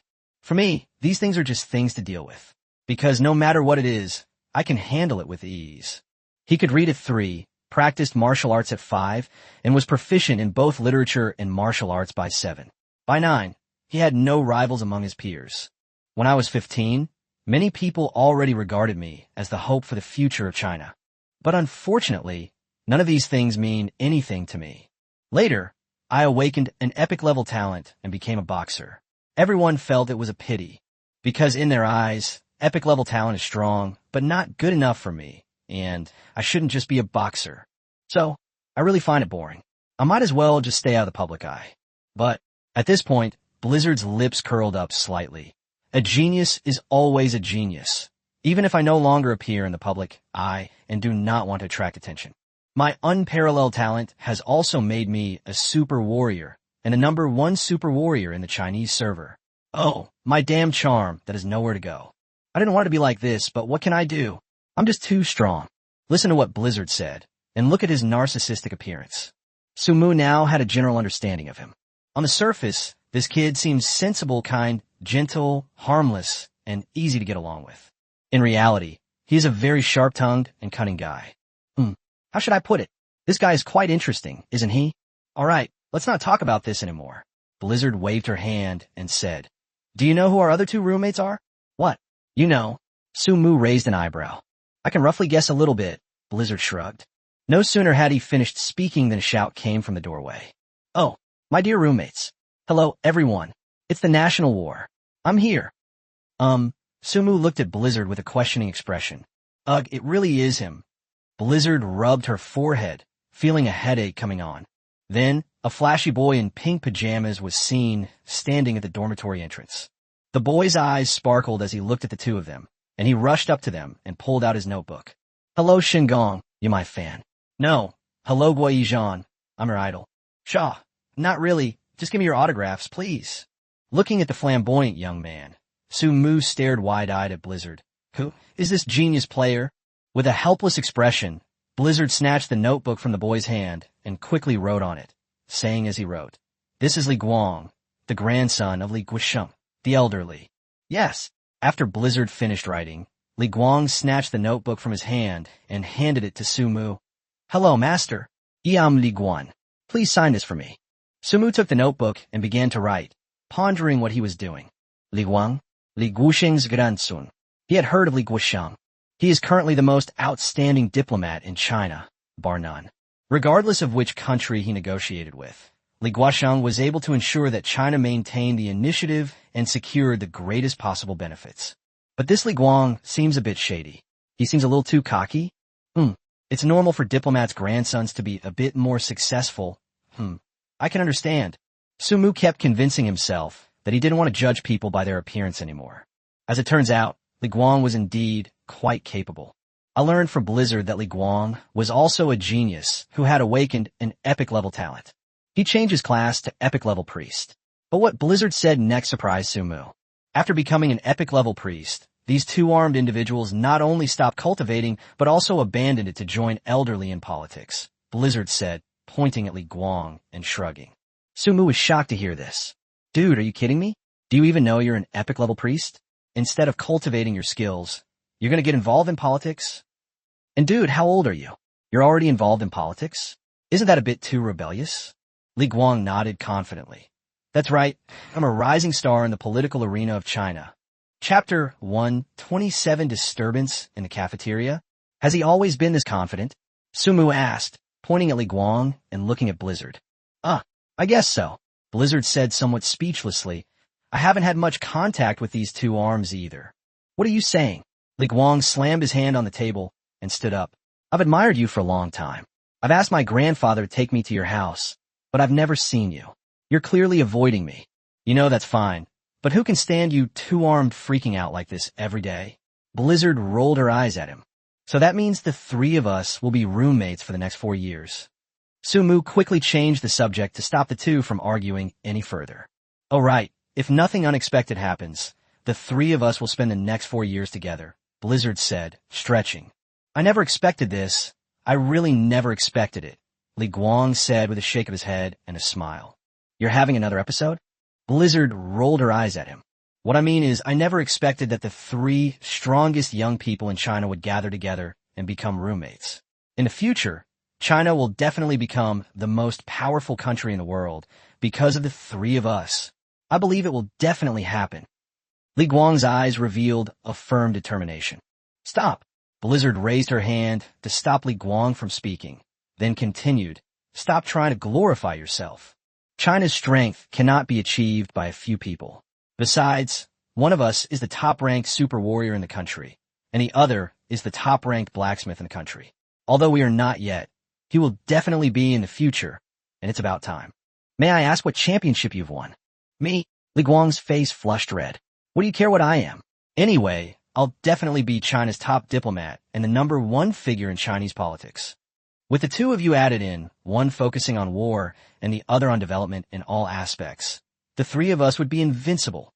Watching the two banter, for some reason, a thought arose in Su Mu's mind, that the three of them might one day make a great contribution to China. After all, Li Guang was right. The three of them were in areas where China was currently lacking. Although the Blizzard seems completely uninteresting to him now, and his lazy and indolent personality might make him indifferent to these things at all. But the fact that he is now at the Imperial Military Academy is enough to show that he will definitely stand on the side of China in the future. All I need to do is keep upgrading and making myself stronger so that I can create a powerful and robust artifact for China. Thinking of this, Su Mu was filled with mixed emotions. That's right. The three of us each have our own strengths, Su Mu smiled. But let's not forget that we also share a common goal. A common goal? Li Guang and Blizzard looked at Su Mu at the same time. Yes, the three of us are students at the Imperial Capital Military Academy. Our goal is to work for the security and development of China. Only by joining forces can we make China stronger, Su Mu said. I really have no interest in diplomacy or politics. Storm shrugged and shook his head. I'm just here to have fun. All right, you stubborn Sundara. Do you think I don't know what you're thinking? Li Guang shoved Blizzard aside and said, although I may not have any special skills right now, I will make more contributions to China's diplomatic affairs through continuous efforts and learning. That's good. Each of us has our own responsibilities and missions.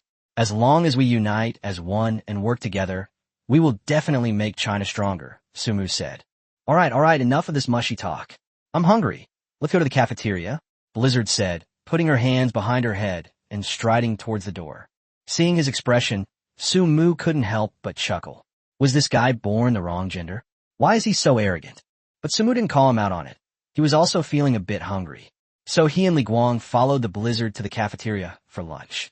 Sumu was actually quite curious about Blizzard.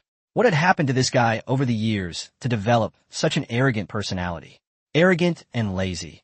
These two words together created a strong sense of incongruity. How could this happen to one person?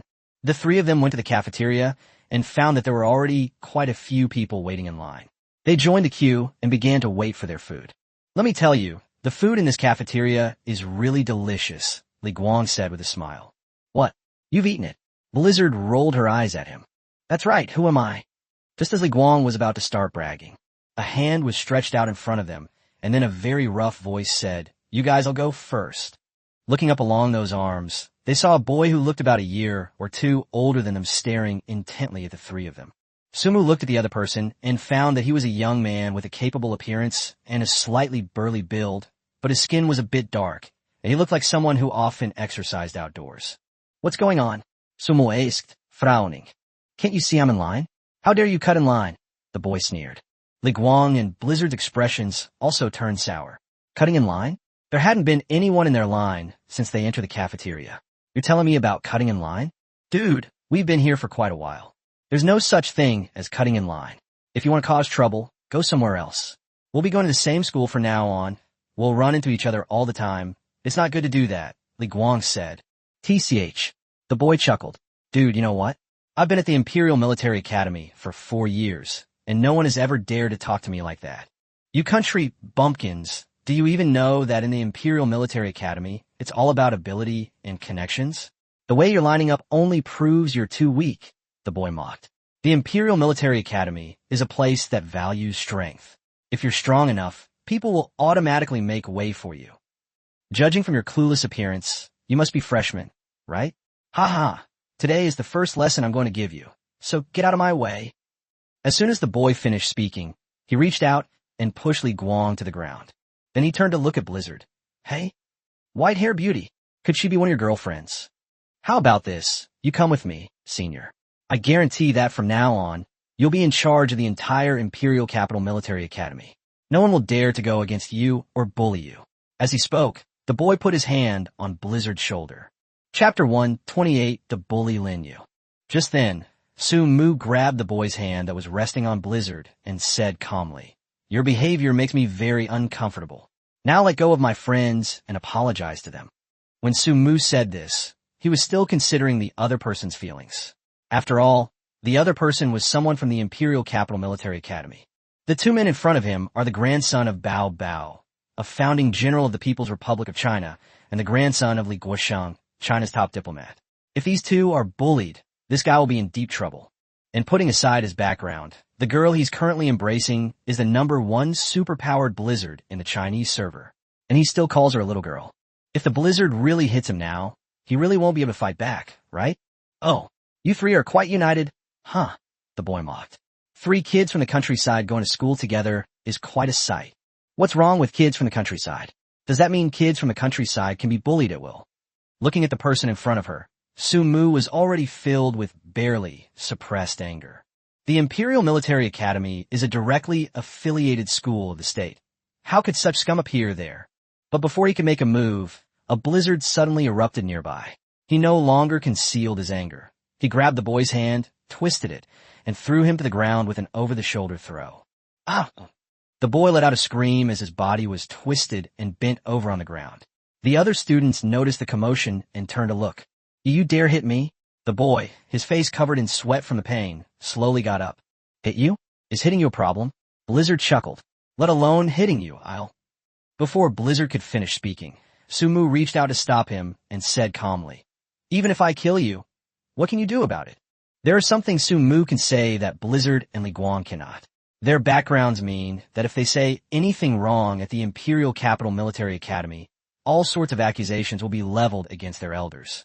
Furthermore, those who label others don't care about right and wrong. But I'm different. Even if I become the #1 blacksmith in the Chinese server in the future, and people dig up my past, it won't affect anyone else. After all, I don't have a kind of background. Of course, if we really want to talk about it, the country is also part of one's background, isn't it? Meanwhile, the onlookers began to whisper among themselves. Who are these people? Why are they so arrogant? Yes, this is Lin Yu, the bully of the military academy in the capital. I heard his family is quite powerful. Yes, their family has many high-level job changers, and even he himself has perfect-level talent. The Lin family has great prestige in business and local organizations. These 3 freshmen are likely to suffer if they dare to provoke the Lin family's heir. But for some reason, I feel like I've seen these people's voices somewhere before, and I also feel like I've seen the one with long hair somewhere before. Never mind that. It's better for us to stay away. Otherwise, we'll get caught in the crossfire. Yes, let's go quickly. After the crowd dispersed, Lin Yu looked at Sumu and his group and said, "You just wait. I've never seen any freshman dare to be so arrogant." After saying that, Lin Yu turned around and fled the cafeteria as if he were running. The 3 of them sat at the table after getting their food, eating and chatting at the same time. Is the atmosphere at the Imperial Capital Military Academy really that bad? Sumu asked, frowning. I don't know. This is our first year studying here too. Li Guang was somewhat annoyed. How can the Imperial Capital Military Academy, the top military academy directly under the Chinese military, have such arrogant and domineering individuals here? No, I must report this. I must tell my grandfather. Come on, how old are you? Acting like a primary school kid who can't win a fight and has to call the parents. Blizzard popped a meatball into his mouth, wiped his mouth, and mumbled, "What can a player of this caliber do? He's just a cancerous parasite within the school. It's too much of a favor to have him alarmed by the older generation at the top." If you ask me, Blizzard wiped his mouth, folded a tissue elegantly, and placed it on the table. He's trying to ambush us, right? Well, I'll just break his leg. Surely the 3 of us together can't handle a street thug, can we? Blizzard said this very calmly, yet was very much in line with his personality. This guy looks very well behaved, but deep down he's full of a sense of superiority and eccentricity. Hey, you rascal. Sumu shook his head with a smile. But I have to admit, you're right. It's best if we handle this ourselves. Sumu strongly agreed with Blizzard's words. After all, he came to the Imperial Military Academy not to get a prestigious degree, but to learn. Aside from acquiring knowledge, everything else requires learning and experience. Moreover, Blizzard was right. After all, they were not ordinary people. 3 people together, a top-ranked warrior in the Chinese server, a god-tier blacksmith, and an epic-level priest. With this kind of setup, do they really need their parents to handle every little thing that happens? How can we talk about revitalizing China then? Isn't that ridiculous?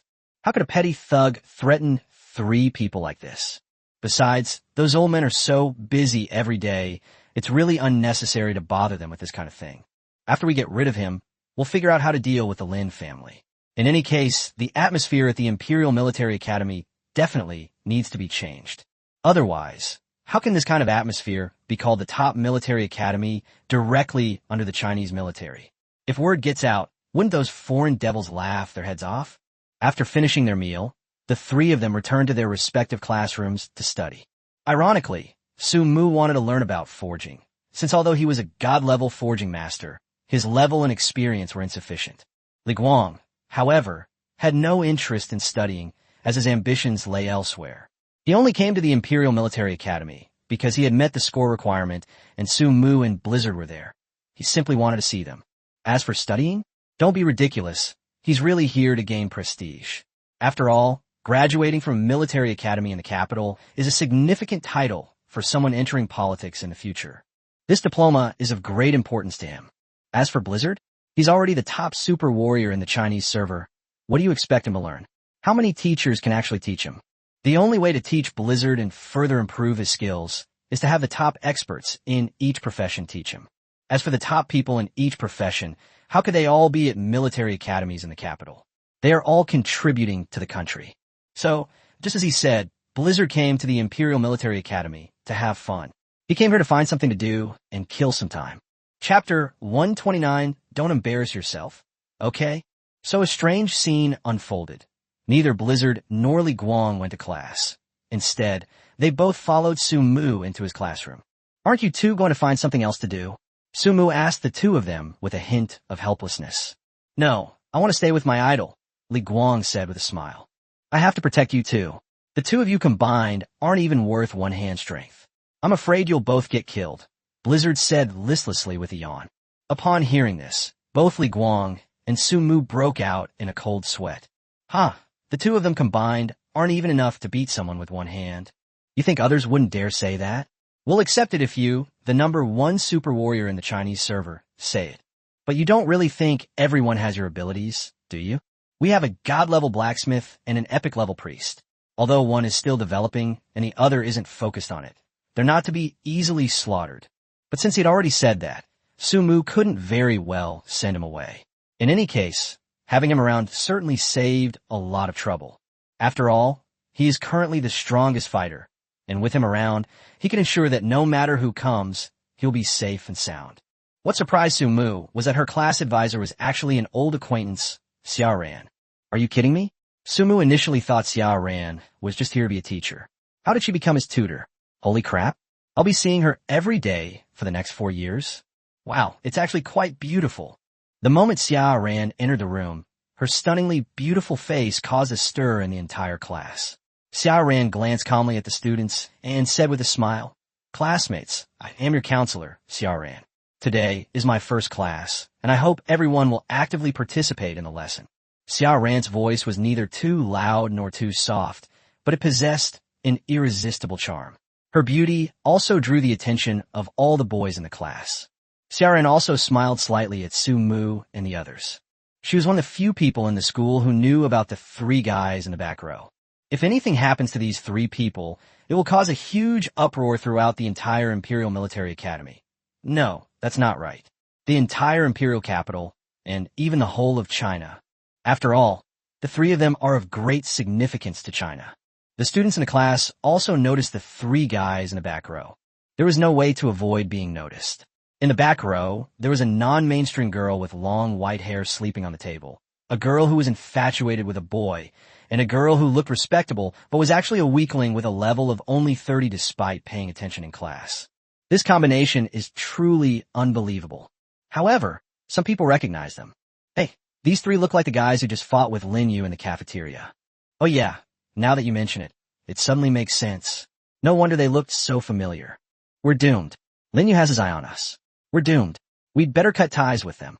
Yes, it's definitely not a bad thing to stay away from them. Listening to the students' quiet murmurs, Xia Ran pondered on the podium. Lin Yu? Could he be plotting against Su Mu and the others? No, this matter must be reported immediately. Xia Ran didn't care about anything else. All she knew was that she couldn't let anyone threaten Su Mu. The day's classes ended quickly. Su Mu reached out and patted Blizzard, who was sleeping soundly, to wake him up. Then the 3 of them walked out of the classroom together. As expected, when they arrived at the dormitory building, Lin Yu was waiting for them with more than a dozen people. Ugh, what bad luck. How come I keep running into stray dogs on my way home? Blizzard rubbed her hair in exasperation. What are you doing here? Li Guang asked. Who do you 3 think you are, daring to oppose me, Lin Yu? Lin Yu shouted domineeringly. I think you're just asking for a beating. I'm telling you. Can you stop causing trouble for no reason? Su Mu said helplessly.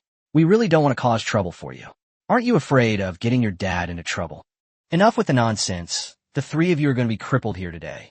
I'll show you how to write the words, the number 1 prince of the Imperial Capital Military Academy. Lin Yu shouted, then looked at the crowd behind him. Brothers, let's do it.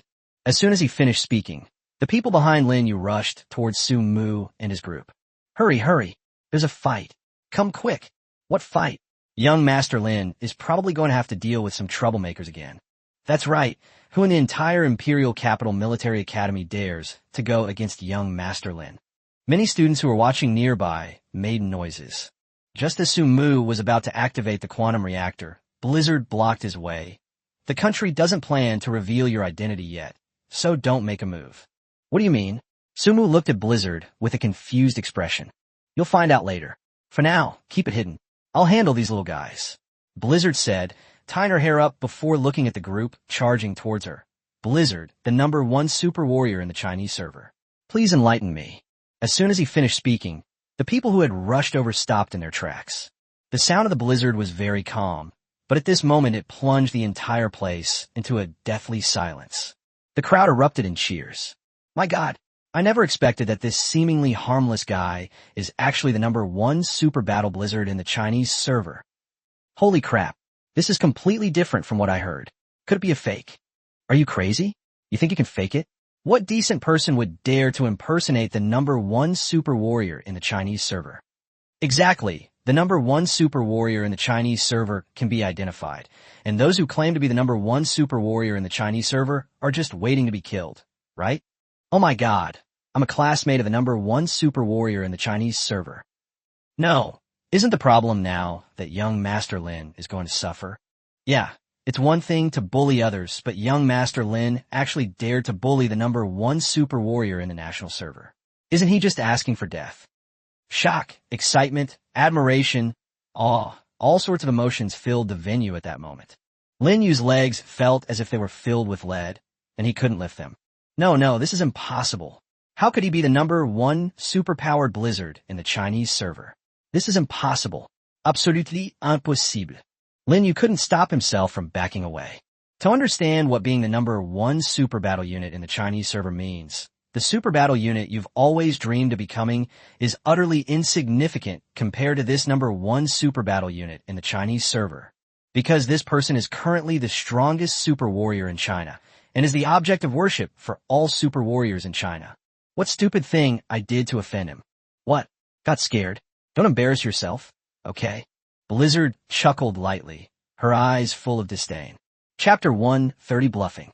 Seeing the blizzard's arrogance, Lin Yu and the others were filled with anger. But their remaining rationality told them that the best course of action was to back down. Lin Yu was sweating profusely. His strength was actually not weak. Otherwise, he wouldn't have been able to act so arrogantly at the Imperial Capital Military Academy. While family support played a role in his current position at the Imperial Military Academy, his own abilities were undoubtedly crucial. After all, many students at the academy come from powerful and influential families. Lin Yu wasn't stupid. He naturally knew that the people at the Imperial Military Academy were all exceptional individuals in their respective fields. None of those who could get into the Imperial Military Academy were weaklings. But even among geniuses, there are differences. It must be admitted that this statement applies not only to himself and the others at the Imperial Military Academy, but also to himself and the blizzard before him. The reason we were able to get into the Capital Military Academy is because that's the limit for us. The reason why Blizzard was able to attend the Capital Military Academy is because the Capital Military Academy is the best in the country. This is the difference between a genius like myself and a true genius like Blizzard. Although he didn't know the true extent of Blizzard's strength, judging by his reputation, he was probably not someone that an ordinary person like himself could afford to provoke. However, even though I'm scared right now, I absolutely can't back down. With his gang of underlings here, he couldn't afford to lose face, could he? Lin Yu is now in a difficult position, but he has no choice but to move forward. No matter how powerful this guy is, now is not the time to back down. Therefore, Lin Yu composed himself and looked at his group of underlings, shouting, "Don't be afraid. This guy's just bluffing. Look at him, so weak and frail. What is he, Blizzard? I think he's all show and no substance, all just hype from his family. Everyone, follow me. Let's take him down today, and then we'll be famous forever. When I kill the #1 super warrior in the Chinese server, you'll all benefit. If you help me become the #1 super warrior in the Chinese server, you'll all be big shots too." It must be said that when people speak, the accompanying body language and spittle can indeed have a persuasive effect. At this moment, Lin Yu, who was like a clown in the eyes of the Blizzard, was like the protagonist of a novel or anime in the eyes of his group of underlings. Lin Yu was also overwhelmed by his own impassioned speech. As if he had brainwashed himself, he actually felt that what he was saying made a lot of sense. It seems that the Blizzard in front of us is just a facade with no real substance. Sigh, judging people by their appearance is definitely not a good thing. Sumu rubbed his forehead and smiled helplessly. If Blizzard were a 2-meter tall, muscular man, perhaps Lin Yu's inflammatory and brainwashing rhetoric wouldn't have worked. No, he might not even be able to say such a thing. And it's even more likely that this will never happen. Because of Blizzard's appearance, it seemed to him that Blizzard was really just that. But is that really the case?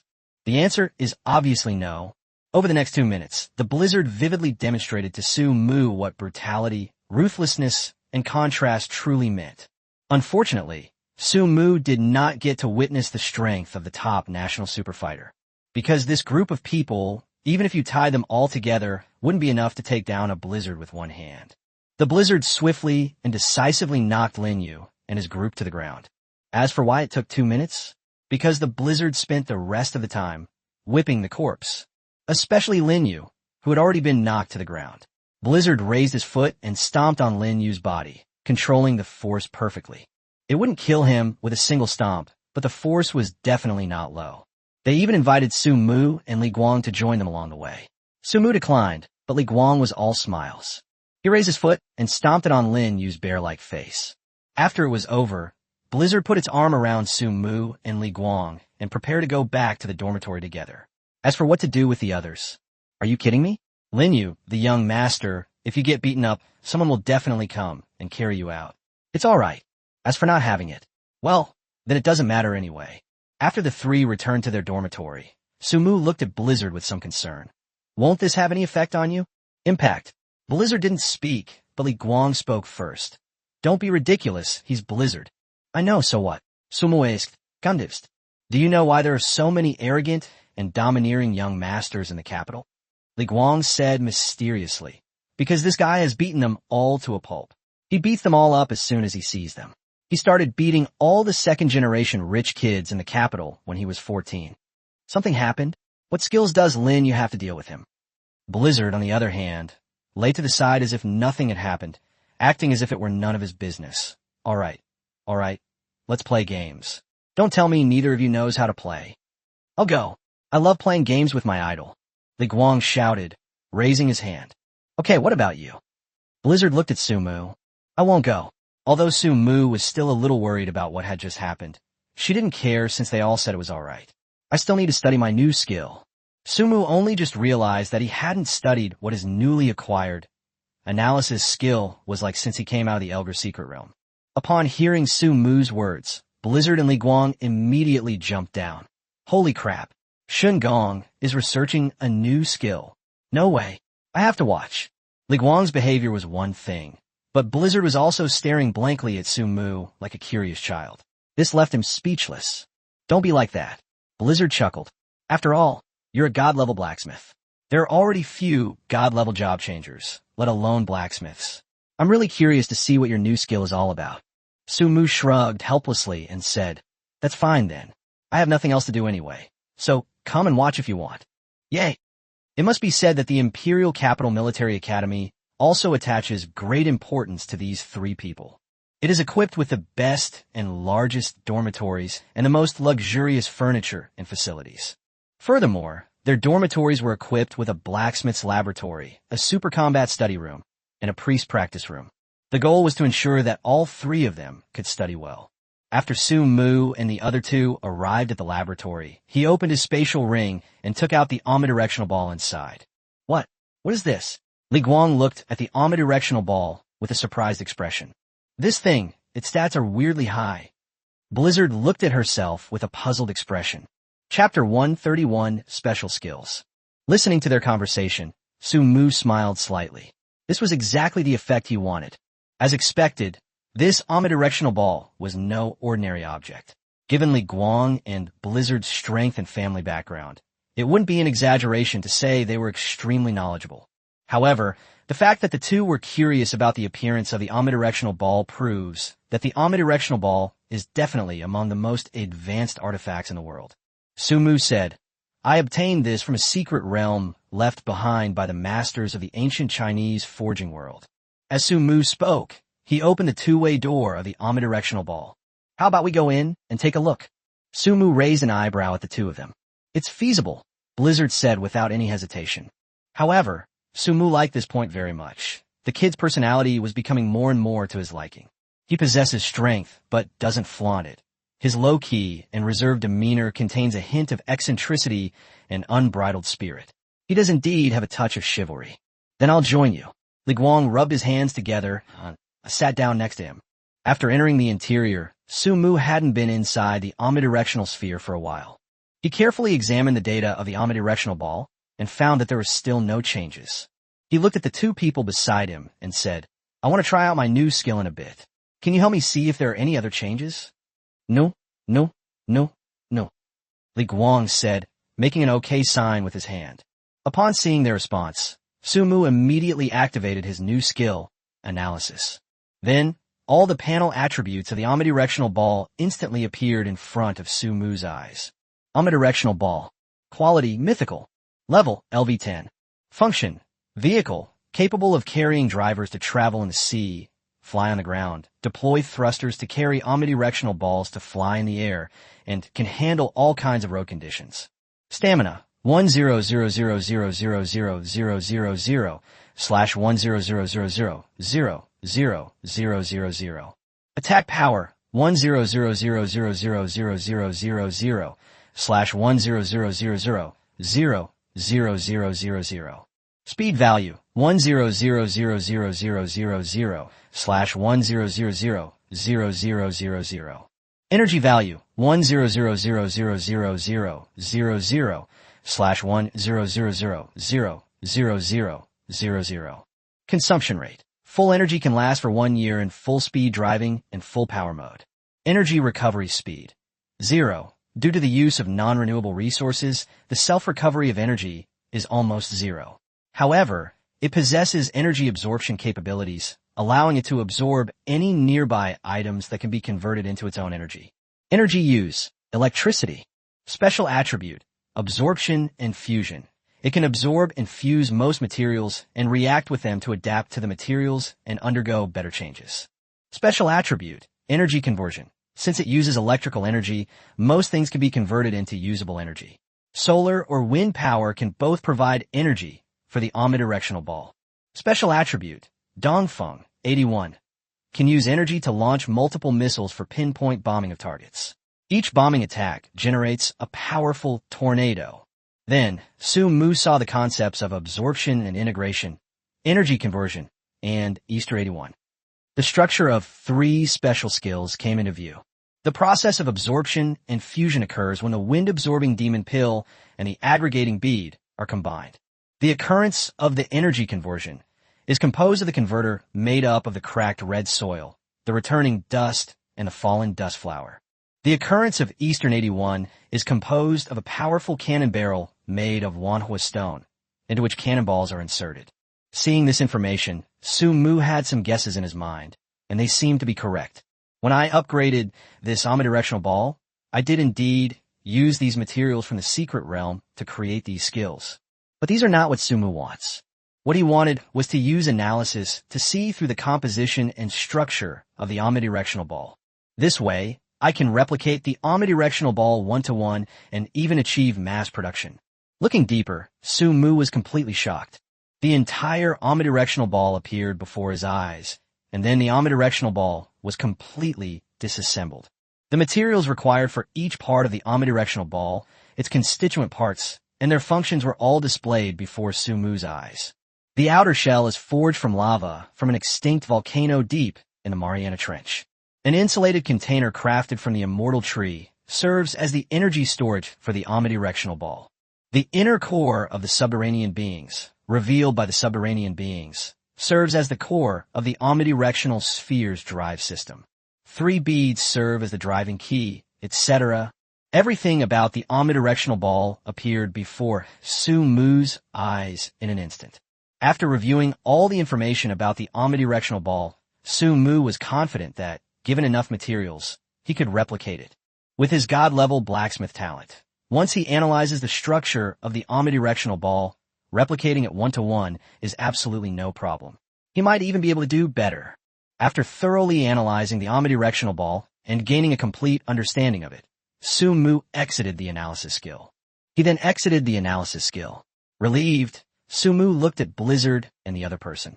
He saw them staring blankly at him. What's wrong? Is there something on my face? Sumo asked, Sambat kandist. Dude, are you really a blacksmith? Li Guang looked at Su Mu with suspicion, his eyes seeming to say, You say you're a blacksmith? I wouldn't believe it, even if you beat me to death. What's wrong? Stop fooling around. What's going on? Sumo asked, speechless. It's nothing, but I took a picture of it. You can see for yourself. Blizzard said, handing the phone to Su Mu. A video was playing on the phone at that moment. In the video, Su Mu's eyes glowed blue as he stared intently at the control panel in front of him. No matter how Li Guang called him, it was no use. It was as if his soul had left his body. Looking at himself in the video, Su Mu looked up at Blizzard in confusion. What's wrong? That's strange. Blizzard shrugged and spread his hands. You know, I'm a super warrior. I have a wide range of skills in various professions, and I'm not weak in them. As for the blacksmith profession, I dare say that apart from you and those guys on the top of the Chinese server, no one can compare me. I'm even confident that no other blacksmith besides the top 30 in the Chinese server is as good as me. Even so, I have never heard of a blacksmith's analytical skills being so outrageous. Everything he sees and then write it down from memory. But what you're doing is just copying. At this point, Blizzard looked speechless. Maybe it's because I'm at the god level. Do I have special privileges? Sumu wasn't sure either. And there's one more thing. Blizzard held up a finger. I've seen you in that state where your eyes were glowing blue and you couldn't be woken up no matter what I did.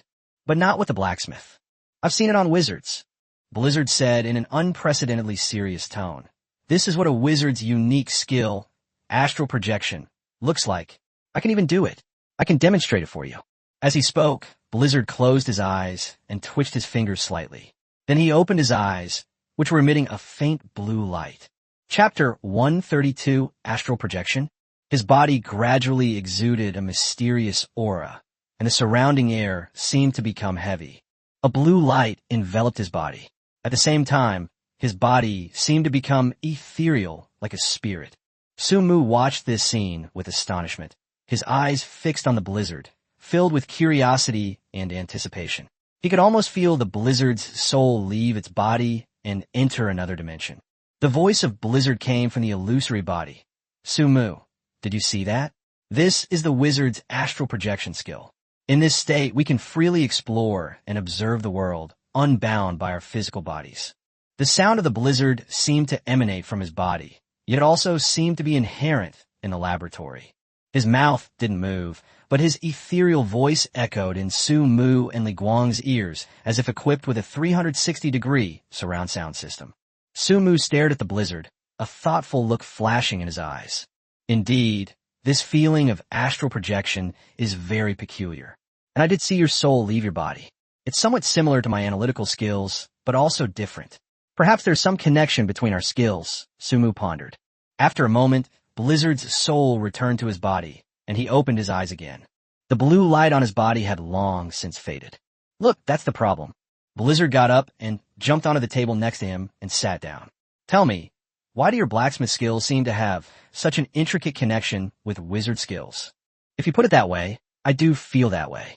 Su-Mu suddenly sat up, picked up a pen and paper, and began to write and draw. Actually, there's no need to look for similarities between these two skills. Just by looking at their functions and how they are used, you can see that there are many connections between them. The world from a clearer and more comprehensive perspective. When you're in an out-of-body state, there may be many things in your field of vision.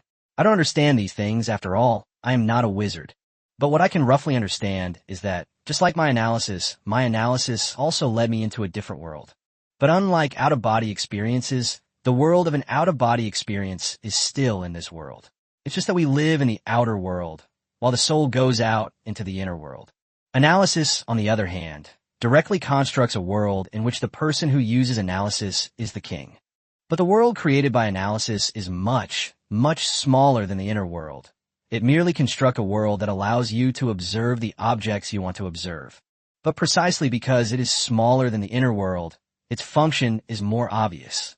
It can disassemble and decompose the selected item, revealing all its structure and composition to the viewer.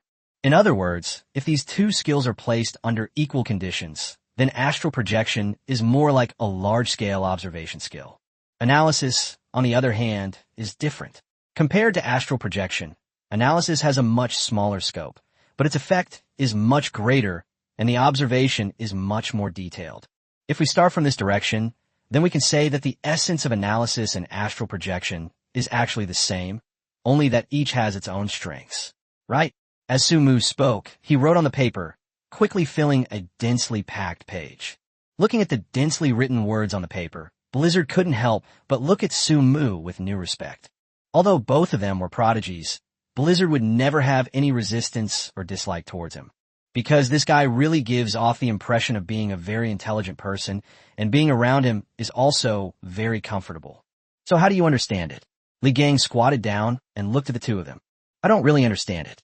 I just came to the conclusion that the skills astral projection and analysis might originate from the same source, or even be the same thing in essence, Blizzard said, shrugging.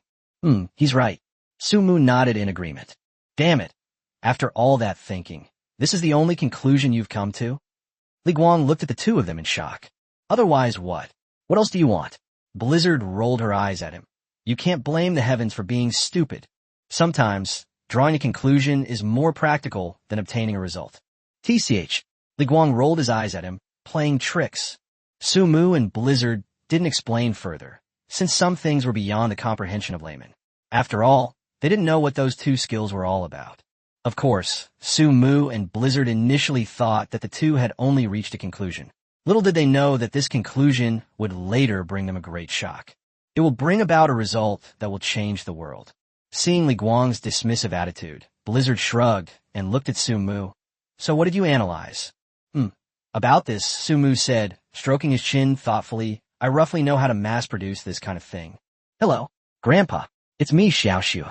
Blizzard spoke up, holding her phone. Oh, right. Sheng Gong is right next to me, my roommate. And this kid said he can mass-produce some things.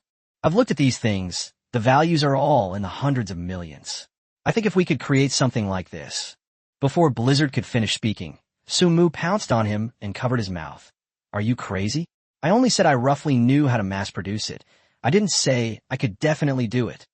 Blizzard glanced at Su Mu out of the corner of his eye, then shook off his hand and continued into the phone. Grandpa, the master craftsman said he's not capable enough to do it. I'll contact you again when I can. That's all for now. Bye. Love you. After finishing his sentence, Blizzard hung up the phone and then looked at Su Mu. Is there anything you need? Why do you seem so excited? Su Mu asked Blizzard with a helpless expression. Are you kidding me? Blizzard dropped its nonchalant, carefree expression. Do you know what your statement that omnidirectional balls can be mass-produced means? Of course I know. Su Mu nodded without hesitation. Once the omnidirectional ball can be mass-produced, it means that China will be able to stand at the forefront of the world in the future. So, if we could deploy this thing on the battlefield, what level would China reach? Do you think I wouldn't be excited? Blizzard rolled her eyes at him. Chapter 133, The Immortal Tree. Su Mu naturally knew what Blizzard meant. He had to admit that he was very tempted. He had thought the same thing when he first obtained the omnidirectional ball. He had always hoped that one day he could mass-produce omnidirectional balls, and that was the moment he finally got the data analysis. He seems to have seen hope in mass-producing omnidirectional balls. Unfortunately, the ideal is very rich, but the reality is very harsh. It must be admitted that Su Mu underestimated the manufacturing process of this omnidirectional ball. The omnidirectional ball truly deserves to be called a great treasure left behind by the masters of ancient Chinese forging. The various processes involved are so complex that even if all the blacksmiths in China were to try to replicate them, probably very few could do it. Moreover, there's a troublesome problem. Su Mu looked at Blizzard. The material used to make this omnidirectional ball is not something that ordinary people can obtain. Su Mu has been studying a lot of forging materials these days. After obtaining that secret realm, Su Mu memorized a lot of knowledge about the materials, because he knew very well that blacksmiths and raw materials were inextricably linked. Even the best blacksmith cannot forge a divine weapon from the worst materials. And even the finest materials will fail to shine without a skilled blacksmith. Therefore, Su Mu not only knows everything about the various raw materials in the world, but he also has a fairly good grasp of them. All the materials needed for the omnidirectional ball are not something that can be easily obtained at present. Although he has the support of the country, it is a bit too extravagant to empty the country's reserves to try to make a universal ball for himself. Furthermore, even if the country's reserves were depleted, mass production would still be impossible. This is because some of the materials needed for the omnidirectional sphere are simply unavailable even with money. This is especially true of the immortal tree used to create energy storage devices. The immortal tree can only be obtained in exceptionally powerful and secluded secret realms, and the probability is extremely low. Otherwise, with the skills of those grandmasters in the ancient Chinese forging world, they would have been able to forge a batch long ago. Is it really necessary to leave only one? After Su Mu explained his reasons to Blizzard, Blizzard pondered for a moment, then looked at Su Mu, raised an eyebrow, and said, "Shall I help you?" "Help me." Su Mu glanced at the Blizzard, then smiled and said, "No reward. You think I'd even look at your paltry sum?" Blizzard rolled her eyes at him. "Tell me, which one do you want to get first?" "Let's start with the hardest one then," Su Mu said with a smile. "Can you handle the immortal tree?" "TSK, now I know why this thing has such high stats." Blizzard paused for a moment after hearing the words immortal tree, then immediately said seriously, "All right then, where are we going to get it?" "Do you have class?" Su Mu asked back. "Do you think I need it?" Blizzard shrugged. "Then we'll leave in a bit." "No way. Getting a demerit on my very first day?" "Hello, Teacher Xia." "Hello, have you eaten yet?" "What's wrong, Su Mu? Did something happen?" "Don't worry. The teacher will definitely get justice for you about what happened this morning." When Xiaoran received the call, she thought it was Su Mu and the others coming to complain about what happened this morning. "Oh, it's nothing, just a small matter." Su Mu waved his hand and said, "It's just that Blizzard and I are thinking of asking for leave in a bit. As for how long it will take, we're not sure." "Huh? Taking leave? Why?" Xiaoran was a little confused. "Su Mu, you've only been here a short time, and you're already taking leave. That's not good for your studies. Besides, what are you and Blizzard going to do?" Xiaoran tried to sort out her thoughts. Su Mu gave a wry smile and said, "Teacher Xia, Blizzard and I have an important matter to attend to. We need to find the immortal tree, which is one of the necessary materials for making the omnidirectional sphere. If we can successfully find it, it will pave the way for future mass production. For me, this is a huge opportunity, and I must seize it."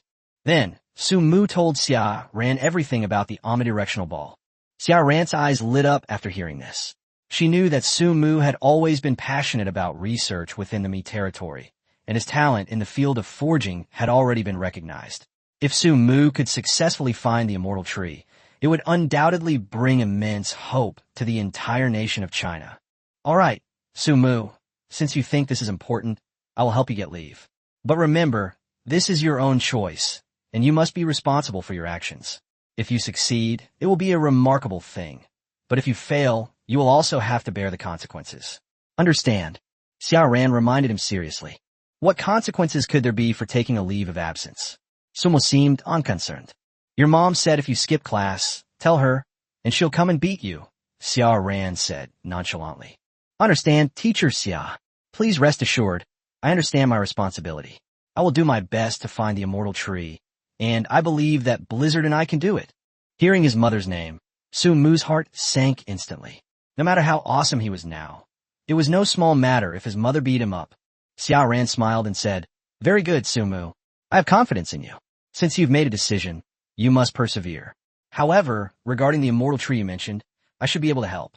Su Mu asked in surprise, "Help? How so?" After a moment's thought, Xiaoran continued, "I know you desperately need the immortal tree as a material to create the omnidirectional sphere. I have a student who is extremely knowledgeable in botany. He might be able to give you some clues about the immortal tree. Could you try to find him and get his opinion? Perhaps it will be helpful."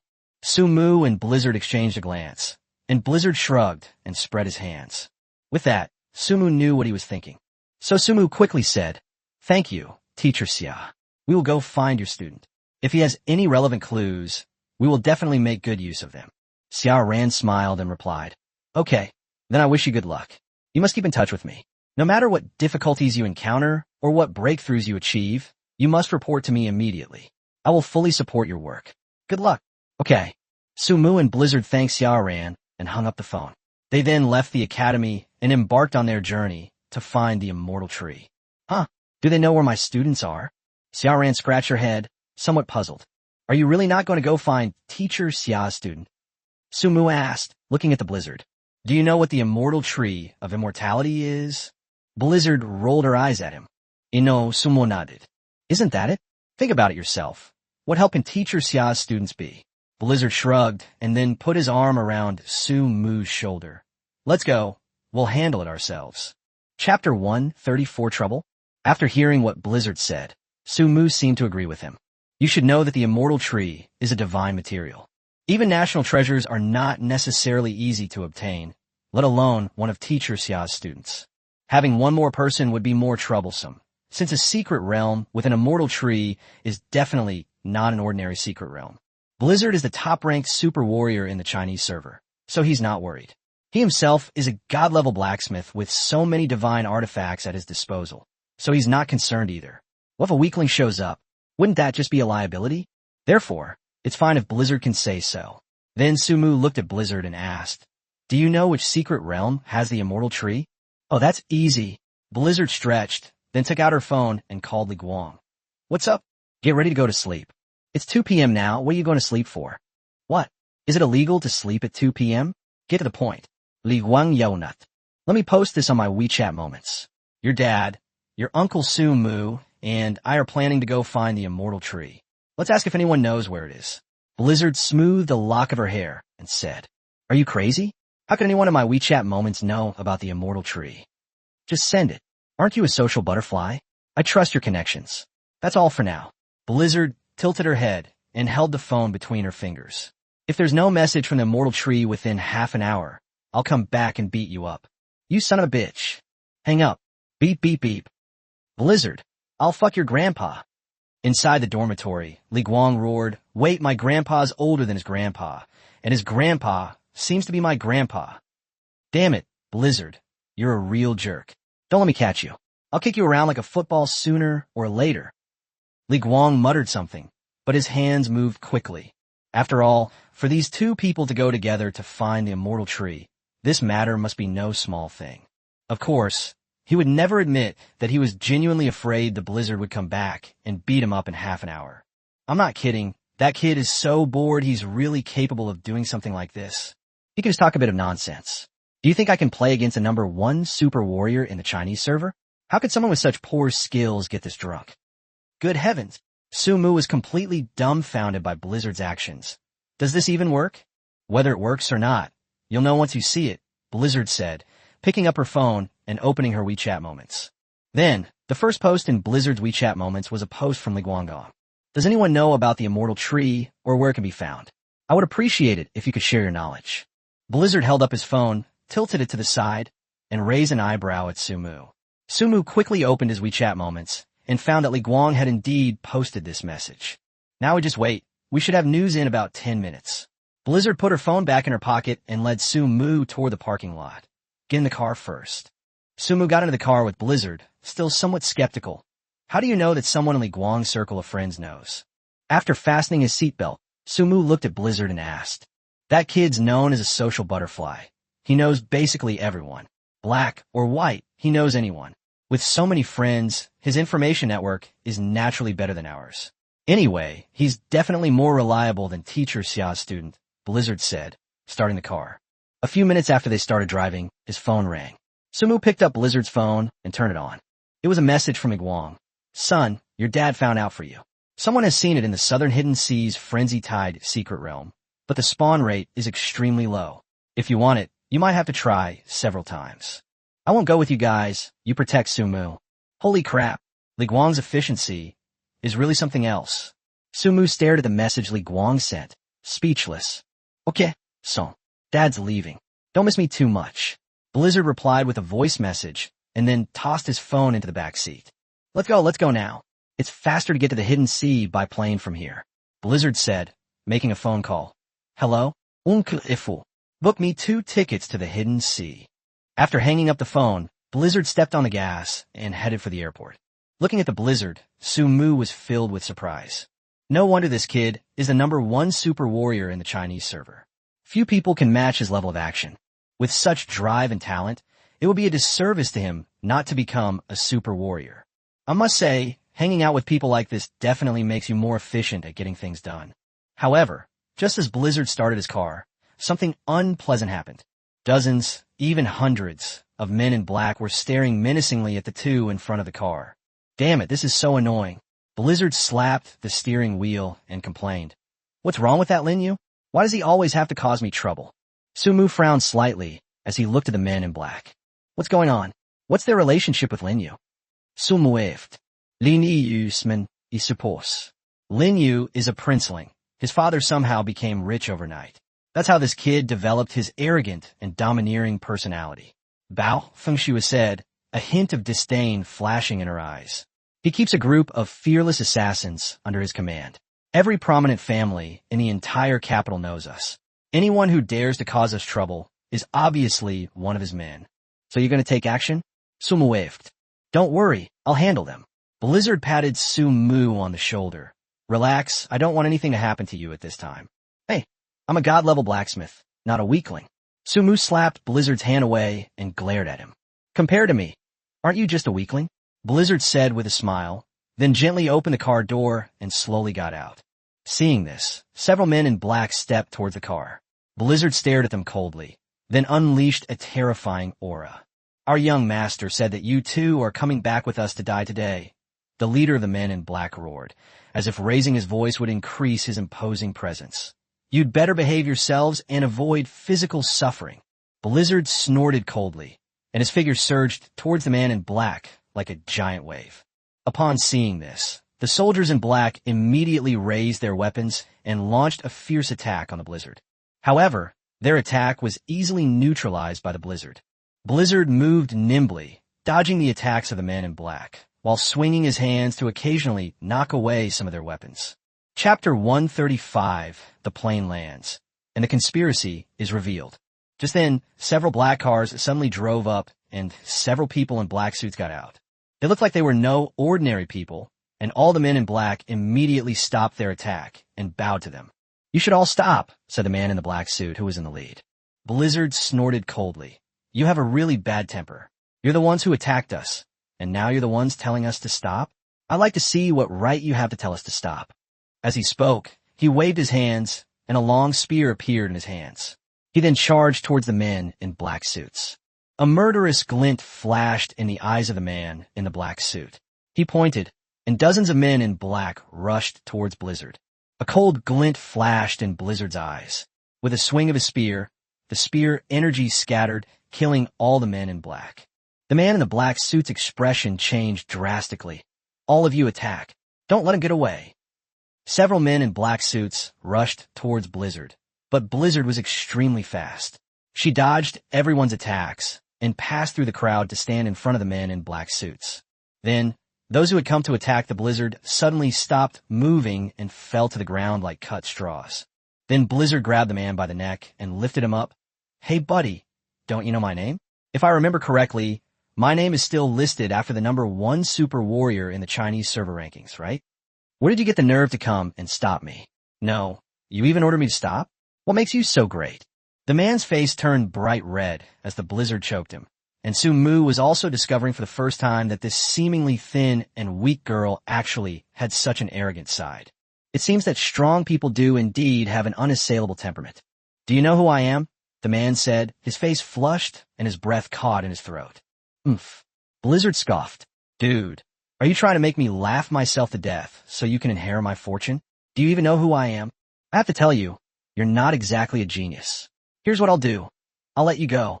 Go back and tell your master that the Lin family's good days are coming to an end. As Blizzard spoke, he flicked his hand. The man in the black suit flew out of Blizzard's grasp, crashed into the wall, creating a large crater in which he was completely submerged. TSK, I accidentally forgot to hold back. Blizzard muttered to himself, looking at his palm before looking up at the large crater. Oh, sorry. Whether you survive or not depends on your own fate. We'll be going now. After saying this, Blizzard got into the car and drove off with Sumu toward the airport. The man in black was already dead, but a miniature camera on his chest was flashing. Seriously, aren't you worried about what you're doing affecting your family? Sumu asked Blizzard with some concern. Your grandfather is a national treasure. What if you... Tisich, come on, what impact could it have? Blizzard scoffed. Who would know about this? Besides, even if they did, so what? It's a world where strength reigns supreme and the strong are king. I'm the number 1 super warrior in the Chinese server. Killing a few troublemakers won't cause me any trouble, will it? They were the ones who struck first. After listening to Blizzard's explanation, Su-mu gradually accepted it. The two headed towards the airport and found their boarding gate in the departure lounge. They sat on a bench, waiting for their flight to take off.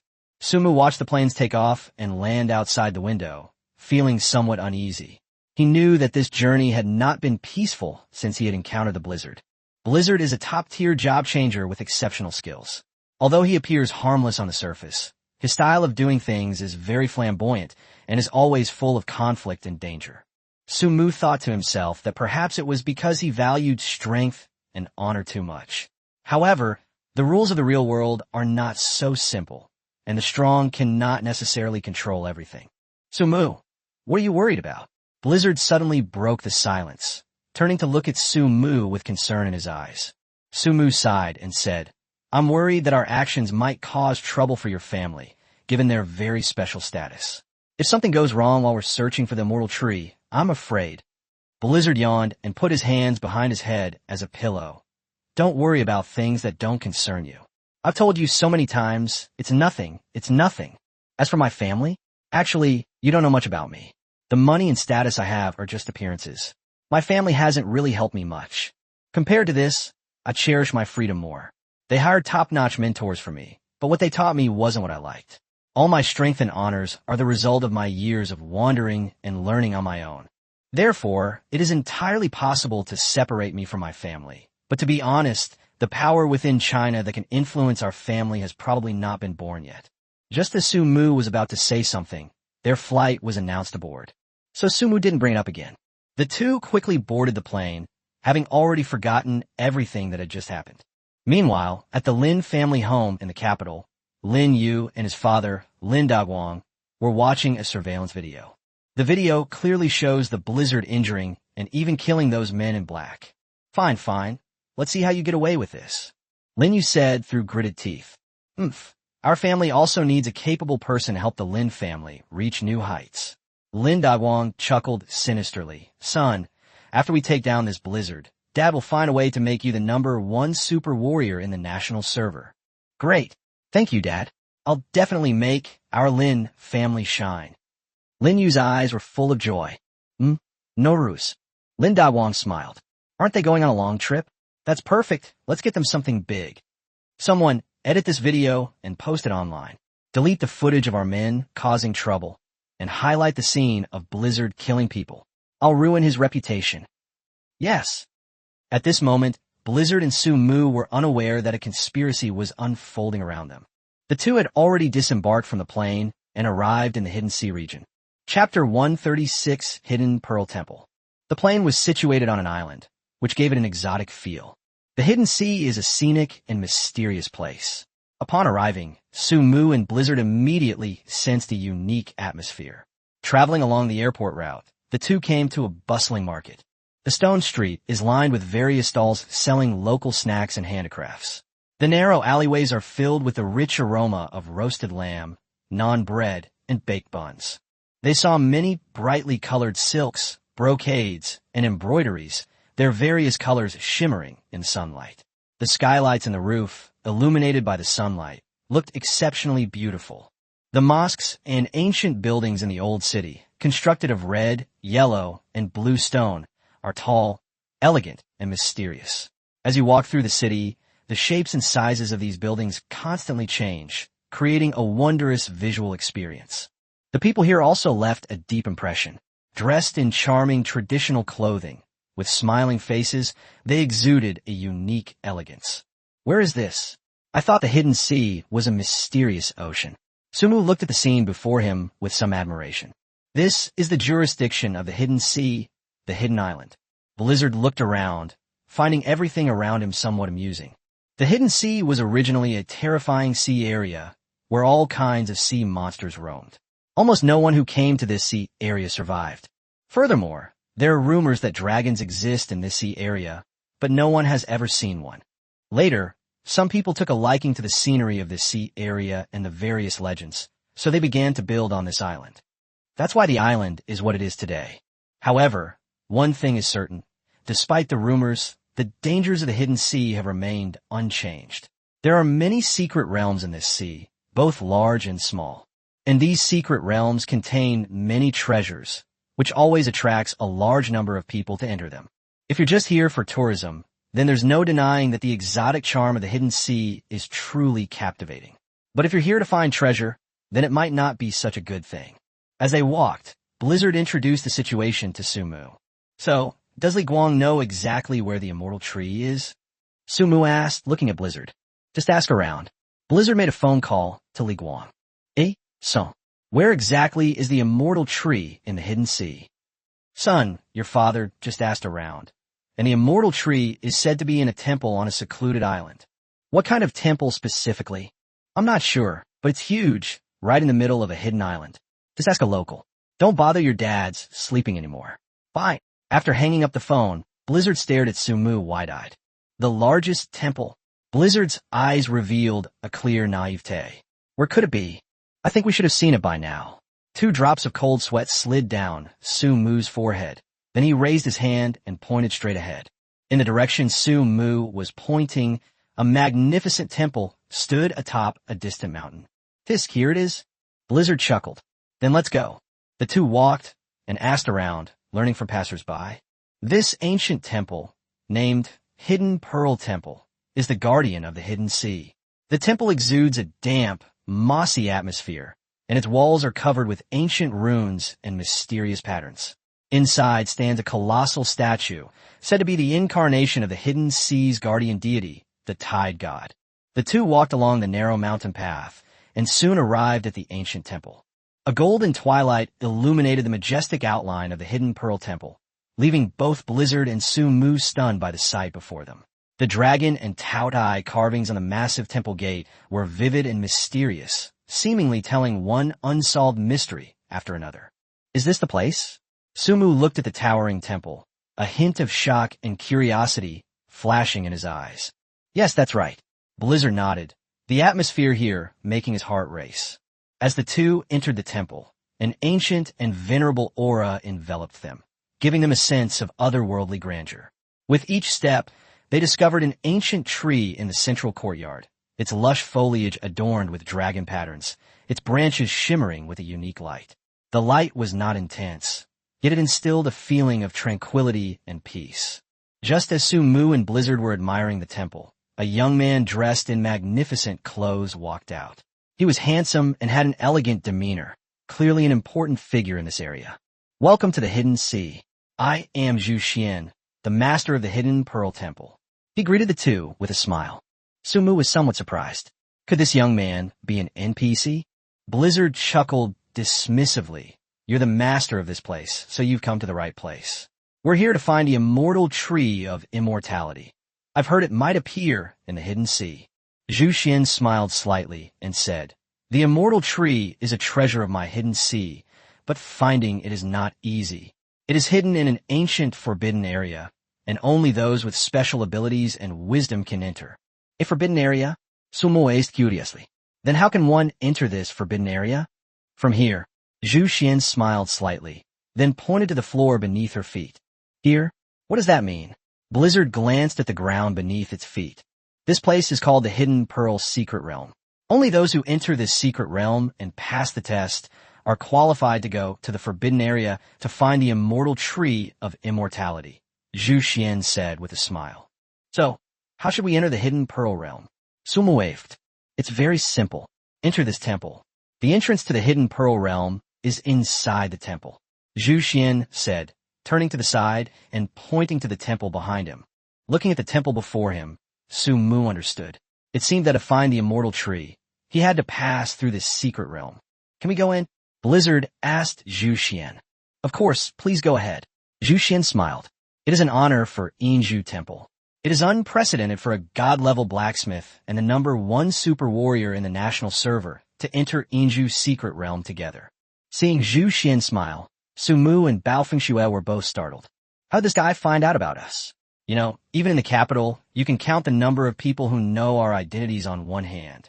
Chapter 1, 37 Dragon Clan? Tide God? The doubts that Sumu and Blizzard had shared were answered on Zhu Xian's face. He looked at the 2 of them and said with a faint smile, In the hidden sea, I have a unique perception that allows me to sense all of this. Of course, you can also interpret it as my own special ability. This struck Sumu and Blizzard as odd.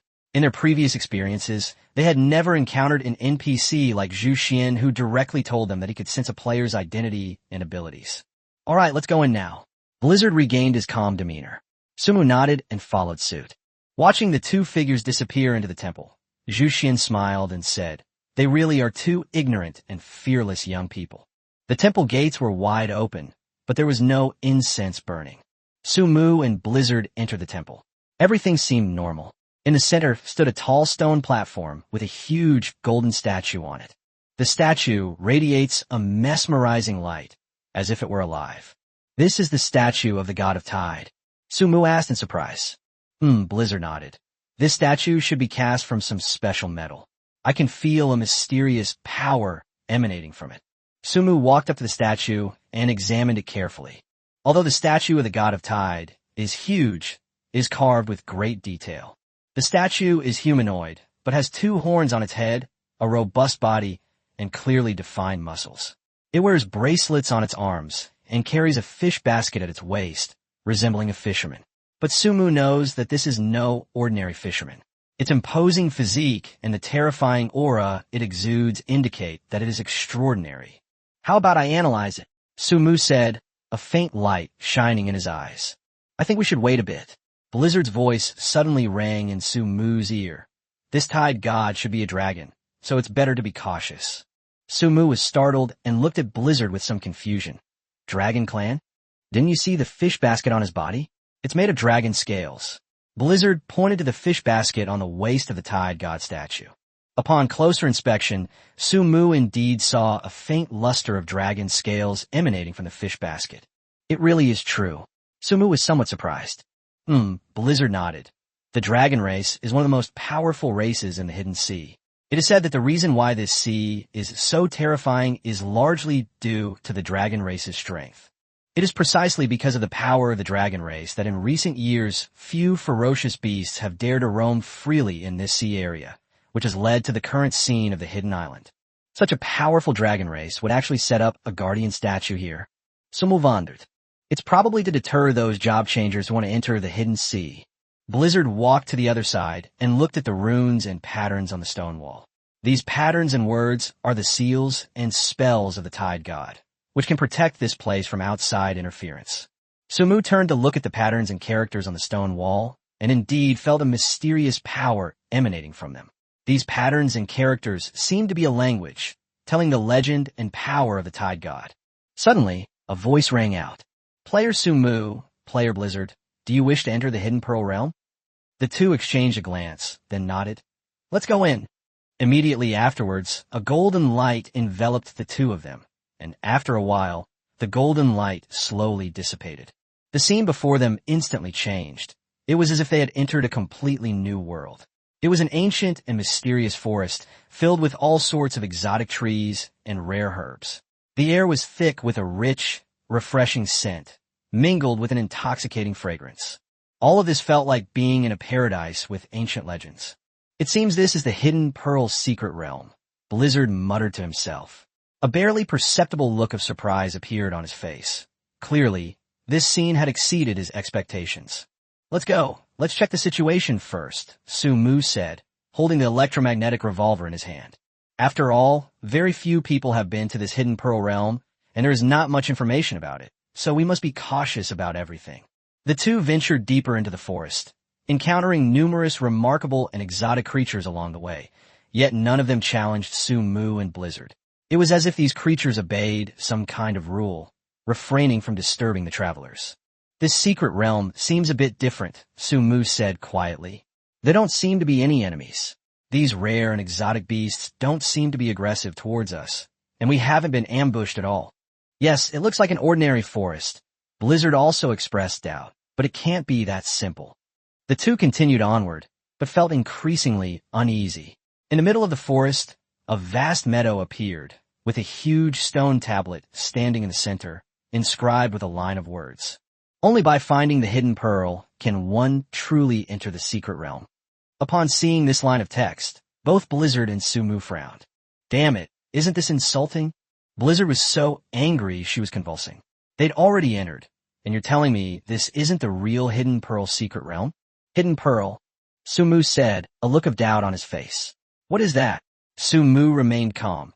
He had already prepared himself mentally, since the secret realm was not an easy place to enter. Seeing Sumu's expression, Blizzard also fell silent.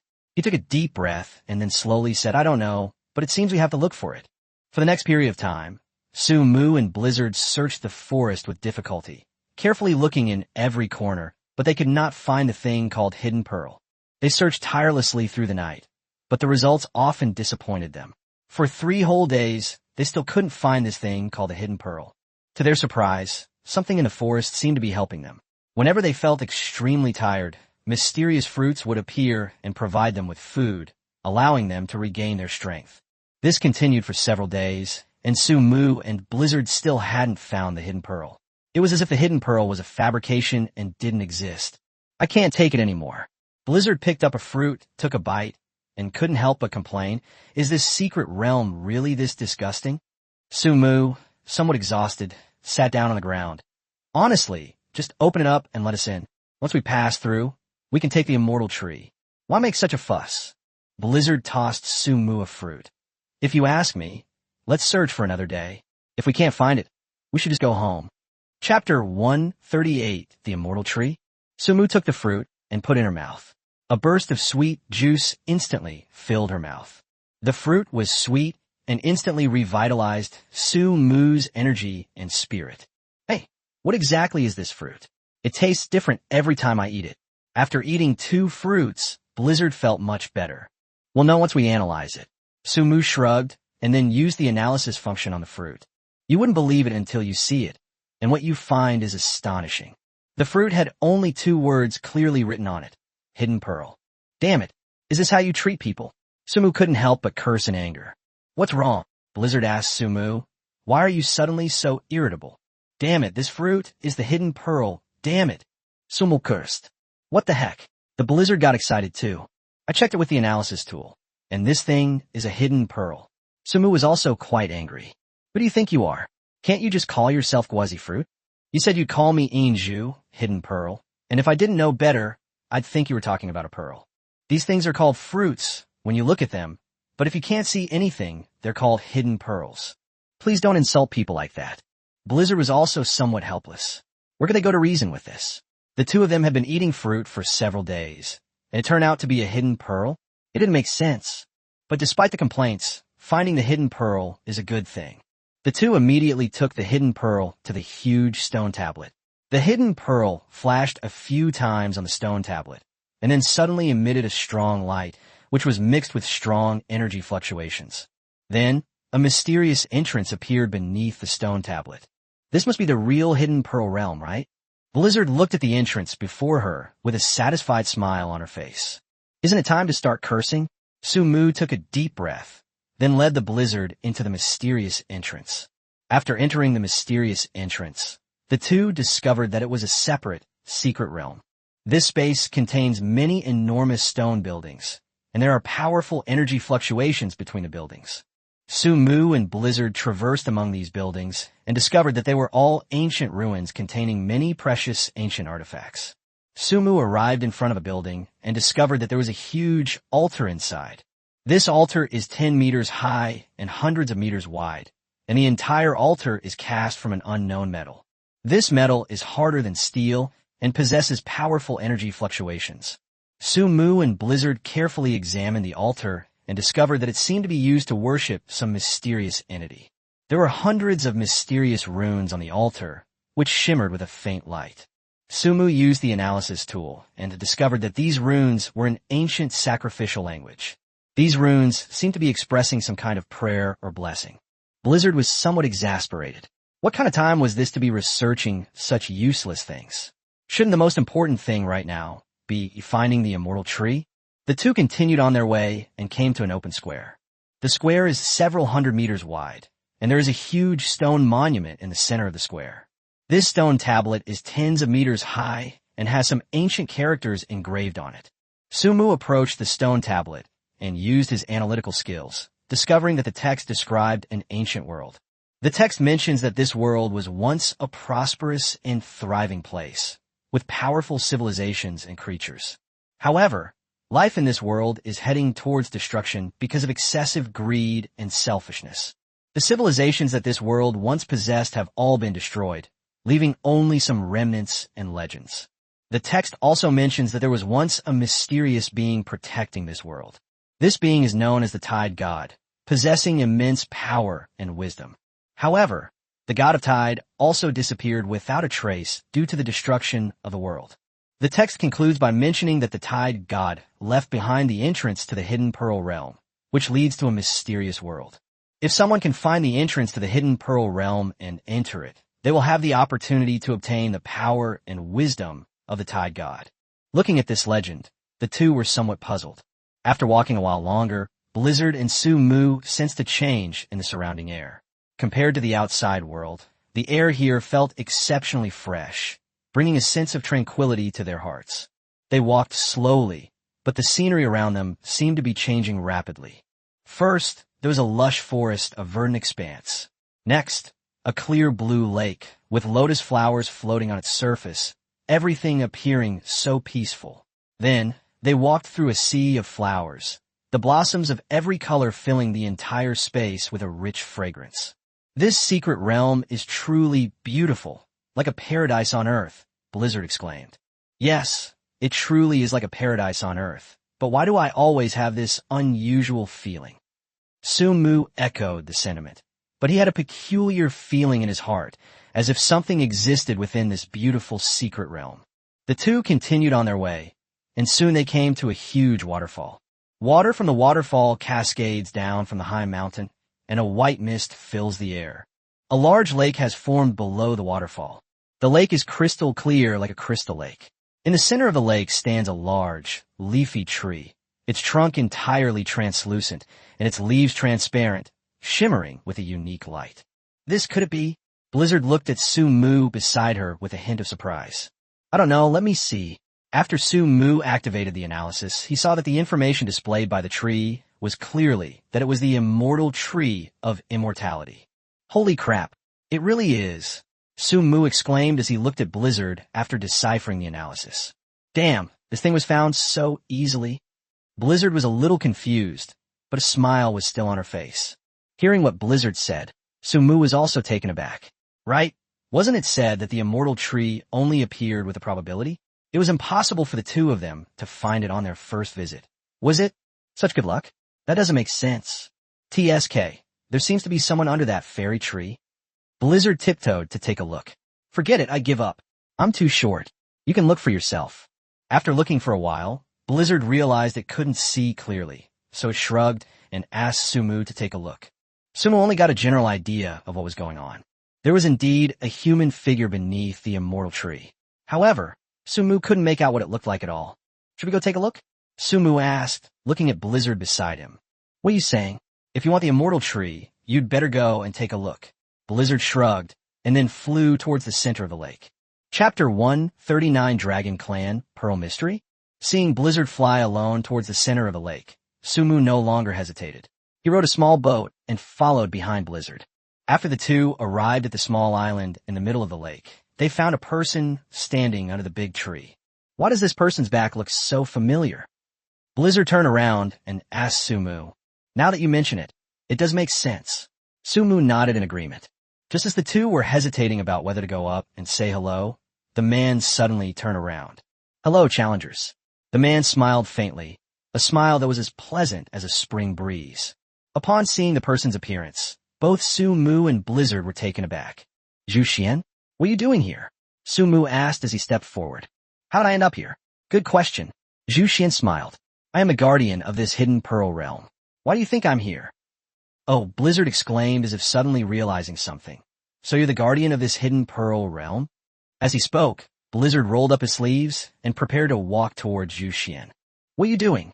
Su Mu quickly hugged him and asked. What are you doing? I'm going to beat him up. Blizzard, looking annoyed, said, You're the guardian of the secret realm, and you tricked us into eating fruit outside for days? Did you do that on purpose? The Blizzard was also furious. Su Mu then looked at Zhu Xian, wanting him to give an explanation. After all, you're a guardian of a secret realm. Letting us come in and waste several days praying inside is a waste of both of our time. Zhu Xian then looked at the two of them and said, "You can't say that." Zhu Xian smiled and said, "I said from the beginning that only those with the right destiny can find the immortal tree. It is your skill that you were able to discover that the fruit was a hidden pearl. Entering the forbidden area and finding the stone tablet left by the dragons is your good fortune. So, it's your own ability to meet me. In that case, shouldn't we have the immortal tree?" Blizzard didn't bother with formalities. After all, he had long been tired of the fruits he had been struggling to obtain in the secret realm for several days. "That won't do." Zhu Xian smiled and shook her head. "Why?" Sumu couldn't help but ask. "It is your good fortune to encounter the immortal tree, but I am not sure if you have the ability to obtain it," Zhu Xian said with a smile. "So what are you trying to do?" Sumu looked at Zhu Xian, his eyes narrowing slightly. He seemed to sense a hostility emanating from Zhu Xian. "Then I'll be frank." Zhu Xian straightened his expression. "This immortal tree is a remnant of the ancient dragon race. And I am the last dragon seed left behind by the ancient dragon race." The words had barely left his mouth when, to the astonishment of Su Mu and Blizzard, Zhu Xian's body began to change. Zhu Xian's body began to slowly transform. His skin gradually turned into scales, his eyes became piercing, and a pair of enormous dragon horns sprouted from his head. His form also continued to expand, transforming into a giant dragon. Su Mu and Blizzard stared in disbelief at the scene before them. They had never imagined that Zhu Xian was actually a real dragon. The guardian of this secret realm was actually the last dragon of the ancient dragon race. "You two have come to find the immortal tree of immortality. Although you have the opportunity to encounter it, I cannot easily hand it over to you," the giant dragon Zhu Xian said in a deep voice. "The immortal tree of immortality is a sacred object of the ancient dragon race, and only true warriors can gain its approval. Therefore, to obtain it, one must pass the test." Su Mu and Blizzard exchanged a glance, a strong determination welling up within them. They decided to accept Zhu Xian's test and prove themselves worthy of the power of the immortal tree. Of course, there was more dissatisfaction than anything else. After all, they had been busy in this secret realm for so long. If they didn't get the immortal tree, then this trip would have been in vain. "Please tell us what we need to do," Su Mu asked in a deep voice. "It's simple." Zhu Xian smiled. "Face me, challenge me, and defeat me." Before the words were even finished, and before the two could speak, Zhu Xian opened his mouth wide and suddenly spewed out a huge ball of flame. Zhu Xian's dragon breath formed a blazing fire in the air, rapidly attacking Su Mu and Blizzard. The two immediately assumed a defensive stance. Su Mu turned the gas valve at his waist, and the quantum reactor formed a transparent shield around him, while Blizzard quickly spread her arms, unleashing 2 gusts of wind to block the flames. Flames collided with the shield, creating a violent explosion and sending sparks flying. Su Mu and Blizzard both felt the powerful impact, but they did not back down. Instead, their determination to defeat Zhu Xian only strengthened. Seeing that the two were able to withstand his dragon breath, Zhu Xian smiled slightly, his body transforming once more into a streak of light as he swiftly pounced towards Su Mu and Blizzard. His speed was so great that it was almost impossible for anyone to catch a glimpse of him. Su Mu and Blizzard reacted immediately, splitting up in perfect unison and unleashing their respective special skills. Su Mu drew his electromagnetic revolver. He pulled the trigger, the muzzle flashing as the bullet slicing through the air, carrying the power of lightning as it hurtled towards Zhu Xian. Meanwhile, Blizzard unleashed a powerful storm of energy, forming a tornado that swirled and hurtled towards Zhu Xian. Zhu Xian dodged Su Mu's bullets with agility and skillfully avoided the Blizzard's tornado. Every move he made showcased his agility and power as a dragon. A hint of provocation flickered in his eyes, as if telling the two that they were not strong enough. Su Mu and Blizzard were not discouraged. They knew they were facing a true dragon with unparalleled power and wisdom. Although they had never seen a dragon before, and did not know what a real dragon was like. However, they knew very well that the strength of the race that was able to become the overlord of the Blue Planet in ancient times was naturally beyond question. As the only remaining dragon species, its strength is far beyond what the two of them could imagine. However, the two also believe that as long as they unleash their potential and make full use of their cooperation, they will have a chance to defeat Zhu Xian and obtain the immortal tree. They launched another combined attack, and Su Mu's electromagnetic revolver fired even more bullets, each carrying immense power, like a sharp sword aimed at Zhu Xian's vitals. The blizzard, however, launched a relentless attack with lightning speed, its storm energy raging and engulfing the surrounding trees. Seeing that the two were attacking with increasing ferocity, Zhu Xian no longer remained passive and launched his own offensive. He slammed his dragon claws into the ground, stirring up a gale and sending earth and rocks flying, while simultaneously spewing flames and frost from his mouth, creating a powerful wave of attack. Chapter 140, Inviting a God to Possess Him. After several exchanges, the battle intensified, with flames, frost, lightning, bullets, and storms intertwining to create a spectacular scene. Su Mu and Blizzard were drenched in sweat, but their eyes were filled with determination and resolve. The two constantly adjusted their tactics, searching for Zhu Xian's weaknesses. Su Mu began to probe Zhu Xian using his analytical skills. He quickly discovered a weak point in Zhu Xian's body, which was his abdomen.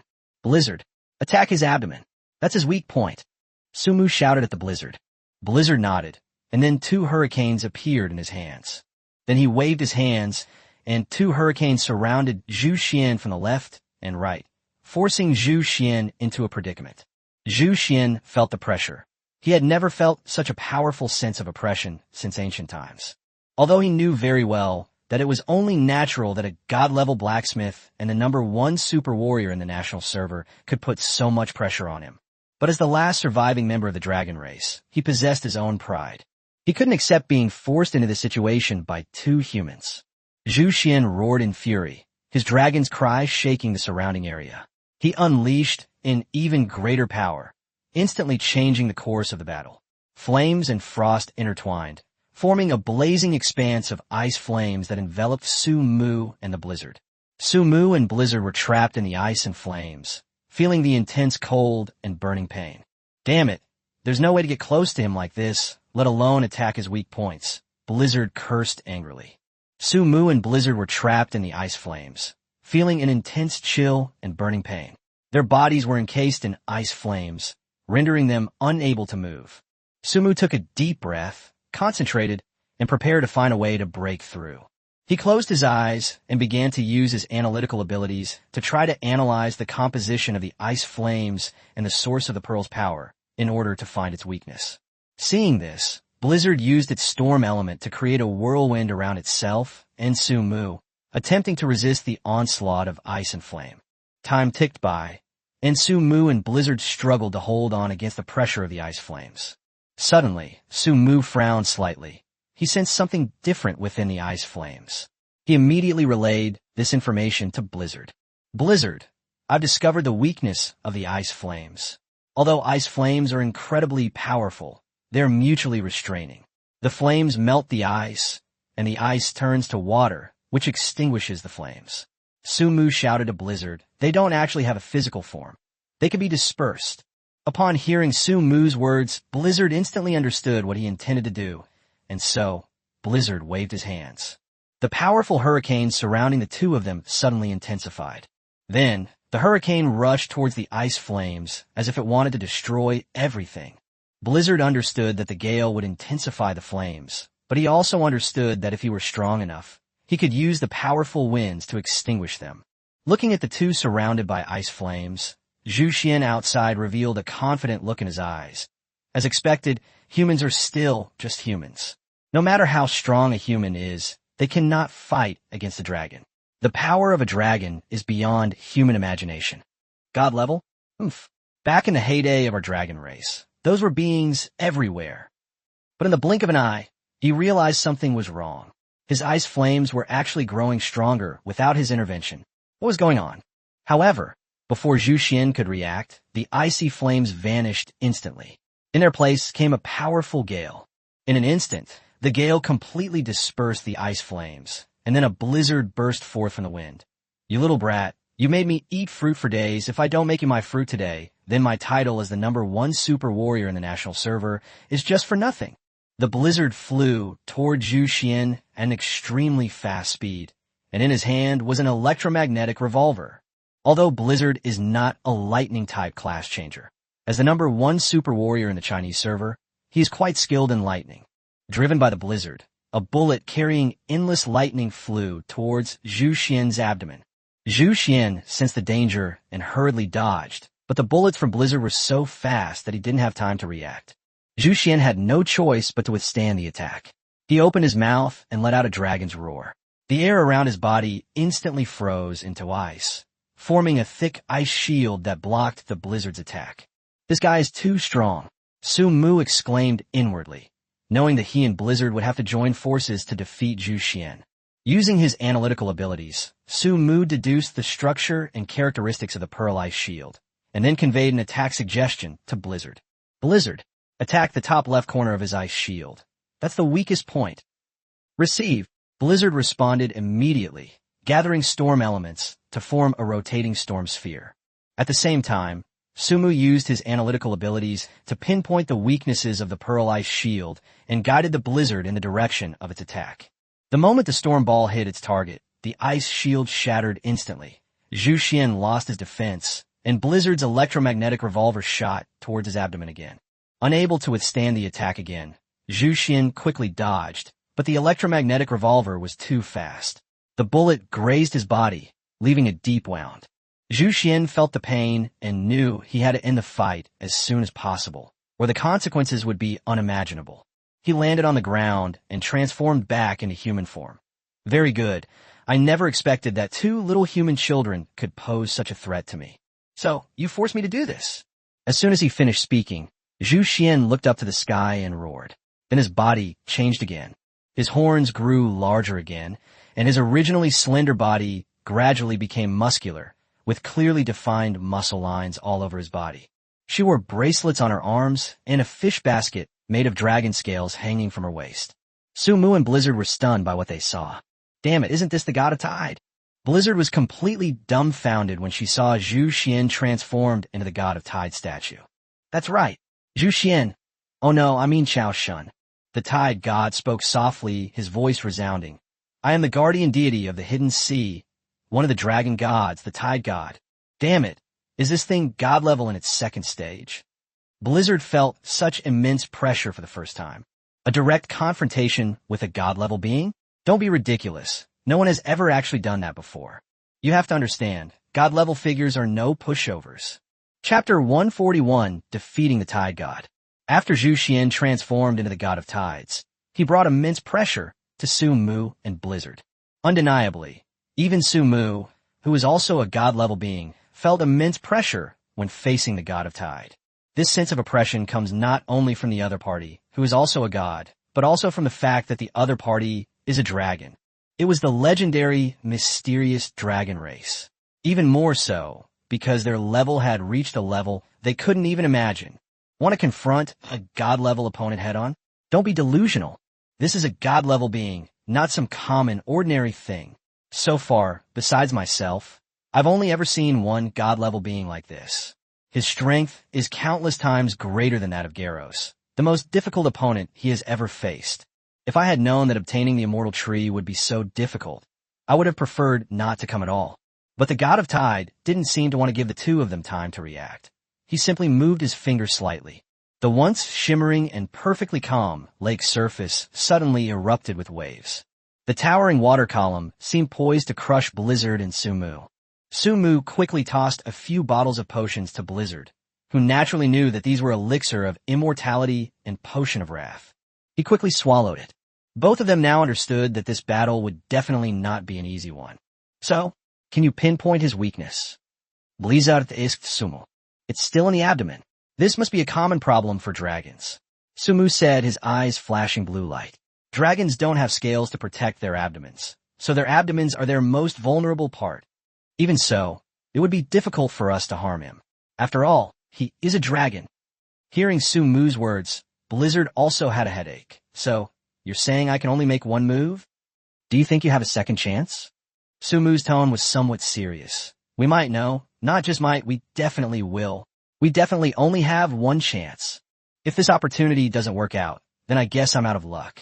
And we might not even get another chance like this. I'll help you distract him. You're better at attacking than I am. Take all the pills, and then grab this. As Su Mu spoke, he handed the quantum reactor and electromagnetic revolver from his waist to Blizzard. "You only have one chance, make your move," Su Mu said, taking out the omnidirectional ball from his spatial ring. Upon seeing the omnidirectional ball, Chaos Hen seemed to realize something and momentarily became somewhat dazed. Although they didn't know the reason, Su Mu and Blizzard quickly noticed his momentary daze. Su Mu piloted the omnidirectional ball at high speed toward Chaos Hen. As the omnidirectional ball approached Chaos Hen, the immortal tree behind the Tide God seemed to sense the presence of the energy storage device inside the omnidirectional sphere and suddenly grew much larger. Chaos God snapped out of his daze in an instant, but Su Mu, piloting the omnidirectional ball, had already arrived in front of him. Before the God of Tide could react, he simply waved his hand. Although it was an instinctive waving motion when he encountered danger, it instantly sent the omnidirectional ball flying. Inside the omnidirectional sphere, Su Mu suddenly felt a dizzying sensation. But he also knew that Blizzard's opportunity had arrived. Sure enough, the moment Chaos Hen swept away the omnidirectional ball, his center was wide open, and his abdomen was exposed to the Blizzard. Now, Blizzard's eyes sharpened, and then, with the boost from the massive potion, Blizzard's speed reached an unprecedented limit. Blizzard appeared before Tide God as if it had teleported instantly. "You brat, it's time to settle this score." Blizzard attached the electromagnetic revolver to Tide God's abdomen, and Tide God, who had just realized what was happening, was about to attack Blizzard, but it was too late. Blizzard gently pulled the trigger. In order to secure a kill on Tide God, Blizzard chose to stay close to Tide God and press the electronic revolver against his abdomen. Therefore, the electromagnetic revolver burst forth with tremendous energy, but could not be released because it was blocked by the abdomen of the God of Tide. Ultimately, it exploded under immense pressure. A powerful explosion occurred between the Tide God and the Blizzard. In an instant, a dazzling light shone forth and lightning raged. It was as if 10,000 powerful bolts of lightning were crashing against the Blizzard and the Tide God. The immense impact instantly sent Blizzard flying, and the moment it landed, Blizzard's health bar dropped to 1. This is precisely the effect of immortality. If you are immortal, you will not die from Blizzard for 2 hours. But Chaos Hen wasn't so lucky. The powerful and brutal explosion blasted Chaos Hen upside down. The explosion sent the Tide God flying, his body slamming into the ground and kicking up a cloud of dust and rubble. His majestic dragon form crumbled instantly, leaving him in a disheveled state. In the blink of an eye, the Tide God returned to the appearance of Zhu Xian. Su Mu, supporting Blizzard, slowly walked up to him and said calmly, "You lost. Impossible. I'm a noble dragon. I will not fail. You are just a bunch of insignificant humans. You are just two ants, you." Zhu Xian was about to say something when she felt a cold sensation in her abdomen. "Want to say a few more words?" Blizzard said weakly, a faint smile on her lips as she pressed the electromagnetic revolver against Zhu Xian's abdomen. "You two are truly two unparalleled geniuses." Zhu Xian instantly changed his demeanor. "TCH, I thought it was something special," Blizzard said dismissively. "So, can we take this immortal tree with us?" Su Mu also looked at Zhu Xian, his eyes filled with coldness. He hadn't expected the last vestige of the dragon race to be such a sore loser. Failure is failure, and opening a second phase is fine, but isn't it a bit much to summon the Tide God? A dungeon where the Tide God is possessed. Is that something a human can beat? "Of course you can," Zhu Xian smiled awkwardly, but before Zhu Xian could finish speaking, Blizzard once again pressed the electromagnetic revolver against his copy. "Don't misunderstand. Don't misunderstand." Zhu Xian hurriedly waved her hands. "What I mean is, could you please tell me where the ball you just used came from?" "Don't misunderstand. I didn't mean anything by it. I just sensed the aura of the immortal tree from above. I want to know what this thing has to do with our dragon race." "TSK, don't be shameless," Blizzard said disdainfully. "What does this have to do with you? Stop trying to make yourself look good. I admit that the immortal tree is yours, but the immortal tree inside this omnidirectional sphere is nothing more than an energy storage device. This was forged by all the grandmasters of the ancient forging world of our China. What right do you have to try and extort us?" Chapter 142, The Past of the Dragon Clan. "Huh, ancient China?" Zhu Xian was a little confused. He looked at the two of them and said, Our dragon race used to be called China too. Hearing this, Blizzard was also taken aback. But Sumu realized what was happening. Dragons? Chinese people? It's true that the Chinese have always been descendants of a dragon. Could it be that they really have some connection with the dragon race of the past? As Sumu thought about it, he felt that this was more likely than ever. So Sumu looked at Zhu Xian and said, I just saw the story on the stone tablet in the square outside. Can you tell us what happened? Seeing Sumu ask this, Zhu Xian sighed and said, Fine, then I'll tell you. After finding a place to sit down, Zhu Xian slowly began to speak. In ancient times, the largest race on Blue Star was the Dragon Clan, and the most powerful tribe among the Dragon Clan called themselves Huaxia. Upon hearing this, Sumu and Blizzard were instantly stunned. They stared at each other, wide-eyed. Sumu also had some doubts. That's not right. Logically speaking, there's a difference of tens of millions of years between the existence of dragons and humans. How could they possibly be related?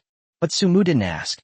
He quietly watched Zhu Xian, intending to see what else he would say next. Zhu Xian sat on the ground, looking at the two of them, his eyes sparkling. Huaxia among the dragons was one of the top dragons on the entire Blue Star at that time. Why was the Chinese dragon race so strong back then? It was because we used the full strength of the nation to support a genius of that time to become a god. And that genius is the Tide god you just saw, who is actually me. As she said this, Zhu Xian's eyes were filled with melancholy. Blizzard and Sumu were stunned when they heard this. What do you mean? You're that genius? No, you're the god of Tide. Blizzard asked, her eyes wide. Yes, that's right. Zhu Xian nodded. His tone was calm, but his eyes revealed a sense of sorrow. I am the god of Tide, and also the last survivor of the Dragon Clan.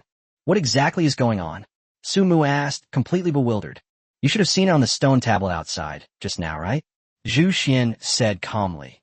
That civilization that was destroyed because of excessive greed and selfishness was our Dragon Clan. But the person who caused all of this is me. Sumu and Blizzard were filled with shock and confusion upon hearing Zhu Xian's words. They could hardly believe that the once mighty Dragon Clan had such a close connection with China, and that Zhu Xian himself was the last survivor of the Dragon Clan and the God of Tides. Sumu took a deep breath, trying to clear his mind. He asked, Zhu Xian, can you explain in detail why the Dragon Clan was destroyed and how you became the God of Tide? Zhu Xian sighed, a hint of sadness and self-reproach in his eyes. In ancient times, the dragon race was the most powerful race on Blue Star.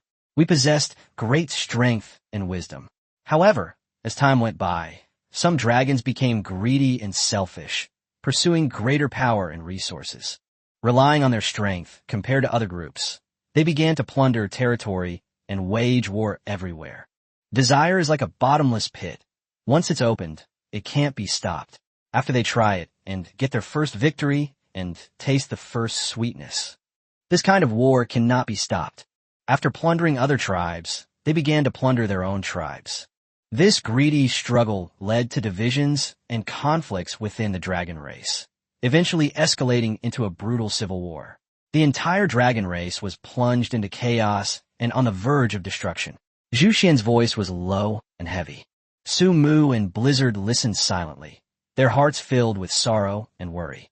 They could imagine that the once glorious dragon race was now almost extinct. Zhu Xian continued. At that time, the Dragon Clan Huaxia tribe, as the most powerful party, played a mediating role. But the other tribes thought that the Dragon Clan Huaxia tribe was too powerful, so they gathered together to prepare to overthrow the Huaxia tribe first. As a member of the Huaxia tribe of the Dragon Clan, I deeply feel the contradictions and crises within the Dragon Clan. I realize that if we continue like this, not only will the Huaxia tribe collapse, but the entire Dragon Clan will be completely destroyed. So, I decided to find a solution, a way to save the dragons. As the youngest genius of the Huaxia tribe of the Dragon Clan, the Huaxia tribe also provided me with great support and resources. During my exploration, I discovered a mysterious power, which is the power of the tides. Sumu and Blizzard listened with great interest, as if they were listening to a story. Zhu Xian continued. The power of the tides is a force closely related to nature. It originates from the rise and fall of the sea and the gravitational pull of the moon. I have discovered that by mastering the power of the tides, we can mobilize the forces of nature, balance the internal conflicts of the dragon race, and bring harmony and prosperity. After a long period of research and practice, I finally mastered the power of the tides and became the only tide god among the dragons. I used the power of the tides to reconcile the internal conflicts of the dragons and led them onto a new path. But just when I thought that everything could develop slowly and that the dragon race could rebuild its former glory, I discovered that things were far more complicated than I had imagined. The various tribes of the Dragon Clan have not truly ceased hostilities. They're using the pretense of a ceasefire and reconciliation to try and extract information from China. Because at that time, Huaxia was the strongest dragon tribe and the only tribe with a true god. Of course, China did not inform them of this intelligence, since no one knows what they will do after obtaining it. Since they were capable of doing things like that before, who knows what they might do now that they've gained power? Even so, the people of other tribes did not give up. Over thousands of years, many of them finally reached the level of demigods. They're not stupid. They naturally know how big the gap is between demigods and true gods. Therefore, they didn't take immediate action, but instead secretly cultivated a large number of demigods. After these demigods grew up, they believed they were finally qualified to fight against China. So they launched a full-scale attack on China, wanting to restore the old order, the kind where strength reigns supreme. They don't want to be trampled on by China. Even though China hasn't done anything to them, it's just maintaining peace between the Dragon Clan and other races. Chapter 143, The Fall of Zhu Xian. Although this matter seems contradictory, it is also easy to understand. Maintaining order is tantamount to infringing on their readily available interests. In other words, even if it's the same old order, as long as they are trampled on and subservient to others, they will do everything they can to resist. At this point, they were no longer oppressors of other tribes and groups, but rather oppressed people who were enslaved and had a legitimate reason to resist. They began to rally other tribes to launch retaliatory attacks against China, believing that they had enough demigods to annihilate China in one fell swoop. In retaliation against me and the Huaxia tribe, some demigods have secretly joined forces to plan a retaliatory attack on Huaxia. They believe that if enough demigods join forces, they can annihilate Huaxia in one fell swoop. The Huaxia tribes organized a powerful army, ready to protect their territory and people in war.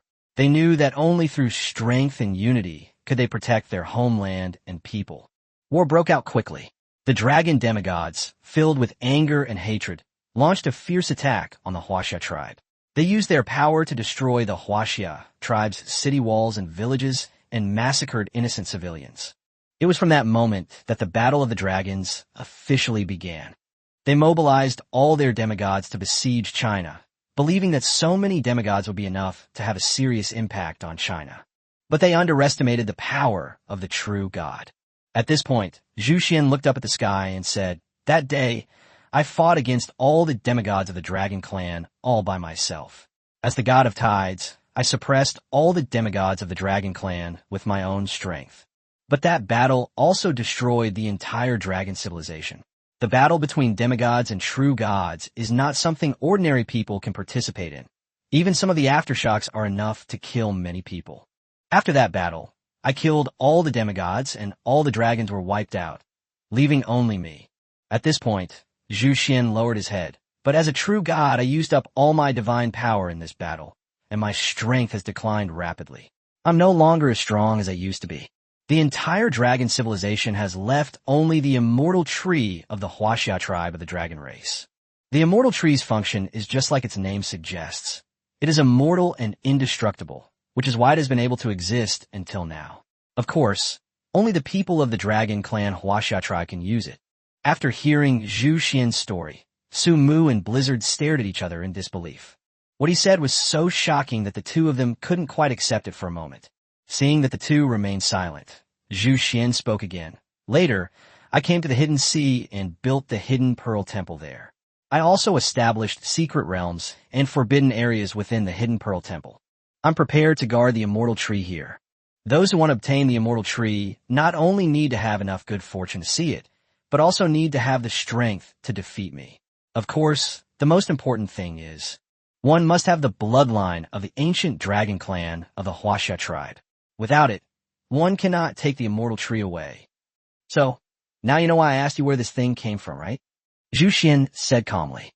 "TSK, Surely we can't possibly have any connection with your Dragon Clan's Huaxia tribe, can we? Blizzard clicked its tongue. Then I don't know. Zhu Xian shrugged. But since you've gained approval, then take the immortal tree with you. As Zhu Xian spoke, he stepped aside, preparing to let Blizzard and Su Mu take the immortal tree away. The two of them did not stand on ceremony. After all, Zhu Xian has taken such the initiative. We can talk about relationships and connections later. So Su Mu opened his spatial ring and absorbed the immortal tree into it.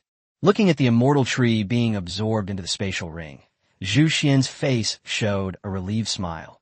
Finally someone can take it away. What do you mean? Su Mu asked, raising an eyebrow. I should have left long ago. My strength was greatly depleted after that great battle. Over the years, I have long been reduced to a spiritual state.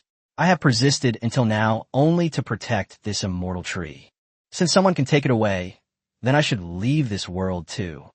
As Zhu Xian spoke, a smile appeared on his face, but his body began to become ethereal. Huh, so you're going to die? Blizzard asked. Yes, that's right. Zhu Xian nodded with a smile. This is an era that doesn't belong to me, and a world that doesn't belong to me. I should have left long ago. I'll leave the immortal tree to you from now on. As Zhu Xian gradually faded into the distance, a smile appeared on Su Mu's face. He looked at Zhu Xian and said, although I don't know what the relationship is between your Dragon Clan's Huaxia tribe and modern China, but thank you for all that you did, and thank you for protecting the immortal tree for so long. Farewell. As soon as he finished speaking, Zhu Xian disappeared from this world. No one knew that in the Hidden Pearl Temple on an island in the Hidden Sea, there lived a young boy. No one knew that this boy was the only true god of the ancient dragon race. No one knew that this young man would disappear from the world from this day forward. His appearance left a significant mark on the history of the dragon race, but no one sings his praises anymore, and no one learns about his history. And he was also the last true dragon in the world. From this day forward, true dragons will never appear again. After Zhu Xian disappeared, both Su Mu and Blizzard felt a sense of respect for this person named Zhu Xian. After tidying everything up, the two left the Hidden Pearl Realm. Perhaps they would return someday, or perhaps they would never return. After all, this place belongs to Zhu Xian, the last young dragon of the Dragon Clan. After returning to Yinzhu Temple, the two looked at the statue of the Tide God. A sense of regret arose in their hearts. Blizzard also spoke up. Tide God, the one we just attacked, was actually at his weakest state. I can't even imagine how powerful the true god was at his peak, or how shocking that epic battle back then really was. Hearing Blizzard's words, Su Mu couldn't help but sigh. Yes, I just thought that the two of us could actually fight against a god and even defeat one. I didn't expect that Zhu Xian was only in a spirit form, and that her strength was only a drop in the ocean compared to back then. Even so, she was able to make us both look so bad. I can't even imagine how strong he would be in his prime. If only we could reach his level. Blizzard murmured to himself, but his eyes grew even brighter. Chapter 144. Yi Shui caught up? The two did not discuss the topic much, but they both tacitly agreed on a goal. After exiting the instance, the two looked at everything on the hidden island and felt a little empty for some reason. Tell me, Zhu Xian has been on the Hidden Sea for so many years. How many people actually remember him? Blizzard asked. I'm not sure, but there probably aren't many, Su Mu said with some regret. Just as the two were about to set off to return, they saw a woman coming from ahead, followed by a number of men. These people were all dressed in white robes and draped in red shawls. Fisk, people from the Vatican. Blizzard stared at these people, a hint of displeasure in her eyes. It's been so long since she last appeared. Why is she suddenly causing trouble again? Yi Shui also noticed the two of them. She led her entourage slowly to Su Mu's side and said, Su Mu, how come your taste has become so bad since you've left me? As she spoke, she glanced sideways at Blizzard beside her.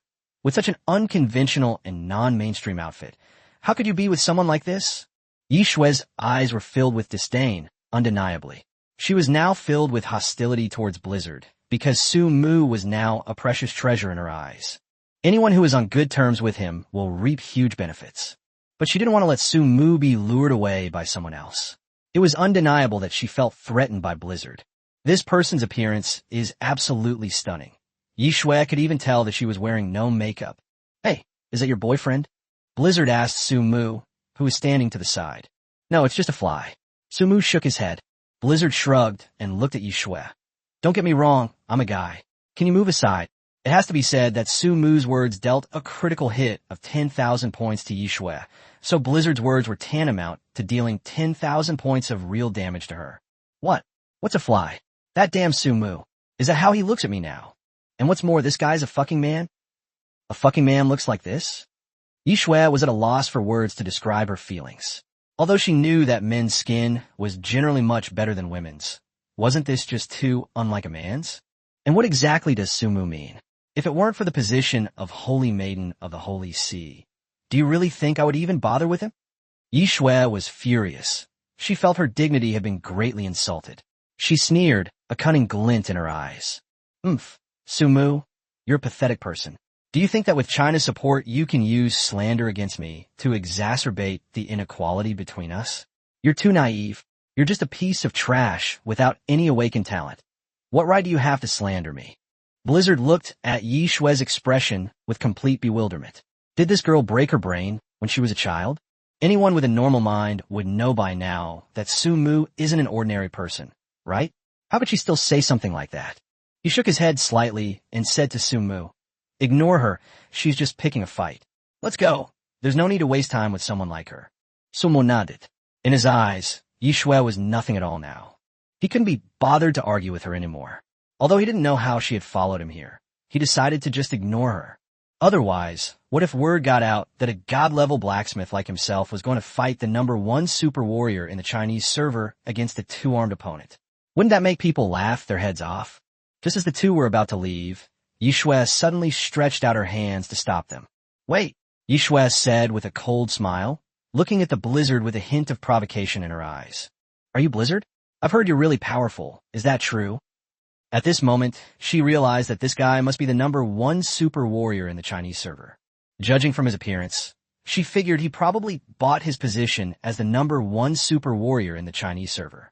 So, she decided to start by targeting Blizzard. Blizzard glanced at Yishue indifferently, without answering her question. He knew Yishue was just looking for an opportunity to provoke him in order to anger Sumu. Seeing that the two ignored her, Yishue frowned and looked at Sumu beside her. "Sumu, come with me. Come with me to the Holy Sea, and you will enjoy countless riches and honors." "Is your girlfriend two-armed?" Blizzard couldn't take it anymore and complained to Sumu. "She's not my girlfriend. I don't know her." Sumu Kalenchit had feasts in Engiv. You see, this is the hidden sea, which, although part of China, is still remote, and he doesn't want to cause trouble here. "Sumu, I'm giving you two choices today." Yishue ignored their conversation and stretched out her hand. "First, come back to the Holy Sea with me. You'll enjoy everything you don't have now.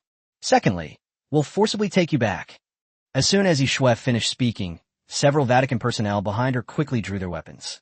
A group of people were eyeing Sumu and Blizzard with hostility. Faced with Yishue's provocation and the threats from the Vatican personnel, Sumu and Blizzard exchanged a glance, both understanding that the current situation was not optimistic. Sumu took a deep breath and said calmly, "Yishue, you don't need to waste any more time. I've already told you, I have nothing to do with you, and I have no interest in joining the Holy See. I'm only able to speak to you calmly now because of your parents. You'd better not push your luck." His voice was firm and calm, expressing his stance without wavering. He knew clearly that if he showed weakness or backed down, it would only embolden Yishue to take advantage of him further. Blizzard stood beside Sumu, his gaze fixed firmly on Yishue and the Vatican personnel. He smiled slightly, a hint of sarcasm in his voice. "Tiske, since when could just anyone do whatever they want? Don't forget, this is Chinese territory." His words were filled with pride and determination for China. He would not tolerate anyone trampling on his country and dignity. Upon hearing their replies, Yishue's face darkened.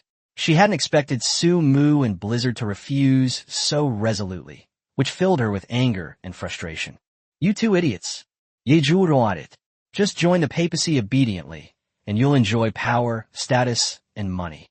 The papacy can give you everything you have, and it can even give you things you don't. Do you want to be hunted down by the papacy if you don't join?" Her voice was full of threat and disdain. She believed that the power and influence of the Vatican were enough to leave Sumu and Blizzard with nowhere to escape. Chapter 145. No, are you crazy? Blizzard looked at Yi Shui with a look of utter disdain. Are you serious? You're saying you'll have the Vatican hunt us down on Chinese soil? It has to be said that in this short period of time, Yi Shui made Blizzard fully understand just how bad the woman opposite her was. This hidden sea, no matter what, is still Chinese territory, right? You, a member of the Holy See, come to Chinese soil.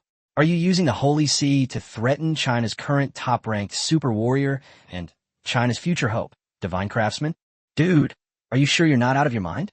However, it soon became clear that Blizzard's guess was correct. Yi Shui seemed genuinely out of her mind. Her eyes blazed with rage as she looked at Blizzard's state. Then she shouted, "Everyone, attack together! Forcibly take them back to the Holy See." As soon as she finished speaking, the group behind Yi Shui immediately charged towards Su Mu and his companion. In their eyes, Su Mu was just a low-level weakling, and Blizzard's appearance suggested that his title as the #1 super warrior in China was probably bought. Therefore, they had no idea how to write the word fear. Everyone rushed forward armed. However, Blizzard and Su Mu did not indulge them. Su Mu only learned about it from Blizzard in the past few days. Although his own strength is not high, his combat power is not low. Analyzing and comparing the combat strength of a blacksmith is a very boring thing. Blacksmiths are different from other job changers. Other job changers' combat power is reflected in themselves, and their talent and level are often the most direct manifestations of their combat power. But blacksmiths are different, especially those with high talent. Those with low talent can still be measured in this way, but those with high talent are different. Just like Su Mu. Does Su Mu's combat power depend on his own level? The answer is yes, but not entirely. If we calculate his combat powers separately, his own level only accounts for 3 levels, at most 4. The rest are the equipment and artifacts he forged. Currently, Su Mu's combat power, if we disregard these divine artifacts, let alone Blizzard, even Qin Yuxia, and the others. No, he doesn't even need them. Any one of the people in the live stream chat could easily beat him. But could he abandon these divine artifacts? No, because he was a blacksmith. A blacksmith's strength came from his equipment. Even without much else, Su Mu, wielding the quantum reactor and the electromagnetic revolver, was already ahead of most people. He was adept at both offense and defense, and had no weaknesses until his quantum reactor was destroyed. Just like his protective magic weapon, he was the same when facing North Blue Card and Garros. As long as his protective magic weapon remained intact, he was a being without weaknesses. Su Mu is like Batman. You can fight him, but you can't challenge him to a duel. Given enough time to prepare, he is confident he could defeat anyone, no matter who they are. Even a Blizzard, if given time to prepare and create a divine weapon to counter him, will be unable to fight against Su Mu. This is the limit of a blacksmith's skill. In theory, the blacksmith has the highest skill ceiling among all professions, without exception. In other words, Su Mu, whose quantum reactor is still intact, is definitely not someone these people from the Vatican can defeat. If the Holy See could easily handle Su Mu and Blizzard by sending just a few people, they would have become a great power long ago, and wouldn't need to come here to snatch people away. What followed was brutal. As the men rushed forward, Su Mu pulled out his electromagnetic revolver. Only one shot was fired, just one shot. In an instant, the entire sky was filled with lightning and thunder, and countless bolts of lightning poured down. Before the Vatican members even got close, they were struck by the lightning. Fisk, sometimes I really envy you. You can casually craft something with the power of magic that only an epic-level mage could unleash. Blizzard couldn't help but admire this scene. Su Mu stared coldly at the fallen papal figure, showing no pity whatsoever. He knew perfectly well that in this cruel world, the law of the jungle was the only truth. Blizzard gently shook his head and said to Su Mu, "This is not the limit of a blacksmith, or rather, it is not your limit. The equipment and artifacts you create are only a part of your strength. There are many other aspects that you need to explore and improve. The true limit of a blacksmith is far more than this." Su Mu nodded silently, knowing full well that he still had a long way to go on the path of forging. He was not satisfied with the status quo, nor would he be blinded by his current achievements. He would continue to work hard, constantly challenge his limits, and explore higher levels of forging techniques and methods of creating divine artifacts. In this world, while blacksmiths hold a prestigious position, they also face intense competition and pressure. Only through continuous progress and innovation can they remain invincible in this fierce competition. Looking into Su Mu's determined eyes, Blizzard felt a surge of admiration and anticipation. He knew that collaborating with such a talented and ambitious blacksmith would lead to the creation of even more stunning equipment and artifacts, making a significant contribution to enhancing China's combat capabilities. Yi Shui, standing to the side, was also speechless with astonishment. She never expected that Su Mu could accomplish something she had never been able to do before with just one strike. You must understand that the level of learning you've gained within the Vatican during this period has reached a level that you could never have imagined or comprehended before. Even so, he was still unable to kill all the elites of the Holy See in one strike, let alone trigger the heavenly lightning. Yi Shui felt a little scared, but after thinking about what the sect leader had told her, the panicked expression on her face disappeared again. She looked at the two of them and said calmly, I admit that I did underestimate you just now. You are very strong, extremely strong, and definitely not someone I can mess with. But you can no longer stay in China. Your only option is to return to the Holy See with me. I advise you not to act recklessly. No, are you crazy? Blizzard looked at the woman in front of her and couldn't help but laugh. It was like watching a circus clown. She couldn't help but want to laugh. I know you won't believe me. A hint of contempt flashed in Yi Shui's eyes. Especially when she looked at Su Mu, her contempt was mixed with a lot of hatred. If it weren't for him, she would be the most valued saintess by the Holy See. It's all because of him that the Holy See's attention is now focused on him. Chapter 146 Public Opinion. If it weren't for him, would I have needed to travel all this way to bring him away? It's all because of him. Unconsciously, Yi Shui also felt hatred towards Su Mu. She looked at Su Mu and said, Take this and take a good look, you'll understand. As she spoke, Yi Shui tossed a cell phone to Su Mu. You've probably been in the secret realm these past few days, right? You don't know what's happening in the capital, do you? It's okay, you'll see in a bit. When you get back to the capital, if you have nowhere to go, remember to call me. After Yi Shui finished speaking, she smiled and swayed away.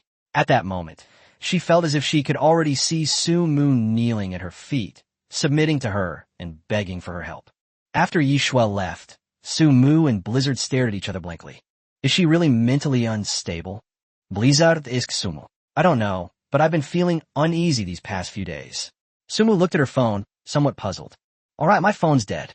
Let's drive back. Blizzard seemed completely unconcerned. After they boarded the plane, Su Mu turned on the phone Yi Shui had given him. As soon as he opened it, Su Mu's eyes widened instantly. At this moment, on the Chinese internet, whether on major platforms or forums, the trending topics all feature my name and the Blizzard. Moreover, none of these trending topics are good news. Several trending topics immediately followed. Police have officially launched an investigation into the suspected murder case involving the top-ranked superpowered warrior Blizzard in the Chinese server and Su Mu, a special recruit from the Imperial Military Academy in Beijing. Blizzard conspired with Su Mu to murder a Lin family guard before fleeing to escape punishment. Blizzard and Su Mu have been on the run for several days without any news. They may have already fled abroad. The trending topics that followed were even more varied and diverse. It has been confirmed that the top-ranked super warrior Blizzard player in the Chinese server is transgender. The surgeon who performed the operation has issued a statement. Su Mu, from a prestigious family in the capital, used his connections to turn down all the special admission slots available to students nationwide and gain admission to the capital's military academy. Blizzard is the eldest son of the Bao family in the capital, who has amassed countless second-generation rich kids who bully men and women, etc. Su Mu's eyes almost popped out of their sockets. He quickly woke up Blizzard, who was sleeping nearby, and handed him his phone. Look, something terrible has happened. After waking up, Blizzard rubbed his eyes and took the phone, only to be stunned. Holy crap, what's going on? After reading it carefully, Blizzard was also stunned. What was going on? The two took out their phones and found that they were both out of battery. Now that no one could contact the two, they were even more compelled to watch them flee in fear of punishment. Damn it, what's going on? Su Mu was also completely bewildered. Could it be that the fact that I killed those men in black that day has been exposed? Are you kidding me? There are no security cameras or eyewitnesses there. How did you find out? Blizzard retorted, somewhat unconvinced. And even if you did find out, so what? I have a dash cam in my car. The whole thing was recorded. How did we commit a crime? I'm afraid the situation is beyond what a dash cam can solve now, Su Mu said wearily, rubbing his temples. How so? Blizzard asked. Given your status and my importance to China, the dashcam footage must have been investigated. Su Mu handed the phone to Blizzard. But it seems like someone is pulling the strings behind the scenes. They're deliberately trying to smear us and make us take the blame. Blizzard took the phone, but all the trending topics and comments on it left him completely bewildered.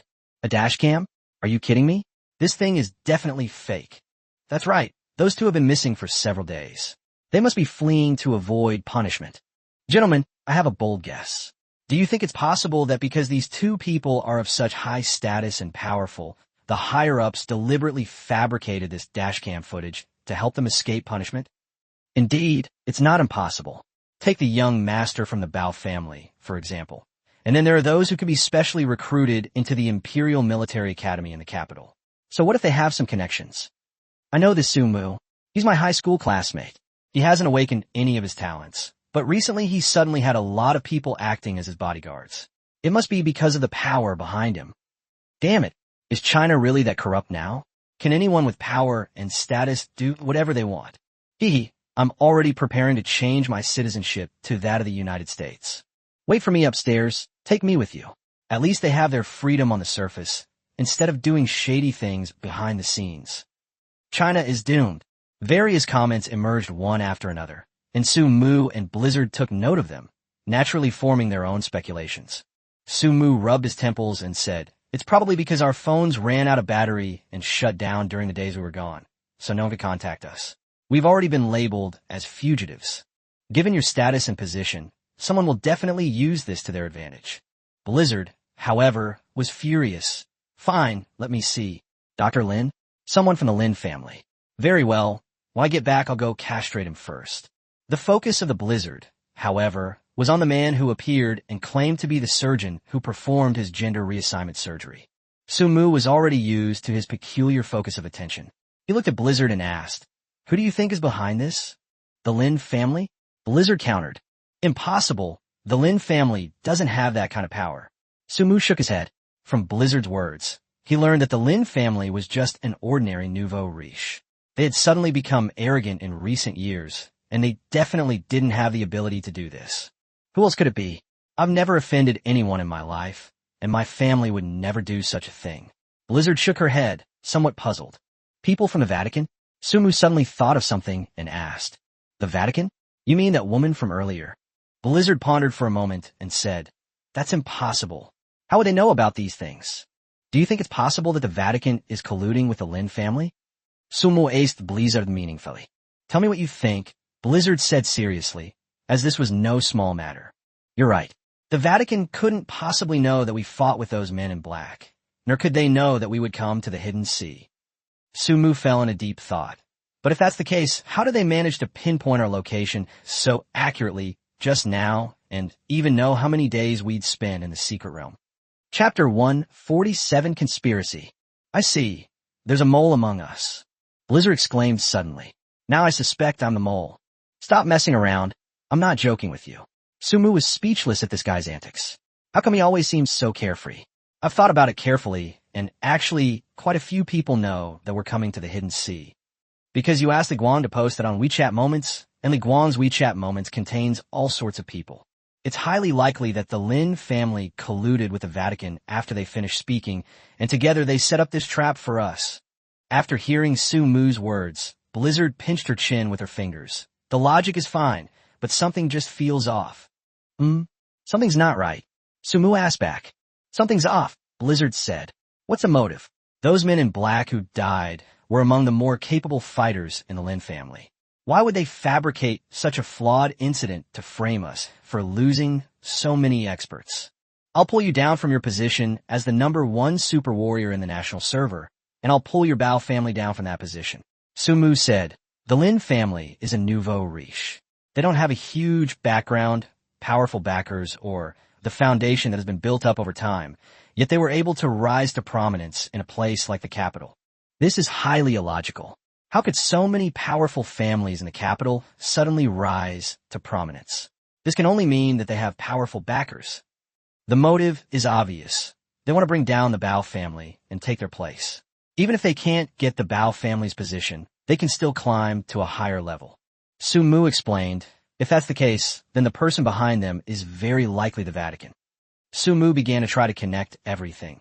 It is very likely that from the very beginning, the Lin family was a needle planted by the Vatican in the capital of China. Whether I appear or not, China has always been a target of other countries. Just like the dragons in ancient times, they planted a needle in the capital of China. This needle is the Lin family. They supported the Lin family and made them the top nouveau riche in the capital in a short period of time. But even so, without the time to settle down, they still can't compare to a leading family like yours. However, the advantage is that most of the powerful families like yours are rarely in the capital, so they can develop steadily. When the time is right, once one of your families is destroyed, the Lin family can take its place.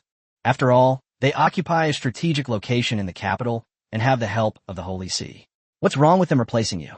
You aristocratic families are more or less closely connected with the country, either serving in the military or in politics. The Lin family's motive is quite obvious. They want to drag your family down and take their place. In their understanding, just by looking at your appearance, they can conclude that your title of the number 1 super warrior in the national server was bought. So they wanted to follow suit, probably to make Lin you the number 1 super warrior in the national server, so that they could complement each other and the Lin family could go even further. After hearing Su Mu's words, Blizzard looked completely bewildered. Your imagination is running wild. Aren't these just your guesses? Okay, then let's say it's my guess. Su Mu said, then think about it.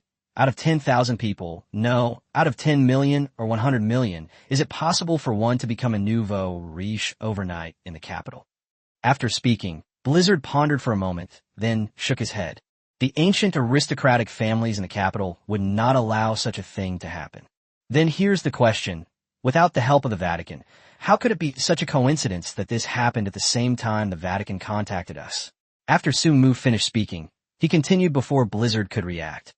Okay, let's not talk about your side for now. Let me talk about mine, and you can think about it. Blizzard nodded, and Su Mu continued. If the Lin family is targeting you, or your Bao family, then the Vatican is targeting me. The Vatican has wanted me to join them for a long time, but I have refused them every time. This time, they not only have a motive, but it's also very easy for them to do it. Once it happens, I might face a situation where I can't even go home. So if they extend an olive branch to me, then they imagine that I will definitely accept it, because by then I will have nowhere else to turn. Therefore, in this matter, whether it's the Lin family or the Vatican, their cooperation can be considered a win-win situation. Hearing Su Mu's analysis, Blizzard fell into deep thought. He began to recall everything that had happened in the past, trying to find more clues and evidence. You make a good point. After a while, Blizzard pondered and said, the cooperation between the Lin family and the Vatican can indeed achieve a win-win situation. The Lin family can use the power of the Vatican to replace our position, while the Vatican can use the Lin family to weaken the influence of aristocratic families like us, thus creating a thorn in China's side. Su Mu nodded in agreement and continued, moreover, their choice to launch their operation at this time was also very clever. We had just returned to the Hidden Sea and hadn't had time to adjust and prepare, which gave them a perfect opportunity to launch a surprise attack. That's right, Blizzard said with a wry smile. I have to admit, we were caught off guard this time. So what should we do now? Blizzard asked. Well, if public opinion has already concluded that we fled to avoid punishment, then the fact that no arrest warrant has been issued after such a long time means that there is still a chance to salvage the situation. It's very likely that your family has already used some methods or is maneuvering around this. Of course, we can't drag this out for too long. After all, time is limited and public opinion can easily kill a person. We don't have much time right now, but luckily neither of us has been out in the public eye, so not many people know us. After we get off the plane, don't go to crowded places or go back to school. The school must be in complete turmoil right now, and we have to solve this problem ourselves. Blizzard pondered for a moment. This phone has a SIM card. Why don't we make a call and chat with someone? Who should we call? Su Mu frowned. Calling our family at this time would only add to their burden and make them worry, and calling the teacher would be even worse. Find Li Guang. He can probably solve it, Blizzard said, and started dialing on his phone. Chapter 148, Resentment of a Rich. The call went through as soon as Blizzard finished speaking, and Li Guang answered it in less than 3 seconds. My son, you two have finally made contact. Where are you now? Are you alright? Li Guang's anxious voice came through the phone. Hearing Li Guang's voice, Blizzard smirked. What? Missing your dad? No, none of you know what happened. Li Guang asked. We all understand. We haven't contacted anyone else besides you. Is there any solution? Blizzard asked, getting straight to the point.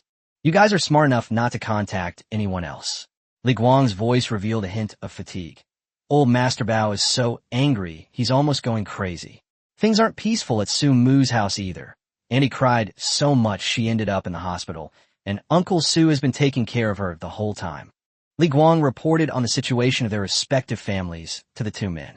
Upon hearing this, Su Mu immediately became restless. Although she had transmigrated, her parents' concern for her was genuine. Now that they've heard about what happened to their son, they might do something rash in their panic. My mother is in the hospital, and I need to get there as soon as possible. Li Guang on the other end of the phone seemed to know about Su Mu's reaction. He said, but don't worry. I've talked to the old man and your uncle and aunt. I made it very clear to them that someone must have framed you. Tell them not to worry. At least you're not completely stupid. You do have some brains. Blizzard's tone was somewhat flippant, as if these things meant nothing to him. All right, stop joking around. The higher-ups are already doing their best to suppress this matter. Otherwise, the arrest warrant would have been issued long ago.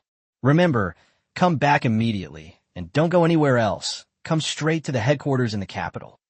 After Li Guang finished speaking, Su Mu and Blizzard exchanged a glance. Sure enough, it's pretty much what I thought.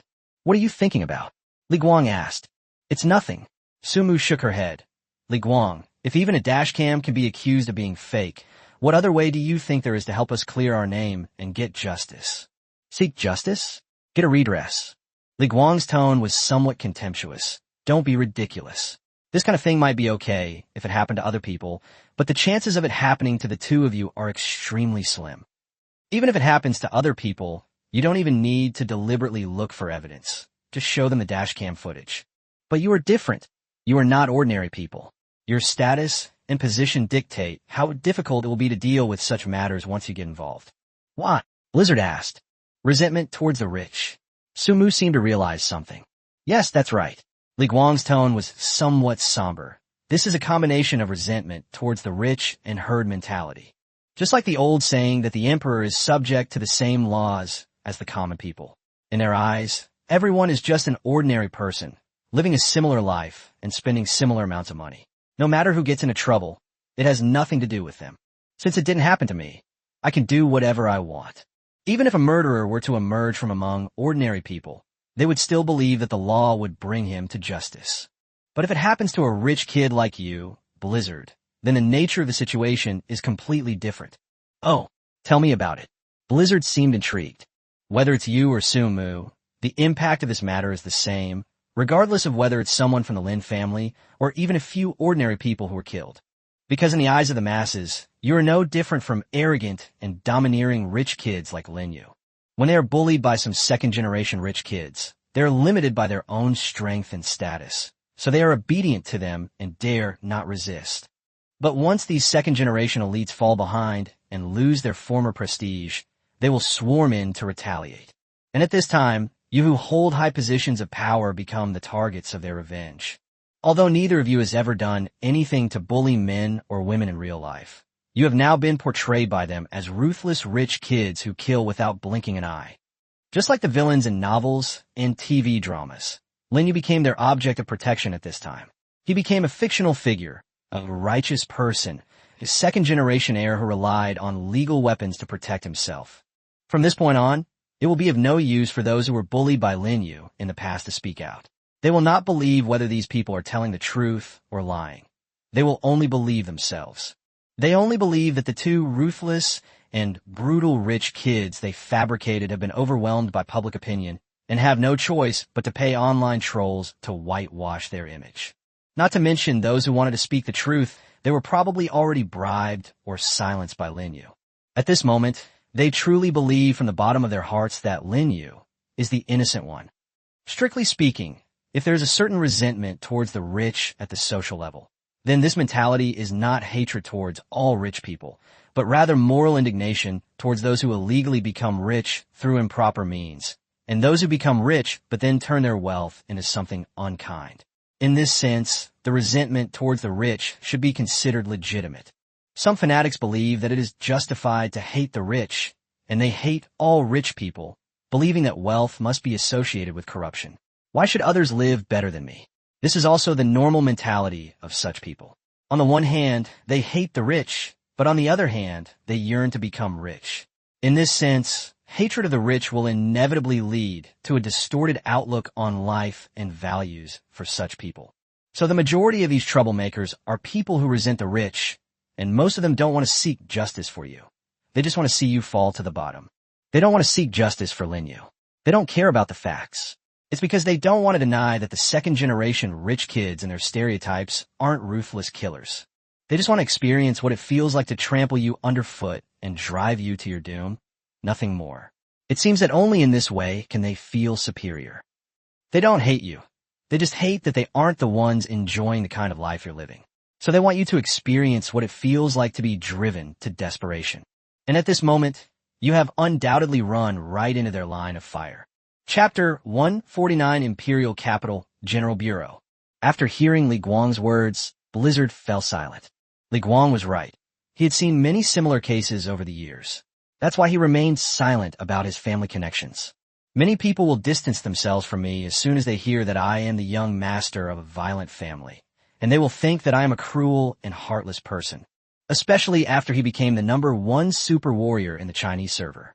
Apart from those discerning players on the leaderboard who knew his skill, everyone else who saw him thought he had bought his title as the #1 super warrior in the Chinese server. Li Guang continued, and when the dashcam footage came out, the public opinion became even more intense. Due to the Blizzard, even you, Su Mu, were labeled as a scion of a hidden, powerful family. Therefore, no one was willing to believe something that could be faked. And those who follow the trend and watch the drama go even more recklessly add fuel to the fire, hoping to make the fire burn even brighter so that they can have some fun. After listening to Li Guang's words, Sumu also fell into deep thought. He knew that these words were not just nonsense from Li Guang, but rather reflected real-world problems. The image of the second generation of wealthy people has never been good in society. Many people believe that their success is due to their family background and money.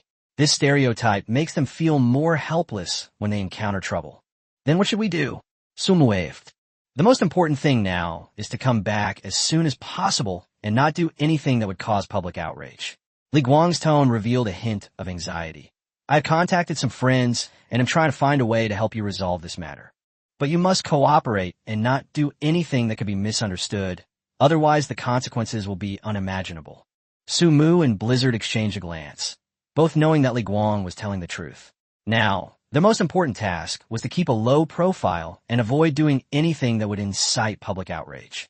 Okay, we'll be back as soon as possible, Su Mu said solemnly. Okay, I will keep an eye on the progress of this matter and let you know as soon as there is any news. Li Guang's voice was warm. Take care. After hanging up the phone, Su Mu and Blizzard both fell silent. They knew the situation was extremely dangerous, and one wrong move could lead to even bigger trouble. Su Mu didn't say some things on the phone because the phone wasn't his own, and there was no guarantee that someone wouldn't be listening in. After hanging up the phone, Su Mu turned it off and tossed it aside at a distance. The Blizzard then looked at him. What should we do? Blizzard asked. The most important thing now is to get back as soon as possible, cooperate with the investigation, and prove our innocence, Su Mu said firmly. But before that, we must keep a low profile and not do anything that would cause public outrage. Otherwise, we're really finished. Blizzard nodded in agreement. They both knew the situation was extremely dangerous, and one wrong move could lead to their deaths. They need to think calmly and devise the best solution. Only in this way can they overcome this difficulty. Sumu looked at Blizzard. Li Guang, this person. I trust you, don't worry. Blizzard nodded seriously. After hearing this, Sumu took a deep breath and said, It's not that I don't trust Li Guang, but there must be people from the Vatican behind this. It's just that the phone isn't ours, so we can't communicate with Li Guang over the phone. We must tell him about this as soon as we get back. Since you think he can be trusted, then don't tell anyone else. Because if the Lin family is really backed by the Vatican, I can't guarantee that there aren't other families in China who are also the Vatican's lackeys. If so, it could very well disrupt our plans, so it's best to let Li Guang know about this. Okay, I understand. Blizzard nodded. As for the Lin family, we'll figure out a solution later. Let's deal with the immediate issues first. The two then remained silent, waiting for the plane to land. Upon returning to the capital, the two did not make a big fuss. Instead, they disguised themselves and headed towards the capital's headquarters. Upon arriving at the headquarters in the capital, they found Elder Xia and a muscular old man waiting inside. Upon seeing the old man, Blizzard asked, "Grandpa, what brings you to the capital? You brat, this is all you're doing." Blizzard's grandfather, Thunder, was so angry that he was about to get up and hit him. All right, old man. The children are all safe and sound. Don't make a scene like this." Old Xia stood up to stop him, then looked at Su Mu and the other man and said, "Nothing has happened to you during this time, has it? You haven't encountered any difficulties, have you?" "No." Su Mu shook his head. "We want to find the immortal tree." "Oh, you too?" Old Xia said, somewhat at a loss for words. "Do you know how much trouble you've caused?" "Elder Xia, this isn't our fault." Blizzard casually found a place to sit down. "This world is ruled by the strong. I'm stronger than him, so I don't bully him, but instead he bullies me. Then it's only right for me to fight back, isn't it?" After Blizzard said that, Old Xia was instantly speechless. Blizzard is absolutely right. Since this world merged with the game world, it has always been a realm where strength reigns supreme. Why are there so many clans now? Were these clans present before they were integrated into the game world? The answer is no. There may be some like that, but the vast majority are those that reappear after being integrated into the game world. Because after merging with the game world, many of the original large families did not have any awakened geniuses to help their families rise to a higher level. What good is having money when the game world arrives?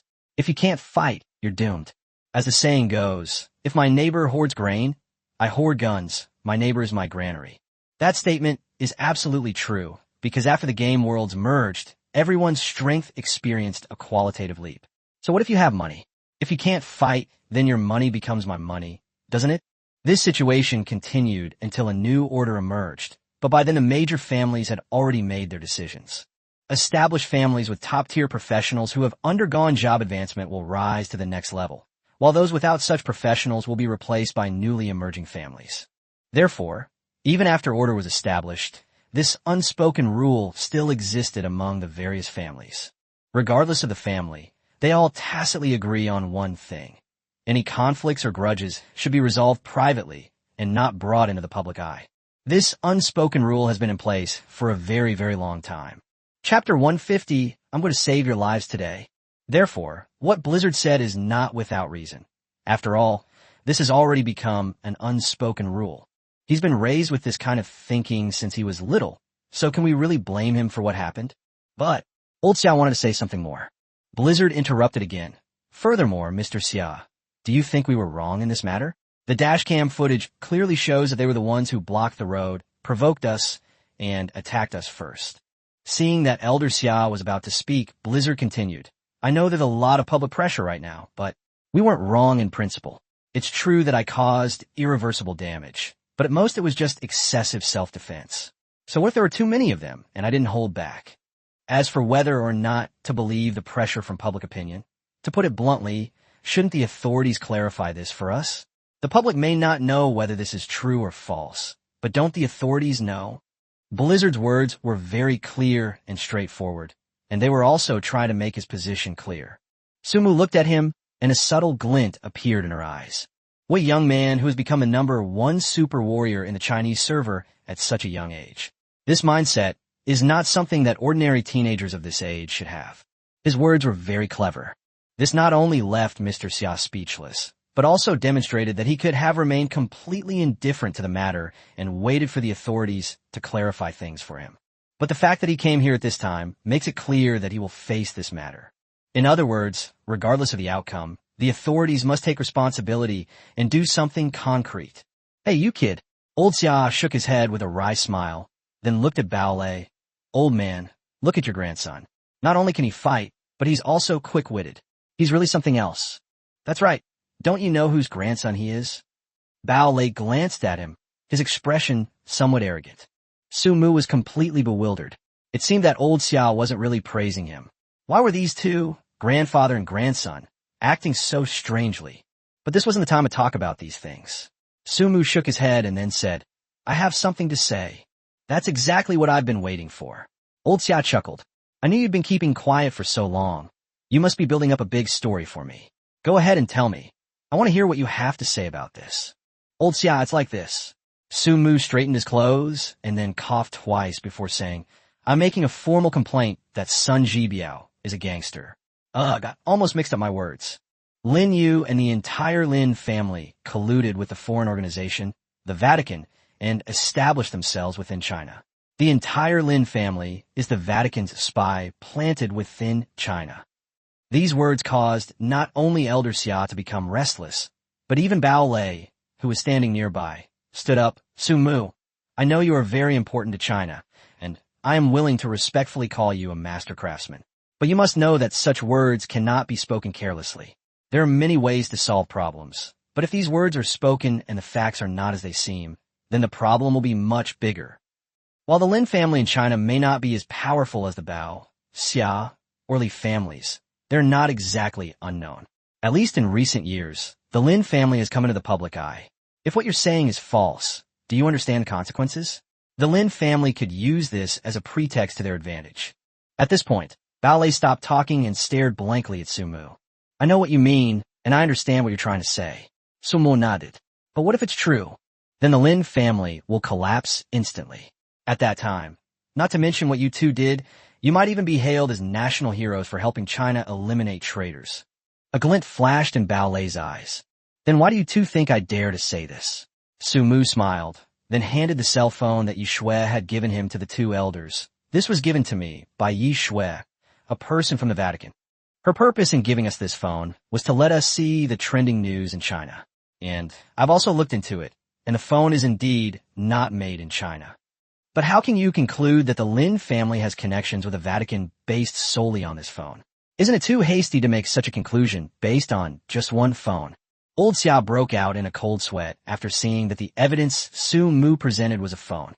Keep in mind, this is just a cell phone, one that hasn't even passed through the hands of anyone from the Lin family. It was the phone Yi Shui gave to Su Mu. What makes you think the Lin family is colluding with the Vatican? Su Mu then shared his and Blizzard's conjectures with the two elders. After listening, the two elders pondered them carefully. It was discovered that there was indeed a deep connection between these events. Su Mu and his group had just decided to search for the immortal tree and had just found the hidden sea. The Lin family arrived shortly afterward, staging this whole spectacle. This whole thing was clearly premeditated. You must understand, the Lin family would never allow their own family members to risk their lives to frame Blizzard in such a matter. After all, they were well aware of the Bao family's status in China. To put it bluntly, even if everyone in the Lin family were to die, Blizzard might not necessarily be in any danger. The fact that they dared to do this proves that they have someone pulling the strings behind the scenes. As luck would have it, Yi Shui happened to arrive at the hidden sea to look for Su Mu and the other person. All of this is indeed too much of a coincidence. The more the elderly couple thought about it, the more alarmed they became. They looked at Su Mu. Is there any other evidence? We can't just make conclusions based on guesswork. We need other evidence. After all, these are just guesses. Although the two elders now felt that this was highly likely, without substantial evidence, nothing they said would make a difference. Su Mu smiled and said, Don't worry, just wait a moment. It'll be quick. Just as he finished speaking, the phone that was charging nearby suddenly rang. Su Mu picked it up and saw that it was Li Guang calling. I told you, we'd have evidence soon. Su Mu waved his phone in front of the two elders, then answered the call with a smile. Hey, how's it going? About the thing I asked you to inquire about. I found out. Li Guang's voice came through the phone, tinged with excitement. Then why don't you come to the capital headquarters? I'm here with Blizzard, Elder Xia, and Elder Bao, Su Mu said with a smile. Okay, wait for me, Li Guang said, and quickly hung up the phone. Less than half an hour later, Li Guang was seen standing outside the meeting room where the four of them were, carrying a large stack of documents. He looked at Su Mu and Blizzard, his forehead covered in sweat, and laughed. Brothers, I'm going to save your lives today. Chapter 151, Going Home. Li Guang was panting heavily, one hand supporting himself on the door frame, the other holding a bunch of documents as he looked at the people in the conference room. You're really weak, aren't you? You're already this tired after just a few steps. Blizzard shrugged and mocked. Mind your own business? If I wasn't afraid of being discovered and hunted down, I would have come by car long ago. Li Guang walked slowly in from outside after catching his breath. I worked myself to the bone to save your 2 dog lives, and instead of praising me, you attack me. Have you collected everything I asked you to? Sumu raised an eyebrow at Li Guang. It's all here, Li Guang said, wiping the sweat from his forehead, then threw a large stack of documents on the table. These are all records of all the Lin family's transactions over the years. All the remittances in them are related to anonymous users overseas. There's also the movement of people and resources across the Lin family's various projects. And what's certain is that the family members the Lin family keeps are people from the Vatican. That's why the Lin family used their power immediately after the incident to take those people's bodies back for cremation and prevent them from being identified. Once those bodies are cremated, all they need to do is fabricate an excuse that these people were orphans from a young age and grew up in the Lin family. Then there will be no way to investigate their identities. And under this public opinion environment, the public will be more inclined to help the Lin family exonerate themselves. Of course, these alone are not enough to determine whether the Lin family is involved with the Vatican. So, I have another piece of evidence. As Li Guang spoke, a smile played on his lips as he took a memory card out of his pocket. This is footage that I just had someone take. As he spoke, Li Guang smoothly inserted the memory card into the machine and started playing it. Li Guang pressed the play button, and a surveillance video was displayed on the screen in the conference room. In the scene, Lin Yu and Yi Shui are talking in a high-end restaurant. Lin Yu's attitude towards Yi Shui can only be described as bowing and scraping. Old Xia stared at the scene with wide eyes, speechless with astonishment. Yi Shui, I think not only everyone here, but even those in China who have been following the forum, know that Yi Shui is a favored daughter of heaven. But not long ago, she publicly announced that she wanted to join the Holy See.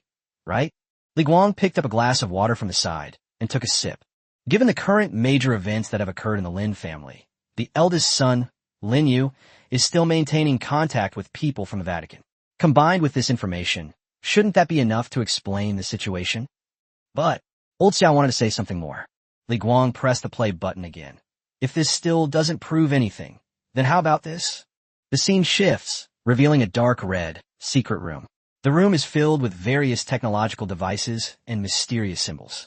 Several people dressed in black robes and wearing masks are performing some kind of ritual around a crystal ball. Meanwhile, Lin Yu was waiting on the side with a group of people who had been tied up. These people are all of Asian descent. Everyone stared intently at the screen, a chill creeping over them. They could feel the dark, sinister aura emanating from the image. This is the site of a dark ritual of the Vatican. Sumo exclaimed in astonishment. That's right, this is evidence I obtained through a series of investigations, Li Guang said confidently. The Vatican has been secretly colluding with the Lin family, engaging in various illegal transactions and dark rituals. The Lin family, in turn, has provided them with a considerable amount of resources. The Lin family has been kidnapping many people both domestically and in Asia. Those who have gone missing have been taken away by them and secretly sent to the Vatican for inhumane experiments. Now, is there enough evidence to investigate and convict the Lin family? Li Guang asked the 2 elders. Looking at these images, Elder Xia and Elder Bao were trembling with anger. They never expected the Lin family to dare to do such a thing. Enough. Absolutely enough. May I ask where you got these videos from? Elder Xia looked at Li Guang. Don't misunderstand, we just need witnesses. The first video was filmed by my friend just a couple of days ago, Li Guang said. As for the second video, who doesn't have an informant abroad? At this point, Li Guang smiled and said, I'm going to become China's top diplomat. I definitely need to know everything about what's going on abroad. Seeing Li Guang's appearance, the 2 elders couldn't help but laugh. Good.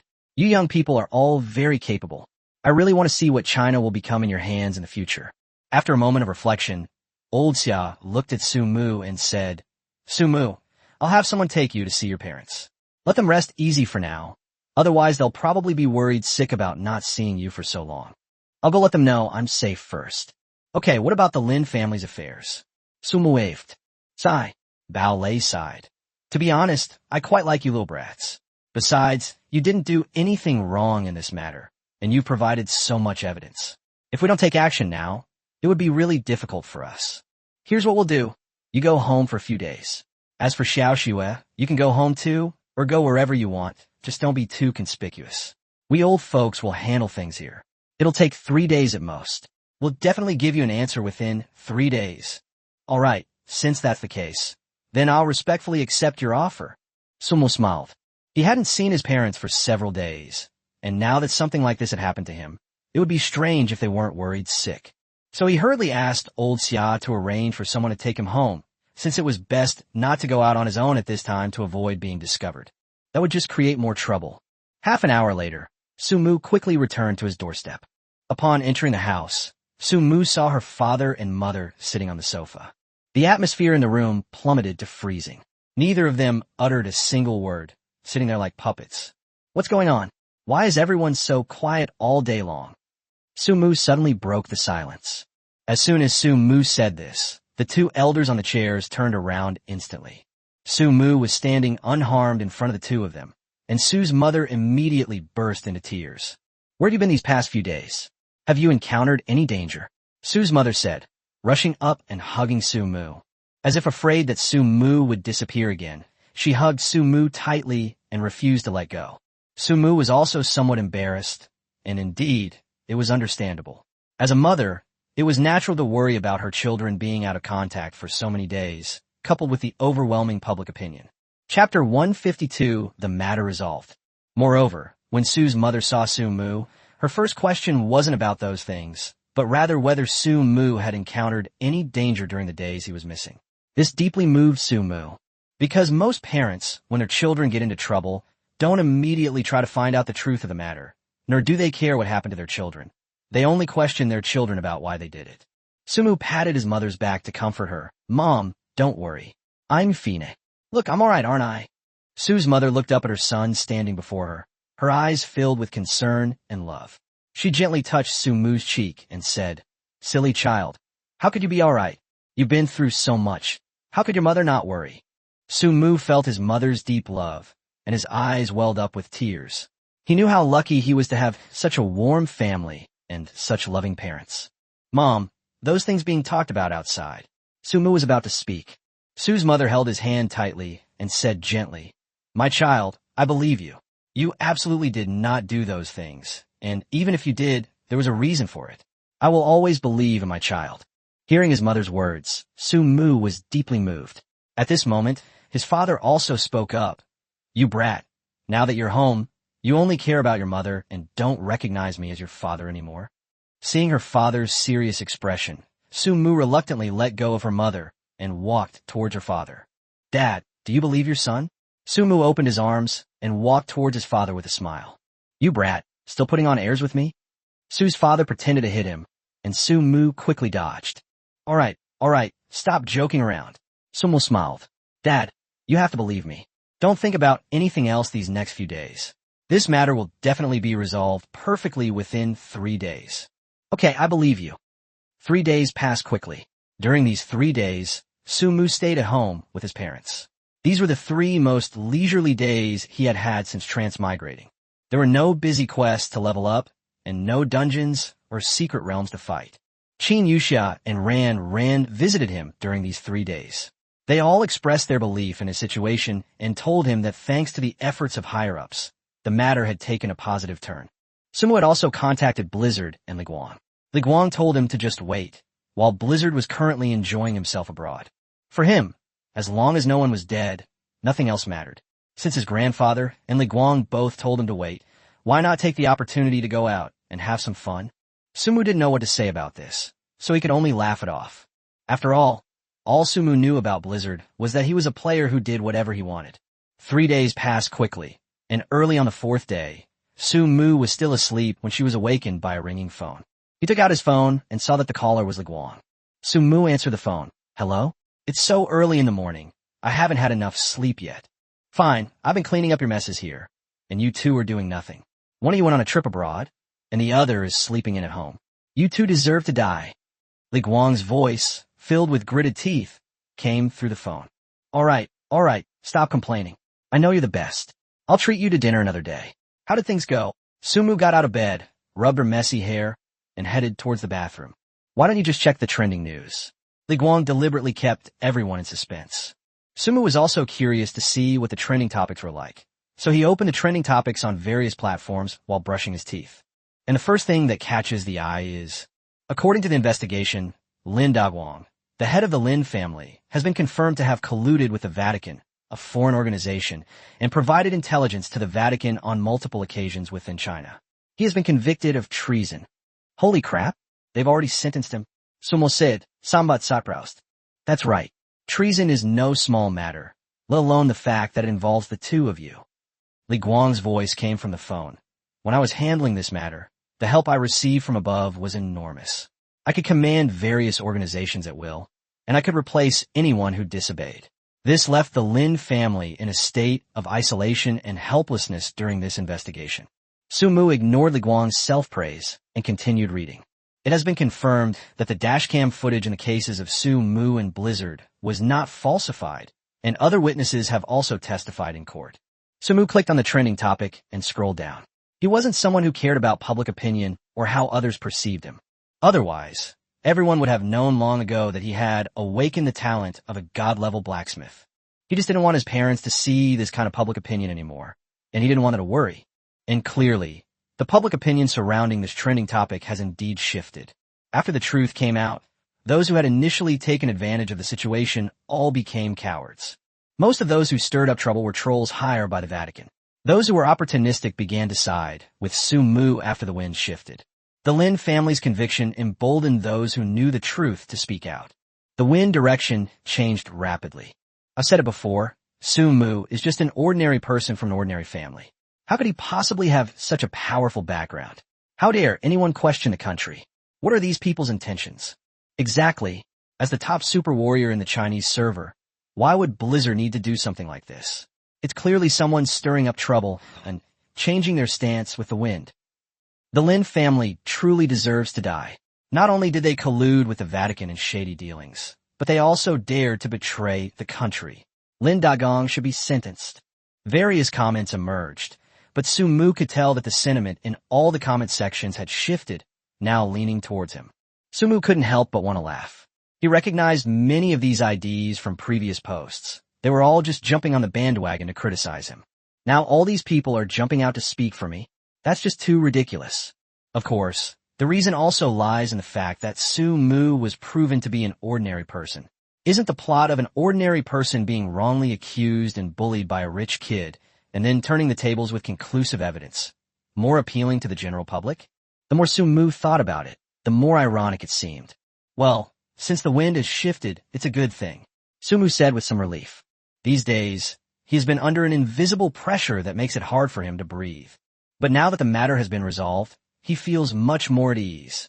Sumu continued scrolling down the trending topics. Chapter 153, The General Rules of the Global Arms Race. The Lin family's business empire was snapped up at rock-bottom prices, leading to their bankruptcy overnight. This is likely the work of the Bao family. The Bao family, unable to bear seeing their young master suffer such humiliation, mobilized all their resources to suppress the Lin family's assets and businesses. The Blizzard hasn't changed its gender.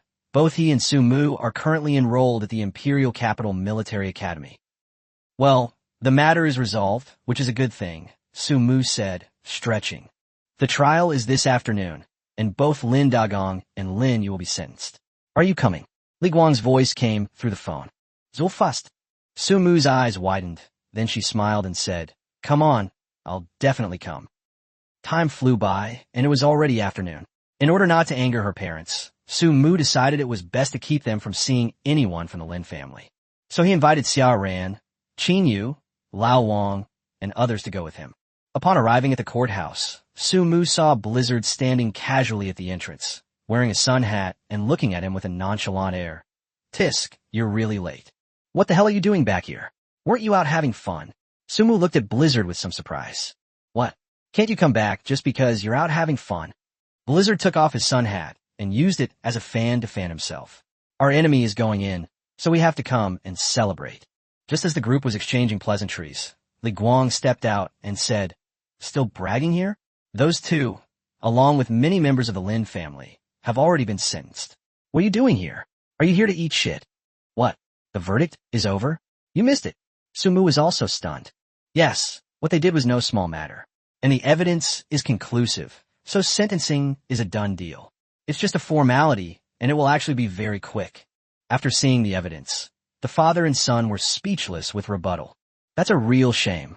Blizzard shook its head with a regretful expression. Sumu and the others were all speechless. What are you regretting? Anyone who didn't know better would think the Lin family had some kind of good relationship with you. What's the pity? We haven't even seen them off yet. Why don't we go and see them? Li Guang said with a smile.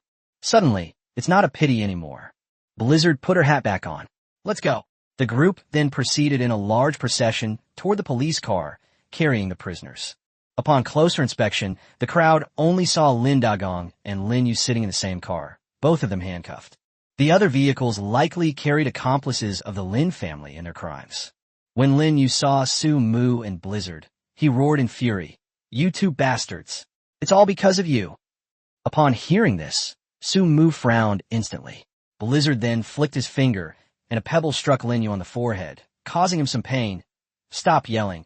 This pebble will soon turn into a bullet. Hearing Blizzard's words, Lin Yu was somewhat frightened. Lin Dawang's eyes were filled with malice. It was all because of these two people that his dream of being superior had been shattered. If it weren't for them, I would have gained far more benefits from the Vatican. My Lin family would be one of the most prominent families in China. My Lin family should have the support of countless people. My son should be the #1 super warrior in the national server. It's all because of them. And this guy named Li Guang. Who exactly is he? How did he manage to obtain so much evidence of his crimes? Don't be so smug. One day, I'll make you regret it. Lin Dawang's eyes were filled with malice. The Vatican will save us. The Vatican will retaliate against you. He was so angry he wanted to kill these people. All because of them. Tisk, poor Lin Dacong was still thinking about his papacy father coming to save him even before he died. Sumu said with a smile, looking at Blizzard. Not a moment of sadness for Lin Dawang's impending death. It is the Vatican that is about to die. Li Guang also joined the two in mocking Lin Dawang. Hey, Lin Dacongming. Blizzard shook his head and looked at Lin Dawang, who looked like he wanted to kill them all, and said with a calm smile, have a safe journey. I'll leave you with one last piece of advice. The old pass is overgrown with withered grass, and parting is truly sorrowful. Bong Shakala. Blizzard truly lived up to his reputation as the #1 entertainer in the Chinese server, as seen by Sumu and others. Just a few words from him nearly made Lin Dawang vomit blood. After Lin Dagong was taken away, Li Guang looked at the two of them and said, now that things have been resolved satisfactorily, why don't you come with me? Where to? Blizzard asked Li Guang. The conference room. Li Guang Shuzha. The rules for the global arms race have been issued. You'll be competing in about 2 weeks, so you should start preparing. Upon hearing this, Sumu also became serious. From the very beginning, the higher-ups specifically requested that I participate in this competition, so it's essential that I know the specifics of the rules. Okay, let's go then, Sumu nodded and said. The group quickly arrived at the conference room of the China National Administration, where many people were already seated. Old Master Xia, Wang Junlei, Yang Tian, and other grandmasters from the forging world were all sitting here. It seemed everyone was waiting for Sumu. Upon seeing Sumu enter, everyone quickly invited Sumu and the others to sit down. Old Xia stood up and said, although your matter has just been resolved, it's not really appropriate to talk about these things right now. However, we only have half a month left to prepare, so it's better to let you know about these rules in advance. Yes, we understand. Sumu nodded. Please tell us, Elder Xia. Okay, good. Old Xia understood perfectly from Sumu's calm demeanor. He nodded and said, there's still half a month before the start of the global arms race, and the rules have changed this year. All participants must make their entries on the spot. They cannot be prepared in advance and must be made on site. The conditions for winning are determined by the quality of the items made, the time taken, and their effectiveness. The reason it's called an arms race is because all the items in this competition must be related to the military. From the start of the competition, all countries in the world will be divided into 16 groups to compete, and the ranking will be determined by points. The first and second place in each group will advance. The remaining 32 countries will then be drawn again to compete, with the winners advancing and the losers being eliminated. After the top 16 are determined, they will be drawn into pairs to compete in the next round. The top 16, the top 8, the top 4, and finally the champion will be decided. This is the general rule of this global arms race. Chapter 154, The God of Forging. Hearing Elder Xia's words, Su Mu raised an eyebrow. General rules? What about the specifics? As soon as Su Mu said this, old Xia laughed heartily. I knew you were a smart kid. The specific rules are a bit complicated.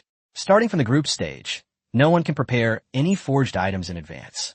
This is to prevent anyone from having a senior forge items in advance to cheat. During the group stage, we need to make items based on the blueprints and materials provided by the tournament organizers. After listening to Elder Xia's words, Su Mu stroked his chin and pondered for a moment. Then I have to ask, who will own the items once they are created? Su Mu spoke very seriously, because if the item he created belonged to the competition category, he would rather not participate in the competition at all. You see, my innate passive skill makes any item I craft a powerful artifact. If the items I craft during the group stage belong to the tournament organizers, wouldn't I be essentially giving away powerful artifacts for free? You don't need to worry about that. Anything you create yourself is yours. You can choose to take it home or destroy it on the spot. It's all up to the forger, old Xia said with a smile. Then I'm relieved. Su Mu smiled, the worry in his heart disappearing. He then looked at teacher Xia again. There shouldn't be any possibility of cheating on the exam paper, right? Don't worry, since a few months ago, the people who set the challenges have been separated and have been cut off from contact with the outside world. Furthermore, the people who set the challenges are all top blacksmiths from various countries. This kind of thing won't happen. Old Xia continued. All right, then I have no further questions. Please continue, sir. Su Mu smiled, gesturing for Elder Xia to continue. Elder Xia nodded. The exam questions are all related to military affairs. The evaluation will be conducted by combat personnel from various countries who fight alongside the blacksmiths using these tools. The score is based on the user's performance during use, combined with their previous combat capabilities. Therefore, each participating country must equip itself with a combat team in addition to a standard forging team. Since it's unknown what kind of questions the examiners will ask and what kind of weapons the blacksmiths will create that are suitable for which job changers, their combat teams also need a wide variety of talents. In previous years, Wang Junlei and Yang Tian led the team, but this year is different. With Blizzard going along, Blizzard alone is enough.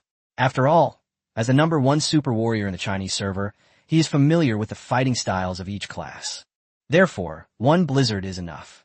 After listening to Elder Xia's words, Su Mu nodded. Okay, I understand the general idea. From now on, I can just focus on preparing for the competition. Yes, all the facilities in the dormitories provided by the Imperial Military Academy are for your practice. Old Xia said to Su Mu with a smile. Okay, I understand. Shall we head back to school now?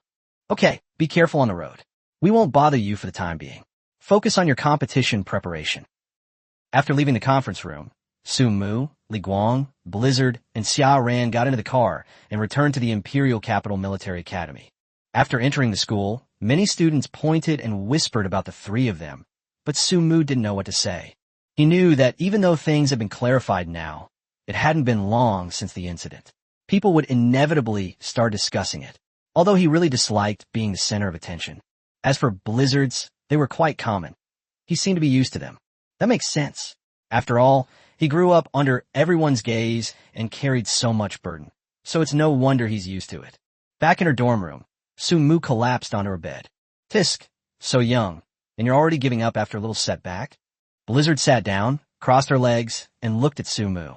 I am exhausted. The thought of an arms race makes me panic. This is representing the country in this war, Su Mu said, rubbing his forehead with a hint of helplessness. If anything goes wrong, it will really be a disgrace to the country. TSK, trust Xueji, no setbacks. Get up, sing me a song, Blizzard said, turning on the speakers and tossing a microphone to Su Mu.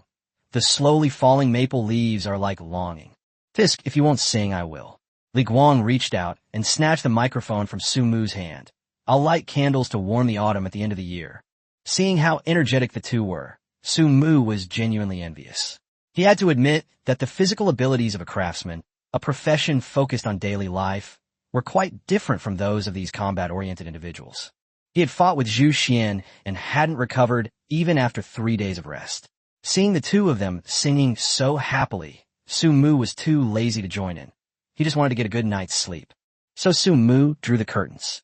Blizzard, being quite sensible, casually flicked the curtains, casting a soundproofing spell on them. And so, Su Mu lay down and went straight to sleep. In his dream, he saw a golden suit of armor, radiating a powerful yet chilling force.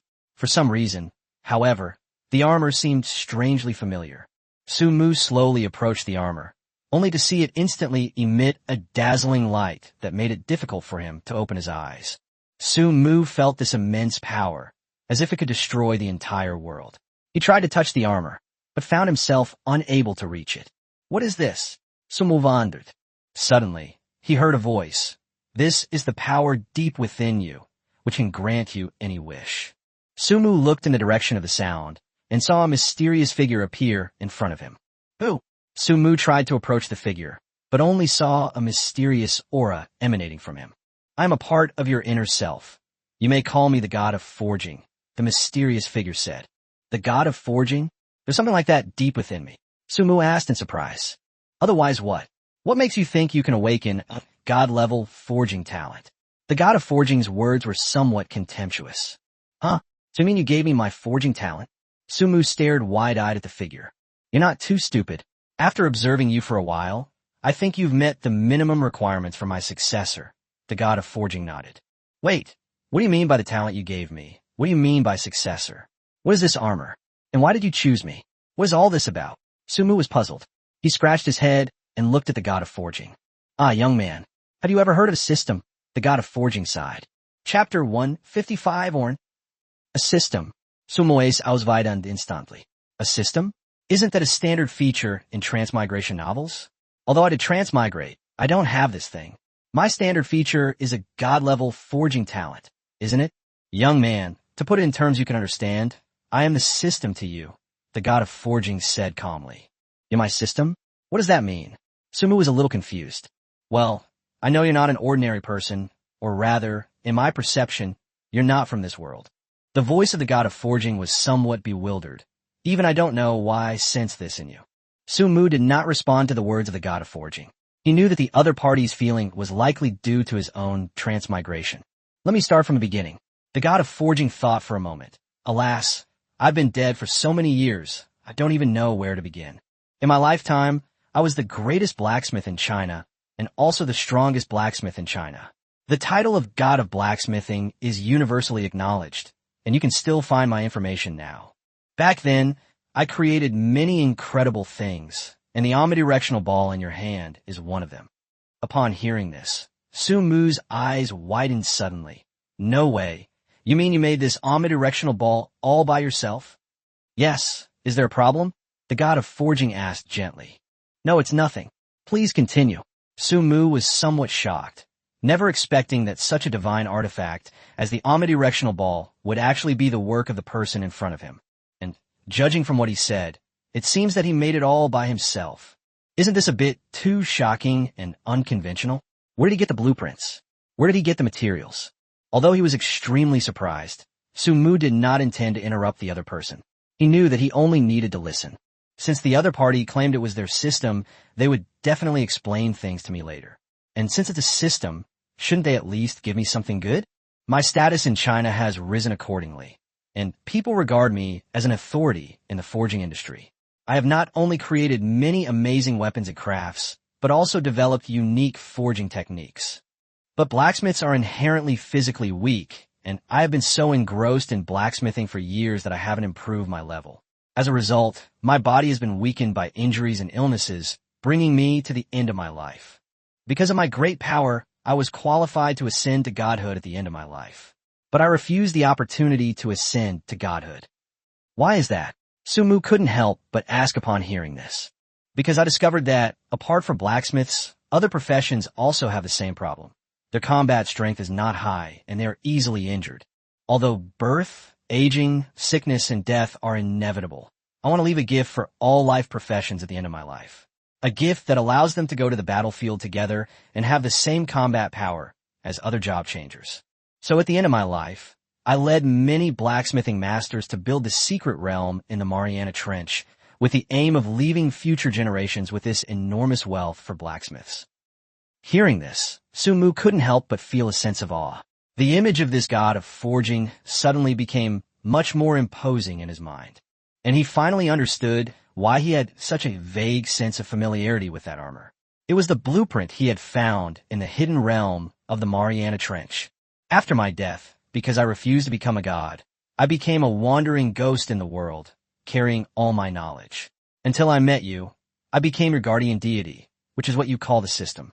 And the rewards you receive for each level up are partly due to my involvement. I'm the one who led you step by step to the secret realm of the Mariana Trench. At the time, I was thinking, let's see if you can solve the mystery of this secret realm. If you can, then this secret realm will belong to you, and everything inside will be yours.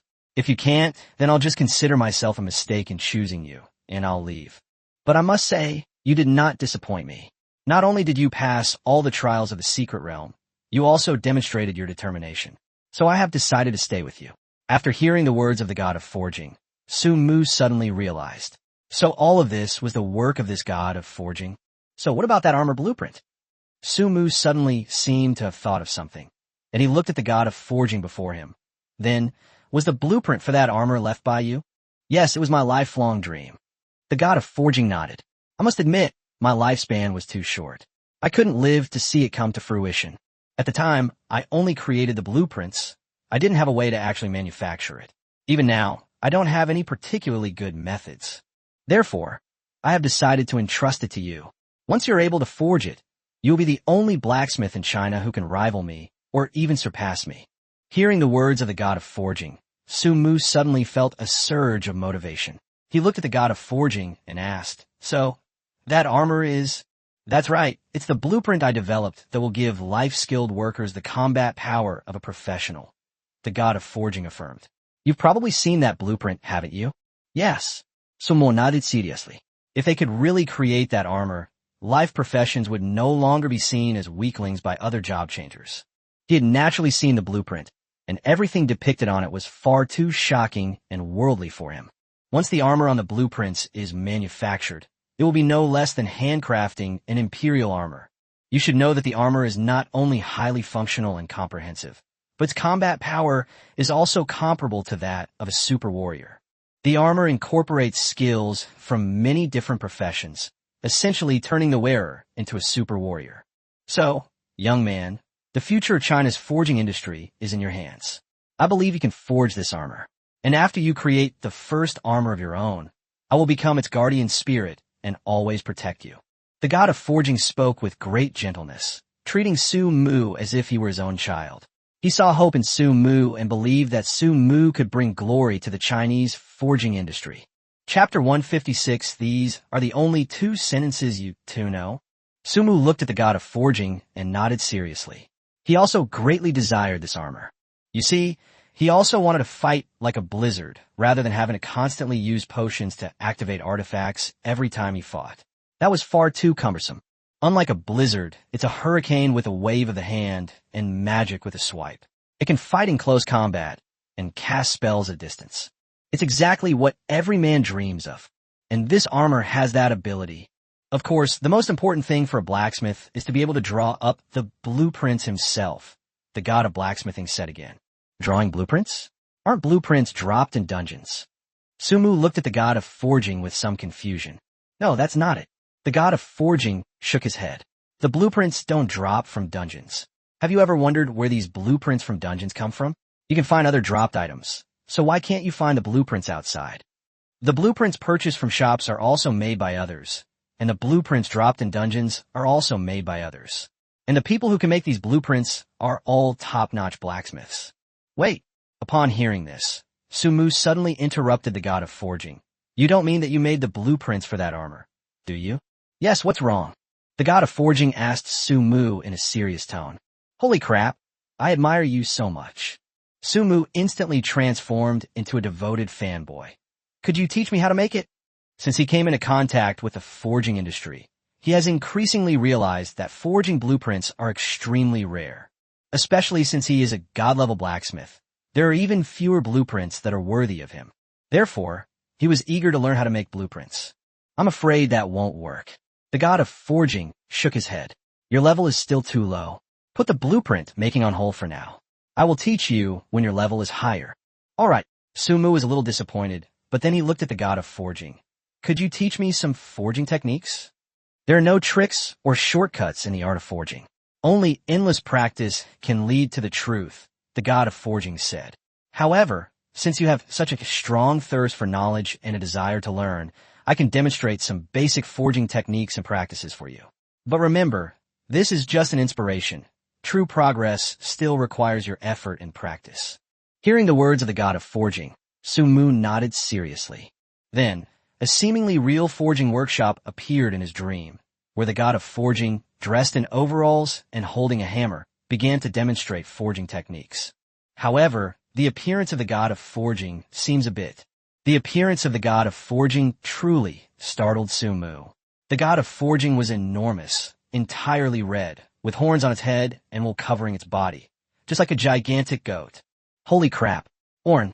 Su Mu was so shocked that he couldn't speak. How come this god of forging looks exactly like Orn? Yeah, Orn's backstory also features a god of forging.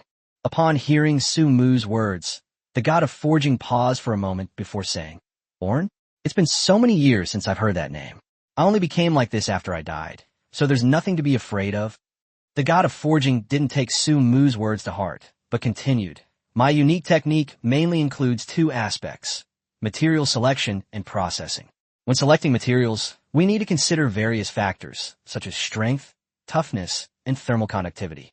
Different materials have different properties, and we need to select the most suitable material according to the forging object and purpose. In terms of processing, I have developed a unique set of methods.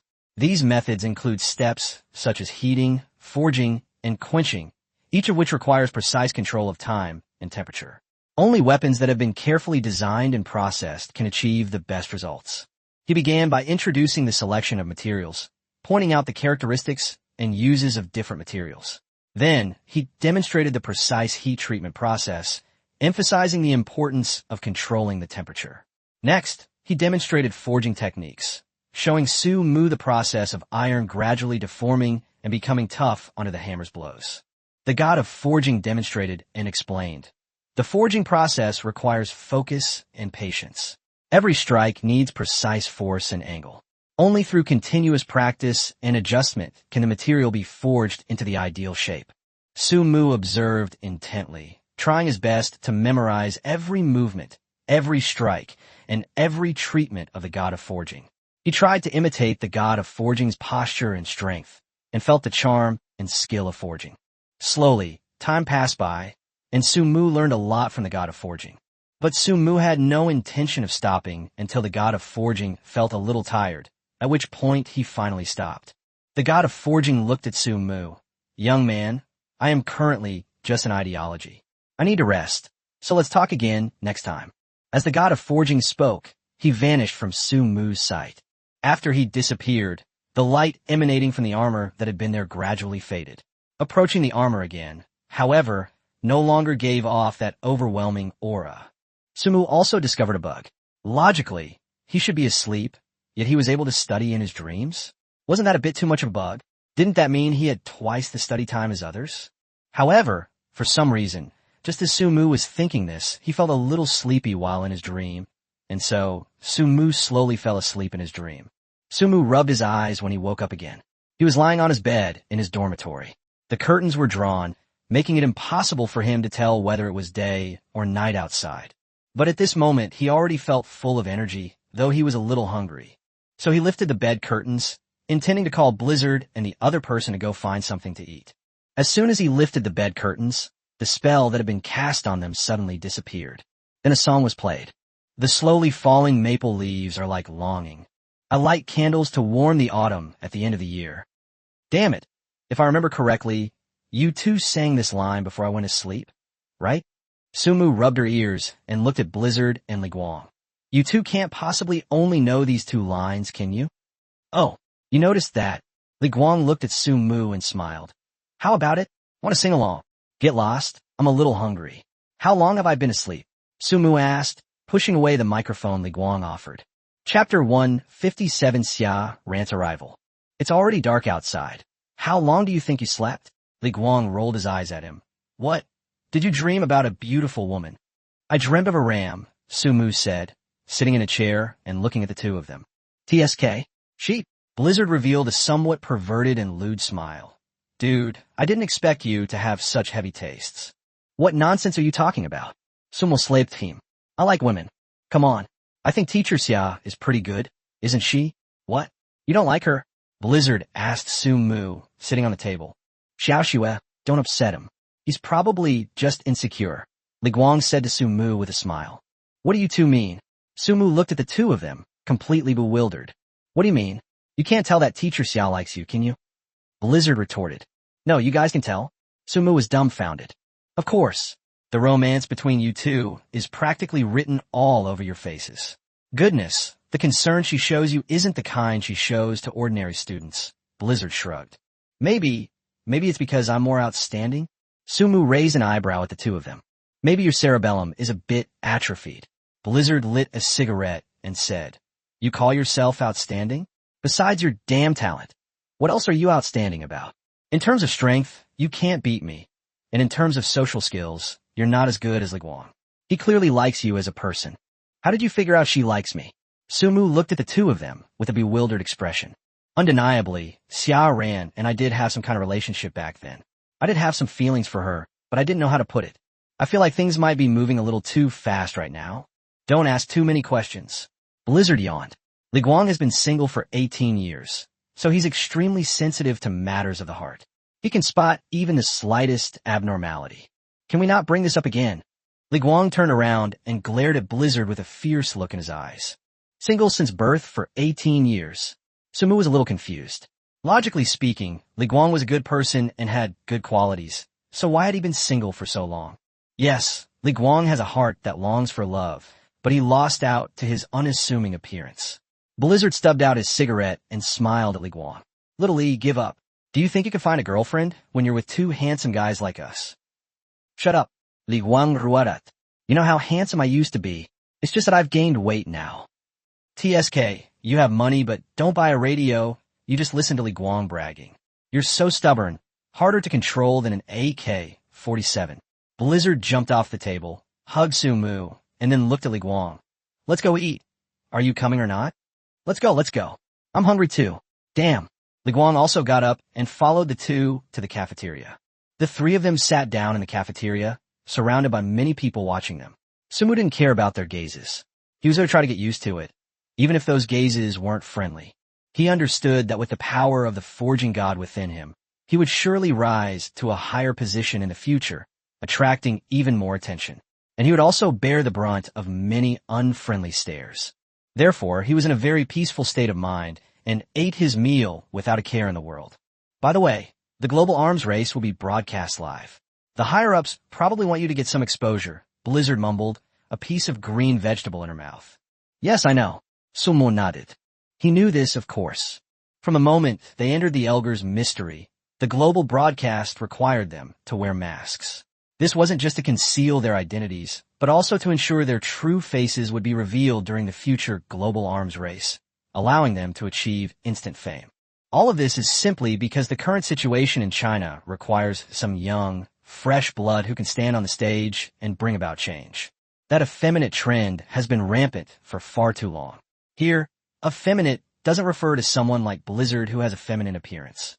Sissy refers to those pretentious, affected, and unproductive young male celebrities. If Blizzard's looks were to debut, he would definitely be a genuine young male celebrity. But his strength and his way of doing things are definitely not something those people can easily take advantage of. He is decisive, ruthless, and incredibly powerful. His title as the #1 super warrior in the Chinese server alone is enough to make countless people feel ashamed. With this nickname, Blizzard, let alone looking like a little girl, even if he were a little girl, no one would dare to say a word against him. Therefore, China urgently needs some young and fresh blood to guide the younger generation in a good way so that China can reach its highest peak. The reason Li Guang said that the three of them working together would surely bring China to an unprecedented level was precisely because he knew this. He also knew that China might need someone to step forward, and the most suitable candidates besides himself and Blizzard, were none other than Su Mu. Li Guang looked at Su Mu. By the way, are you confident about the global arms race? I don't know. Su Mu shook his head, honestly. I'm not sure if other countries also have a new generation of people who have awakened god-level talents. If they do, although I might not necessarily lose, it will definitely be a tough battle. Indeed, Blizzard chimed in. The arms race isn't really about combat strength. If it were, with the divine weapon forged by Su Mu and my own strength, I guarantee China would win. But unfortunately, the global arms race is essentially a competition of equipment. Weapons are used and scored based on my fighting style. So no matter how strong I am, in the end, the quality of what Su Mu creates has to be better than what the other side has. To put it bluntly, being stronger than the opponent is just icing on the cake. After Blizzard finished speaking, both of them fell silent. What he said was indeed reasonable. Amid the tense atmosphere of an impending global arms race, Su Mu felt the pressure mounting. He understood that this competition was not only a test of his own strength, but also a test of his abilities and talent as a master forger. Just as Su Mu was feeling troubled by this, Xiao Ran also arrived at the cafeteria. After seeing Su Mu and the other two sitting there, she walked over. Oh, Teacher Xiao, you're here for a late-night snack. Blizzard greeted Xiao Ran, but her eyes kept glancing at Su Mu, who kept winking at her. What a coincidence. I came here for a late-night snack, and all three of you are here too. Xiao Ran placed the food next to Su Mu and then sat down naturally. Chapter 158, What kind of confession is this? A gentle breeze made the atmosphere in the cafeteria even warmer. Xiao Ran sat quietly next to Su Mu, smiling as she looked at him. What are you two talking about so enthusiastically? Xiao Ran asked curiously. We're talking about the global arms race, Su Mu replied. It was fine before, but now that the competition is approaching, I suddenly feel some pressure. Relax, with your talent as a god-level blacksmith. This kind of competition is absolutely no problem for you, Xiao Ran said with a smile, patting Su Mu on the shoulder. Hey, I'm full. Blizzard suddenly made a sound, then gently pushed the half-eaten plate forward. Li Guang, are you full? Let's go if you're full. Wait a minute, Before Li Guang could finish speaking, Blizzard grabbed him by the collar and lifted him up. Then she looked at Xiao Ran and Su Mu and said, Old Su, Teacher Xia, we're full, so we won't bother you two anymore. You can continue eating. We're leaving now. As Blizzard spoke, he ignored Li Guang's objections and dragged him outside. Every now and then, he would turn back to look at Su Mu and wink at him. Su Mu knew exactly what this kid was thinking. He was clearly trying to create an opportunity for himself and Xiao Ran. Thinking about it carefully, since entering the Elgar's secret realm last time, Su Mu hasn't had a chance to speak with Xiao Ran in all that time. Actually, he didn't want it to be like this. He originally thought that after awakening as a god-level blacksmith, he could achieve his dream of rising to prominence without lifting a finger. The reality was that he got a slap in the face. Sorry, thinking you can achieve instant success by lying down? Don't be ridiculous. Even ordinary people can't do that, let alone geniuses. The more talented a person is, the more people will beg them to work hard, even if they themselves don't want to. The famous strategist Aurelia once said, the feeling of being burdened is like having 1,000 people craning their necks to hear every word you say. After acquiring god-level talent, things weren't as comfortable as I had imagined. Every day brought many challenges, and I had no choice but to do it. Because Su Mu knew very well that any genius was often accompanied by great danger, especially for a genius like himself who works in a profession. Without combat ability, if he is discovered, he will most likely be taken away and imprisoned to become someone's weapon manufacturer machine. Therefore, Su Mu directly sought the government support and worked hard to improve his own strength so that he could fully face any danger in the future. And as it turned out, he was right to do so. However, this also means that the time that belongs to oneself will gradually decrease. Just like now, from before entering the Elgar's secret realm until now, he has had absolutely no time to communicate with Xiao Ran. To say he had no romantic feelings for Xiao Ran would be a lie. To be honest, she always looked after him. Even in the days after he learned he hadn't awakened his talent and hadn't become a divine craftsman, Xiao Ran didn't look down on him. Instead, I kept comforting myself. Her figure, appearance, and character are impeccable. Who wouldn't be moved by such a woman? What's wrong? What are you spacing out about? Xiao Ran asked Su Mu, her face flushed. She naturally guessed what Blizzard and Li Guang were thinking. But to be honest, Su Mu hadn't mentioned what happened before he entered the Elgar's secret realm. Undeniably, Xiao Ran had fallen for Su Mu, not because of the matchmaking efforts of her elders, but because she genuinely thought Su Mu was a wonderful person. He's young and promising, and he's also my student. I've taught him for several years. How could I not know what kind of person he is? However, Su Mu remained silent about that matter, and no one knew what he was really thinking. Could it be that she doesn't like herself? No way. I have to get to the bottom of this today. No. Sumushuk Hadith. Teacher Xia, can I ask you a question? What's the question? Go ahead and ask, Xiaoran said. So, do you have someone you like? Su Mu raised an eyebrow and looked at Xiaoran. What? As soon as Su Mu said this, Xiaoran's face turned red to the roots of her ears. Xiaoran coughed in a flustered manner, then looked at Su Mu with a slightly evasive gaze. Your question came out of nowhere. Su Mu, however, didn't want to give up on this issue. He felt it had a significant impact on their relationship. After all, what if the other person truly didn't like him? Wouldn't he have been presumptuous? Although I'm very skilled in forging, I am an idiot when it comes to matters of the heart. Therefore, Su Mu still said directly, I know this is a very direct question, but I really want to know. Xiaoran looked at Su Mu quietly, her heart filled with conflict. She had always liked Su Mu, but because of their roles as student and teacher, she had never expressed it. She didn't know if Su Mu's words were sincere or just casual remarks. After some thought, Xiaoran finally made her decision. I do have someone I like. Oh, what's your name? Su Mu continued to ask. Xiaoran bit her lip shyly, a faint blush rising to her cheeks. His name is Su Mu, she whispered. Su Mu was stunned. He hadn't expected Xiaoran's answer to actually be him. A surge of excitement and doubt welled up inside him. He wasn't sure if Xiaoran was serious or just trying to appease him. Really? Su Mu asked with some skepticism. You're not joking, are you? Xiaoran's face turned as red as a ripe apple. She gently shook her head and whispered, I'm not joking. Besides, how can you ask a girl such a question? Su Mu is hartraced. He felt as if he were standing at a crossroads, with many unknown paths ahead, and he had to make a choice. Teacher Xia, I also have something I want to tell you. Su Mu clenched her fist tightly and bravely expressed her feelings. I have always liked you, not only because of your beauty and talent, but also because of your care and support for me all along.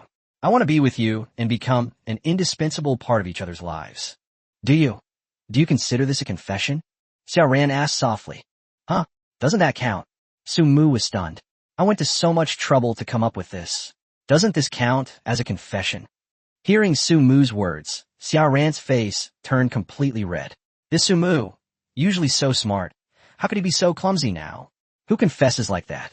Chapter 159, The Past of the Blizzard. Xiaoran sighed softly. She felt a little confused, but she was also very clear about her feelings. She had always thought that Su Mu was a special student. He not only possessed outstanding talent and ability, but was also an admirable young man. Su Mu, do you really want to be with me? Xiaoran asked softly, her voice trembling slightly. Yes, I think so, Su Mu replied firmly. A smile appeared on Xiaoran's face. She felt a sense of relief. She wasn't a girl who fell in love easily, but she wouldn't deny her feelings for Su Mu. To love and hate fiercely had always been her life motto. She felt that Su Mu was someone she could rely on, someone who could become an important part of her life. Okay, let's try being together, Xiaoran said softly, feeling her cheeks getting hot. A look of happiness and excitement appeared on Su Mu's face. He felt a surge of emotion. He had always thought Xiaoran was an exceptional girl, and he had always held her in high esteem and longed for her. Now, he had finally gained Xiaoran's approval, and he felt that another important person had entered his life. Don't worry, Teacher Xia. I will definitely cherish our relationship, Su Mu said, his eyes filled with sincerity and determination. Xiaoran smiled and looked at Su Mu. Still calling me Teacher Xia? Xiaoran.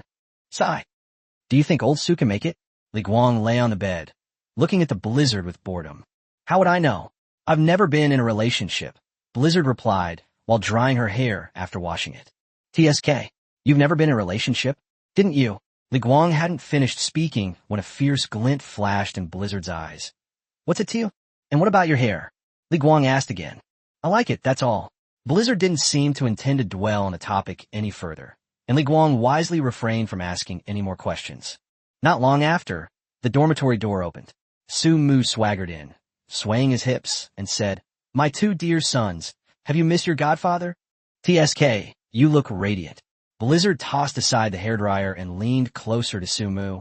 "It looks like it's done, right? It feels like having a boyfriend, really." Su Mu took a deep breath, then looked up at the sky and sighed. "Oh well. You single people wouldn't understand. Go blow dry your hair. Dee better sign in for my class tomorrow." "Are you skipping class again?" Su Mu looked at Blizzard with a helpless expression. Although they had only been attending classes for a few days since arriving at the Imperial Capital Military Academy, Blizzard had been skipping classes every single day. "Except for the very first class, which I attended, I skipped all the others." "Dude, my girlfriend's class is tomorrow. Can you do me a favor?" Su Mu said, putting his arm around Blizzard's shoulder. "Come on, I'm not going. What's the point?" After drying her hair, Blizzard took out a few workbooks from the drawer and tossed them to Li Guang. "Copy these for me later. I'm going to play." "What the hell are you going to do at 11 o'clock? Li Guang asked Blizzard as he took the workbook. "Hit someone." Blizzard tied her hair up, waved her hand, and walked out of the dormitory. Watching his retreating figure, Su Mu looked at Li Guang and said, "Isn't this kid the one who never hands in homework, skips class, and never signs in? Tomorrow is an open class, and the head of the teaching department will be there. He's no match for that guy," Li Guang said helplessly.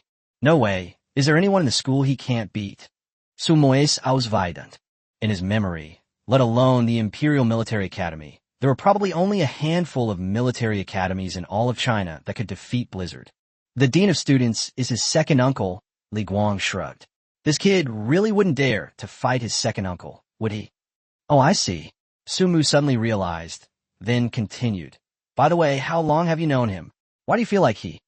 "Something's a bit strange, isn't it?" Li Guang said. Do you know why?" Su Mu nodded. "It's like he has two personalities." "Well, it's a long story." Li Guang shook his head.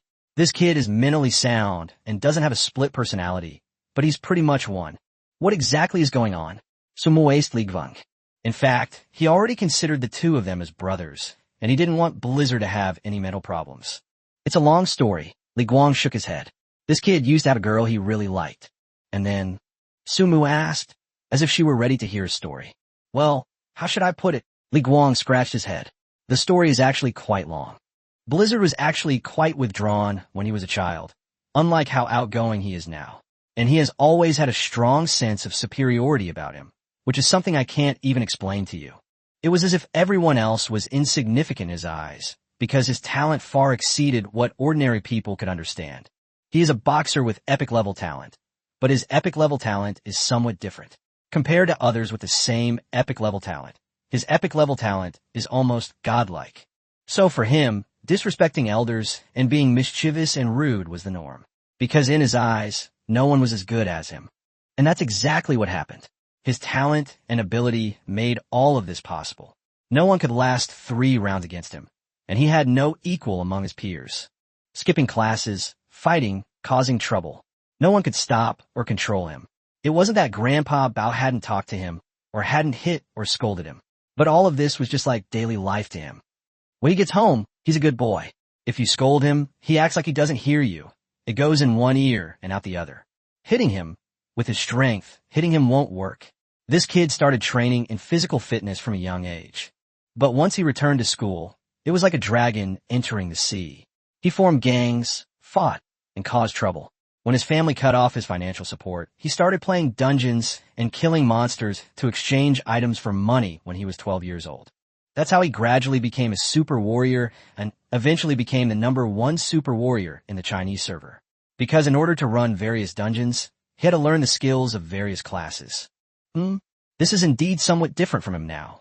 Su Mu scratched his chin, but it seems the difference isn't that big. Isn't this just being rebellious when you're young? What's wrong with that? Chapter 160 Chunyo. Su Mu couldn't understand it. Wasn't this just the rebellious phase? Why was there such a big change? Yes, indeed. This could be loosely understood as a rebellious phase. But the real problem arose after he met that girl. Li Guang's voice became low, as if recalling some unpleasant past events. Huh, little girl? What little girl? Su Mu was a little confused. Oh, that was when he was in junior high school. Li Guang looked up, seemingly recalling something. Hey boss, what's up with that girl? Is she new? Did the teacher assign her to your desk mate? Inside a middle school, a boy pointed at a girl and asked another boy with short white hair, "What's it to me? You'd better not mess with me." Blizzard, with her short white hair, looked disdainful. After returning to her seat, she lay down and went to sleep. This new student is named Chunyu. She's new to our class. Chunyu, please help out the students who are struggling academically, especially those who are doing well. The homeroom teacher said to Chunyu. That's what I said, but what I really wanted was for her to take Blizzard with her more often. Yes, teacher, the girl named Chunyu said cheerfully. Blizzard looked at the teacher and student duo, who were putting on a show, with disdain. Then he looked at Chunyu and said, I'm going to take a nap. Wake me up after class. Okay. Chunyu nodded and continued reading. I'm going to play basketball in a bit. Remember to sign me in. Good. Are you going to eat later? Go ahead. What's wrong? Please bring me one. Good. I won't pay. It's my treat. Hey, I'm telling you. Why aren't you taking care of me? Blizzard leaned back in her chair, legs propped up on the table, and asked her deskmate, Chunyu. Well, I don't think you'll listen to me if I try to manage you, Chunyu said calmly, flipping through her books. I don't think I have the ability to correct you from so-called bad student into a good student.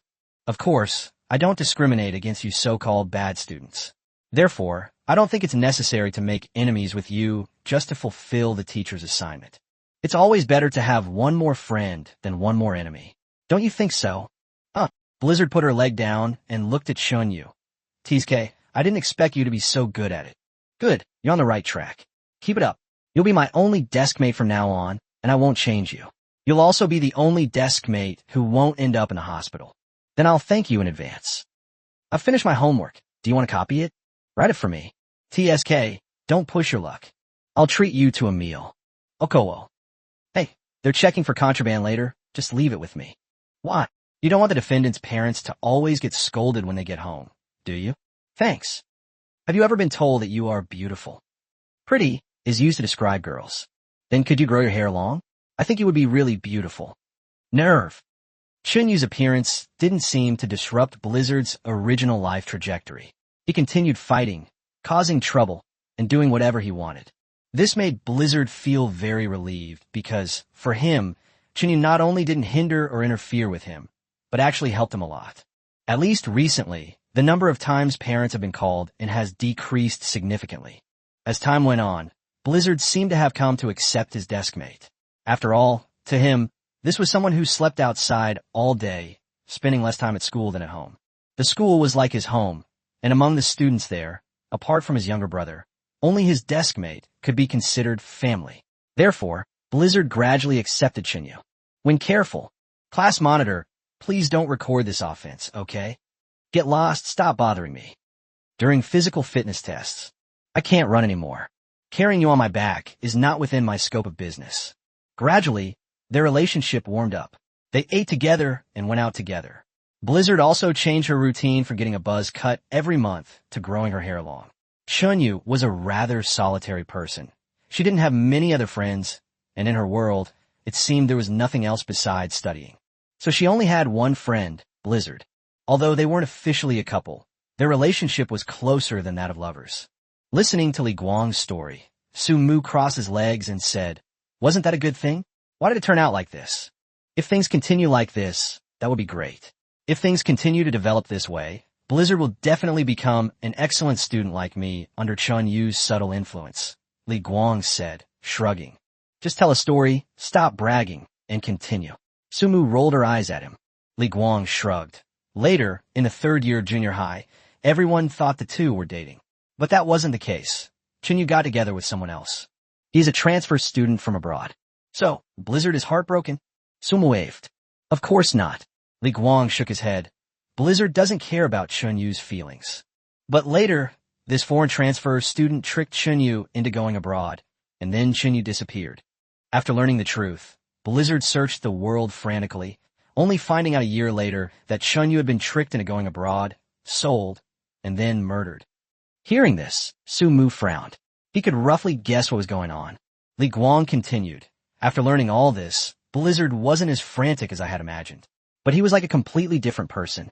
He dismissed his gang and grew his hair long and white. He rarely provoked trouble anymore. He respected his teachers and elders and treated them with great affection. Just like a child who is slightly rebellious, but very well-behaved and sensible during adolescence. Although this change is a good thing, Blizzard's family doesn't think so. After all, his family is quite concerned about the changes in Blizzard, so they asked my grandfather to talk to him. It was from that time that I realized why Blizzard was like a completely different person. Why is that? Sumu quickly asked. Sigh. Li Guang sighed. My grandfather came to a conclusion after communicating with the Blizzard for a while. He told me that Blizzard might have a potential dual personality, or that he was creating another personality for himself. What? You created another personality for yourself? Sumu was dumbfounded when he heard this. Chapter 161, Cultivating the Immortal Tree? Yes, you heard me right. Li Guang nodded. After learning of Chunyu's tragic news, Blizzard created a personality based on Chunyu in his mind. He began to learn from Chunyu's way of handling things, and stopped actively making enemies with people. In addition, his appearance also gave people a gentle feeling. But in fact, the Blizzard is still the same Blizzard at heart. The Blizzard that is wild to the core. But Blizzard's mental strength is too great. Even if he created Chunyu's personality in his mind, he could not completely erase his own personality. Therefore, he usually appears in a contradictory, self-contradictory manner. That's why you feel like he's a little strange. Over the years, Blizzard has been relentlessly searching for the person who tricked Chunyu away back then, but he has never found them. So his frequent trips abroad are just an excuse. It was simply because he wanted to find that person to avenge Chunyu. As time went on, Blizzard, who was originally somewhat carefree and lazy, became more and more persistent about this matter. For him, all he wants now is to find that person and kill him as soon as possible. He doesn't care what the cost is as long as he can find him. After hearing Li Guang's words, Sumu couldn't help but feel sorry for Blizzard. But there's not much I can do to help him in this situation right now, so I'll wait until later. When the opportunity arises, I'll definitely help him find that foreigner. The next day, after returning to the dormitory amidst a blizzard, Sumu and Li Guang tacitly avoided mentioning their conversation from the previous night. Just like usual, people went to sleep or went out to play during the blizzard. The days that followed were rather ordinary. Sumu devoted himself to studying his forging techniques every day and had many exchanges with the forging god, Orn, from which he benefited greatly. Using the immortal tree, Sumu originally intended to forge it directly into an energy storage device to create an omnidirectional ball. But Orn told him, "Young man, don't just focus on the present. Besides, for you right now, 1 or 2 omnidirectional balls don't make much difference." What do you mean? Sumu looked at the other person with some confusion. You should know that a qualified blacksmith can have an endless supply of materials. No matter how rare the material is, a powerful blacksmith can obtain it anytime, anywhere. A blacksmith must not only know how to forge equipment, but also how to obtain various materials. Sumu was somewhat confused, but also seemed to understand something. What you're relying on right now is the government's support. But you also need to understand that there are some things the government can't necessarily get for you. Orn continued. Therefore, you must learn to cultivate them yourself. Train them yourself? What does that mean? Sumu was a little confused. For example, Orn began, the material of the immortal tree is not just rare. Apart from the one you have, finding a second one in this world is practically impossible. Therefore, you must learn how to cultivate immortal trees so that you can have a continuous supply of immortal trees in the future. Huh? Cultivate an immortal tree? Sumu was stunned for a moment. Are you kidding me? Senior, please don't make fun of me, okay? Sumu took this so-called god of forging as a joke. After all, the immortal tree was a product of the Dragon Clan. How could it be cultivated? I'm not kidding you. Do you not know how to plant a tree? Orn shook his head and said, Huh? Plant trees. Sumu was stunned. Yes, it's like planting a tree. Orn nodded. The immortal tree is still a tree after all, and its cultivation method is just like planting a tree. It's just that its growth environment requirements are a bit harsh. But don't you have a spatial ring? Why don't you just create a space inside it? Upon hearing Orn's words, Sumu's eyes lit up. Right, why didn't I think of that? The immortal tree is still just a tree. Why can't I cultivate it? As expected, the god of forging truly lives up to his name. His thinking is simply beyond my reach. Without hesitation, Sumu forged and upgraded the spatial ring. The materials required for the space ring are not very large. They can be found in the research labs within the Imperial Capital Military Academy. After the spatial ring was redesigned, it reached a completely new level. Space ring. Rank God level. Function. Contains an extra-dimensional space inside, which can freely absorb and release any object. God tier talent skill. Cultivation ground. A unique cultivation area built within the spatial ring. It can cultivate any kind of plant. God level talent skill. Space and time. Allows you to freely divide any area within the space ring and adjust the independent time of these areas. Looking at the upgraded spatial ring, Su Mu felt a surge of excitement. He quickly took a section of the immortal tree and placed it in the cultivation center to nurture it. As for the immortal tree, he still planned to keep it. After all, even if he failed to cultivate it successfully, as long as the tree still existed, it wouldn't be a loss. Su Mu never imagined that the immortal tree he left behind today would be of such help to him when the global arms race begins in the future. Not bad. You're quite perceptive. Or nodded. Do you have any information about the arms race coming up? I don't know why, but I was quite nervous at first, Su Mu said with a smile. But it's different now. As time goes on and the global arms race is happening faster every day, I don't seem to be so nervous anymore. That's good. Or nodded. Maintaining a peaceful mindset is the most important thing for a blacksmith. Only with a peaceful mindset can a blacksmith forge the most powerful items. I see. 2 weeks later. We're going to prepare for the opening ceremony of the global arms race tomorrow. Are you nervous? Xiao Ran asked Su Mu. Are you going? Su Mu asked in return. I'll definitely go with you. Then I'm not nervous anymore. Su Mu smiled and said, with you here, I feel like I'll definitely be fine. Glib-tongued. The next morning, Su Mu and the others were waiting at the airport. At that moment, a Chinese-made aircraft landed before them. Looking at the plane, Su Mu felt a surge of pride. He secretly vowed that he would one day build even more powerful fighter jets for China. All right, we've been preparing for this long enough, so we won't say any more. Old Xiao looked at Su Mu. Now prepare to board. Yes. Chapter 162, Opening Ceremony of the Global Arms Race. In addition to Su Mu and Blizzard, Li Guangxiaoran and others also went with them to these global arms race events. The exclusive live stream from China began the moment he boarded the plane. However, Su Mu was still wearing the mask he wore when he entered the Elgar's secret realm. After all, the competition hasn't really started yet, and he doesn't want to be recognized so early. 24 hours until the start of the global arms race. Shen Gong joins forces with the top superpowered warrior in the Chinese server to participate in the global arms race. The global arms race will be broadcast live in its entirety on the official China account, and it's now live. The identity of the master craftsman will be revealed during this competition. Within China, trending topics on major forums and apps are all related to this global arms race. Everyone is closely watching this competition. After all, it concerns the nations standing on Earth. This is no ordinary competition. It's a competition that concerns the nation's military capabilities.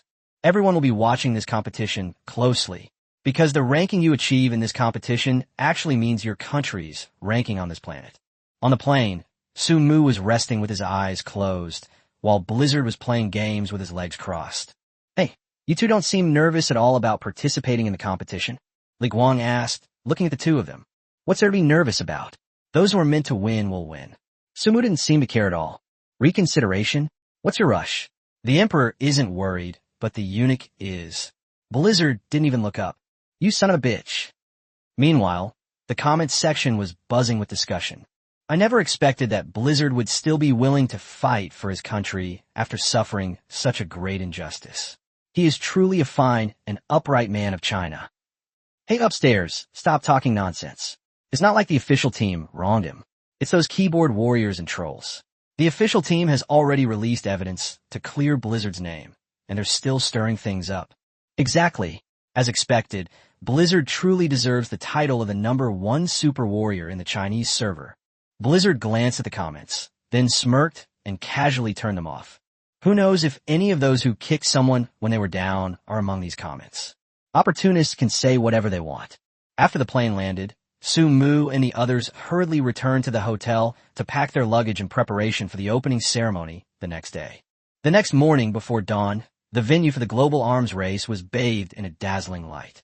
When people arrived at the opening ceremony location, They were awestruck by the spectacular scene. The entire arena was decorated meticulously, with colorful flags fluttering and lights flashing, creating the illusion of a futuristic wonderland. Introductory videos of participating teams from various countries played on the large screens, creating a lively, intense atmosphere. Representatives from various countries took the stage one after another, and their introductions were filled out on the side. Just as it was about to be Su Mu's turn, Xiao Ran came to his side. "Are you nervous?" "It would be a lie to say I'm not nervous, but this competition is in my area of expertise. If I can't succeed in my area of expertise, then I don't know what the point of my life is." Su Mu's lips curled slightly, and then he and Blizzard put on their matching tactical uniforms to attend the opening ceremony. The opening ceremony of the global arms race is formed by the appearance of representatives from each country in turn. Not only will photos of the participants be published, but their achievements will also be displayed on a large screen. Therefore, at this moment, no representative from any country is sufficient to arouse the interest of the Chinese audience.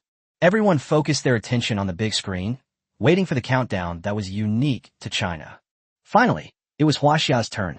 Su Mu and Blizzard walked out, both dressed in matching tactical uniforms. At this moment, not only people in China, but also people in other countries were staring intently at the screen. Everyone wanted to know who the person who forged the artifact was, and what the person who cleared the Elgar's secret realm looked like. The moment the two appeared, Su Mu on the big screen was no longer wearing a mask, but revealed his spirited and arrogant young face. The entire live chat instantly erupted in excitement. "Holy crap, the master craftsman is actually Su Mu. My god, if that's the case, those people who wronged Su Mu and Blizzard a while ago really had ulterior motives. Yes, they definitely want to change the two men's attitude toward China, thereby withdrawing them from this global arms race. If that's the case, then the collusion between the Lin family and the Vatican is absolutely true. Those who have insulted Su Mu and Blizzard, come out and apologize." Although the two people in the arena were unaware of what was happening on the live stream, it did not diminish their determination to help China win the championship. When the attribute panels of the two were displayed on the big screen, it stirred up another wave of excitement. Snowstorm. Occupation. Boxeur. Talent. Epic. Level. 100. Talent skill. Can learn the skills of any profession, and the learning progress is far ahead of others, even surpassing those who have changed professions. Although many people had already heard of Blizzard's reputation, they were still taken aback when his stats were revealed. After all, his talent is truly terrifying, which makes job changers all over the world a little jealous. Sumo. Occupation. Blacksmith. Talent. God level. Level 30. Talent skill. Any item forged is of divine quality, and divine level affixes can be added to any item. The moment Su Mu's interface appeared, exclamation marks filled the screens of every live stream room around the world. They glanced at it briefly and were somewhat surprised when they saw that Su Mu was level 30. But when they saw his talent level and talent skills, everyone was instantly dumbfounded. If they felt envy, jealousy, and hatred towards Blizzard, then they felt only pure admiration and awe towards Su Mu, because this is no longer on the same level. When Su Mu, Su's father, saw his son on TV, he was overjoyed. "I never expected Xiao Mu to be so promising," Su's mother said with a smile, her eyes crinkling with wrinkles. "Yes, the child has grown up." Mr. Su smiled as well. Meanwhile, the Vatican was getting restless. The Vatican bishop looked at the group behind him. "I told you long ago, this Su Mu isn't an ordinary person. I told you to spend a fortune and go to great lengths to bring him here. Even without Blizzard, just Su Mu alone would have been fine. Are you all just sitting around doing nothing? After all this time, how have you managed to keep him in China?" Chapter 163. Is the Eagle Nation in the group stage? The wrath of the papacy was beyond the capacity of these believers to bear.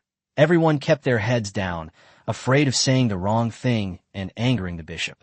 Yi Shui, standing to the side, clenched her fists. Why did Su Mu awaken a god-level talent? Shouldn't he be a useless person? He clearly didn't awaken any talent back then. How dare he? How dare a good-for-nothing like him become a god-level blacksmith? How dare he be revered by everyone? At this moment, Yi Shui felt a mixture of envy, jealousy, and hatred towards Su Mu. Why didn't he tell me sooner that he was a god-level blacksmith? If he had told me earlier, would we have ended up like this? It's all his fault. Yes. If he had explained things to me earlier, I would definitely have stayed by his side. Yeju. The bishop noticed Yi Shui, who had been keeping her head down and whose eyes were full of malice. She looked at Yi Shui and said, I asked you to go to the hidden sea to find him and bring him back. Why didn't you bring him back? Was it because the conditions you offered didn't meet his expectations? Or is it that you, his so-called childhood sweetheart, are completely useless? At this point, a murderous glint flashed in the bishop's eyes. For the Vatican, Yi Shui was indeed a rare talent. But compared to Su Mu, Yi Shui was insignificant. In fact, they would not hesitate to kill Bishop Yi Shui if they could obtain Su Mu. There are plenty of so-called geniuses like Yi Shui all over the world. What's wrong with giving up one or two if you can get Su Mu? Upon hearing this, Yi Shui felt a tightness in her chest. She failed. She completely failed on her last trip to the hidden sea. She even gave Su Mu a cell phone without the bishop's permission. At the time, she wanted to show Su Mu the public opinion in China so that he could see the reality and return to the Holy See with her as soon as possible. If he had realized it back then bringing her back with him would have been considered as him being brought back by her. In that case, her status as a holy maiden of the Holy See would have been absolutely secure. Unfortunately, Su Mu didn't. And not only did he fail to achieve Yi Shui's goal, he also disrupted the plan. It's important to know that the bishop and the Lin family's initial plan was to catch Su Mu and Blizzard off guard.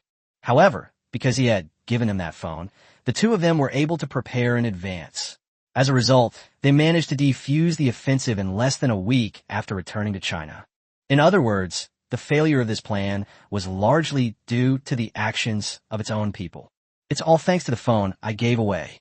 Thinking of this, Yi Shui instantly broke out in a cold sweat. She could sense that the bishop already harbored murderous intent towards her. She had to think of a way to deal with it. Yi Shui looked up at the bishop. Your Grace, please give me another chance.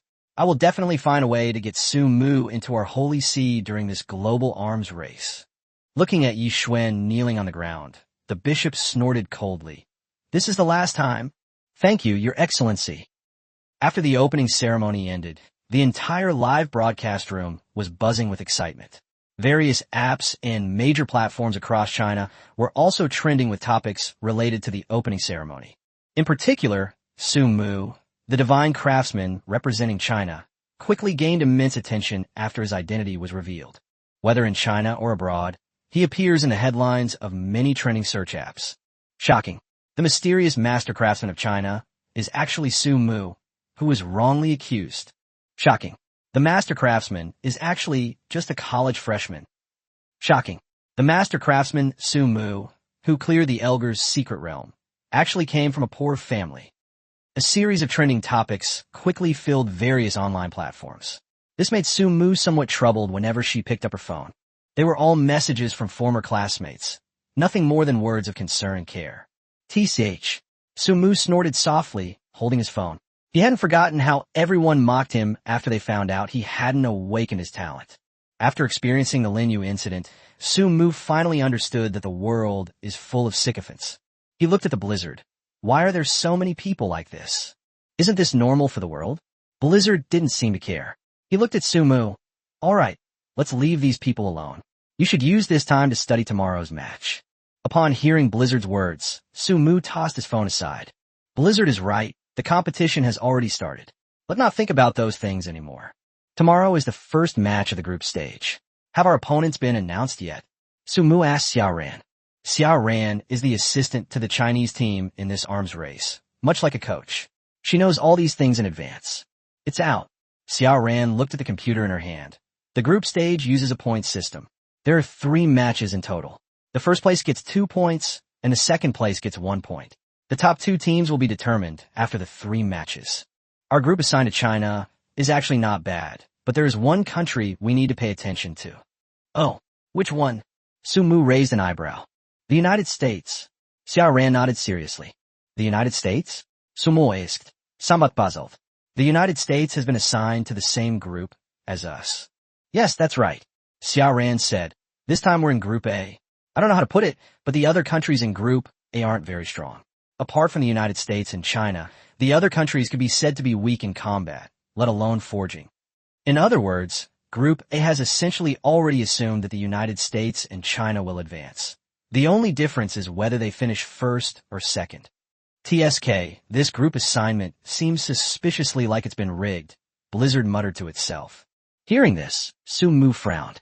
It couldn't possibly be that lucky, could it? But saying it was just good luck wasn't quite right either. After all, there's also the United States in the group. Based on the experience of previous arms races, the United States is far superior to China. The normal assumption this year would be that the UK would finish first and China second. But why is this happening? Xiaoran, do you think there's any difference between qualifying first and second? Su-Mu asked Xiaoran.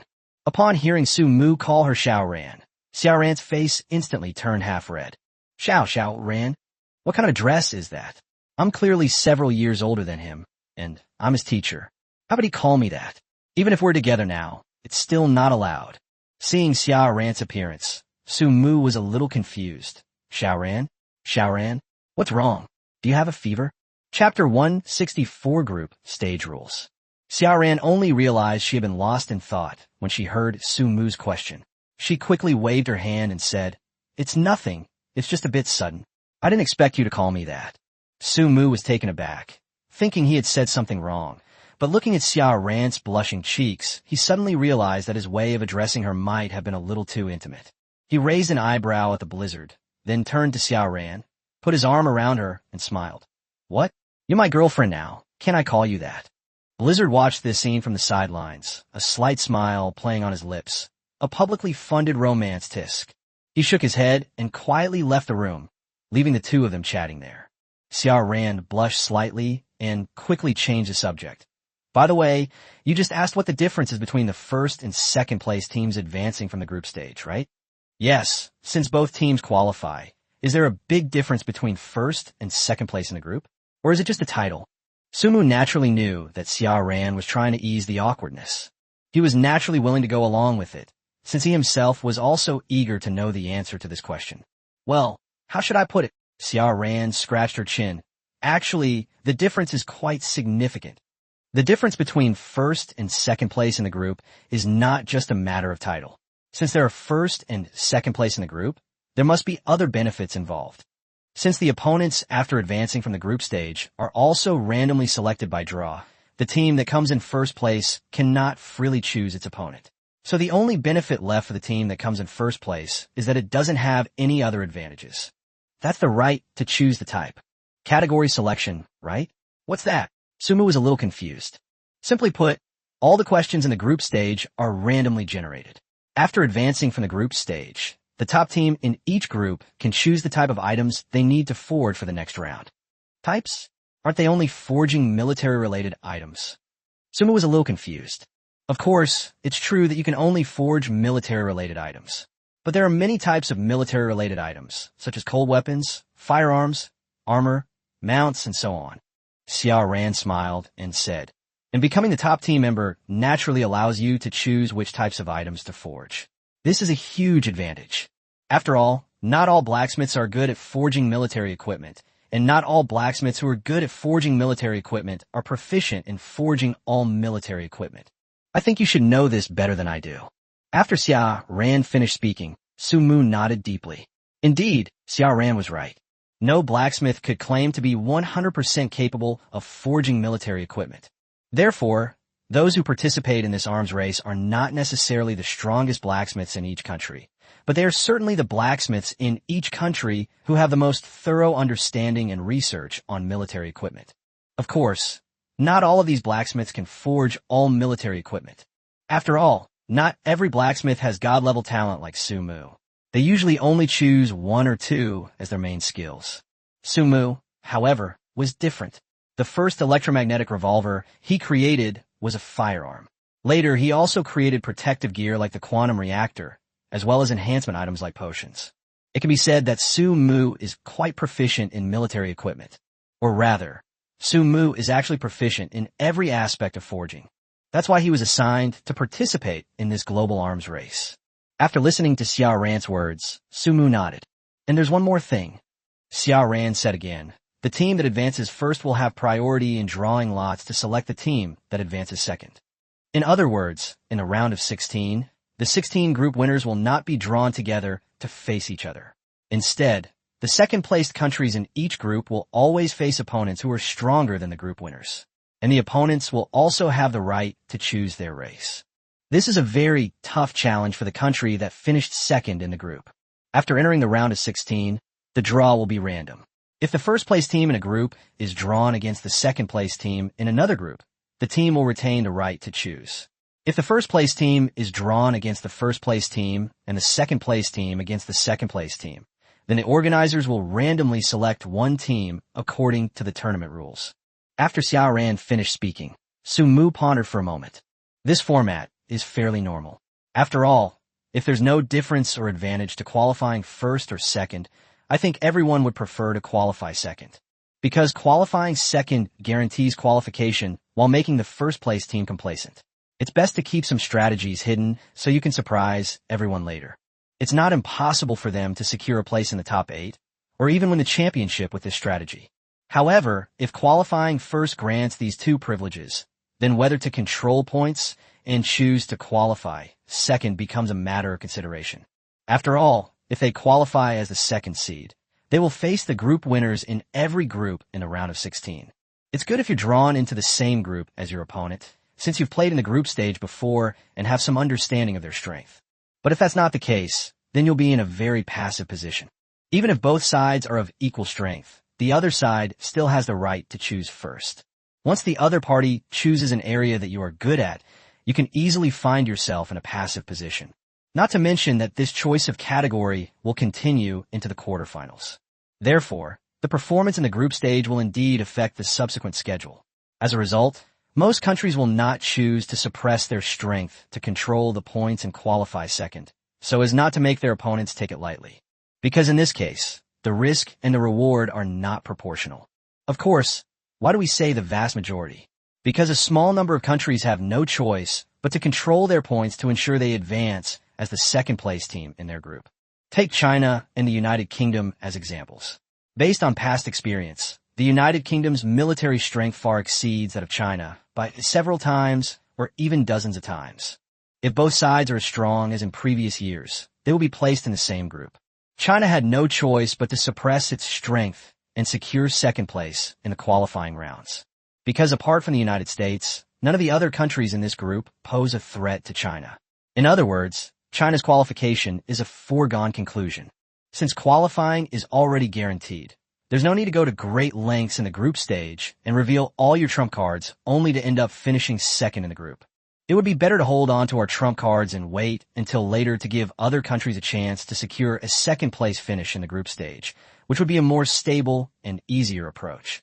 After all, while China's strength may not be comparable to that of the United Kingdom, other countries might be a different story. Even if they were the top team in their respective groups and had the right to choose first, they might not be able to defeat China.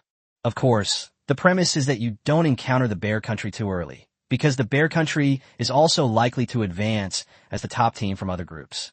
Chapter 165, Eagle Country, Representative Caven.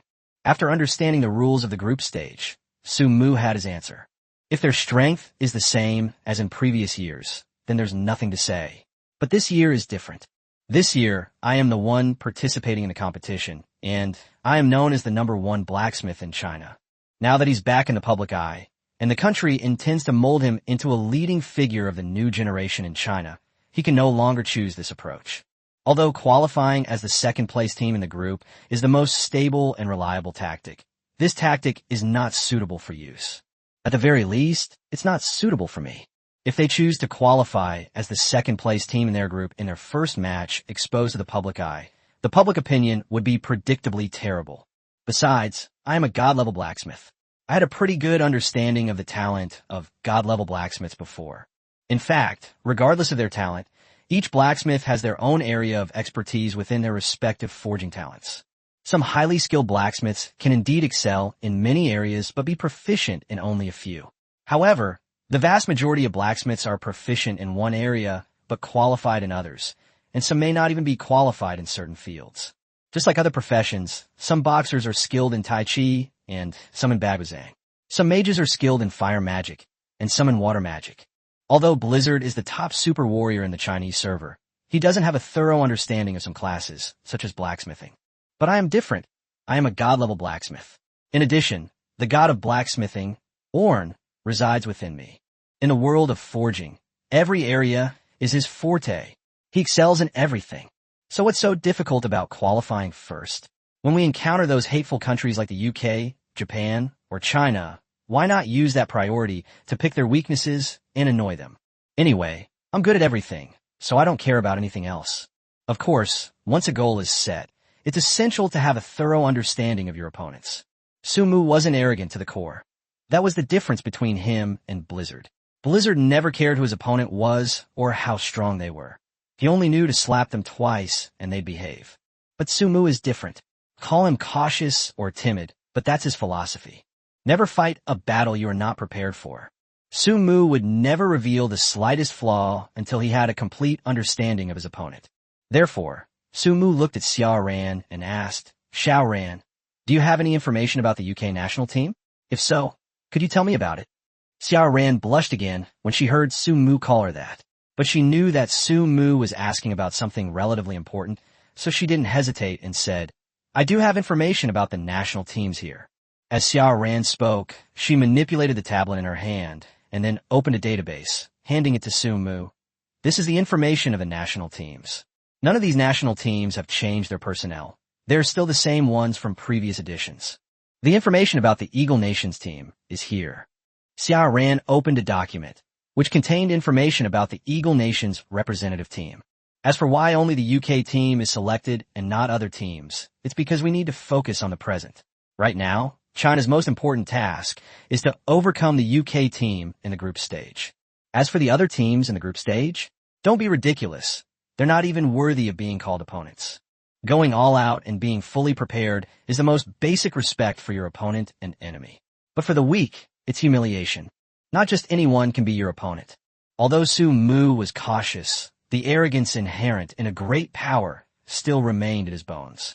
After opening the document, Su Mu read it while Xiao Ran explained it to him. The blacksmith for the British team is called Caven. This guy represented the Eagle Nation in 5 global arms races, Xiao Ran said. Except for the first one, which was won by the Bear Nation due to lack of experience, he won the other 4. It can be said that he is currently recognized as the world's #1 blacksmith, because he helped the United States win 4 global arms race championships. This year, he is still considered a favorite to win the championship. Even though your godlike talent has been exposed, everyone still thinks you are just a dark horse and are not qualified to challenge the world's #1 blacksmith, Caven. The reason why everyone thinks this way is because God-level talents are too rare and your level is too low. While listening to Xiao Ran's words, Su Mu checked the card's information. Caven. Occupation. Blacksmith. Talent. Epic. Level 70. Talent skill. The durability of any item forged will be greatly increased. Areas of expertise in military equipment. Firearms, melee weapons, and mounts. Other areas meet or even exceed the required standards. Looking at Caven's data, Su Mu stroked his chin and muttered, a huge increase in durability? Xiao Ran nodded. This Caven's epic talent is different from Blizzard. Blizzard's talent skills seem to be designed so that he was born to be a super warrior. In addition, Blizzard's epic talent is actually quite different from other people's talents. If I had to categorize it, I would prefer to classify his talent as God level. Unfortunately, his talent is marked as epic, because his talent is actually infinitely close to God level. You could say the only difference between him and God level is that he cannot trigger divine miracles. But Caven is different. Caven's talent is not as good as Blizzard. Although they are both epic, there are differences between epics. Caven may be stronger than other epic talents, but in the end, he is still just an epic. He can't compare to Blizzard, let alone someone like you who's a true god. As for his strengths, I have to commend him on that. Xiao Ran's expression turned somewhat grim as she said this. This guy is indeed like a once-in-a-century forging genius, although I don't know how talented he is in other areas of forging. But in military matters, firearms, melee weapons, and mounts are his specialties, and he always produces excellent results with these 3 items.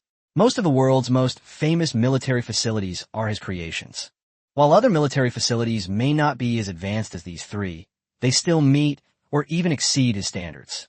At the very least, every military item he produces is of high quality.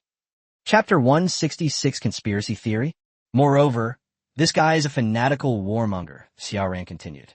Everything he creates is capable of inciting bloodshed. Even his armor is highly offensive. It's best to be careful when dealing with this guy. Extremely aggressive, huh? Su Mu murmured, stroking his chin, then looked at Xiao Ran. Do you have any data on his competitions from a few years ago? Yes. Xiao Ran nodded, then pulled up a panel showing his competition data from earlier years. These are his competition data from earlier years.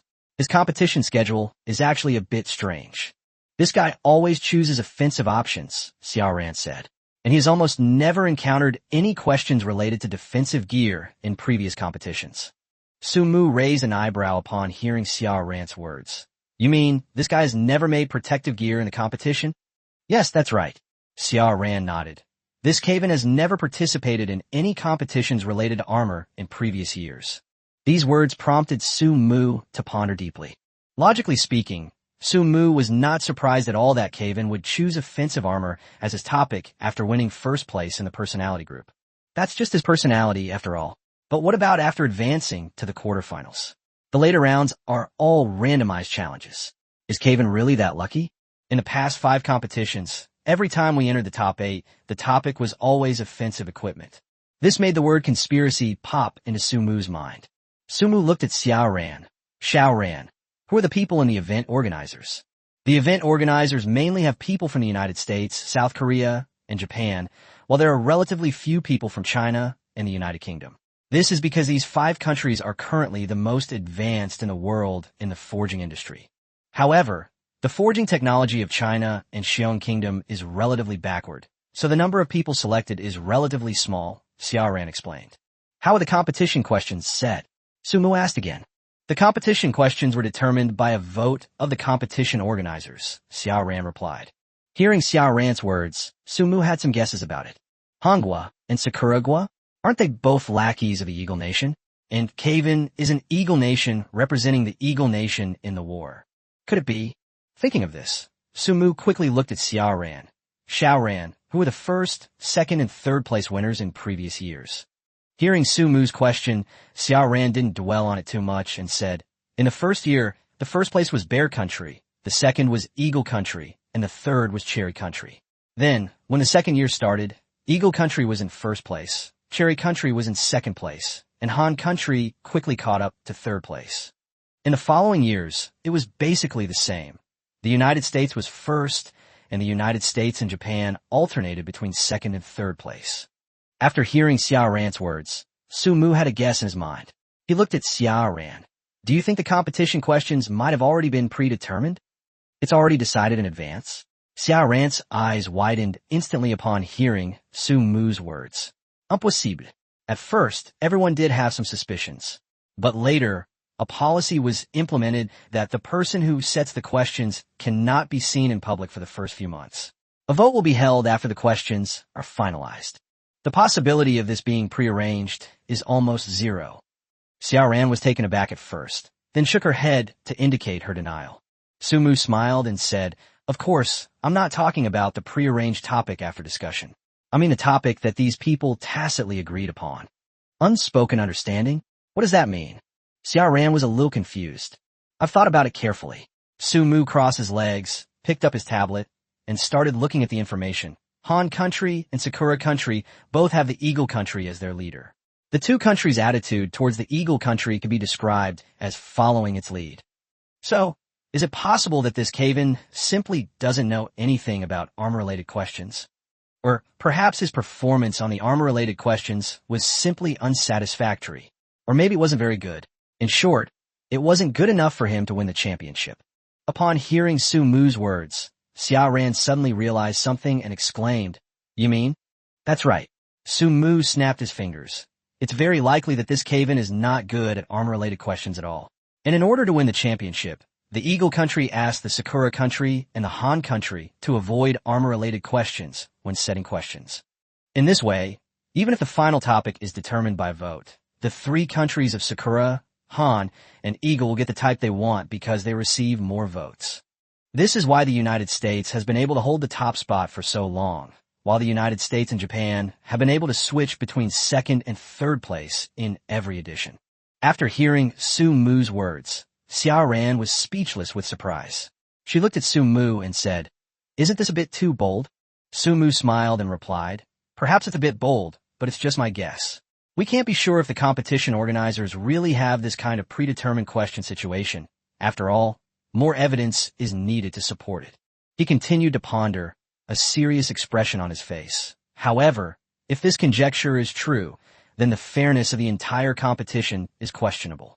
In that case, this global arms race has actually become a platform for the United States to flaunt its military strength to the world. After a moment of silence, Xiao Ran looked at Su Mu with a determined gaze. "If this guess is true, what should we do?" "What to do?" Su Mu glanced at Xiao Ran. "We'll just have to deal with it." "What do you mean?" Xiao Ran asked, puzzled. "There's just no way around it." Su Mu shrugged. "First of all, this is just our speculation, and we don't have any other substantial evidence. Secondly, even if these things are true, so what? Are we supposed to expose them? If we expose this, let's not even talk about whether anyone will believe it, even if everyone does believe it. That would be tantamount to slapping the face of all the countries that participated in the past 5 years. Because for the past 5 years, all the countries have been kept in the dark, playing along with the Eagle Nation in a charade. Doesn't that mean the Eagle Nation is now the only dominant power on Earth?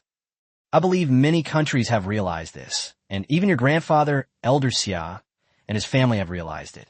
It's just that things have come to this point, and we're in a difficult situation. Because China is a major forging nation, if it suddenly withdraws from a competition, it means that China has surrendered without a fight and has already lost in terms of momentum. And this kind of thing will further damage the confidence of everyone in China.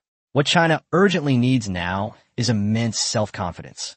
Only with sufficient self-confidence can China be revitalized. Therefore, Elder Xia and the others will not allow such a thing to happen. No one wants this matter to be exposed and make the whole world think that their country is like a clown, playing along with the Eagle country in so many competitions. Therefore, the current situation is somewhat precarious, and there is absolutely no way to break this deadlock. Su Mu analyzed everything logically and methodically. Xiao Ran, listening nearby, couldn't help but shine with excitement. At that moment, Su Mu shone brightly in her eyes, like a twinkling star. "Hey, I know I'm handsome. You don't have to look at me like that, do you?" Su Mu waved his hand in front of Xiao Ran's face. Upon hearing this, Xiao Ran realized what was happening and quickly shook her head. No, I just think what you said makes sense." After regaining her composure, Xiao Ran continued. "Then what should we do? How do we resolve this? If we could get Caven to choose the armor topic, that might be his weakness, and then we could beat him." "Huh? Why did you make him choose the armor question?" Su Mu looked at Xiao Ran with some confusion. "Huh? Isn't that right? Are we really going to compete with him in his area of expertise?" Xiao Ran scratched her head and said, "Why not?" Su Mu shrugged. "Regardless of whether there's any shady dealing involved in this global arms race, I'm going to take first place. And if I'm going to take first place, how can I have any weaknesses? I'm a god-level blacksmith." Su Mu smiled and said, "Besides, not choosing the armor-related questions doesn't necessarily mean that Caven doesn't know how to do armor-related questions. It's more likely that his armor is relatively weaker compared to others, so he just chose the safest option. Since I want to beat him in every aspect, wouldn't it be best to defeat him in his area of expertise? Moreover, this is also China's declaration to the world that we must win fair and square and win beautifully." As Su Mu spoke, a confident smile appeared on his lips. It was as if, to him, all of this was simply how it was supposed to happen. Looking at Su Mu before her, Xiao Ran's eyes shone brighter and brighter. Just as she was about to say something, she murmured, "Su Mu, I want to—" "Hey, Su Mu, someone's looking for you," Blizzard said as it walked in, yawning. Seeing the two of them like this, Blizzard paused for a moment and then spoke again. "How about I tell that person not to look for you for now?" "You fucking, never mind." Su Mu shook his head. "Let's go see who is first." As Su Mu spoke, he looked at Xiao Ran and smiled. "Wait here for me. I'll be right back." He then turned and walked outside, thinking to himself, "I'll see which blind fool chose this time to come looking for me. Damn it."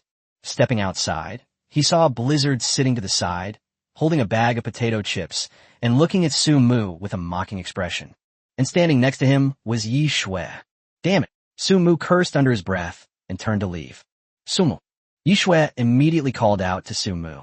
Blizzard looked at Su Mu with a keen interest glancing into the house twice. Blizzard winked at Sumu, as if trying to convey some message. Sumu, teacher Zif is waiting inside. You don't want teacher Xia to know that your ex-girlfriend came to see you, do you? Seeing Blizzard's cheeky expression, Sumu glared back. You little brat, you're always causing me trouble, aren't you? If Xia Ran finds out, how am I supposed to live? That's your problem. Figure out your romantic relationships first. I'm happy to watch the show. Sumu, can we talk? Yeju asket, Sumu somehat akardi. Yishue still believed that Sumu liked her. Otherwise, he wouldn't have kept her contact information, nor would he have come out to see her. There's no way I would participate in this global arms race for my own sake.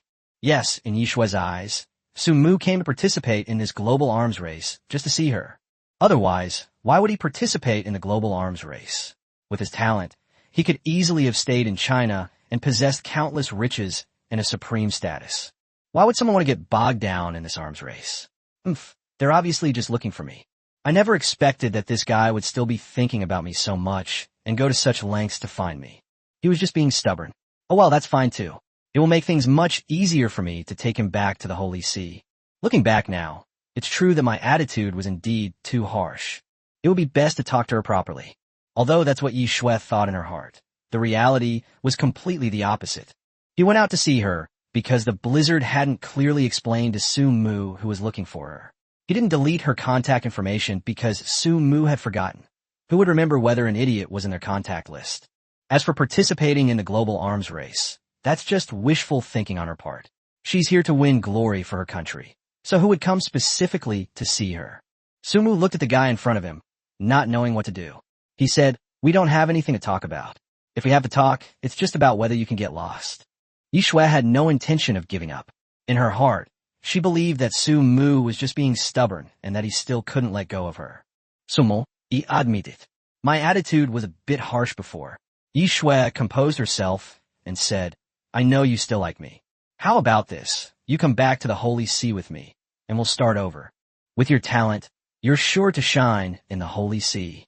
Then we can work together to expand the Holy See and become the elite. Wouldn't that be wonderful?" Yishue looked at Sumu and said affectionately, "Sigh." Sumu covered his forehead helplessly. Was this woman really out of her mind? "Yishue, it's impossible between us now." Sumu shrugged and said, "Teacher Xia and I are already together, and we're very much in love. There's nothing between you and me anymore. From now on, I hope you won't bother me anymore. You're talking nonsense. Ye juretortet. You don't need to use Teacher Xia to provoke me. There's no way you two could be together. If you really didn't like me anymore, why would you come see me now? Why would you say these things to me? That's because in my eyes you're no different from Clown, okay?" Sumu shrugged and chuckled. "I have absolutely no feelings for you. I'm only talking to you nicely to save face for your parents. After all, my parents and your parents are old acquaintances, and I can't make things too ugly." Chapter 168, Xia Ran's Counterattack. "So, I'm speaking to you nicely now. You'd better leave quickly. Otherwise, I might get violent later," Sumu said, his tone gradually turning cold, his hand already resting on the electromagnetic revolver. He wouldn't mind shooting this shameless guy. At least one thing Blizzard said before was right. Annoying? Then just make sure they can't bother you, right? Sumu initially thought Blizzard was a bit malicious for saying those words, but now that she thinks about it, it doesn't seem so wrong.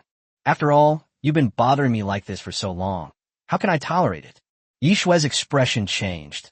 She hadn't expected Sumu to reject her so resolutely.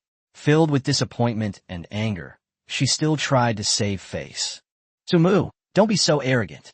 Xia Ran is just an ordinary person, while I am a member of the Holy See, and I will become a holy maiden of the Holy See. We are destined to be together. You still have a chance to back out. Come back to the Holy See with me, and you will gain endless glory and power. And you can also have me," Yishue said through gritted teeth. "Have me, whom you have dreamed of for so many years." Sumu raised an eyebrow slightly, her mockery deepening. This guy was still up to no good. His purpose in getting close to her was still to get her to join the Holy See with him. I can't even imagine what the Vatican means to her. Is an ordinary foreign organization really enough to fascinate her so much? Or is it that my standards are too high? Sumu hadn't actually realized that since being taken care of by the state, his standards had become extremely high. In his eyes, true geniuses should be like himself and Blizzard, exceptionally talented with no weaknesses. One should conduct oneself in a way that is worthy of heaven and earth and does nothing against one's conscience. Only those who excel in both ability and character deserve to be called the chosen ones. In his eyes, the Vatican was nothing but a third-rate organization. Did some random, low-level organization think it could compare to a country as large as China? Don't be ridiculous. Isn't he afraid of being laughed at? Glory and power? Do you think these things are attractive to me? Sumo smirked. Don't be ridiculous. Your so-called glory and power are based on what the Holy See grants. And me? I'm fighting for my country, China, and I have over 1 billion people supporting me. That's the highest honor. Besides, I remembered that joining the Vatican requires renouncing one's citizenship. Su Mu's expression became even more sarcastic as he said this. Abandon the country that gave you birth and raised you to join another citizenship, and then try to persuade others to join as well? You have no shame at all. To me now, you're just a foreign friend. Please stop being so presumptuous. As for you, don't be ridiculous. I have Xiaoran.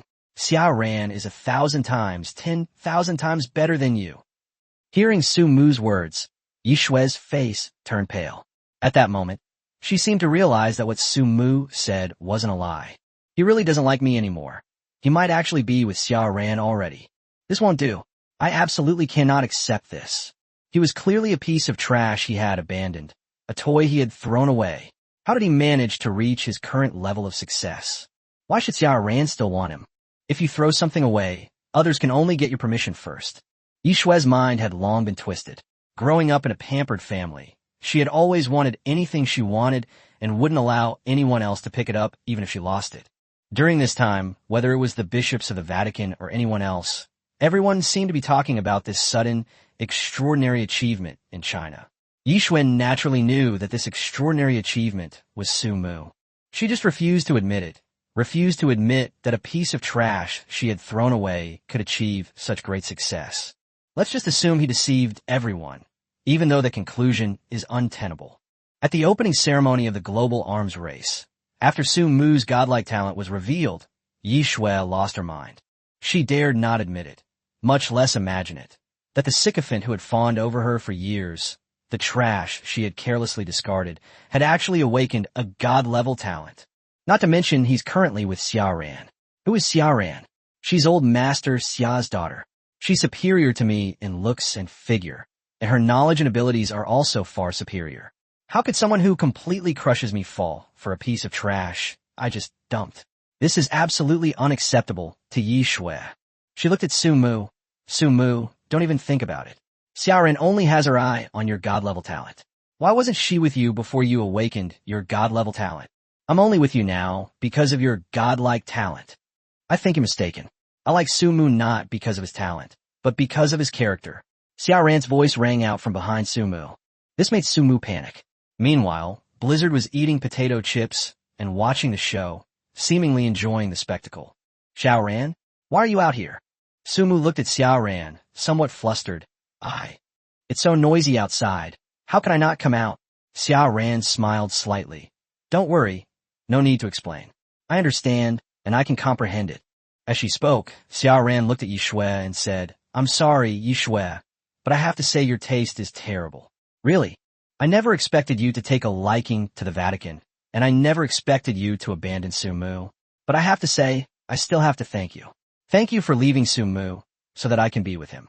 Xiaoran said these words with a smile, but they were like a critical hit to Yi Shui's ears. Xiaoran naturally had no intention of giving Yi Shui any face. Now that Su Mu was her boyfriend, and Yi Shui had come to her door trying to sow discord, wouldn't it be too embarrassing for her to indulge her? Let's not even talk about teacher-student relationships. She's already renounced her Chinese citizenship and betrayed her country. Is there any point in mentioning teacher-student relationships anymore? Su Mu looked at Xiaoran, his eyes gradually softening. He knew that Xiaoran's interest in him was undoubtedly due to his talent. Without this talent, Xiaoran might not have even noticed him. But this talent was just a trigger, a chance for Xiaoran to notice him. In fact, what Xiaoran liked was herself. Su Mu saw a smile appear on Xiaoran's lips, then put his arm around her shoulder and looked at Yi Shui. Yi Shui, you'd better get out of here right now. Otherwise, I don't mind shooting you. As Su Mu spoke, he pulled out an electromagnetic revolver and pointed it at Yi Shui, as if he would really dare to shoot Yi Shui here if she didn't leave. Chapter 169, the group stage begins. Xia Ran watched as Su Mu gripped the electromagnetic revolver and aimed it at Yi Shui, feeling both worried and relieved. She was worried that Su Mu would be angered by Yi Shui's appearance, but relieved that he had admitted his feelings. She knew that Su Mu was not a belligerent person. He was more of a thoughtful, gentle, and kind man. But when his bottom line was crossed, he would become like a ferocious beast baring its fangs. Xia Ran walked slowly to Su Mu's side and said softly, "Su Mu, she's no longer worth your time and emotions. We have more important things to do, don't we?" Su Mu turned her head, looked at Xia Ran's delicate face, and smiled slightly. "You're right. We have more important things to pursue." He put down the electromagnetic revolver in his hand, turned his gaze back to Yi Shui, and said in a cold and firm tone, "Yi Shui, listen to me. I have my own life and my own dreams, and you are a thing of the past to me. For now on, I hope you can leave my life and stop bothering me." And Xia Ran. Yi Shui was struck by Su Mu's words, which touched the softest spot in her heart. She originally thought she could laugh at and humiliate Su Mu at will, but now she realized that she had lost all her initiative and advantage. She hesitated for a moment, then turned and left. Although she was filled with anger and disappointment, she knew there was no point in staying any longer. After all, he was just like a clown right now. But she also knew that now was not the time to give up. She had to find a way to bring Su Mu back to the Holy See. Yi Shui gave Su Mu a deep look. "Su Mu, one day you'll come back to the Holy See with me." After saying this, Yi Shui turned and left. Watching Yi Shui's departing figure, Blizzard raised an eyebrow at Su Mu. "Hey, I told you this woman wouldn't give up so easily. You believe me? I believe you." Su Mu sighed, "But I can't really kill her, can I?" Su Mu was also helpless, and Xia Ran, seeing Su Mu's appearance, comforted her. "Forget it. Don't get angry with someone like her. How can a sparrow know the ambition of swan? In time, she will realize that there is no chance and give up naturally." Su Mu looked at Xia Ran, nodded, and smiled. "TSK, this is boring." Blizzard stood up and shook her head. "I'm leaving. You guys chat." Blizzard got up and left, intending to leave the space to Su Mu and Xia Ran. Su Mu and Xia Ran also had a lot to say to each other, so they smiled at each other and returned to the conference room. Su Mu was fast asleep at night when a blizzard suddenly burst in and opened his door. "Su Mu." The loud shout instantly woke Su Mu from her sleep. She looked at Blizzard with sleepy eyes and asked, "What's wrong? Why are you in such a hurry? What's the matter?" Win a global arms race. I absolutely must win. I want Calvin dead." Blizzard's eyes were filled with rage. At that moment, Su Mu looked seriously at the Blizzard, only to find him ragged and disheveled. Apart from the spotless white scarf around his neck, he looked as if he had just participated in a major battle. "What happened?" Su Mu stared blankly at the Blizzard in front of him. What on earth had happened? "Promise me, you absolutely must beat him." Blizzard's face was deathly pale, and his eyes were bloodshot. The next day, the group stage of the global arms race began in full swing. Because there were so many participating countries in the group stage, it would have been endless if the competition had continued in groups. Therefore, all group matches will be played in a shorter time frame. The group stage schedule is relatively simple. The first and second place finishers will advance based on their rankings. Therefore, each group will play 3 matches in the group stage. The group with the highest total score will be first, and the group with the next highest total score will be second. At this moment, the entire stadium was packed with people. People from all over the world were entering the stadium to watch the first day of the group stage matches. The stadium was dimly lit, and the atmosphere was heavy. People sat in their seats, waiting for the match to begin. The audience members were dressed in all sorts of clothes, some in formal attire and others in sportswear. They came from different countries and regions, but they all gathered here to witness this grand spectacle of the global arms race. In the center of the arena was a giant screen displaying the match schedule and player information. Spectators could connect their devices to the screen to watch the match progress and player performances in real time. At this moment, the venue was quiet, with only occasional whispers and noises from the audience. Suddenly, a burst of rousing music filled the air, and the spectators in the stadium all looked up at the screen. The overture to the match appeared on the screen, and the atmosphere in the stadium instantly became electric. As the music gradually intensified, the stage in the center of the arena slowly rose, revealing for uniformed staff members standing on it, holding microphones and introducing the competition rules and contestants to the audience. The audience's eyes were focused on the stage, watching closely every move of the staff. After the introductions, the staff left the stage, and the list of contestants for the first round was displayed on the screen. The contestants took to the stage one by one, and the venue erupted in enthusiastic applause and cheers. Meanwhile, the barrage of comments on various live streaming platforms was also continuous. Holy crap, this competition is really big. Hey upstairs, don't you even know what kind of competition this is? This is a global competition. Exactly. Any competition involving a world-class event is bound to be extraordinary, especially since this is a joint effort by all participating countries. Hey, stop talking. Sumu and Blizzard are out. These two could be considered the true prodigies of our country right now, right? That's right. Currently the only ones in the country who have a chance to catch up with the two. Only Old Wong and Qingyu are among them. But it's only a chance. Blizzard and Sumu's strength already far surpasses countless of their peers. Even the older generation might not be able to compare to them. Wasn't there someone named Li Guang before? Wasn't he also very talented?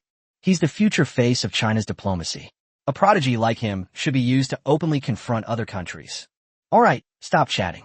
The match is about to start. Look, the players from each country in Group 1 have entered the arena one after another.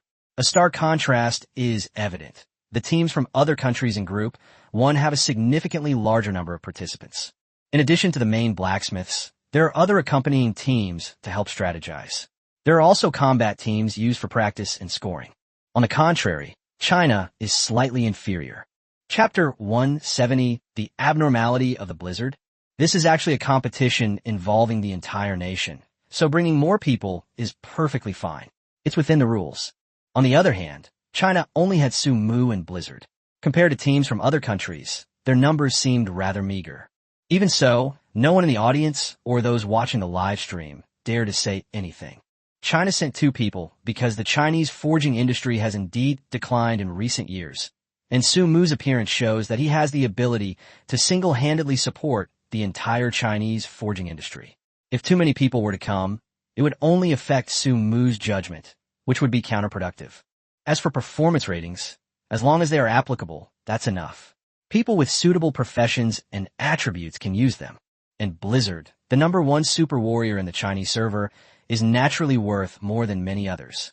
It's not that other countries don't have superpowered weapons, but rather that the superpowered weapons from other countries, combined with the items forged by blacksmiths, may not be able to reach their full potential. But Blizzard is different because he's paired with Sumu. Sumu is a god-level blacksmith. Unlike other blacksmiths, Sumu's forging works are not picky about the user, but rather about the attributes and class. As long as the profession attributes match, even if a person is weak, they can still perfectly use the equipment to unleash its full power. Therefore, Blizzard alone is sufficient, since his super warrior status means he has experience in all classes. And his talent is that he can freely switch between any attributes. Therefore, China only needs to send 2 people. No one dared to underestimate Sumu and Blizzard. Sumu, in particular, had led the Steel Blade group to clear the Elgar's secret realm and shatter Garros. His name was already famous throughout Asia, and now his identity has been exposed. Like the brightest star under the spotlight, at least now everyone in Asia, even those who aren't from China, has genuine respect for Sumu. After all, if it weren't for him, Garros and North Blue would still be threatening Asia. Because of Sumu's appearance and his help in conquering the Elgar's mystic realm in Asia, at least most of the audience watching the match at the venue had a very good impression of Sumu. Everyone was calling out Sumu's name. As for the latter, in Blizzard's own words, he's brought shame upon himself internationally. After so many years of traveling abroad and acting arrogantly, who doesn't know him? Therefore, although the 2 representatives of China appeared somewhat poor, they exuded a mysterious and powerful aura. Of course, outside of Asia, many other regions saw sarcastic or mocking comments in the live chat. These 2 people combined aren't even as old as my shoe size. Do you think this will work? Don't even dream about it. My God, look at this. A country actually dares to challenge the renowned Caven with 2 young men. How utterly disrespectful. What an ignorant nation. Exactly. Master Caven may not be very old in the forging world, but 30 years of experience is definitely not something these two kids can easily compete with. The two little ones should probably withdraw from the competition soon, lest they cry for their mothers after losing. Has China given up on itself? The live stream chat was flooded with comments, and the flames of war between nations had been ignited. This match was destined to be a matter of national pride, and there was absolutely no room for error. Sumu looked at Blizzard, who stood calmly to the side, as if nothing had happened yesterday. Blizzard stared silently at Caven in front of him, his eyes completely unmoved, as if Caven had never existed last night. Sumu recalled last night. Sumu, you absolutely must beat Caven. Blizzard's bloodshot eyes and ferocious expression made him look like he wanted to devour someone. What's wrong with you? Sumu quickly sat up in bed and looked at the Blizzard. I found a murderer who harmed Chunyu, Blizzard said, her eyes gleaming with boundless killing intent. Sumu, at that moment, also sensed an extremely powerful killing intent emanating from Blizzard. The killing intent contained in this aura was even stronger than the aura emanating from the Blizzard during the great battle with Zhu Xian. Sumu sensed a trace of demigod intent emanating from him. Yes, if Orn is a god, and his remnant soul remains within Sumu's body, then the aura emanating from Blizzard at this moment is no different from that emanating from Orn. It's just a bit strange, though, that if Orn is a god, then the aura emanating from Blizzard is at most that of a demigod. Even so, the ferocity emanating from Blizzard at this moment was astonishing enough. Sumu quickly activated the quantum reactor. One function of the quantum reactor is to isolate the airflow. Sumu didn't want too many people to sense this killing intent. Keep in mind, this is a hotel serving as a rest area for participants in the global arms race. The Blizzard's murderous intent could wake someone up in an instant, even if they were sleeping. If such a powerful killing intent were to be detected in the Chinese area of the player's rest area, who knows what kind of trouble it might cause. It might even become the top trending topic tomorrow. Thinking of this, Sumu broke out in a cold sweat. He quickly expanded the range of the quantum reactor to cover the two of them. The murderer who killed Chinyu? What exactly happened? Tell me slowly. Don't rush. Let's get rid of your aura first. Sumu was also somewhat frightened by Blizzard's current state. After all, who knows what might happen if this guy causes trouble? And he said he found Chinyu's killer? What's going on? He beat Calvin? What does that have to do with Calvin? Could it be that Caven was the murderer of Chinyu? But that doesn't make sense. If so, wouldn't Blizzard be able to kill Caven with his strength? What else is there that you absolutely must beat him for? Sumu was somewhat confused, and at that moment the Blizzard gradually subsided. He glared at Sumu angrily and said, Caven knows who killed Chinyu, and the person who kidnapped Chinyu is right next to him. What? What do you mean? Sumu was also shocked after hearing this. Calvin knows who killed Chinyu? The man who kidnapped Chinyu was right next to Calvin? This is absolutely mind-blowing. And how did Blizzard know? And where did he get this disheveled look from? Surely this Calvin can't possibly have the ability to destroy a Blizzard like that. That's absolutely impossible. Sumu became more and more puzzled as she thought about it, while Blizzard took off the scarf around her neck, folded it neatly, put it aside, and found a chair to sit down. The killing intent emanating from him gradually disappeared, and then he looked up at Sumu. Chapter 171. The mastermind behind Chinyu's murder? After taking a deep breath, Blizzard looked at Sumu and said, There's someone with Caven named Kate. He's Caven's nephew. He was the one who brought Chinyu out in the first place. At this point, Blizzard trembled violently, as if it were about to erupt at any moment. Tell me what happened slowly. Sumu handed Blizzard a glass of water and then gently patted his back. Even after I arrived here, I never gave up on finding the murderer who killed Chinyu. Blizzard took a sip of water and continued. Later, by chance, I traced my whereabouts back to Kate. This Kate is exactly the same as the foreigner who contacted Chinyu back then. Of course, this is not enough to confirm that he is the one who took Chinyu away, but at least now we have a target for investigation. Following Kate's lead, I discovered something shocking. At this point, Blizzard's eyes flashed with an unprecedented ferocity. He's colluding with Black Hawk. Black Hawk? What's Black Hawk? Sumu looked at Blizzard with a blank expression. Black Hawk is an assassin organization within the United States. Blizzard continued. Black Hawk's existence in the United States is well known. The assassin organization is just one of their identities. In reality, Black Hawk is more like an unorganized and undisciplined criminal gang. They're called an assassin organization because their leader collects all the mercenary jobs from all over the world, then sorts them and distributes them to members of the Black Hawk organization. Those who receive assassination missions will carry them out, while those who don't will just live their own lives. Even if a Black Hawk mission fails, there's no compensation because Black Hawk never guarantees 100% success. If you want to trust Black Hawk, come. If you don't, get lost. The outstanding combat capabilities of all members of the Black Hawk organization have given countless customers unwavering faith in Black Hawk's strength, because they have never failed. Blizzard paused for a moment, his eyes flashing with anger. When I discovered that Kate and Black Hawk were colluding, I followed that lead and found out that Kate was the one who kidnapped Chenyu back then. And after kidnapping Chenyu, she sold her to Black Hawk. At this point, the overwhelming killing intent emanating from Blizzard reappeared. Sumu also figured out why Blizzard was so eager to defeat Kevin. It was because he wanted revenge for Chenyu. But what is the necessary connection between this and beating Kevin? Or what does it have to do with his injuries? Sumu was somewhat puzzled, and Blizzard seemed to have noticed Sumu's confusion as well. He began, I was about to kill Kate, but his uncle Calvin intervened and saved him. What's Calvin? I originally wanted to kill them both. But Calvin's bodyguards are indeed quite formidable, and they also have Black Hawk's men with them. After I finally killed those Black Hawk men, I was about to kill his bodyguard when he went to attack the uncle and nephew. But Calvin stopped me. At this point, the Blizzard stopped. He recalled what had just happened. Young man, are you sure you want to make your move here? Kevin looked at Blizzard and smiled slightly. Idiot. Blizzard cursed and raised his fist to smash it down on one of his bodyguards.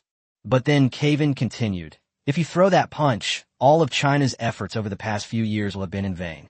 Imagine a contestant representing China in a global arms race who openly attacks people from other countries. If word gets out, not only will China's forging industry be ruined, but China's reputation will be destroyed as well. So, young man, think this through carefully. Calvin smiled faintly as he watched the Blizzard. Blizzard, looking at Kevin with a vengeance, said, if I kill you all, will this problem be solved? Blizzard naturally understood the current situation. What Kevin said was correct. It's no big deal that Black Hawk's men killed him. After all, they were just assassins. It doesn't matter how many die. They have a million reasons to excuse themselves. However, killing a competitor representing another country would constitute a formal declaration of war between the two nations. This means that he alone has led the entire nation to confront other countries, and the ones he's killing are people from the United States. Although Blizzard was very unhappy, he knew Calvin was right. So he looked at Calvin and threatened, you better give me an explanation. Sure, no problem. Calvin shrugged. Make it to the finals and beat me. Is that okay? What do you mean? Blizzard asked, puzzled. Get into the finals of the global arms race, and then beat me in the finals. Calvin lit a cigarette and said, once your China can win the championship in the finals of the global arms race, then I will send Kate to you for your disposal. Uncle, Kate was about to say something when Calvin glanced at her and said, shut up. Kate immediately fell silent upon hearing this. Then Calvin looked at Blizzard again. So, deal. You just wait, Blizzard said, and returned to the hotel at lightning speed to find Sumu. Hearing this, Sumu finally understood. So it was Kate who had kidnapped Chenyu. And now, it wasn't safe to touch Kate. If, after the global arms race ended, he defeated Calvin, then Kate's life would be in Blizzard's hands?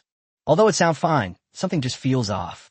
It took Sumu a while to realize, damn it, I almost fell for Blizzard's trick because I was so worried. But so be it. No matter how many tricks you play, it's all in vain in the face of absolute strength. Uncle, why did you say such things to him? Doesn't your nephew's life matter?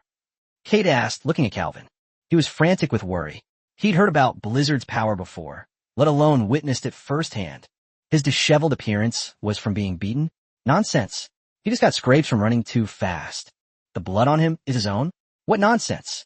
So many Black Hawk personnel and Uncle Kevin's bodyguards couldn't handle him. If he could kill the bodyguards, he's sure Blizzard would have dared to kill him. This is the kind of person whose uncle actually offered to hand him over to the Blizzard if he could beat him. What was my uncle thinking? Didn't he know how terrifying a Blizzard could be?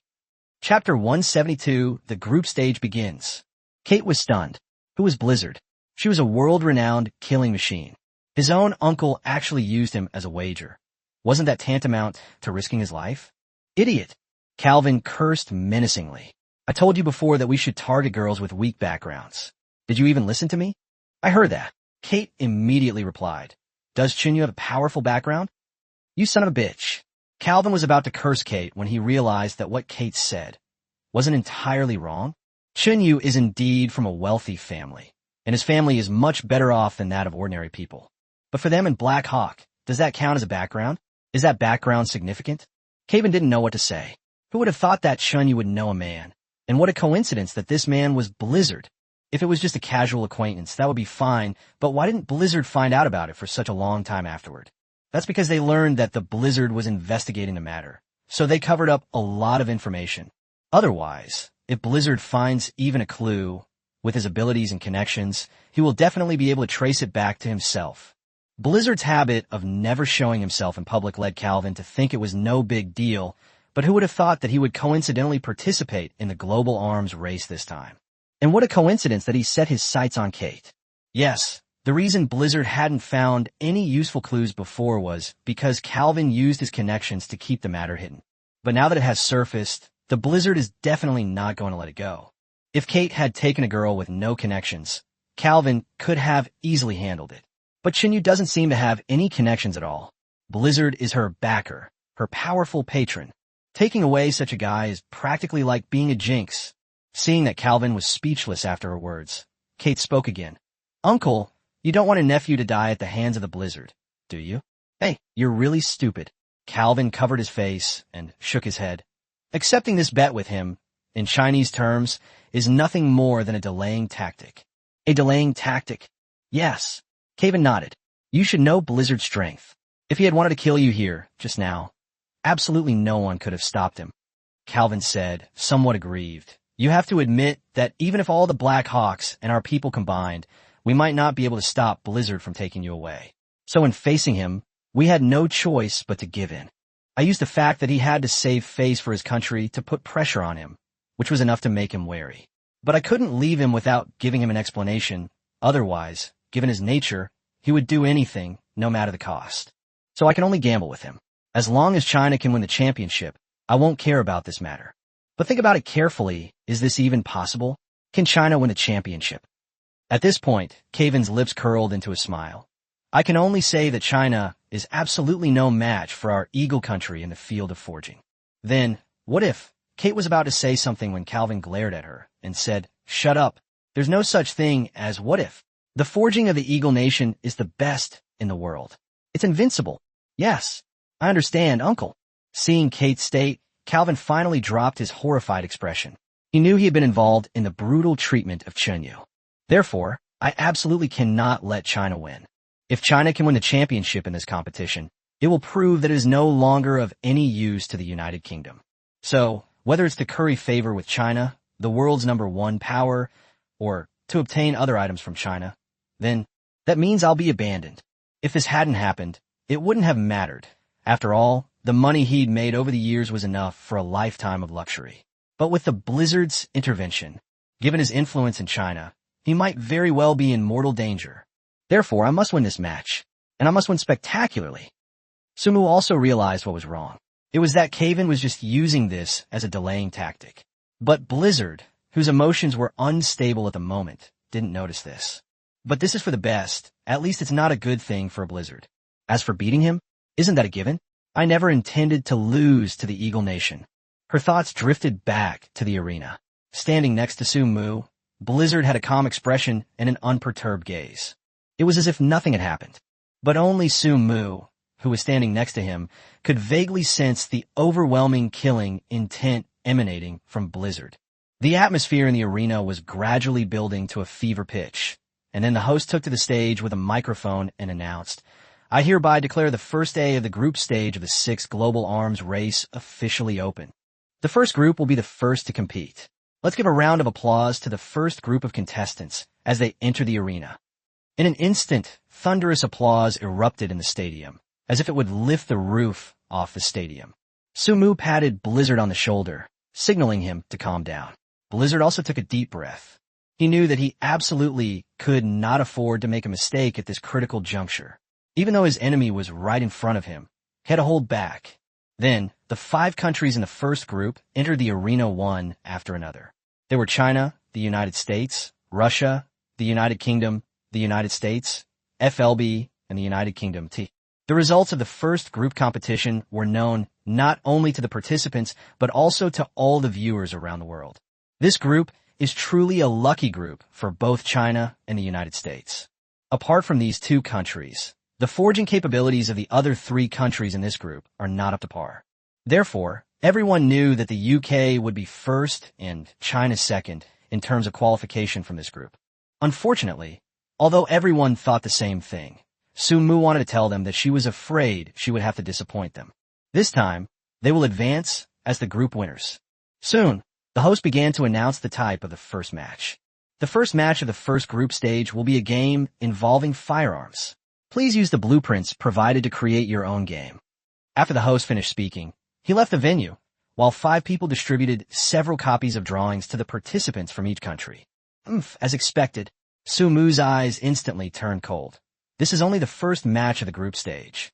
Chapter 173, Double Shoulder Cannon. The live chat exploded with excitement after the host announced the category. Oh my god, could we be seeing another firearm created by the great Caven? Carvin is simply a weapon master of our time. No, he's a god of weapons. Indeed, Master Calvin seems to be blessed by the heavens. The items he draws are almost always weapons. And in every global arms race, the vast majority of the items Master Calvin draws are weapons, with only a few being mounts. It looks like Caven has won this match. Su Mu wasn't aware of the discussions in the live chat, but he knew very well that Caven had very likely cheated. But now is not the time to pay attention to these things, because the person in charge of distributing the blueprints has already arrived. Representative of China, these are the 3 blueprints for this competition, the person in charge said, handing the 3 blueprints to Su Mu. Su Mu took the 3 drawings and carefully looked through them. The rules for the group stage and the knockout stage are actually the same. The organizer distributes 3 sets of blueprints to each country, and each country then chooses one of the 3 blueprints to produce. In this situation, it is also to prevent other countries that cannot qualify from losing too embarrassingly. After all, with 3 blueprints, as long as one doesn't end up with the same blueprint as China or the United Kingdom, it might be able to achieve a higher ranking among the other 3 countries. Although they knew they were no match for China and the United States, they also understood just how important it was to achieve a high ranking among the remaining countries. Su Mu looked at the 3 blueprints in his hand: a pistol, a double shoulder cannon, and a heavy cannon. Looking at the 3 blueprints, Su Mu glanced at Blizzard beside him and asked, "Which one do you like?" Blizzard stroked her chin thoughtfully for a moment before pointing to one of the blueprints. This one, a dual shoulder cannon. Okay, Su Mu said, pressing the indicator light in front of him. "Referee, we've made our selections." He then handed the blueprints to the referee. This has left audiences worldwide completely bewildered. No way, buddy. You guys only had the blueprints in your hands for a few seconds? You've already made your choice? Isn't China not known for its expertise in weapon forging? It's highly likely that China knows they have no chance of taking first place, but second place is practically guaranteed. So they're probably trying to completely give up and hide their resources. Hiding something? Hiding what? Hiding your plane ticket? If something goes wrong and another country takes the lead in the first set by 1 point, then even advancing might be in jeopardy. Exactly. It's not like China hasn't almost been eliminated in the group stage before. That's right. I remember one year China only made it to the round of 16 before being eliminated. The comments on the screen were endless, all seemingly criticizing China's reckless choice. Seeing that Su Mu made his choice so quickly, Caven was slightly taken aback. What? You've already made your choice? Are you kidding me? Calvin shook his head, but still followed suit and submitted his choice. For a fanatical warmonger like Calvin, heavy artillery is his favorite equipment. After the 5 countries submitted their selections, the blueprints chosen by China, which were submitted first, were made public. China, choose the dual shoulder cannon, the host announced. These words immediately sparked a flurry of discussion in the live chat. What's going on? Are the representatives of China really that confident? Dual shoulder cannons? Are you kidding me? Even the US wouldn't dare choose that, right? I remember that currently, the only country that can truly make good dual shoulder cannons is the US, right? Yes, and China's military manufacturing industry has always been a weakness. But they actually chose a bi-shouldered cannon? Could China really be hiding something? A backup plan? What backup plan could there be? Global military manufacturing is pretty much the same now, especially for sophisticated equipment like bi-shoulder cannons. The only differences are in the materials used. That's true. The difference in materials only affects the level of craftsmanship. But China chose a bi-shouldered cannon. Bi-shoulder cannons have always been a difficult area to manufacture in the military industry globally, except for China. Are they really just trying to slack off by choosing this? Su Mu immediately became the subject of heated discussion in the live chat. What do you mere mortals know? The divine craftsman is a blacksmith with godlike talent. What right do you have to spout nonsense here? Exactly. I believe in divine intervention. The comments section was buzzing with discussion, but Su Mu had no time to pay attention to any of it. After returning to his seat, Su Mu began to carefully study the blueprints for the dual-shoulder cannon. Shoulder-mounted cannons existed in ancient China, but they were completely different from the shoulder-mounted cannons we see today. Ancient shoulder-mounted cannons were fired manually and were enormous, so they could only be used on chariots. Furthermore, they required reloading after each shot. Modern shoulder-mounted cannons are entirely automated. They're also much smaller than their ancient counterparts, making them extremely portable. They could be directly mounted on a soldier's shoulder and fired.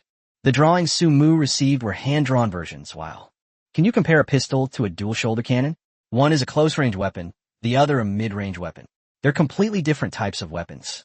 However, I feel that Shen Gong is being a bit presumptuous, choosing to create something so difficult right off the bat. However, the current match isn't the time to pay attention to what's being said in the live chat, because time is running out and things are becoming increasingly complex. The screen is densely covered with various data and key points. Judging from these blueprints, the material of this bi-shouldered cannon should be titanium alloy, right? And based on the various data shown, the range of this bi-shouldered cannon should be around 2,000 meters. 2,000 meters? Don't be ridiculous. A single soldier handheld bi-shoulder cannon has a range of 2,000 meters. At most, it's 1,500 meters. That's true. But looking at the data here, although the dual-shoulder cannon is more difficult to forge than a pistol, it is indeed much stronger. Could it be that China has suddenly begun to master weapon forging? The text abruptly ends here. A long time passed, but Su Mu remained motionless. Meanwhile, the representatives from other countries were all engrossed in their work. However, the Huaxia representative office seemed to be living in a different era than the others. Blizzard was sleeping on the table, while Su Mu was alone, looking through blueprints. Damn, is China really going to give up? Damn it, are they just giving up? Do they have any respect for us? Geneva, refund. We've traveled all this way to witness the global arms race, not to see our own country humiliated. The comments on the screen became increasingly extreme, as if China had become their mortal enemy. Kevin watched Su Mu's actions, and a cold smile curled at the corner of his mouth. Huh, is this so-called divine work really just going to be abandoned? As expected, are all the Chinese just paper tigers? They couldn't send such a young kid this year. He's probably already intimidated. Kevin wasn't clear on the details, but he knew one thing. He was determined to eliminate China in the round of 32, let alone the round of 16. The weapon they're making is a heavy artillery that only the bear country in the world can make.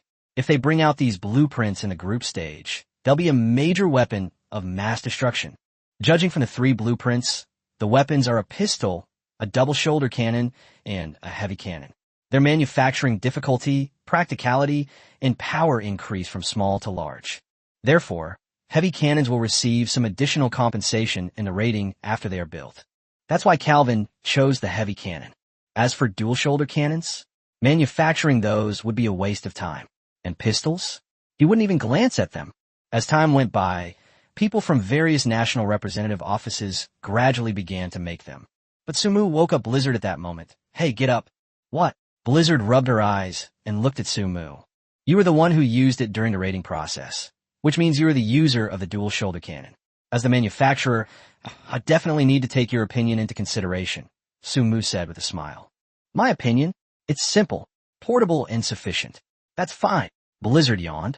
I'm going to sleep a bit more. Wake me up when it's ready. I trust you.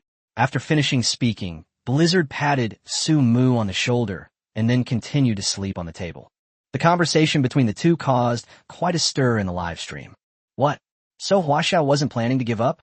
It's just that the divine craftsmanship believes the items they create must suit the user. Looking at it this way, this Chinese engineering marvel is truly ingenious. No wonder it's a representative of China's military industry. That's right, shouldn't a military industry representative prioritize practicality and power? From this perspective, Xingong's idea makes perfect sense. Indeed, any equipment is best suited to its user. Otherwise, it's just a useless piece of junk. Look how meticulous our Chinese craftsmen are. We blacksmiths are, after all, professionals, meant to serve the public. Who are we trying to impress with our aloof airs all the time? Some comments criticizing Caven started appearing in the live chat. Sumu looked at the blueprints. The design of the double shoulder cannons on the blueprints was quite novel. They could be directly mounted and secured to the shoulders using shoulder straps. These two massive shoulder cannons are approximately 50 centimeters long. Fixed to the shoulders, they were like two huge bull horns, heavy and cumbersome. Moreover, the recoil from each shot is extremely powerful. If the user's lower body is unstable, they could be thrown off balance. Overall, this blueprint for the dual shoulder cannon has many shortcomings. There is still room for improvement. Sumu twirled the pen in his hand, his mind beginning to ponder. After a long period of study and the tutelage of the god of forging, Orn, Sumu was now quite adept at the forging industry. Meanwhile, some older and more experienced blacksmiths in the comments also discovered the flaws in the blueprints for the double shoulder cannon. This dual shoulder cannon blueprint seems to be a trap. Without extremely rich experience, it's unlikely that China's master craftsmen would have discovered this flaw. Choosing the dual shoulder cannon looks like it will cost China the first point. Yes, judging from this design, the recoil from each shot must be significant, making it difficult for the user to control. Furthermore, these shoulder cannons are quite heavy. If the user's stamina is insufficient, they may not be able to sustain the effort. I feel this design is somewhat flashy and impractical. It's more like a decoration. If a dual shoulder cannon is truly to be used, why not design a lightweight, portable, and accurate dual shoulder cannon? Yes, if these shortcomings can be improved, the practicality of this dual shoulder cannon will be greatly enhanced. The comments on the screen grew increasingly heated, but Sumu ignored them. Since we need to cater to users, the first thing to consider is their needs and usage habits. The advantages of a bi-shoulder cannon are its wide firing range, large firing angle, and ability to engage multiple targets simultaneously. However, its disadvantages are also obvious. It is heavy, has strong recoil, and is difficult to control. Blizzard's fighting style is characterized by lightness and agility, aiming to kill enemies in the blink of an eye. Some ideas began to form in Sumu's mind. He picked up a pen and began to draw on the paper, sometimes pondering, sometimes pausing. Time passed by unnoticed. Soon he had revised the drawing. By this time, half the time had passed, and the production of Caven's heavy cannon had reached its final stages. Keep in mind that the earlier you submit, the higher the score you'll get during the evaluation. At this moment, Sumu slowly picked up the materials from the table. The materials were then placed in a fire to heat them, and then hammered and forged. Sumu then collected all the materials and began hammering and assembling them. In Sumu's hands, these materials were assembled like building blocks and puzzle pieces. At this moment, the eyes of the entire world were drawn to Sumu. Even Caven, who had just handed over the heavy cannon, stared wide-eyed at Sumu. In Sumu's hands, the refined materials were gradually assembled into a vest. The vest was carried by Sumu in her hand, and it looked very light. Haha, a double-shoulder cannon? Turn it into a vest. So this is all the Chinese are capable of? It's absolutely hilarious. I can't take it anymore. I'm dying of laughter. So, it turns out that the things lifestyle professionals make really are for everyday use. The live chat was buzzing with discussion, and even Xia Lao and the others who were watching the game were completely bewildered. Wait, why is Shun Gong wearing a vest? Old Xia looked at Xia Ran, who was standing to the side, and asked. Xia Ran shook her head. She had no idea what was going on in her genius boyfriend's head, who possessed godlike talent. As Sumu's fingers slid across the vest, it was quickly completed. The moment Sumu stopped, the entire world suddenly changed color. A fierce typhoon swept around the area, and heavy snow fell from the sky, covering the venue with a layer of white silver. Then, the vest in Su Mu's hand suddenly emitted a tremendous light. Chapter 175, The Illusory Image of the God reappears. As the light shone, the entire sky suddenly darkened, as if the end of the world was imminent. In an instant, lightning flashed and thunder roared, and a fierce wind arose. Suddenly, two phantom images of gods appeared in the sky. A figure wielding a trident, resembling a demon god, stood with the trident tip pointing downwards, as if about to cleave the earth in two. Wrapped around the tip of the halberd were slowly falling snowflakes. The other divine phantom, however, wore a bamboo hat and resembled a refined young gentleman. However, the aura emanating from him was terrifying, and gusts of wind were swirling around him. After the two deities appeared, everyone in the venue prostrated themselves. The deities high in the sky looked down upon all living beings and things on the ground, as if they were ants. At this moment, the livestream chat room in China was already filled with comments. Heavens! This is a divine phantom. Something created by divine craftsmanship has attracted a divine phantom. Our dynasty, we've all forgotten. Back then, the sky above the capital was filled with the phantom of a deity. Everyone was speculating whether China was protected by gods. Now it seems the truth has finally come to light. That's right. It must be something divinely crafted that attracted the gods of China. Can't you speak properly? Is that called attraction? That's called summoning. The live chat was buzzing with discussion, everyone staring blankly at the scene. No one had expected that Su Mu's vest would attract the phantom of a god. Meanwhile, the stadium was in complete chaos. The audience screamed in terror, crawled on their hands and knees, and some even began to pray. However, the two illusory divine figures did not intend to harm them. They simply remained in the sky, looking down upon them. Calvin was stunned by this earth-shattering change. He lay prostrate on the ground, looking up at the phantom of the god in the sky. The towering figure and the terrifying pressure instilled fear in him. Su Mu stood quietly, gazing up at the sky. This was not only because the two gods were summoned by the shoulder cannons he had created, but also because the phantoms of these two gods were only fleeting and would disappear soon. As expected, with the passage of time, the two illusory divine figures vanished. The thick clouds in the sky gradually dispersed, revealing the azure sky. At this moment, the vest in Su Mu's hand was emitting a faint glow. Su Mu looked at the referee, raised his hand, and said, "Made in China is complete. Application submitted." As Su Mu finished speaking, China became the first country to complete the production. Caven hadn't finished his work yet, and he was staring at Su Mu in shock. Was that just now? What has happened? Was that a god above us? Why? Why do gods exist? While Calvin was still in a daze, the people from the Eagle Country started reminding him to wrap things up. So Calvin stopped worrying and hurriedly finished up. After all 5 countries had completed their items, the judge gestured to the host. The host then stepped onto the stage and announced, "Now, we will begin to unveil the items created by each country." The first thing to be announced was Caven's heavy cannon. Continuous firepower heavy artillery. Quality epic. Level LV5. Function. Absorbs fire energy to unleash extremely powerful artillery fire. Lethality. 100,000. Attack range. 1 kilometer. Explosion range. 50 meters. Special skill. Fire sustain. Can continuously fire shells for 1 minute. When information about the sustained fire heavy artillery built by Caven was revealed, the whole world was stunned. My God, Calvin truly lives up to his reputation as a warmonger. This heavy artillery is just too monstrous. The heavy artillery's destructive power reached 100,000, and its attack range was a terrifying 1,000 meters. Isn't a 50-meter blast radius a bit too terrifying? Yeah, this AoE is insane.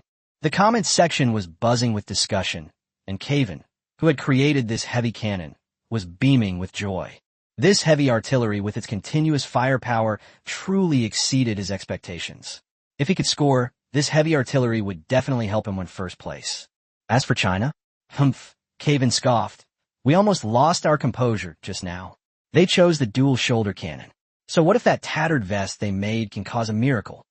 Elementary school students don't even get points for essays that are off topic, let alone this global arms race.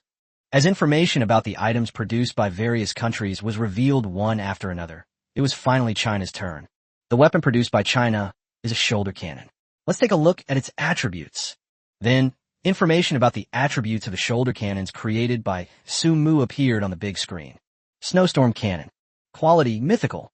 Level, LV10. Function, summons 2 cannons to appear on the shoulders, thus unleashing a fierce attack. Lethality, 10 million. Attack range, 10,000 meters. Explosion range, 500 meters. God tier attribute skill, portability, and ease of use. The Blizzard cannon transforms into a vest that can be freely worn. It appears freely when used, and the recoil is almost zero. God tier attribute skill, wind and snow. The wind and snow cannon consists of 2 cannons. One generates wind, and the other generates snow. It can unleash attacks of 2 different attribute types. The world was shocked when the snow cannon made by China was revealed. OMG. God level. Holy crap. Really? Mom, I witnessed the birth of an amazing device. Holy crap. That's incredible craftsmanship. Holy crap. The things made in China are insane. The attributes and skills of these dual shoulder cannons are just too overpowered. Portability and ease of use, along with the wind and snow effects. These 2 god-level skills are just too overpowered. The heavy cannons that Kaven made are utter trash compared to this bi-shouldered cannon. The live stream chat was flooded with comments of shock and excitement, practically bursting the chat room. No one had expected that the snowstorm cannon created by China this time would reach mythical level, and with such overpowered attributes and skills. Upon seeing the information about the snowstorm cannon, Kaven's face immediately turned extremely grim. His painstakingly crafted heavy cannon was utterly insignificant compared to the snowstorm cannon. He had initially thought his heavy cannon was already very powerful, and that he could secure first place even without the special skill to sustain its fire. But now it seemed that Huaxia's dual shoulder cannon was far superior to his heavy cannon. Moreover, the Huaxia's dual shoulder cannon is actually of god-level quality. Those 2 skills almost perfectly solved the shortcomings of the dual shoulder cannon, and even made it more powerful. Calvin's expression turned grim. The dual shoulder cannon created by Sumu completely transcends the scope of conventional weapons. It is absolutely a super weapon. Chapter 176 Victory. That's Sumu. He can actually create mythical level weapons. Is he even human? A sense of unease crept into Calvin's heart. He began to doubt Sumu's identity. Wouldn't someone like this become a huge hidden danger if he stayed in China? He originally thought that the difference between a god-level blacksmith and an epic-level blacksmith might be just that, not that big. But Sumu's move really stunned him.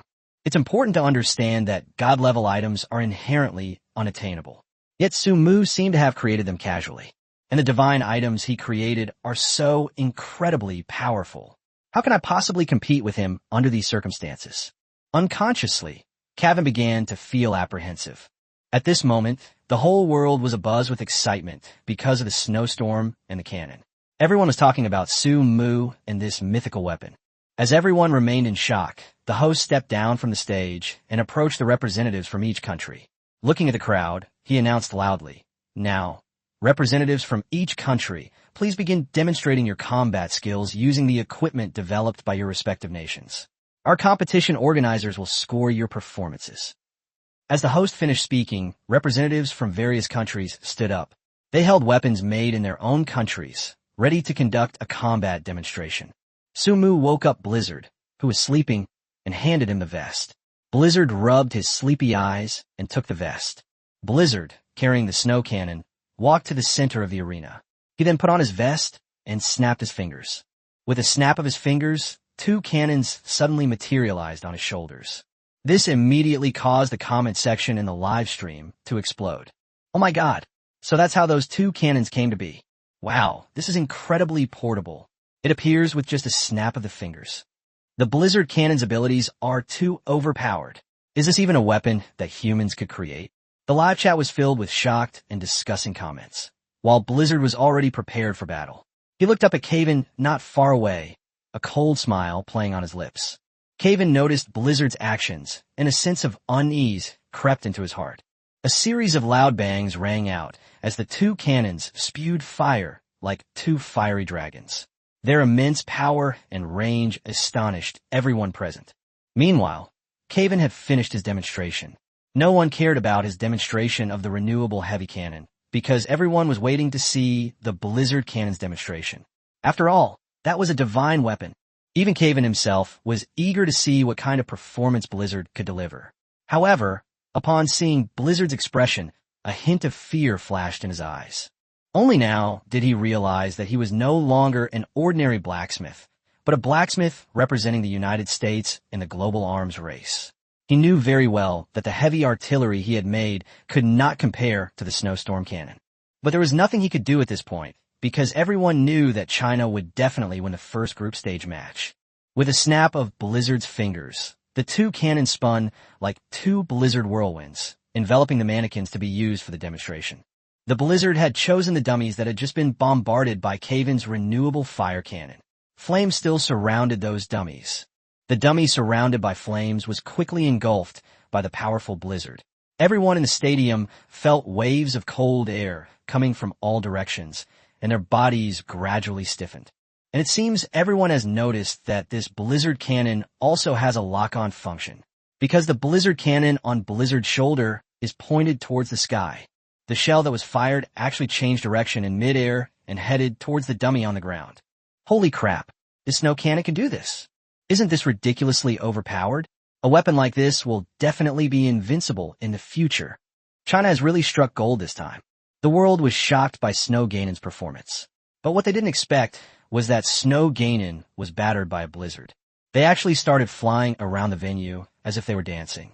He moved with incredible speed, appearing in various parts of the venue, while the snow cannon on his shoulder continued to fire projectiles at the dummies. After a long while, the blizzard demonstration finally ended, and the venue was completely silent. Then the entire stadium erupted in thunderous applause. This is incredible. This is a true divine weapon. This snow cannon is not only incredibly powerful, but it also has a locking function. It's absolutely overpowered. Is China truly about to rise again? At this moment, not only the live chat, but also the venue was filled with sounds of shock and discussion, while Blizzard had already stepped off the stage. He looked at the excited expressions of the crowd, but remained calm. He turned his head and looked at Calvin with disdain. You just wait. Remember what you said. He then walked over to Su Mu, handed her the snow cannon, and went back to sleep. After the performances of each country concluded, the host returned to the stage. Based on the scoring by our competition committee, in the first match of the first day of the group stage of the 6th Global Arms Race, the team that achieved a resounding victory in Group 1 is... The host drawled out the last syllable, but no one showed much anticipation. Everyone knew that China would be the winner of this competition, because China created a divine artifact. The team that achieved a resounding victory in Group 1 is China. China achieved a perfect score of 10 in the first match. Congratulations to China. As the host finished speaking, cheers erupted throughout the stadium. Everyone was thrilled by China's victory. Meanwhile, the Chinese viewers in the live stream erupted in cheers. Looking at the score on the screen, they cheered loudly. At that moment, they felt proud to be Chinese. Su Mu smiled slightly. This answer was exactly what he had expected. After all, they've already come up with some amazing technology. No matter how well you make it, would you dare to fake it in front of a global audience? Upon witnessing this scene, Elder Xia and the others applauded excitedly. The masters of China's forging world were all moved to tears. That's wonderful. China has finally won a head-on victory over the United States in the global arms race. Old Xia wiped away the tears from the corners of his eyes and smiled. Su Mu, you've truly made China proud. Yes, Grandpa, I knew it. Su Mu was sure to win. Xia Ran was genuinely happy for Su Mu. Chapter 177, the second group, the death group. However, while some rejoiced, others grieved. Calvin's expression was far from pleasant. He had never imagined that one day China would be able to trample on his head, to actually win a game against himself. This is an unacceptable humiliation for him. It's important to know that ties are not allowed in the group stage. The highest possible score is 10 points, the second highest is 8 points, the third highest is 6 points, and so on. After 3 group stage matches, the country with the highest and second highest combined points will advance to the next round. At this moment, The fact that China had gained the upper hand in the first match of the group stage made Caven very unhappy. But he had to accept this fact. With the end of the match, Su Mu and Blizzard returned to the conference room in China. Mr. Su, your performance this time was truly outstanding. On behalf of the Chinese delegation, I would like to express my gratitude to you. As soon as Su Mu entered the conference room of Huaxia, a representative from Huaxia walked up to him and extended his hand. Su Mu smiled slightly and shook hands with the person in charge. You flatter me. It's all thanks to everyone. The person in charge from China couldn't help but admire Su Mu's confident and composed demeanor. He's truly a young man of great talent. Then the person in charge of Huaxia walked up to Elder Xia and said, Elder Xia, we owe a great debt to you in this competition. If it weren't for your strong opposition in allowing Shan Gong to participate in this competition, Huaxia certainly wouldn't have been able to pass so smoothly this time. After hearing this, old Xia shook his head. This has little to do with me. If you want to thank someone, thank Xiao Su. If it weren't for his heroic efforts, China might not have been able to win this time. The Chinese representative nodded after hearing this. He looked at Su Mu with a sense of admiration. He had originally thought that simply advancing from the group stage would be a success. But now it seems like advancing from the group stage is a sure thing. And judging from Su Mu's confident demeanor, it seems like China might even win the championship. At this moment, the person in charge of Huaxia couldn't help but start looking forward to the upcoming match. It's best not to get too excited yet. Su Mu smiled and shook his head. We've only won the first round. There's still the second and third round to come. Then, Master Craftsman, are you confident? The person in charge asked again. Don't worry, it's just the group stage. It's no problem for me. Su Mu smiled. I will definitely help China win back the championship this year.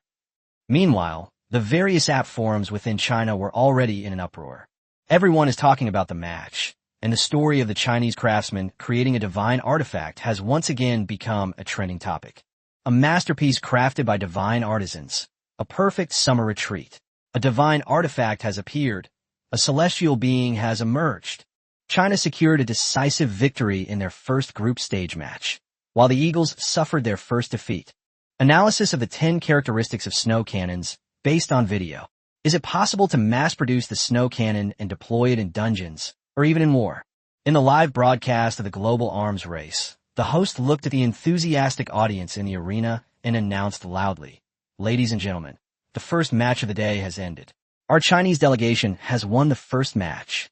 Let's cheer for the Chinese delegation. As the host led the way, cheers erupted throughout the stadium. Everyone was thrilled by China's victory. Meanwhile, viewers around the world were leaving comments online. China is rising. The master craftsman Su Mu is awesome. This is the true strength of China. Are you trembling, America? How exactly was Su Mu trained? He's too strong. Long live China. Long live the global arms race. Meanwhile, the live stream chat in China exploded with excitement. The chat was filled with discussions and celebrations. The Chinese streamers were also incredibly excited. Su Mu, having finished the match, returned to his room, where Xia Ran was already waiting for him. Congratulations on winning the first match. Xia Ran handed Su Mu a bottle of water. Thank you. Su Mu took the water Xia Ran handed him, took a sip, and then hugged her. Come on, let me kiss you. You pervert. Xia Ran pushed Su Mu away, her face flushed. I'm being a rogue. Su Mu shamelessly hugged Xia Ran again. You're so annoying. Xia Ran blushed and buried her head in Su Mu's arms. Looking at the beautiful woman in his arms, Su Mu couldn't help but feel a surge of desire. He lifted Xia Ran's fair chin and kissed her. Xia Ran was startled by Su Mu's sudden action and gasped in surprise. Then she closed her eyes and let Su Mu do as he pleased. Xia Ran, after I win the world championship, we'll go back for our honeymoon. Xia Ran blushed shyly upon hearing Su Mu's words. What was this? A marriage proposal? But Xia Ran didn't refuse. She gently hummed in agreement, then blushed and buried her head in Su Mu's arms. Su Mu couldn't help but smile as he looked at the beautiful woman in his arms. Previously, both of them were busy with their own lives, and they had very little time to spend together. Even after they got together, the preparations for the global arms race further reduced their time together. Although their time together was short, the two were very much in love. After spending this time together, Xia Ran not only grew to like Su Mu very much, but also admired his forging skills immensely. Although Su Mu's forging skills still needed improvement, Xia Ran firmly believed that Su Mu's forging talent would definitely make him the #1 blacksmith in the world. Su Mu was captivated by Xia Ran's gentleness and thoughtfulness. Whenever they were together, Xia Ran would always make him breakfast and dinner. It could be said that their relationship quickly blossomed. All right, enough with the mushy stuff. Xia Ran blushed and pushed Su Mu away. Why don't you go watch some matches from other countries? Other countries? Anything worth noting? Su Mu waved. The next match is the second group's game. Xia Ran also reverted to her strong woman demeanor. The second group consists of the Bear Country, the Sakura Country, the D Country, the E Country, and the F Country. This group is truly a group of death, Xia Ran said seriously. The forging techniques of these 5 countries are all extremely strong. Originally, everyone thought that Japan and the United States would definitely qualify this year. But now that we've been assigned to the second group, everyone is starting to lose confidence. Because the 5 countries in the second group have all made it into the top 16 in previous global arms races. But now these 5 countries have been placed in the same group. That means that 3 of these 5 countries will be eliminated in the group stage. So you can imagine how fierce the competition in the second group will be. Chapter 178 is unnecessary to read. The result is obvious. Hearing Xia Ran's words, Su Mu raised an eyebrow. Although he didn't care what results these countries achieved, they were all stepping stones on his path to becoming a champion. But that doesn't stop him from being interested in the results of the competitions in these countries. Moreover, for some reason, Su Mu always felt that Xiongguo would be forced to finish second in the group stage. Since becoming a blacksmith, he has learned about all aspects of blacksmithing culture, including the blacksmithing standards of different countries. In fact, the forging level of the Xiong Kingdom is not bad at present. At least it is definitely better than that of the Han Kingdom. However, the top 3 spots have been consistently taken by the United States, Japan, and South Korea over the years. Not only is there no mention of China, but there's not even a Xiong Kingdom. This is truly baffling. Logically speaking, Xiongguo's forging level should definitely rank among the top 3 in the world. And even though China's forging industry has declined in recent years, it is still not something that Hangua can easily rival. So Su Mu was quite curious to see what this second death group was all about. Surely it can't be that Japan's level is far ahead, right? Therefore, Su Mu nodded and followed Xia Ran to the competition venue. After the two arrived at the competition venue, many people recognized Su Mu and rushed forward to ask for autographs. Su Mu didn't refuse. After all, he had been thrust into the limelight. His every word and action represented China, and he couldn't afford to bring shame upon the nation. The second group's matches then began. Someone nearby remarked, "The Bear Kingdom is really unlucky." "Oh, why do you say that?" Su Mu asked, looking at the man. "You don't know about the divine craftsmanship?" The young man who spoke fluent Chinese. He was Chinese and had come specifically to watch the Chinese divine craftsmanship competition. He was initially surprised that Su Mu was unaware of Xiongguo's forging expertise, but after thinking about it carefully, he realized that Su Mu was a master craftsman of China, not an investigator. Why is it so important to know about the forging skills of the Bear Kingdom? Judging from his current performance, such a person must be completely immersed in his forging techniques. It is absolutely impossible for them to find other time to pay attention to the development of other countries. Therefore, after thinking for a moment, the young man spoke up. "Master craftsman, you may not know this, but the Xiong Kingdom is very good at forging weapons and armor, but it is slightly inferior in terms of mounts. The mounts of the Bear Kingdom have always been criticized in the world, while the Sakura Kingdom may be just so in other aspects, it is far ahead in the forging of mounts. Even compared to the United States, it is not inferior. But unfortunately, the first item drawn by the Bear Kingdom in this competition is a mount," the young man said with some regret. "Not only that, but the Sakura Kingdom is also in the same group. Furthermore, aside from those two countries, the other 3 are all quite skilled in forging and each has its own unique insights into mounts. In this competition, the Bear Kingdom is likely in trouble." Su Mu remained silent after listening to the young man's words. If that's the case, then this global arms race is indeed highly likely to be rife with shady dealings, just as I suspect. Otherwise, it would be one thing for the Bear Country and the Cherry Blossom Country to be in the same group, but to have the first match be a mount competition is just too puzzling. After all, the forging levels of these 5 countries are roughly the same, except that the Sakura country and the Bear country are slightly ahead, and the others are not much different. Unfortunately, the only thing the Bear Kingdom lacked was Mount Forging. And to make matters worse, the other 4 kingdoms each had their own insights into mount equipment. What's even more coincidental is that the first competition was a mount-related contest. Isn't this just making the Xiong kingdom look bad? It's important to understand that the competition in this group of death is unlike any other group. Under normal circumstances, the 5 countries in the group of death are all closely matched in strength, so the score should be very close. However, if a question presents a problem that is both a strength of one country and a weakness of another, then an irreversible and irreparable gap in score advantage can occur. If the maximum score is 10, the Sakura Kingdom would likely get 10 points. Other countries would be left behind by at least 4 points, and you can imagine how big the gap would be for the Bear Kingdom, which has the worst mounts. In this situation, even if Xiong Guo wins the last 2 games in the top 2 positions, it is not certain that they will be able to advance. With this in mind, Su Mu began to observe the match. As he suspected, the Bear country was in a state of panic, while the Sakura country seemed unusually relaxed, as if it were a trivial matter. Seeing this, Su Mu shook his head and said, "Let's go." "Huh? Leaving so soon? Aren't you going to stay and watch a little longer?" Xiao Ran asked Su Mu. "Forget it." Su Mu shrugged. The result of this competition is already obvious. Let's wait until the scores come out. There's no point in watching any longer. Okay. Xiao Ran didn't say much and quickly followed Su Mu out of the competition venue. After the 2 left, someone nearby asked in confusion, "Why didn't Shingon watch it?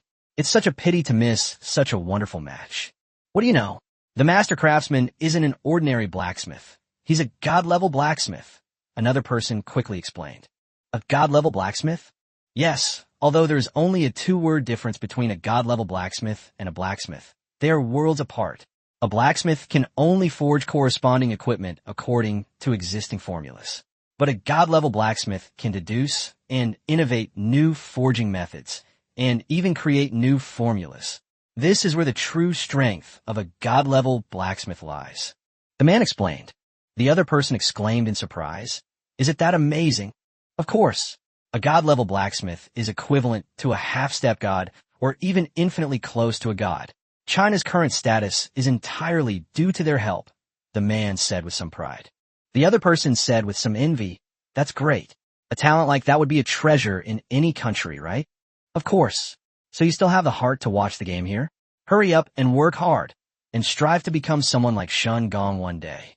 The man patted the other's shoulder and turned to leave. The other person stood there, seemingly lost in thought. After Su Mu and Xiao Ran returned to the hotel, Xiao Ran asked, "Su Mu, what are your plans for the future?" "Okay."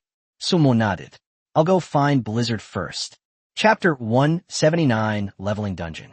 As the blizzard approached, Su Mu muttered to himself with some doubt. Logically, this shouldn't be happening. He had previously suspected that the competition was rigged, but he wasn't certain. However, after learning about the Bear Kingdom just now, Su Mu was certain that the competition was definitely rigged. Otherwise, it would be one thing if the Bear Country and the Sakura Country were in the same group, but to be drawn into a mount-related competition in the first round is beyond bad luck. After all, the top 3 spots have always been taken by the Eagle Country and his 2 lackeys. The Bear Country and the Sakura Country are in the same group for the first time ever. And to make matters worse, they were drawn to be the weakest and strongest of these 2 countries in the same group. The odds of this are infinitely lower than winning the lottery. Su Mu absolutely refused to believe that this was just a coincidence. After all, such coincidences don't happen in this world. And all these coincidences point to the existence of something fishy going on. Su Mu was certain there was something fishy about this competition. However, Su Mu had no intention of delving into it. After all, this competition wasn't particularly difficult for him, and whether there was any foul play behind it was irrelevant. Therefore, he didn't intend to waste his time on it. Since we're all champions anyway, let's play however we want. It's better to do something else for now. The blizzard quickly arrived at Su Mu's hotel. He picked up an apple and started eating it, then looked at Su Mu and said, "Hey, why did you call me here? Our next match isn't until 3 days later. What good news do you have for me now? Do me a favor, and while you're at it, try out the new equipment I gave you," Su Mu said, tossing the blizzard cannon to Blizzard. "You gave it to me?" Blizzard asked, raising an eyebrow. "It was originally made for you, Su-mu said with a shrug. That's right. Your godfather didn't spoil you for nothing. Blizzard patted Su-mu on the shoulder and laughed. Get out of here, Su-mu said with a laugh. All right, let's get serious. Blizzard put away the snow cannon and looked at Su-mu. Why did you rush here to see me in such a hurry? What else could it be for? To come with me to fight monsters and level up, of course, Su-mu shrugged. Level up by fighting monsters? Blizzard scratched his head. You mean you want me, the #1 super warrior in the Chinese server, to be your bodyguard and level up by fighting monsters? What? You think it's beneath you to have a god-level blacksmith as your bodyguard? Su-mu rolled her eyes at him. Otherwise what? All the equipment produced by me in this global arms race belongs to you. Make a deal. You really don't do anything without a reason, Su-mu said, rubbing her forehead with a helpless expression. A fool wouldn't pass up a bargain, Blizzard said nonchalantly. By the way, where are we going to level up? And why are you in such a hurry to level up? I don't know why, but I have a feeling. Su-mu frowned and rubbed his temples with both hands. I have a feeling that the new skills I gain after the upgrade will be useful in this global arms race. Huh? You, a blacksmith, can have the ability to foresee the future. Blizzard asked, puzzled. Stop talking nonsense. Su-mu didn't know how to explain it either. He couldn't exactly say it was just intuition, could he? He looked at the Blizzard. There are quite a few secret realms around here, all for the participants to level up. Let's go and farm some. Okay, let's go then. Walk. Without further ado, the two quickly arrived at the nearest secret realm, the dungeon's secret realm. What's the deal with this underground dungeon? Blizzard desk Su-mu. The underground city secret realm, as the name suggests, is a city located underground, Su-mu explained. This city was once a kingdom, but it was completely destroyed in a great war a long time ago. The monsters in this city are all mutated from the soldiers who survived that war, Su-mu continued. They are quite strong, with an average level of around 50. Moreover, because they experienced that great war, these monsters are quite skilled in combat techniques. Level 50? Blizzard frowned. You want me to kill level 50 monsters? What? Do you look down on level 50 monsters? Su-mu lipped. Do you know how many level 50 monsters there are? It is said that there are countless level 50 monsters in this dungeon, and even higher level elite monsters. Although I don't know the exact number, killing them shouldn't be too difficult. Blizzard stretched and said, All right, let's go then. Blizzard was not one to back down from trouble, and immediately made a decision. The two quickly entered the underground city's secret realm. A flash of white light appeared, and a sentence appeared in their minds. Player Su-mu, player Blizzard, do you wish to challenge the dungeon? Yes. The two answered in unison, and then a flash of white light appeared. The two were enveloped in white light in an instant and then entered the secret realm. As soon as they entered the secret realm, the two were captivated by their surroundings. This is a vast underground city with an ancient and mysterious architectural style. A sinister atmosphere permeated the city, as if countless spirits were wandering through it. The two were currently in the center of a huge square. The fountain in the square had long since stopped flowing, and several cracked stone statues surrounded the area, as if telling the two that this place had been abandoned for many years. It's been a long time since I've been to a place like this. How should we go about it? Where should we start fighting? Blizzard desk Su-mu. There, Su-mu said, pointing to the stone statue closest to the two of them. Below the stone statue was a display of instructions. The dungeon's secret realm, the sub-realm, is where multiple generals lead multiple soldiers to challenge in turn. The weakest general is sealed within the stone statue before you. Once the statue is shattered, the general will launch an attack on you with an endless army. Please ensure you're prepared to face this challenge before attacking the statue. Okay, let's start with this, Blizzard said, already walking up to the stone statue. After glancing at the instruction manual beneath the statue, he immediately launched an attack on it. Although the Blizzard's level and strength far exceeded these monsters, he still chose to use this artifact in order to test the Blizzard Cannon. As Blizzard donned the Blizzard Cannon, it seemed as if the phantom images of the Wind God and the Snow God appeared behind him, protecting him.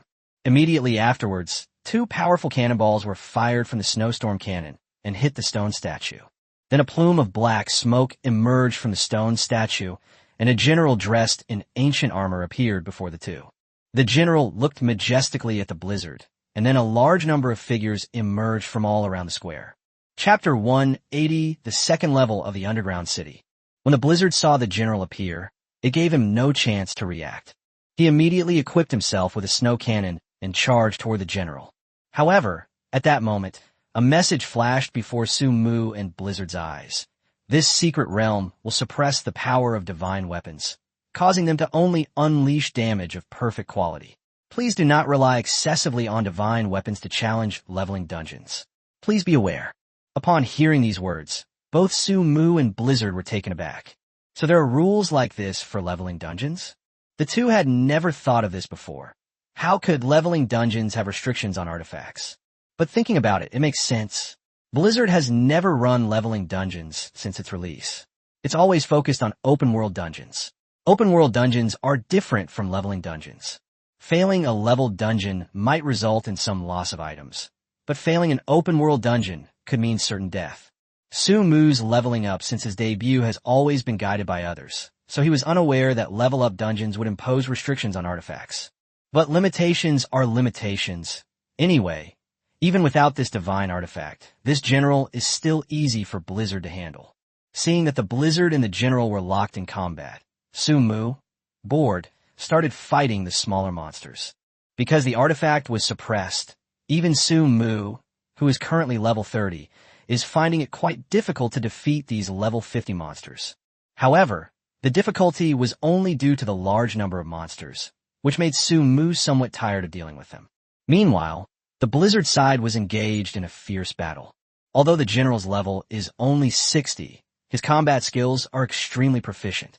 The general swung his long sword, and streams of fighting spirit surged from the sword's edge towards the Blizzard. Seeing this, Blizzard dared not be negligent. He leaped high into the air and then activated the two Blizzard cannons on his shoulders. Then, a hurricane and heavy snow immediately erupted from the wind and snow cannon, instantly shattering all the fighting spirit rushing towards the general. Seeing this, the general flashed and instantly appeared behind the Blizzard. His longsword traced an arc, aiming straight for Blizzard's head. Blizzard reacted quickly, dodging the general's attack with a sidestep. At the same time, he kicked out, hitting the general squarely in the body. The general was kicked away by the Blizzard, but at the same time he flew away, soldiers surging in from all directions launched an attack on the Blizzard. Upon seeing this, the Blizzard immediately abandoned its plan to pursue the general.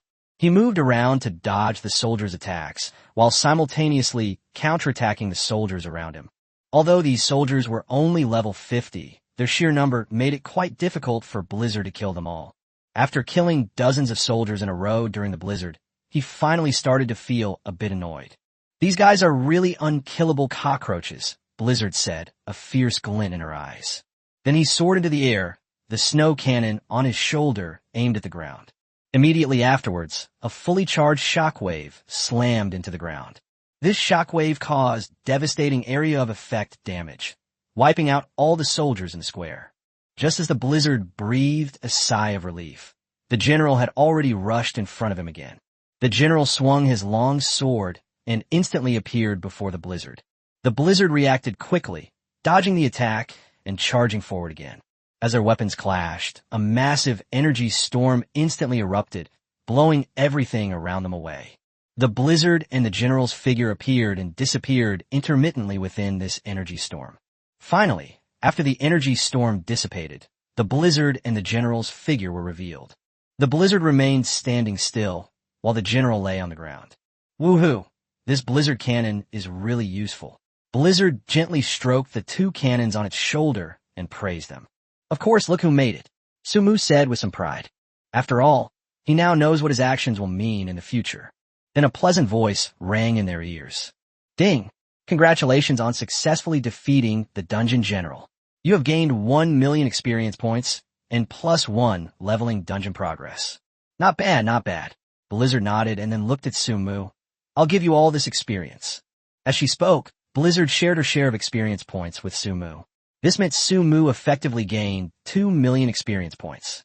In an instant, Su Mu's level soared from LV30 to LV35. Damn it! Is the upgrade process this slow now? Sumukamplend, sambatanoit. Be content, it's just that your level is low now. Once you're a higher level, these level-up dungeons won't be of any use to you anymore. Blizzard shrugged, then looked at Su Mu. "Want to continue? Keep going." As soon as Su-Mu finished speaking, the Blizzard once again activated the Blizzard Cannon and fired a cannonball at another stone statue. Bang! As the stone statue shattered, a white light enveloped the two once more. After the light dissipated, the plaza where they had been standing transformed into a forest. Then a voice rang in their ears. This is the second level of the dungeon. The general on this level is level 70, leading 200 level 60 soldiers. As soon as he finished speaking, a huge horde of miscellaneous soldiers instantly emerged from the forest. At a glance, each of them possesses abilities that have reached level 60. TSK, TSK, TSK, these things. Their combat power is not low. Blizzard shook its head and then looked at Su-Mu. So, can you handle it? If you can handle it, then I'll go and capture the leader first. Don't worry, I can handle it. Su-Mu's lips curled slightly. Although the quantum reactor was weakened in this secret realm, it was still enough to deal with these grunts. All right, I'm off then, Blizzard said, moving with lightning speed, quickly leaving the main battlefield and heading towards the boss on the second floor. Looking at the hordes of soldiers surging up from all sides, Su-Mu gripped the electromagnetic revolver tightly in his hand. Although these grunts were level 60, their combat skills were quite average. Therefore, Su-Mu took out his electromagnetic revolver after activating the quantum reactor. They actually managed to become invincible for a time. With the first bullet fired, a henchman instantly fell to the ground, unable to get up. Then came the second, the third, the fourth. Su-Mu's lips curled into a smile. He finally understood what it felt like to be a one-bullet, one-head guy. Although these grunts couldn't last 2 seconds against Su-Mu, their numbers were astonishing. Therefore, it was quite difficult for Su-Mu to eliminate them all. However, Su-Mu was quite happy about this. Chapter 181 Hidden Dungeon. After all, the more grunts there are, the more experience he can gain. Su-Mu had done his research beforehand. The experience required for a blacksmith to level up is much higher than that of other professions. I currently have 2 million experience points, and I've only reached level 35. To reach level 40, I'll need at least 5 million experience points. Therefore, these fodder soldiers were like experience delivered right to Su-Mu's lips. If we don't want this, wouldn't that be against all reason? Su-Mu used his electromagnetic revolver to weave through the minions. Each attack took down some minions, allowing him to gain a large amount of experience. In just half an hour, more than half of the enemies in the second level of the secret realm had been cleared out. About an hour later, Su-Mu had cleared out all the miscellaneous soldiers on the second floor. As the last soldier fell to the ground, Su-Mu's level soared from the original level 35 to level 36. Su-Mu was somewhat astonished as he watched his experience bar rise rapidly. Wow, the mobs in this secret realm give so much experience. If I were to defeat the boss on the second floor, I'd probably level up at least 1 or 2 levels. However, no sooner had he finished speaking than a blizzard descended upon Su-Mu. How's it going? Have you cleared out all the mobs? Blizzard asked. Yeah, I've cleared everything. I got a lot of experience. I leveled up more than 1 level. Su-Mu smiled and said, at this rate, I feel like I should be able to break through the level 40 mark soon. Okay, here you go, Blizzard said, giving Su-Mu the experience points from the second level boss. After absorbing the experience, more than half of it was instantly filled. Su-Mu's level reached level 37. Great! If that's the case, I can get a level 40 talent skill after leveling up 3 more times. I wonder what a level 40 talent skill is like, Su-Mu said with a smile. Before we think about level 40 talent skills, come with me first, Blizzard said, pulling Su-Mu along and running forward. The two walked deeper into the forest. On the way, Su-Mu looked at Blizzard and asked, what's all the mystery about? I'm actually pretty lucky. Blizzard chuckled. There's a hidden dungeon ahead. It drops tons of experience. You might even level up 3 times in one go. Really? Su-Mu's eyes widened upon hearing this. It's important to know that the blacksmith profession requires a very high level of experience. The experience required to level up to level 30 is equivalent to the experience required to level up to level 50 for other professions. Therefore, Su-Mu was also shocked when he heard Blizzard's words. If he could upgrade to level 3 at once, it would save him a lot of time and effort. Su-Mu also knew something about the hidden dungeon that Blizzard mentioned.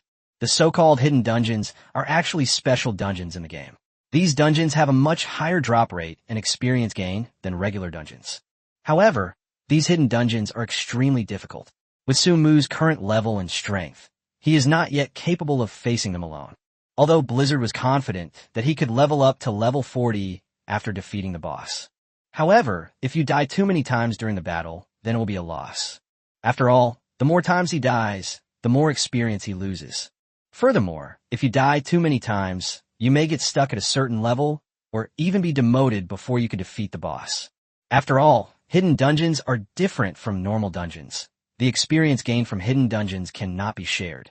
Only the experience dropped by the monster after dealing the final blow can be absorbed by the player.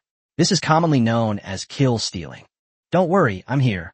Blizzard saw Su Mu's worry and comforted him. As long as I don't die, you'll have a chance to deal damage. Just get some free raid participation, and then I'll whittle down the monsters and leave the last hit for you to finish them off.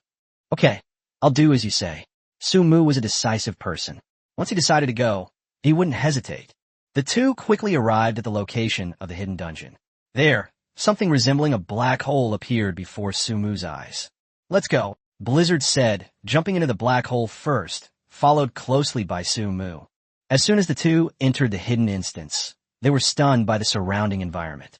This is an extremely large instance. The entire instance spans over 100 square meters. The surrounding walls are made of a black crystal, giving it an exceptionally mysterious appearance. In the center of this instance, there is a massive altar.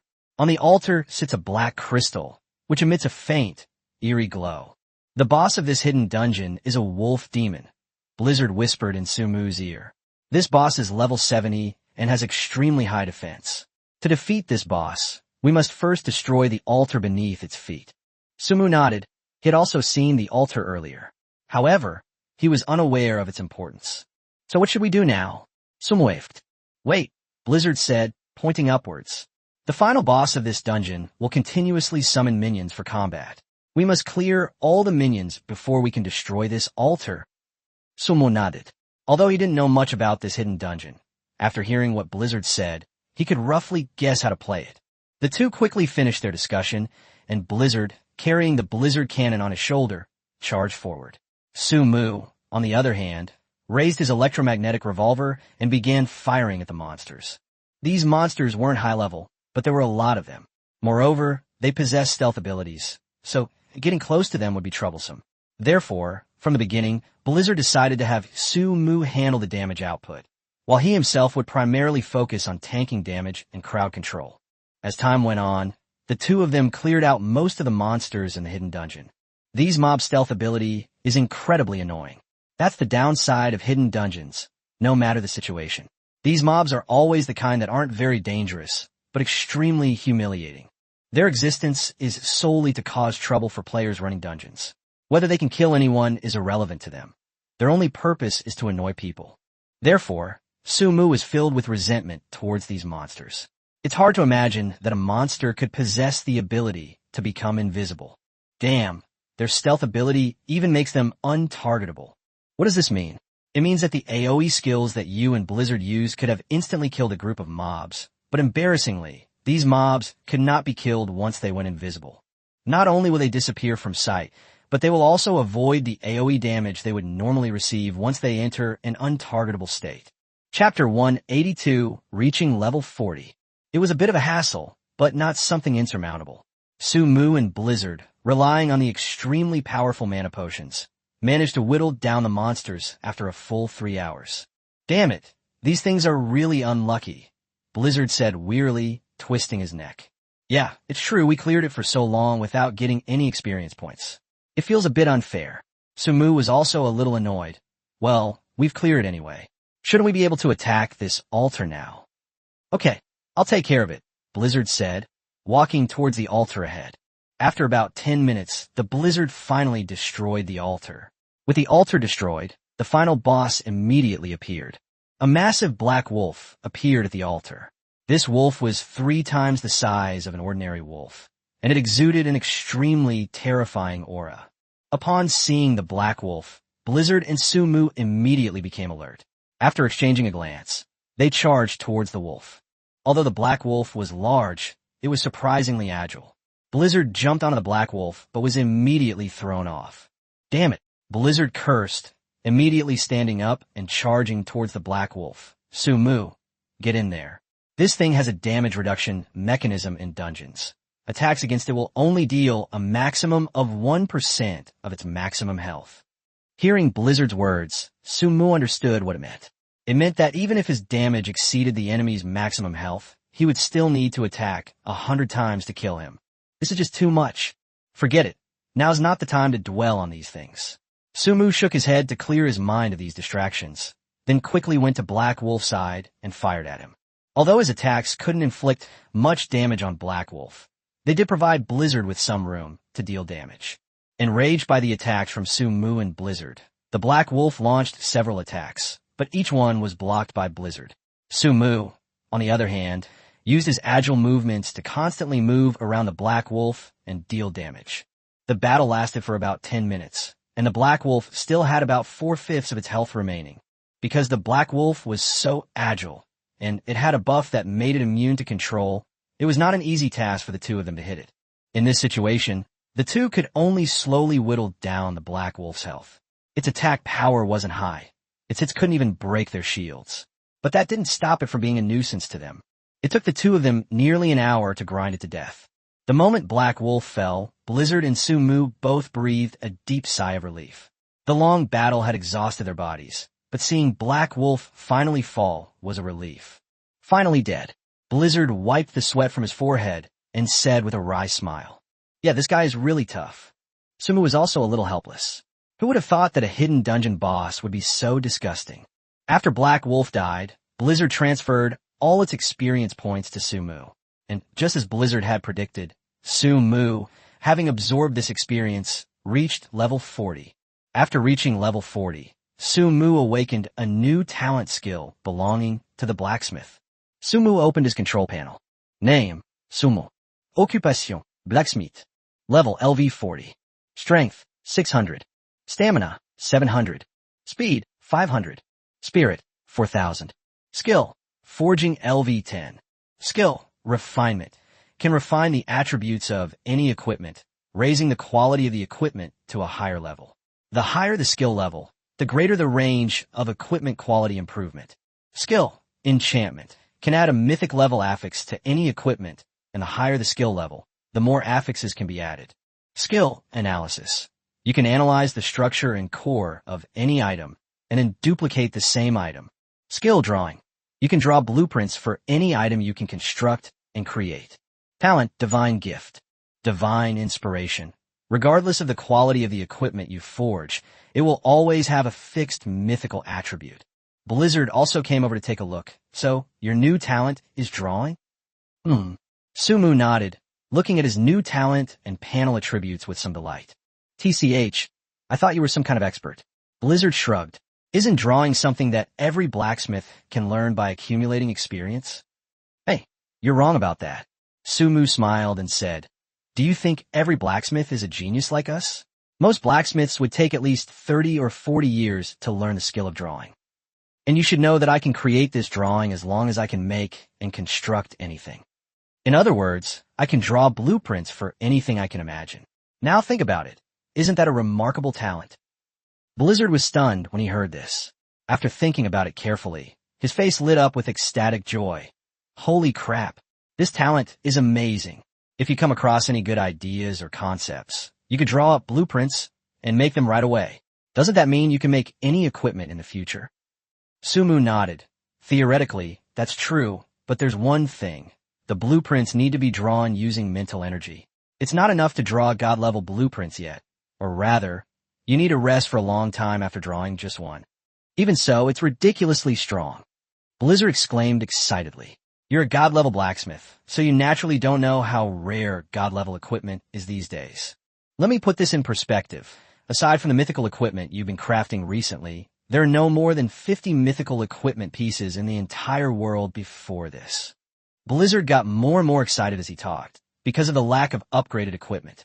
It wasn't just because of the materials and blacksmiths, but more so because of the blueprints. Without the blueprints for god-tier equipment, even the most skilled blacksmith cannot forge it. Therefore, after carefully considering the strength of Sumu's skill, Blizzard became incredibly excited. Sumu was also infected by Blizzard's excitement. Indeed, this talent was excessively powerful. With enough spirit and creativity, one could create any equipment. Chapter 183. More firearms? However, now is not the time to consider these things. After discussing it, the two decided to leave the instance temporarily, since reaching level 40 was about right. Going any higher would be unsatisfying, even a waste of time, because a blacksmith's level cannot be increased by simply gaining more experience. After the two returned to the hotel, Xiao Ran quickly approached Sumu. You were right, Xiongwa got the lowest score in the first competition. Oh, what's the exact score? Sumu waved. Sakura Country is in first place with 10 points. Next are F Country, D Country, and E Country. Finally, there's Bear Country, Xiao Ran replied. Because of Sakura Country's overwhelming lead, the scores of the other countries were dragged down. And because Bear Country was at the bottom, they were eliminated in the first match. The final score was 0 points. What? Not a single cent. How is that possible? Sumu's eyes widened in shock. This doesn't make sense. Given the military strength of the Bear Kingdom, even if they targeted their weakness, mounts, they shouldn't be completely out of supplies, right? What exactly went wrong? It seems I'll have to watch the next match in the second group carefully. Sumu pondered for a moment, stroking his chin. Xiao Ran then spoke again. The results of the third group are in. Hongua is far ahead, leaving the other countries far behind. It seems that Hongua has also secured their place in the next round. Hearing this, Sumu wasn't surprised.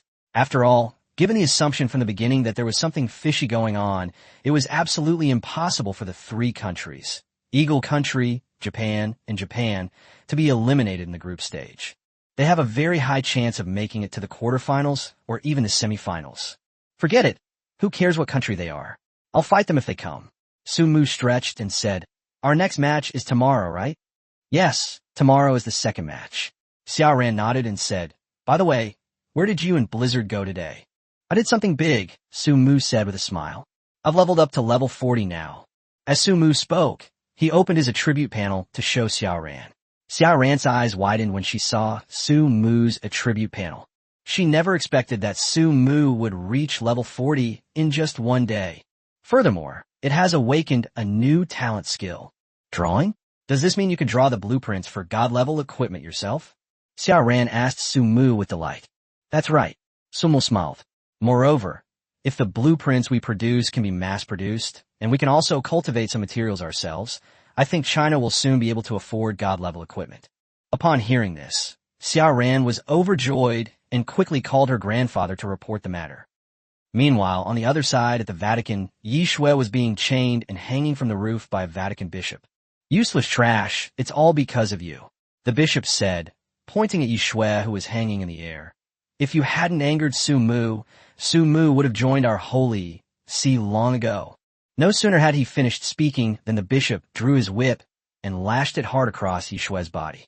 Ah! Yi Shui let out a shrill scream. At this moment, she hated Sumu to the core. If it weren't for him, she wouldn't have suffered such torture. All of this was caused by Sumu.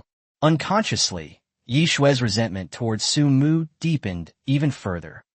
The next morning, Sumu and Blizzard got up early and headed to the competition venue. Today's match is the second one. If we can win this match, then as long as we don't do too badly in the third match, China will be guaranteed to advance as the group winner. Upon arriving at the venue, Sumu saw that Kevin on the opposite side had a sinister look on his face. This made Sumu somewhat wary of him. Was this guy up to something? What? Are you scared by him?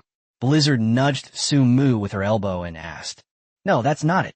Sumu shook his head. I just feel that this guy should have some kind of backup plan. A backup plan? TCH. Blizzard still wore that disdainful expression. It's good that he has a backup plan. It might delay his death a little. If he doesn't, then he'll die sooner. He's going to die anyway. Huh? Why? Sumu asked, puzzled. This guy isn't any better. Blizzard's eyes flashed with murderous intent as she looked at Kevin. He's the one behind Kate, and he's the one who connected Kate and Blackhawk. I don't believe he didn't know about what happened to Xiaoya back then. Moreover, given Kevin's intelligence, there's absolutely no way he could have hidden until now. It's not that I didn't investigate in the UK, but I found absolutely nothing there. Now that I think about it, it must be because this guy was behind it all. Hearing what Blizzard said, Sumu narrowed his eyes. Okay, I understand. After the host took the stage, contestants from various countries entered the arena one after another. The host then began to announce the type of competition. The second match of Group 1 has officially begun. The weapon type selected for this match is firearms. Please feel free to use your skills. As the host spoke, he began having the referees distribute the blueprints. The audience in the live broadcast room were instantly filled with all sorts of comments. Oh my God, more firearms? Is this first team deliberately targeting firearms? However, I think it looks quite interesting. Why? Think about it. Calvin is a world-renowned master of firearms, and China has produced someone capable of creating God-level firearms. I think this match is going to be very exciting. Come on, what kind of shockwave is Calvin? Has he ever forged a single God-tier item? I can only say that China will be this year's champion. Indeed, someone who hasn't even forged a single God-level firearm dares to call himself the father of firearms? He's a laughingstock. Wait, buddy, what kind of champion are you, Sumo? Calvin is a 4-time global arms race champion, isn't he? Dude, you're pretty naive. This is Sumu's first time participating in a competition. And honestly, a contestant who can create God-level equipment doesn't need a global arms race championship to prove themselves. But the global arms race desperately needs a contestant who can create God-level equipment to prove its worth. The chat was buzzing with discussion among the viewers, but Sumu was looking at Calvin across from him. This competition is definitely rigged. Sumu shook his head with a smile.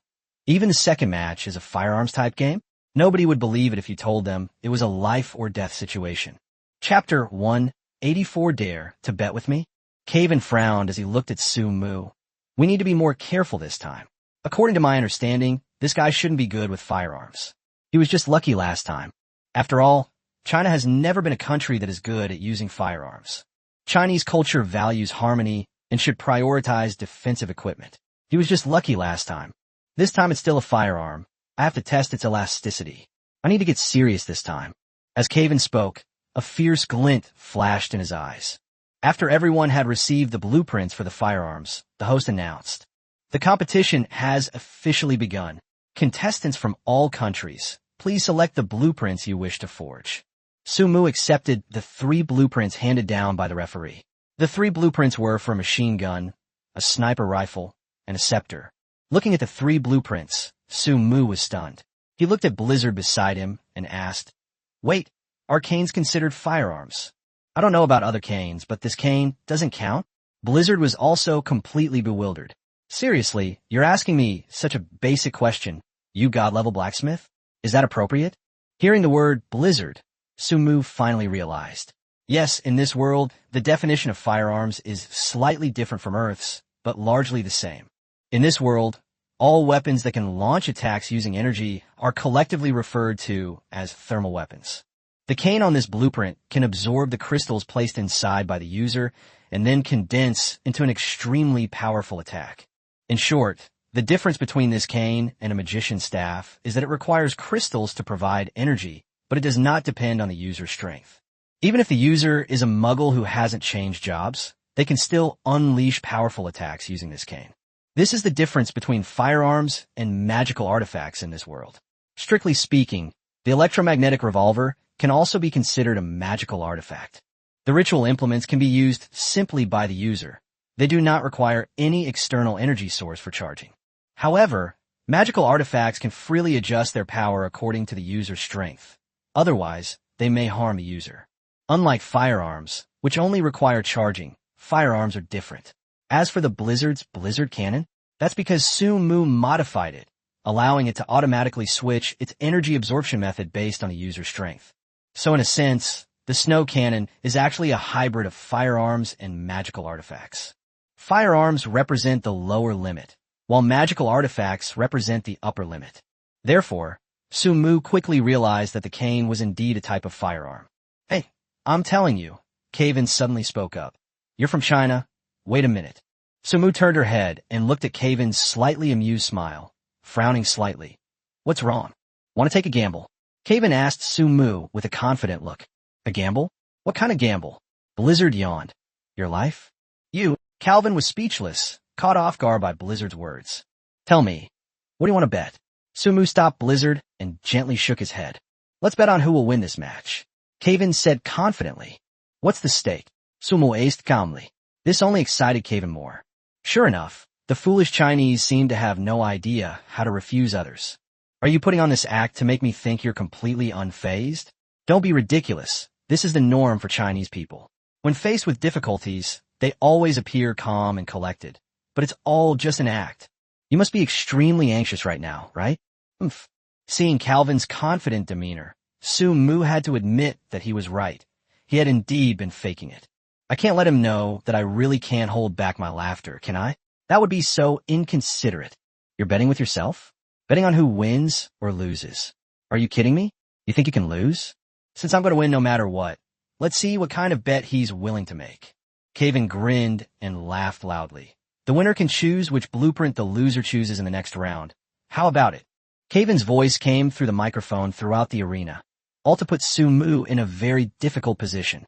Once everyone in the arena knows the wager between the two, the bet will definitely be made. Not for any other reason than that both of them are representing their respective countries in the fight, and backing down would be tantamount to losing face for their countries. On this point, Calvin was very clear that the Chinese people would absolutely not allow such a thing to happen. I'll take it.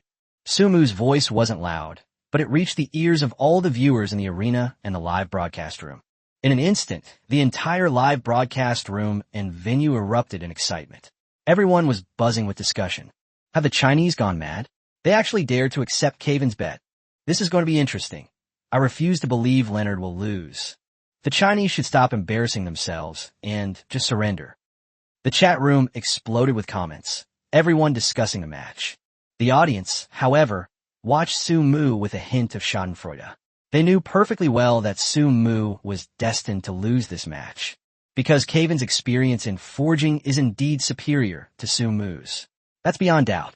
Su Mu only managed to forge a divine artifact by sheer luck. Could he possibly forge a second one? Below the god level, the equipment forged by Calvin is number 1, and no other equipment dares to claim second place. So no matter how you look at it, Calvin is the winner of this match. They just hoped that Calvin wouldn't torture Su Mu too badly, since they were all blacksmiths and could meet again in the future. Meanwhile, things were in an uproar in China. Old Master Xia immediately ordered people to make the matter public in order to create momentum for Su Mu. Elder Xia and the others were well aware that Su Mu would create another god-level equipment in the second round. Calvin is certain to lose this bet. In other words, the bigger this incident gets, the better. Only in this way can we give the United States a resounding slap in the face if Calvin loses. And there's another point. The last match of each group in the group stage will provide blueprints that include all types. In other words, if Su Mu wins this bet, then in the next round he will likely be able to choose armor types that the Eagle Kingdom is not good at. They can then pull ahead of the UK by a huge margin in points. So even if the UK makes it to the next round, they'll still finish second in their group with an extremely poor score. Xia Lao was delighted just thinking about what would happen if such public opinion were to descend upon the Eagle country. Chapter 185 Mental Influence. Calvin was thrilled that Su Mu had agreed to the bet so readily. He knew perfectly well that his bet was brilliant. Su Mu had no choice at all. If Su Mu dares to accept the challenge, he's bound to lose. Then I'll definitely humiliate this Chinese man properly. I'll show him what true forging is. The competition begins. The host was also very excited. It's been a long time since we've seen a competition with such a strong sense of tension. This shows just how exciting this match will be. Because it involves betting, this match means that it is a direct confrontation between China and the United Kingdom in the world of forging. People in both countries are watching the live broadcast closely. Everyone wants their country's blacksmith to win. At this moment, Su Mu also made his choice. For this match, he decided to forge a sniper rifle. In fact, no man can resist firearms, especially a sniper rifle. A gleaming, incredibly cool sniper rifle. Every man has an innate love for firearms. He's the kind of man who can't resist the urge to walk past them, not to mention forging a sniper rifle by his own hands.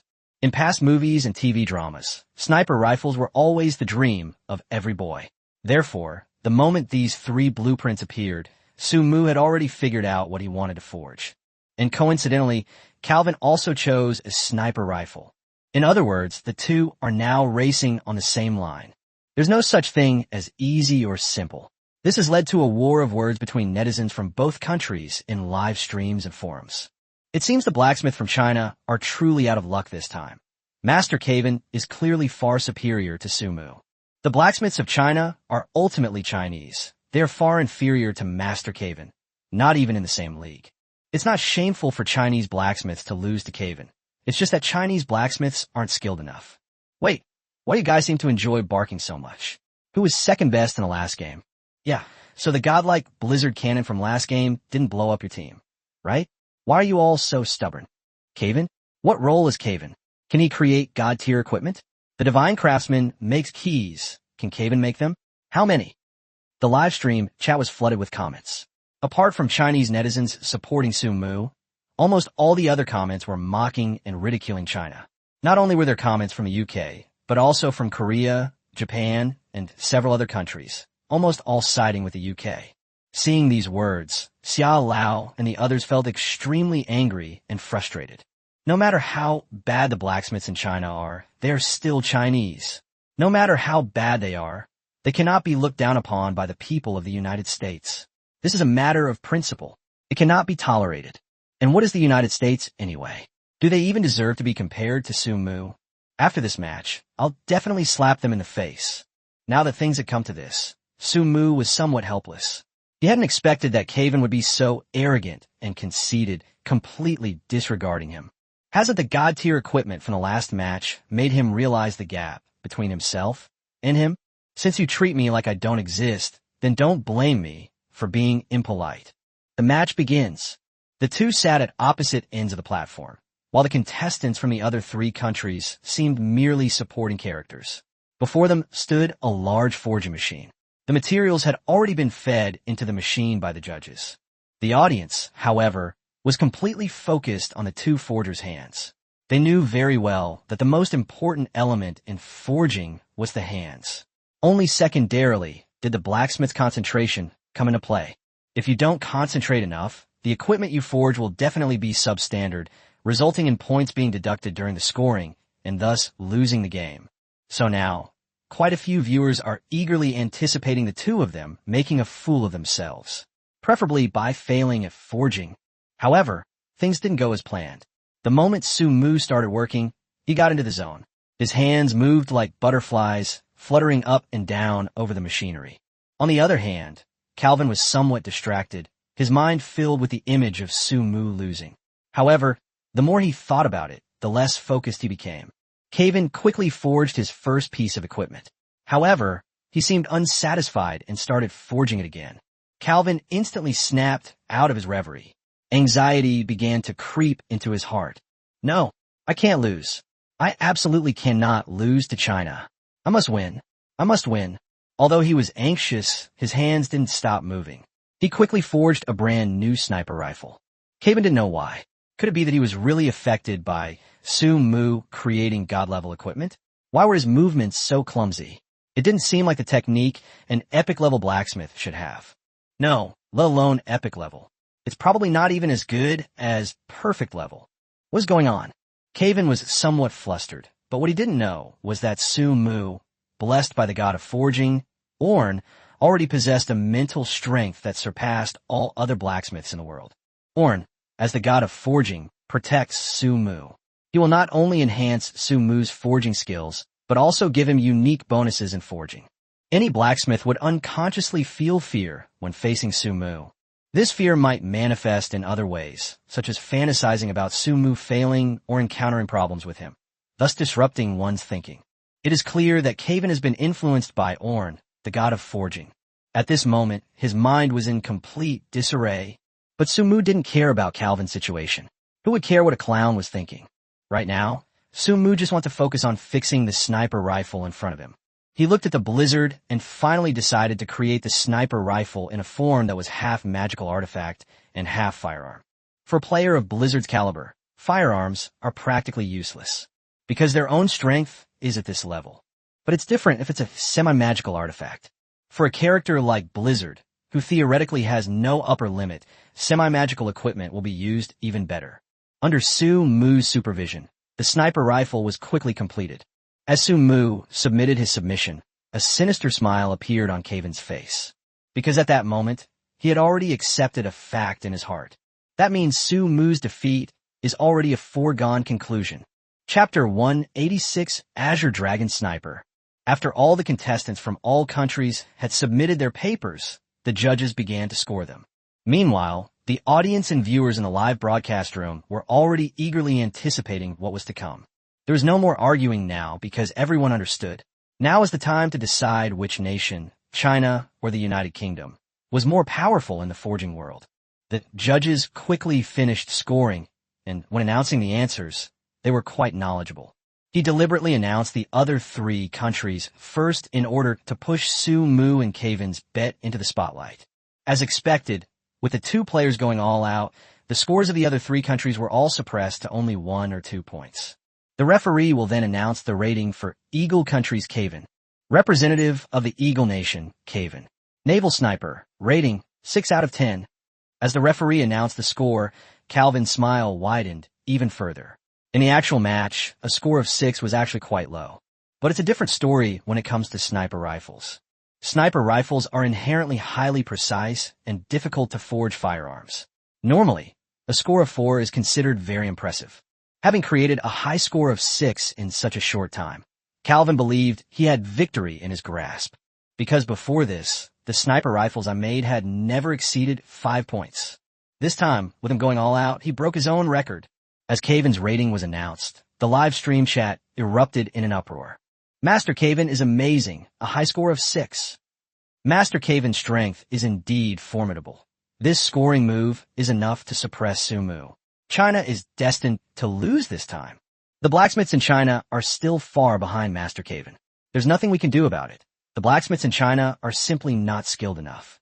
I'm telling you, this representative of China, his hair hasn't even fully grown in yet, has it? You should go home and drink his milk. Ha ha ha. Don't be ridiculous. A master craftsman can create divine artifacts. A divine artifact? Ha ha ha. There's so many fools in China. The appearance of a divine artifact always triggers miracles. Did you just witness a miracle? Ha ha ha ha. Exactly. There's no way a legendary item will appear in this game. Master Kevin is guaranteed to win. The live stream chat was filled with comments praising Kevin. Meanwhile, the atmosphere in China was somewhat subdued. As everyone knows, a sniper rifle with 6 points is practically invincible. In the past, there was an unwritten rule regarding sniper rifles in the category of firearms. That means that no matter what kind of firearms it is, the highest score out of 10 is only 5 points for sniper rifles. Because no one in the world can create the perfect sniper rifle. A good sniper rifle must have an extremely useful scope. And the comments were right. No miracle occurred this time. This means that the best case scenario forged by the Divine Craftsman is an epic level sniper rifle. So, even with an epic level sniper rifle, can the Divine Craftsman truly defeat Kevin, who possesses countless experience points? Thinking of this, everyone watching the live broadcast across China couldn't help but feel a chill for the divine work. Meanwhile, Kevin was also observing Su Mu's expression. He was absolutely certain that Su Mu would lose to him. Now he was thinking about how he should humiliate Su Mu later. Kevin was secretly pleased with himself. This Chinese man was far too arrogant. Did he think he could create a sniper rifle that surpassed his own? How utterly laughable. In the next match, I'll choose a mount that China isn't good at. Then, after defeating China in the next match, we'll advance as the top team in our group. If they pull some dirty tricks during the draw for the round of 32 and end up facing China, then China will face the most humiliating moment in its history. That means being beaten down to the round of 36 and eliminated. And Su Mu and Blizzard, who came to compete representing China, will become sinners of all China overnight. At that time, there will be no place for you in China. And when that time comes, I'll lend a helping hand. If Su Mu is willing to become my disciple, and Blizzard is willing to serve me, then, thinking about this, Calvin's mouth almost watered. A blizzard? They want to kill my nephew? Then I'll make you kneel on the ground and kowtow to my nephew to apologize. At this moment, Su Mu ignored Kevin's speculation. He naturally knew what the comments were discussing. A miracle? Who says the appearance of a divine artifact always requires a miracle? I only slightly moved my hand. After Kevin's score was released, it was soon Su Mu's turn. The referee glanced at the score sheet in his hand, took a deep breath, and said, China's representative, Su Mu. Azure Dragon Sniper, score 10. The moment those words were spoken, the entire room fell silent. Did I just hear that? What did the referee just say? Why is the screen full of question marks? Thumbs up. Are you sure the Chinese representative didn't cheat? Master Caven's sniper rifle only scored 6 points, but this Chinese representative got a perfect 10? Are you kidding me? Did I hear that right? A perfect score. Ha ha ha. It seems China is really going to win this time. Caven was completely stunned. He hadn't expected that his score, released so soon after, would be suppressed by Su Mu, and by the sniper rifle Su Mu created. This was practically a one-on-one execution. A perfect score. This is the most powerful rebuttal to everything he just said. A perfect score? Does he deserve it now? No, absolutely not. He's only managed to build a 6 out of 10 sniper rifle after all these years. So how could Su Mu, a mere kid, possibly build a 10 out of 10 sniper rifle? It's utterly ridiculous. At this moment, the referee looked at Su Mu and gestured, and Su Mu nodded. The referee then revealed the information about the Azure Dragon sniper rifle that Su Mu had created. Azure Dragon Sniper Rifle. Quality, mythical. Level, LV10. Function, target and eliminate enemies from a long distance. Lethality, 100 million. Attack range, 10,000 meters. God tier attribute skill, Super Cannon. After the Azure Dragon Sniper kills a certain number of enemies, its form will change, becoming like a spirited Azure Dragon. It can then fire an Azure Dragon bullet. God tier attribute skill, Azure Dragon Judgment. When the enemy's health is below 60%, Azure Dragon Sniper can kill them in one shot. No matter how much health the enemy has, they will be instantly killed by this one shot. Silence. The entire place was completely silent. After a long silence, a thunderous sound suddenly erupted in the stadium. My God, another God-level equipment. What's up with Su Mu? Can he really forge God-level equipment?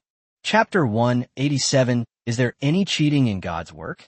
The world was shocked by the emergence of the Azure Dragon sniper rifle created by Su Mu. Holy crap, is the Chinese craftsmanship going against the heavens? To the foreign friend upstairs, weren't you just criticizing our divine craftsmanship? Now you're talking about our national treasures? Now you've been proven wrong, haven't you? Our Chinese craftsmen are truly capable of creating divine artifacts. Hey upstairs, your IP address is from the US. Shut up. Nonsense. Shinggong is not from China. He's clearly from our Han Kingdom. He has Han Kingdom blood in him. You shameless bastard. I really want to fuck your mother to death. Everything belongs to your foolish country? Ask the divine craftsman if he even acknowledges it. So the universe belongs to you, huh? You've definitely brainwashed Shinggong. Shinggong has our Han Kingdom blood in him. This person is ours for the Vatican. Nobody can take him from us. In an instant, the live stream chat and countless forums were filled with all sorts of comments, all vying for control of Su Mu. Because what Su Mu is showing now is just too incredible. The whole world knows about it now. No wonder China dared to send only one blacksmith to participate in this global arms race. This guy created 2 amazing artifacts in the 2 competitions he participated in. Consequently, all the countries had the desire to recruit Su Mu, such a rare talent. At this moment, Caven was sweating profusely. He couldn't afford to lose this match. Otherwise, it could very well mean they finished second in their group. That would be a devastating blow to the United States. No, this absolutely cannot happen. Absolutely not. Calvin's expression gradually turned ferocious. All his current wealth and power were earned through his own efforts in the global arms race, although the United States had played a role in fueling and assisting him behind the scenes. But the reason is that he himself is capable. Otherwise, why would the United States help him? And now, with Su Mu's appearance, if he can't prove he's stronger than Su Mu or eliminate him, then I might very well become a pawn of the Eagle Nation. Furthermore, given the global arms race, such a humiliating defeat in the group stage would mean that, in the end, the individual would have disgraced the United States. In that case, the consequences could extend far beyond simply becoming a pawn discarded by the U.S. Thinking of this, Caven's expression suddenly turned grim. He stared at the Azure Dragon sniper rifle in Su Mu's hand for a long while. Then, a cruel smile curled at the corner of his mouth. All show and no substance, Calvin said dismissively. Upon hearing this, everyone watching the live stream and the audience in the venue were stunned. All eyes turned to Caven. Keep in mind, this is the second time Su Mu has created a divine artifact. How many ordinary people are capable of creating divine artifacts? Calvin's comment that it was all show and no substance instantly put him in the spotlight. My God, why would Master Calvin say that China's exquisite craftsmanship is all show and no substance? Could it be that Master Calvin knows some other hidden secret? Sigh, is there some hidden story? They probably just can't compete with our divine craftsmanship and don't want to admit it. So they're just slandering us. Exactly. Even if the divine craftsman forges God-level equipment twice in a row, can't that shut him up? Amidst the crowd's doubts, Calvin showed no embarrassment. He looked at everyone and said, "This miraculous craftsmanship is very likely a fake, and he may very well be colluding with the organizers of the global arms race to rig the event." These words immediately caused an uproar in the audience. Meanwhile, the high-ranking officials in the United States were also staring intently at Calvin. In fact, the United States did collude with the organizers of the global arms race. But is Calvin doing this now to try and shift the blame onto China, thereby severing ties with the United States? How could this Calvin be so stupid? The leader of the Eagle Kingdom, Tai Li-Pu, slammed his fist on the table and stood up, cursing. "Leader, please calm down." One of them stepped forward to comfort him. Perhaps Calvin has his own reasons. Thoughts? What thoughts could he possibly have? Tai Li-Pu said, somewhat annoyed. What if this really blows up and the event organizers expose us? Chief, please calm down. Calvin must have his reasons for saying that. Why don't we wait and see, and then take action if necessary? The man continued to reassure him. Upon hearing this, Tai Li-Pu slowly sat down, then glared angrily at Calvin. Su Mu was also taken aback. What was wrong with Calvin? Colluding with the tournament organizers was bad enough, but to actually turn around and bite back? Had this kid gone mad? Isn't he afraid that the event organizers will back down and expose their misdeeds? But Su Mu also wanted to see what kind of nonsense this guy could come up with. So he looked at Calvin. You say I colluded with the tournament organizers to rig the event? Then tell me, what rigged event did I do? Where's the evidence? You know the saying, the burden of proof lies with the accuser, don't you? What kind of shady dealings are you involved in? You have the nerve to ask. Calvin looked at Su Mu with a sneer. You colluded with the competition organizers to cheat and deliberately give you a high score. These words immediately caused an uproar. Oh my God, could what Calvin said be true? It's not impossible. While the divine craftsman has indeed created divine artifacts before, it doesn't mean he can create them every time. Creating divine artifacts depends on luck. Being able to create even one proves his skill. If he could create divine artifacts every time, that would be unbelievable. Yes, what you're saying makes sense. Besides, Calvin is currently the world's top blacksmith. If he can't do it, then there's no way a Chinese person could. Exactly. If China had this capability and foundation, would it have failed to even make the top 3 in previous editions? Indeed, I think Master Calvin has a point. Stop arguing. The important thing now is whether or not Shen Gong cheated. Yeah, if Shen Gong really cheated, that would be incredibly shameless. As these comments flew by, arguments broke out on forums around the world. Since the live stream has the most viewers from China, the chat is currently filled with comments in Chinese. However, people from other countries are also posting comments. One of the comments caused an uproar among the viewers in the live stream. Is it possible that Calvin and Su Mu are actually putting on an act together? Is the person upstairs stupid? Exactly. Calvin is clearly jealous of the divine craftsmanship. That's why he said that. Jealousy? Everyone, stop joking. I think Master Calvin is only saying that because he's not good enough. Is the person upstairs blind? Where is Master Calvin lacking in skill? He's a world-class blacksmith. Okay. Exactly. Even if Master Calvin can't forge a divine artifact in one go, his skill is definitely top tier. Chapter 188 Divine Artifact? Fake. As these comments flooded the screen, the number of viewers in the live stream also skyrocketed. In just 2 minutes, it jumped from over 10 million to over 30 million. This number is already terrifying considering the current global viewership. Meanwhile, the organizers of the global arms race were dumbfounded. They had only intended to be spectators and enjoy the show. But they never expected Calvin to take the drama to the entire world. They instantly understood why Calvin had said that. It turned out he was targeting China. But if you're targeting China, then target China. Why are you trying to drag us down with you? Don't you know that your current achievements are all thanks to us? Or do you really think that with your abilities, you can easily win first place in the global arms race? Has this guy gone mad? The head of the competition team frowned and asked his subordinate. I'm not sure, but it's probably true. His trusted subordinate was also somewhat bewildered. Was this Caven getting confused about the difference between the two kings? What did the Eagle countries say? The head of the competition team asked again. They said to wait and see what tricks Caven can pull. If things really don't work out, then we should just ignore him. The United States will naturally distance itself from him, a trusted subordinate said. Oof, that's for the best. The tournament organizer snorted coldly. At this moment, he no longer had a good impression of Caven. You old bastard, do you have any evidence to support your claim? Sumu asked coldly, looking at Caven. He wanted to see what outrageous things Caven could come up with. Evidence? Calvin sneered. I, Calvin, have staked my entire life's reputation on your actions tonight. You were cheating. If this Azure Dragon sniper rifle is a divine weapon, then why didn't it trigger a miracle? These words instantly caused an uproar throughout the venue and the live broadcast room. Yes, the appearance of a divine artifact can trigger miracles. Yes, the snow cannon created by the divine craftsman last time caused a miracle. So why didn't the Azure Dragon sniper rifle do the same this time? That's right. Master Calvin is right. A miracle? What's that? A miracle is an extraordinary phenomenon caused by the appearance of a divine artifact. For example, when the Blizzard Cannon, a divine craftsmanship, was created last time, heavy snow fell from the sky and the phantom of a deity appeared. For example, years ago when a master craftsman forged the Fire Phoenix harp, a rain of fire fell from the sky when it was created.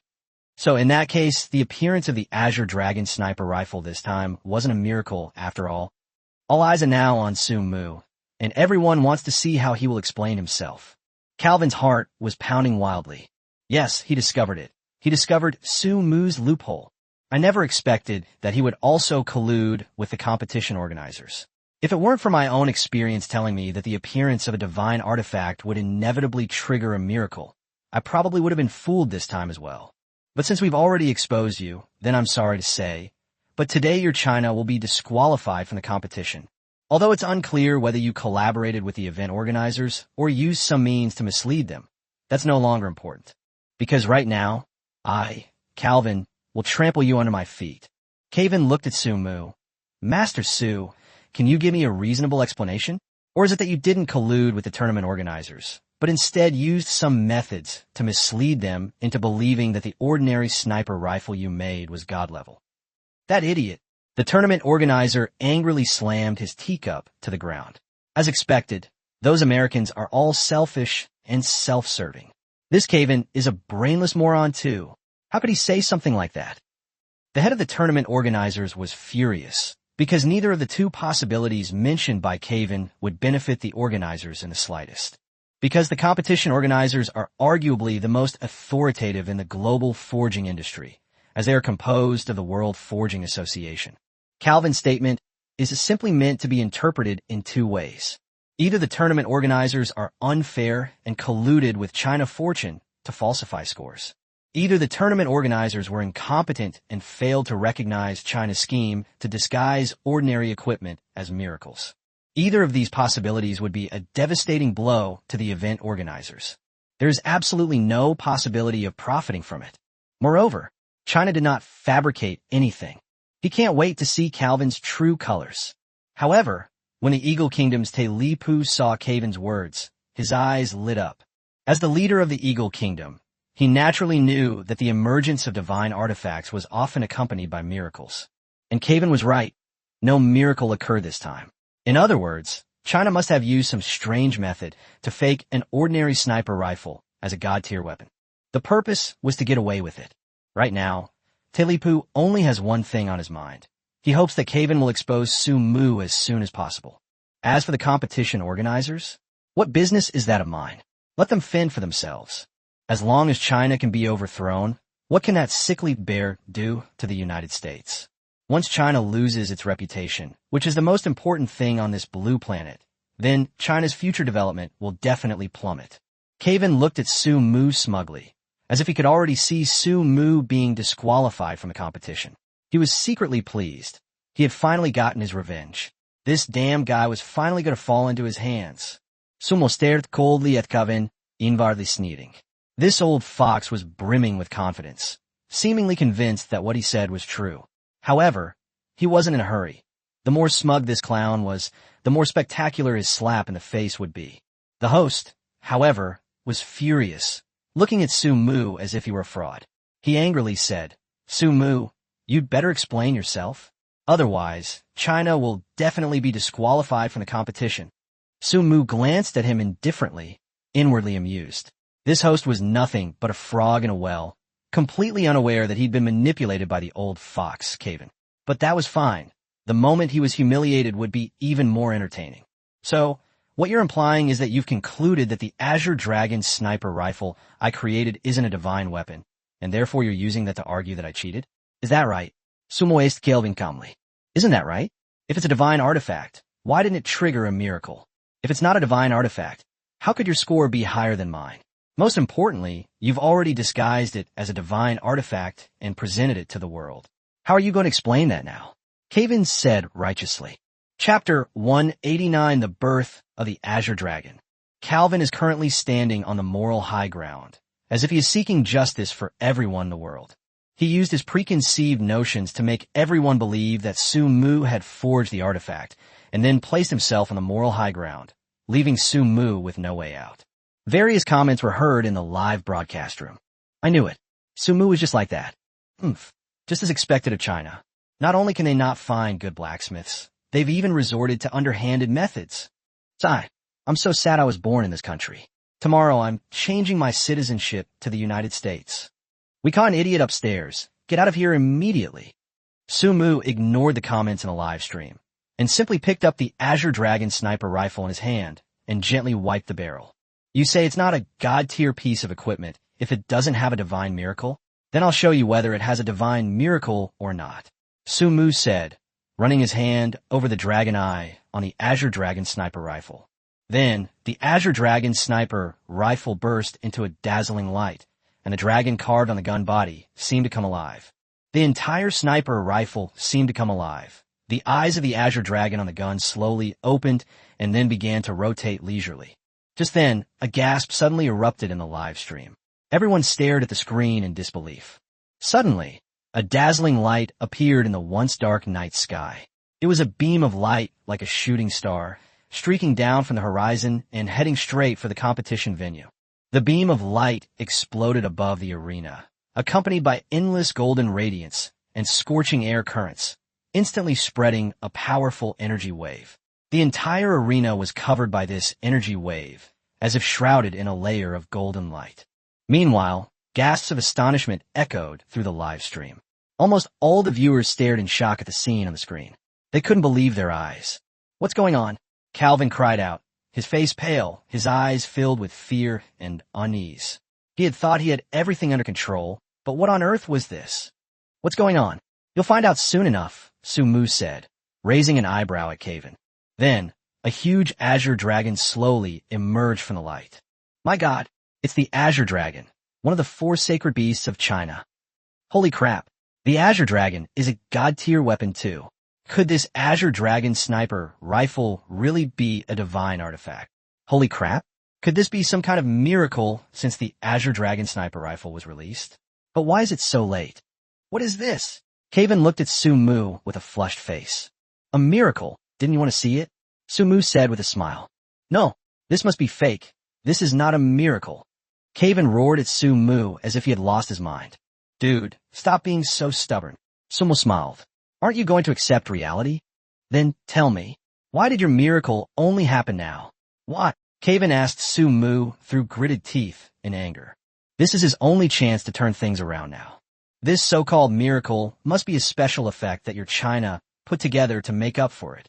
Caven roared. If it were truly a miracle, it should have appeared as soon as it was created. Why did it wait until now? "That's why I said you're stupid." Su Mu shook his head and laughed. "I made a sniper rifle, not a cannon or a mortar. Why must there be such a grand spectacle of miracles from the moment of birth?" Su Mu had a mocking smile on his lips. The purpose of a sniper rifle is to kill targets instantly. After eliminating the target, you can quickly move to a new position without being detected by the enemy. An overly flashy sniper rifle will only draw too much attention to yourself, making you a target. So when I was making the sniper rifle, I was able to erase the miracle that would occur after it was successfully forged.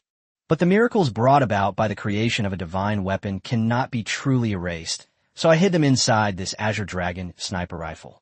As long as you touch the eyes of the Azure Dragon on the sniper rifle with both hands, you can see this miracle. Su Mu said, then looked at the referee. Referee, may we proceed with the demonstration? Of course. The referee nodded. Su Mu then handed the Azure Dragon sniper rifle to Blizzard, who accepted it amidst Kaven's terrified gaze. Blizzard then looked at Kaven and smiled, saying, I hope you don't have nightmares tonight. Then Blizzard raised the Azure Dragon sniper rifle and aimed it at the demonstration dummies, and then pulled the trigger. Bang! Gunshots rang out. Unlike other gunshots, the sound of the Azure Dragon sniper rifle is not harsh or deafening. On the contrary, it has a crisp sound like the sound of jay being broken, crisp and clean. As the gunshot rang out, Calvin's eyes widened in shock. He witnessed the golden light burst forth from the muzzle of the Azure Dragon sniper rifle, shooting straight toward the dummy not far away. The golden light exploded upon striking the dummy, accompanied by endless golden radiance and scorching air currents, instantly spreading a powerful energy wave. The entire arena was enveloped by this energy wave, as if shrouded in a layer of golden light. At this point, Calvin was completely stunned. He stared at the dummy enveloped in golden light, his eyes filled with fear and unease. At that moment, a gasp of surprise erupted in the live stream. No one could believe what they were seeing. What's going on? I knew it. Shinigami is awesome. This Azure Dragon sniper rifle is a true divine weapon. I must have been seeing things. Haha. Tremble, you foreigners. This is divine craftsmanship, a masterpiece indeed. From now on, you'd better all keep your tails between your legs. Shinigami is awesome. Shinigami, I love you. I want to have your babies. Blizzard continued firing at the dummies, and after killing several, the Azure Dragon sniper rifle seemed to have fully charged. The Blizzard aimed at the dummy and gently pulled the trigger. Then something unexpected happened. The crisp gunshot turned into a loud dragon roar. As the dragon's roar appeared, a blue dragon flew out from the barrel of the Azure Dragon sniper rifle. This blue dragon attacked the dummy at an extremely strange speed. Its uncanny speed allowed everyone to clearly see that it was a blue dragon, but they couldn't pinpoint when it appeared or arrived, because after the dragon roared, the Azure Dragon had already reached the dummy. Then the Azure Dragon circled once before flying into the sky, and then looked down at everyone and everything below. Chapter 190, Proving Strength. The Azure Dragon in the sky looked down upon all living beings like an emperor, its eyes filled with disdain. Under its gaze, everyone stopped moving.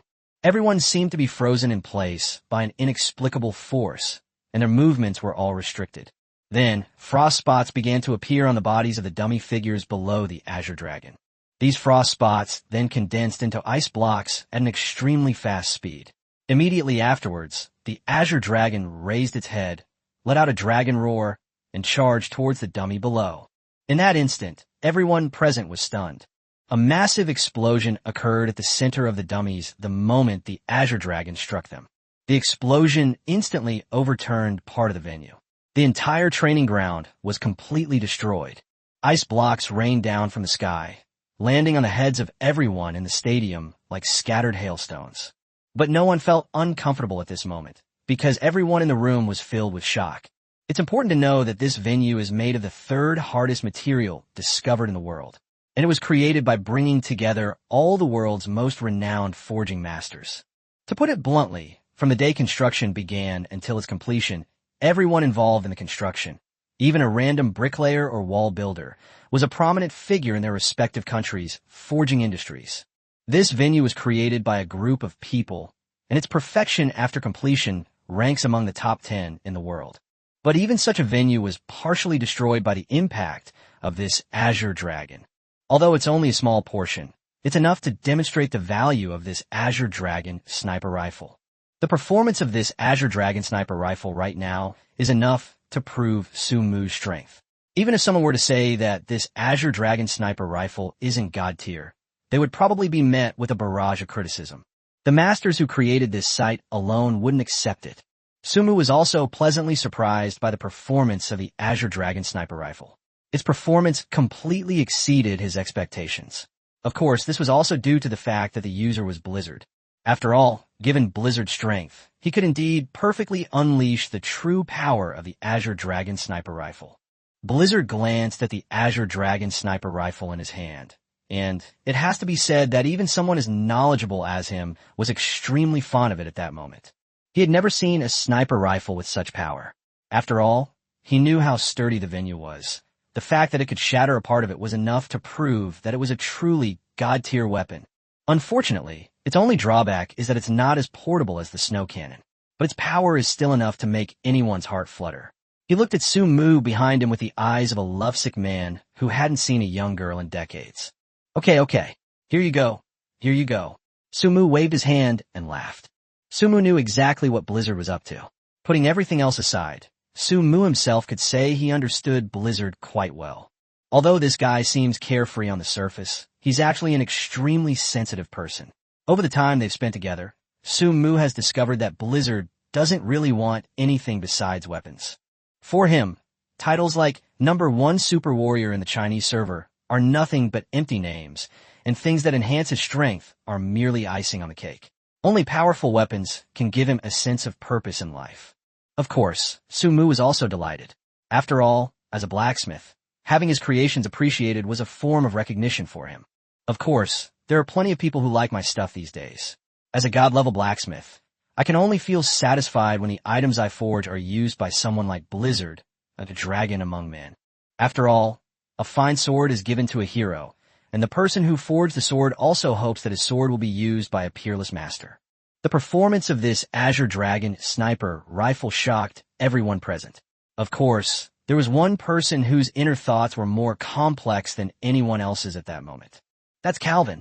No, this is impossible. This can't be a divine artifact. This is impossible. Calvin kept repeating these two sentences as if he had lost his mind. He had made a bet with Su Mu. He even used the tournament organizers to slander Su Mu in order to prove that Su Mu's Azure Dragon sniper rifle was not a divine weapon. Calvin knew perfectly well that this action would make the tournament organizers dislike him. But if he could successfully frame them, he wouldn't suffer any losses even if he fell out with the organizers. If Su Mu's item isn't a divine artifact, it would prove that Su Mu colluded with the competition organizers to rig the event. That would throw the entire global arms race into chaos. At that time, the global arms race will become a joke, and China will suffer an unprecedented blow as a result. Countries all over the world will condemn China. With the global arms race becoming a joke, the competition group could no longer amount to much. On the contrary, the United States can use this opportunity to make a fuss. At that time, China will be mired in a quagmire, while the United States can firmly sit on the throne of the world's #1 power. As the #1 contributor to this matter, it means that he will obtain supreme power in the Eagle Kingdom. He will also become the world's #1 blacksmith, truly recognized by the entire world. But right now, Calvin felt a mix of emotions. The power displayed by the Azure Dragon sniper rifle had caused him to lose the bet, and he was defeated by the person he looked down on the most. As the recognized #1 blacksmith in the Blacksmiths Association, Calvin has spent the rest of his time living a carefree life, apart from blacksmithing. In the forging world, he was recognized as the #1 blacksmith in the Forging Association. All blacksmiths bowed down to him, and on a global scale, his reputation is no less than that of any blacksmith. After all, as the top blacksmith in the United States, the weapons he forges are inherently of extremely high value, because Su Mu has truly created a second god-level weapon. No, I'm not reconciled.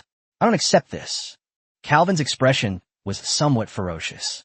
He knew very well that Su Mu's Azure Dragon sniper rifle had probably caused a sensation worldwide, and the result was that he had become the clown. Meanwhile, the livestream chat was buzzing with discussion. Inside the livestream, everyone was talking about Su Mu and Calvin. Wow, Master Calvin lost the bet. Chapter 191 Attempt to Steal a Chicken Backfires. This attempt to steal a chicken backfired spectacularly. It's hilarious. This Calvin has really made a huge fool of himself. As for Calvin, the person directly involved, he has been targeted by countless people. Many people initially believed that Caven was the winner of this global arms race. After all, in most people's eyes, Su Mu was just a blacksmith who relied on luck. But right now, Calvin has become the target of everyone's criticism. The leader of the global arms race competition looked at Calvin, who was jumping around like a monkey, with disdain. He turned to his confidant and said, "Contact the United States. Tell them that our cooperation has been terminated and there is no possibility of further cooperation. Also, advise them not to bring this up again, otherwise it will not be good for anyone if it blows up." The head of the competition team looked rather grim, but he wasn't at a point where he couldn't handle the situation. Because it's a very simple matter. This matter has blown up. At most, it might mean the global arms race can no longer continue. But the profits he's made over the years are enough for him to live a carefree life. But the United States is different. Because the United States is a nation, it can't simply abandon its responsibilities like one can. If it were a small country, it wouldn't matter, but given the current status of the United States, who would want to give it up? Meanwhile, in the United States, Trump was furious. He looked at the group of counselors around him and demanded, "Who can explain this to me? What's going on here? Is Calvin some kind of idiot?" Tay was furious, really furious. He never imagined that his country's representative could make such a fool of himself in a world-class competition, which made him lose face. However, he couldn't do anything directly to Caven because there were many powerful families and organizations behind him in the Eagle country. Even if he's just a guy who's been brought to the forefront, how Caven deals with him depends on the whims of the organizations behind him. After all, Caven can indeed bring considerable benefits to the United States, and he's indeed one of the top blacksmiths in the country. So, the reason for this outrageous statement is to get these lawmakers to provide a reasonable explanation and a solution to the problem. "Chief, I believe this matter should be entirely handled by Caven," one of the counselors said, standing up and adjusting his thick, bulletproof glasses. "Oh, go on." Talipu sat down and gestured for the senator to continue. This senator was from a prominent family in the Eagle country, so Talipu wanted to see what insights he had. It's very simple. All Caven needs to do is admit that he was blind and apologize to China. The congressman pushed up his glasses again. China has always prided itself on valuing peace. To put it bluntly, it's spineless.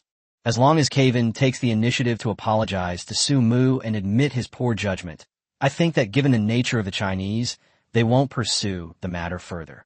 Of course, not pursuing the matter is one thing, but without the cooperation of the tournament organizers, Calvin must rely on his own true abilities. If he could defend his title this time, that would be good. If he can't defend his championship title, our country has a wealth of talent, and we wouldn't mind trading him for 1 or 2 talents from China. "Are you right, Chief?" Although the counselor's words were ostensibly a question, his tone carried an air of unquestionable authority.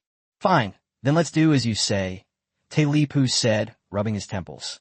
After all, it was Calvin who caused this mess, so he should be held responsible for his actions. Calvin, who had been caught up in a frenzy, quickly calmed down, a sly glint in his eyes. The Azure Dragon sniper rifle was indeed very strong, stronger than he had imagined, but he still felt that this Azure Dragon sniper rifle had some shortcomings. That's right. The reason why this Azure Dragon sniper rifle can unleash such terrifying power is entirely due to the godlike power of Blizzard. It has nothing to do with the Azure Dragon sniper rifle itself. Even if this Azure Dragon sniper rifle contains a lot of special materials, without powerful forces to drive it, it's just an ordinary weapon. At most, it's only slightly more powerful than a regular weapon. But if a monster of the Blizzard caliber were to drive it, then it could unleash terrifying power. It's like an ordinary sniper rifle loaded with bombs.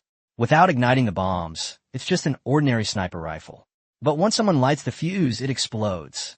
This unleashes power far exceeding what the Azure Dragon sniper rifle should have. Although the Azure Dragon sniper rifle possessed considerable power, in Caven's view, it was only slightly more powerful than ordinary weapons. Compared to the sniper rifle in his own hands, it was utterly insignificant. My own sniper rifle's power is entirely determined by its inherent capabilities. Compared to this Azure Dragon sniper rifle, it's worlds apart.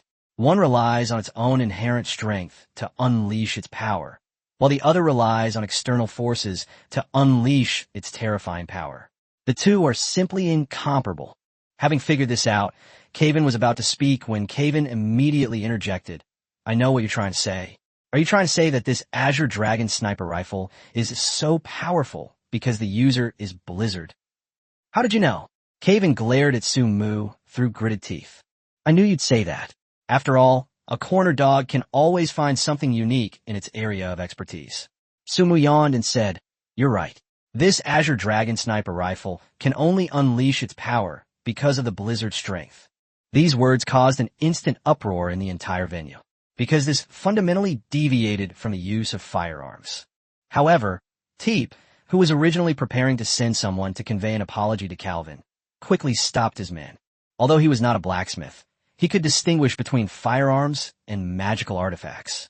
Su Mu's statement proves that the Azure Dragon sniper rifle is likely a magical artifact disguised as a firearm. This means he violated the competition rules. He had always been fawned over by countless people, which made him disdainful of anything other than forging. He even looked down on Su Mu, this so-called god-level blacksmith. In his eyes, Su Mu was nothing more than a clown trying to attract attention. His reputation and status over the years were all built up bit by bit through his own strength. And Su Mu? He just happened to create a god-level weapon. But right now, reality has slapped his thoughts hard in the face. Chapter 192, A Mere Empty Reputation. At this moment, Telipu's eyes were full of excitement, because once it was confirmed that this Azure Dragon sniper rifle was a magical weapon disguised as a firearm. This means that not only could a foul be called against China and a point be disallowed, but could also affect China's performance in the previous match. It could even prevent China from advancing from the group stage. Moreover, if it can be proven that this Azure Dragon sniper rifle is fake, then with the support of the United States, it would be enough to ruin China's reputation. It's important to understand that cheating in the global arms race is no small matter. It can be recorded and result in being permanently banned from participating in any future arms race. Not to mention a great power like China. With the United States' own instigation, China's reputation will surely plummet. Thinking of this, Telipu's mouth twisted into a grin. You admit it, don't you? Caven pointed at Su Mu. I never thought you were such a despicable person. How dare you commit such a heinous act in the global arms race? Aren't you afraid of bringing shame upon China because of you? As soon as these words were spoken, the live stream chat was filled with comments criticizing Su Mu. As expected, I told you long ago, Su Mu's reputation for divine craftsmanship is all hype. Exactly. It's something that only brings shame to China. What a disgrace. We've brought shame upon ourselves internationally. Shut up, you bunch of opportunists. Can't you see how many benefits the divine craftsmanship has brought to China? Damn it, he's disgraced China internationally now. Why are people still defending him? He's completely ruined China's reputation. Why are they still speaking up for him? So all Chinese people are such hypocrites. In an instant, all sorts of comments flooded the screen, causing everyone to change their expressions. The Chinese government also took this very seriously. Elder Xia and others looked at their old leader and asked, Sir, should we stop these remarks? No, it's not necessary. The old leader's face was gloomy, but there was not a trace of panic. I believe Su Mu can handle it. Su Mu couldn't help but chuckle as he looked at Caven, who was so confident in front of him. He looked at Calvin. You seem to really think you've got me figured out? Oomph. Calvin sneered. What? What kind of trouble can you possibly cause now? Su Mu picked at his ear. How should I put it? I think there's something wrong with your head. Su Mu flicked Caven with his pinky finger, which he had been using to clean his ear. Do you think I would dare say that? Don't you think I have a backup plan? Su Mu yawned as he spoke, then picked up the Azure Dragon sniper rifle and said, Look at this Azure Dragon sniper rifle in your eyes now. It's just a magical weapon, right? Otherwise what? Caven gave him a cold look, then said, Can you still argue? You yourself admitted that the power was caused by the strength of the Blizzard. Can you take back what you said? Then you watch. Su Mu said, picking up the Azure Dragon sniper rifle in his hand and aiming it at the somewhat damaged training ground. Seeing Su Mu's actions, for some reason, Caven felt a sense of fear in his heart. Meanwhile, inside the venue and in the live broadcast room, high-ranking officials from various countries were closely watching Su Mu's actions. Because Su Mu's every move will influence the global arms race and the future of China. All eyes in China were now focused on Su Mu. Some hoped he would prove himself, while others wished for his utter defeat. That's human nature. When you're strong, everyone will be jealous of you. Only when you are powerful enough to look down on everything will people fear you. Clearly, Su Mu wasn't that powerful. His level wasn't high, and aside from his talent, everything else about him was unremarkable. Therefore, in the eyes of most people, Su Mu was just a lazy, good-for-nothing. He was just someone who got lucky and obtained God-level talent. Therefore, these people do not have a high opinion of Su Mu. They only hope that Su Mu will be embarrassed and that China will be severely humiliated. Caven narrowed his eyes, staring intently at Su Mu, a strong sense of unease creeping into his heart. Su Mu smiled coldly. He knew what Caven and the others were thinking. He raised his Azure Dragon sniper rifle and aimed it at the training ground. "Go!" Su Mu shouted softly, and then everyone saw that the Azure Dragon sniper rifle seemed to come alive, with the muzzle of the sniper rifle resembling an open mouth of an Azure Dragon. Then a bullet was fired from the Azure Dragon's giant mouth. This bullet, imbued with the power of the Azure Dragon, seemed poised to destroy the training dummy. After the bullet hit the dummy exploded instantly. Then Su Mu pulled the trigger again. 1 shot, 2 shots, 3 shots. Bullets were fired as if they were free, and once the kill count was sufficient, Su Mu gently wiped the body of the Azure Dragon sniper rifle, and then the eyes of the Azure Dragon on the rifle suddenly emitted a burst of light. Su Mu then pulled the trigger again, and a blue dragon flew out instantly. Just like the blizzard that had just struck, this Azure Dragon swept towards the training ground with lightning speed. The scene then repeats itself. The Azure Dragon surveys the earth, and the dummy freezes. Then, the Azure Dragon charges down towards the training ground. This scene was exactly the same as before, the only difference being that the venue did not crack.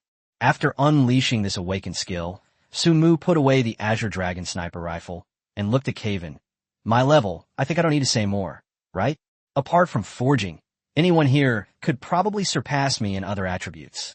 But can you find me a magical artifact that allows someone of my skill level to unleash an attack of this caliber?" Su Mu looked at Caven with a smile, his eyes full of mockery. Caven, on the other hand, was deathly pale. As a blacksmith, he naturally knew what this meant. Su Mu said, "This Azure Dragon sniper rifle can indeed increase its power based on the user's skill level, but that's just an added bonus.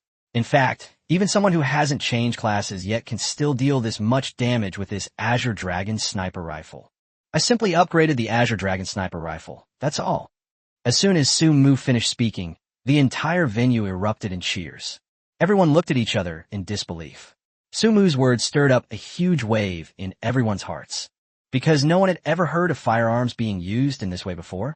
However, the other blacksmiths present, who were of higher rank, knew that adding magical properties to firearms was something that had been tried before, but no one had ever succeeded.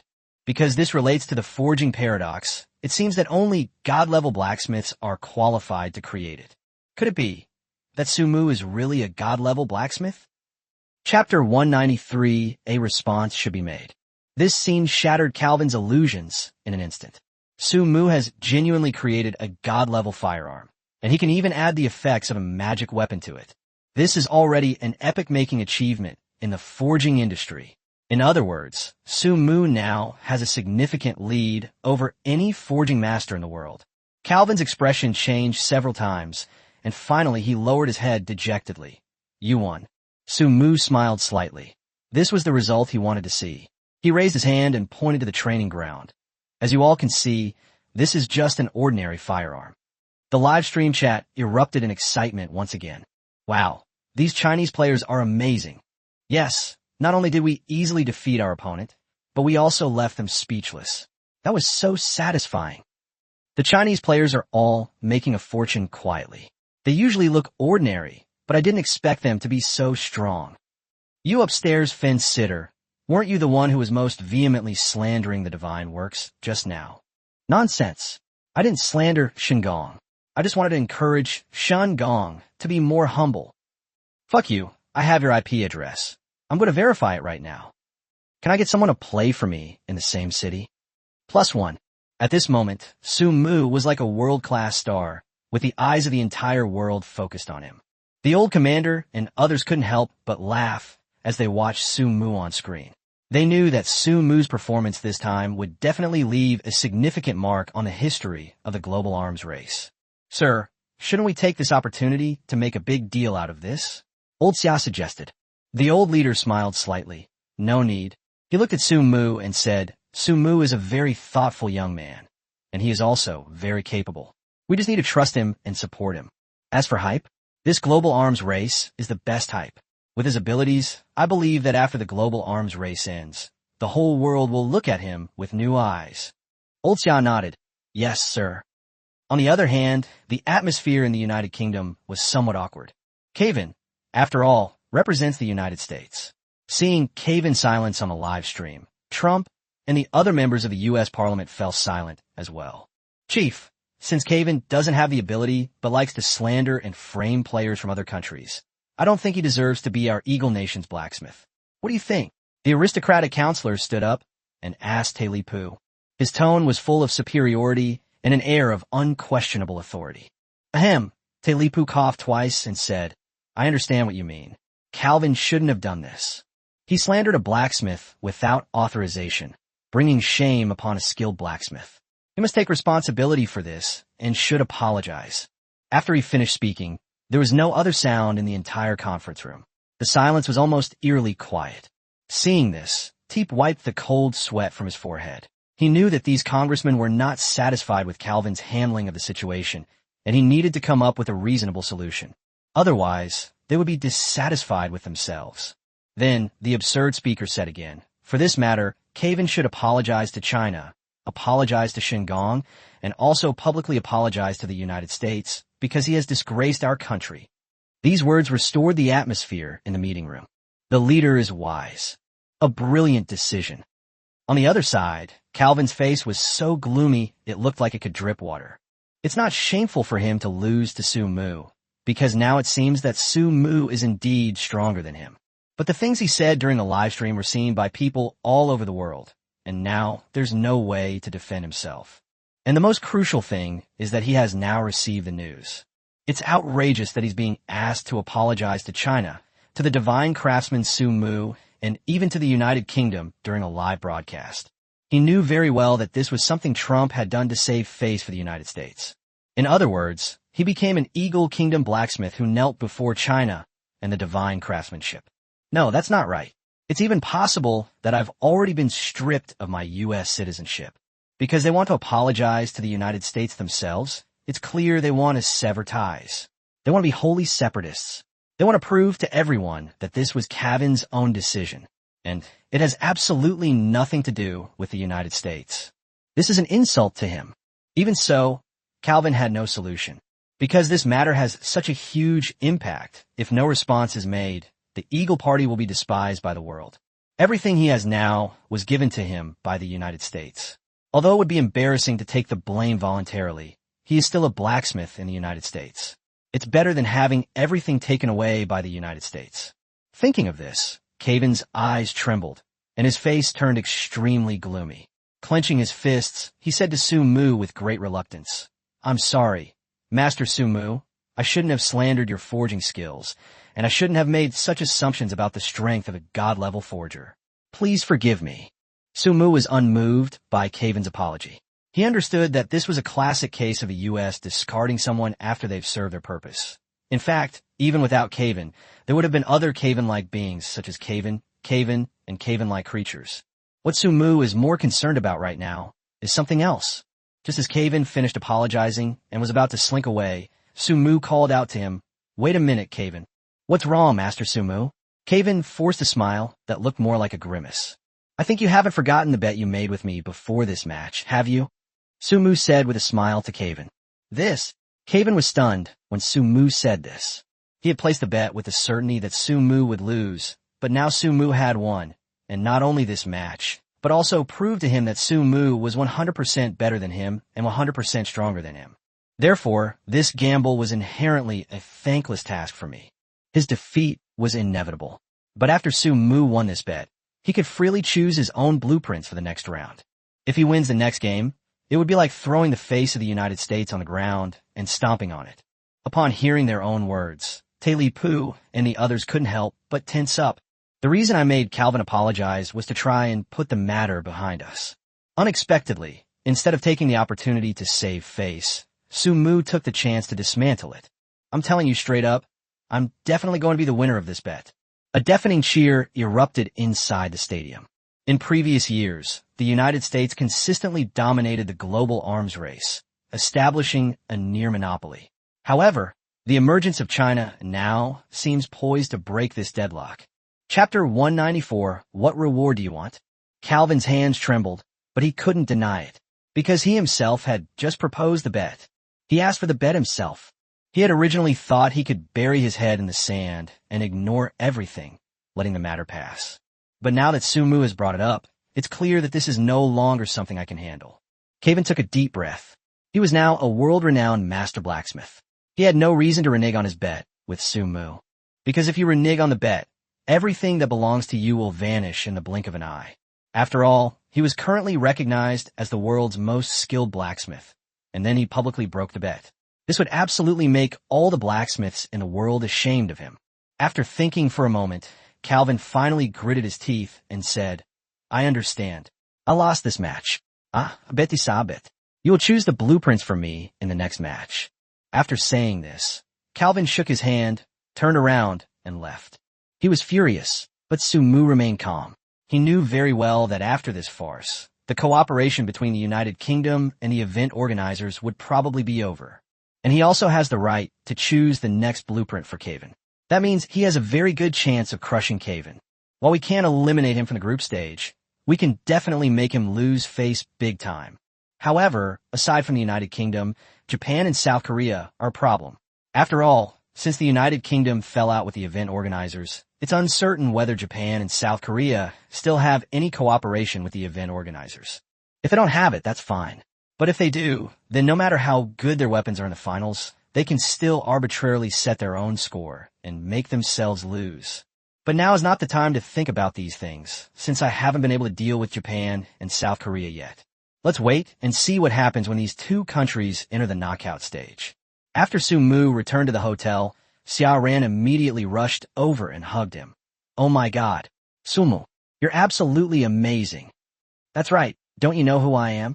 Sumu said proudly, patting Xiao Ran's head. Do you know what? Right now, all the apps and forums in China are full of rumors about you. Your popularity in China has reached an unprecedented level. Xiao Ran said excitedly, grabbing Sumu's hand. That's a good thing. At least there won't be many idiots causing me trouble in China anymore. Sumu chuckled. Blizzard felt somewhat helpless watching the two of them being so affectionate, so he left the hotel, leaving them alone. Sumu looked at Xiao Ran in his arms and smiled. How am I? Don't I look handsome today? So cool. Xiao Ran's eyes sparkled. Shouldn't you reward me? Sumu smiled vacantly. A reward? A reward? What reward do you want? Xiao Ran's face instantly turned red. Her entire cheeks began to burn. What? What are you thinking? I just want you to kiss me. Sumu said with a smile, his hand gently resting on Xiao Ran's waist. You're so annoying. Xiao Ran tiptoed and lightly pecked Sumu's cheek. Then she immediately covered her face and fled the hotel. Watching Xiao Ran rush away, Sumu's lips curled into a smile. Teacher Xia is really easy to tease.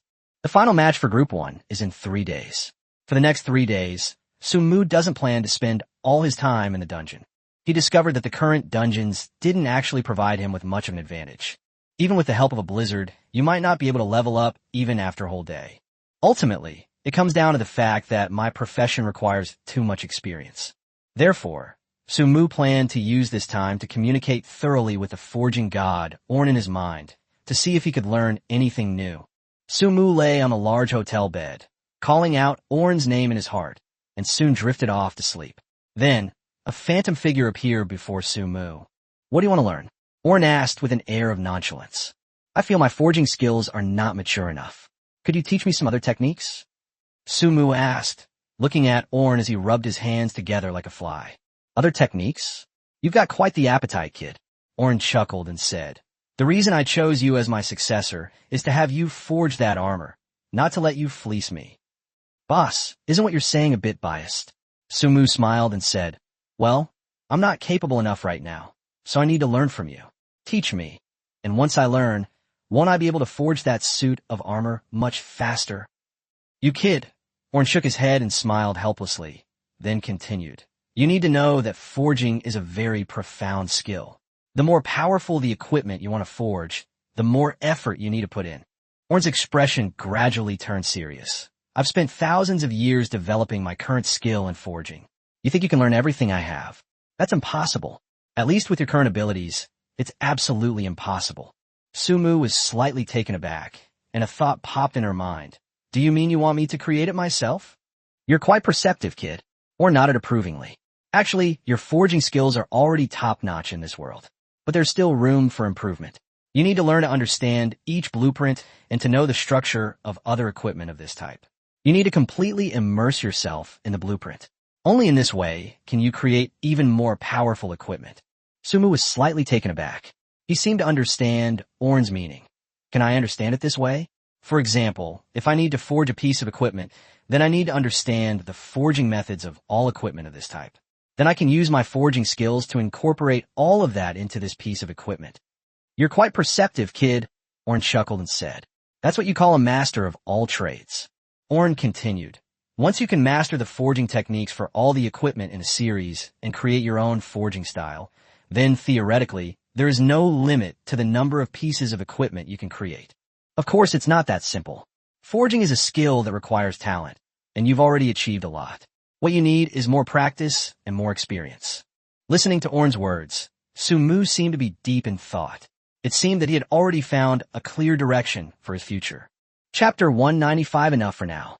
Alright, I'll leave you with some insights into forging techniques. You can slowly study them. After Orn finished speaking, a passage of text appeared directly in Sumu's mind. After reading it, Sumu found that these contents were indeed some issues that are easily overlooked in the forging process. Furthermore, Orn himself had also gleaned some insights from it. With his exceptional talent, Sumu quickly finished reading through the contents. It has to be said that this content has significantly improved Sumu's abilities. This includes material polishing and techniques for improving efficiency during the forging process. Moreover, Sumu also learned from these texts that creating blueprints is not something that can be done simply by imagining them. A proper blueprint must include the required materials and their quantities.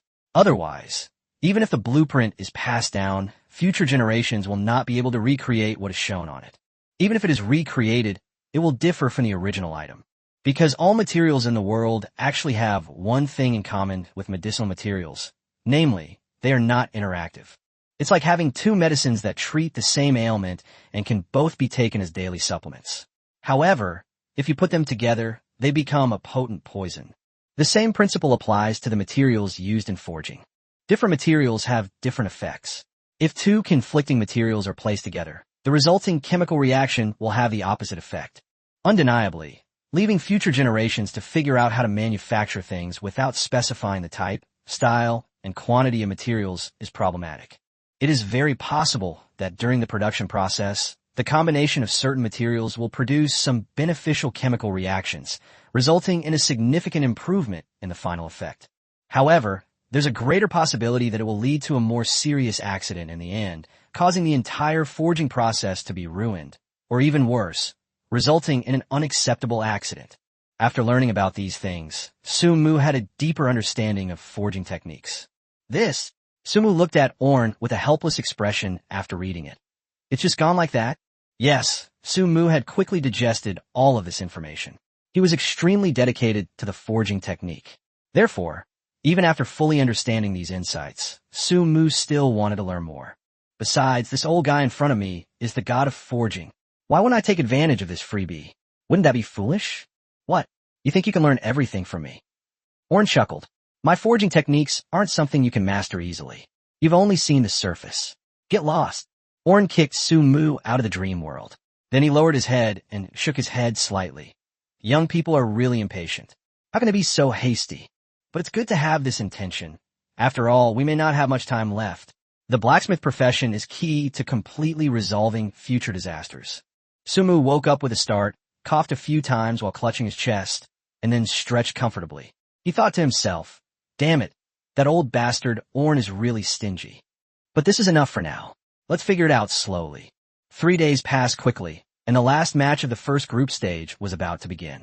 Everyone was watching the live stream closely that day. The entire venue was packed with people. The group stage itself doesn't attract much attention because everyone already knows which countries will advance. The group stage is just a formality for countries with weaker forging capabilities to participate. But this year's competition in Group A is a little different. This year's group not only includes the United States, which has been a champion of the global arms race for several consecutive years, but also China, which has emerged as a dark horse with god-level blacksmiths. The United States and China have been two of the most controversial countries in recent years. And Caven, the world-class blacksmith representing the Eagle Nation, is a force to be reckoned with. Moreover, Su Mu, representing China, is a god-level blacksmith and is definitely a focus of attention. Furthermore, the tension between the two countries had already reached a fever pitch in the first two matches, and a bet was placed in the second match, which ultimately ended with Su Mu's victory. Therefore, the final match in Group 1 is sure to be a hot topic. Everyone wants to see what happens when these two clash. Although everyone knew that only Su Mu from China and Caven from the United Kingdom could advance from Group 1. But everyone wants to see what kind of sparks will fly when these two clash. The live stream room was already packed with people. The chat was flooded with comments, all discussing the match. I can't wait to see the clash between Su Shun and Ka Shun. Carvin the God? What? Is Carvin a god-level being too? What? What championship did Su Mu win? Although I hate the United States, this old guy Calvin is indeed a respectable opponent. I hope this match will be fair and just. Su Shun will win. Kill Caven. Su Shun is in excellent form, while Caven is getting old. Su Shun will definitely win this game. Have you forgotten the first two games? Don't underestimate Caven. The first two matches? Weren't you captured and beaten like a son by Shan Gong in the first two matches? Go, Su Sin. Caven is undefeated. We support you. The livestream chat was flooded with comments, and the host came out to announce the type of match. The type of armor to be forged in this match is armor. The moment the host said that, everyone, both in the audience and on the live stream, was abuzz with excitement. Everything was in an uproar. Holy crap. Oh my god. Caven actually drew an armor type item in the competition? Am I dreaming? Holy crap, 5 years. Caven has never played a single armor-related match in 5 years. 5 years. Do you know how I've spent these past 5 years? Calvin is going to die today. You chose this day, didn't you? Divine Craftsman. Don't get too excited. Caven just hasn't played in armor-related matches before, but he's not incapable of it. Exactly, we should still worry about Shingong. With his level and that little experience, I doubt he'd even know how to put on armor. Indeed, Caven is a world-class blacksmith after all. He must have a wealth of experience over the years. But what about Su Mu? Where did Su Mu get his experience? I've never seen him compete in any armor-related matches. But by this time, the Chinese community had already begun celebrating with champagne. Never seen Su Mu compete in a protective gear-related competition? Well, you'll have to see it for yourself today. Worried you'd die if you didn't have armor? Don't be ridiculous. Back when the capital was hit by the beast tide, Su Mu's quantum reactor was capable of withstanding it. Therefore, the entire Chinese nation is now filled with joy and laughter. Chapter 196 Obvious. The atmosphere in the United States, on the other hand, was quite the opposite. It was gloomy and desolate. This guy still drew an armor item. Is he really going to use it? A member of parliament from the United States said hesitantly. It's true that Calvin is a legendary blacksmith in the United States, and it's also true that he has never lost in the global arms race over the years.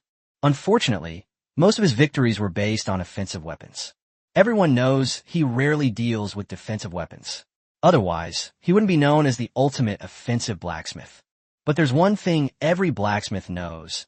Defensive equipment is harder to forge than offensive equipment. Offensive equipment can unleash power without restraint, while defensive equipment needs to maximize its defensive capabilities while remaining as portable or durable as possible. This puts the blacksmith's understanding of metals to the test. If offense is simply about mindlessly piling on weight to win, then defense won't work. Because if defensive equipment is too heavy, its very use becomes extremely difficult, not to mention using it to defend against attacks. Therefore, it is common knowledge in the forging industry that defensive equipment is more difficult to forge than offensive equipment. This is why everyone else in the Eagle Kingdom looked so worried when they saw that Caven had drawn a defensive weapon. Don't worry, Talipu smiled. Although Caven has forged few defensive equipment, it doesn't mean he can't. After all, he's the most outstanding blacksmith in our Eagle Kingdom. After hearing this outrageous statement, The hearts of the people in the United States finally calmed down. Indeed, as a world-class blacksmith, Caven certainly wouldn't be helpless just because he drew a defensive item. On the contrary, as an experienced blacksmith, he would definitely know how to forge defensive equipment. But at this moment, Caven, who was inside the arena, had cold sweat beading on his forehead. He certainly knows how to make defensive equipment. Otherwise, he wouldn't have held the title of 5-time champion in the global arms race for so many years. It would be too embarrassing to not know how to forge equipment. However, it is completely different from the weapons he forges. His current opponent is Su Mu, a master craftsman from China. He's a true god-level blacksmith. If he couldn't beat him in weapons he was good at, what about defense, which he wasn't good at? Furthermore, because he lost the bet in the previous round, Su Mu, as the previous winner, could help him choose the blueprints as part of the wager. What if he chooses the most difficult one for himself? Am I really going to fail this time? Calvin's heart was already half buried in the ground. As the host spoke, the referees began distributing the blueprints. But to everyone's surprise, after the blueprints were provided, Su Mu did not choose to help Caven select one of the 3 blueprints. Instead, they went ahead and chose their own blueprints. This action sparked discussion among everyone present and in the live stream. Why didn't Su Shun help Caven choose blueprints? That's right. After winning the match, according to their bet, isn't it the Divine Craftsman's right to help Caven choose the blueprints? That's strange. Could it be that the Divine Craftsman has forgotten? You're quite the talker. Show me you forgot one. Never mind. Su Shin must have his reasons for doing this. Let's just focus on watching the game. Indeed, Su Mu had his reasons for doing this. Although he disliked Calvin, he had to admit that Calvin was indeed an excellent blacksmith, at least in terms of offensive weapons, where he possessed profound expertise. For an offensive blacksmith to suddenly forge defensive equipment is a huge challenge for anyone. After all, defense and offense are 2 completely different extremes. This is why Caven was so nervous after drawing a defensive blueprint. In defensive competitions, there's really no need for me to help him choose blueprints, because the outcome of that competition is already quite obvious. The final standings of the first group were also quite clear. The result of this match was that China came in first and the United Kingdom second. The same applies to advancing from the group stage. Even if Caven faced an extremely difficult challenge, he would definitely perform better than the other countries in Group 1. Therefore, there's no point in causing him unnecessary trouble. If it would cause him to fail, Su Mu would naturally be happy to do so. But clearly, that wasn't possible. Therefore, Su Mu didn't want to waste his time. And there's another point. If I don't help him choose, I can leave a good reputation in the global arms race. Although Su Mu doesn't care about his reputation, it's different when he represents China in the competition. You may not care, but you can't give up trying. Imagine you've already won a bet, but you don't demand the other party honor it. How would that be perceived by others? This is the demeanor of a great nation, and it embodies the style of China as a land of etiquette. What if you still win the game under these conditions? What is that? That's just face-to-face attack. It's like rubbing the face of the United States into the ground. You proposed a bet, I won and that was fine, but I wouldn't let you fulfill it, and then you lost. If this happens, the entire United States will definitely be thrust into the spotlight. Then the situation will be reversed. Caven had also figured this out. His face was somewhat gloomy. He had to admit he had truly failed this time. Su Mu's move has put him in a very dangerous position. If he loses, the consequences will be unimaginable. After all, it was their own fault that caused the tournament organizers and the Eagle Nation to fall out. Otherwise, this competition wouldn't have involved defensive gear. This armor competition was a deliberate attempt by the organizers to intimidate them. Thinking this, Calvin took a deep breath. It seems like I absolutely have to win. With the 3 blueprints laid out, Su Mu began to consider which one to choose. These 3 blueprints are for a shield, armor, and a quantum shield, respectively. Each of the 3 types of armor has its own characteristics. Shields are the most common, easy to use, and can withstand most attacks.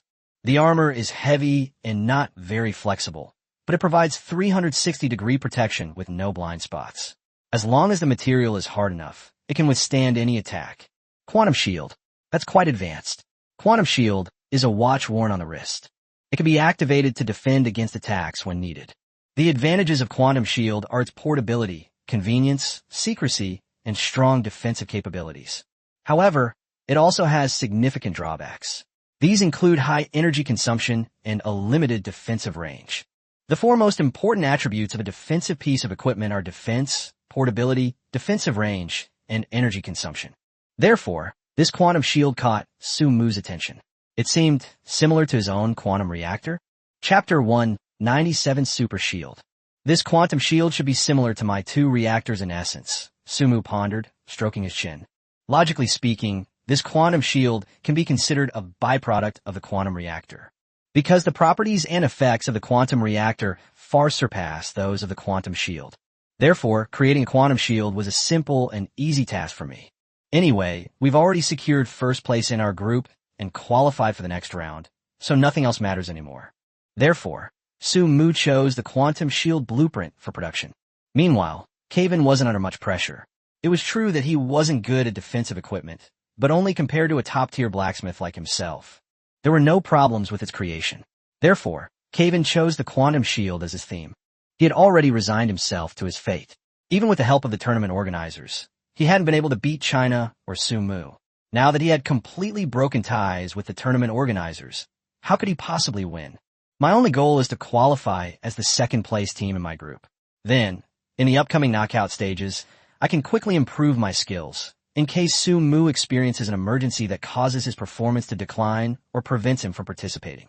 Only by achieving these 2 points can one continue to be the champion of the global arms race. Otherwise, given Su Mu's abilities, even if they didn't meet in the knockout stage, they would eventually meet in the finals. At that point, I definitely wouldn't be his match. Wait a minute. As he thought about it, Calvin seemed to realize something. What if Su Mu suddenly experiences an emergency that causes his eyesight to deteriorate or prevents him from participating? Su Mu is only level 40. If we could cause something unexpected to happen to him before the elimination rounds begin. Thinking of this, Kevin's lips curled up slightly, and a barely perceptible look flashed in his eyes. The final match of Group 1 proceeded as scheduled. Su Mu maintained his confident and effortless demeanor. At this moment, Su Mu already knew the final result of Group 1. Even if he lost this match, he would still advance as the group leader based on his points lead. Of course, this is just one of the most unlikely outcomes, because with Su Mu's strength, he is unlikely to lose in this global arms race. Even a small event wouldn't be possible. As expected, as the match progressed, the Chinese team ultimately won first place. Calvin, on the other hand, looked relieved, because he had already mentally prepared himself. The possibility of winning against Su Mu in this match was absolutely zero, because Su Mu created another divine artifact. Divine Shield. Quality Mythical. Level LV8. Function. Summons a quantum ethereal shield to block attacks. Defense 100000000. Defense range, 0.5 meter wide and 1 meter long. God tier attribute skill, infinite recharge. The Divine Shield will always be in a charged state. Its endurance is virtually limitless. God level attribute skill, parry. Any attack that cannot directly destroy the God Shield will have half of its energy absorbed and converted into energy for the God Shield, and the remaining half will be strengthened and finally reflected back. When this divine item appeared, the entire venue erupted in excitement once again. The live stream was filled with praise for Su Mu. This time, Su Mu truly taught all the blacksmiths in the world a lesson with his own abilities, proving that he is a true God-level blacksmith. The live stream chat was filled with a flurry of comments. Ingenious craftsmanship. Awesome. Well done, Su Mu. Su Mu, I want to have your babies. This doesn't make sense. Su Mu must be from our Han country, not from China. Exactly. It must be those despicable Chinese people using Su Mu's family to threaten him. We absolutely cannot accept this. We must bring the divine craftsman Su Mu home. The fools are dreaming again, brothers. Who in my family understands this? Those fools are really going all out. At first, everyone thought Su Mu was just lucky. Even after it was confirmed that the Azure Dragon sniper rifle was a god-level weapon, some people still chose not to believe it. It's not for any other reason than that god-tier weapons are simply too rare. How many have actually been produced on the entire planet Earth over the years? The drop rate is extremely low, pitifully low. As for forging, don't be ridiculous. In the history of Earth, only Orn, the ancient Chinese god of forging, ever forged a divine artifact. All other divine artifacts were dropped in dungeons. In everyone's eyes, divine artifacts cannot be forged by humans. Su Mu was just lucky. There will never be another forging god like Orn. So when Su Mu took out the divine shield, not only was Caven dumbfounded, but the blacksmith from other countries were also stunned. Their expressions were as ugly as if they had eaten shit, because they knew that at this moment, the gap between them and Su Mu was no longer just a small difference. At least in the field of blacksmithing, Su Mu had become an insurmountable mountain for them. Meanwhile, the live stream was filled with praise for Su Mu. Everyone was deeply impressed by Su Mu's genuine strength. It can be said that at this moment, Su Mu is not only the pride of China, but also the pride of the whole world. But Calvin was different. He didn't show the usual breakdown. Instead, he remained calm, quietly watching Su Mu. It was as if none of this had anything to do with him. It's like he's become a completely different person. The match ended with China taking first place and the United Kingdom coming in second, as announced by the host. The qualifying results for Group 1 were as follows. China qualified first, and the United Kingdom qualified second. Calvin remained calm upon learning the result, as it was something he had anticipated. He gave Su Mu a deep look, then turned and left. At this moment, the entire nation of China was in an uproar. Many people hadn't initially watched the live broadcast of the match. However, upon learning that China's representative, Su Mu, had defeated the United Kingdom's representative, Caven, 3 matches, 3 amazing items, 3 first-place finishes, ultimately securing first place in the group stage and advancing to the next round. The news quickly spread throughout China. Meanwhile, the area in front of Su's parents' house was almost bursting with people. Everyone wanted to visit these celebrity parents who had raised a world-class blacksmith. This filled the elderly couple with joy. While some rejoice, others grieve. The news of Su Mu acquiring 3 divine artifacts in 3 competitions has spread throughout the world. Now, the entire world believes he is a true god-level blacksmith. In other words, the winner of this global arms race was already decided from that moment on. Chapter 198, Top-Tier Forging. But this is not good news for top blacksmiths in other countries, because they knew very well that a god-level blacksmith was beyond the reach of ordinary people. In other words, from this day forward, the slumbering China would awaken once again to become a world power. Of course, this is nothing for small countries. After all, even without Su Mu, there are still countries like the United States, Japan, and South Korea to keep them in check. Therefore, smaller countries don't have much of an opinion on this. But the situation is different when it comes to major countries like the United Kingdom. At that moment, Calvin was on the phone with Terry. Calvin, I expect you to give me a reasonable explanation and a fair account to the United States. Trump's tone was full of intimidation. Do you know how much trouble your actions have caused the United States? Chief, rest assured, I will handle this matter. Calvin clenched his fists behind his back. His gaze towards Terry was unwavering. Calvin is a sensible man. He knows that the United States has played a crucial role in his current position and power. Although they have strong connections, without the United States, they could have won the global arms race in previous years without any problem, but winning it again would have been difficult. Now that he has messed things up, he has not only become second, but also brought shame to the entire United States in front of the world. So at this moment, Telepu is essentially demanding an explanation from me. Calvin's eyes flickered. He already had a perfect solution in mind. He looked at Telepu. Leader, I will make sure Su Mu is unable to appear in the knockout stage. As Calvin spoke, a fierce glint appeared in his eyes. Oh, Telepu was initially puzzled, then suddenly realized, then this matter. It has absolutely nothing to do with the United States. Calvin declared decisively. It also has nothing to do with me, or Calvin, the representative of the United States. It was done by someone who was unaware of the situation. Okay, go ahead and do it. Telepu smiled. As the leader of the Eagle Nation, there were many things that he couldn't decide or control alone. Therefore, no matter what the circumstances or what happens, severing ties with the United States is his most common practice. He understood that Calvin was planning to resort to underhanded methods. After all, it was clear to everyone that Su Mu's forging skills were unmatched in this global arms race. Therefore, some special measures must be taken. As for Calvin's dishonesty, let him be. Anyway, if the United States can lift him up, it can also make him fall to the dust. Just like that ancient Chinese saying, water can carry a boat, but it can also capsize it. Caven's way of speaking was also quite distinctive. He naturally knew what Trump was worried about, so he very sensibly separated the Eagle Nation from Trump's words before Trump even opened his mouth.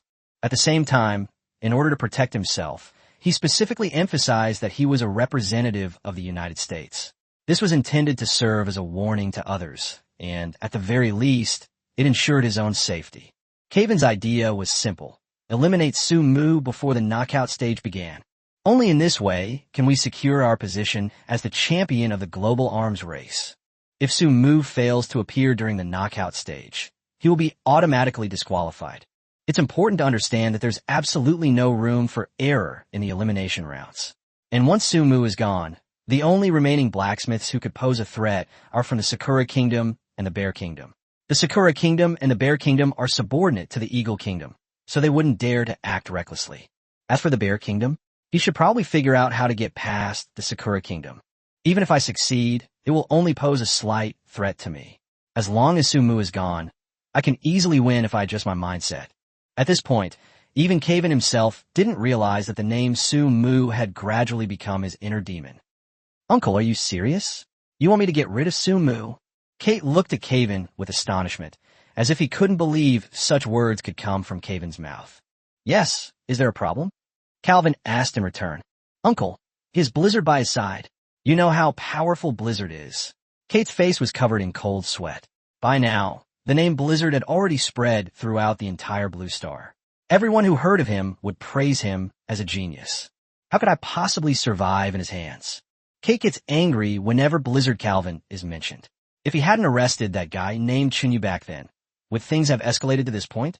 At worst, it would just be losing the game. But things changed after the Blizzard intervened. If China wins, then after Blizzard takes Kate away, they will definitely have a way to find out that they were behind this. He didn't want to get involved. Therefore, after thinking for a long time, Calvin came up with this desperate measure: to have his nephew Kate carry out the assassination. This way, they can both break away from the United States and separate themselves from the U.S. If Kate succeeds, then as long as she wins the global arms race, the Blizzard will be powerless against her. If he fails, as long as Kate is after Su Mu, Blizzard's strength is more than enough to kill Kate in an instant to ensure Su Mu's safety. If Kate dies, even if I lose, I won't be caught. After all, the dead are the best at keeping secrets. This plan is perfect for me. What are you afraid of? I never said you'd go alone. Calvin gathered his thoughts and rolled his eyes at Kate. I'll have Black Hawk members assist you, plus the Vatican's help. How could you possibly fail then? The Vatican? Kate was a little confused. Uncle, have you gotten in touch with the Vatican? Otherwise what? Caven chuckled. As the top blacksmith in the Eagle Nation, is it difficult for me to connect with the Holy See? But Blizzard's power is just too terrifying.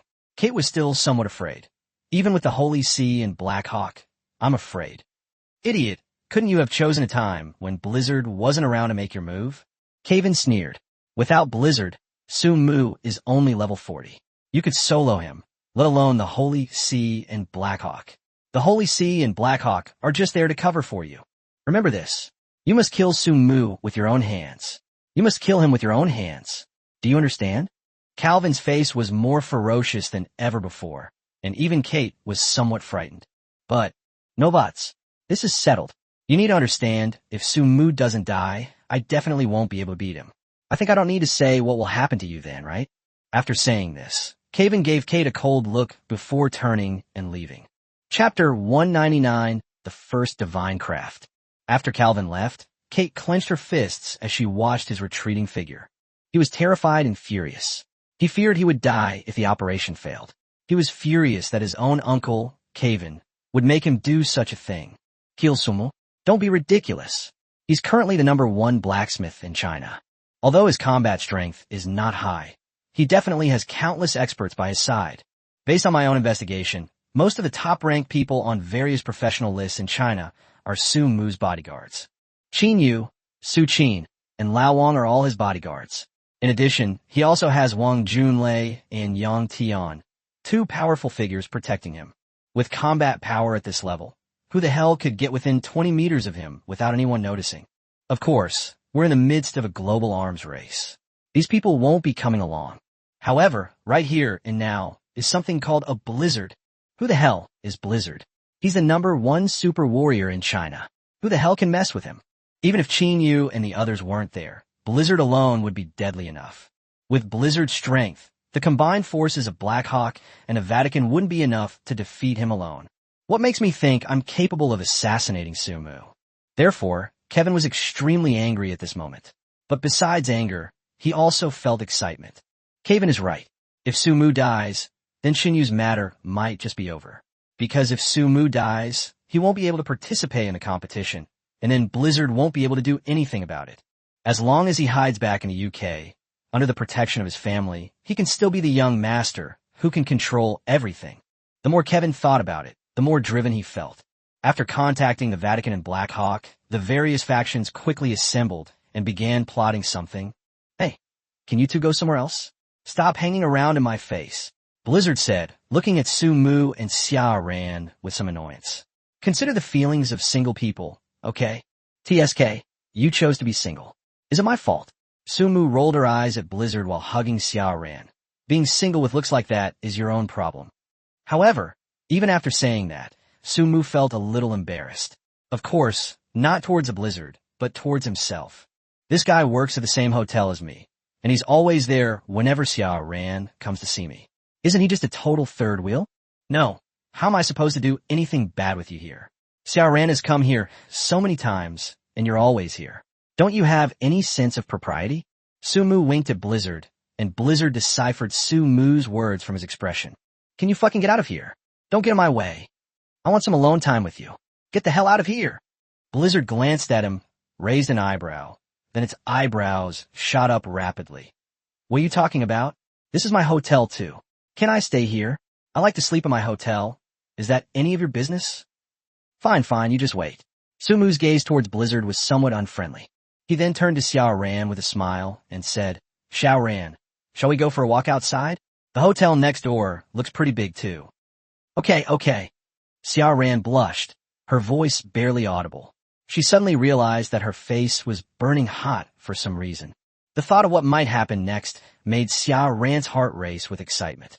Then, Su Mu put his arm around Xiao Ran and walked towards the hotel entrance. He then turned to look at Blizzard with a resentful expression and said, You little brat, you wait. Next time you go to the toilet, I'll steal all your toilet paper. I'll pee on your bed in a bit, Blizzard said calmly. You fucking... After exchanging a few words, Su Mu took Xiao Ran and left the hotel. Su Mu and Xiao Ran arrived at the hotel hand in hand. Su Mu then hailed a taxi to go to the nearby shopping street. After Xiao Ran and Su Mu got into the car, it slowly started moving towards the shopping street. After all, what young couple doesn't go shopping?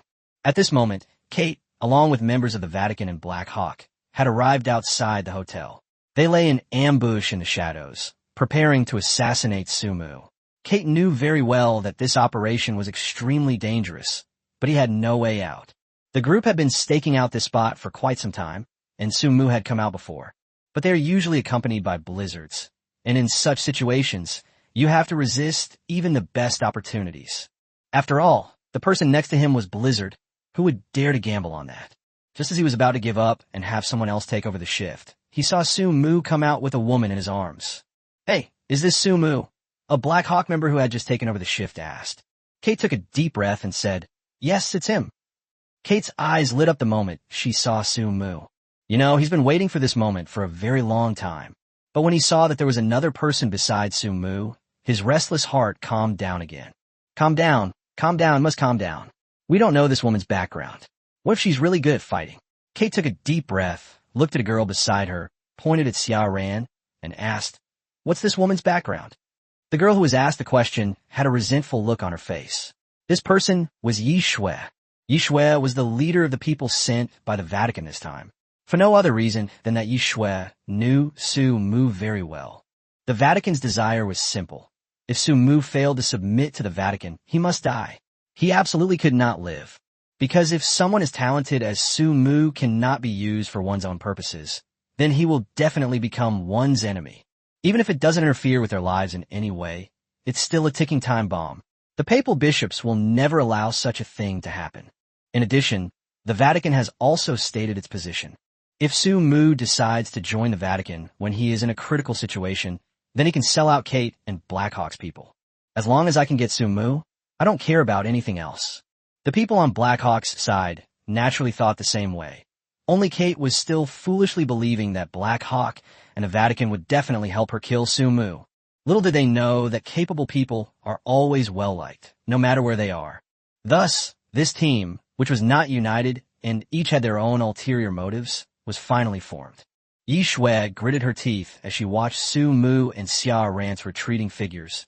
Don't worry, that woman's fighting ability isn't anything special. She's just a weakling. As long as we attack together, we can easily take her down. Really? How does she compare to Blizzard? Kate asked Yi Shui cautiously. Kate was genuinely terrified by the Blizzard and developed PTSD. Now, just mentioning her name, or even thinking about her, makes her legs tremble uncontrollably. There's no comparison. One is like the 99 heavens above. The other is like the 18th level below. Yi Shui said through gritted teeth. She was also speechless about Kate. How can anyone be so afraid of a Blizzard? I'm afraid of her. Kate was about to say something. Yi Shui immediately shouted. Are you fucking stupid? You're so afraid of Sissy.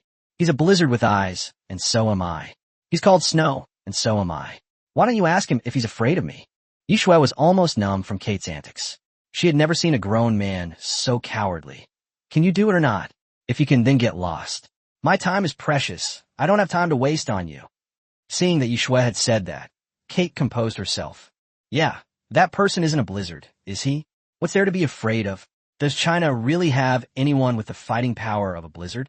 Thinking of this, Kate's resolve strengthened once again. He looked at the crowd and said, let's move out.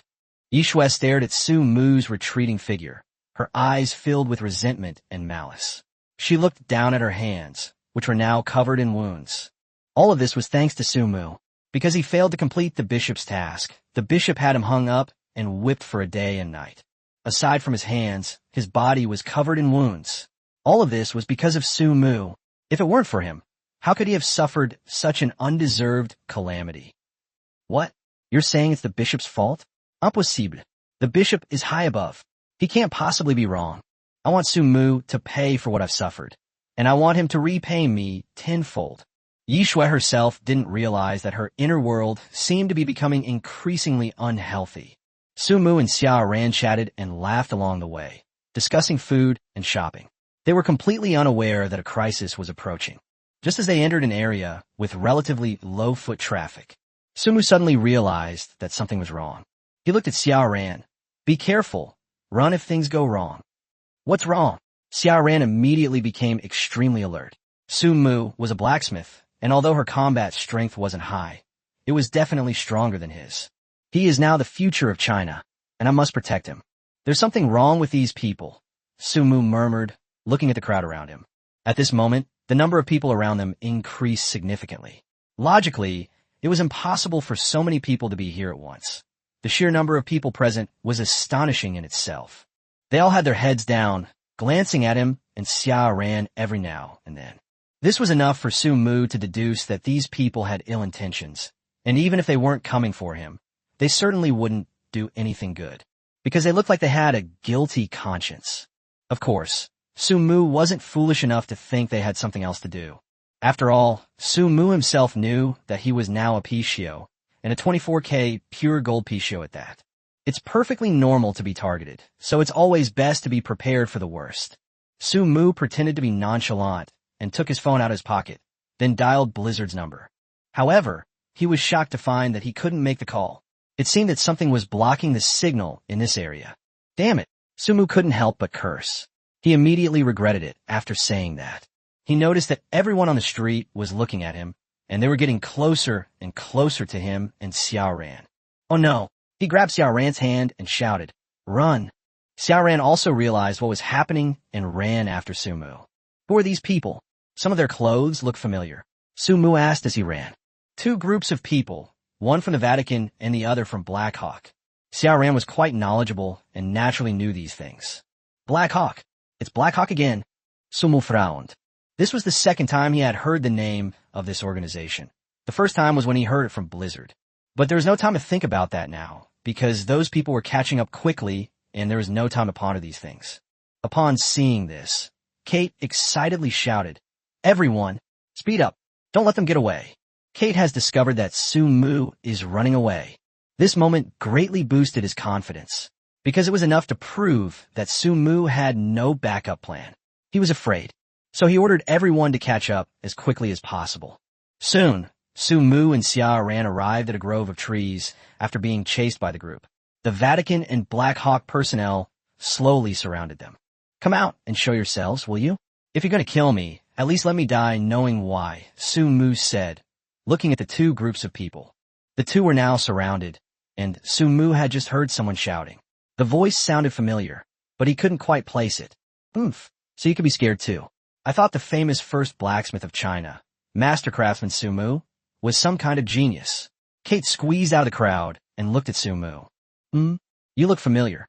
Where have I seen you before? Su Mu raised an eyebrow at Kate, unable to recall where he had seen him before. This person is from the Eagle Country team. Kate, Caven's nephew, Xiao Ran whispered to Su Mu. Hearing this, Su Mu raised an eyebrow. Kate, Calvin's nephew? Isn't this the person Blizzard mentioned was most likely the murderer who killed Xinyu? You do have some knowledge. You know my name. Kate sneered, but it's no use. You all have to die here today. At this moment, Kate's confidence reached its peak. He was convinced that Su Mu would die here. So, you Eagle Country resort to such dirty tricks? Su Mu wiped his hands and said calmly, if you can't win the main competition, you resort to underhanded tactics? Stop talking nonsense. You asked for this. Kate's eyes were full of anger. She got irritated whenever the topic came up. He had no choice in this matter. It was all because of the person in front of him. Fine, I guess I asked for it. Su Mu shrugged. But before I die, can you answer one question for me? Not bad. You have a good sense of self-awareness. I can answer you. Kate looked at Su Mu with her head held high in an arrogant air. Fine, I just want to ask. At this point, Su Mu's eyes turned cold. Did you kill Xinyu?